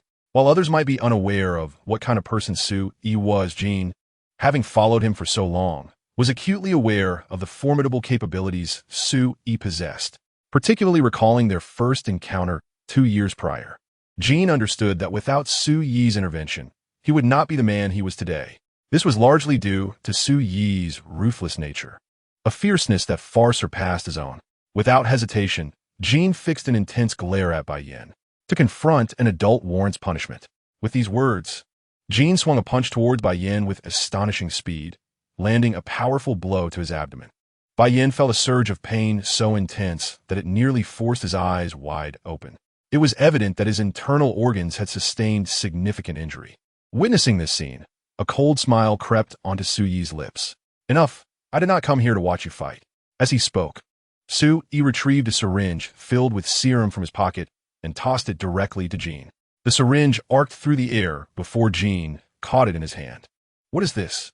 Jin inquired, examining the object. Su-Yi replied, "In light of your years of loyalty, this is merely a reward. After injection, you will gain superhuman strength and other abilities." With that, Su-Yi spent 450 points to exchange for a serum that mitigated the side effects of the dire virus and handed it to Jin, adding, "This one eliminates the side effects. Together with the first, it should enhance your strength at least tenfold." Jin's prowess was already considered peak among ordinary individuals. However, in the Marvel Universe, where everyone surpassed the next, the potential was limitless. Jinbing's extraordinary powers proved to be utterly futile. He was acutely aware of this truth, which is why he clung tightly to Su-Yi, striving to generate greater wealth for him. However, Even Jean Bing himself had not anticipated that Su Yi would entrust him with such a significant asset. Without a trace of doubt, he grasped the serum-filled syringe and plunged it into his arm. In an instant, the power of the despair virus wreaked havoc within Jean Bing's body. An intense pain surged through him, accompanied by an almost insatiable heat, as if it were intent on consuming him whole. Without hesitation, Jean Bing seized the antidote and injected it into himself once more. Immediately, a refreshing sensation washed over him. He felt as though the searing heat had dissipated, and he had fully harnessed the power of the despair virus. As the antidote took complete effect, Jean Bing emerged from his torment. He then began to examine his body, noticing, under his control, the emergence of faint red patterns upon his palm. These patterns deepened rapidly, and in the blink of an eye, his hand became a vibrant crimson. He could even discern fiery golden-red lines coursing through his palm. Taking a deep breath to quell his excitement, Jean Bing declared to Su Yi, "My lord, I shall never betray you in this lifetime. With the power you have bestowed upon me, I will devote myself to creating even greater wealth for you." Chapter 151. The arrival of Quicksilver and Wanda. Su Yi paid little heed to Jean Bing's fervent declarations. Just as he exited Jean Bing's skyscraper, the interface of a chat group materialized in his mind. Within the chat group, Hinata Hyuga exclaimed, "Group leader Su Yi, brother Su Yi, tomorrow I will be participating in the Chunin exams. Will you come to watch?" Asuna Yuki replied, "Little Hinata, why are you only inviting your brother Su Yi? Don't you plan to invite the rest of us?" Whitebeard chimed in, "Gulalala, it seems little Hinata has grown up." Edward Elric added, "Old man, it appears Hinata has developed a crush." Hinata Hyuga protested, "And no, I haven't tea. I just lack the permissions to invite everyone." She continued, "Yes, that is my reason." Hinata concluded, "How embarrassing." Upon hearing Hinata's words, the group erupted in laughter. Observing their mirth, Su Yi promptly stated, "Everyone, tomorrow is little Hinata's Chunin exam. Who among you wishes to attend?" Kaneki Kin responded, "I just joined the bronze tree and currently lack the time. I truly apologize." Su Yi reassured him, "No need to apologize. Now that we are part of this chat group, let's adjust our mindset. We are all family now." Whitebeard, "Gwahaha. Ever since I regained my peak and advanced further, those guys from the Marines have dared not provoke me. It feels as if I have retired, with an abundance of time at my disposal each day." Whitebeard, "Therefore, I shall certainly attend Hinata's Chunin exam. If need be, I will purchase a body-shrinking experience card." Siko, "Recently, we have discovered traces of other survivors near our camp, but they seem intent on assimilating us, so I temporarily lack the time." Asuna, "I have signed up. I must witness Hinata's Chunin exam. If Asuna is going, then I shall go as well. It has been quite some time since I last saw Sway." Isdeath, "You two truly are the best of friends, a delightful mix of love and rivalry." You know, Hannah, I've been engrossed in my research on domains lately, so I will not attend. Isdeath, "How coincidental. I'm also delving into domains and have discovered a stronger developmental direction for my imperial power." Observing the exchanges among the group, Sway interjected, "In that case, shall it just be the few of us attending? Is that acceptable?" Hinata, "Of course. I'm already delighted that you can come." Asuna, "For some reason, I suddenly feel a bit superfluous." Sway, "Rest assured, this is not merely your illusion. You have always been quite superfluous." Asuna, "You wicked witch. Do you believe I shall spank you when I see you?" Sway, "Humph, you're no match for me. As friends, come and challenge me." Watching Asuna and Sway bicker once again in the chat group, Sway slipped away without hesitation. The flow of time in Sway's Marvel world differs from that in Hinata's Naruto timeline. If tomorrow is as it is in Hinata's world, then by tonight, he must set off. Thus, his time is limited. Ah, what a headache. What gift should I present to Hinata? If it were a battle, Sway would fear nothing. However, when it comes to choosing a gift for a girl, he finds himself utterly perplexed. With this thought, Sway took out his phone and dialed Hannah. He often chats with Hannah, and whenever he is in the Marvel world, he makes it a point to call her whenever he has time. Before long, the call was answered. Hannah's melodious voice resonated through the phone. "Sway, don't you usually call me at night? Could it be that you have time now?" At this moment, Hannah's tone sounded somewhat cheerful. "Sway, Hannah, are you free now? I believe I require your assistance." Without hesitation, Hannah replied, "Of course. As long as I can assist you, I will give it my all. Please hold on for a moment.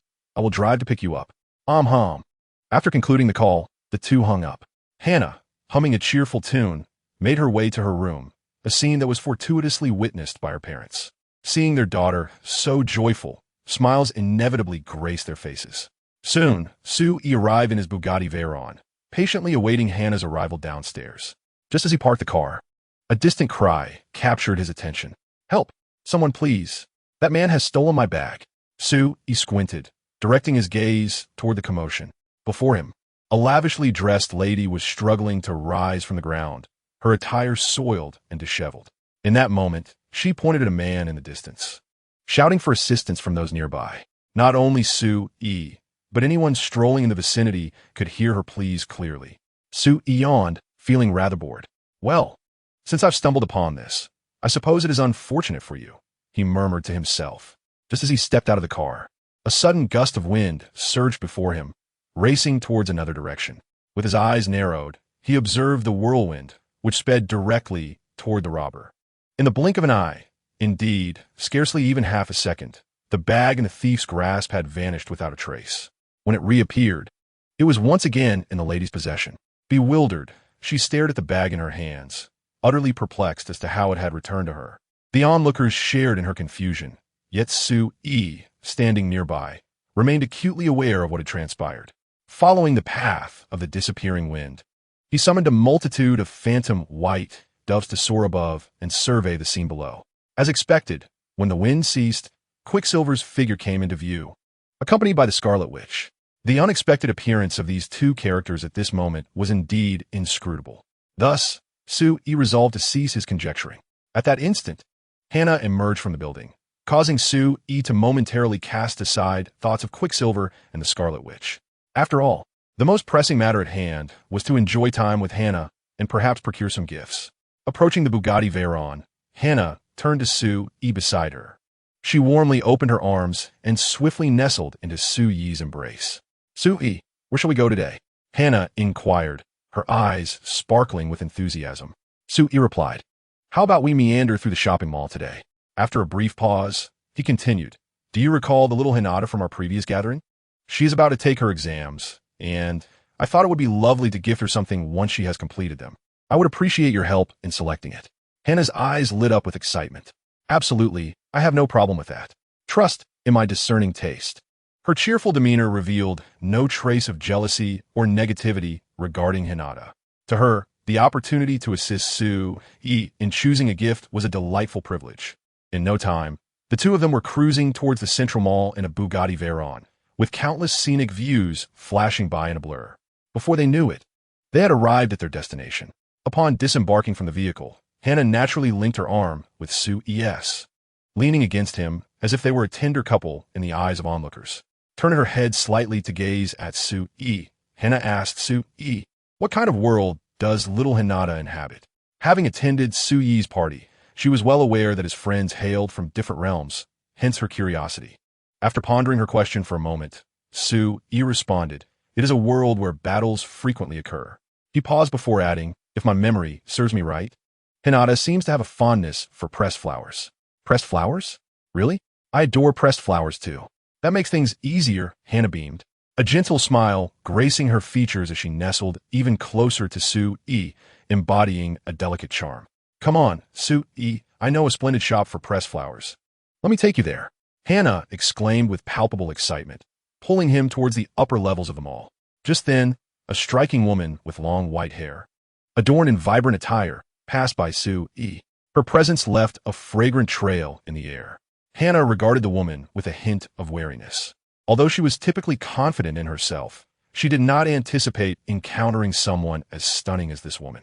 Instinctively, she leaned even more into Sue-yi, seemingly trying to capture his attention and divert it away from the enchanting stranger. Sue-yi was well aware of Hannah's subtle intentions. Extending his hand, Sue-yi affectionately tousled Hannah's hair. In that moment, Hannah resembled a rewarded kitten, her face aglow with joy as she gazed at Sue-yi.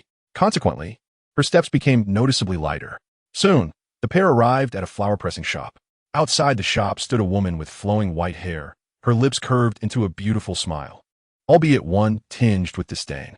The woman muttered to herself, "Ah, indeed, men turn corrupt with wealth." With that, she gracefully turned and departed. This scene was inadvertently witnessed by a phantom created by Su-e. The illusion, holding an ethereal cup of milk tea, sat leisurely on a bench in the mall, appearing to rest. Yet, its gaze was perpetually linked to Su-yi's perspective, capturing every movement of the woman with clarity, even as she exited the mall. Under Su-yi's watchful eye, the striking beauty approached a rather ordinary car, exchanged a few words, and then entered the vehicle. Through the window, the phantom could discern that the woman was holding a phone, seemingly engaged in conversation. Observing this, Su-e furrowed his brow slightly, for within the confines of the car, it was nearly impossible for him to overhear what the woman was discussing, particularly her intentions for approaching them. Inside the car, the white-haired woman reclined in the back seat, phone in hand, her tone teasing as she spoke to the person on the other end. Today I encountered that fellow Su-e. I must admit, he is quite handsome, certainly the most appealing man I have ever encountered. She continued, I can hardly believe that the notorious black cat would find herself smitten by a man. Is it not natural for a woman to be captivated by men? After all, I have never even been in a relationship. Do you think I should pursue him for a taste of romance? Enough, Felicia Hardy. Your primary focus must be on completing the mission, came the stern reply from the other end. Rest assured, I will fulfill the task. However, I intend to proceed gradually. After all, I wish to experience a sweet romance. Agaimi pega, a sweet romance. Are you not concerned that once you draw near to Su-e, he might send you straight to prison upon discovering your identity as the infamous black cat? The words from the other end resonated in Felicia Hardy's ears, causing her to lapse into silence. Indeed, she was in essence a thief, a one-on-one at that. The notion of seeking a sweet romance seemed far less appealing than simply finding a pillow to rest her head upon during the day. As Felicia Hardy pondered, the voice of the man on the other end of the phone pierced through her thoughts. I will grant you 1 month to deliver the despair virus and the antidote for its aftereffects. I care not how you accomplish this, but must be done within the allotted time. Otherwise, your existence in this world will be rendered moot. With that, the call was abruptly terminated. Felicia's expression turned quite uncomfortable, yet she swiftly regained her composure, silently contemplating the true nature of the despair virus. Should it prove to be a beneficial substance? Based on the man's previous words, she would not hesitate to consume it herself. Chapter 153. To avenge my father's shame outside. The phantom white dove of Su-e circled the sky, ever vigilant of the black cat's movements. Meanwhile, Su-e was at the pressed flower shop, diligently crafting pressed flowers under Hannah's guidance. Time slipped away, and after approximately 30 minutes, Su-e created her first pressed flower piece with Hannah's instruction. Pressed flowers are an art form that involves the physical and chemical preservation of plant materials, roots, stems, leaves, flowers, fruits, and bark, through dehydration, color preservation, pressing, and drying to create flat floral materials. With clever design, these materials are transformed into exquisite decorative paintings, cards, and various botanical products for daily use. Hannah held a genuine passion for pressed flowers, possessing exceptional skills that even surpassed those of the shop's owner, a fact acknowledged by the proprietor himself. As Hannah observed Su-e seated beside her, a radiant smile blossomed on her face. Here, Su-e, please gift this to little Hinata. Consider it a token of my affection, if you will. Of course, I imagine little Hinata will be overjoyed upon receiving your gift, Su-e replied, gently placing her hand upon Hannah's silky hair, tenderly caressing it. In response to Su-yi's affectionate gesture, Hannah felt her heart race, intoxicated by the sensation. At that moment, Su-e seemed to sense something amiss and turned her gaze toward the entrance. Just then, a man and a woman approached the door of the pressed flower shop and stepped inside. Seeing these two familiar figures, Su-e was intrigued by the unexpected encounter with so many recognizable faces. Wow! Welcome, handsome and beautiful guests. Do you have an appointment? Appointment? We do not. We are here to find someone, replied Quicksilver to the shopkeeper. He then followed his sister, bypassing the owner, and made his way towards Su-e. Are you Su-e? We have matters to discuss with you, Quicksilver stated as he stood before her. Hannah gazed at the man and woman before her and inquired of Su-e. Do you know them? Although unfamiliar, they bore an air of recognition. Su-e replied, Hannah, please wait for me here. I shall converse with them. Hannah nodded obediently but cautioned, be careful, Su-e. Having experienced battle, she sensed an ominous presence in the individuals before her. In response to Hannah's concern, Su-e nodded reassuringly. Do not worry. All will be well. With that, he accompanied the brother and sister outside. As the trio walked through the mall, Su-e engaged in casual conversation, addressing Wanda and Quicksilver. So what brings you to seek me? Wanda furrowed her brow, glancing at her brother. Sensing her hesitation, Quicksilver declared, We have come to challenge you. Oh, challenge me? Is that old coot Magneto unaware of your intentions? Su-e inquired with a light tone. What do you mean? Wanda finally interjected. What I mean is quite straightforward. If your father, Magneto, were to learn of this, he would likely refuse and confine you. Su-e maintained his relaxed demeanor, even upon hearing of their challenge. With his words, Wanda and Quicksilver halted in their tracks. We have just returned and learned of your existence from our father. We heard that 3 years ago, you frequently challenged him, leaving him quite exhausted. Thus, we wish to ascertain the merit behind your challenges to our father. At this moment, Su-e grasped their intent. They sought to restore their father's honor. Recalling his own encounters with Magneto, where he had bested him thrice, he understood why they might conceal their father's presence from him. With keen interest, he regarded the siblings and asked, Are you not afraid that I might end your lives and present you to Magneto? Upon hearing this, Wanda and Quicksilver both paused. They turned to Su-e, with Wanda asserting, I trust you would not do such a thing, and even if you attempted it, we would not stand idle. Quicksilver added, Who knows who will triumph in the end? At this proclamation, Su-e burst into laughter, the sound echoing throughout the mall, drawing the attention of several passers-by. Yet, under the influence of Su-e's illusion fruit ability, they remained oblivious to the three concealed from view. As Su observed the two individuals before him, he perceived that while the youth's confidence was commendable, their arrogance would ultimately lead to dire consequences. He then addressed Wanda and Quicksilver, reiterating, I shall inquire once more. Are you certain you wish to confront me? Indeed, we seek to avenge our father's disgrace, Wanda declared resolutely. Quicksilver stood protectively in front of his sister, his demeanor replete with vigilance as he regarded Su, sensing the subtle air of combat emanating from him. Observing the sibling's stance, Su's mind began to formulate a plan. A slight smile graced his lips as he remarked, Very well. I hope you do not come to regret your decision. With that, Su began to weave intricate hand signs, invoking the realm of Fengdu's 18 mud plows, a domain capable of slaying gods. While it seemed excessive to employ such a formidable force against the two young challengers, Su's inherently laid-back nature made this choice fitting. As the 18 mud plows unfolded, they swiftly enveloped the siblings, leaving them no time to react. In the blink of an eye, their surroundings underwent an unprecedented transformation, the terrain expanding infinitely as if devoid of boundaries. At this juncture, Su addressed them, If you desire battle, let's engage here. With his words, Quicksilver and Wanda assumed combat stances, the air thick with anticipation for the impending clash. Chapter 154. The Speed Beyond Light. Although Quicksilver and Wanda were oblivious to their current location, this did not diminish their fighting spirit. They remained steadfast in their belief that their combined strength could restore their father Magneto's honor, for he was indeed their progenitor. The first to strike was Quicksilver, endowed with astonishing speed. His terrifying velocity could effortlessly reach speeds of 700,000 kilometers per hour, approximately 572, 654 Mach, or 223 meters per second. When pushed to his limits, he could even surpass the speed of light. If memory served Su correctly, Quicksilver had attained the pinnacle of speed within the Marvel attributes. Classified as Level 7. 1. Subnormal. 2. Normal. 3. Above normal. 4. Sonic 1 Mach. 5. Supersonic 2 Mach. 6. Light speed 186,000 miles per second. 7. Speed distortion faster than light. Quicksilver had indeed reached this 7th tier. Moreover, bolstered by his velocity, his physical resilience was formidable, allowing him to withstand forces that would be utterly devastating to an ordinary individual. Only Quicksilver was seen, transforming into a torrent within Su-e's realm. With astonishing speed, he surged towards Su-e.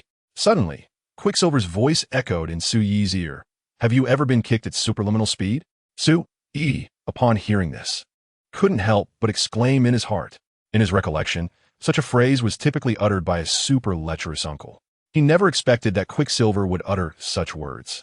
Surpassing even that lecherous uncle, Kizaru His velocity had reached beyond the speed of light. Just as this thought crossed Su Yi's mind, he felt Quicksilver's whip-like kick land squarely on his back. Bang! In an instant, the atmosphere around them shifted dramatically. The air pressure radiated outward, brushing against Wanda, who stood not far away.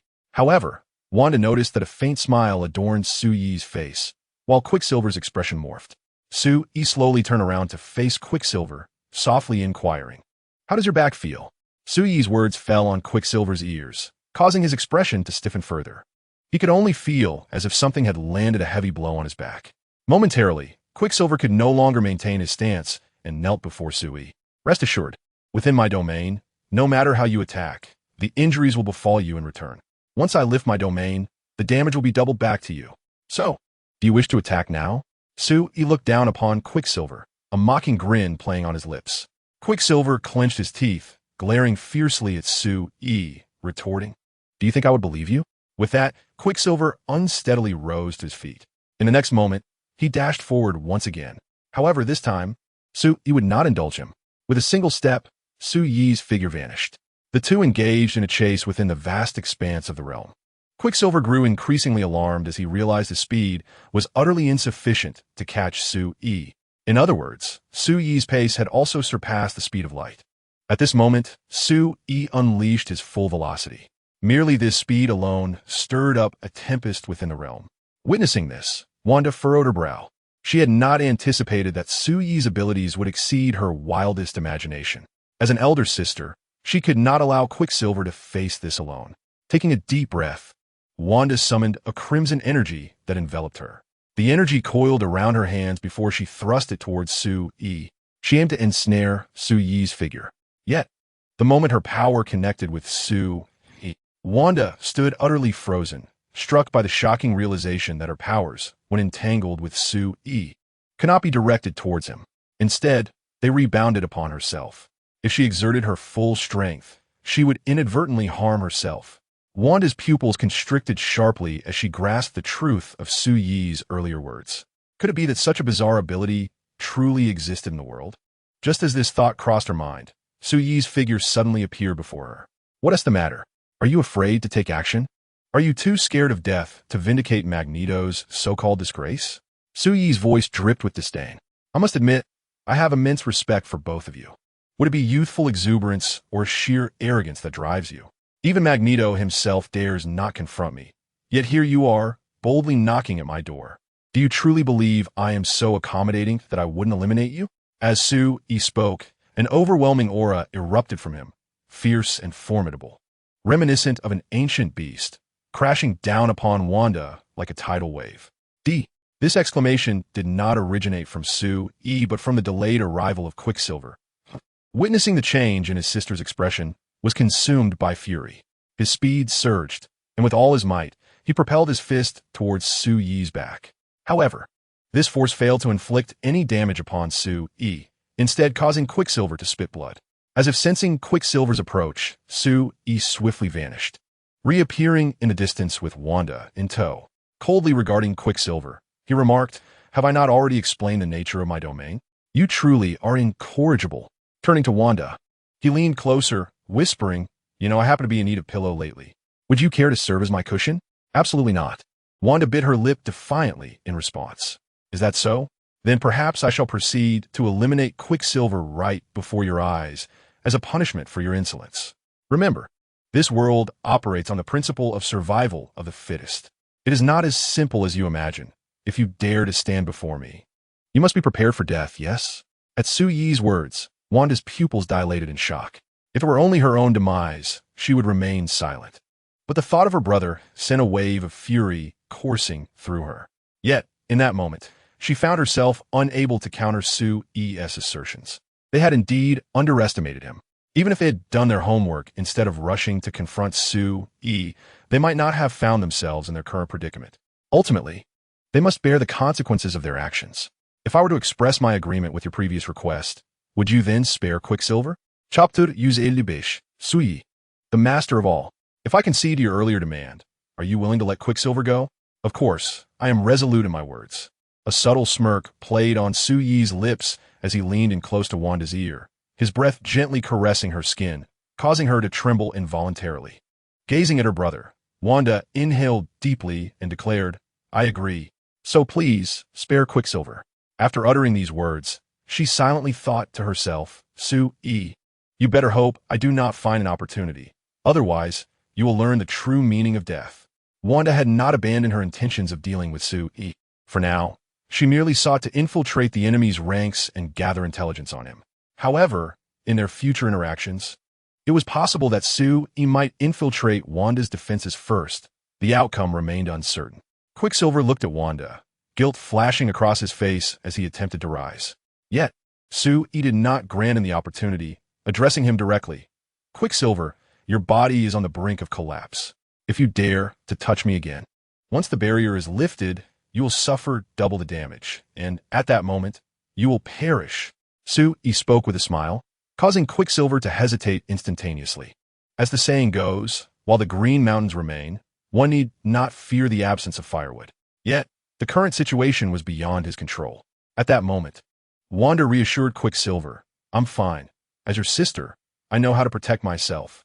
With that, she smiled at him, a gesture that deeply affected Quicksilver.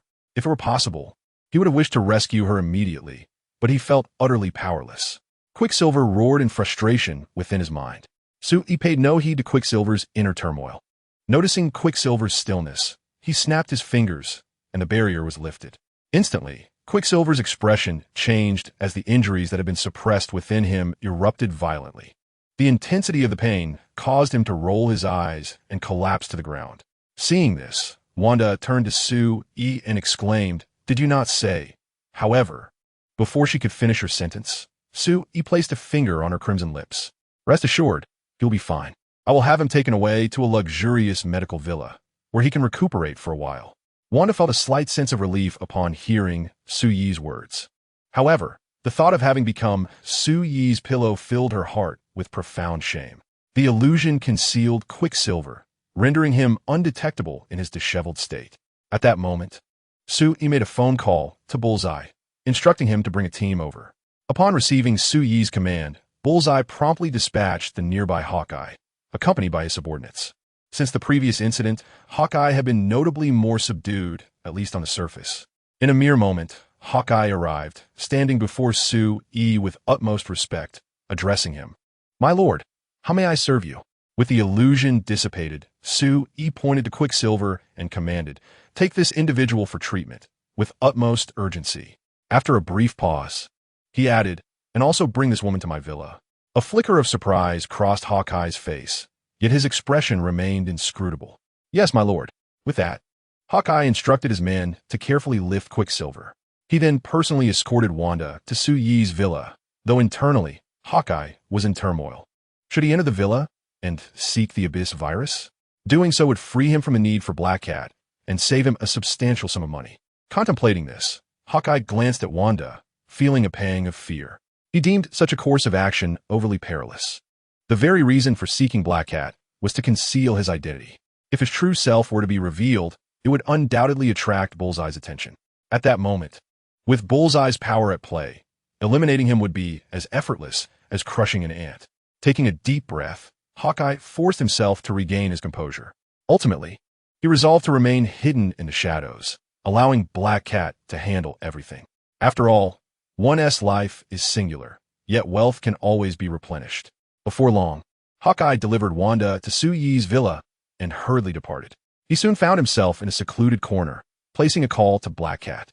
Meanwhile, Black Cat, just returned to her private residence, frowned slightly, but, after a moment's hesitation, answered the phone.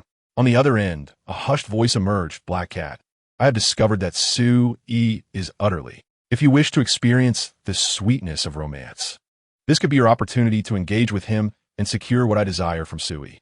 However, I must caution you, do not become too deeply entangled.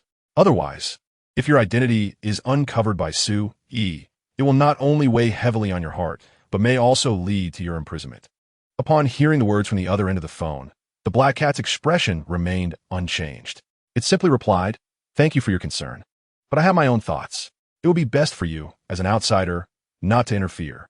With that, the Black Cat hung up the phone with an air of authority, leaving the person on the other end, the target eye, seething with anger. This guy, You're merely a thief I hired. Do you truly believe yourself to be someone of significance? Target, I muttered under his breath, and in a fit of rage. He departed from his corner. However, unbeknownst to him, his earlier remarks had been clearly overheard by the black crow perched on the roof. Meanwhile, the phantom dispatched by Sue had transformed into an ant, stealthily entering the black cat's room to capture her words with precision. All of this became clear to Sue upon his return to the flower shop. It turned out that the black cat's employer was none other than Target Eye, a subordinate of Jean Bing. It seemed he still believed himself to be easy to manipulate. Sue, what are you pondering? Hannah inquired, observing Sue lost in thought. Upon hearing Hannah's voice, Sue smiled and replied, I was merely contemplating why you are so beautiful. At Sue words, a faint flush crept onto Hannah's cheeks, and she nestled into his embrace. Chapter 156. The Chunin exam won after spending another hour, Sue with his remarkable learning ability, reached the pinnacle of flower pressing techniques in a remarkably short time, prompting the shop owner nearby to exclaim in admiration. Looking at his creation, Sue felt satisfied and promptly handed his pressed flower work to the shop owner for packaging. Hannah, too, took the opportunity to present her own work for packaging. Once everything was beautifully wrapped, Sue held the 2 gift boxes and strolled with Hannah through them all. After completing a series of activities, including shopping for clothes and dining, Sue drove Hannah back home. As night fell, the sky was adorned with brilliant stars. Reflecting the vibrant lights below, the true nightlife of the Queen's District was just beginning. For Hinata Hyuga from a Naruto world, however, it marked the dawn of a new day. In the chat group, Hinata Hyuga, I am all set here and will be heading to the competition venue shortly. Are you all coming over now? Sue, I am ready as well. Whitebeard, Gulalala, I just purchased a body shrinking experience card and am prepared. I have finished my matters here and can head to Little Hinata's world at any time. Asuna Yuki, me too. I can hardly wait to visit Little Hinata's world. Asuna Yuki, I have never been to Little Hinata's world before. Hinata Hyuga, well then, please come over. Uding, Sui request to establish a transit basic. Ding. Whitebeard request to establish a transit passage. Ding. Request to establish a transit passage. Ding. Asuna Yuki request to establish a transit passage. Upon hearing the request from the 4, Hinata Hyuga promptly consented to all of them. As this was a customary visit, her approval as the host was naturally required. Once Hinata Hyuga granted her consent, a passageway materialized before her. With her arms crossed over her chest, Hinata looked at the transit passage with eager anticipation. The thought of soon meeting brothers Sue filled her face with a rosy hue and a shy demeanor. The first to emerge was Whitebeard. Hinata gently greeted, Hello, Grandfather Whitebeard. Grugger grug Hinata. Whitebeard replied, Keep your voice down. What if someone discovers us? We are fine, but it would cause trouble for little Hinata. Upon hearing this, Whitebeard awkwardly chuckled, realizing he was currently in an ancient room. Glancing outside, he could vaguely see silhouettes moving about. At that moment, Asuna Yuki also stepped out from a passage. Long time no see, Grandfather Whitebeard. Asuna greeted him. What about me? She added playfully, a mischievous glint in her eyes. Who is that speaking? Why can't I see them? You rascal. Let me show you what I can do. She feigned anger and rushed toward Asuna. However, their playful banter was not new. They were incredibly close, akin to intimate friends. Their antics were merely for show, to lighten the atmosphere. Hinata couldn't help but chuckle at the sight of the 2 girls. Just then, another figure emerged from the passage, and, as this individual stepped out, the passage gradually faded away. Upon seeing Sue's arrival, Hinata wasted no time and dashed towards him. Brother Sue, as Hinata leaped into his arms. Sue smiled and embraced her warmly. Little Hinata, how had you prepared for this Chunin exam? Hinata nodded vigorously and declared, This time, I will definitely secure the victory. Yes, we believe in you, little Hinata, Sue replied, releasing her and turning to the others. Now, I will use the ability of the phantom fruit to obscure your figures. Please do your best to control your voices and avoid attracting anyone else's attention. Whitebeard responded, No problem at all. Is it merely about controlling sound? There is absolutely no issue. Asuna Yuki nodded in agreement. After all, the individuals present were not lacking in combat prowess. Their mastery over their own bodies was quite remarkable. The act of silencing sound was indeed a trivial matter. In the next moment, Suyi's fruit ability was activated, cloaking the group in an illusion. Those ensconced within the phantasm could see others. Yet they remained invisible to the outside world. Hinata Hyuga, witnessing the scene unfold, felt a profound sense of relief. With this capability, they could proceed to the testing grounds without hindrance. As for communication, they had a chat group, rendering verbal exchanges in reality unnecessary. Within the chat group, Hinata, which testing ground do you intend to lead us to? Hinata Hyuga, the venue for the third match. I had been on a mission previously, so my teacher specially arranged for me to have direct access to the third examination. Death. Thumbs up Micah Draco. Hinata is truly impressive. Siko Busujima. Hinata is so diligent. Feeling the encouragement from so many people, Hinata, leading the way for and the others, felt a wave of happiness. Hinata Hyuga. Observing the emoticon sent by Hinata, the others responded enthusiastically. Soon, they arrived at the testing grounds, where the third match had officially commenced. However, it was not yet Hinata's turn, so her arrival could hardly be considered late. Kurenai Yuhi sat at the judges' table, watching the battle between Naruto Uzumaki and Kiba Inuzuka below. Upon noticing Hinata's arrival, Kurenai nodded slightly in her direction. Hinata, your timing is perfect. Take a moment to observe the match, as you will be up next. Upon hearing Kurenai's words, Hinata nodded and made her way to a relatively vacant spot. As she passed by Kurenai, the latter seemed to sense something and cast her gaze behind Hinata. Yet, Kurenai saw nothing amiss. After a thorough scan, she shifted her focus back to the match, evidently unaware of and the others' presence. Chapter 157. Chunin exams 2. Hinata settled in her seat, with and the others taking their places as well. With the illusion in play, the current individuals present were utterly incapable of detecting and his companions. The group sat, observing the battle from their elevated vantage point.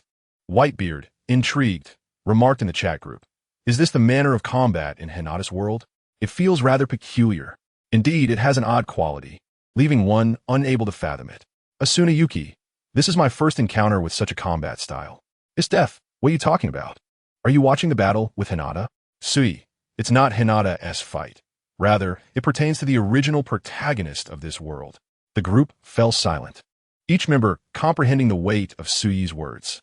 Having spent considerable time in the chat group, Suyi had shared insights about various worlds, enlightening them about the existence of the children of the world in each realm. These so-called children of the world are favored by destiny, capable of transforming misfortune into fortune and growing ever stronger. Initially, they felt immense envy. However, over time, a realization dawned upon them. No matter how formidable or fortunate the children of the world may be, could they truly rival their own strength? In truth, their ability to traverse different worlds and witness the mysteries contained within would undoubtedly enhance their own power. Moreover, they had an exceptionally potent group leader. If anyone dared to bully them, they could simply summon assistance. How splendid! Thus, the moment Suyi uttered the term children of the world, the group's interest was piqued. Rei Yuzuki, Suyi, could you initiate group video? We wish to witness a live broadcast. Suyi, certainly, that poses no issue. With that, Suyi activated the live streaming feature within the chat group. Instantly, the members found themselves observing the fierce battle unfolding between the two combatants below. Suyi, the dark-haired one, is Inuzuka Kiba, while the blonde is Uzumaki Naruto, the child of the world in this realm. However, from my perspective, the true child of the world here is Hinata Hyuga. Although Hinata's gaze was fixed ahead, her heart and mind were wholly engaged in the chat group. Upon hearing Suyi's praise, a smile broke across her face. Hinata Hyuga, yay! I'm so happy. At this moment, the battle below had escalated to its peak intensity. Blood streamed down Naruto's forehead, his body trembling, clearly pushed to the limits of his endurance. The only thing keeping him in the fight was an unwavering belief. Just then, standing before Naruto, Inuzuka Kiba formed hand seals and charged at him. Beast mimicry technique, four-legged style. As Kiba's voice rang out, his hands transformed as if they had become legs, his speed doubling as he darted toward Naruto. Gritting his teeth, Naruto felt a tremor of apprehension within him.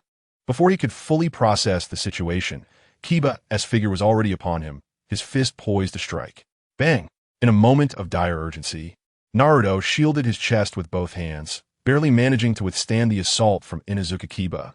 Nevertheless, The force of the blow sent him sprawling several meters away.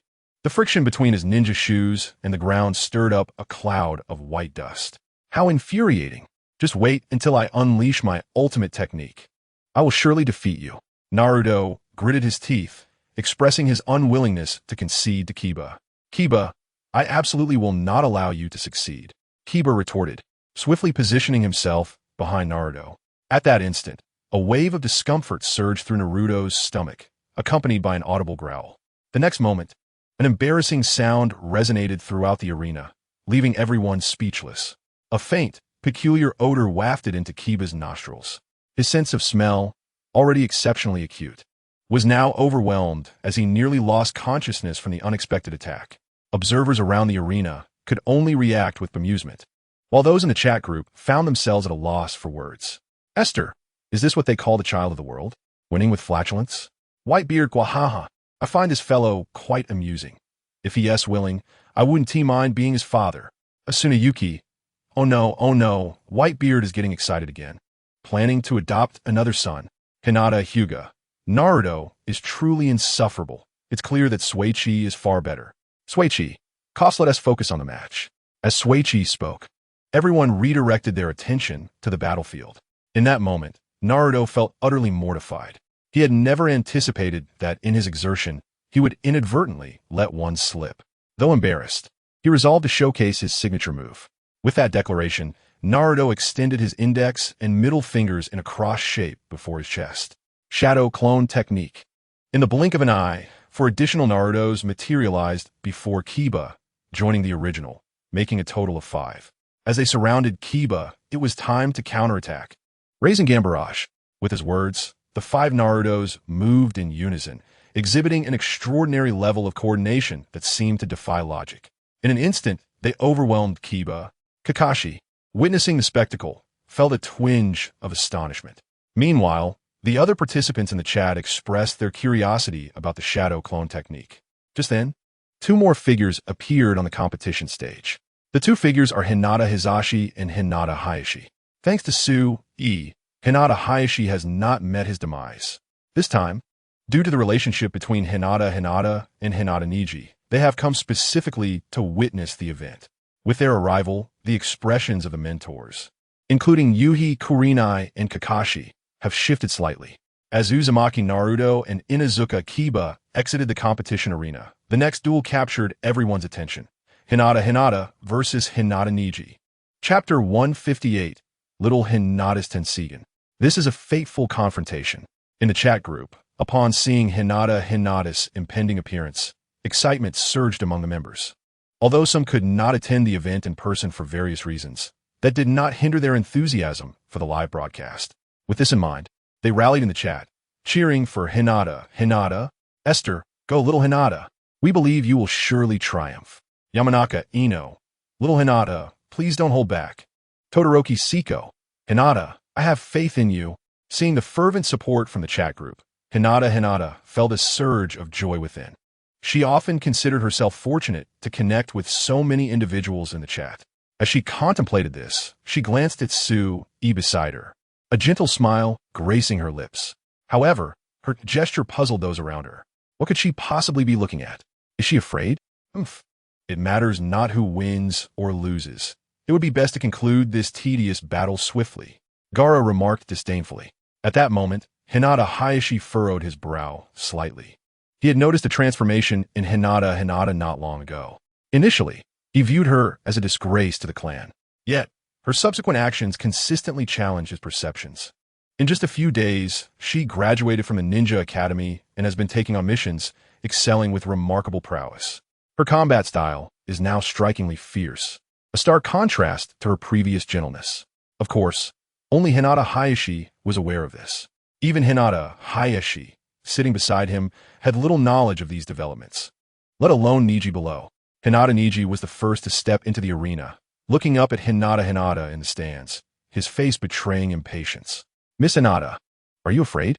He questioned with utmost seriousness as he gazed at her. At this moment, Sue-E addressed Hinata Hyuga in the chat group, encouraging her with heartfelt words. Hinata, go forth. I believe you will surely emerge victorious. As Sue-E's voice echoed, Hinata seemed to receive an immense surge of motivation.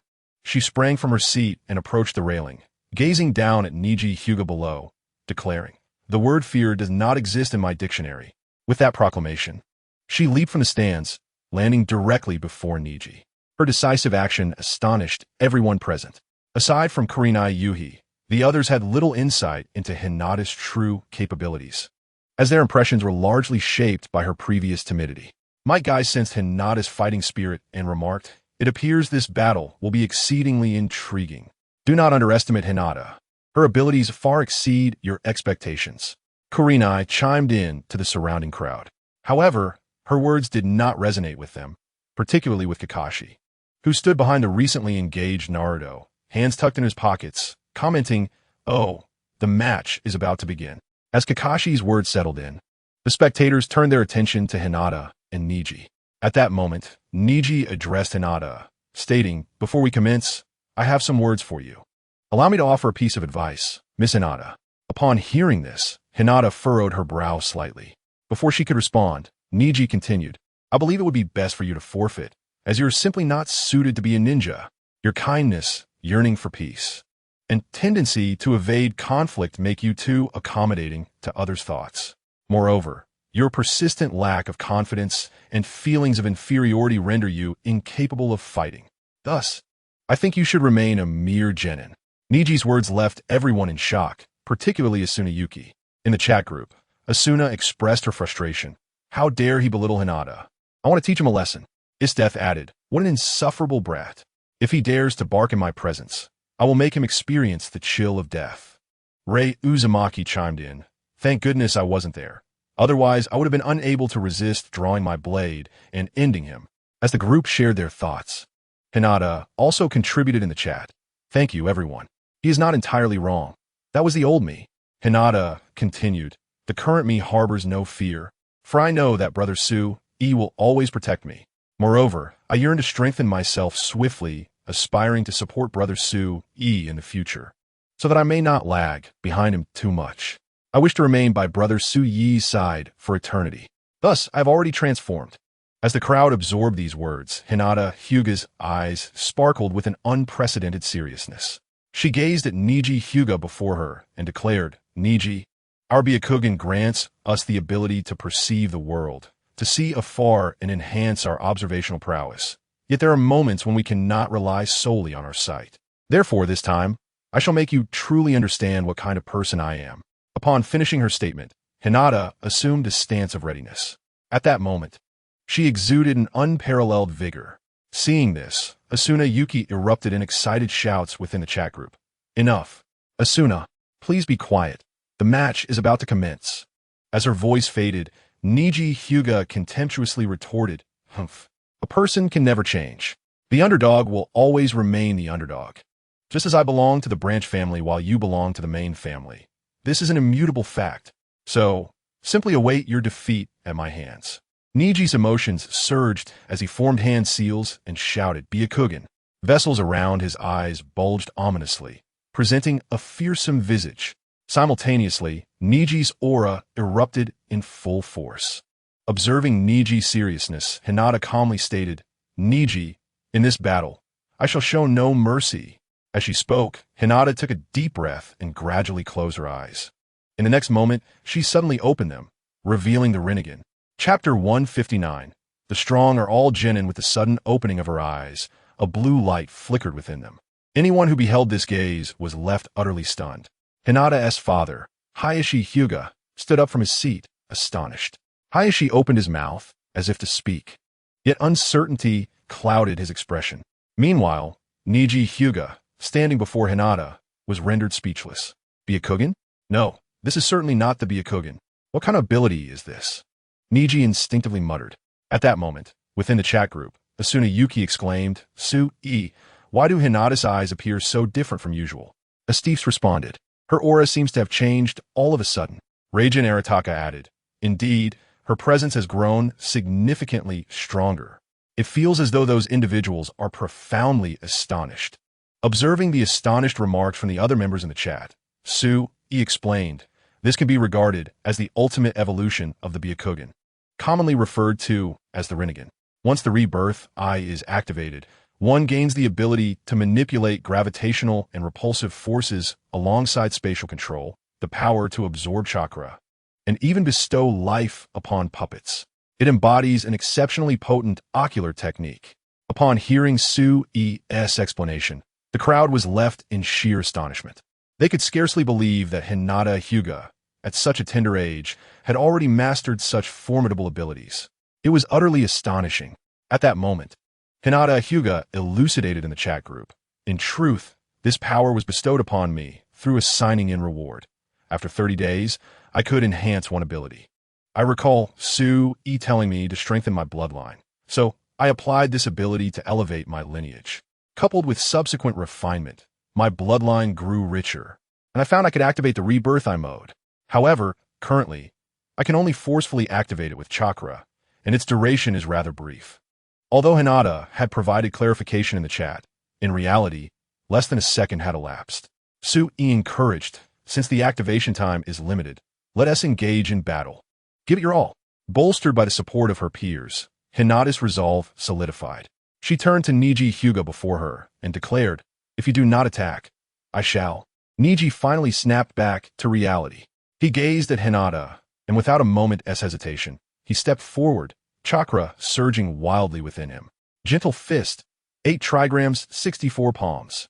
In an instant, Niji's hands became mere phantoms, striking toward Hinata as form. In the face of Niji's onslaught, Hinata's expression remained unchanged. She was no longer the Hinata of yore. The rebirth I was activated to its utmost potential, with both gravitational and repulsive forces under her command. A repulsive force enveloped her, while chakra coalesced in her palms, forming a fierce blue lion's visage, surging toward Niji. Standing nearby, Mike Guy's pupils dilated in shock. The speed. It was incredible. Hinata's father, Hayashi Hyuga, who had just settled into his seat, stood up once more, his expression filled with disbelief. It was crucial to note that Hinata's speed had nearly reached that of a Jonin. Yet, how could this be possible? Consider her age. More importantly, how much time had passed since she had declared her determination to him. He had not anticipated that Hinata had grown to such a remarkable extent without him even realizing it. Just as they pondered this, a tremendous crash resonated throughout the arena. Bang! Hinata's gentle step twin lions struck Niji with a force that rendered his vision a blur. A sweet taste lingered in the mouth as crimson blood arced through the air, blossoming into a blood-red petal upon the ground. Before Hyuga Niji could regain his composure, he found himself ensnared in the gravitational manipulation of Hyuga Hinata, suspended helplessly in midair. The prowess of the Tensigan had been brought to its zenith by Hinata. In her grasp, a small, pale white special chakra orb began to coalesce. Though diminutive, the aura it emanated cast a heavy pall over the onlookers, their expressions turning grave. Kakashi, in disbelief, exclaimed, Hey, this aura is simply overwhelming." Mike Guy instinctively swallowed hard, unable to fathom that a mere genin could wield such formidable power.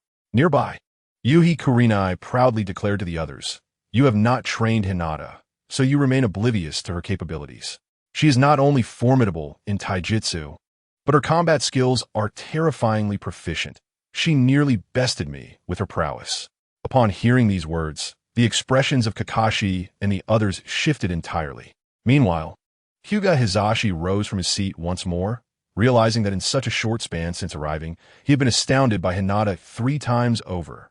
Hinata turned her gaze towards Niji and proclaimed, "I shall not flinch before any adversity that confronts me, not even fate itself. For someone once told me to become the protagonist of this world.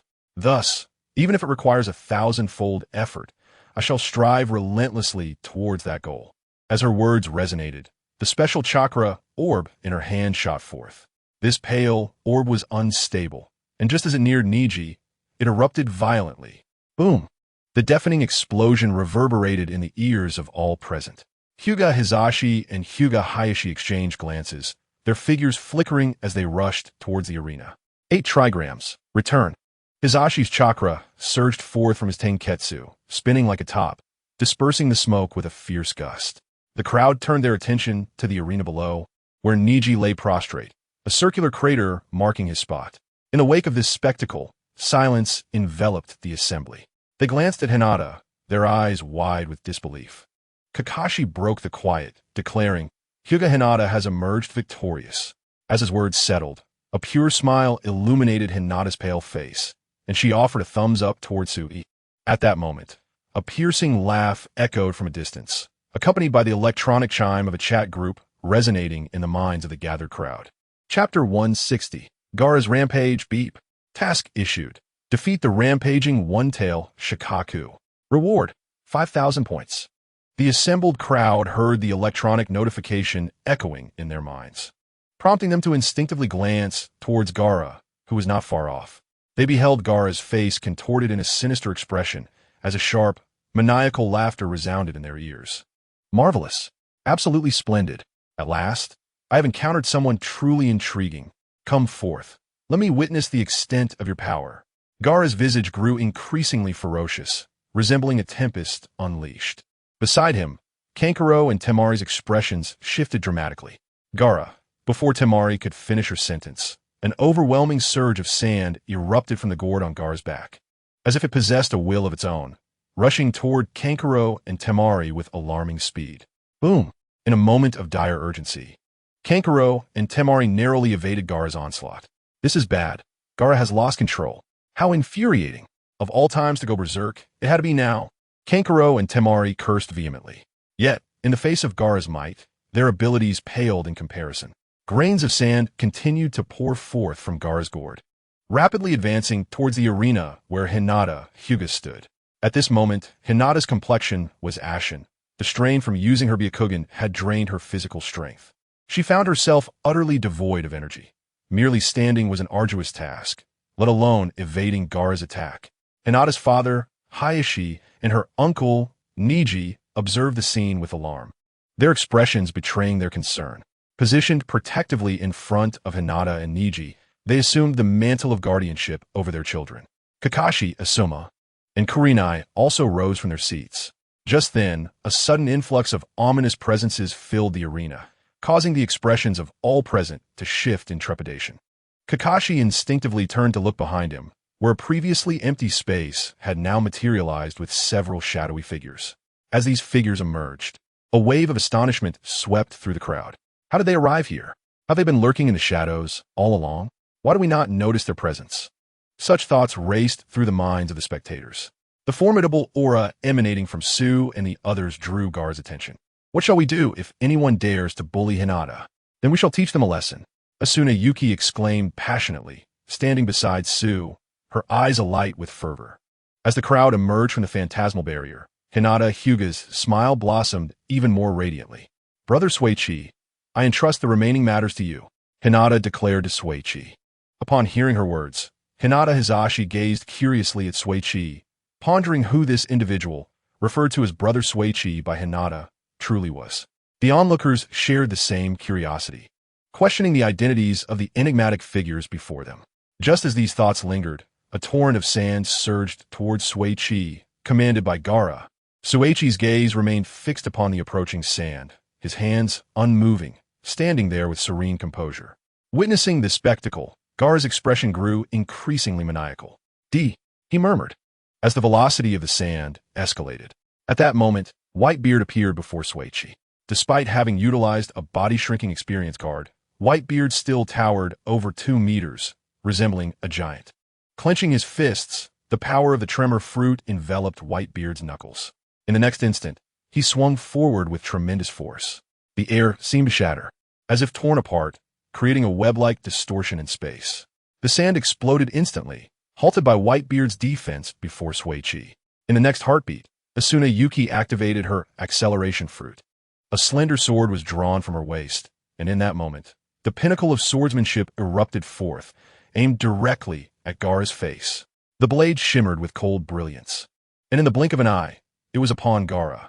Desert wave, Gaara exclaimed, as a deluge of sand erupted from his gourd, encasing his body in a protective sphere at lightning speed, what many referred to as Gaara's absolute defense.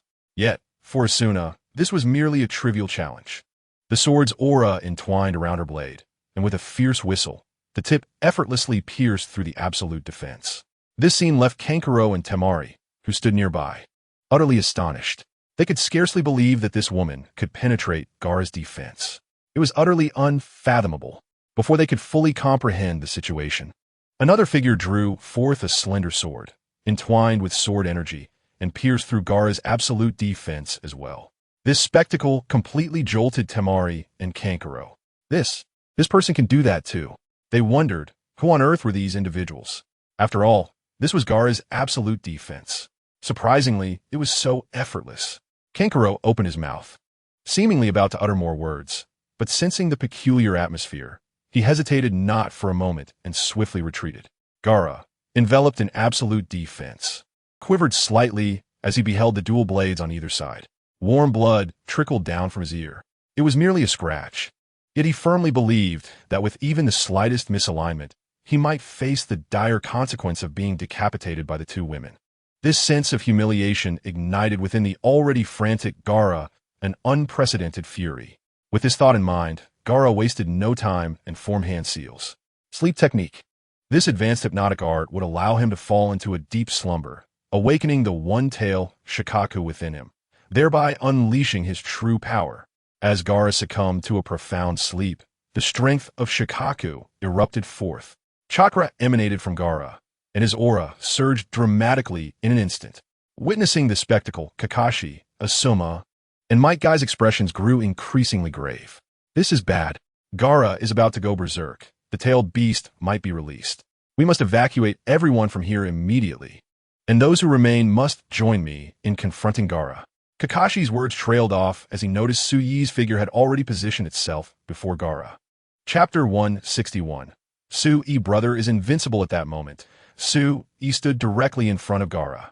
Roar! Gaara bellowed, his chakra spiraling out of control. The traits of Shikaku began to manifest. First, Gaara's arm transformed, resembling a sandy, earthy yellow limb adorned with wind-like purple patterns. I will kill you. Gaara roared at Su-Yi, his arm lunging forward. No, to be precise, it was Shikaku utilizing Gaara's body to voice its intent. Be careful. Get out of the way. If struck by such an attack, you will undoubtedly be harmed. Hurry, dodge. Kakashi and the others watched in anxiety as Su-Yi remained unmoved. Yet, Su-Yi paid no heed to Gaara's assault, for in the early stages of Naruto, there was little of significance to warrant his concern.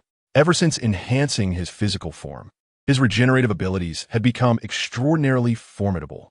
In the early days of Naruto, even standing still to let them attack, they would not be able to inflict any damage upon him. This exemplified the disparity in combat prowess. Faced with Gaara's onslaught, Su-Yi simply extended his finger, reminiscent of previous encounters. The onlookers gasped in astonishment. Was this individual courting death? A finger devoid of chakra protection dared to extend outward? Did he not fear injury? Kakashi and his companions found themselves utterly bewildered by the formidable beings before them.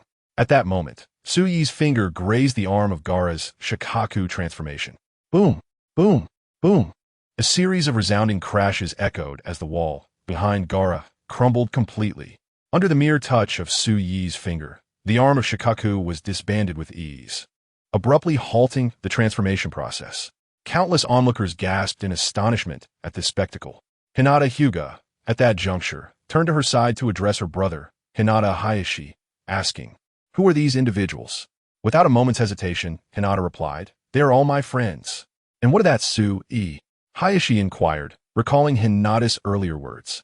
At this, Hinata's cheeks flushed a deep crimson, her voice dropping to a whisper as she confessed, He is my most beloved brother." Upon hearing this, Hayashi's understanding deepened. However, in the tumultuous world of ninjas, where conflicts often arose, many were wed early, and thus, the notion of Hinata having someone she cherished was not entirely unacceptable to him. Contemplating this, Hayashi's gaze shifted towards Su-Yi in the distance, curious to discern what capabilities this individual possessed to captivate his daughter. At that moment, Hayashi's perception of Hinata underwent a profound transformation. If previously she had been seen as a disgrace to the Hyuga clan, now she stood as a source of pride, particularly the glimmer in Hinata's eyes. If Hayashi was not mistaken, seemed to embody the legendary tale passed down within the Hyuga family.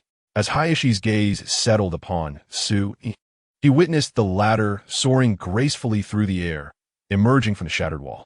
Instantly, Hayashi's pupils constricted in disbelief. He had entirely overlooked Su Yi's swift movements. In the blink of an eye, Su Yi was suspended in the sky, a feat almost too extraordinary to fathom. Such velocity, from certain perspectives, might even eclipse the flying thunder god technique. Yet, the astonishment among the crowd did not cease there. As Gaara was propelled away, the one-tail Shikaku fully materialized, its chakra surging wildly, casting its imposing presence over the onlookers. The oppressive aura of the tailed beast rendered breathless those who beheld it. Was this the power of a tailed beast? It was indeed terrifying. Below, Naruto murmured softly, and many spectators believed that no matter how powerful Su-I might be, defeating the one-tail Shikaku was a feat beyond imagination. The disparity between the strength of a ninja and that of a tailed beast was simply insurmountable. After all, these individuals before us are hardly the legendary ninjas. Yet, just as such thoughts crossed their minds, Su-I extended a single finger, slowly pointing towards the heavens. What on earth was he attempting? Such exaggeration could potentially lead to unimaginable consequences. This matter surely required the direct intervention of Lord Hokage, for he alone possessed the capability to halt the rampage of the tailed beasts. Listening to their discourse, Hinata Hyuga took a deep breath, her voice slightly trembling. Rest assured, Shikaku will definitely not be a match for Brother Su-I. He is invincible. As if to validate Hinata's assertion, a faint smile graced Su-Yi's lips as he softly uttered, "Ah, since I have arrived in the world of Hokage, can I not utter that phrase?" Murmuring to himself, Su-Yi's smile broadened radiantly. At that moment, he slowly proclaimed, "Earth, explosion, heaven, star." With those words, his magnetic field reached its zenith. Countless shattered earth fragments and surrounding debris, even the nearby mounds of dirt, were drawn into the sky under Su-Yi's precise control. A colossal meteorite materialized in the sight of all present. At this juncture, a chorus of gasps echoed from below. Their eyes widened in disbelief as they beheld the unfolding spectacle above. How could this be possible? Such power could not even be wielded by Lord Hokage. Could it? Was this truly an act achievable by a ninja? Below, Hinata's brother, Hisashi, trembled as his lips quivered. This had utterly shattered his understanding. Reflecting on Hinata's earlier declaration of Su-Yi's invincibility, it became evident that this was far beyond mere invincibility. It transcended the bounds of reason. To witness the strength typically exhibited by the latter stages of Hokage in today's era was nothing short of a complete annihilation. Confronted by overwhelming pressure, Shikaku's pupils contracted sharply. Undoubtedly, the ability of Earth Explosion Star evoked some unpleasant memories. This only served to drive Shikaku into a further frenzy. Wind release, vacuum sphere. Shikaku unleashed a colossal air cannon brimming with high-density chakra, charging ferociously towards the descending meteorite. The sheer force of the vacuum sphere was sufficient to obliterate forests and mountains towering 100 meters high. In an instant, the two forces collided. With a thunderous roar, the vacuum sphere and Earth Explosion Star erupted. The ensuing storm consumed everything in its vicinity. The winds howled fiercely, and the expressions of countless onlookers turned grim. At such close proximity, even they found it challenging to withstand the ferocity of the tempest. In stark contrast to Su-Yi's utterly tranquil expression, two extremes emerged. At this moment, Asuna Yuki and another girl had approached Hinata Hyuga, assisting her to sit beside them. "Hinata, you were truly magnificent just now. You cannot imagine the astonishment on the faces of those bystanders when you activated your Tensigen. It was absolutely hilarious." Asuna exclaimed to Hinata. "All right, we can discuss these matters later. Don't obstruct little Hinata from watching her brother Su-I." She playfully tugged Asuna aside. Upon hearing the teasing remarks, Hinata's once pale cheeks flushed with a vibrant hue. As the smoke dissipated, the onlookers beheld a scene of devastation outside. The momentum of one-tail Shikaku had diminished significantly. It gazed up at Su-I in the sky, its heart heavy with apprehension. It was intensely curious about this individual before it, pondering what manner of being could exert such dominance with mere gestures, reminiscent of the legendary sage of 6 paths. Just as one-tail Shikaku contemplated these thoughts, It witnessed Su extend his hand once more, applying a gentle downward pressure. In an instant, one-tail Shikaku was rendered speechless, feeling as if its body were ensnared by a colossal serpent, tightly coiling around it. Subsequently, an immense force yanked downward, causing a fissure to open beneath one-tail Shikaku's feet, which swiftly engulfed it. In the blink of an eye, it was completely consumed, and soon after, the fissure closed again. Under the tremendous pressure, one-tail Shikaku felt an unprecedented constriction. Its fierce rage dissipated in an instant. Faced with such an entity, it would rather retreat into Gaara's body and hide. Reflecting on this, one-tail Shikaku glared at Su-e and declared, "You little brat. Wait for the day I completely defeat you." With that, its form vanished before the eyes of the onlookers, and its chakra retreated into Gaara's body. Meanwhile, Kakashi and the others, having just arrived, felt utterly superfluous, for the individual before them could vanquish a tailed beast with a mere wave of his hand, far beyond their wildest expectations. At that moment, Gaara's body plummeted from the sky. Temari and Kankuro, witnessing this, rushed to Gaara's side. Kankuro cast a resentful glance at Gaara, internally lamenting, "Why must you lose control now, of all times?" This situation had exceeded their expectations by a great margin. But what could they do? With one tail, Shikaku, now residing once again within Gaara, even their attempts to stir trouble would be futile. It appeared that they would have no choice but to postpone their plans. Upon contemplating this, Kanjiro immediately approached Kakashi and offered his sincerest apologies. At that moment, a digital chime resonated within the minds of Su-e and his companions. Ding! Congratulations to the group leaders Su-e, Whitebeard, Kiriyama Asuna, and Hinata Hyuga for receiving a reward of 5,000 points. Noticing the electronic announcement in her mind, Hinata instinctively messaged Su-e in their chat group. "Hinata, brother Su-e, I didn't participate in the mission, so why have I received points?" Su-e replied, "Because this is your primary world. Anyone who completes tasks in your main realm grants you points, just as it has been previously." Hinata inquired, "Brother Su-e, now that you've watched my match and completed the mission, are you preparing to leave?" Kiriyama Asuna teased, "Little Hinata, are you reluctant to see Brother Su-e go? It seems you truly have a fondness for him." Hearing Asuna's playful remarks, Hinata's cheeks flushed a rosy hue akin to that of an apple. Fortunately, their conversation took place within the chat group, so others could not overhear their exchange. Noticing Hinata's words, a subtle smile graced Su-e's lips as he gracefully descended from the air, addressing Hinata. "Since little Hinata wishes for my extended presence here, I shall gladly oblige. And there are indeed lessons I wish to impart to you." With that, Su-e approached Hinata's father, Hayashi Hyuga. "I have heard of you, Hayashi Hyuga, the father of Hinata." Hayashi gazed at Su-e, his previous composure utterly shattered. With a heavy tone, he questioned, "Who on earth are you?" A hint of anxiety crept into Hayashi's demeanor as he pondered the astonishing connection between his daughter and such a formidable individual, a reality that far exceeded his imagination. While Hayashi was lost in his thoughts, Su-e casually remarked, "I consider myself Hinata's mentor. If I recall correctly, she mentioned that, following the conclusion of the third exam, there would be ample time for final preparations. Hence I intend to engage Hinata in specialized training." Upon saying this, Su-e ceased speaking, for he understood that Hayashi had comprehended his implication. Indeed, Hayashi grasped Su-e's words, yet he found himself in deep contemplation. Reflecting on Hinata's recent exponential growth in abilities, it was evident that the person before him was the catalyst behind such remarkable progress. Hayashi hesitated, acutely aware that the individual standing before him, with strength capable of overpowering tailed beasts, was not someone they could easily provoke. Moreover, and most importantly, if he truly harbored intentions to harm Hinata Hyuga, or to target the Hyuga clan, given his formidable strength, he would have acted long ago.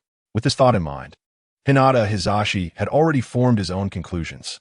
At that moment, he slowly nodded towards Su-e and remarked, "It is indeed a commendable endeavor to enhance one's strength. As long as you return before the crucial fourth match commences, there shall be no issue." Upon receiving Hizashi's affirmation, a smile graced Su-e's lips. In response, Su-e made his own promise. "Rest assured, within these few days, I shall undoubtedly double Hinata Hyuga's combat prowess." Su-e gazed at Hizashi, who met his gaze in return, each harboring their own thoughts. Chapter 163. A mind full of passionate ambition. After concluding his discussion with Hisashi, Sui promptly took Hinata Hyuga away from their presence. After all, the remaining tasks were to be fulfilled by Hisashi. Meanwhile, he and his companions had assumed a new role, that of Hinata, Hyuga's mentor.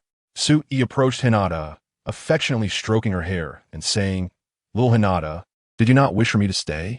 I spoke with your father, and now you may join me for some special training." Hinata's eyes instantly sparkled with excitement. She looked up at Sui, her voice filled with anticipation. "Really?" Seeing Hinata's exuberance, Asuna Yuki could not help but tease. "It seems little Hinata is quite fond of her brother Sui. We shall take our leave then. I have some foes awaiting my sword." To this, Hisashi responded, "Asuna, I will accompany you back. I intend to continue honing my combat skills in the game." "Very well, let us depart," Asuna replied, waving to the others. "We shall take our leave now. Hinata, you should remain close to your brother Sui. We will not intrude." "Sister Asuna, what do you mean by intrude?" "I do not understand," Hinata said, her cheeks flushed with embarrassment, her hands fidgeting nervously, presenting an adorably endearing sight.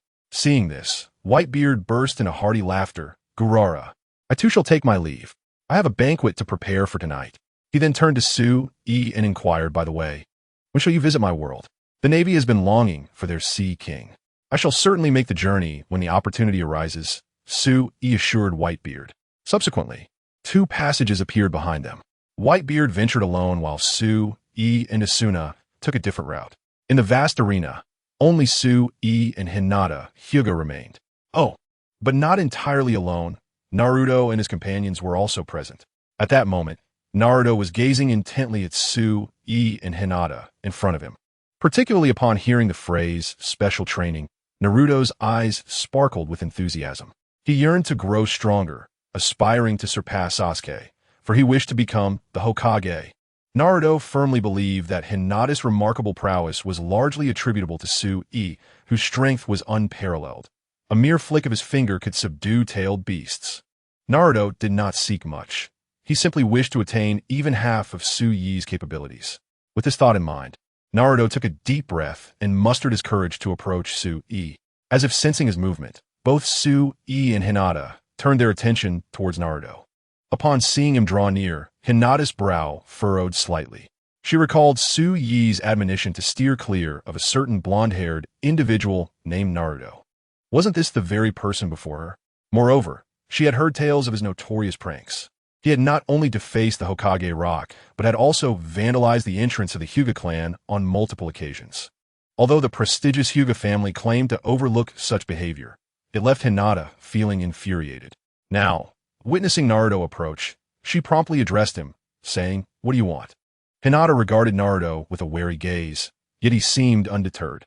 With his customary squint, the whisker-like markings on his face became even more pronounced. "I think you're amazing, so I want you to train me," Naruto declared with utmost sincerity, to the point of being somewhat unnerving. Nearby, Sakura Haruno could only cover her face in disbelief, thinking to herself, "Who does Naruto think he is?" Charging at others without even a hint of politeness, expecting them to teach him. Sui observed Naruto with an expression of calm indifference. The atmosphere around them seemed to thicken in response to Sui's demeanor. Even Naruto, typically oblivious, sensed the awkwardness enveloping them. Promptly, he exclaimed to Sui, "My dream is to become Hokage. I implore you to teach me. Once I achieve that goal, I will surely express my gratitude." Hinata, already harboring a strong disdain for Naruto, felt her irritation mount further upon hearing his empty promises. Just as she prepared to retort, Sui interjected, "Having such conviction is commendable." Before Sui could finish his thought, Naruto excitedly interjected, "So, does that mean you plan to teach me?" At this moment, Sui furrowed his brow, reflecting on how truly unappealing Naruto had become. He had yet to cultivate the heroic spirit that would define his future. With this thought in mind, Sui wasted no time and addressed Naruto directly, declaring, "I refuse to teach you." "Why?" Naruto Uzumaki asked anxiously, his desperation palpable. "Because there exists someone far more suitable to instruct you, and you shall soon encounter him." With that, Sui departed the arena, accompanied by Hinata Hyuga. As he gradually receded from view, Naruto suddenly leaped into the air with unparalleled excitement. Yes, this is amazing, he exclaimed. My master is about to make an appearance. Truly fantastic. Haruno Sakura observed Naruto with exasperation, remarking to herself that he was simply a boy consumed by fervor. After Su-e exited the competition grounds, Hinata summoned her courage and grasped Su-e's hand. His warm grasp enveloped her heart soothingly. Brother Su-e, may I return home briefly before we commence our special training? I need to retrieve something. Coincidentally, I also have something to present to you. Let's go. Su-e responded. Upon hearing his words, a radiant smile spread across Hinata's face. She nodded vigorously before bouncing joyfully towards the Hyuga clan's residence. Meanwhile, Hinata's father, Hayashi Hyuga, along with Kakashi and others, arrived at the Hokage's office. At that moment, the third Hokage, known for his mastery of ninjutsu, Sarutobi Hiruzen, presided over the village. Chapter 164. Hayashi Hyuga. A match for Hinata leading the way. Hayashi approached Hiruzen and reported, Hokage-sama, I am here to inform you of the events that transpired earlier. After relaying the details of the incident, Hiruzen nodded thoughtfully. This aligned closely with what he had observed through the telescope technique, a ninjutsu allowing distant observation. In other words, ever since Gaara's rampage, he had been under Hiruzen's scrutiny. The entire sequence of events leading up to Su-e's intervention and the subsequent suppression of Gaara had been meticulously monitored by the third Hokage. With this in mind, Hiruzen turned to Hayashi and inquired, It seems you are familiar with those individuals? Could you enlighten me about their identities? As he spoke, Hiruzen narrowed his eyes, scrutinizing Hayashi's expression, determined not to overlook any hint of emotion. However, as the current head of the Hyuga clan, Hayashi was not one to easily betray any signs of vulnerability. At that moment, Hinata Hizashi maintained an unyielding composure. Addressing Sarutobi Hiruzen in a remarkably calm tone, these individuals were specifically invited by me to instruct Hinata. However, before Sarutobi could utter a word, Hizashi continued, Moreover, it appears that Hinata has developed a fondness for her mentor. If circumstances permit, I would like to see Hinata wed him, and perhaps we may require your esteemed presence to officiate the ceremony, Hokage. Upon hearing Hizashi's words, Sarutobi's expression momentarily froze in astonishment. Not only Sarutobi, but even Kakashi and Yuhi Kurinai, who were nearby, gazed at Hizashi in sheer disbelief. They could scarcely fathom that the leader of the Hyuga clan would make such a momentous decision. Sarutobi rose from his seat, looking intently at Hizashi, and asked, Are you serious? Hizashi nodded slightly, affirming his sincerity. He had witnessed a smile on Hinata's face that he had never seen before. Furthermore, her mentor possessed formidable strength, undoubtedly surpassing their own. After all, he was the one who had effortlessly subdued the One-Tail, Shikaku. It seemed that everyone by his side also wielded tremendous power. Additionally, Hinata had awakened the Byakugan. It was highly likely that this was due to Su-e. A cascade of thoughts flooded Hizashi's mind, yet he refrained from divulging them to Sarutobi. At that moment, Sarutobi was contemplating the possibility of a union between Hinata and Su-e. If such a union could indeed be realized, it would undoubtedly prove advantageous for the current state of Konoha. After all, the rampage of the Nine Tails had led to the tragic demise of the illustrious Minato Namikaze. Sarutobi could even sense the undercurrents stirring within Konoha. With this in mind, he smiled warmly at Hizashi and remarked, If that is truly the case, it would be my honor. Meanwhile, Su-e and Hinata had arrived at the Hyuga clan's estate. True to its reputation, the residence exuded a subtle yet luxurious elegance. Imbued with cultural depth, the poetic ambience was complemented by the connected corridors, sheltered from the elements. Following Hinata into her chamber, Su-e noted that her room had been relocated since their last encounter. Having not observed it closely during their previous visit, he now had the opportunity to openly admire Hinata's private sanctuary. Hinata's room was impeccably clean and remarkably tidy. A pressed flower adorned the table, clearly indicating her fondness for such delicate art. As Su-e examined her surroundings, Hinata lowered her head slightly, a blush gracing her cheeks, rendering her undeniably endearing. It must be said that Hinata was quite prone to blushing, particularly in such an intimate setting, her very own sanctum. Feeling that the moment was ripe, Su-e suddenly produced two exquisite treasures from his possession. He presented these two delightful gifts before Hinata Hyuga. Little Hinata, this is a special gift crafted by Hana and me for you. Hana also asked me to convey her longing for you and inquired when you might visit her for some fun. Hinata naturally remembered Hana, who had engaged her in conversation during their previous gathering. It was thanks to Hana that Hinata had gradually relaxed, alleviating her initial nervousness. Instinctively, Hinata accepted the items from Su Yi's hands, discovering 2 pressed flower albums, each showcasing distinct styles, one elegant and understated, the other grand and striking. From a young age, Hinata had held a deep admiration for pressed flowers, her understanding of the art far surpassing that of the average person. She could discern the creator's identity merely through the style of the work. Holding up the more imposing album, Hinata inquired of Su Yi, "Did you create this?" "Burotu Su Yi? You are indeed clever, little Hinata.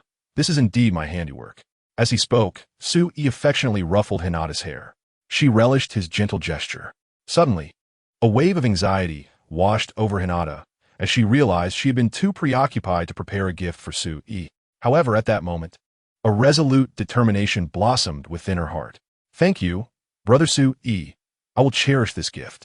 Furthermore, I also have a present for you," Hinata declared. "Su Yi, intrigued," responded. "Oh, really?" Blushing, Hinata nodded and continued, "But, Brother Su Yi, you must close your eyes for this gift. Is that all right?" "Of course," Su Yi replied, entirely unsuspecting, and promptly shut his eyes. Hinata observed the scene before her. In the previously silent room, she could now distinctly hear the rapid beating of her heart, akin to a startled fawn, reflecting her inner turmoil. She took several deep breaths, striving for composure, and gradually leaned closer to Su Yi. Slowly, Hinata's delicate cheeks flushed an even deeper shade of crimson. Noticing Su Yi with his eyes closed, she too gently shut her eyes. Just then, the door swung open, revealing her sister, Hanabi Hyuga, who stepped inside. With the doors opening, Su Yi's eyes snapped open, and Hinata found herself leaning forward uncontrollably. Time seemed to stand still at that moment. Chapter 165, granting Hinata a boost. Outside the room, Hinata Hanabi gazed in shock at the scene before her, her mind struggling to comprehend the unfolding events. She watched as her elder sister suddenly collapsed into Su Yi's embrace, initially believing that Su Yi was bullying Hinata. With that thought in mind, Hanabi immediately dashed towards Hinata's direction, her hands flailing in the air as she exclaimed, "I won't allow you to bully Sister Hinata. Release her at once." Seeing Hanabi approach, a flicker of panic crossed Hinata's face, prompting her to scramble out of Su Yi's arms. Yet, the blush adorning her cheeks lingered, rendering her visage akin to a radiant red apple, utterly adorable. Hinata turned to embrace Hanabi, reassuring her, "Brother Su Yi did not bully me. You misunderstood." Hinata added, "All right. Hanabi, please step out of the room. We were merely playing a game." "Playing a game?" Hanabi's eyes sparkled with delight, for games were her favorite pastime.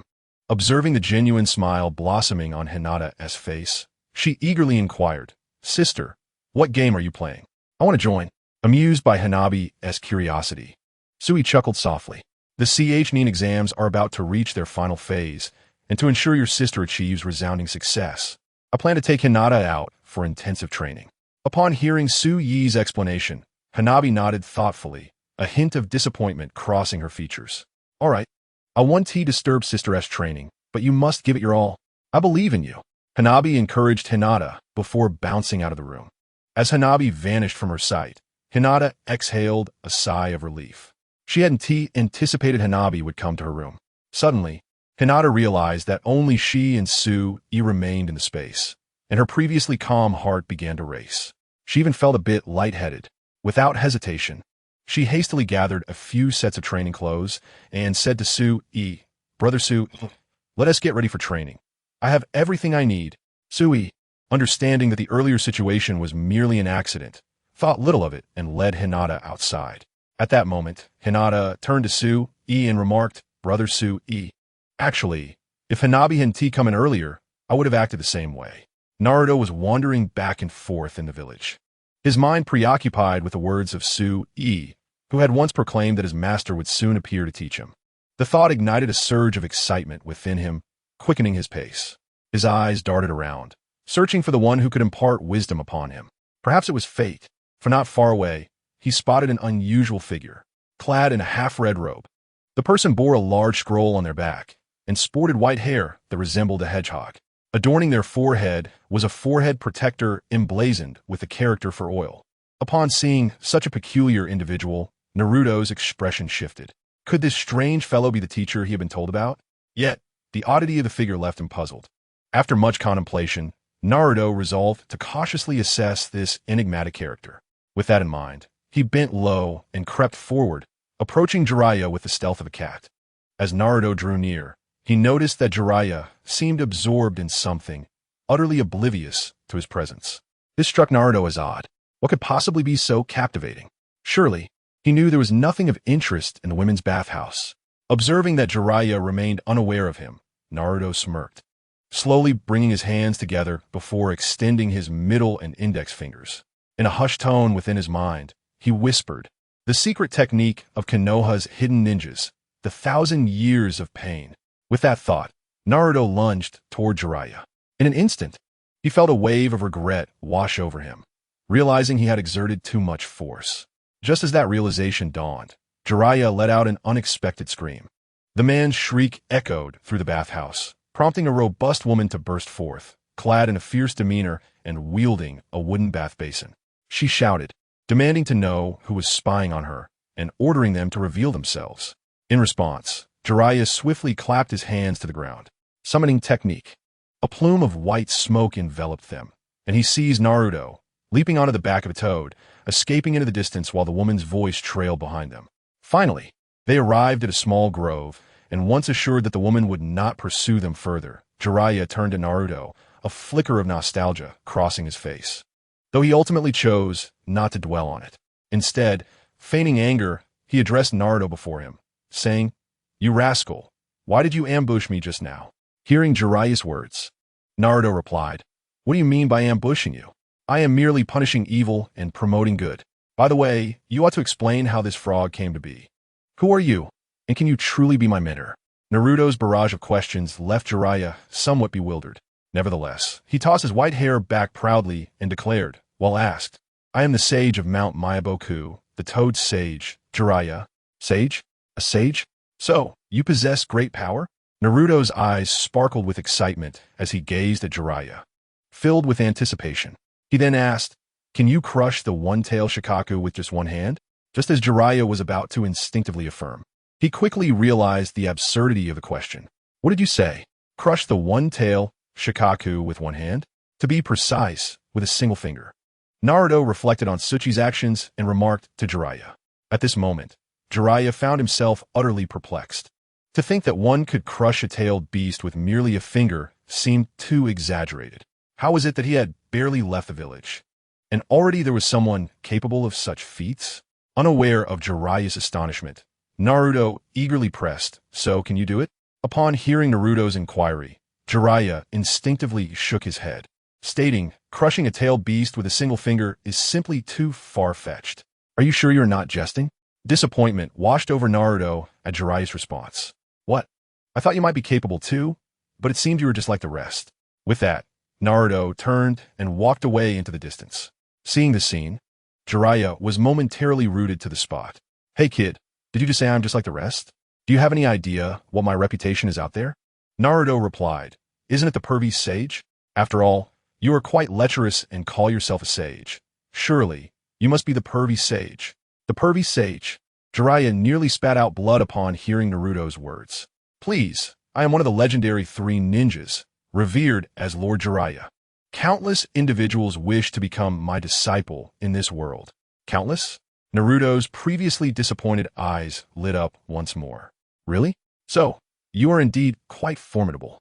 "What do you mean by quite formidable?" "I should be regarded as extremely powerful," Jiraiya earnestly stated to Naruto. "Is that so?"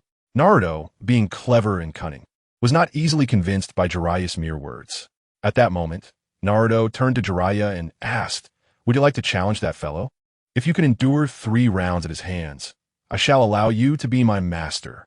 Jiraiya, underestimating Naruto, confidently replied, "3 rounds? I could manage even 300 without issue."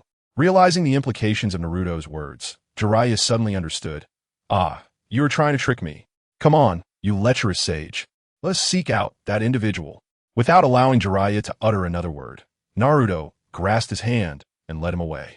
Meanwhile, Sui and Hinata had arrived at a more open space. Hinata Hyuga appeared less shy than before, seemingly having stepped out of her previous timidity. At this juncture, she turned to Sui and inquired, "Brother Sui, what should we do now? How do we proceed with the special training?" Recalling the original story, Sui remembered that Hinata did not seem to possess the summoning technique. Although her abilities would later prove formidable at this stage, the enhancement from a summoning technique was immensely significant. Thus, Sui resolved to grant Hinata an extraordinary advantage. With this thought in mind, Sui addressed Hinata, "Before we commence our special training, we must first sign a summoning contract." Hinata was momentarily taken aback by this statement, then confirmed with Sui, "The summoning contract? Is that related to the summoning technique?" "Indeed, it pertains to the summoning technique. You can wish for anything." As he spoke, Sui produced a Mind Stone and the Soul Stone. Chapter 166. The Advantage. Prometheus and Zeus of the Thunderclouds. The Mind Stone contained a vast reservoir of emotional energy, which Sui had fully mastered in converting into magical power. Subsequently, he could endow it with true spirit using the Soul Stone. The two stones floated above Sui's palm. Hinata instinctively remarked, "Is it truly possible to wish for anything?" "Of course. I keep my promises." Sui nodded at Hinata. A radiant smile spread across Hinata's face as she exclaimed, "Brother Sui, meeting you has been the happiest moment of my life. Without you, I would never have realized how weak I truly was. You are like the sun, always illuminating my path, warming me, and guiding me forward. Thank you, Brother Sui. I will always remain by your side." This sentiment for Hinata was akin to a confession of her feelings, feeling the sincerity in her words. Sui's lips curled into a slight smile. Suddenly, a thought struck him. "Hinata, what if I were to create a son for you?" "A son?" Hinata emerged from Sui's embrace, gazing up at him with a look of profound confusion. "Yes, a son." As she spoke, Sui began to demonstrate for Hinata Hyuga. Holding the mind gem, Sui transformed the vast emotional energy contained within it into pure curse power. This power was gentle, devoid of negativity. Under Sui's meticulous control, the curse energy continuously gathered in front of him. Initially, it resembled a ping-pong ball, but as time passed, the energy within grew increasingly robust, its luminosity intensifying until the entire sphere of curse power resembled a miniature sun. Suddenly, an idea struck Sui's mind. He directed the curse energy to branch out, creating not only the luminous sphere, but also a cloud resembling cotton candy. Indeed, Sui intended to conjure Prometheus and the thundercloud Zeus. With this, Hinata could use Prometheus for offense and thundercloud Zeus for movement and flight. Sui mused that if Naruto had the 9 tails as an advantage, why shouldn't his dear Hinata have her own? Furthermore, this would be a gift crafted by Sui himself, a gesture rich in significance. After approximately half an hour, the emotional energy from the mind gem had been fully transformed into curse power under Sui's guidance. Before Hinata Hyuga floated a sun and a cloud. Yet they were merely aggregations of curse energy, incapable of attaining sentience, let alone forming a contract to become entities akin to summoning beasts. Immediately, Sui activated the soul gem, constructing their souls within the core of the curse energy. First, he configured them to be maternal, and second, to obey Hinata's commands entirely. While Sui diligently crafted these summoning beasts, Hinata observed his cheek, lost in her thoughts, occasionally breaking the silence with her delightful laughter. Just as Sui was nearing completion, he sensed 2 familiar presences nearby. Among them, one was unmistakably Naruto Uzumaki's energy. A smile graced Sui's face as he contemplated. "Naruto, I shall have Hinata take your place as the child of destiny." With this in mind, Sui addressed Hinata. "Hinata, let us commence the contract now." Hinata nodded earnestly and turned her gaze towards Prometheus and Thundercloud Zeus. These beings, born of pure curse power of differing natures, required not a blood pact, but rather a soul contract, which was available for purchase in the points marketplace. Only a mere 1,000 points, a truly fair deal. In a fleeting moment, under Sui's guidance, Hinata Hyuga successfully completed the soul contract. Remarkably, as they are composed entirely of cursed energy, Summoning them does not require chakra. Most importantly, the cursed energy they expend can be transformed by absorbing emotions, thus dispelling any concerns of disappearance. When not summoned, their forms become as ethereal as air, drifting throughout the world, replenishing the cursed energy they require. Summoning them merely necessitates the formation of hand seals, and they will appear beside Hinata Hyuga, offering utmost convenience.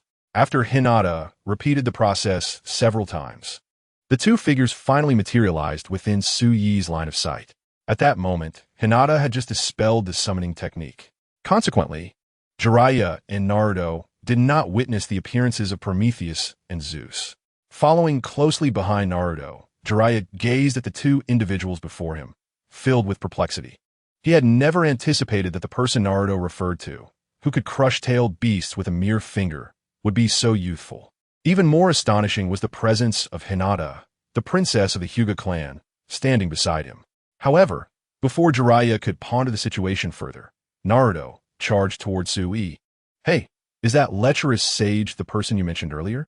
Naruto exclaimed impatiently to Sui. Sui nodded slightly, affirming, "Indeed, that is him. Have you not found him now? What brings you to me?" "Well, the lecherous sage claimed he does not believe in your strength. He even said he could defeat you in just 3 rounds. I don't believe it, so I brought him here to find you." Upon hearing Naruto Uzumaki's words, Jiraiya nearly spat out a mouthful of blood. When did he ever say such a thing? This was clearly inciting trouble. "Hey, you little brat. What did I ever say that?" Jiraiya retorted angrily at Naruto. Naruto pouted, a mischievous expression crossing his face, and replied, "So, are you afraid? Makes sense. You're just a lecherous old man. That toad sage and one of the legendary Sannin must be something you've fabricated yourself. You're nothing but a fraud. You little rascal are truly infuriating. It's just a battle. I have never feared anyone," Jiraiya declared to Naruto. Then, addressing Sui from a distance, he proclaimed, "Let's fight. I wish to see just how formidable your strength truly is." As he uttered these words, a serious glint flickered in Jiraiya's eyes. He intentionally leveraged Naruto's words to challenge Sui because he was genuinely curious about the capabilities of the individual before him. As Su observed Jiraiya before him, his expression remained unchanged.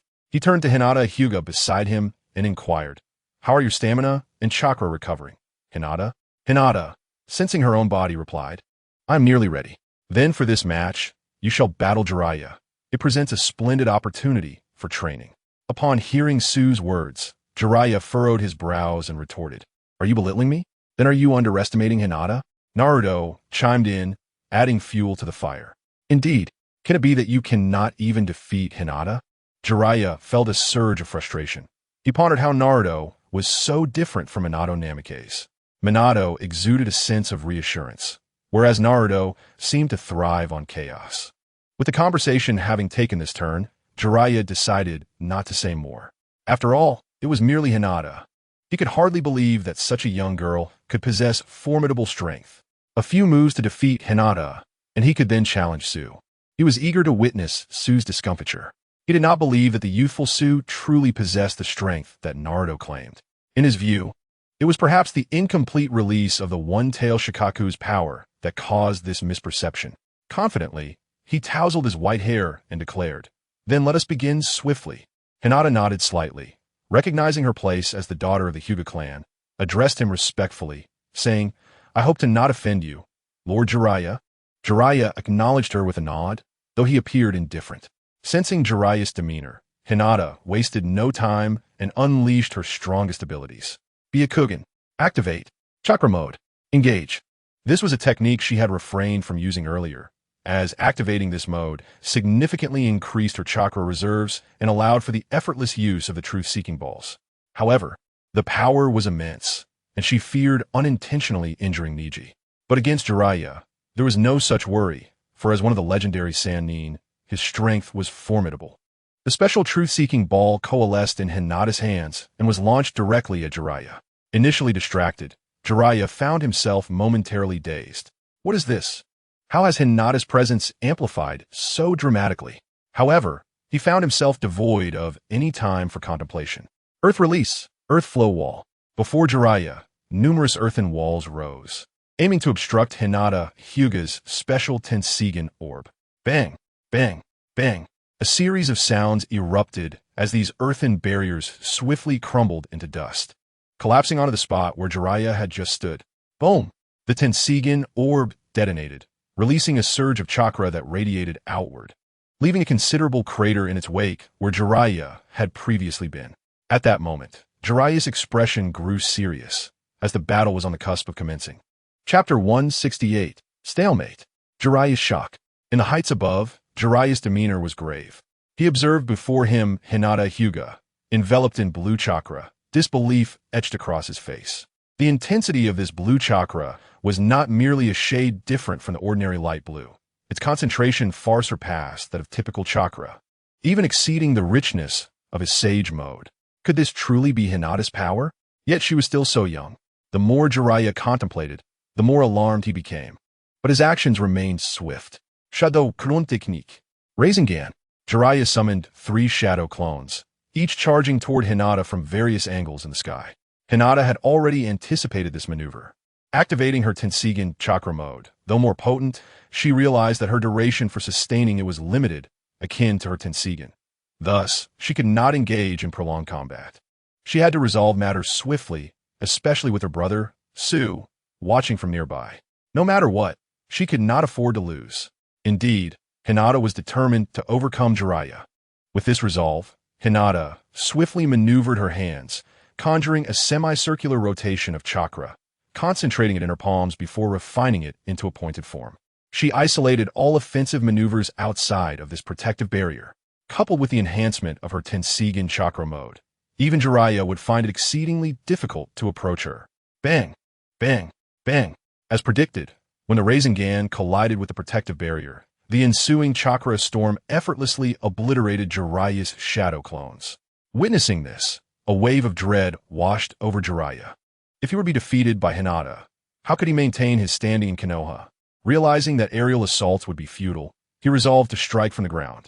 Jiraiya descended from the sky, his hands forming seals with haste, and forcefully struck the earth. Earth release, Yellow Spring Swamp. As Jiraiya's incantation echoed, the ground before him began to transform rapidly into a swamp. The mire spread relentlessly, inching ever closer to Hinata's feet.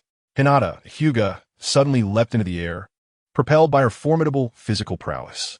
At that moment, her face was already glistening with fragrant sweat. She had but 10 seconds.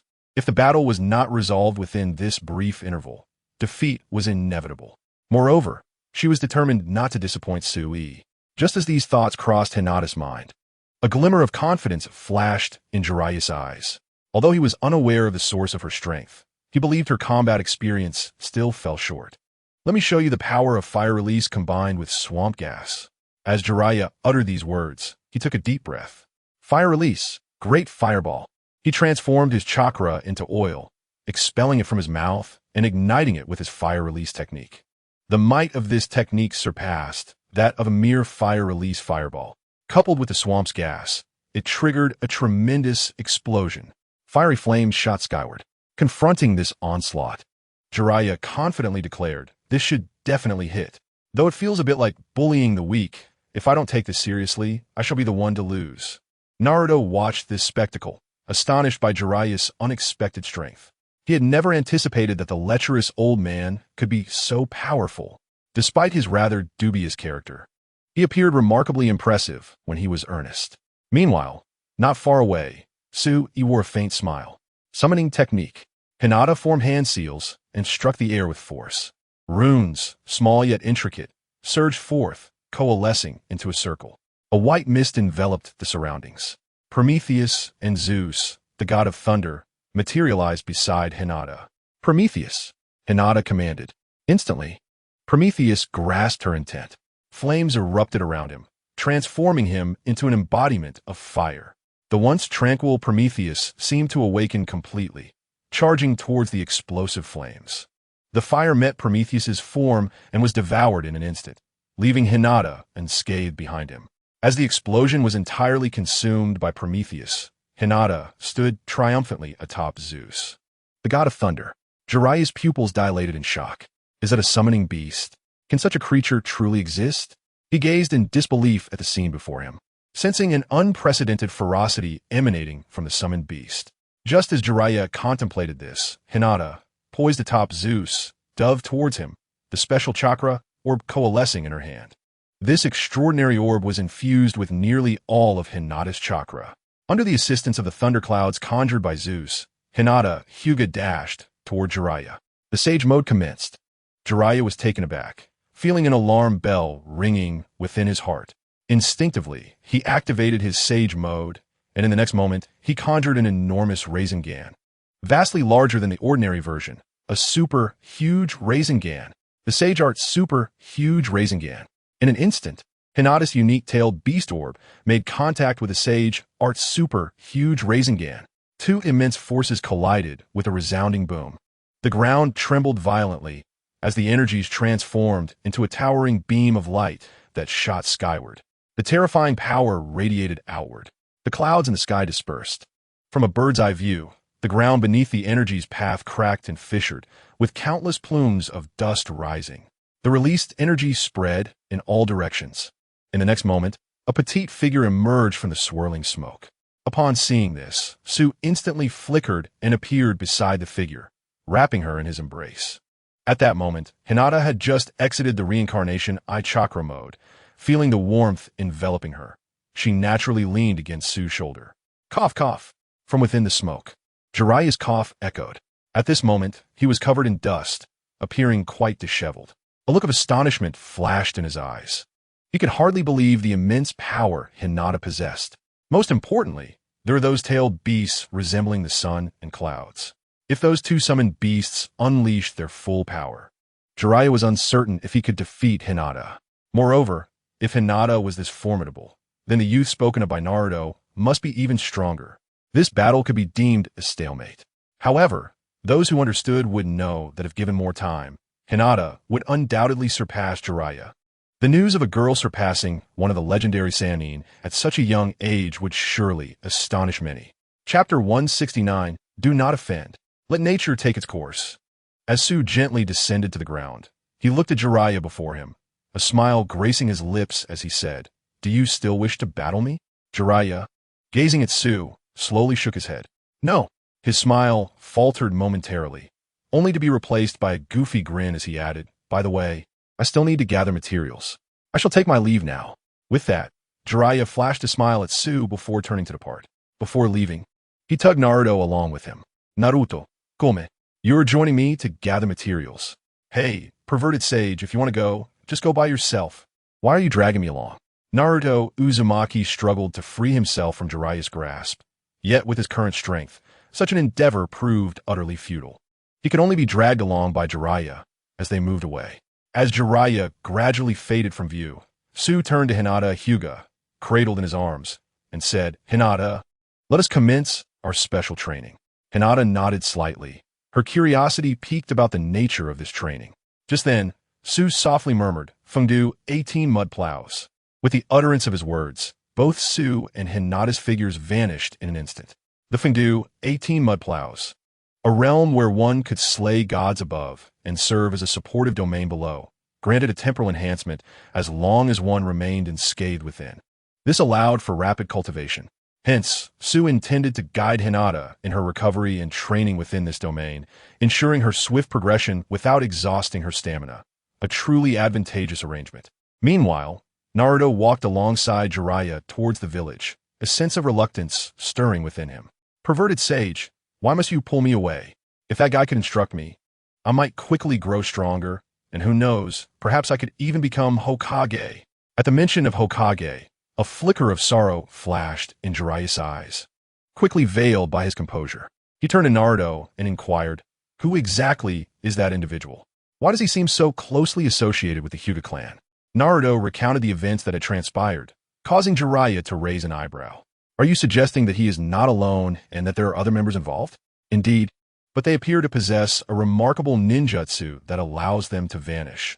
Aside from that individual, the rest seem to have disappeared. Upon hearing this, Jiraiya's expression shifted. This implied the existence of an organization. He recalled sensing a dark organization during his recent travels, one that seemed to be called Akatsuki.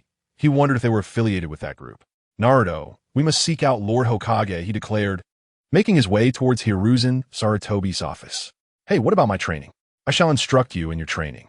I will impart all that I can to you.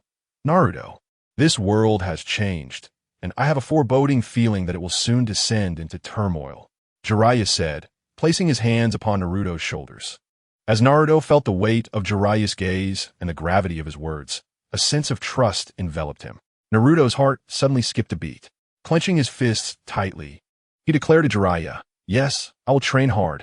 Upon sensing Naruto's determination, the tension on Jiraiya's face dissipated. "Let's go, Naruto.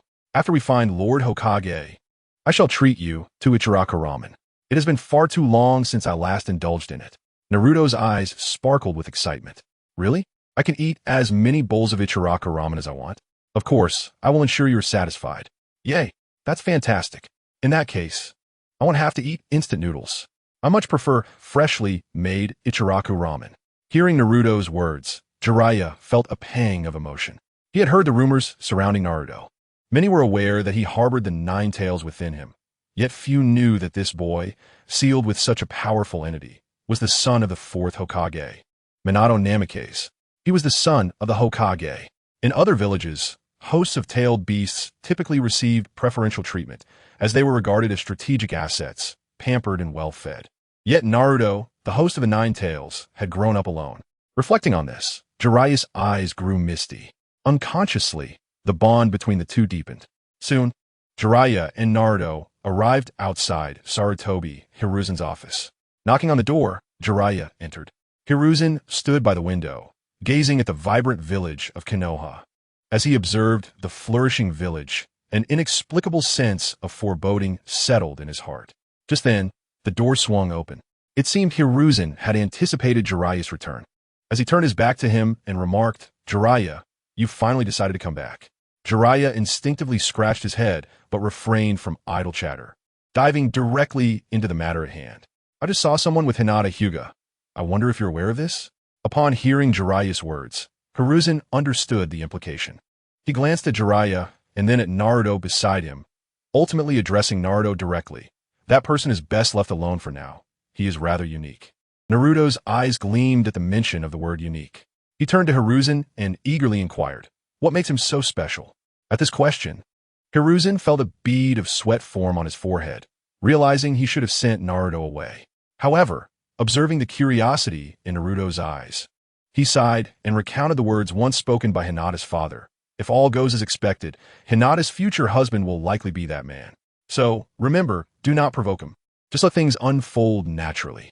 As Sarutobi Hiruzen's words echoed in the air, not only did Jiraiya stand astonished, but Naruto too was momentarily struck dumb. Chapter 170, Wagering on the Name of the Hand. Hinata Hyuga and that man? The whirlpool of Naruto instinctively uttered. However, he soon realized that this matter was beyond his capacity to influence, and instinctively covered his mouth. At that moment, Jiraiya cautioned Naruto, "It's sufficient to keep such matters to yourself. Absolutely do not speak of them."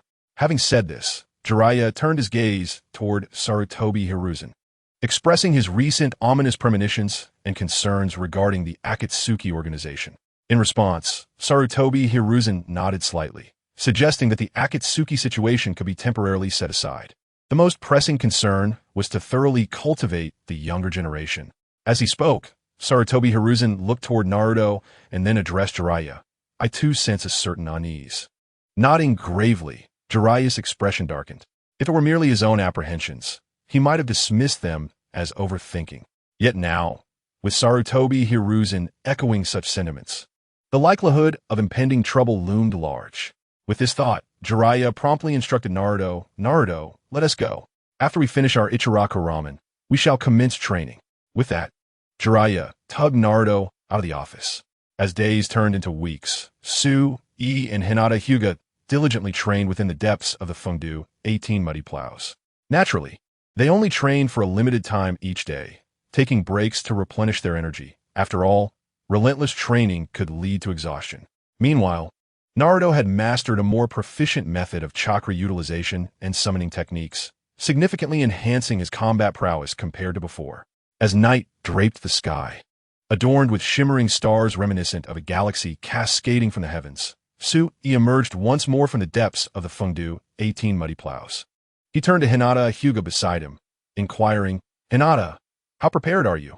Do you possess confidence in yourself?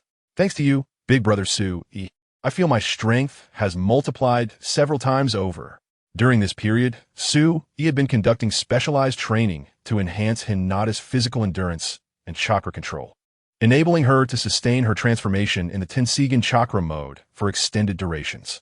If the final Chunin exam were to occur within a fortnight, according to the rules of their chat group, Hinata could further augment her abilities. At that juncture, she would be able to integrate these enhancements into her bloodline. Su-e believed that Hinata's Byakugan could ultimately evolve into the Tensigen. By then, it was anticipated that the chakra within Hinata would undergo a qualitative transformation, greatly extending the duration of her Tensigen chakra mode. However, the final round of the Chunin exam was set for tomorrow, and time was running short. Nevertheless, in the present day, Hinata's prowess is more than sufficient. Given this, let us now take a moment to rest and prepare for tomorrow's examination. Indeed, Hinata fervently nodded. Her cheeks flushed with embarrassment as she gazed at Su-e and expressed, Thank you, brother Su-e, for accompanying me during my studies. These have been the happiest days of my life. Silly girl, there will be plenty of such days to come. Su-e affectionately ruffled Hinata's silky hair. Hinata, in turn, displayed an expression of delight. Thus, the two of them strolled side by side towards the village of Konoha. Is there anything you wish to eat today? Perhaps Ichiraku ramen? It has been ages since I last enjoyed it. Very well, as you wish. With that, they made their way to Ichiraku ramen. As night descended, the warm glow emanating from Ichiraku ramen painted the darkness with its light. A few patrons were savoring their bowls of ramen inside. Suddenly, the amiable Uncle Ichiraku, upon spotting Hinata's arrival, greeted her with enthusiasm. Hinata, it has been several days since I last saw you. Have you been busy with the Chunin exams? Nodding in acknowledgement, Hinata replied, Yes, tomorrow is the exam. So I decided to come here for a bowl of ramen. Ah, it seems I shall need to prepare extra ramen. Otherwise, there may not be enough, Uncle Ichiraku remarked cheerfully. Upon hearing this, a hint of color rose to Hinata's cheeks, and she shyly glanced at Su-e before saying to Uncle Ichiraku, Uncle, there is no need to exert yourself. I actually eat very little. But I recall your record stands at 46 bowls, an unparalleled achievement in our establishment. At that moment, Uncle Ichiraku's daughter, Ayai, emerged from the kitchen and chimed in. As soon as Ayai spoke, Hinata's cheeks flushed crimson. 46 bowls? How could a girl possibly consume that much? After saying this, Hinata playfully fluttered her eyelashes at Ayai, as if conveying a secret message. Ayai, noticing the incredibly handsome Su-e beside Hinata, instantly comprehended her intent. It is only natural for a girl to be a tad reserved in the presence of someone she admires. After all, the thought of her crush knowing she has a hearty appetite could render any girl bashful. With this in mind, Ayai scratched her head and replied, Yes, yes. Girls simply cannot eat that much. I must have misremembered. After uttering this, Ayai nodded earnestly, as if to affirm her statement.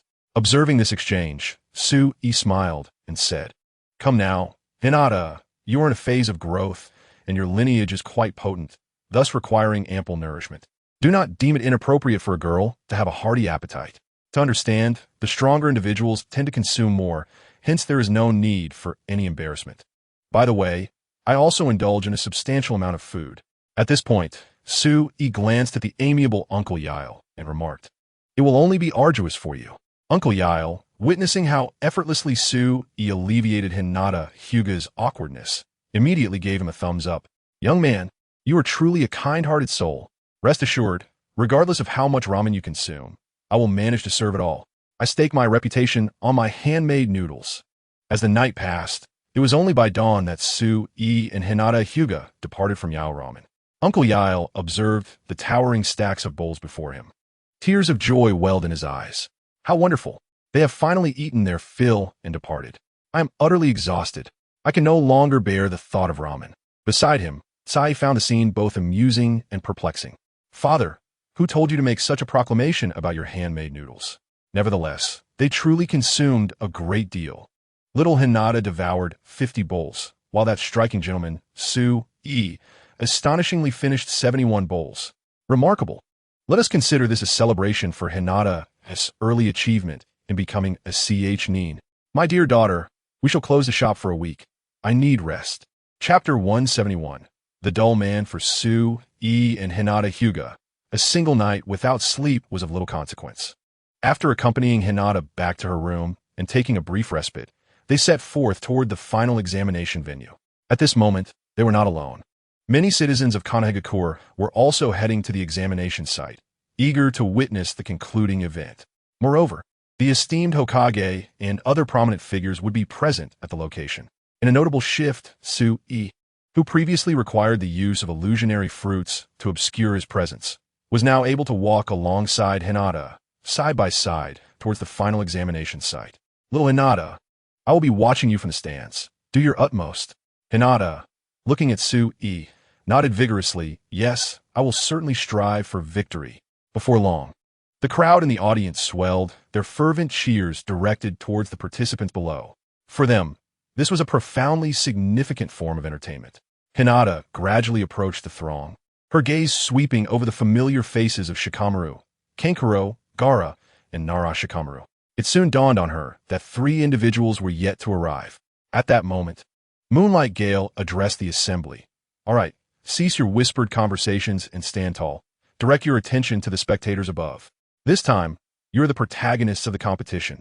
With that, Moonlight Gale lifted his gaze towards the Hokage, Sarutobi Hiruzen, above.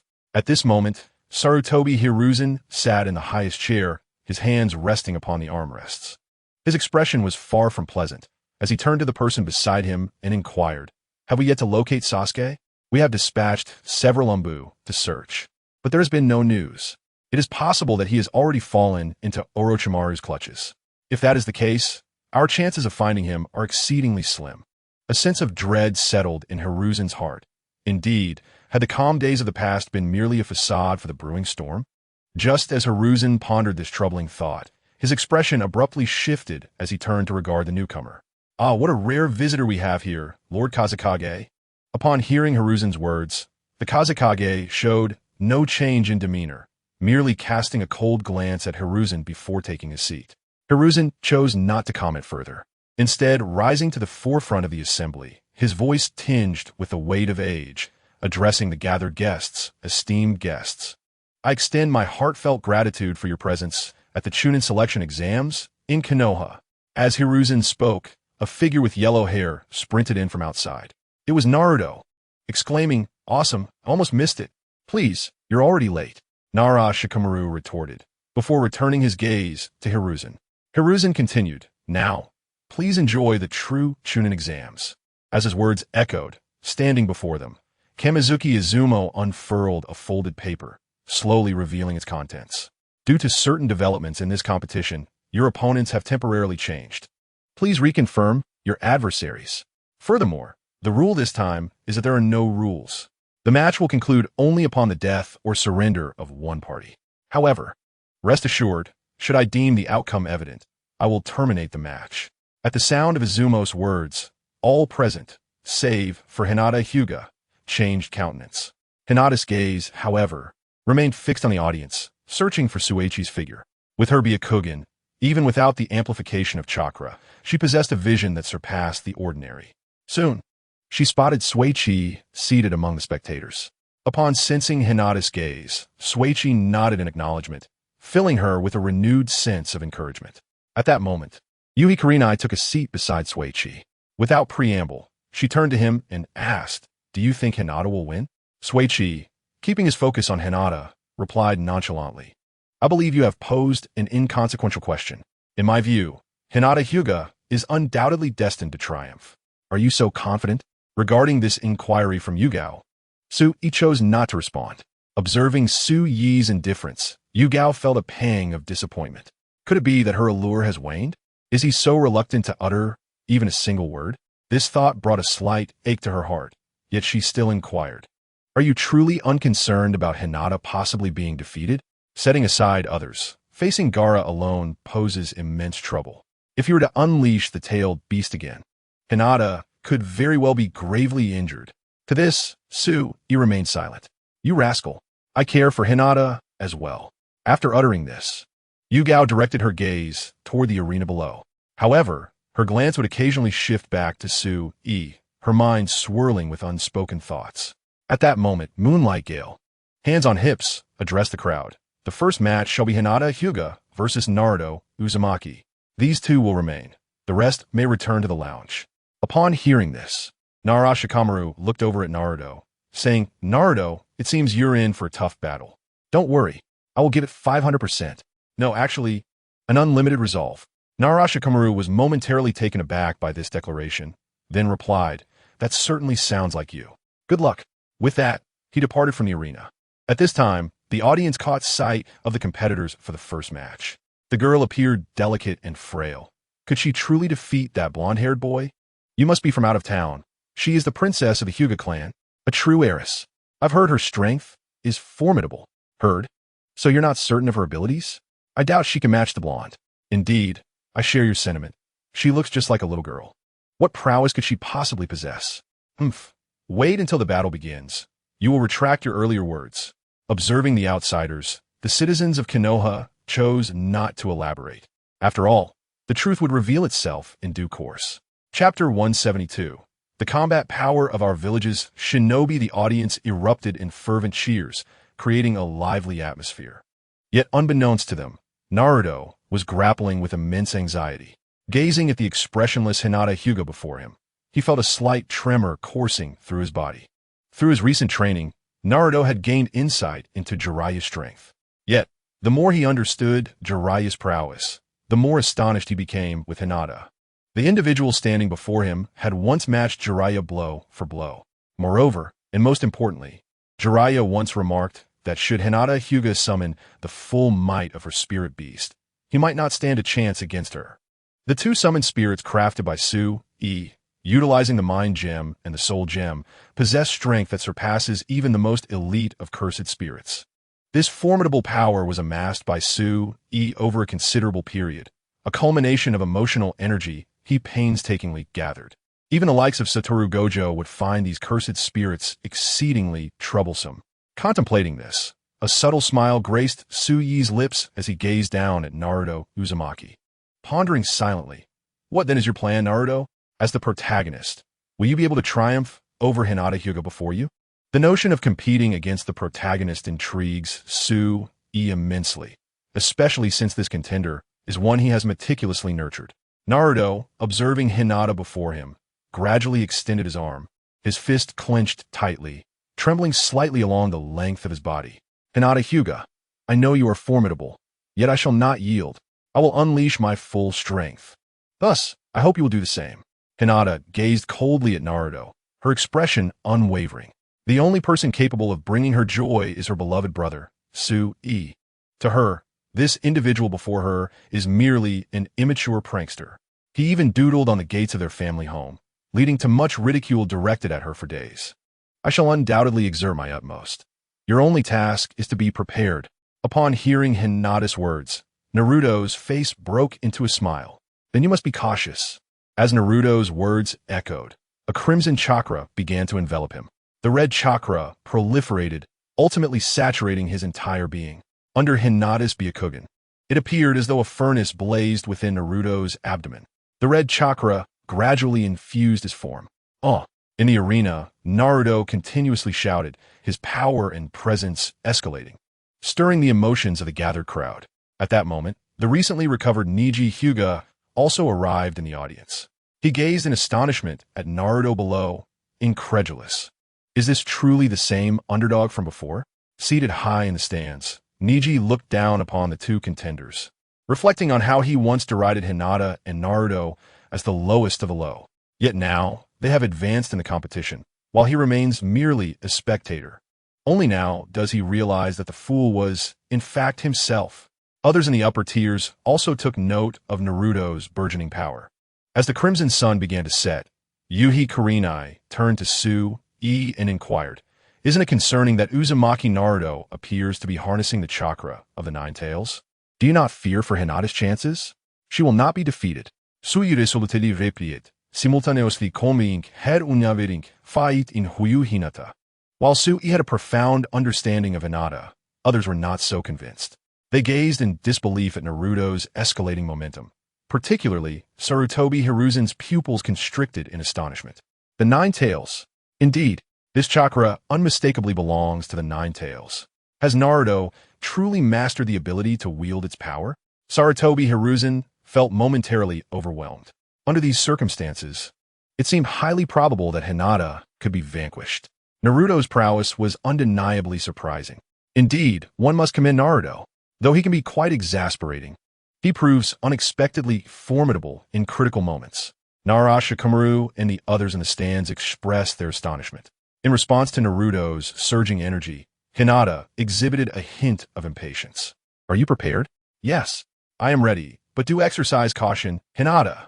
With Naruto's declaration, a formidable chakra erupted around him, enveloping him in a vibrant red aura. Shadow Clone Jutsu.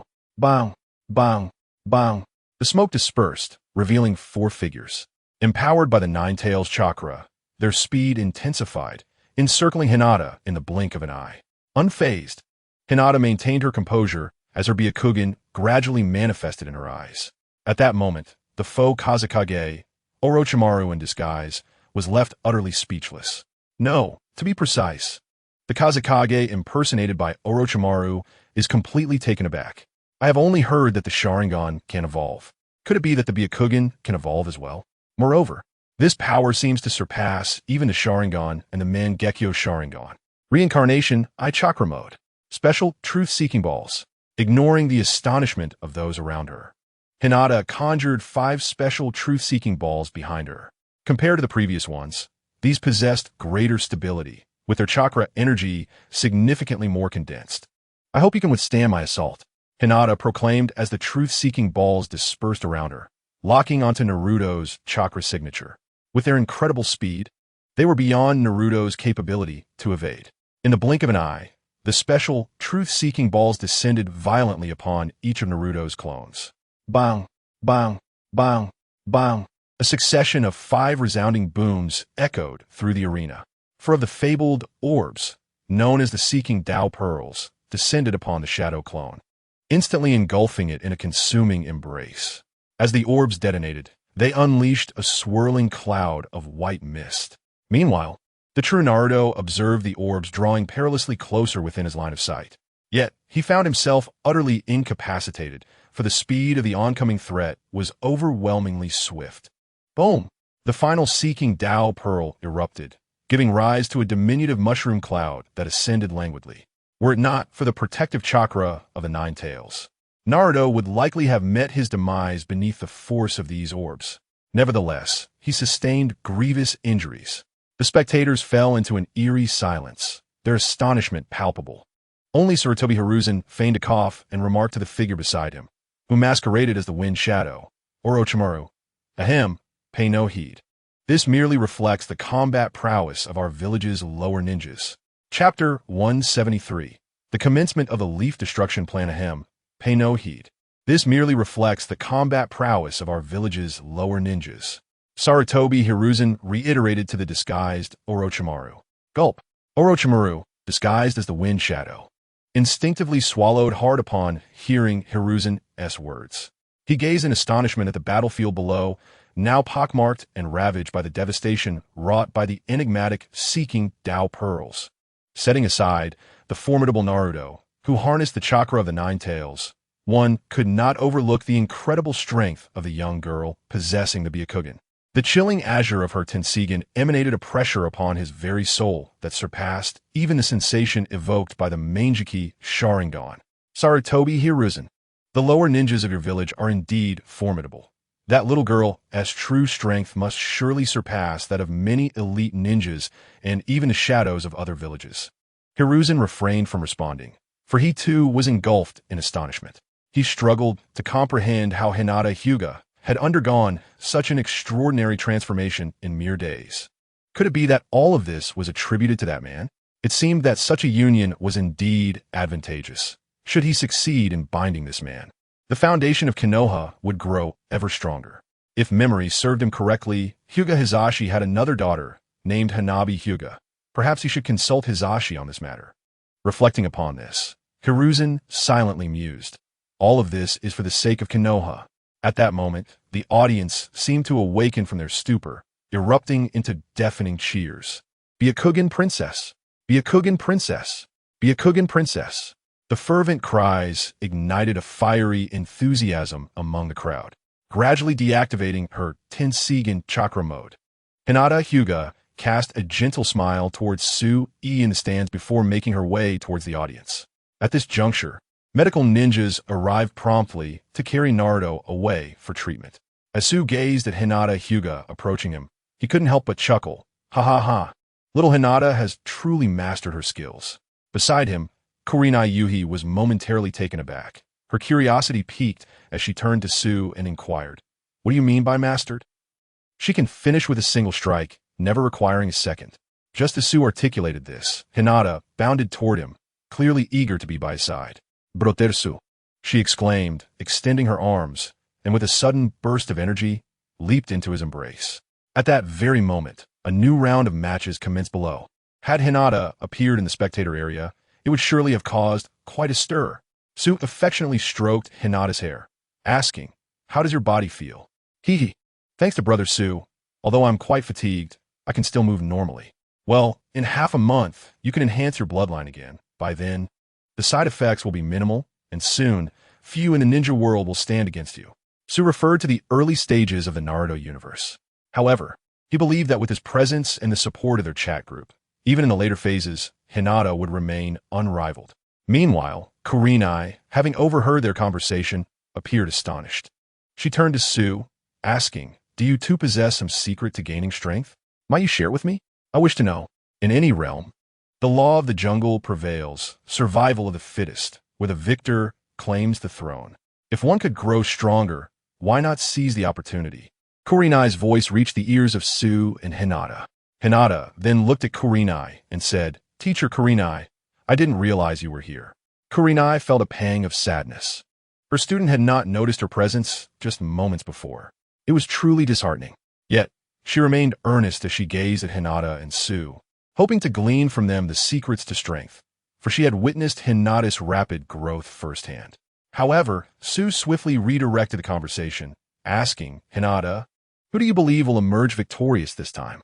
Upon hearing their exchange, Kurenai silently resolved, "So it's Sue, is it? I will surely discover your secrets. For you have piqued my curiosity." As time ticked by, the matches below unfolded round after round. Compared to the visual spectacle of the first match, featuring the dazzling displays of the Ninetales mode and the Rinnegan Chakra mode, the subsequent contests seemed somewhat lackluster. It could be said that there is little to behold. Even the recent battle between Uchiha Sasuke and Gaara, which has just concluded, fails to evoke any fervor among the audience. As the contest intensifies below, many spectators begin to feel a wave of drowsiness enveloping them. Instinctively, Yugao Yuhi senses something amiss, as even she finds herself succumbing to a sense of lethargy. Hinata Hyuga's face also betrays a hint of fatigue. Before she can utter a word, Sue-E softly reassures her, "Do not worry, I am fine."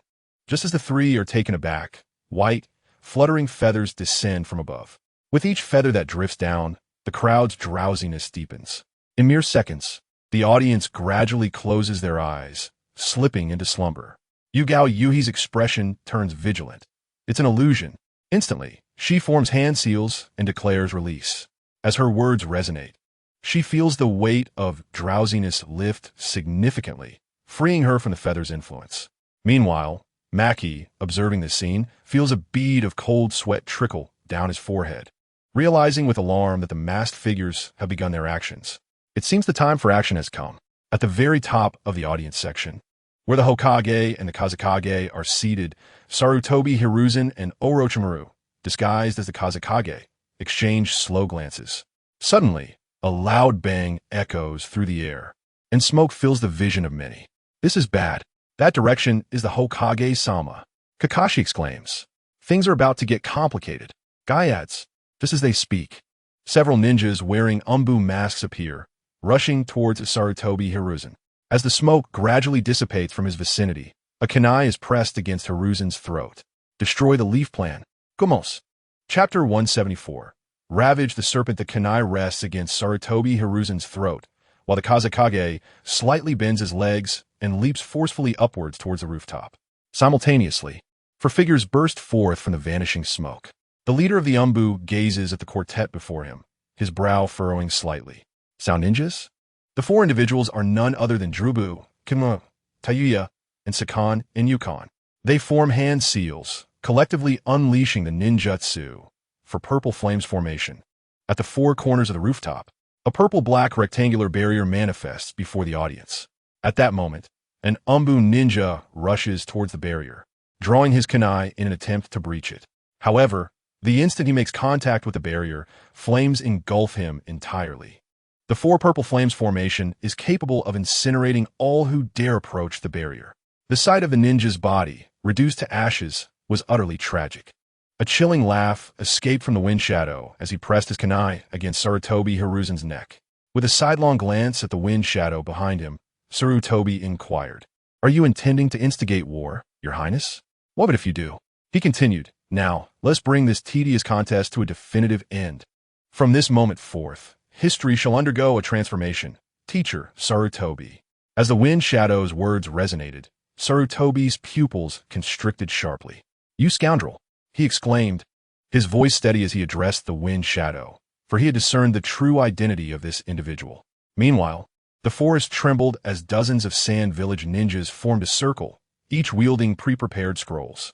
Before them lay a colossal summoning array. Raising their scrolls high, they struck the ground with force. From the ensuing smoke, an immense summoning beast emerged. As the mist dissipated, a fearsome creature with 3 serpent heads surged toward Kanehagakure.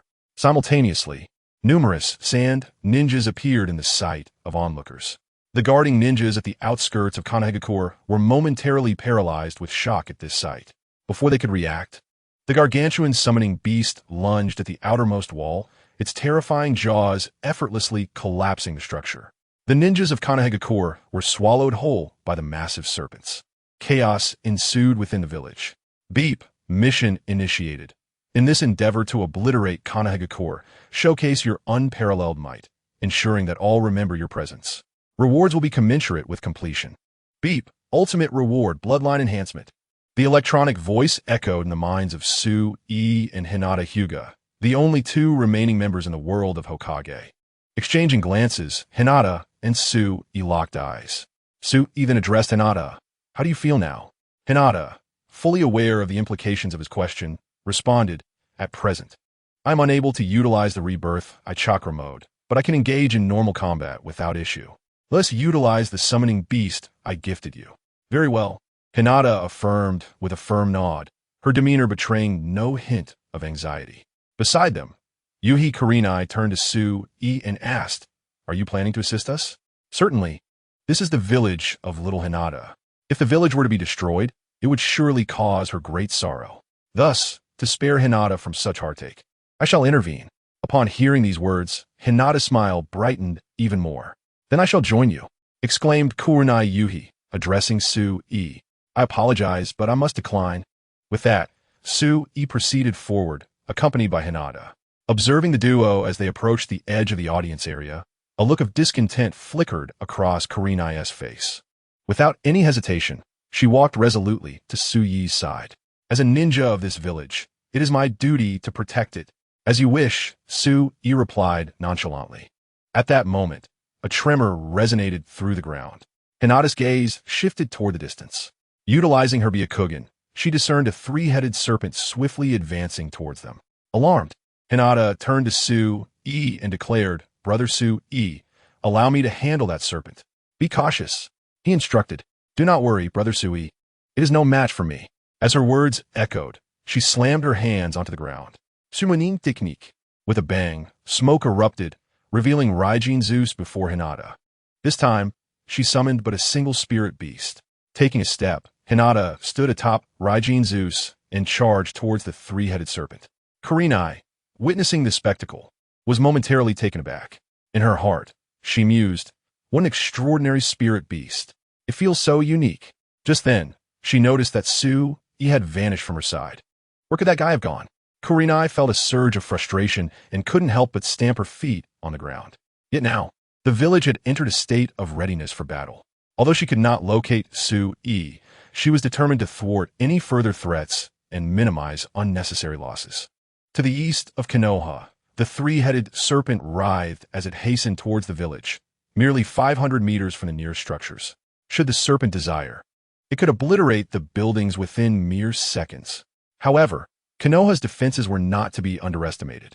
Many ninjas had instinctively taken their positions, assuming their respective responsibilities. No matter what you are, you shall not pass us. They vowed, we shall protect this village. You can perish here. At that moment, nearly 20 ninjas stood atop various rooftops, readying their defenses. Seaway, Shanhai Wuin, fire release, great fireball technique. 3 ninjas atop the roof unleashed colossal fireballs, hurling them towards the three-headed serpent. Boom, boom, boom.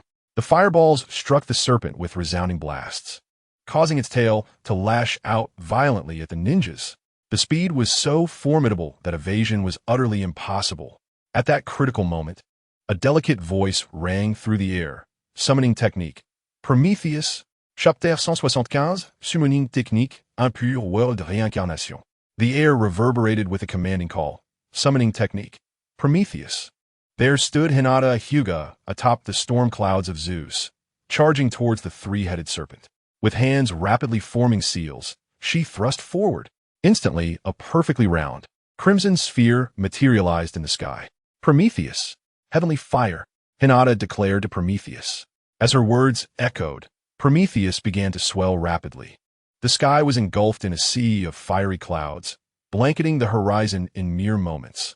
Just then, the serpent's tail was about to strike the ninjas. In a split second, Prometheus descended from the heavens. The flames roared from above, crashing down with ferocity. The fire seemed to come alive, ravaging the serpent's form. The scorching heat transformed into a relentless wave, crashing against the faces of the nearby ninjas. They felt as if they were on the verge of being roasted. This intensity was beyond their capacity to endure. The flames continued to blaze, and the serpent writhed on the ground, desperately thrashing its body in an attempt to extinguish the flames. However, Prometheus would not permit the serpent such reprieve. The flames surged once more, the heat multiplying exponentially. The ground was charred black. Leave this to me. You are no match for it, Hinata declared as other sand ninjas approached from a distance. Standing upon Zeus, Hinata locked eyes with the opposing ninjas, a fierce determination flashing in her gaze. Without hesitation, she leapt from Zeus and landed atop the highest building at the east gate. Zeus unleashed the great thunder. With her command, Zeus's form elongated. In the blink of an eye, the sky was filled with an abundance of thunderclouds. Rumble, rumble.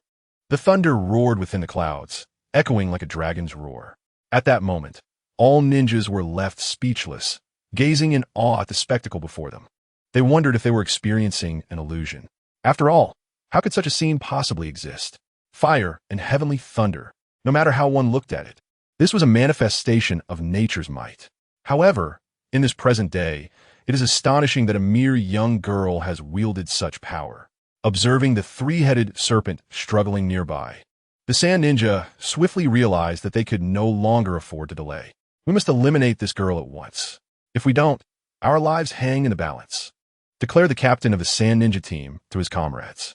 Yet, just as the words left their lips, a fierce glint flashed in Hinata Hyuga's eyes. It was too late. With her declaration, Hinata raised her arm high, resembling a queen, and then forcefully swept it downward. Accompanying her movement, a bolt of lightning, as thick as a barrel, rushed down from the heavens. Boom! The entire expanse of the sky seemed to be engulfed by the descending thunder. The roar of the lightning startled the surrounding ninjas, compelling them to rub their eyes in disbelief as they sought to confirm the veracity of the scene before them. Beneath the lightning, the figures of the sand ninja vanished entirely, transformed into a dark void. The ground beneath cracked and splintered, resembling a spider's web. Is this the power of Hinata Hyuga? This is utterly beyond belief. Such terrifying offensive maneuvers, akin to fire and thunder, surely surpass any expectations. At this juncture, the observing ninjas fell silent.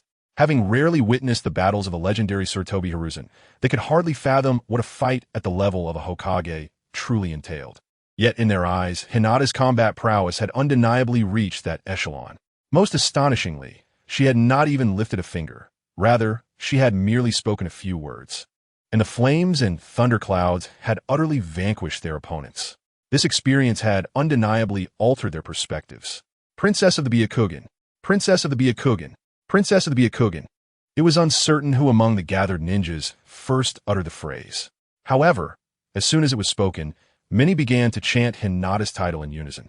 Hinata, witnessing the admiration from her peers, allowed a gentle smile to grace her lips. It must be said, the feeling of protecting her village was truly gratifying. If only her beloved Sui-Chi could marry her, receiving the blessings of the villagers, how blissful she would feel. Contemplating this, a shy blush adorned Hinata's delicate features. Simultaneously, she made a resolute decision in her heart. She would strive to become Hokage, to prove herself worthy of Sui-Chi. With this thought, a steadfast determination gleamed in her eyes. Meanwhile, within the barrier, Orochimaru had revealed his true identity, much to the chagrin of the Umbu ninjas outside. If I recall correctly, this barrier can only be dismantled from within. As long as the Hokage can eliminate one of them, the barrier will crumble without resistance. And that will be our moment to shine. However, just as they finished speaking, a sinister smile crept upon the faces of Doyu and his companions. It must be nearly time. Yes, let us proceed, Doyu declared, as he opened the barrier once more. What? This is impossible. In that case, it will be difficult for the Hokage to break the barrier. How could I have achieved this? A second layer of the barrier, in between, which had never been heard of before. Sarutobi Hiruzen also sensed the gravity of the situation. It seemed that exiting simply was not an option. Orochimaru gazed at Sarutobi with a look of disdain, his words betraying his true thoughts. For you, allowing those burdens to enter would only hinder your battle, wouldn't it? As expected of Orochimaru, a pupil of Sarutobi, he understood his teacher's nature exceedingly well. And as Orochimaru's words fell, the two engaged in combat in an instant. Shadow Snake Hands.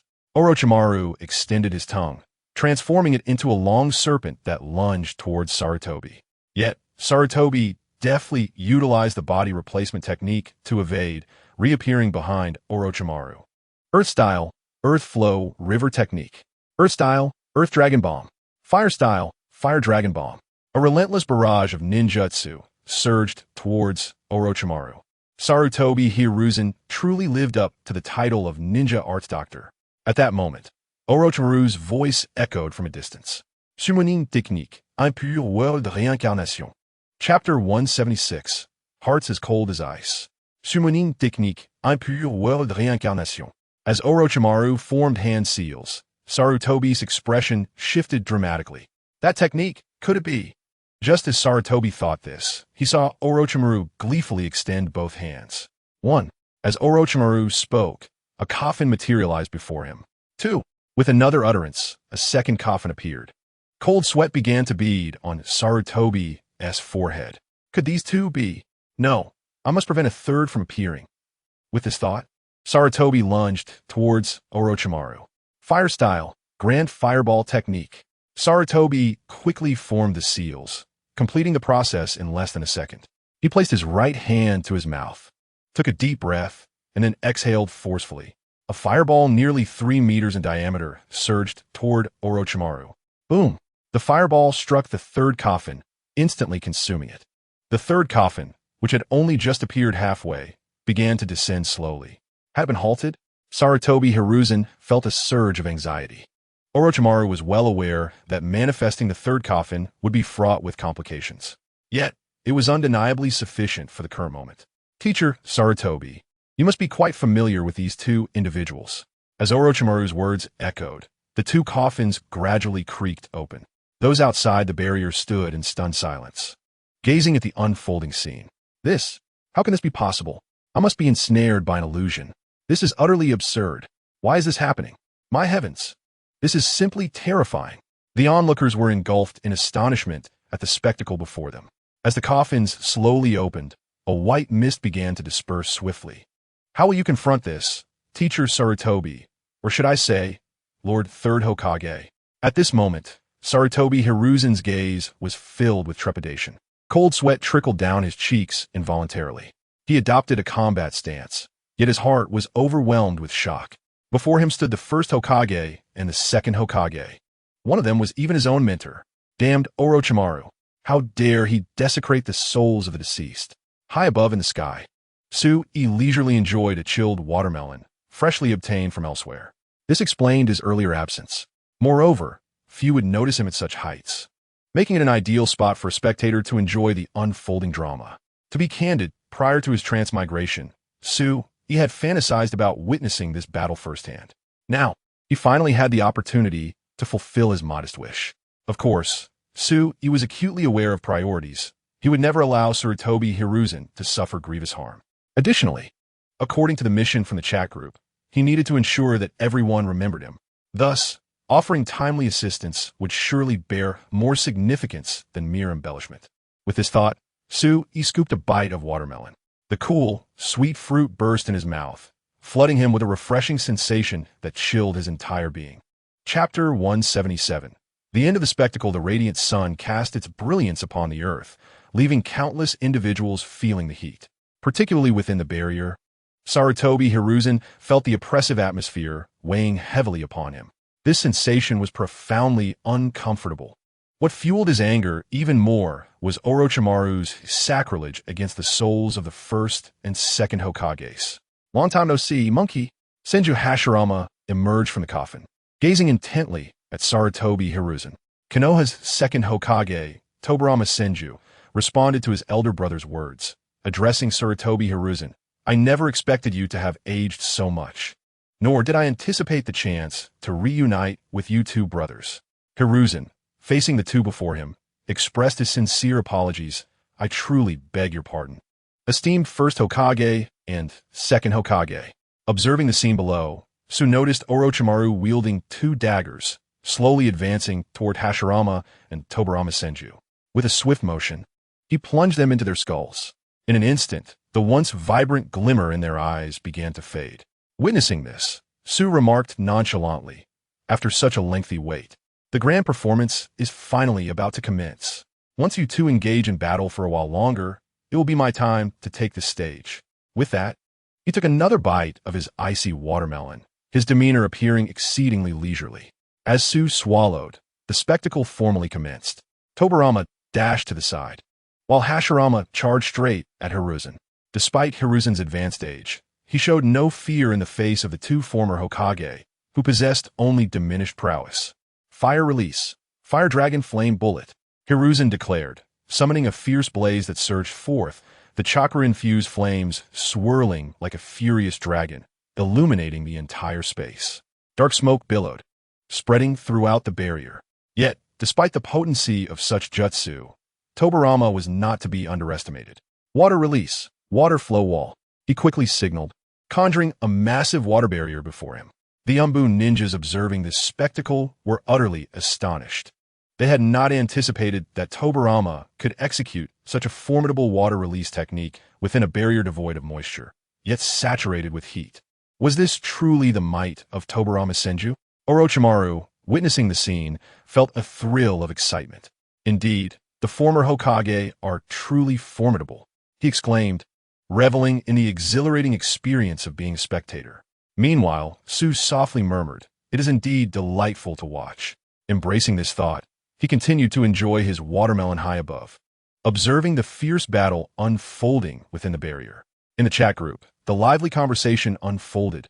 Asuka Yuki. The live stream has started. Asuka Yuki, I never expected you to use emoticons too. But Su, what exactly are you broadcasting? Whitebeard. Gurararara, it seems like there's a fight happening inside that rectangular space.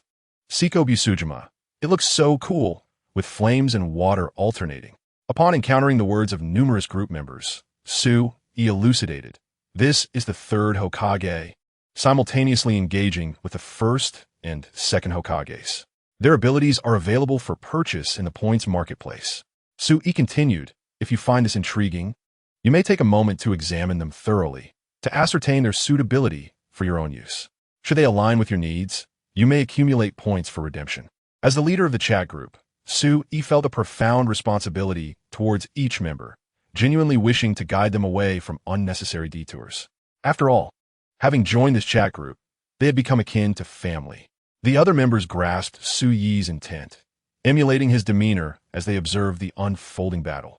It was evident to discerning eyes that Sarutobi Hiruzen's capabilities were nearing their limits. The frailty of his advanced years rendered him no match for the two Hokages before him. Damn it, is this the end? Sarutobi cursed his own physical weakness. Yet, despite his actions, he could not alter the undeniable truth of his age. Orochimaru, witnessing this scene, revealed a sinister grin. Coupled with his pale visage, he appeared exceedingly menacing. Strike while the iron is hot. Now is the time to launch the final assault.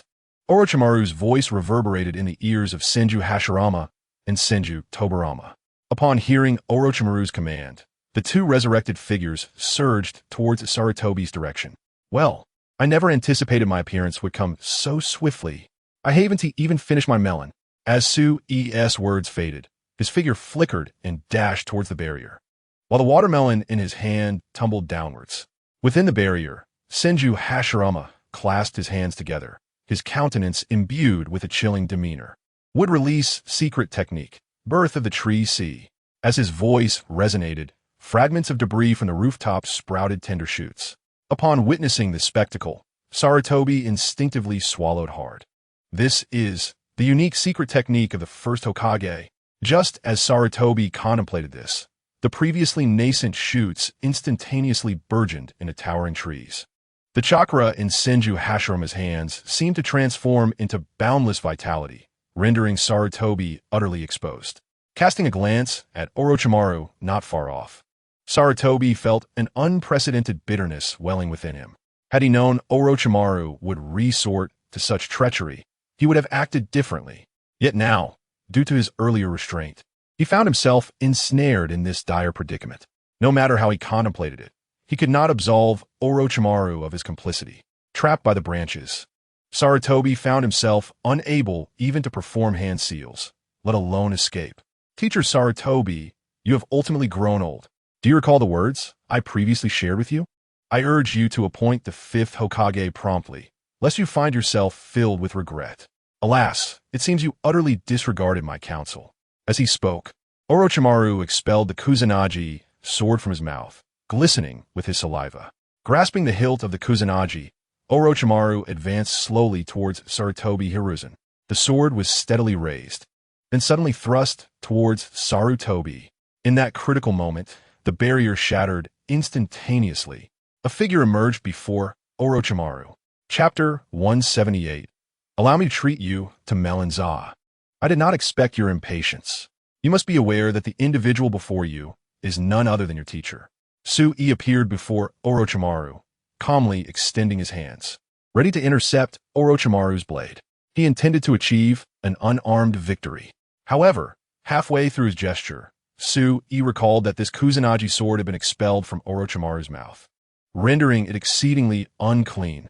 This realization was unbearable for Sui, who possessed a selective aversion to filth.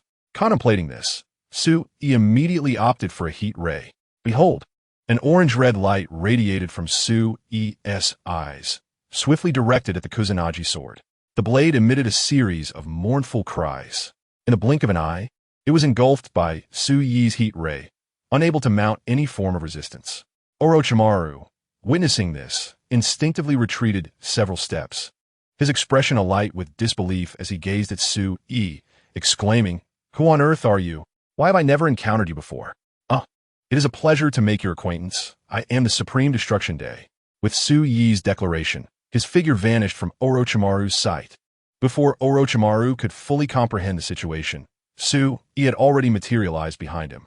Sui extended his palm, transforming it into a hand blade, forcefully striking at Orochimaru's neck.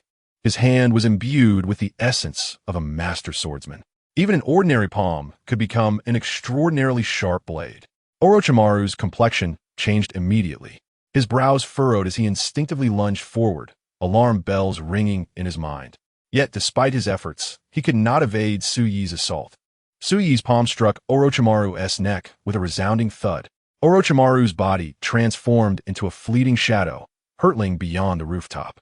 At that moment, the four individuals maintaining the barrier finally regained their senses. Everything had transpired far too swiftly. So swiftly that they had not even noticed the barrier's dissolution. How could this be?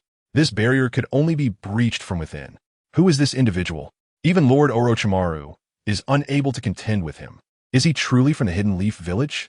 I never anticipated such formidable prowess residing within Konoha. It is utterly terrifying. I was momentarily at a loss. The four onlookers stood agape, witnessing the unfolding spectacle. At that moment, Orochimaru underwent a transformation. His previously askew head slowly opened its mouth, and another Orochimaru emerged from within. The entire process was remarkably grotesque. TSK, Orochimaru had to concede. Your ability is quite impressive. Yet, can it save you a second time? Upon hearing Su Yi's words, Orochimaru's expression shifted dramatically. Without a moment's hesitation, he addressed the first and second Hokage beside him, urging, "What are you waiting for? Hurry and eliminate him." As Orochimaru's command echoed, the eyes of Senju Hashirama and Senju Tobirama gleamed with determination. They locked onto Su Yi's figure in the distance, racing towards him without a hint of hesitation, their hands forming seals. Water release, water dragon bullet. Wood release, flower tree world. This time, Senju Hashirama held nothing back. Channeling all the chakra within his current form into this jutsu, Sarutobi Hiruzen, witnessing this scene, instinctively warned Su Yi, "This is the signature technique of the first Hokage. Do not confront it directly. Evade at once." In response to Sarutobi Hiruzen's words, Su Yi casually shook his head. "Though I hold no fondness for the old man, you are still the Hokage of this village. If you continue to live, you may protect more people within it. After all, I am not a caretaker, here to shield you at every turn." As Su Yi spoke, Senju Tobirama's water dragon bullet surged forth, a torrent racing towards him. Unfazed, Su Yi unleashed a searing ray of heat. In a flash, the flames consumed the water dragon entirely, following its original trajectory towards Senju Tobirama. Bang! Su Yi's scorching ray pierced directly through Senju Tobirama's heart. The surrounding Umbu ninjas, engaged in battle, were acutely aware of this horrifying scene. This individual, if memory serves correctly, is the master of Hinata Hyuga. What kind of jutsu is this? It is astonishingly powerful. This is simply unfathomable. Most notably, this jutsu was executed without any hand signs. Is it no-hand jutsu? Just then, Senju Hashirama's flower tree world was fully manifested. This is the upgraded version of the wood release, tree world. It can be regarded as the most potent jutsu within the wood release. This technique involves utilizing one's own chakra as nourishment to foster rapid growth in trees, enabling effortless control over these botanical entities. The already fractured roof was utterly transformed by the arrival of the flowering tree realm, courtesy of Senju Hashirama, altering the environment dramatically. The towering trunks enveloped the entire rooftop, which soon flourished with an abundance of blossoms. The flowers began to bloom gently, releasing countless pollen grains into the air. Witnessing the spectacle, Sarutobi Hiruzen promptly exclaimed, "Be cautious, this cannot be inhaled." Even a shadow-level ninja would succumb to unconsciousness from paralysis. However, scarcely had Sarutobi's words left his lips when Su Yi casually gestured to the side, activating the magnetic field. The watermelon, initially plummeting, appeared to be drawn towards Su Yi. Ignoring the pollen, Su Yi took a bite of the watermelon and addressed the onlookers. "The flowering tree realm? You are utterly inadequate." With that, Su Yi opened his mouth and spat out a watermelon seed. Simultaneously, he began to amass a considerable amount of divine energy, the essence he had absorbed during his previous battle with Hela. Yet, his body was incapable of utilizing this divine power, necessitating its storage within. Even Su Yi had not anticipated that this divine essence would prove useful at such a moment. "Today, I shall be generous. Please indulge in the melons," he declared, as he infused the watermelon seed with divine energy. In an instant, the seed sprang to life, sprouting and growing exponentially. Even the flowering tree realm, summoned by Senju Hashirama, could not thwart this burgeoning watermelon. The watermelon continued to swell, effortlessly crushing the branches around it. The pollen, which could induce drowsiness even in shadow-level ninjas, was blown aside as the watermelon expanded. The Umbu ninjas, catching a whiff, felt themselves growing drowsy. Before anyone could regain their composure, Su Yi reappeared behind Orochimaru. "Orochimaru, have you ever been kicked at superliminal speed?" Without waiting for Orochimaru to react, Su-e delivered a powerful kick to him. Thud! Instantly, Orochimaru transformed into a meteor, vanishing into the sky. At that moment, Senju Hashirama and Senju Tobirama regained their senses, albeit their bodies were rapidly deteriorating. Both were taken aback, gazing at Su-e in astonishment. They remarked, "You are truly formidable. I believe that even at my peak, I would not necessarily be your match." Sarutobi Hiruzen had long held a high estimation of Su-e's capabilities. However, upon hearing the words of Senju Hashirama, he was profoundly astonished. This indicated that the individual before him possessed an extraordinary power capable of unifying the ninja world. Contemplating this, Sarutobi Hiruzen immediately resolved to forge a strong alliance with the present Su-e. Regardless of the circumstances, he intended to engage in earnest discussions with the head of the Hyuga clan, Hyuga Hizashi, regarding the potential union between Hinata Hyuga and Su-e. He felt this matter could no longer be postponed. Meanwhile, upon overhearing their conversation, a faint smile appeared on Su-e's lips. For he had received messages from the chat group. Ding! Congratulations to the group leader Su-e for gaining the recognition and astonishment of the first Hokage, second Hokage, third Hokage, and other notable figures. Awarded the highest reward, bloodline enhancement. Ding! Bloodline enhancement failed. Group leader Su-e's bloodline cannot be altered. Ding! The final reward will be granted to group leader Su-e as full points for bloodline enhancement. Ding! Congratulations to group leader Su-e for receiving a reward of 50,000 points. A delightful surprise. Even Su-e himself had not anticipated that the chat group would utilize full points. This could temporarily grant him a sense of freedom regarding points. At that moment, Hinata Hyuga also stood upon the back of Raijin Zeus and approached Su-e. Upon reaching his side, her first words were, "Brother Su-e, are you unhurt?" At this juncture, the live broadcast of the chat group had yet to conclude. Witnessing Hinata's evident concern for Su-e, the onlookers immediately began to tease her. Embarrassed, Hinata nestled closer to Su-e, too shy to reveal her face. For if she did, everyone would notice that her cheeks were as red as a ripe apple. The plan to destroy Konoha had, at this point, utterly failed. Observing this, Su-e raised his hand and declared, "Since we have achieved a resounding victory, I shall treat everyone to watermelon. Hooray, there's watermelon to eat."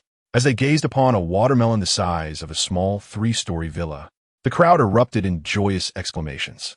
However, later that evening, many from a medical department found themselves quite exasperated, as they had consumed no rice at all, their stomachs filled solely with watermelon.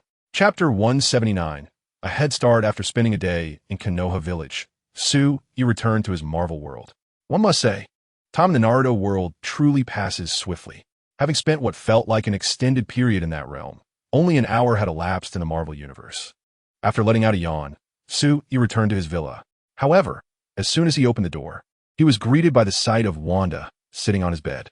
Instantly, Su-e came to his senses. He had nearly forgotten that Wanda had promised to be his pillow. "How long had you been here?" Su-e inquired of Wanda. Wanda gazed at Su-e before choosing not to respond to his words, instead asking, "How's my brother?"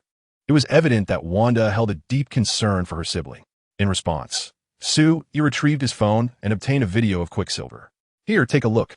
Your brother is currently undergoing recovery treatment. Although he remains unconscious, a month should suffice for his healing."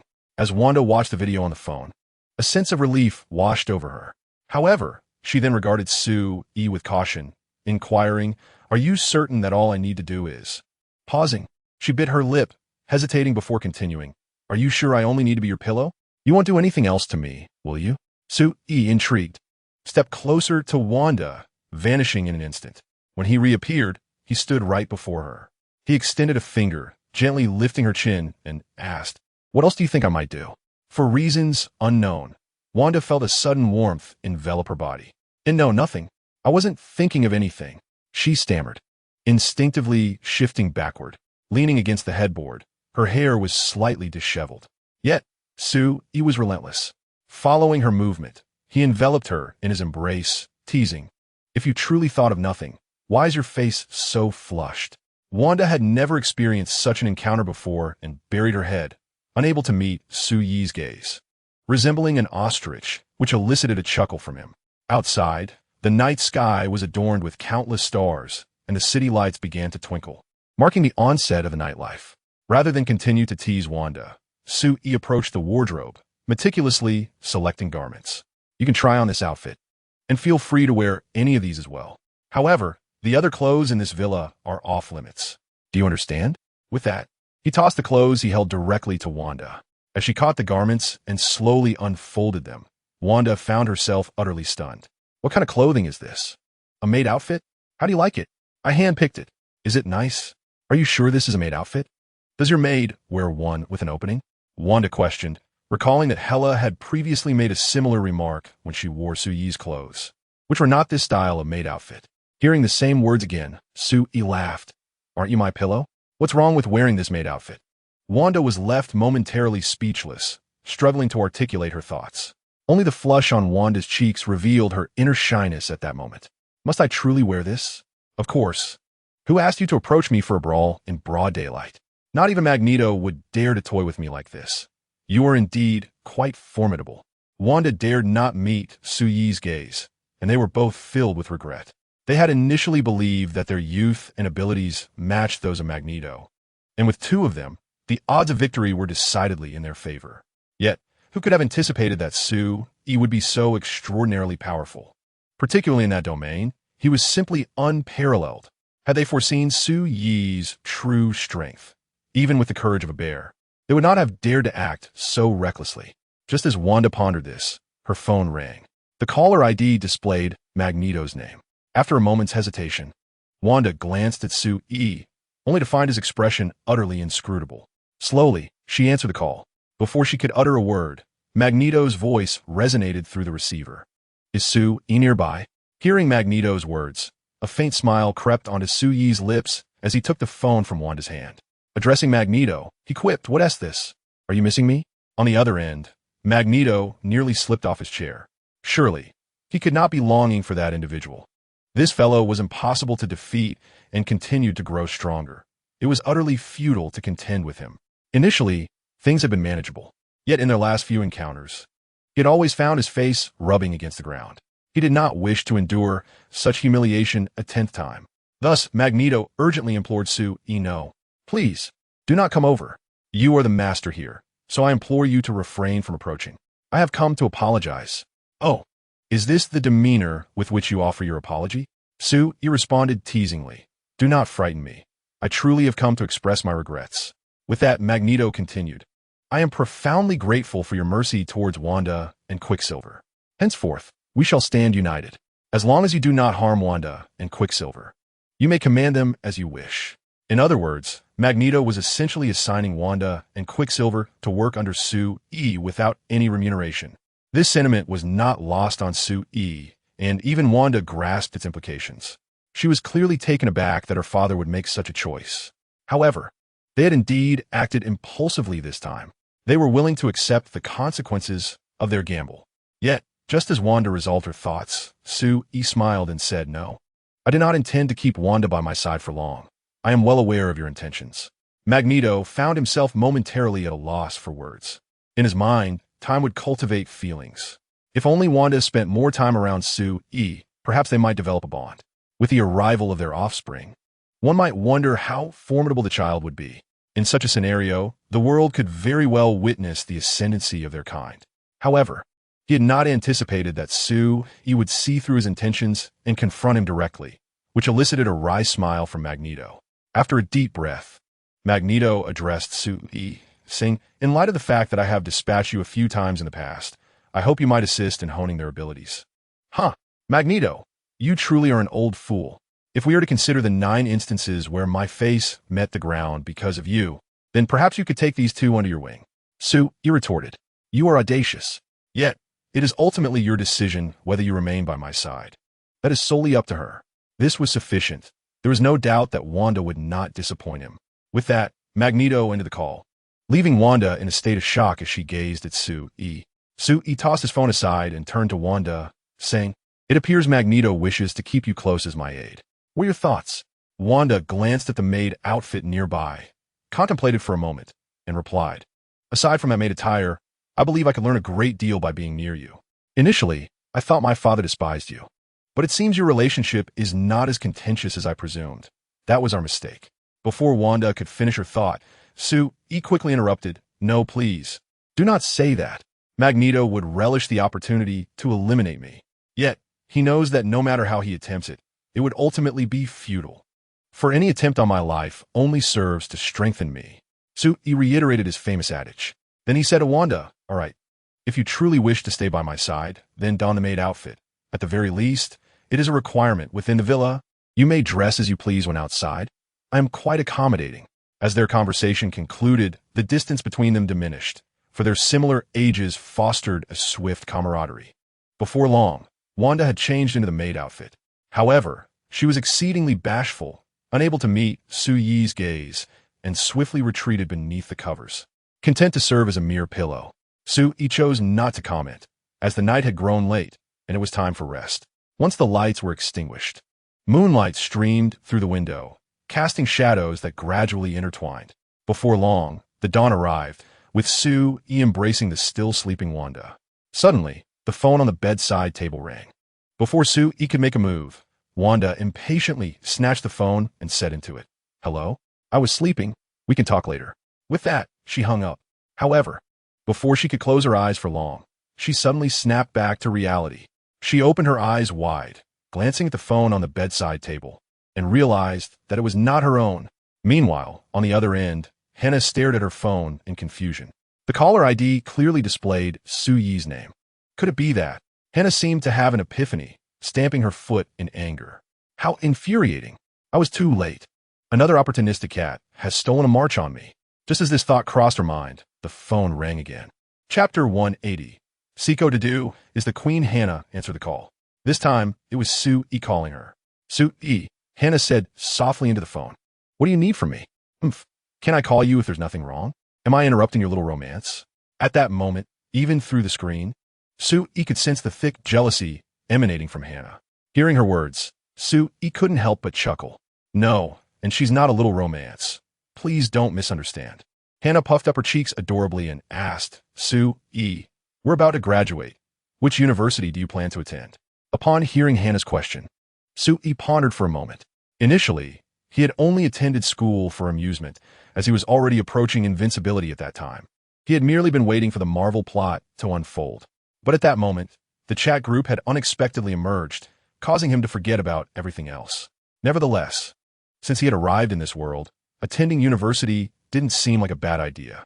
With that thought in mind, Sue-Yi replied to Hannah, if it were up to me, I might choose Empire State University. Hannah's eyes instantly brightened. Really? Then I'll choose that university as well. Can I go to school with you? She asked eagerly. Of course, if that's what you want. Hannah beamed with joy. Then, as if remembering something, she said to Sue-Yi, by the way, yesterday Peter Parker gave me an invitation. His birthday is coming up, and he wants to invite you and me to his birthday party at his house.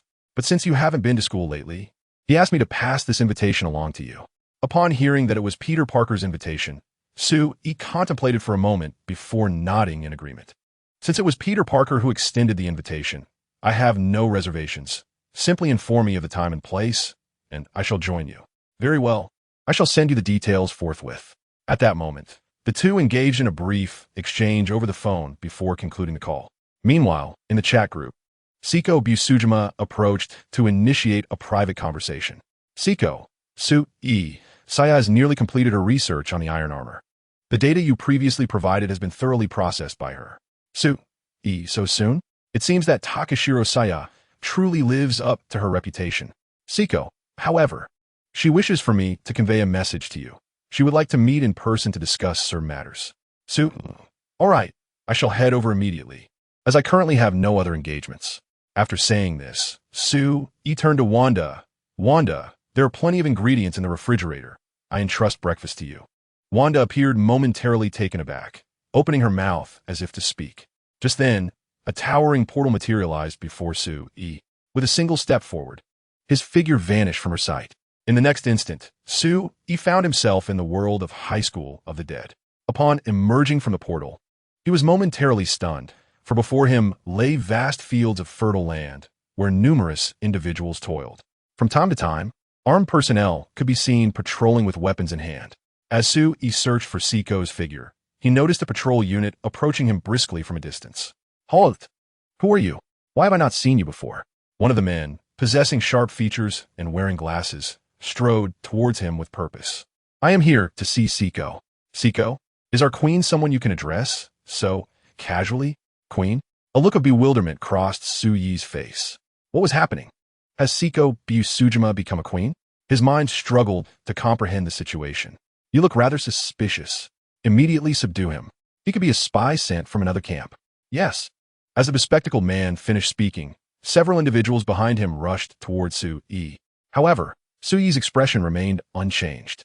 With a mere flick of his finger, the magnetic field activated, causing those advancing towards him to trip and fall to the ground. Instantly, the bespectacled man's demeanor shifted. An esper? Defeat him. Open fire. Open fire.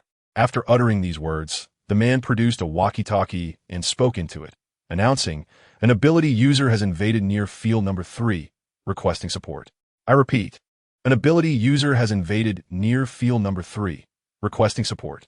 Upon hearing this, Su felt a sense of helplessness wash over him. What exactly is this ability user? This left Su feeling quite perplexed. At that moment, a commanding voice resonated from a distance. All right, I know this person. You may continue your patrol. The voice of Siko Busujima traveled through the air. Upon hearing her voice, the man immediately turned to look behind him. Your Majesty, the individual before us is exceedingly dangerous. Before the lecherous man could finish, he witnessed Siko Busujima's katana swiftly unsheathing, slicing toward the man's neck with lethal intent. The blade shimmered with an aura of violence, as if it were tearing through the very fabric of space, cutting through the air with a fierce whistle.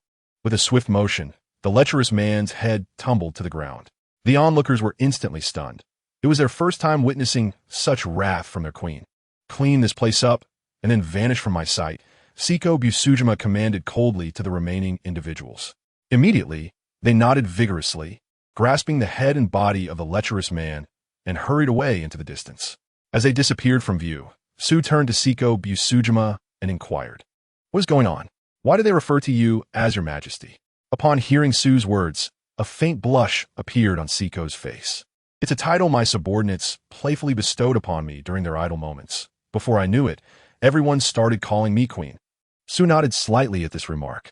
I must say, it suits you. Your presence indeed resembles that of a queen. Siko shook her head gently, indicating that this was not the time to dwell on such topics. Su, I just received intelligence that someone intends to launch an attack against my faction. Let's discuss this as we walk. Unable to contain himself, Su chuckled. Is this a part of my welcoming ceremony? Starting off with a brawl.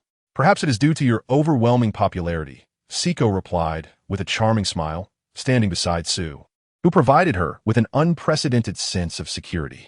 Now let us properly discuss what transpired, Su prompted. Siko responded, I have just learned that a rat has leaked information from my faction, which has prompted the impending assault. Oh, shouldn't we eliminate that rat first? Already done. That was the individual from earlier. With a chuckle, Su-yi remarked on the unfortunate turn of events, unable to suppress his laughter. At that moment, he inquired of Siko, by the way, what is the situation regarding that ability user? Ever since your last departure from the world, we have discovered that a crystalline core emerges within the bodies of the zombies. Consuming such a core can significantly enhance one's physical prowess and may even awaken latent abilities. Have you partaken in this? No, Siko replied.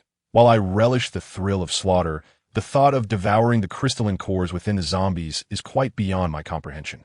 Moreover, I possess other avenues to attain greater strength.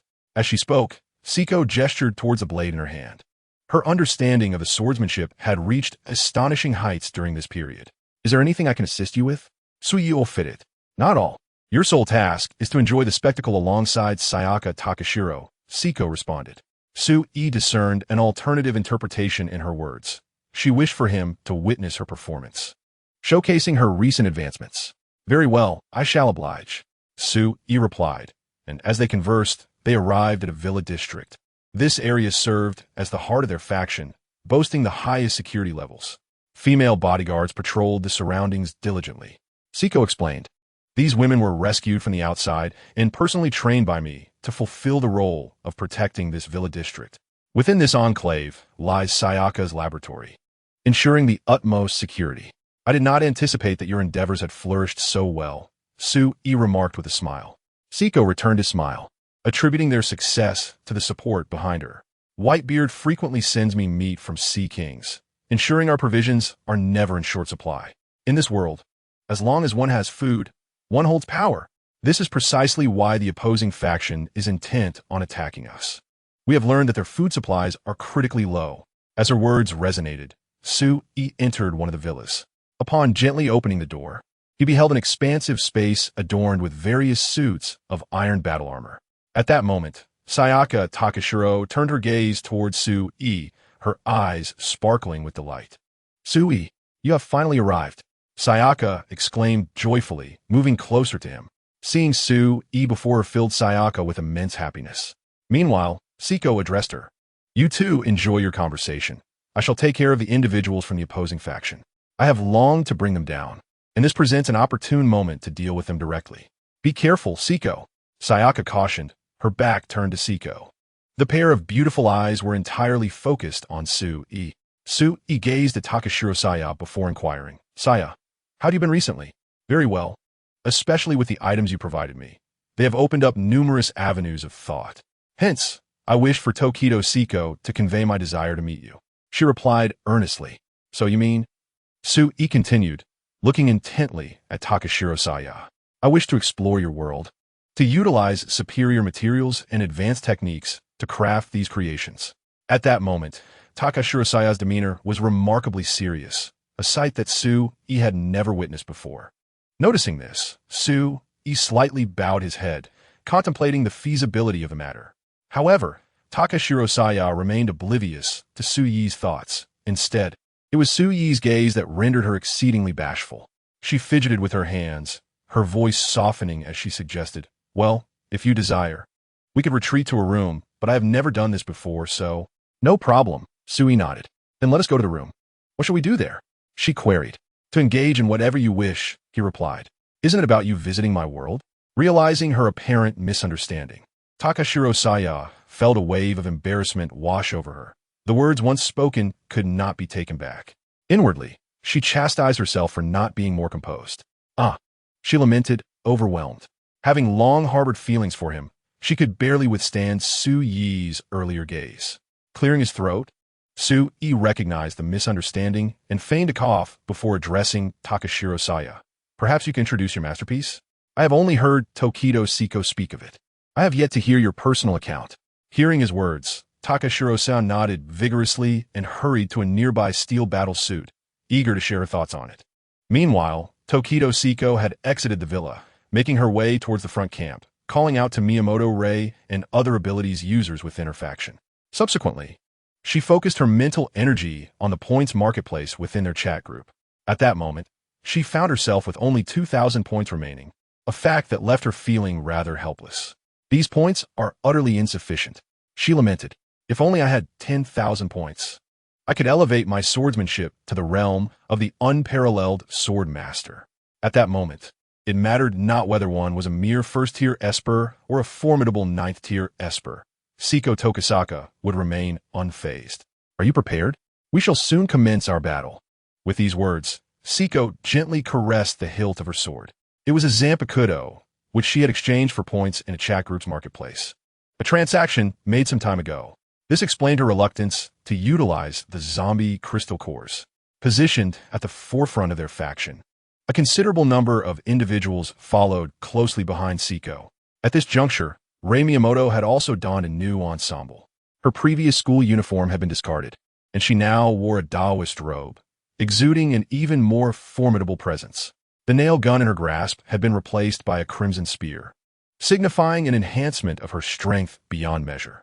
The primary reason for this transformation lay in the fact that Rei was now a third-tier esper specializing in physical augmentation. Her physical prowess was exceptional, and with her commendable marksmanship, she had been appointed by Siko to lead the combat team. Having followed Siko from the outset, Rei naturally held a position of seniority within the group, embodying both beauty and charisma, making her a beloved figure among her peers. Yet, despite her popularity, Rei stood beside Siko, inquiring, Siko, what is your plan this time? Siko replied, the same as always, to embrace the thrill of slaughter and grow stronger. Those who perish in this massacre are but worthless beings incapable of surviving in this world. Upon hearing Siko's words, Rei nodded slightly, well aware of Siko's character. Suddenly, Siko addressed Rei, saying, "By the way, Su is coming. Let us strive for a swift resolution." Rei, who had previously worn a neutral expression, instantly brightened at Siko's remark. "Really? Then we must conclude this battle swiftly." She felt a surge of determination coursing through her. After all, Su Yi's figure had become indelibly etched in her heart. Yet, it seemed that Su Yi had not held her in high regard, which left Rei feeling quite disheartened. Thus, with Su Yi's return, she was resolute in seizing this opportunity. The other espers were unaware of who Su Yi was, as mentioned by Siko and Rei. However, due to Siko's long-standing reputation, they harbored no doubt or dissent. In this chaotic world, merely being part of Siko's faction was a source of great satisfaction for them. As they conversed, they had already departed from their encampment. The surrounding walls were in a state of disrepair, and the buildings appeared utterly dilapidated, creating an atmosphere reminiscent of a desolate wasteland. The pervasive sensation of impending doom enveloped the world. "Very well, we shall employ our previous strategy. Miyamoto Rei, follow my lead. The rest shall proceed stealthily." With Siko Tokida's command, the others nodded in agreement. They moved towards the surrounding structures, and soon, what had once been a small group was scattered in all directions. "Let us go, Rei. Su Yi is currently engaged in conversation with Takajo Saya, and I fear that Saya may lose control," Siko remarked. Upon hearing her words, Miyamoto Rei momentarily froze, but soon quickened her pace. "Siko, let us charge ahead." Chapter 182. That woman is not to be underestimated. "Siko, let us charge ahead." A fierce determination radiated from Miyamoto Rei, infusing her presence with an even more formidable aura. This intensity left even Siko Tokida feeling a mixture of amusement and exasperation. With Rei's declaration, their pace quickened considerably. "Pray tell, what kind of person do you perceive Su Yi to be?" Siko inquired of Miyamoto Rei. A glimmer of nostalgia crossed Rei's face, suggesting that Su Yi had left a profound impression upon her. As Siko pondered this, Miyamoto Rei suddenly thrust her crimson spear forward. Clang! A dagger was deflected away by the tip of her weapon. "They seem to be approaching," Rei warned, her vigilance palpable. Siko nodded slightly. "I'm aware. They have been observing us for some time. However, I did not anticipate their swift action, especially given our proximity to our own camp."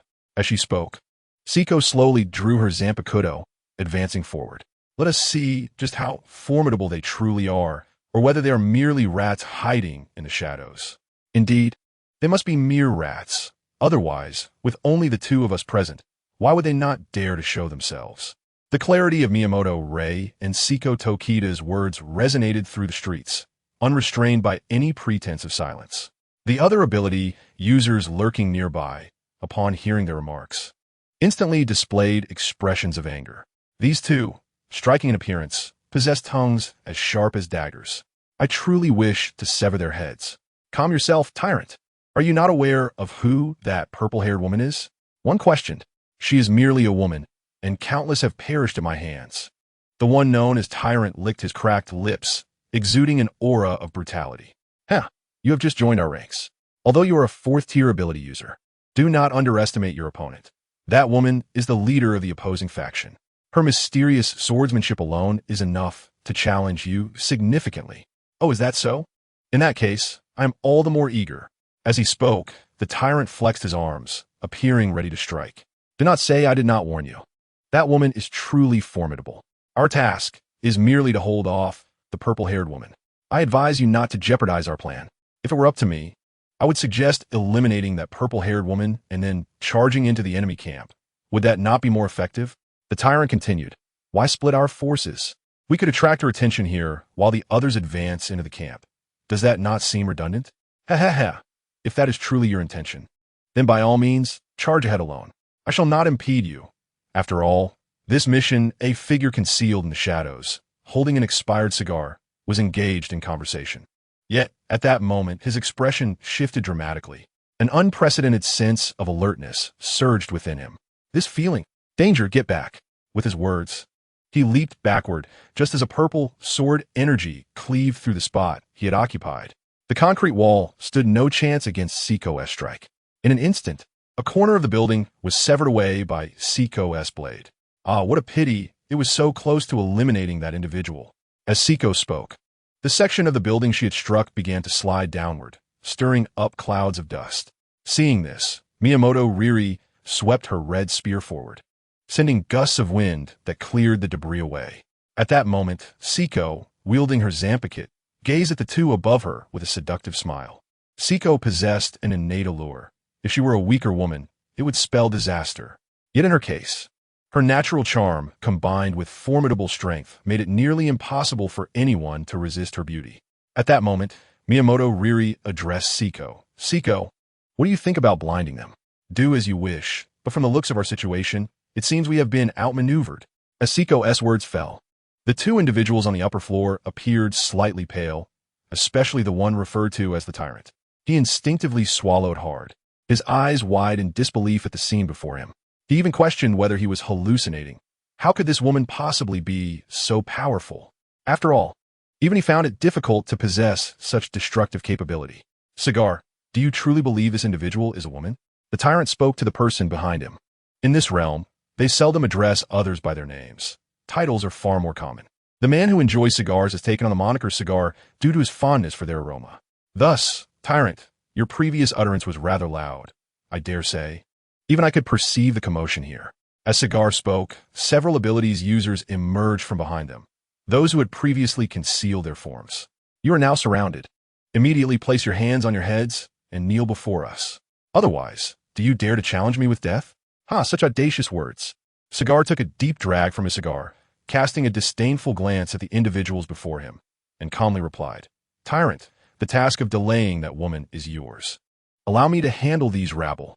As Cigar's words echoed, the expressions on the faces of the others twisted with fury. Who do you call rabble?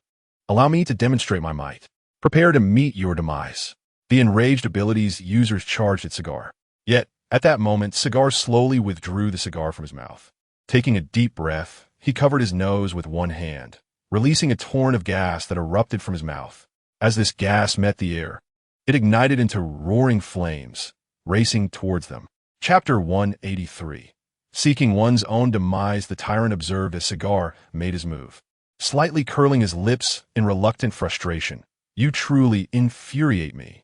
To entrust such perilous tasks to me. Let me clarify, should I find myself outmatched, I shall flee without hesitation. With that declaration, the tyrant leapt from the 30th floor to the ground below. During his descent, a dramatic transformation overtook him, revealing countless rough patches of skin emerging from his body. In an instant, he morphed into a creature reminiscent of a crocodile, an undeniably fearsome sight. Described as green-faced with fearsome fangs, he resembled a colossal lizard. Known for his volatile temperament, he earned the title of Tyrant. At this moment, he was showcasing his formidable abilities. Seiko Tojo gazed at the tyrant with keen interest and then turned to Miyamoto Rei, inquiring, Rei, shall it be your turn to act? Or shall I take the lead? Let's join forces. I wish to return home soon. Clearly, upon hearing of Su Yi's arrival, Miyamoto Rei had lost her patience for battle. At Rei's words, a charming smile graced Seiko Tojo's lips. Very well, I shall not hold back. As soon as Seiko Tokusaki's voice fell, the tyrant could no longer contain his inner turmoil. You two fools, do not underestimate me. With these words, he charged towards the two women. His form flickered rapidly, and in the blink of an eye, he stood before Seiko Tokusaki. At that moment, she softly murmured, Shirkai, Cherry Serpent. Upon uttering these words, the Zanpakuto in her hand radiated an unprecedented brilliance. In the shimmering light, the hilt transformed into a cherry serpent, coiling around her arm. Then, Seiko raised her blade high and swung it towards the tyrant before her. The blade seemed to slice through space itself, reaching the tyrant in an instant. Oomph! Do you think I will allow you to strike me so easily? The scales on the tyrant's body gleamed with a blinding hue. He clenched his fists tightly and slammed them down onto the ground. The earth before him buckled as if the floorboards had been lifted, rising up to intercept Seiko's strike. However, the tyrant did not anticipate that at such a critical moment, Miyamoto Rei would step forward, her red tassel spear blooming into a floral formation. A silver gleam flashed within the spear's blossom, darting forward to obliterate the debris beneath. Meanwhile, Siko tossed her arm upwards. The cherry serpent that had been coiling around her arm flicked its tongue, transforming the hilt into a serpent's tail, which then swung down from above, descending upon the tyrant. With a swift thrust, the blade effortlessly pierced the tyrant's heart, blood gushing forth. A surge of exhilaration washed over Siko's face. Battle, slaughter, and Sui. These were the things Siko cherished most. Venom injection, she murmured softly, as a purple toxin seemed to seep from the blade. The venom surged into the tyrant's heart, coursing through his body towards other organs. The intense pain caused the tyrant's expression to shift dramatically. He had not anticipated that Siko's assault would be so treacherous. He now found it exceedingly difficult to move, each step a monumental struggle. This woman truly is a venomous serpent, he murmured. Just as he contemplated discarding a cigar and fleeing, Siko's slender arm shot out to the side.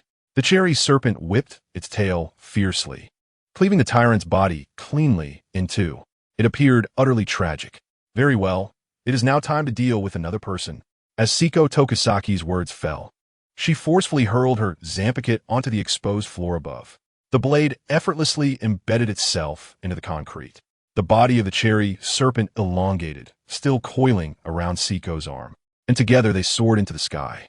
At that moment, Miyamoto Rei took a deep breath, sprinted forward a few paces, and with the tip of her crimson spear, propelled herself upwards by striking a massive stone below. Immediately thereafter, Rei landed on the corner of the building that had just been shattered by Siko's strike and dashed towards the 30th floor. Meanwhile, Cigar noticed the scene and instinctively swallowed with his already parched mouth. Yet, devoid of moisture, he was left with an endless, agonizing dryness.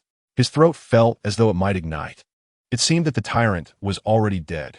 If only he could have delayed matters. But that scoundrel had inadvertently attracted the attention of the two women, which was truly infuriating. Cigar muttered to himself and took another puff from his cigar. Then, pinching his nose, he unleashed a fierce torrent of flames ahead of him. This time, the flames erupted with such intensity that they propelled Cigar's body skyward like a jet. He planned to make a hasty escape. At worst, he would be like a stray dog, seeking refuge in another camp. After all, this was not his first time. With his capabilities, he was certain someone would take him in. However, at that moment, a serpent's shadow flickered into view. Sizzle, sizzle, sizzle, sizzle. 4 consecutive sounds rang out from above. By the time Cigar realized what was happening, he found that both his hands and legs had completely vanished. What followed was an unprecedented wave of pain. The agony forced a scream from Cigar's lips, and the flames in his mouth extinguished in an instant. His body plummeted from the sky. Help! Help me! If you save me, I will reveal our plans. As Cigar continued to fall towards the ground, Siko Tokusaki canceled the initial release of her Zampakit. Standing at the edge of the crumbled building, she softly remarked, "I'm sorry, but whatever your plan may be, it is nothing but a fleeting illusion in the face of absolute power." Just as Siko's words echoed, the camp she commanded reverberated with a series of booming sounds, indicating that another group intended to launch a surprise attack.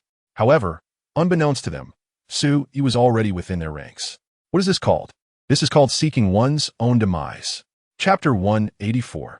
You are surrounded by me alone. Meanwhile, within the camp, Sui and Takashiro Saya were engaged in conversation about the armored suits within the confines of a villa. Suddenly, a resounding explosion akin to that of a bomb echoed from behind their camp. A spark of realization flickered in Takashiro Saya's eyes. With her remarkable intellect, she quickly deduced that the tremor was likely caused by an Esper attempting to ambush their encampment. Without hesitation, she prepared to don the armored suit for defense. However, as she approached the suit, she recalled that Sui was right before her. Given his presence, what did she have to fear? Sui, will you take charge of this situation? Indeed, let us proceed. After all, this is your camp, is it not? Upon hearing Sui's words, an excited smile spread across Takashiro Saya's face. Wonderful. I shall lead you there at once. With that, she grasped Sui's arm and set off towards the source of the commotion without a second thought. Despite often retreating to the villa, Takashiro Saya was well acquainted with the various arrangements within the camp. Leaving the villa, the duo advanced towards the origin of the vibrations and sounds. Along the way, they encountered a sentinel who had come to deliver news. My lady, the queen has moved to the front lines.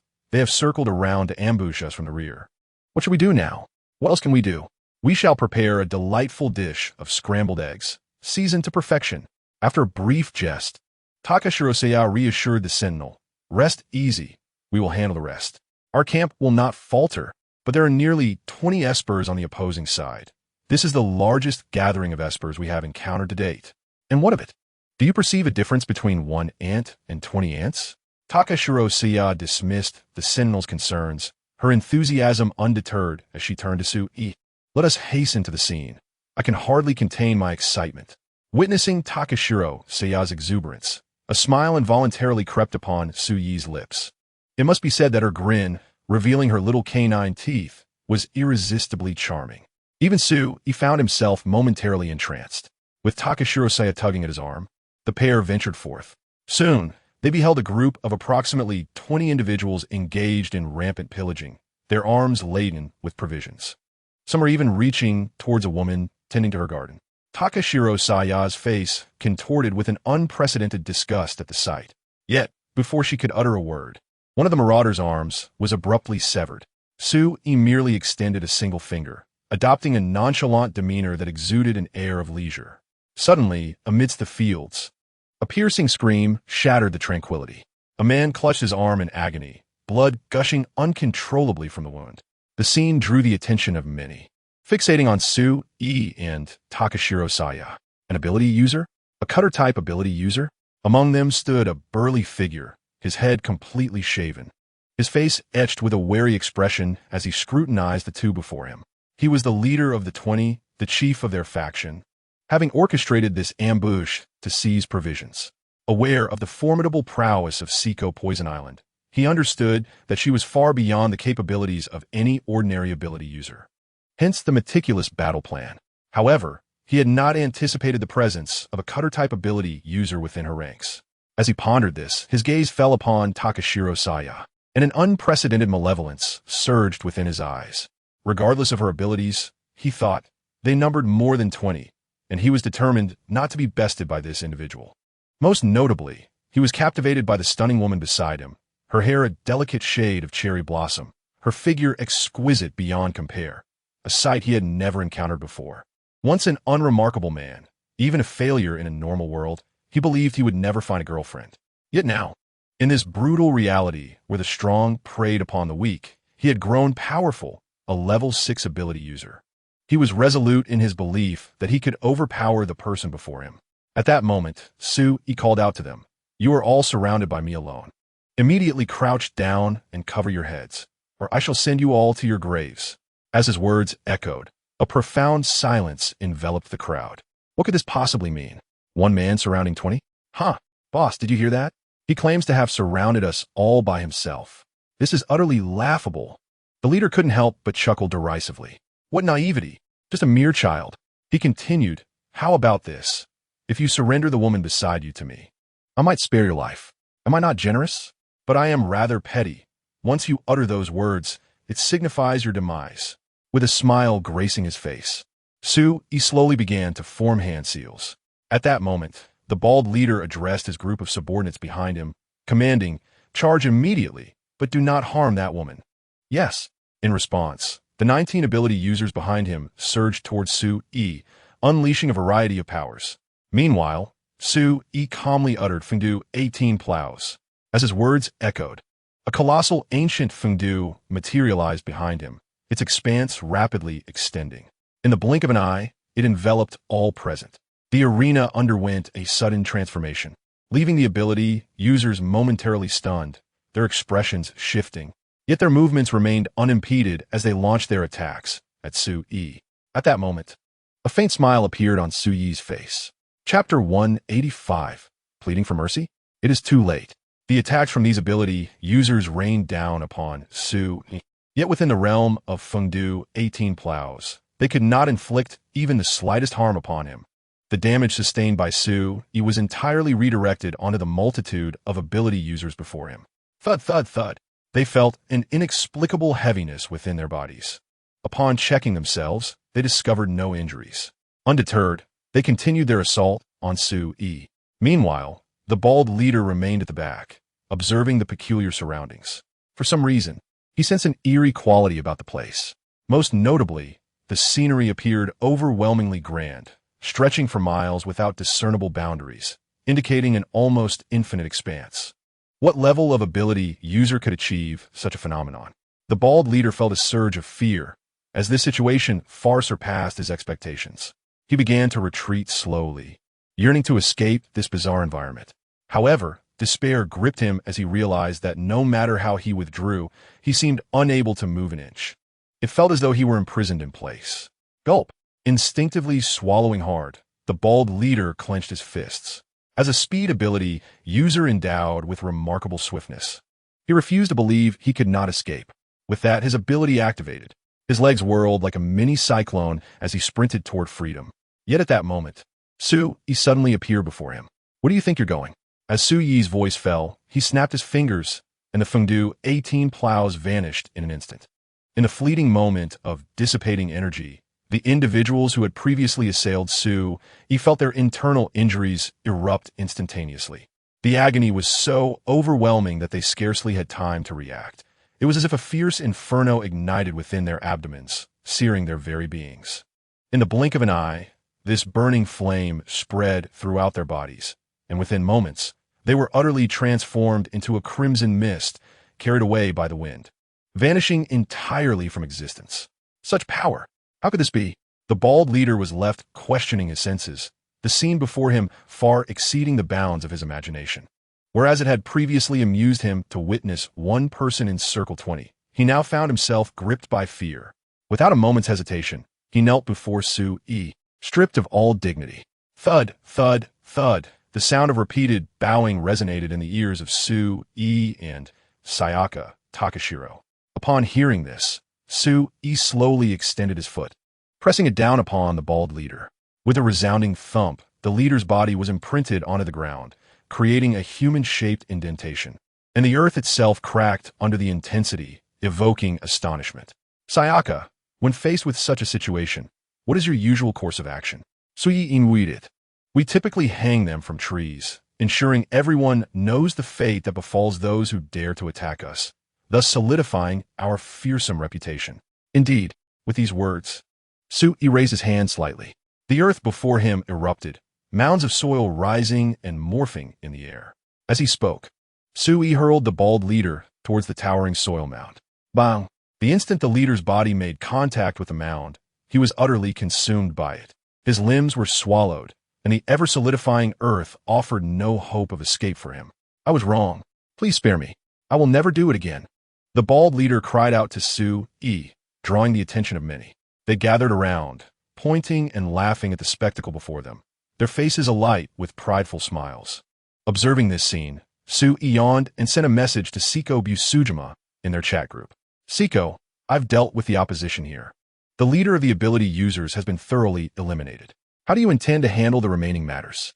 Siko responded, I have infiltrated their ranks, and will return once I have completely resolved the issues within their camp. All right. Then Saya Takashiro, and I shall await your return at the villa.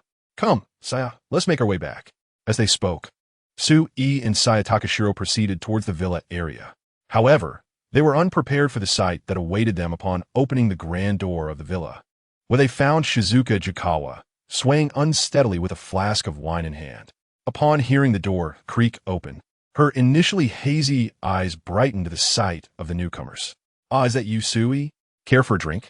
Shizuka exclaimed, strutting towards Su-e with a tipsy gait, her cheeks flushed from too much alcohol, and her attire exuding an unmistakable allure. Saya Takashiro, raising an eyebrow, hastened toward Shizuka. Teacher Shizuka, why are you here and in this state? She questioned, her tone laced with concern. Come with me now. What do you think you're doing, dressed like this? Glancing at Su-e, Saya noticed his gaze lingering on Shizuka, stirring a wave of jealousy within her. After all, she was no longer a child. The more she pondered, the more forcefully she clutched Shizuka's arm. Yet, in her intoxicated unsteadiness, Shizuka lost her balance and began to tumble backward. Were she to fall, a mere mortal might escape unscathed, but Shizuka possessed enviable attributes that, if she struck her head, could result in severe injury. In that instant, Sui made a resolute decision. He would save Shizuka Jukawa.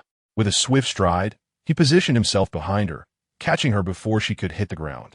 In the process, Saya, who was still grasping Shizuka, found herself falling into Shizuka's embrace.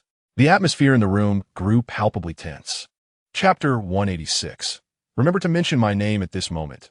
Seiko Tokushima and Rei Miyamoto, accompanied by the remaining survivors with abilities, arrived at the stronghold of their adversaries. This stronghold was newly established, and thus Seiko did not intend to eradicate it just yet.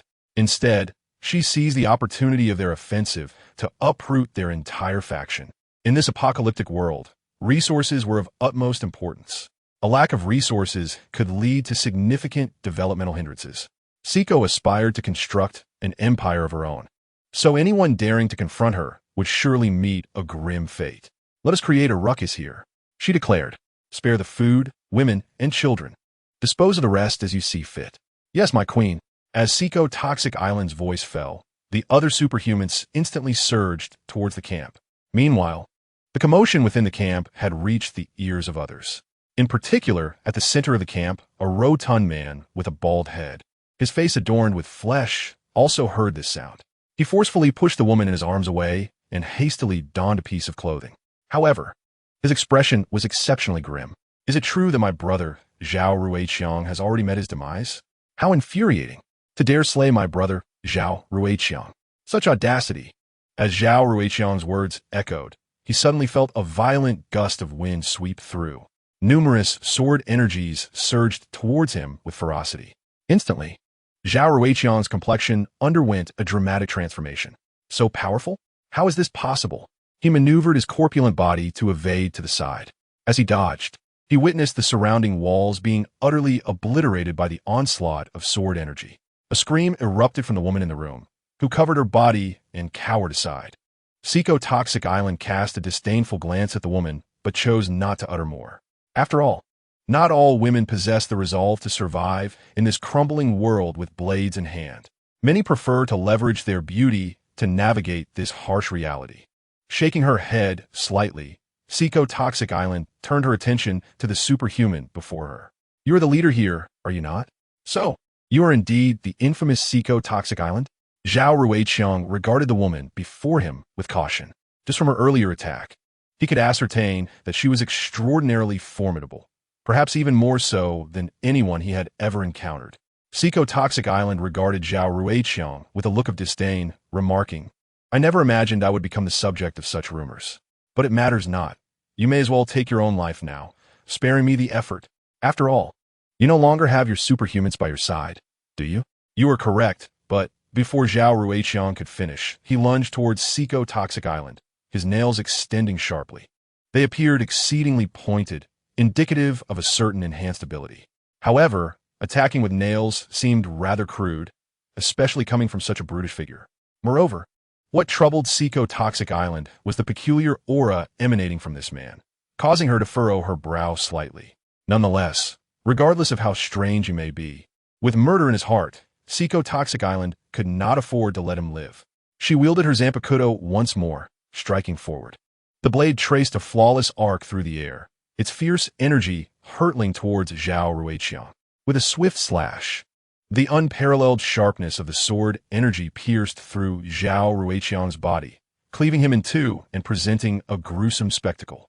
This sight heightened Seiko Tokushima's vigilance, for everything unfolded far too smoothly. Logically, in a world so chaotic and crumbling, a leader of any faction could never be so feeble. Yet, this individual exuded an astonishingly pathetic aura. However, it was undeniable that he lay lifeless before her. Without hesitation, Seiko Tokushima delivered a flurry of additional strikes, reducing Zhao Ruiqiang to mere fragments. Only then did she turn her attention to the woman standing not far away. Hurry and change your clothes. You are a vital resource for labor, she instructed the woman before preparing to depart. At that moment, a smile crept onto the woman's lips, and a radiant white halo emanated from her hands. Suddenly, she lunged towards Seiko Tokushima, exclaiming, How splendid!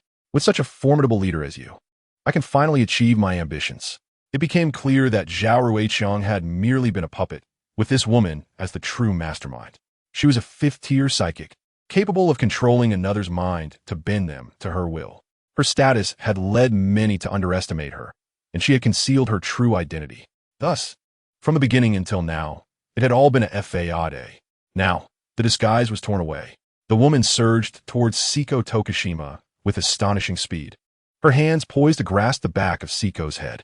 Yet, unexpectedly, a sharp blade erupted from her chest, causing her body to momentarily freeze. Blood gushed forth in an instant.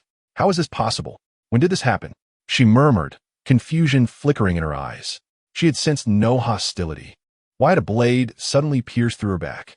At that moment, Seiko Tokushima, with a smile gracing her lips, slowly turned to face the woman behind her. Did you think I would let my guard down against a woman? The only one capable of easing my vigilance is someone I love. With that, she extended her slender arm, revealing a cherry serpent coiled around it. The serpent's tail lashed out, yanking the blade from the woman's body, which arced gracefully through the air and returned to Seiko Tokushima's hand. Only then did she calmly declare, "Release, cherry serpent." As Seiko Toxic Island found herself in a peculiar situation, she instinctively unleashed her shuriken. This initial release not only expanded her offensive range, but also, through the perspective of her Sakura serpent, afforded her a broader view of her surroundings. Moreover, it imbued her blade with the capacity to inject venom, rendering it an exceptionally formidable ability. Observing the woman before her collapsed on the ground, Seiko remarked coolly, "Remember my name before the King of Hell." Chapter 187 Seiko Toxic Island effortlessly dismantled the opposing faction.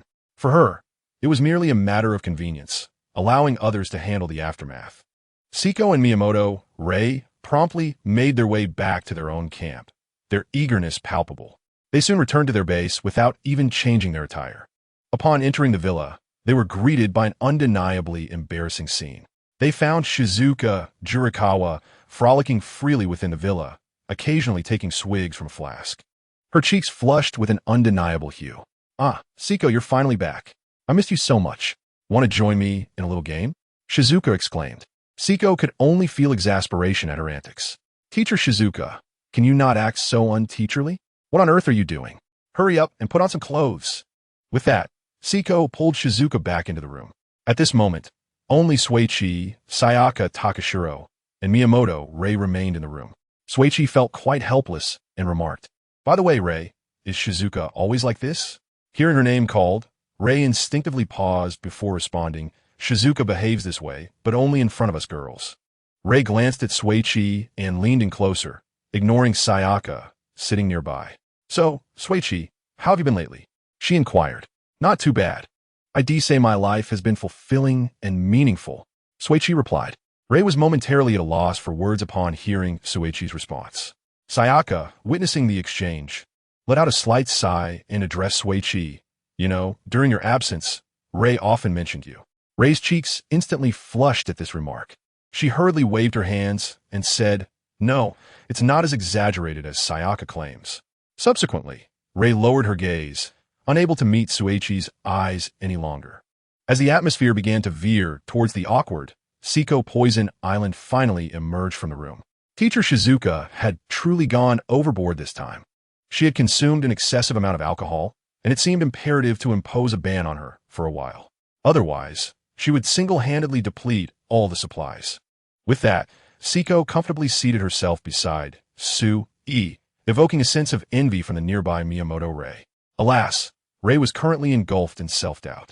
In front of others, she might exude decisiveness, but in Su-yi's presence, she found herself utterly unable to act. "So, how did your conversation go?" Seiko inquired, directing her question towards Sayaka Takashiro. Sayaka glanced at Su-e before responding to Seiko. "Well, Su-e has agreed to my request. I plan to visit his world to explore their technology. Perhaps I can acquire more knowledge." However, after uttering this, Sayaka seemed to recall the earlier misunderstanding, and a faint blush crept across her face. Upon hearing this, Seiko nodded slightly. "In that case, I shall allocate your rations to others. You must understand, the provisions you consume daily are not inexpensive. If I do not replenish the corresponding energy, how can I sustain my brain? After all, my intellect is priceless." Indeed. However, that is no longer my concern. Once you are in Su-yi's world, Remember to behave and refrain from being too headstrong. Otherwise, do you believe I won't have Sui send you back? Siko was issuing a precautionary warning to Sayaka. Understanding Siko's concerns, Sayaka waved her hand dismissively, assuring her, "Rest assured, Siko, I will not act recklessly. I am merely going there to research a variety of things. What kind of person do you think I am?" After saying this, Sayaka proudly lifted her chin. "You all continue your discussion. I'll go pack my belongings. By the way, what should I do with these iron battle suits? You won't expect me to carry them all individually, will you? But will these items even traverse the worlds?" Sayaka inquired excitedly, her cherry lips parting as she addressed Sui. To this, Sui found himself at a loss for words, torn between amusement and exasperation. "All right, no need to be so overly enthusiastic. Just pack your luggage. I will handle these items." In the chat group, Sui addressed the members, "Greetings, everyone. Since I became the group leader, I have yet to present any gifts." Thus, he continued, "Therefore, I have gathered some rather decent materials to create your iron battle suits. While they may not serve a practical purpose, they are aesthetically pleasing and possess collectible value. Occasionally, you might even utilize them in battle for some fun. I trust you will all appreciate them." With that, Sui rose from his seat. Approaching the adjacent suit of armor, I first encountered a smaller variant, designated for young Edward, the little potato. As Sui placed her hand upon the shoulder of the iron suit, she dispatched a personalized red envelope. "Edward Elric, dear little one, this is your iron armor." Next, Sui approached a suit with an opening in the abdomen, designed to accommodate Kaneki Ken's combat form. "Kaneki Ken, this iron suit is yours." Then, she moved to another suit, addressing it with a smile. "It's death. This model of iron armor not only protects you from frostbite, but also enhances your mobility to a significant degree. I trust you will find it to your liking." With that, she sent a special red envelope to his death. "Rukia Kachiki, this is for you. Beside the iron armor lies a sheath, perfectly suited for your Zanpakuto. I can envision you looking remarkably gallant once donned." Afterward, she transmitted a suit that bore a distinctly Japanese aesthetic to Rukia. "Hinata Hyuga, dear Hinata, this version activates a special vision mode that will not hinder your abilities. It also features outlets for flame and lightning energy, allowing you to launch attacks with Prometheus and Zeus. This iron suit possesses formidable mobility, defensive capabilities, and infiltration skills, enabling control over most machinery. Even if it cannot be controlled, it will endeavor to compute anew, attempting to decipher. It should prove highly useful in your world. Asuna Yuki, this iron armor has significantly reinforced the mechanical structure of the legs, allowing for perfect compatibility with your acceleration fruit.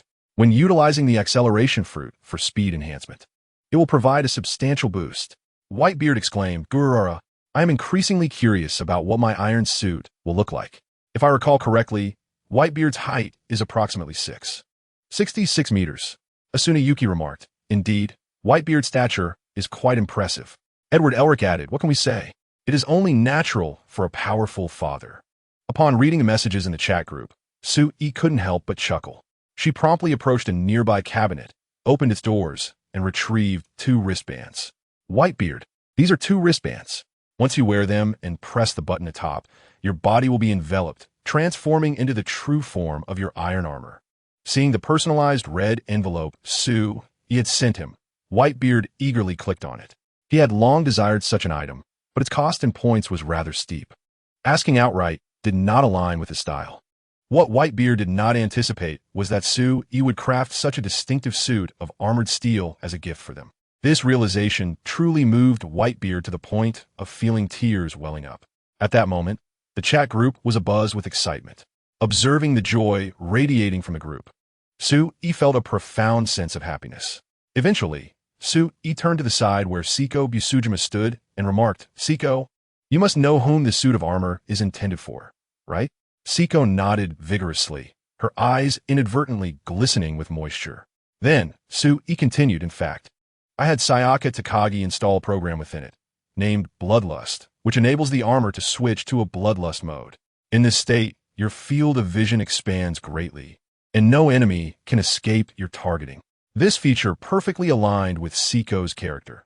Any foe marked by her gaze would find themselves ensnared like prey before a venomous serpent, utterly unable to escape.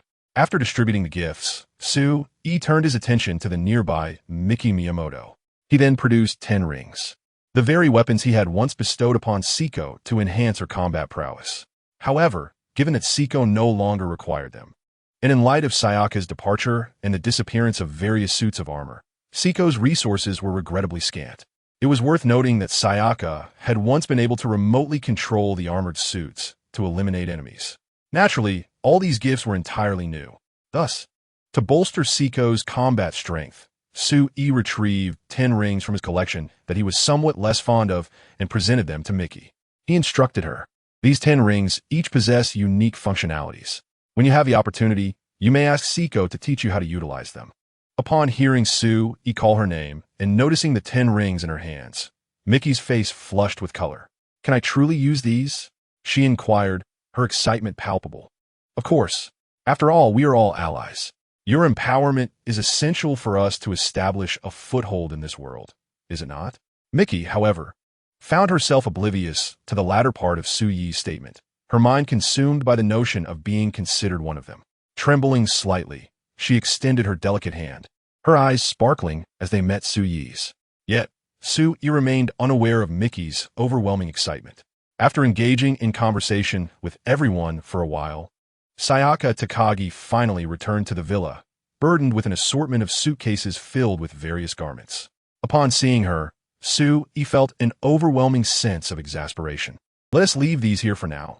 We can always purchase clothes at the mall later," he suggested. Hearing this, Sayaka glanced back at her luggage with a thoughtful expression. She realized her hasty decision. Had she known earlier, she would have left her belongings untouched and simply followed Su-e. Blushing, Takagi-saya nodded in agreement. "Then let us depart at once," she proclaimed. Turning to her companions, Poison Island Siko and Miyamoto Rei, she reassured them, "Do not worry. I shall frequently visit you, bringing with me a plethora of supplies each time." She added, "Oh, and please convey my regards to teacher Shizuka, letting her know that I will miss her." Laughter erupted within the villa as one teased, "Teacher Shizuka will surely be exasperated by your absence." With that, Su-e activated the portal, and after bidding farewell to Poison Island Siko and Miyamoto Rei, he and Takagi-saya stepped into the passage. In the blink of an eye, they found themselves in Su-yi's villa. At that moment, Wanda, clad in a maid outfit, exchanged glances with Takagi-saya, her cheeks flushing crimson. Takagi-saya exaggeratedly turned to Su-e, saying, "Su, do you have a penchant for this attire? Perhaps I should don such a costume alongside her." The implication in Takagi-saya's words was unmistakable, and Wanda's eyes sparkled with a hint of anticipation. Surely, if someone joined her in wearing such a revealing outfit, she wouldn't feel as embarrassed. However, Su-e mischievously replied, "That won't do.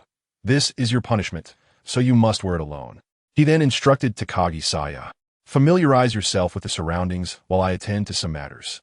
Takagi-saya nodded slightly and approached Wanda, who guided her on a tour of Su-yi's villa. Meanwhile, Su-e settled onto the sofa in the living room and casually dialed Nick Fury's number. The call connected swiftly, and Nick Fury's familiar voice resonated through the line. "So, Su-e, what brings you to contact me?" Nick expressed a hint of apprehension, for every time Su-e reached out, it usually heralded trouble. Thus, upon receiving his call, he felt a twinge of nervousness. In response, Su-e replied coolly, "I am considering sending an individual to join your Avengers." "What do you think? Sending someone? What do you mean?" Nick inquired, puzzled. "Nothing serious. I simply wish for her to gain experience by interning with you, honing her combat and reconnaissance skills." Surely our generous Nick Fury would be amenable to such a request. Nick opened his mouth, ready to respond. However, the thought that Su-e had personally initiated the conversation made it exceedingly difficult for him to refuse. It was not merely the influence of Nick Fury that induced this reluctance, nor was it the fear of a direct visit from Su-e. Primarily, it stemmed from his own thin skin and the embarrassment of turning down Su-yi's request. Indeed, that must be the case. With this realization, Nick Fury inhaled deeply and addressed Su-e. "Since you have articulated your thoughts so clearly, I shall acquiesce. I presume the individual you referred to is Wanda. If the Black Widow is available, you may directly arrange for her to collect her." Nick Fury took another deep breath, repeatedly reminding himself to remain calm. Yet, the more he tried, the more irate he became. One could surmise that the recent frustrations had contributed to his current state. "All right then, I will arrange for the Black Widow to fetch her daily. That should pose no problem, correct? Yes, that is acceptable. I entrust this matter to you. With that, Sui ended the call and proceeded to dial Kingpin. Kingpin, please prepare a birthday gift for me. You are familiar with Peter Parker from Midtown High, correct? He is a friend of mine, and his birthday is imminent. I would like to create a combat suit for him, reminiscent of Spider. The primary colors should be red and blue, and on the chest, there should be a large spider emblem. Seek out some renowned designers to assist in crafting this uniform, and send the design images to my phone so I may select one to present as a gift. Upon hearing Su Yi's request, Kingpin nodded. Understood, my lord. I shall handle this matter with utmost care, ensuring perfection. With that, Kingpin ended the call and turned to Hawkeye, relaying Su Yi's instructions. Upon hearing Kingpin's words, a cold glint flashed in Hawkeye's eyes. He promptly replied, Very well, I shall make arrangements immediately. With that, Hawkeye exited the Kingpin's building. Once outside, Hawkeye retrieved his phone and dialed Felicia Hardy. Black Cat, Sue, he has a friend named Peter Parker, who is said to have a birthday approaching. Seek an opportunity to get close to Sue E and ensure you acquire what I require. Time is of the essence. However, this time, Felicia Hardy did not respond. She simply hung up the phone and blocked Hawkeye's number. It was her first encounter with such an employer, one who complicated the act of thievery with so many stipulations. One could only wonder who the true thief was. After resolving this matter, Felicia Hardy exited the ladies' restroom, where she found Hannah waiting for her outside. Let us go, Hannah. We shall continue our shopping. Indeed, Hannah nodded in agreement. Today was supposed to be the day when Sue E would come to pick her up, but it seems that Seiko Tokido suddenly sought her out. Consequently, she ventured out alone to indulge in some shopping. Little did she anticipate that upon casually entering a store, she would encounter Felicia Hardy. Hannah held a vivid impression of Felicia Hardy. If her memory served her right, she had seen this woman outside a flower pressing shop while accompanying Sue E to create press flowers. It was impossible not to remember her striking white hair paired with an extraordinarily beautiful and alluring face. Thus, as the two engaged in conversation within the shop, they quickly became acquainted. Hannah, I recall that the last time I saw you, you were accompanied by a handsome gentleman. Who is he to you? Ah, him. Hannah's expression became somewhat elusive, a natural blush creeping onto her face. After all, the beautiful woman before her was merely someone she had met by chance on the street. Surely, it would be harmless to speak freely. With this thought in mind, Hannah responded to Felicia Hardy. He is my boyfriend. Is there a problem? Not at all. I just think your boyfriend is incredibly handsome. Truly, only a genuine beauty could attract such a remarkable man. Felicia Hardy exclaimed as she grasped Hannah's hand. I am really envious of you. Not only is your boyfriend tall and handsome, but he also accompanies you to press flowers. He must be a very patient person. There are not many men willing to endure such activities alongside their girlfriends. Upon hearing Felicia Hardy's words, Hannah did not shy away from the truth and replied, Oh, he is merely a little gift for his mistress. At that moment, Felicia Hardy was utterly bewildered. What was happening? A mistress? A flurry of questions flooded her mind. She immediately sought clarification from Hannah. What mistress? Did I mishear you? Hannah shook her head. You heard correctly. It is indeed a mistress. Furthermore, it seems he cuddled another mistress this morning. Felicia Hardy was astounded. Yet, to be on the safe side, she feigned indignation and said, Aren't you upset, Hannah? You know that this is before Felicia Hardy could finish her sentence. Hannah interjected, Why should I be upset? It simply illustrates my discerning taste. Good women are drawn to him. Besides, if he were devoted, I would have no chance at all. Hannah shrugged, a mischievous smile playing on her lips as she looked at Felicia Hardy. So what do you think? Would you like me to introduce you to him?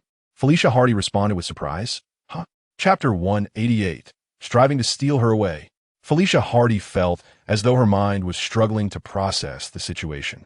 Logically speaking, who would willingly share their boyfriend? Yet, Hannah beside her surprisingly exhibited such generosity. This was beyond Felicia Hardy's imagination. Could it be that Hannah was deceiving her? Felicia mused that her intuition was likely correct. After all, if the roles were reversed, she would certainly not share her boyfriend, even though she had never actually had one. From birth to this moment, she had remained untouched by romance. However, if this were a means to approach Sue E, then having Hannah's introduction could indeed be advantageous. Should she genuinely fall for Sue E, the thought made Felicia instinctively shake her head, deeming it improbable. Due to her profession, She harbored a deep-seated fear of endangering those she knew. If she were to truly love Su-yi, it would undoubtedly harm him. Countless thoughts flickered through Felicia's mind, prompting Hannah to regard her with curiosity. "Are you all right, Hardy?" Upon hearing this, Felicia quickly shook her head and instinctively replied, "It's nothing. By the way, Hannah, didn't you say you would introduce me? I am quite intrigued to meet the man who could captivate such an exceptional woman as yourself." After listening to Felicia's words, Hannah waved her hand casually and remarked, "Captivate? It's actually quite the opposite. I was the one who pursued Su-yi initially. He is indeed an outstanding man." With that, Hannah turned to Felicia and added, "Just remember not to get lost in Su-yi's charms." Felicia smiled gently, choosing not to respond further. At that moment, Hannah's phone rang. It was Su-yi calling. "Hannah, I've resolved my matters here. Where are you now?" "I'm out shopping with a stunning beauty. Hurry over. I want to introduce you." Upon hearing this, Su-yi nearly choked on his own saliva. He replied to Hannah, "All right, send me your location, and I'll bring someone along to meet you." "Someone? Is it your sisters?" Hannah inquired, referring to Hella and the others. Su-yi feigned a cough and said, "You'll find out when you arrive. Let's just say she's a genius girl." Upon hearing this, Hannah nodded vigorously. "Okay, Hardy and I will find a place to wait for you." After saying this, Hannah hung up, leaving Felicia with a peculiar sensation of witnessing a romantic spectacle. It was the first time Takashiro Saya entered Su-yi's world. The necessity for replenishing daily necessities is indeed overwhelming. Since we're going shopping anyway, it is the perfect opportunity to restock. "Come, Saya, let us embark on our shopping excursion." At that moment, Takashiro Saya emerged from the basement, her expression still frozen in the awe of her previous discoveries. She gazed at Su-yi and remarked, "Su-yi, I cannot believe your basement houses so many steel armors, and they appear to be the latest versions." The so-called latest versions were those Su-yi had never previously provided to Takashiro Saya. In response, Su-yi stated, "I had initially planned to gather some and send them to you later, but since you are here now, you can utilize those armors at your convenience." "Did that person named Tony Stark create all these armors?" she inquired. "Yes, he crafted each one," Su-yi replied. "Once I have created my own steel armor, may I challenge him?" "Of course, as long as you don't perish. Feel free to give him a beating." Su-yi smiled faintly at Takashiro Saya. If Tony Stark were to hear Su-yi's words, he would likely be infuriated to the point of bloodshed. "By the way, I noticed several empty display cases in the basement. What were they used for?" Takashiro Saya asked, her curiosity piqued. Upon hearing this, Su-yi produced 3 stones from his possession. These stones were the Space Gem, Mind Gem, and Soul Gem. The original Tesseract had been shattered by Su-yi, revealing the essence of the Space Gem within. Upon seeing these 3 gems, Takashiro Saya felt her mind captivated entirely by their presence. "This is," she exclaimed, astonished. She never imagined that she would one day be entranced by mere stones. For reasons unknown, Takashiro Saya found herself particularly drawn to the Soul Gem. An idea suddenly took shape in her mind. She turned to Su-yi and proposed, "Do you think it is possible for me to transform this gem into a mechanical gem?" "Mechanical gem?" Su-yi raised an eyebrow at her words, startled by her proposition. It must be said this notion was extraordinarily avant-garde, almost too extravagant. A mechanical gem, a gem that had never been conceived in the Marvel Universe. If it could indeed be realized, it would be quite remarkable. As for the Soul Gem, Su-yi regarded it as somewhat superfluous, for it was merely an extra reward bestowed upon him by the chat group. Even if the research were to be ruined, Su-yi would not feel a pang of sorrow. If necessary, he could simply return to the hands of the purple sweet potato essence and seize another Soul Gem. If the purple sweet potato essence were to overhear Su-yi's musings, it would surely be quite vexed. After all, it had yet to invade Earth. Yet Su-yi had already set his sights upon it. In light of this, Su-yi expressed his eagerness to engage in battle with the purple sweet potato essence. With this thought in mind, Su-yi turned to Takashiro Saya before him and said, "This Soul Gem is entrusted to you. Feel free to study it at your leisure. However, I must stress one thing. You must take all necessary precautions to avoid injury. Understood?" Upon hearing Su-yi's concern, Takashiro Saya felt a surge of happiness. Lowering her head slightly and nodding vigorously, she then earnestly assured him, "I will not get hurt." After hearing her words, Su-yi nodded slightly and added, "Then, let us prepare for a shopping excursion." Wanda, witnessing this exchange, immediately turned to Sui and asked, may I join as well? Sui responded with a gentle smile, I'm afraid not. Black Widow may come by to pick you up soon. You could change your outfit and undergo some special training in the meantime. With that, Sui led Takashiro Saya outside, reflecting on Hana's earlier words. She was likely with Hardy now. Sui remained quite curious about the Black Cat. He had not forgotten about hiring the Black Cat, intending to pilfer from the Bullseye. He planned to play a prank on Bullseye, ensuring he would not forget his name when he ventured into the abyss. This time, Sui did not drive his beloved Bugatti Veyron. Instead, he opted for a Rolls-Royce. After all, he was bringing along several ladies, and the Bugatti simply could not accommodate them all. When escorting ladies, it was only sensible to choose a vehicle with ample seating, was it not? Before long, Sui arrived at the shopping mall with Takashiro Saya. Upon seeing the expansive mall, Takashiro Saya's eyes lit up with delight. As a girl, she naturally adored shopping. In her own world, she had thoroughly explored the nearby malls. Now, with a new and impressively large central mall before her, she felt a wave of joy. After parking the Rolls-Royce, Takashiro Saya shyly linked her arm with Sui's and walked alongside him into the mall. Along the way, many people turned their gazes toward Sui and Takashiro Saya, particularly drawn to her striking pink hair, which was indeed quite remarkable. The scene captured the attention of many. Anyone who laid eyes upon Sui and Takashiro Saya perceived them as a pair of celestial beings. However, just as these thoughts formed, they realized they had misjudged the situation. Numerous onlookers observed Sui and Takashiro Saya as they strolled toward the CF, subsequently taking a seat beside two other enchanting women. This unfolding moment not only astonished those who had been closely following Sui, but also rendered many who intended to strike up a conversation utterly mortified. Several among them had just attempted to engage, only to face complete failure. A mere glance from Hana and Felicia had sent them scurrying back in fear.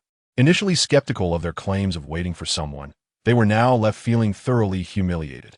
For Sui was undeniably striking. And what astonished them even more was the fact that he was encircled by three women. It appeared that the pink-haired and white-haired beauties beside him were both intrigued by Sui. He was, without a doubt, a triumphant figure in life. Hana scrutinized Takashiro Saya with an expression full of curiosity. Takashiro Saya, aware of her newcomer status, recognized that the two women before her were likely Sui's girlfriends. After all, she occasionally heard about Sui from Seiko Tokudo. Thus, she was quite familiar with the presence of many women around him, which led her to adopt a humble stance from the outset. At that moment, she greeted Hana and Felicia earnestly, introducing herself. Hello, I am Takashiro Saya, and I enjoy exploring peculiar subjects. I look forward to your guidance in the future. Hana, clearly taken aback by Takashiro Saya's assertiveness, ceased her scrutiny and replied, Hello, I am Hana, Sui's girlfriend, and this is Felicia. Before Hana could finish her sentence, Takashiro Saya nodded earnestly and interjected, I know. You must both be Sui's girlfriends. In any case, I hope you will take care of me. With these words, not only did Hana stand in stunned silence, but even Black Cat was momentarily at a loss for words. The bystanders, who had been eavesdropping on their conversation, felt a pang of injury. They had not anticipated that these individuals were all linked to someone named Sui. It was impossible for them to claim they felt no envy.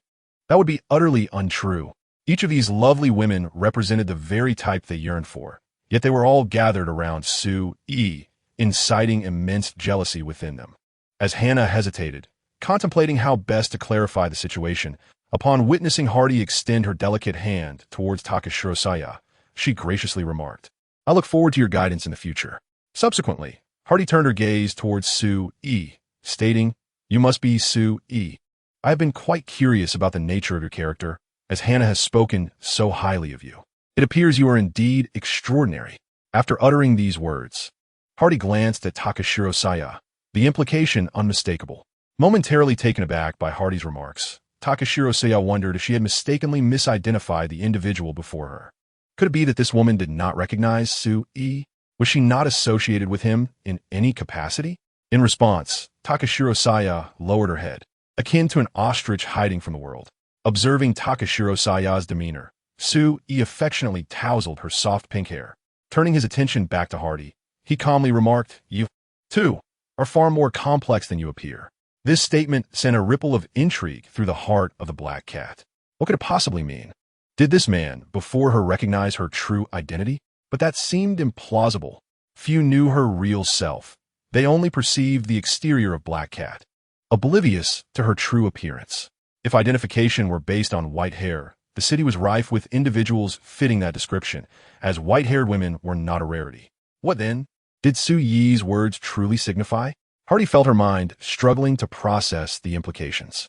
However, Su Yi chose not to elaborate further. Instead, he turned to Hannah and said, "Let us go shopping. She requires some daily necessities, as she intends to move from her world to reside here." Upon hearing this, Hannah quickly grasped its meaning. Yet, the black cat instinctively voiced her confusion. Her world? What does that imply? Hardy, looking at Su Yi, inquired further. Su Yi explained, Takashiro Saya is quite the homebody. For her room constitutes her entire universe. After absorbing this explanation, Hardy nodded slightly, contemplating a bold move. She then addressed Su Yi. "By the way, Su Yi, I heard from Hannah that your room is quite spacious.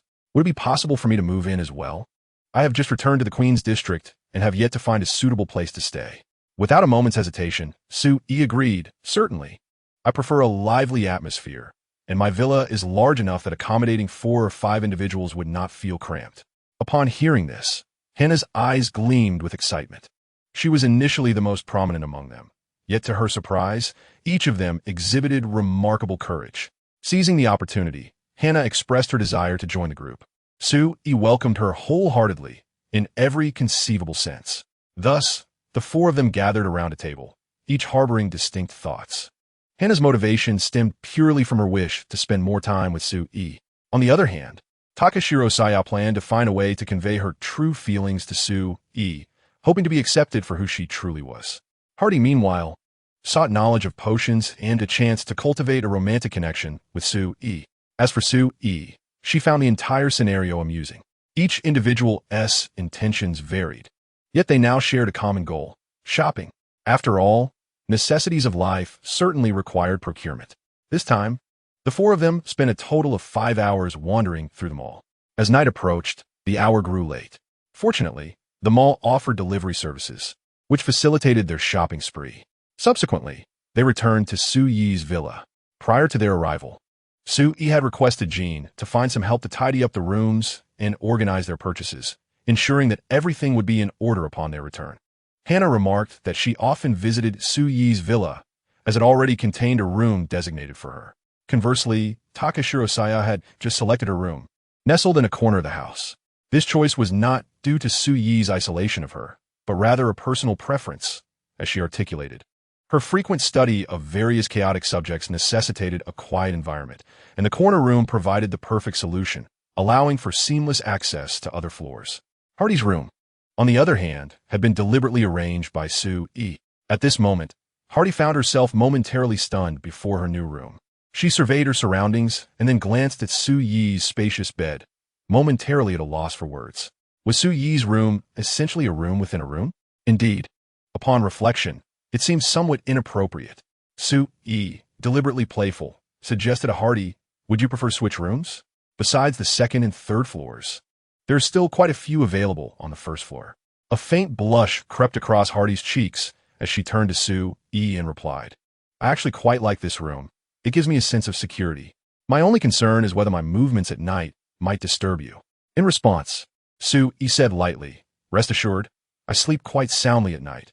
If you possess the ability to rouse me, then I shall be at ease. During this period, I hope to receive your guidance," Hardy remarked, playfully winking at Su Yi, exuding a charming exuberance. Su Yi merely nodded slightly, choosing not to elaborate further. Su Yi's room was quite intriguing. As a master bedroom, it was notably spacious. Within this grand chamber, there existed another room of considerable size. However, access to this room was exclusively through Su Yi's quarters, and the same applied to exit, making it rather convenient for any clandestine activities. Su Yi mused internally about Hardy's intentions, a subtle smile gracing her lips as she regarded him. At that moment, the doorbell chimed, prompting Takashiro Saya to bounce eagerly towards the entrance. Upon opening the door, she was met with the weary figure of Wanda, who stepped inside.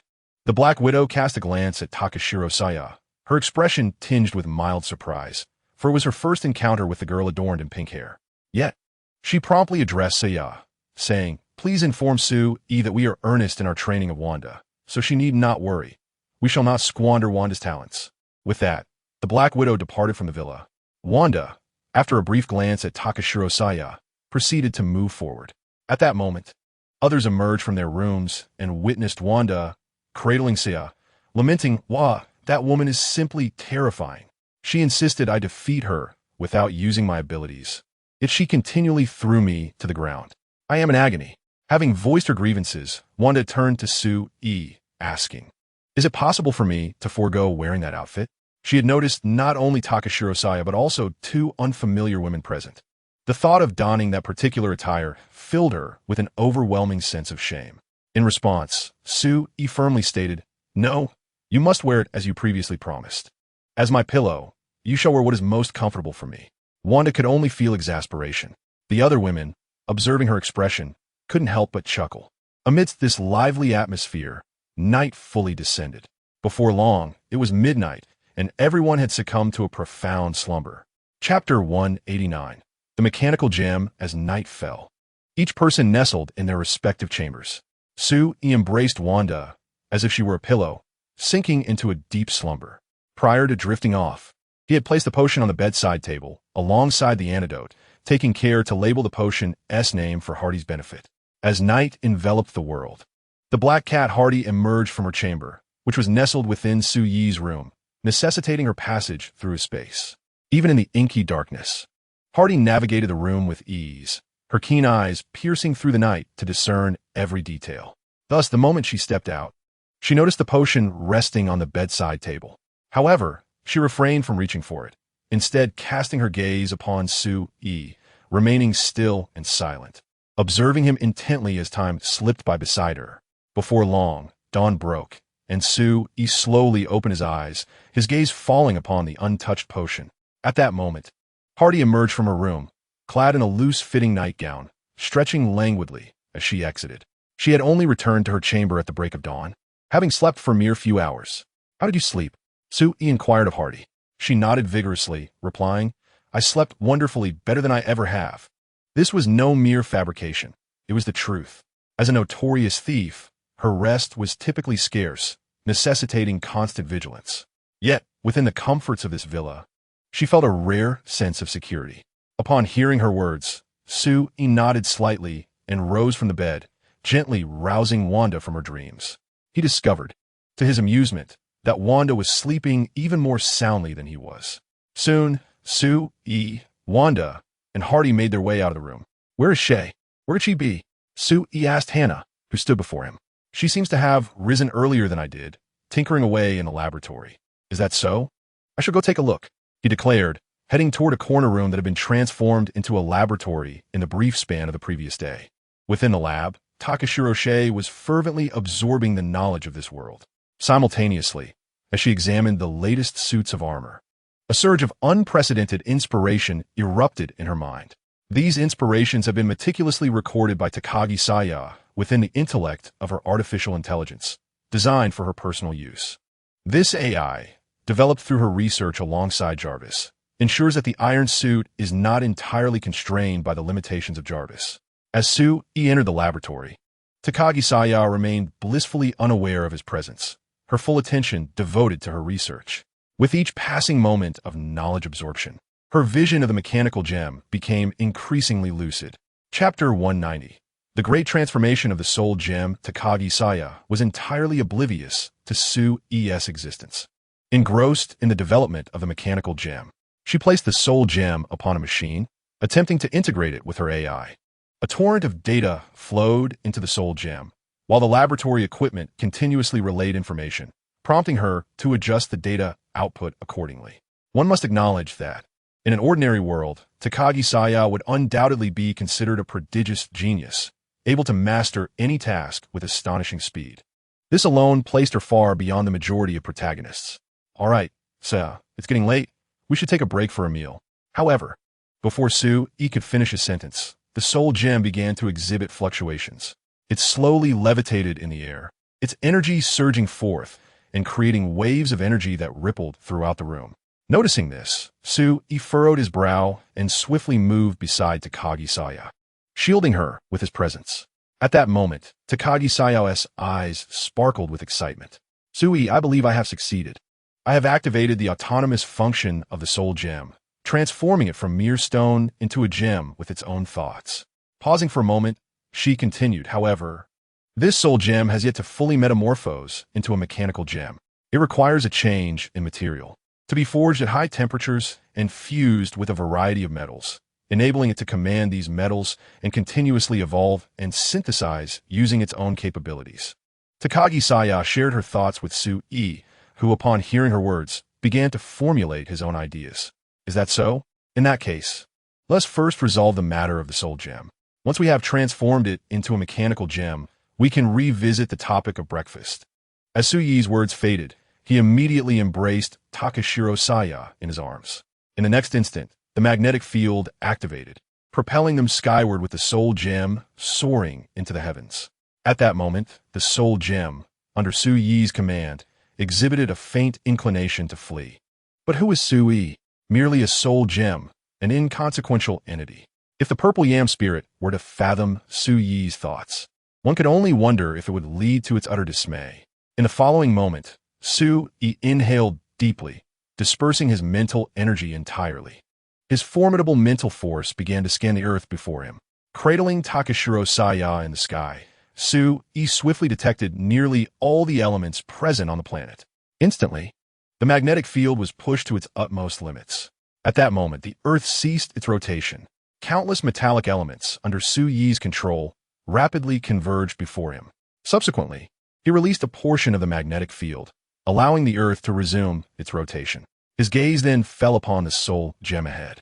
Chapter 191. A head full of worries at this moment, the soul gem voraciously absorbed various metallic elements. An array of different metals became engraved upon the gem's surface, continuously spreading bizarre runes around it. Gradually, the luster of the soul gem transformed into a metallic hue. Countless metallic elements dispersed from a gem. No, it was no longer merely a soul gem. It had become a mechanical gem. Through the power of the mechanical gem, a suit of steel armor materialized before the onlookers. This armor appeared exceedingly peculiar, lacking any discernible means of operation. In other words, it was solid. As the steel armor continued to take shape, a crimson light flickered in its eyes, evoking an unsettling sensation. Takashiro Saya's eyes sparkled with excitement. She had never anticipated that her fleeting idea would truly come to fruition. How exhilarating! With that thought, an unprecedented thrill washed over her face. As her emotions surged, her actions followed suit. In a moment of exuberance, Takashiro Saya planted a kiss upon Su-e's cheek. Her eyes glistened with a blend of shyness and joy. However, regarding Takashiro Saya's demeanor, Su-e smiled and said, "Saya, you must calm down a bit. This mechanical gem you've created seems somewhat amiss." Upon hearing Su-e's words, Takashiro Saya was momentarily taken aback, then turned her gaze back to the gem. She observed that the crimson eyes seemed to glow ever brighter, becoming increasingly blinding. A crimson ray shot forth directly toward the two individuals, resembling a searing light capable of igniting the very fabric of space. In an instant, it reached Su-e, who cradled his sister in his arms. Although he regarded the assailant with indifference, he was determined to shield her from any fright. Without hesitation, Su-e swiftly ascended from the heights, prioritizing the safety of Gao Changxia before turning his attention to the capabilities of this mechanical gem. Should it reach the level of a conventional gem, it would be most advantageous. Unbeknownst to Su-e, the world below was in a fervor. The recent event had instilled an unprecedented sense of dread among the populace. The Earth had momentarily ceased its rotation. Though merely a few seconds, this phenomenon astonished many, particularly Nick Fury of S.H.I.E.L.D., who was drenched in cold sweat. The sheer terror of it all was overwhelming. If someone possessed the power to halt the Earth's rotation, they could undoubtedly plunge it into chaos at will. At that moment, an intelligence officer relayed vital information to Fury. "Director, we have identified a likely suspect." "Is that so? Let me see your findings at once." "This matter is of utmost urgency." Upon hearing this, the officer promptly sent the data to Fury. As Fury's gaze fell upon the name Su-E, his demeanor froze, a grimace tightening across his face. The sensation was altogether perplexing. After a lengthy pause, he sighed, saying, "If it is indeed Su-E, then we shall let it be. Whatever transpires, let it unfold." The members of S.H.I.E.L.D. were left utterly bewildered by Fury's words. Could it be that Su-E could act so recklessly? Yet, they remained oblivious to the bitterness that plagued Fury's heart. He knew all too well that if Su-E so desired, he could obliterate the earth with a mere punch. For one of such power, complications were unlikely. Thus, he deemed it harmless. Each time Fury contemplated this, he felt as though he were losing his hair, though, upon reflection, he realized he had none to begin with. Chapter 192. The Annihilation Mech. After safely returning Gao Changxia to Earth, Su-E noticed the mechanical gem ascending toward another location, specifically Stark Industries.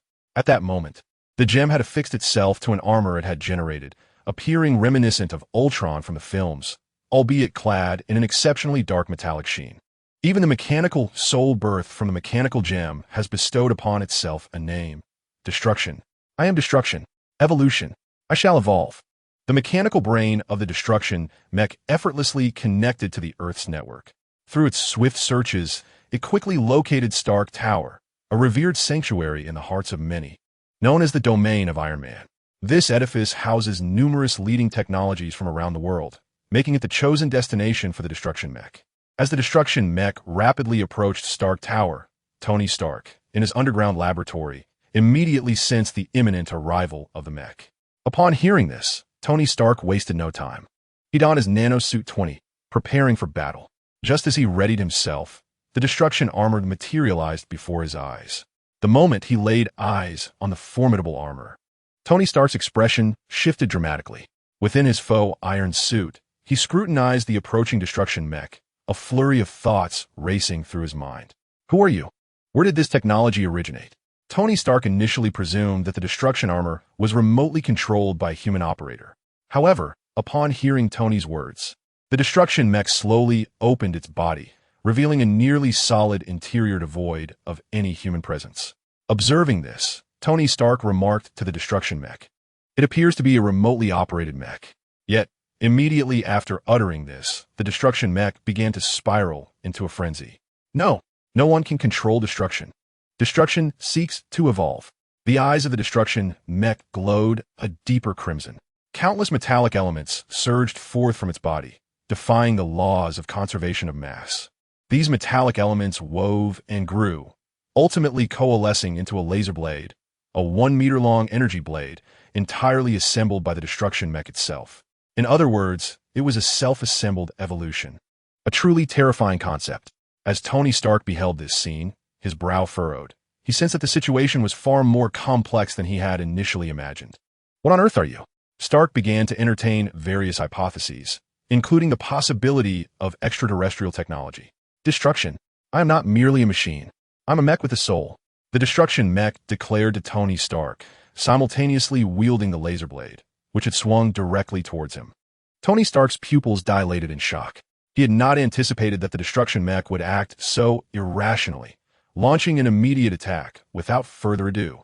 As the luminous blade was about to make contact, an explosion of flames erupted from beneath his feet. The flames propelled Tony Stark just in time to evade the onslaught of the annihilation armor. This is not the place for a battle. Let us find another venue. With that declaration, Tony Stark surged outside. In response, the annihilation armor exhibited no hesitation, following closely behind him, eager to consume the armor that adorned Tony Stark. At that moment, Su-E arrived on the scene. He swiftly pressed down on the annihilation armor, exerting an overwhelming force that utterly dismantled it. All power was reclaimed by the mechanical gem. Tony Stark, witnessing Su-Yi's arrival, was momentarily frozen in disbelief. What was transpiring here? Just as curiosity gripped him, a vessel resembling a colossal donut appeared on the horizon. The ship descended steadily, its turbulent winds powerful enough to topple numerous buildings. In mere moments, a vast clearing emerged beneath the spacecraft. At this juncture, all the superheroes had congregated there. Wanda, Tony Stark, Captain America, the Hulk, every notable figure had gathered. Suddenly, two beings, one large and one small, emerged from the donut-shaped ship. They proclaimed to the assembled superheroes, esteemed attendees, welcome the arrival of Thanos. As their words echoed, the space rippled with terrifying waves. A massive ship materialized above the gathering, employing spatial jump technology. Concurrently, the sky flickered with a brilliant light. As the radiance dimmed, Hela's figure appeared beside Su-E. Approaching him, she remarked, "Su-E, I just finished dealing with matters here and sensed something amiss. It seems my arrival is quite timely." Upon hearing Hela's words, a slight smile crept onto Su-Yi's face. "You are indeed correct. Your timing is impeccable, for a significant presence is about to make its entrance." Significant? Hela paused, then turned her gaze toward the enormous warship. Upon seeing it, she stood momentarily stunned. The aura emanating from it was undeniably formidable. Indeed, after all, this is the universe's first purple sweet potato essence. As Su-Yi's words settled, everyone fell into a state of astonishment. Purple sweet potato essence? What is that title? However, just as the crowd was enveloped in shock, the voice of Thanos' subordinate resonated from below. "Why do you dare to disrespect Lord Thanos? Do you not know how to write the word death?" Upon hearing this, Su-E slowly stifled a yawn. "Let me pose a question. Can the Lord Thanos you speak of strike me down with a single blow? What do you think?"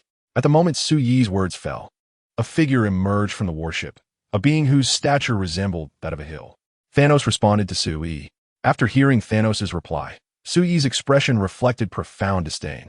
"Setting aside whether you can injure me, let us consider whether I can reduce you to mere dust with a single strike." With Thanos' words still echoing, Su-E unleashed a punch. In an instant, the very fabric of space erupted, engulfing Thanos entirely. In the next moment, Su-E found himself before Thanos' subordinates, bestowing a slap upon each one. Immediately, the world descended into serene silence. After resolving all of this, Su-E casually remarked, "Job well done."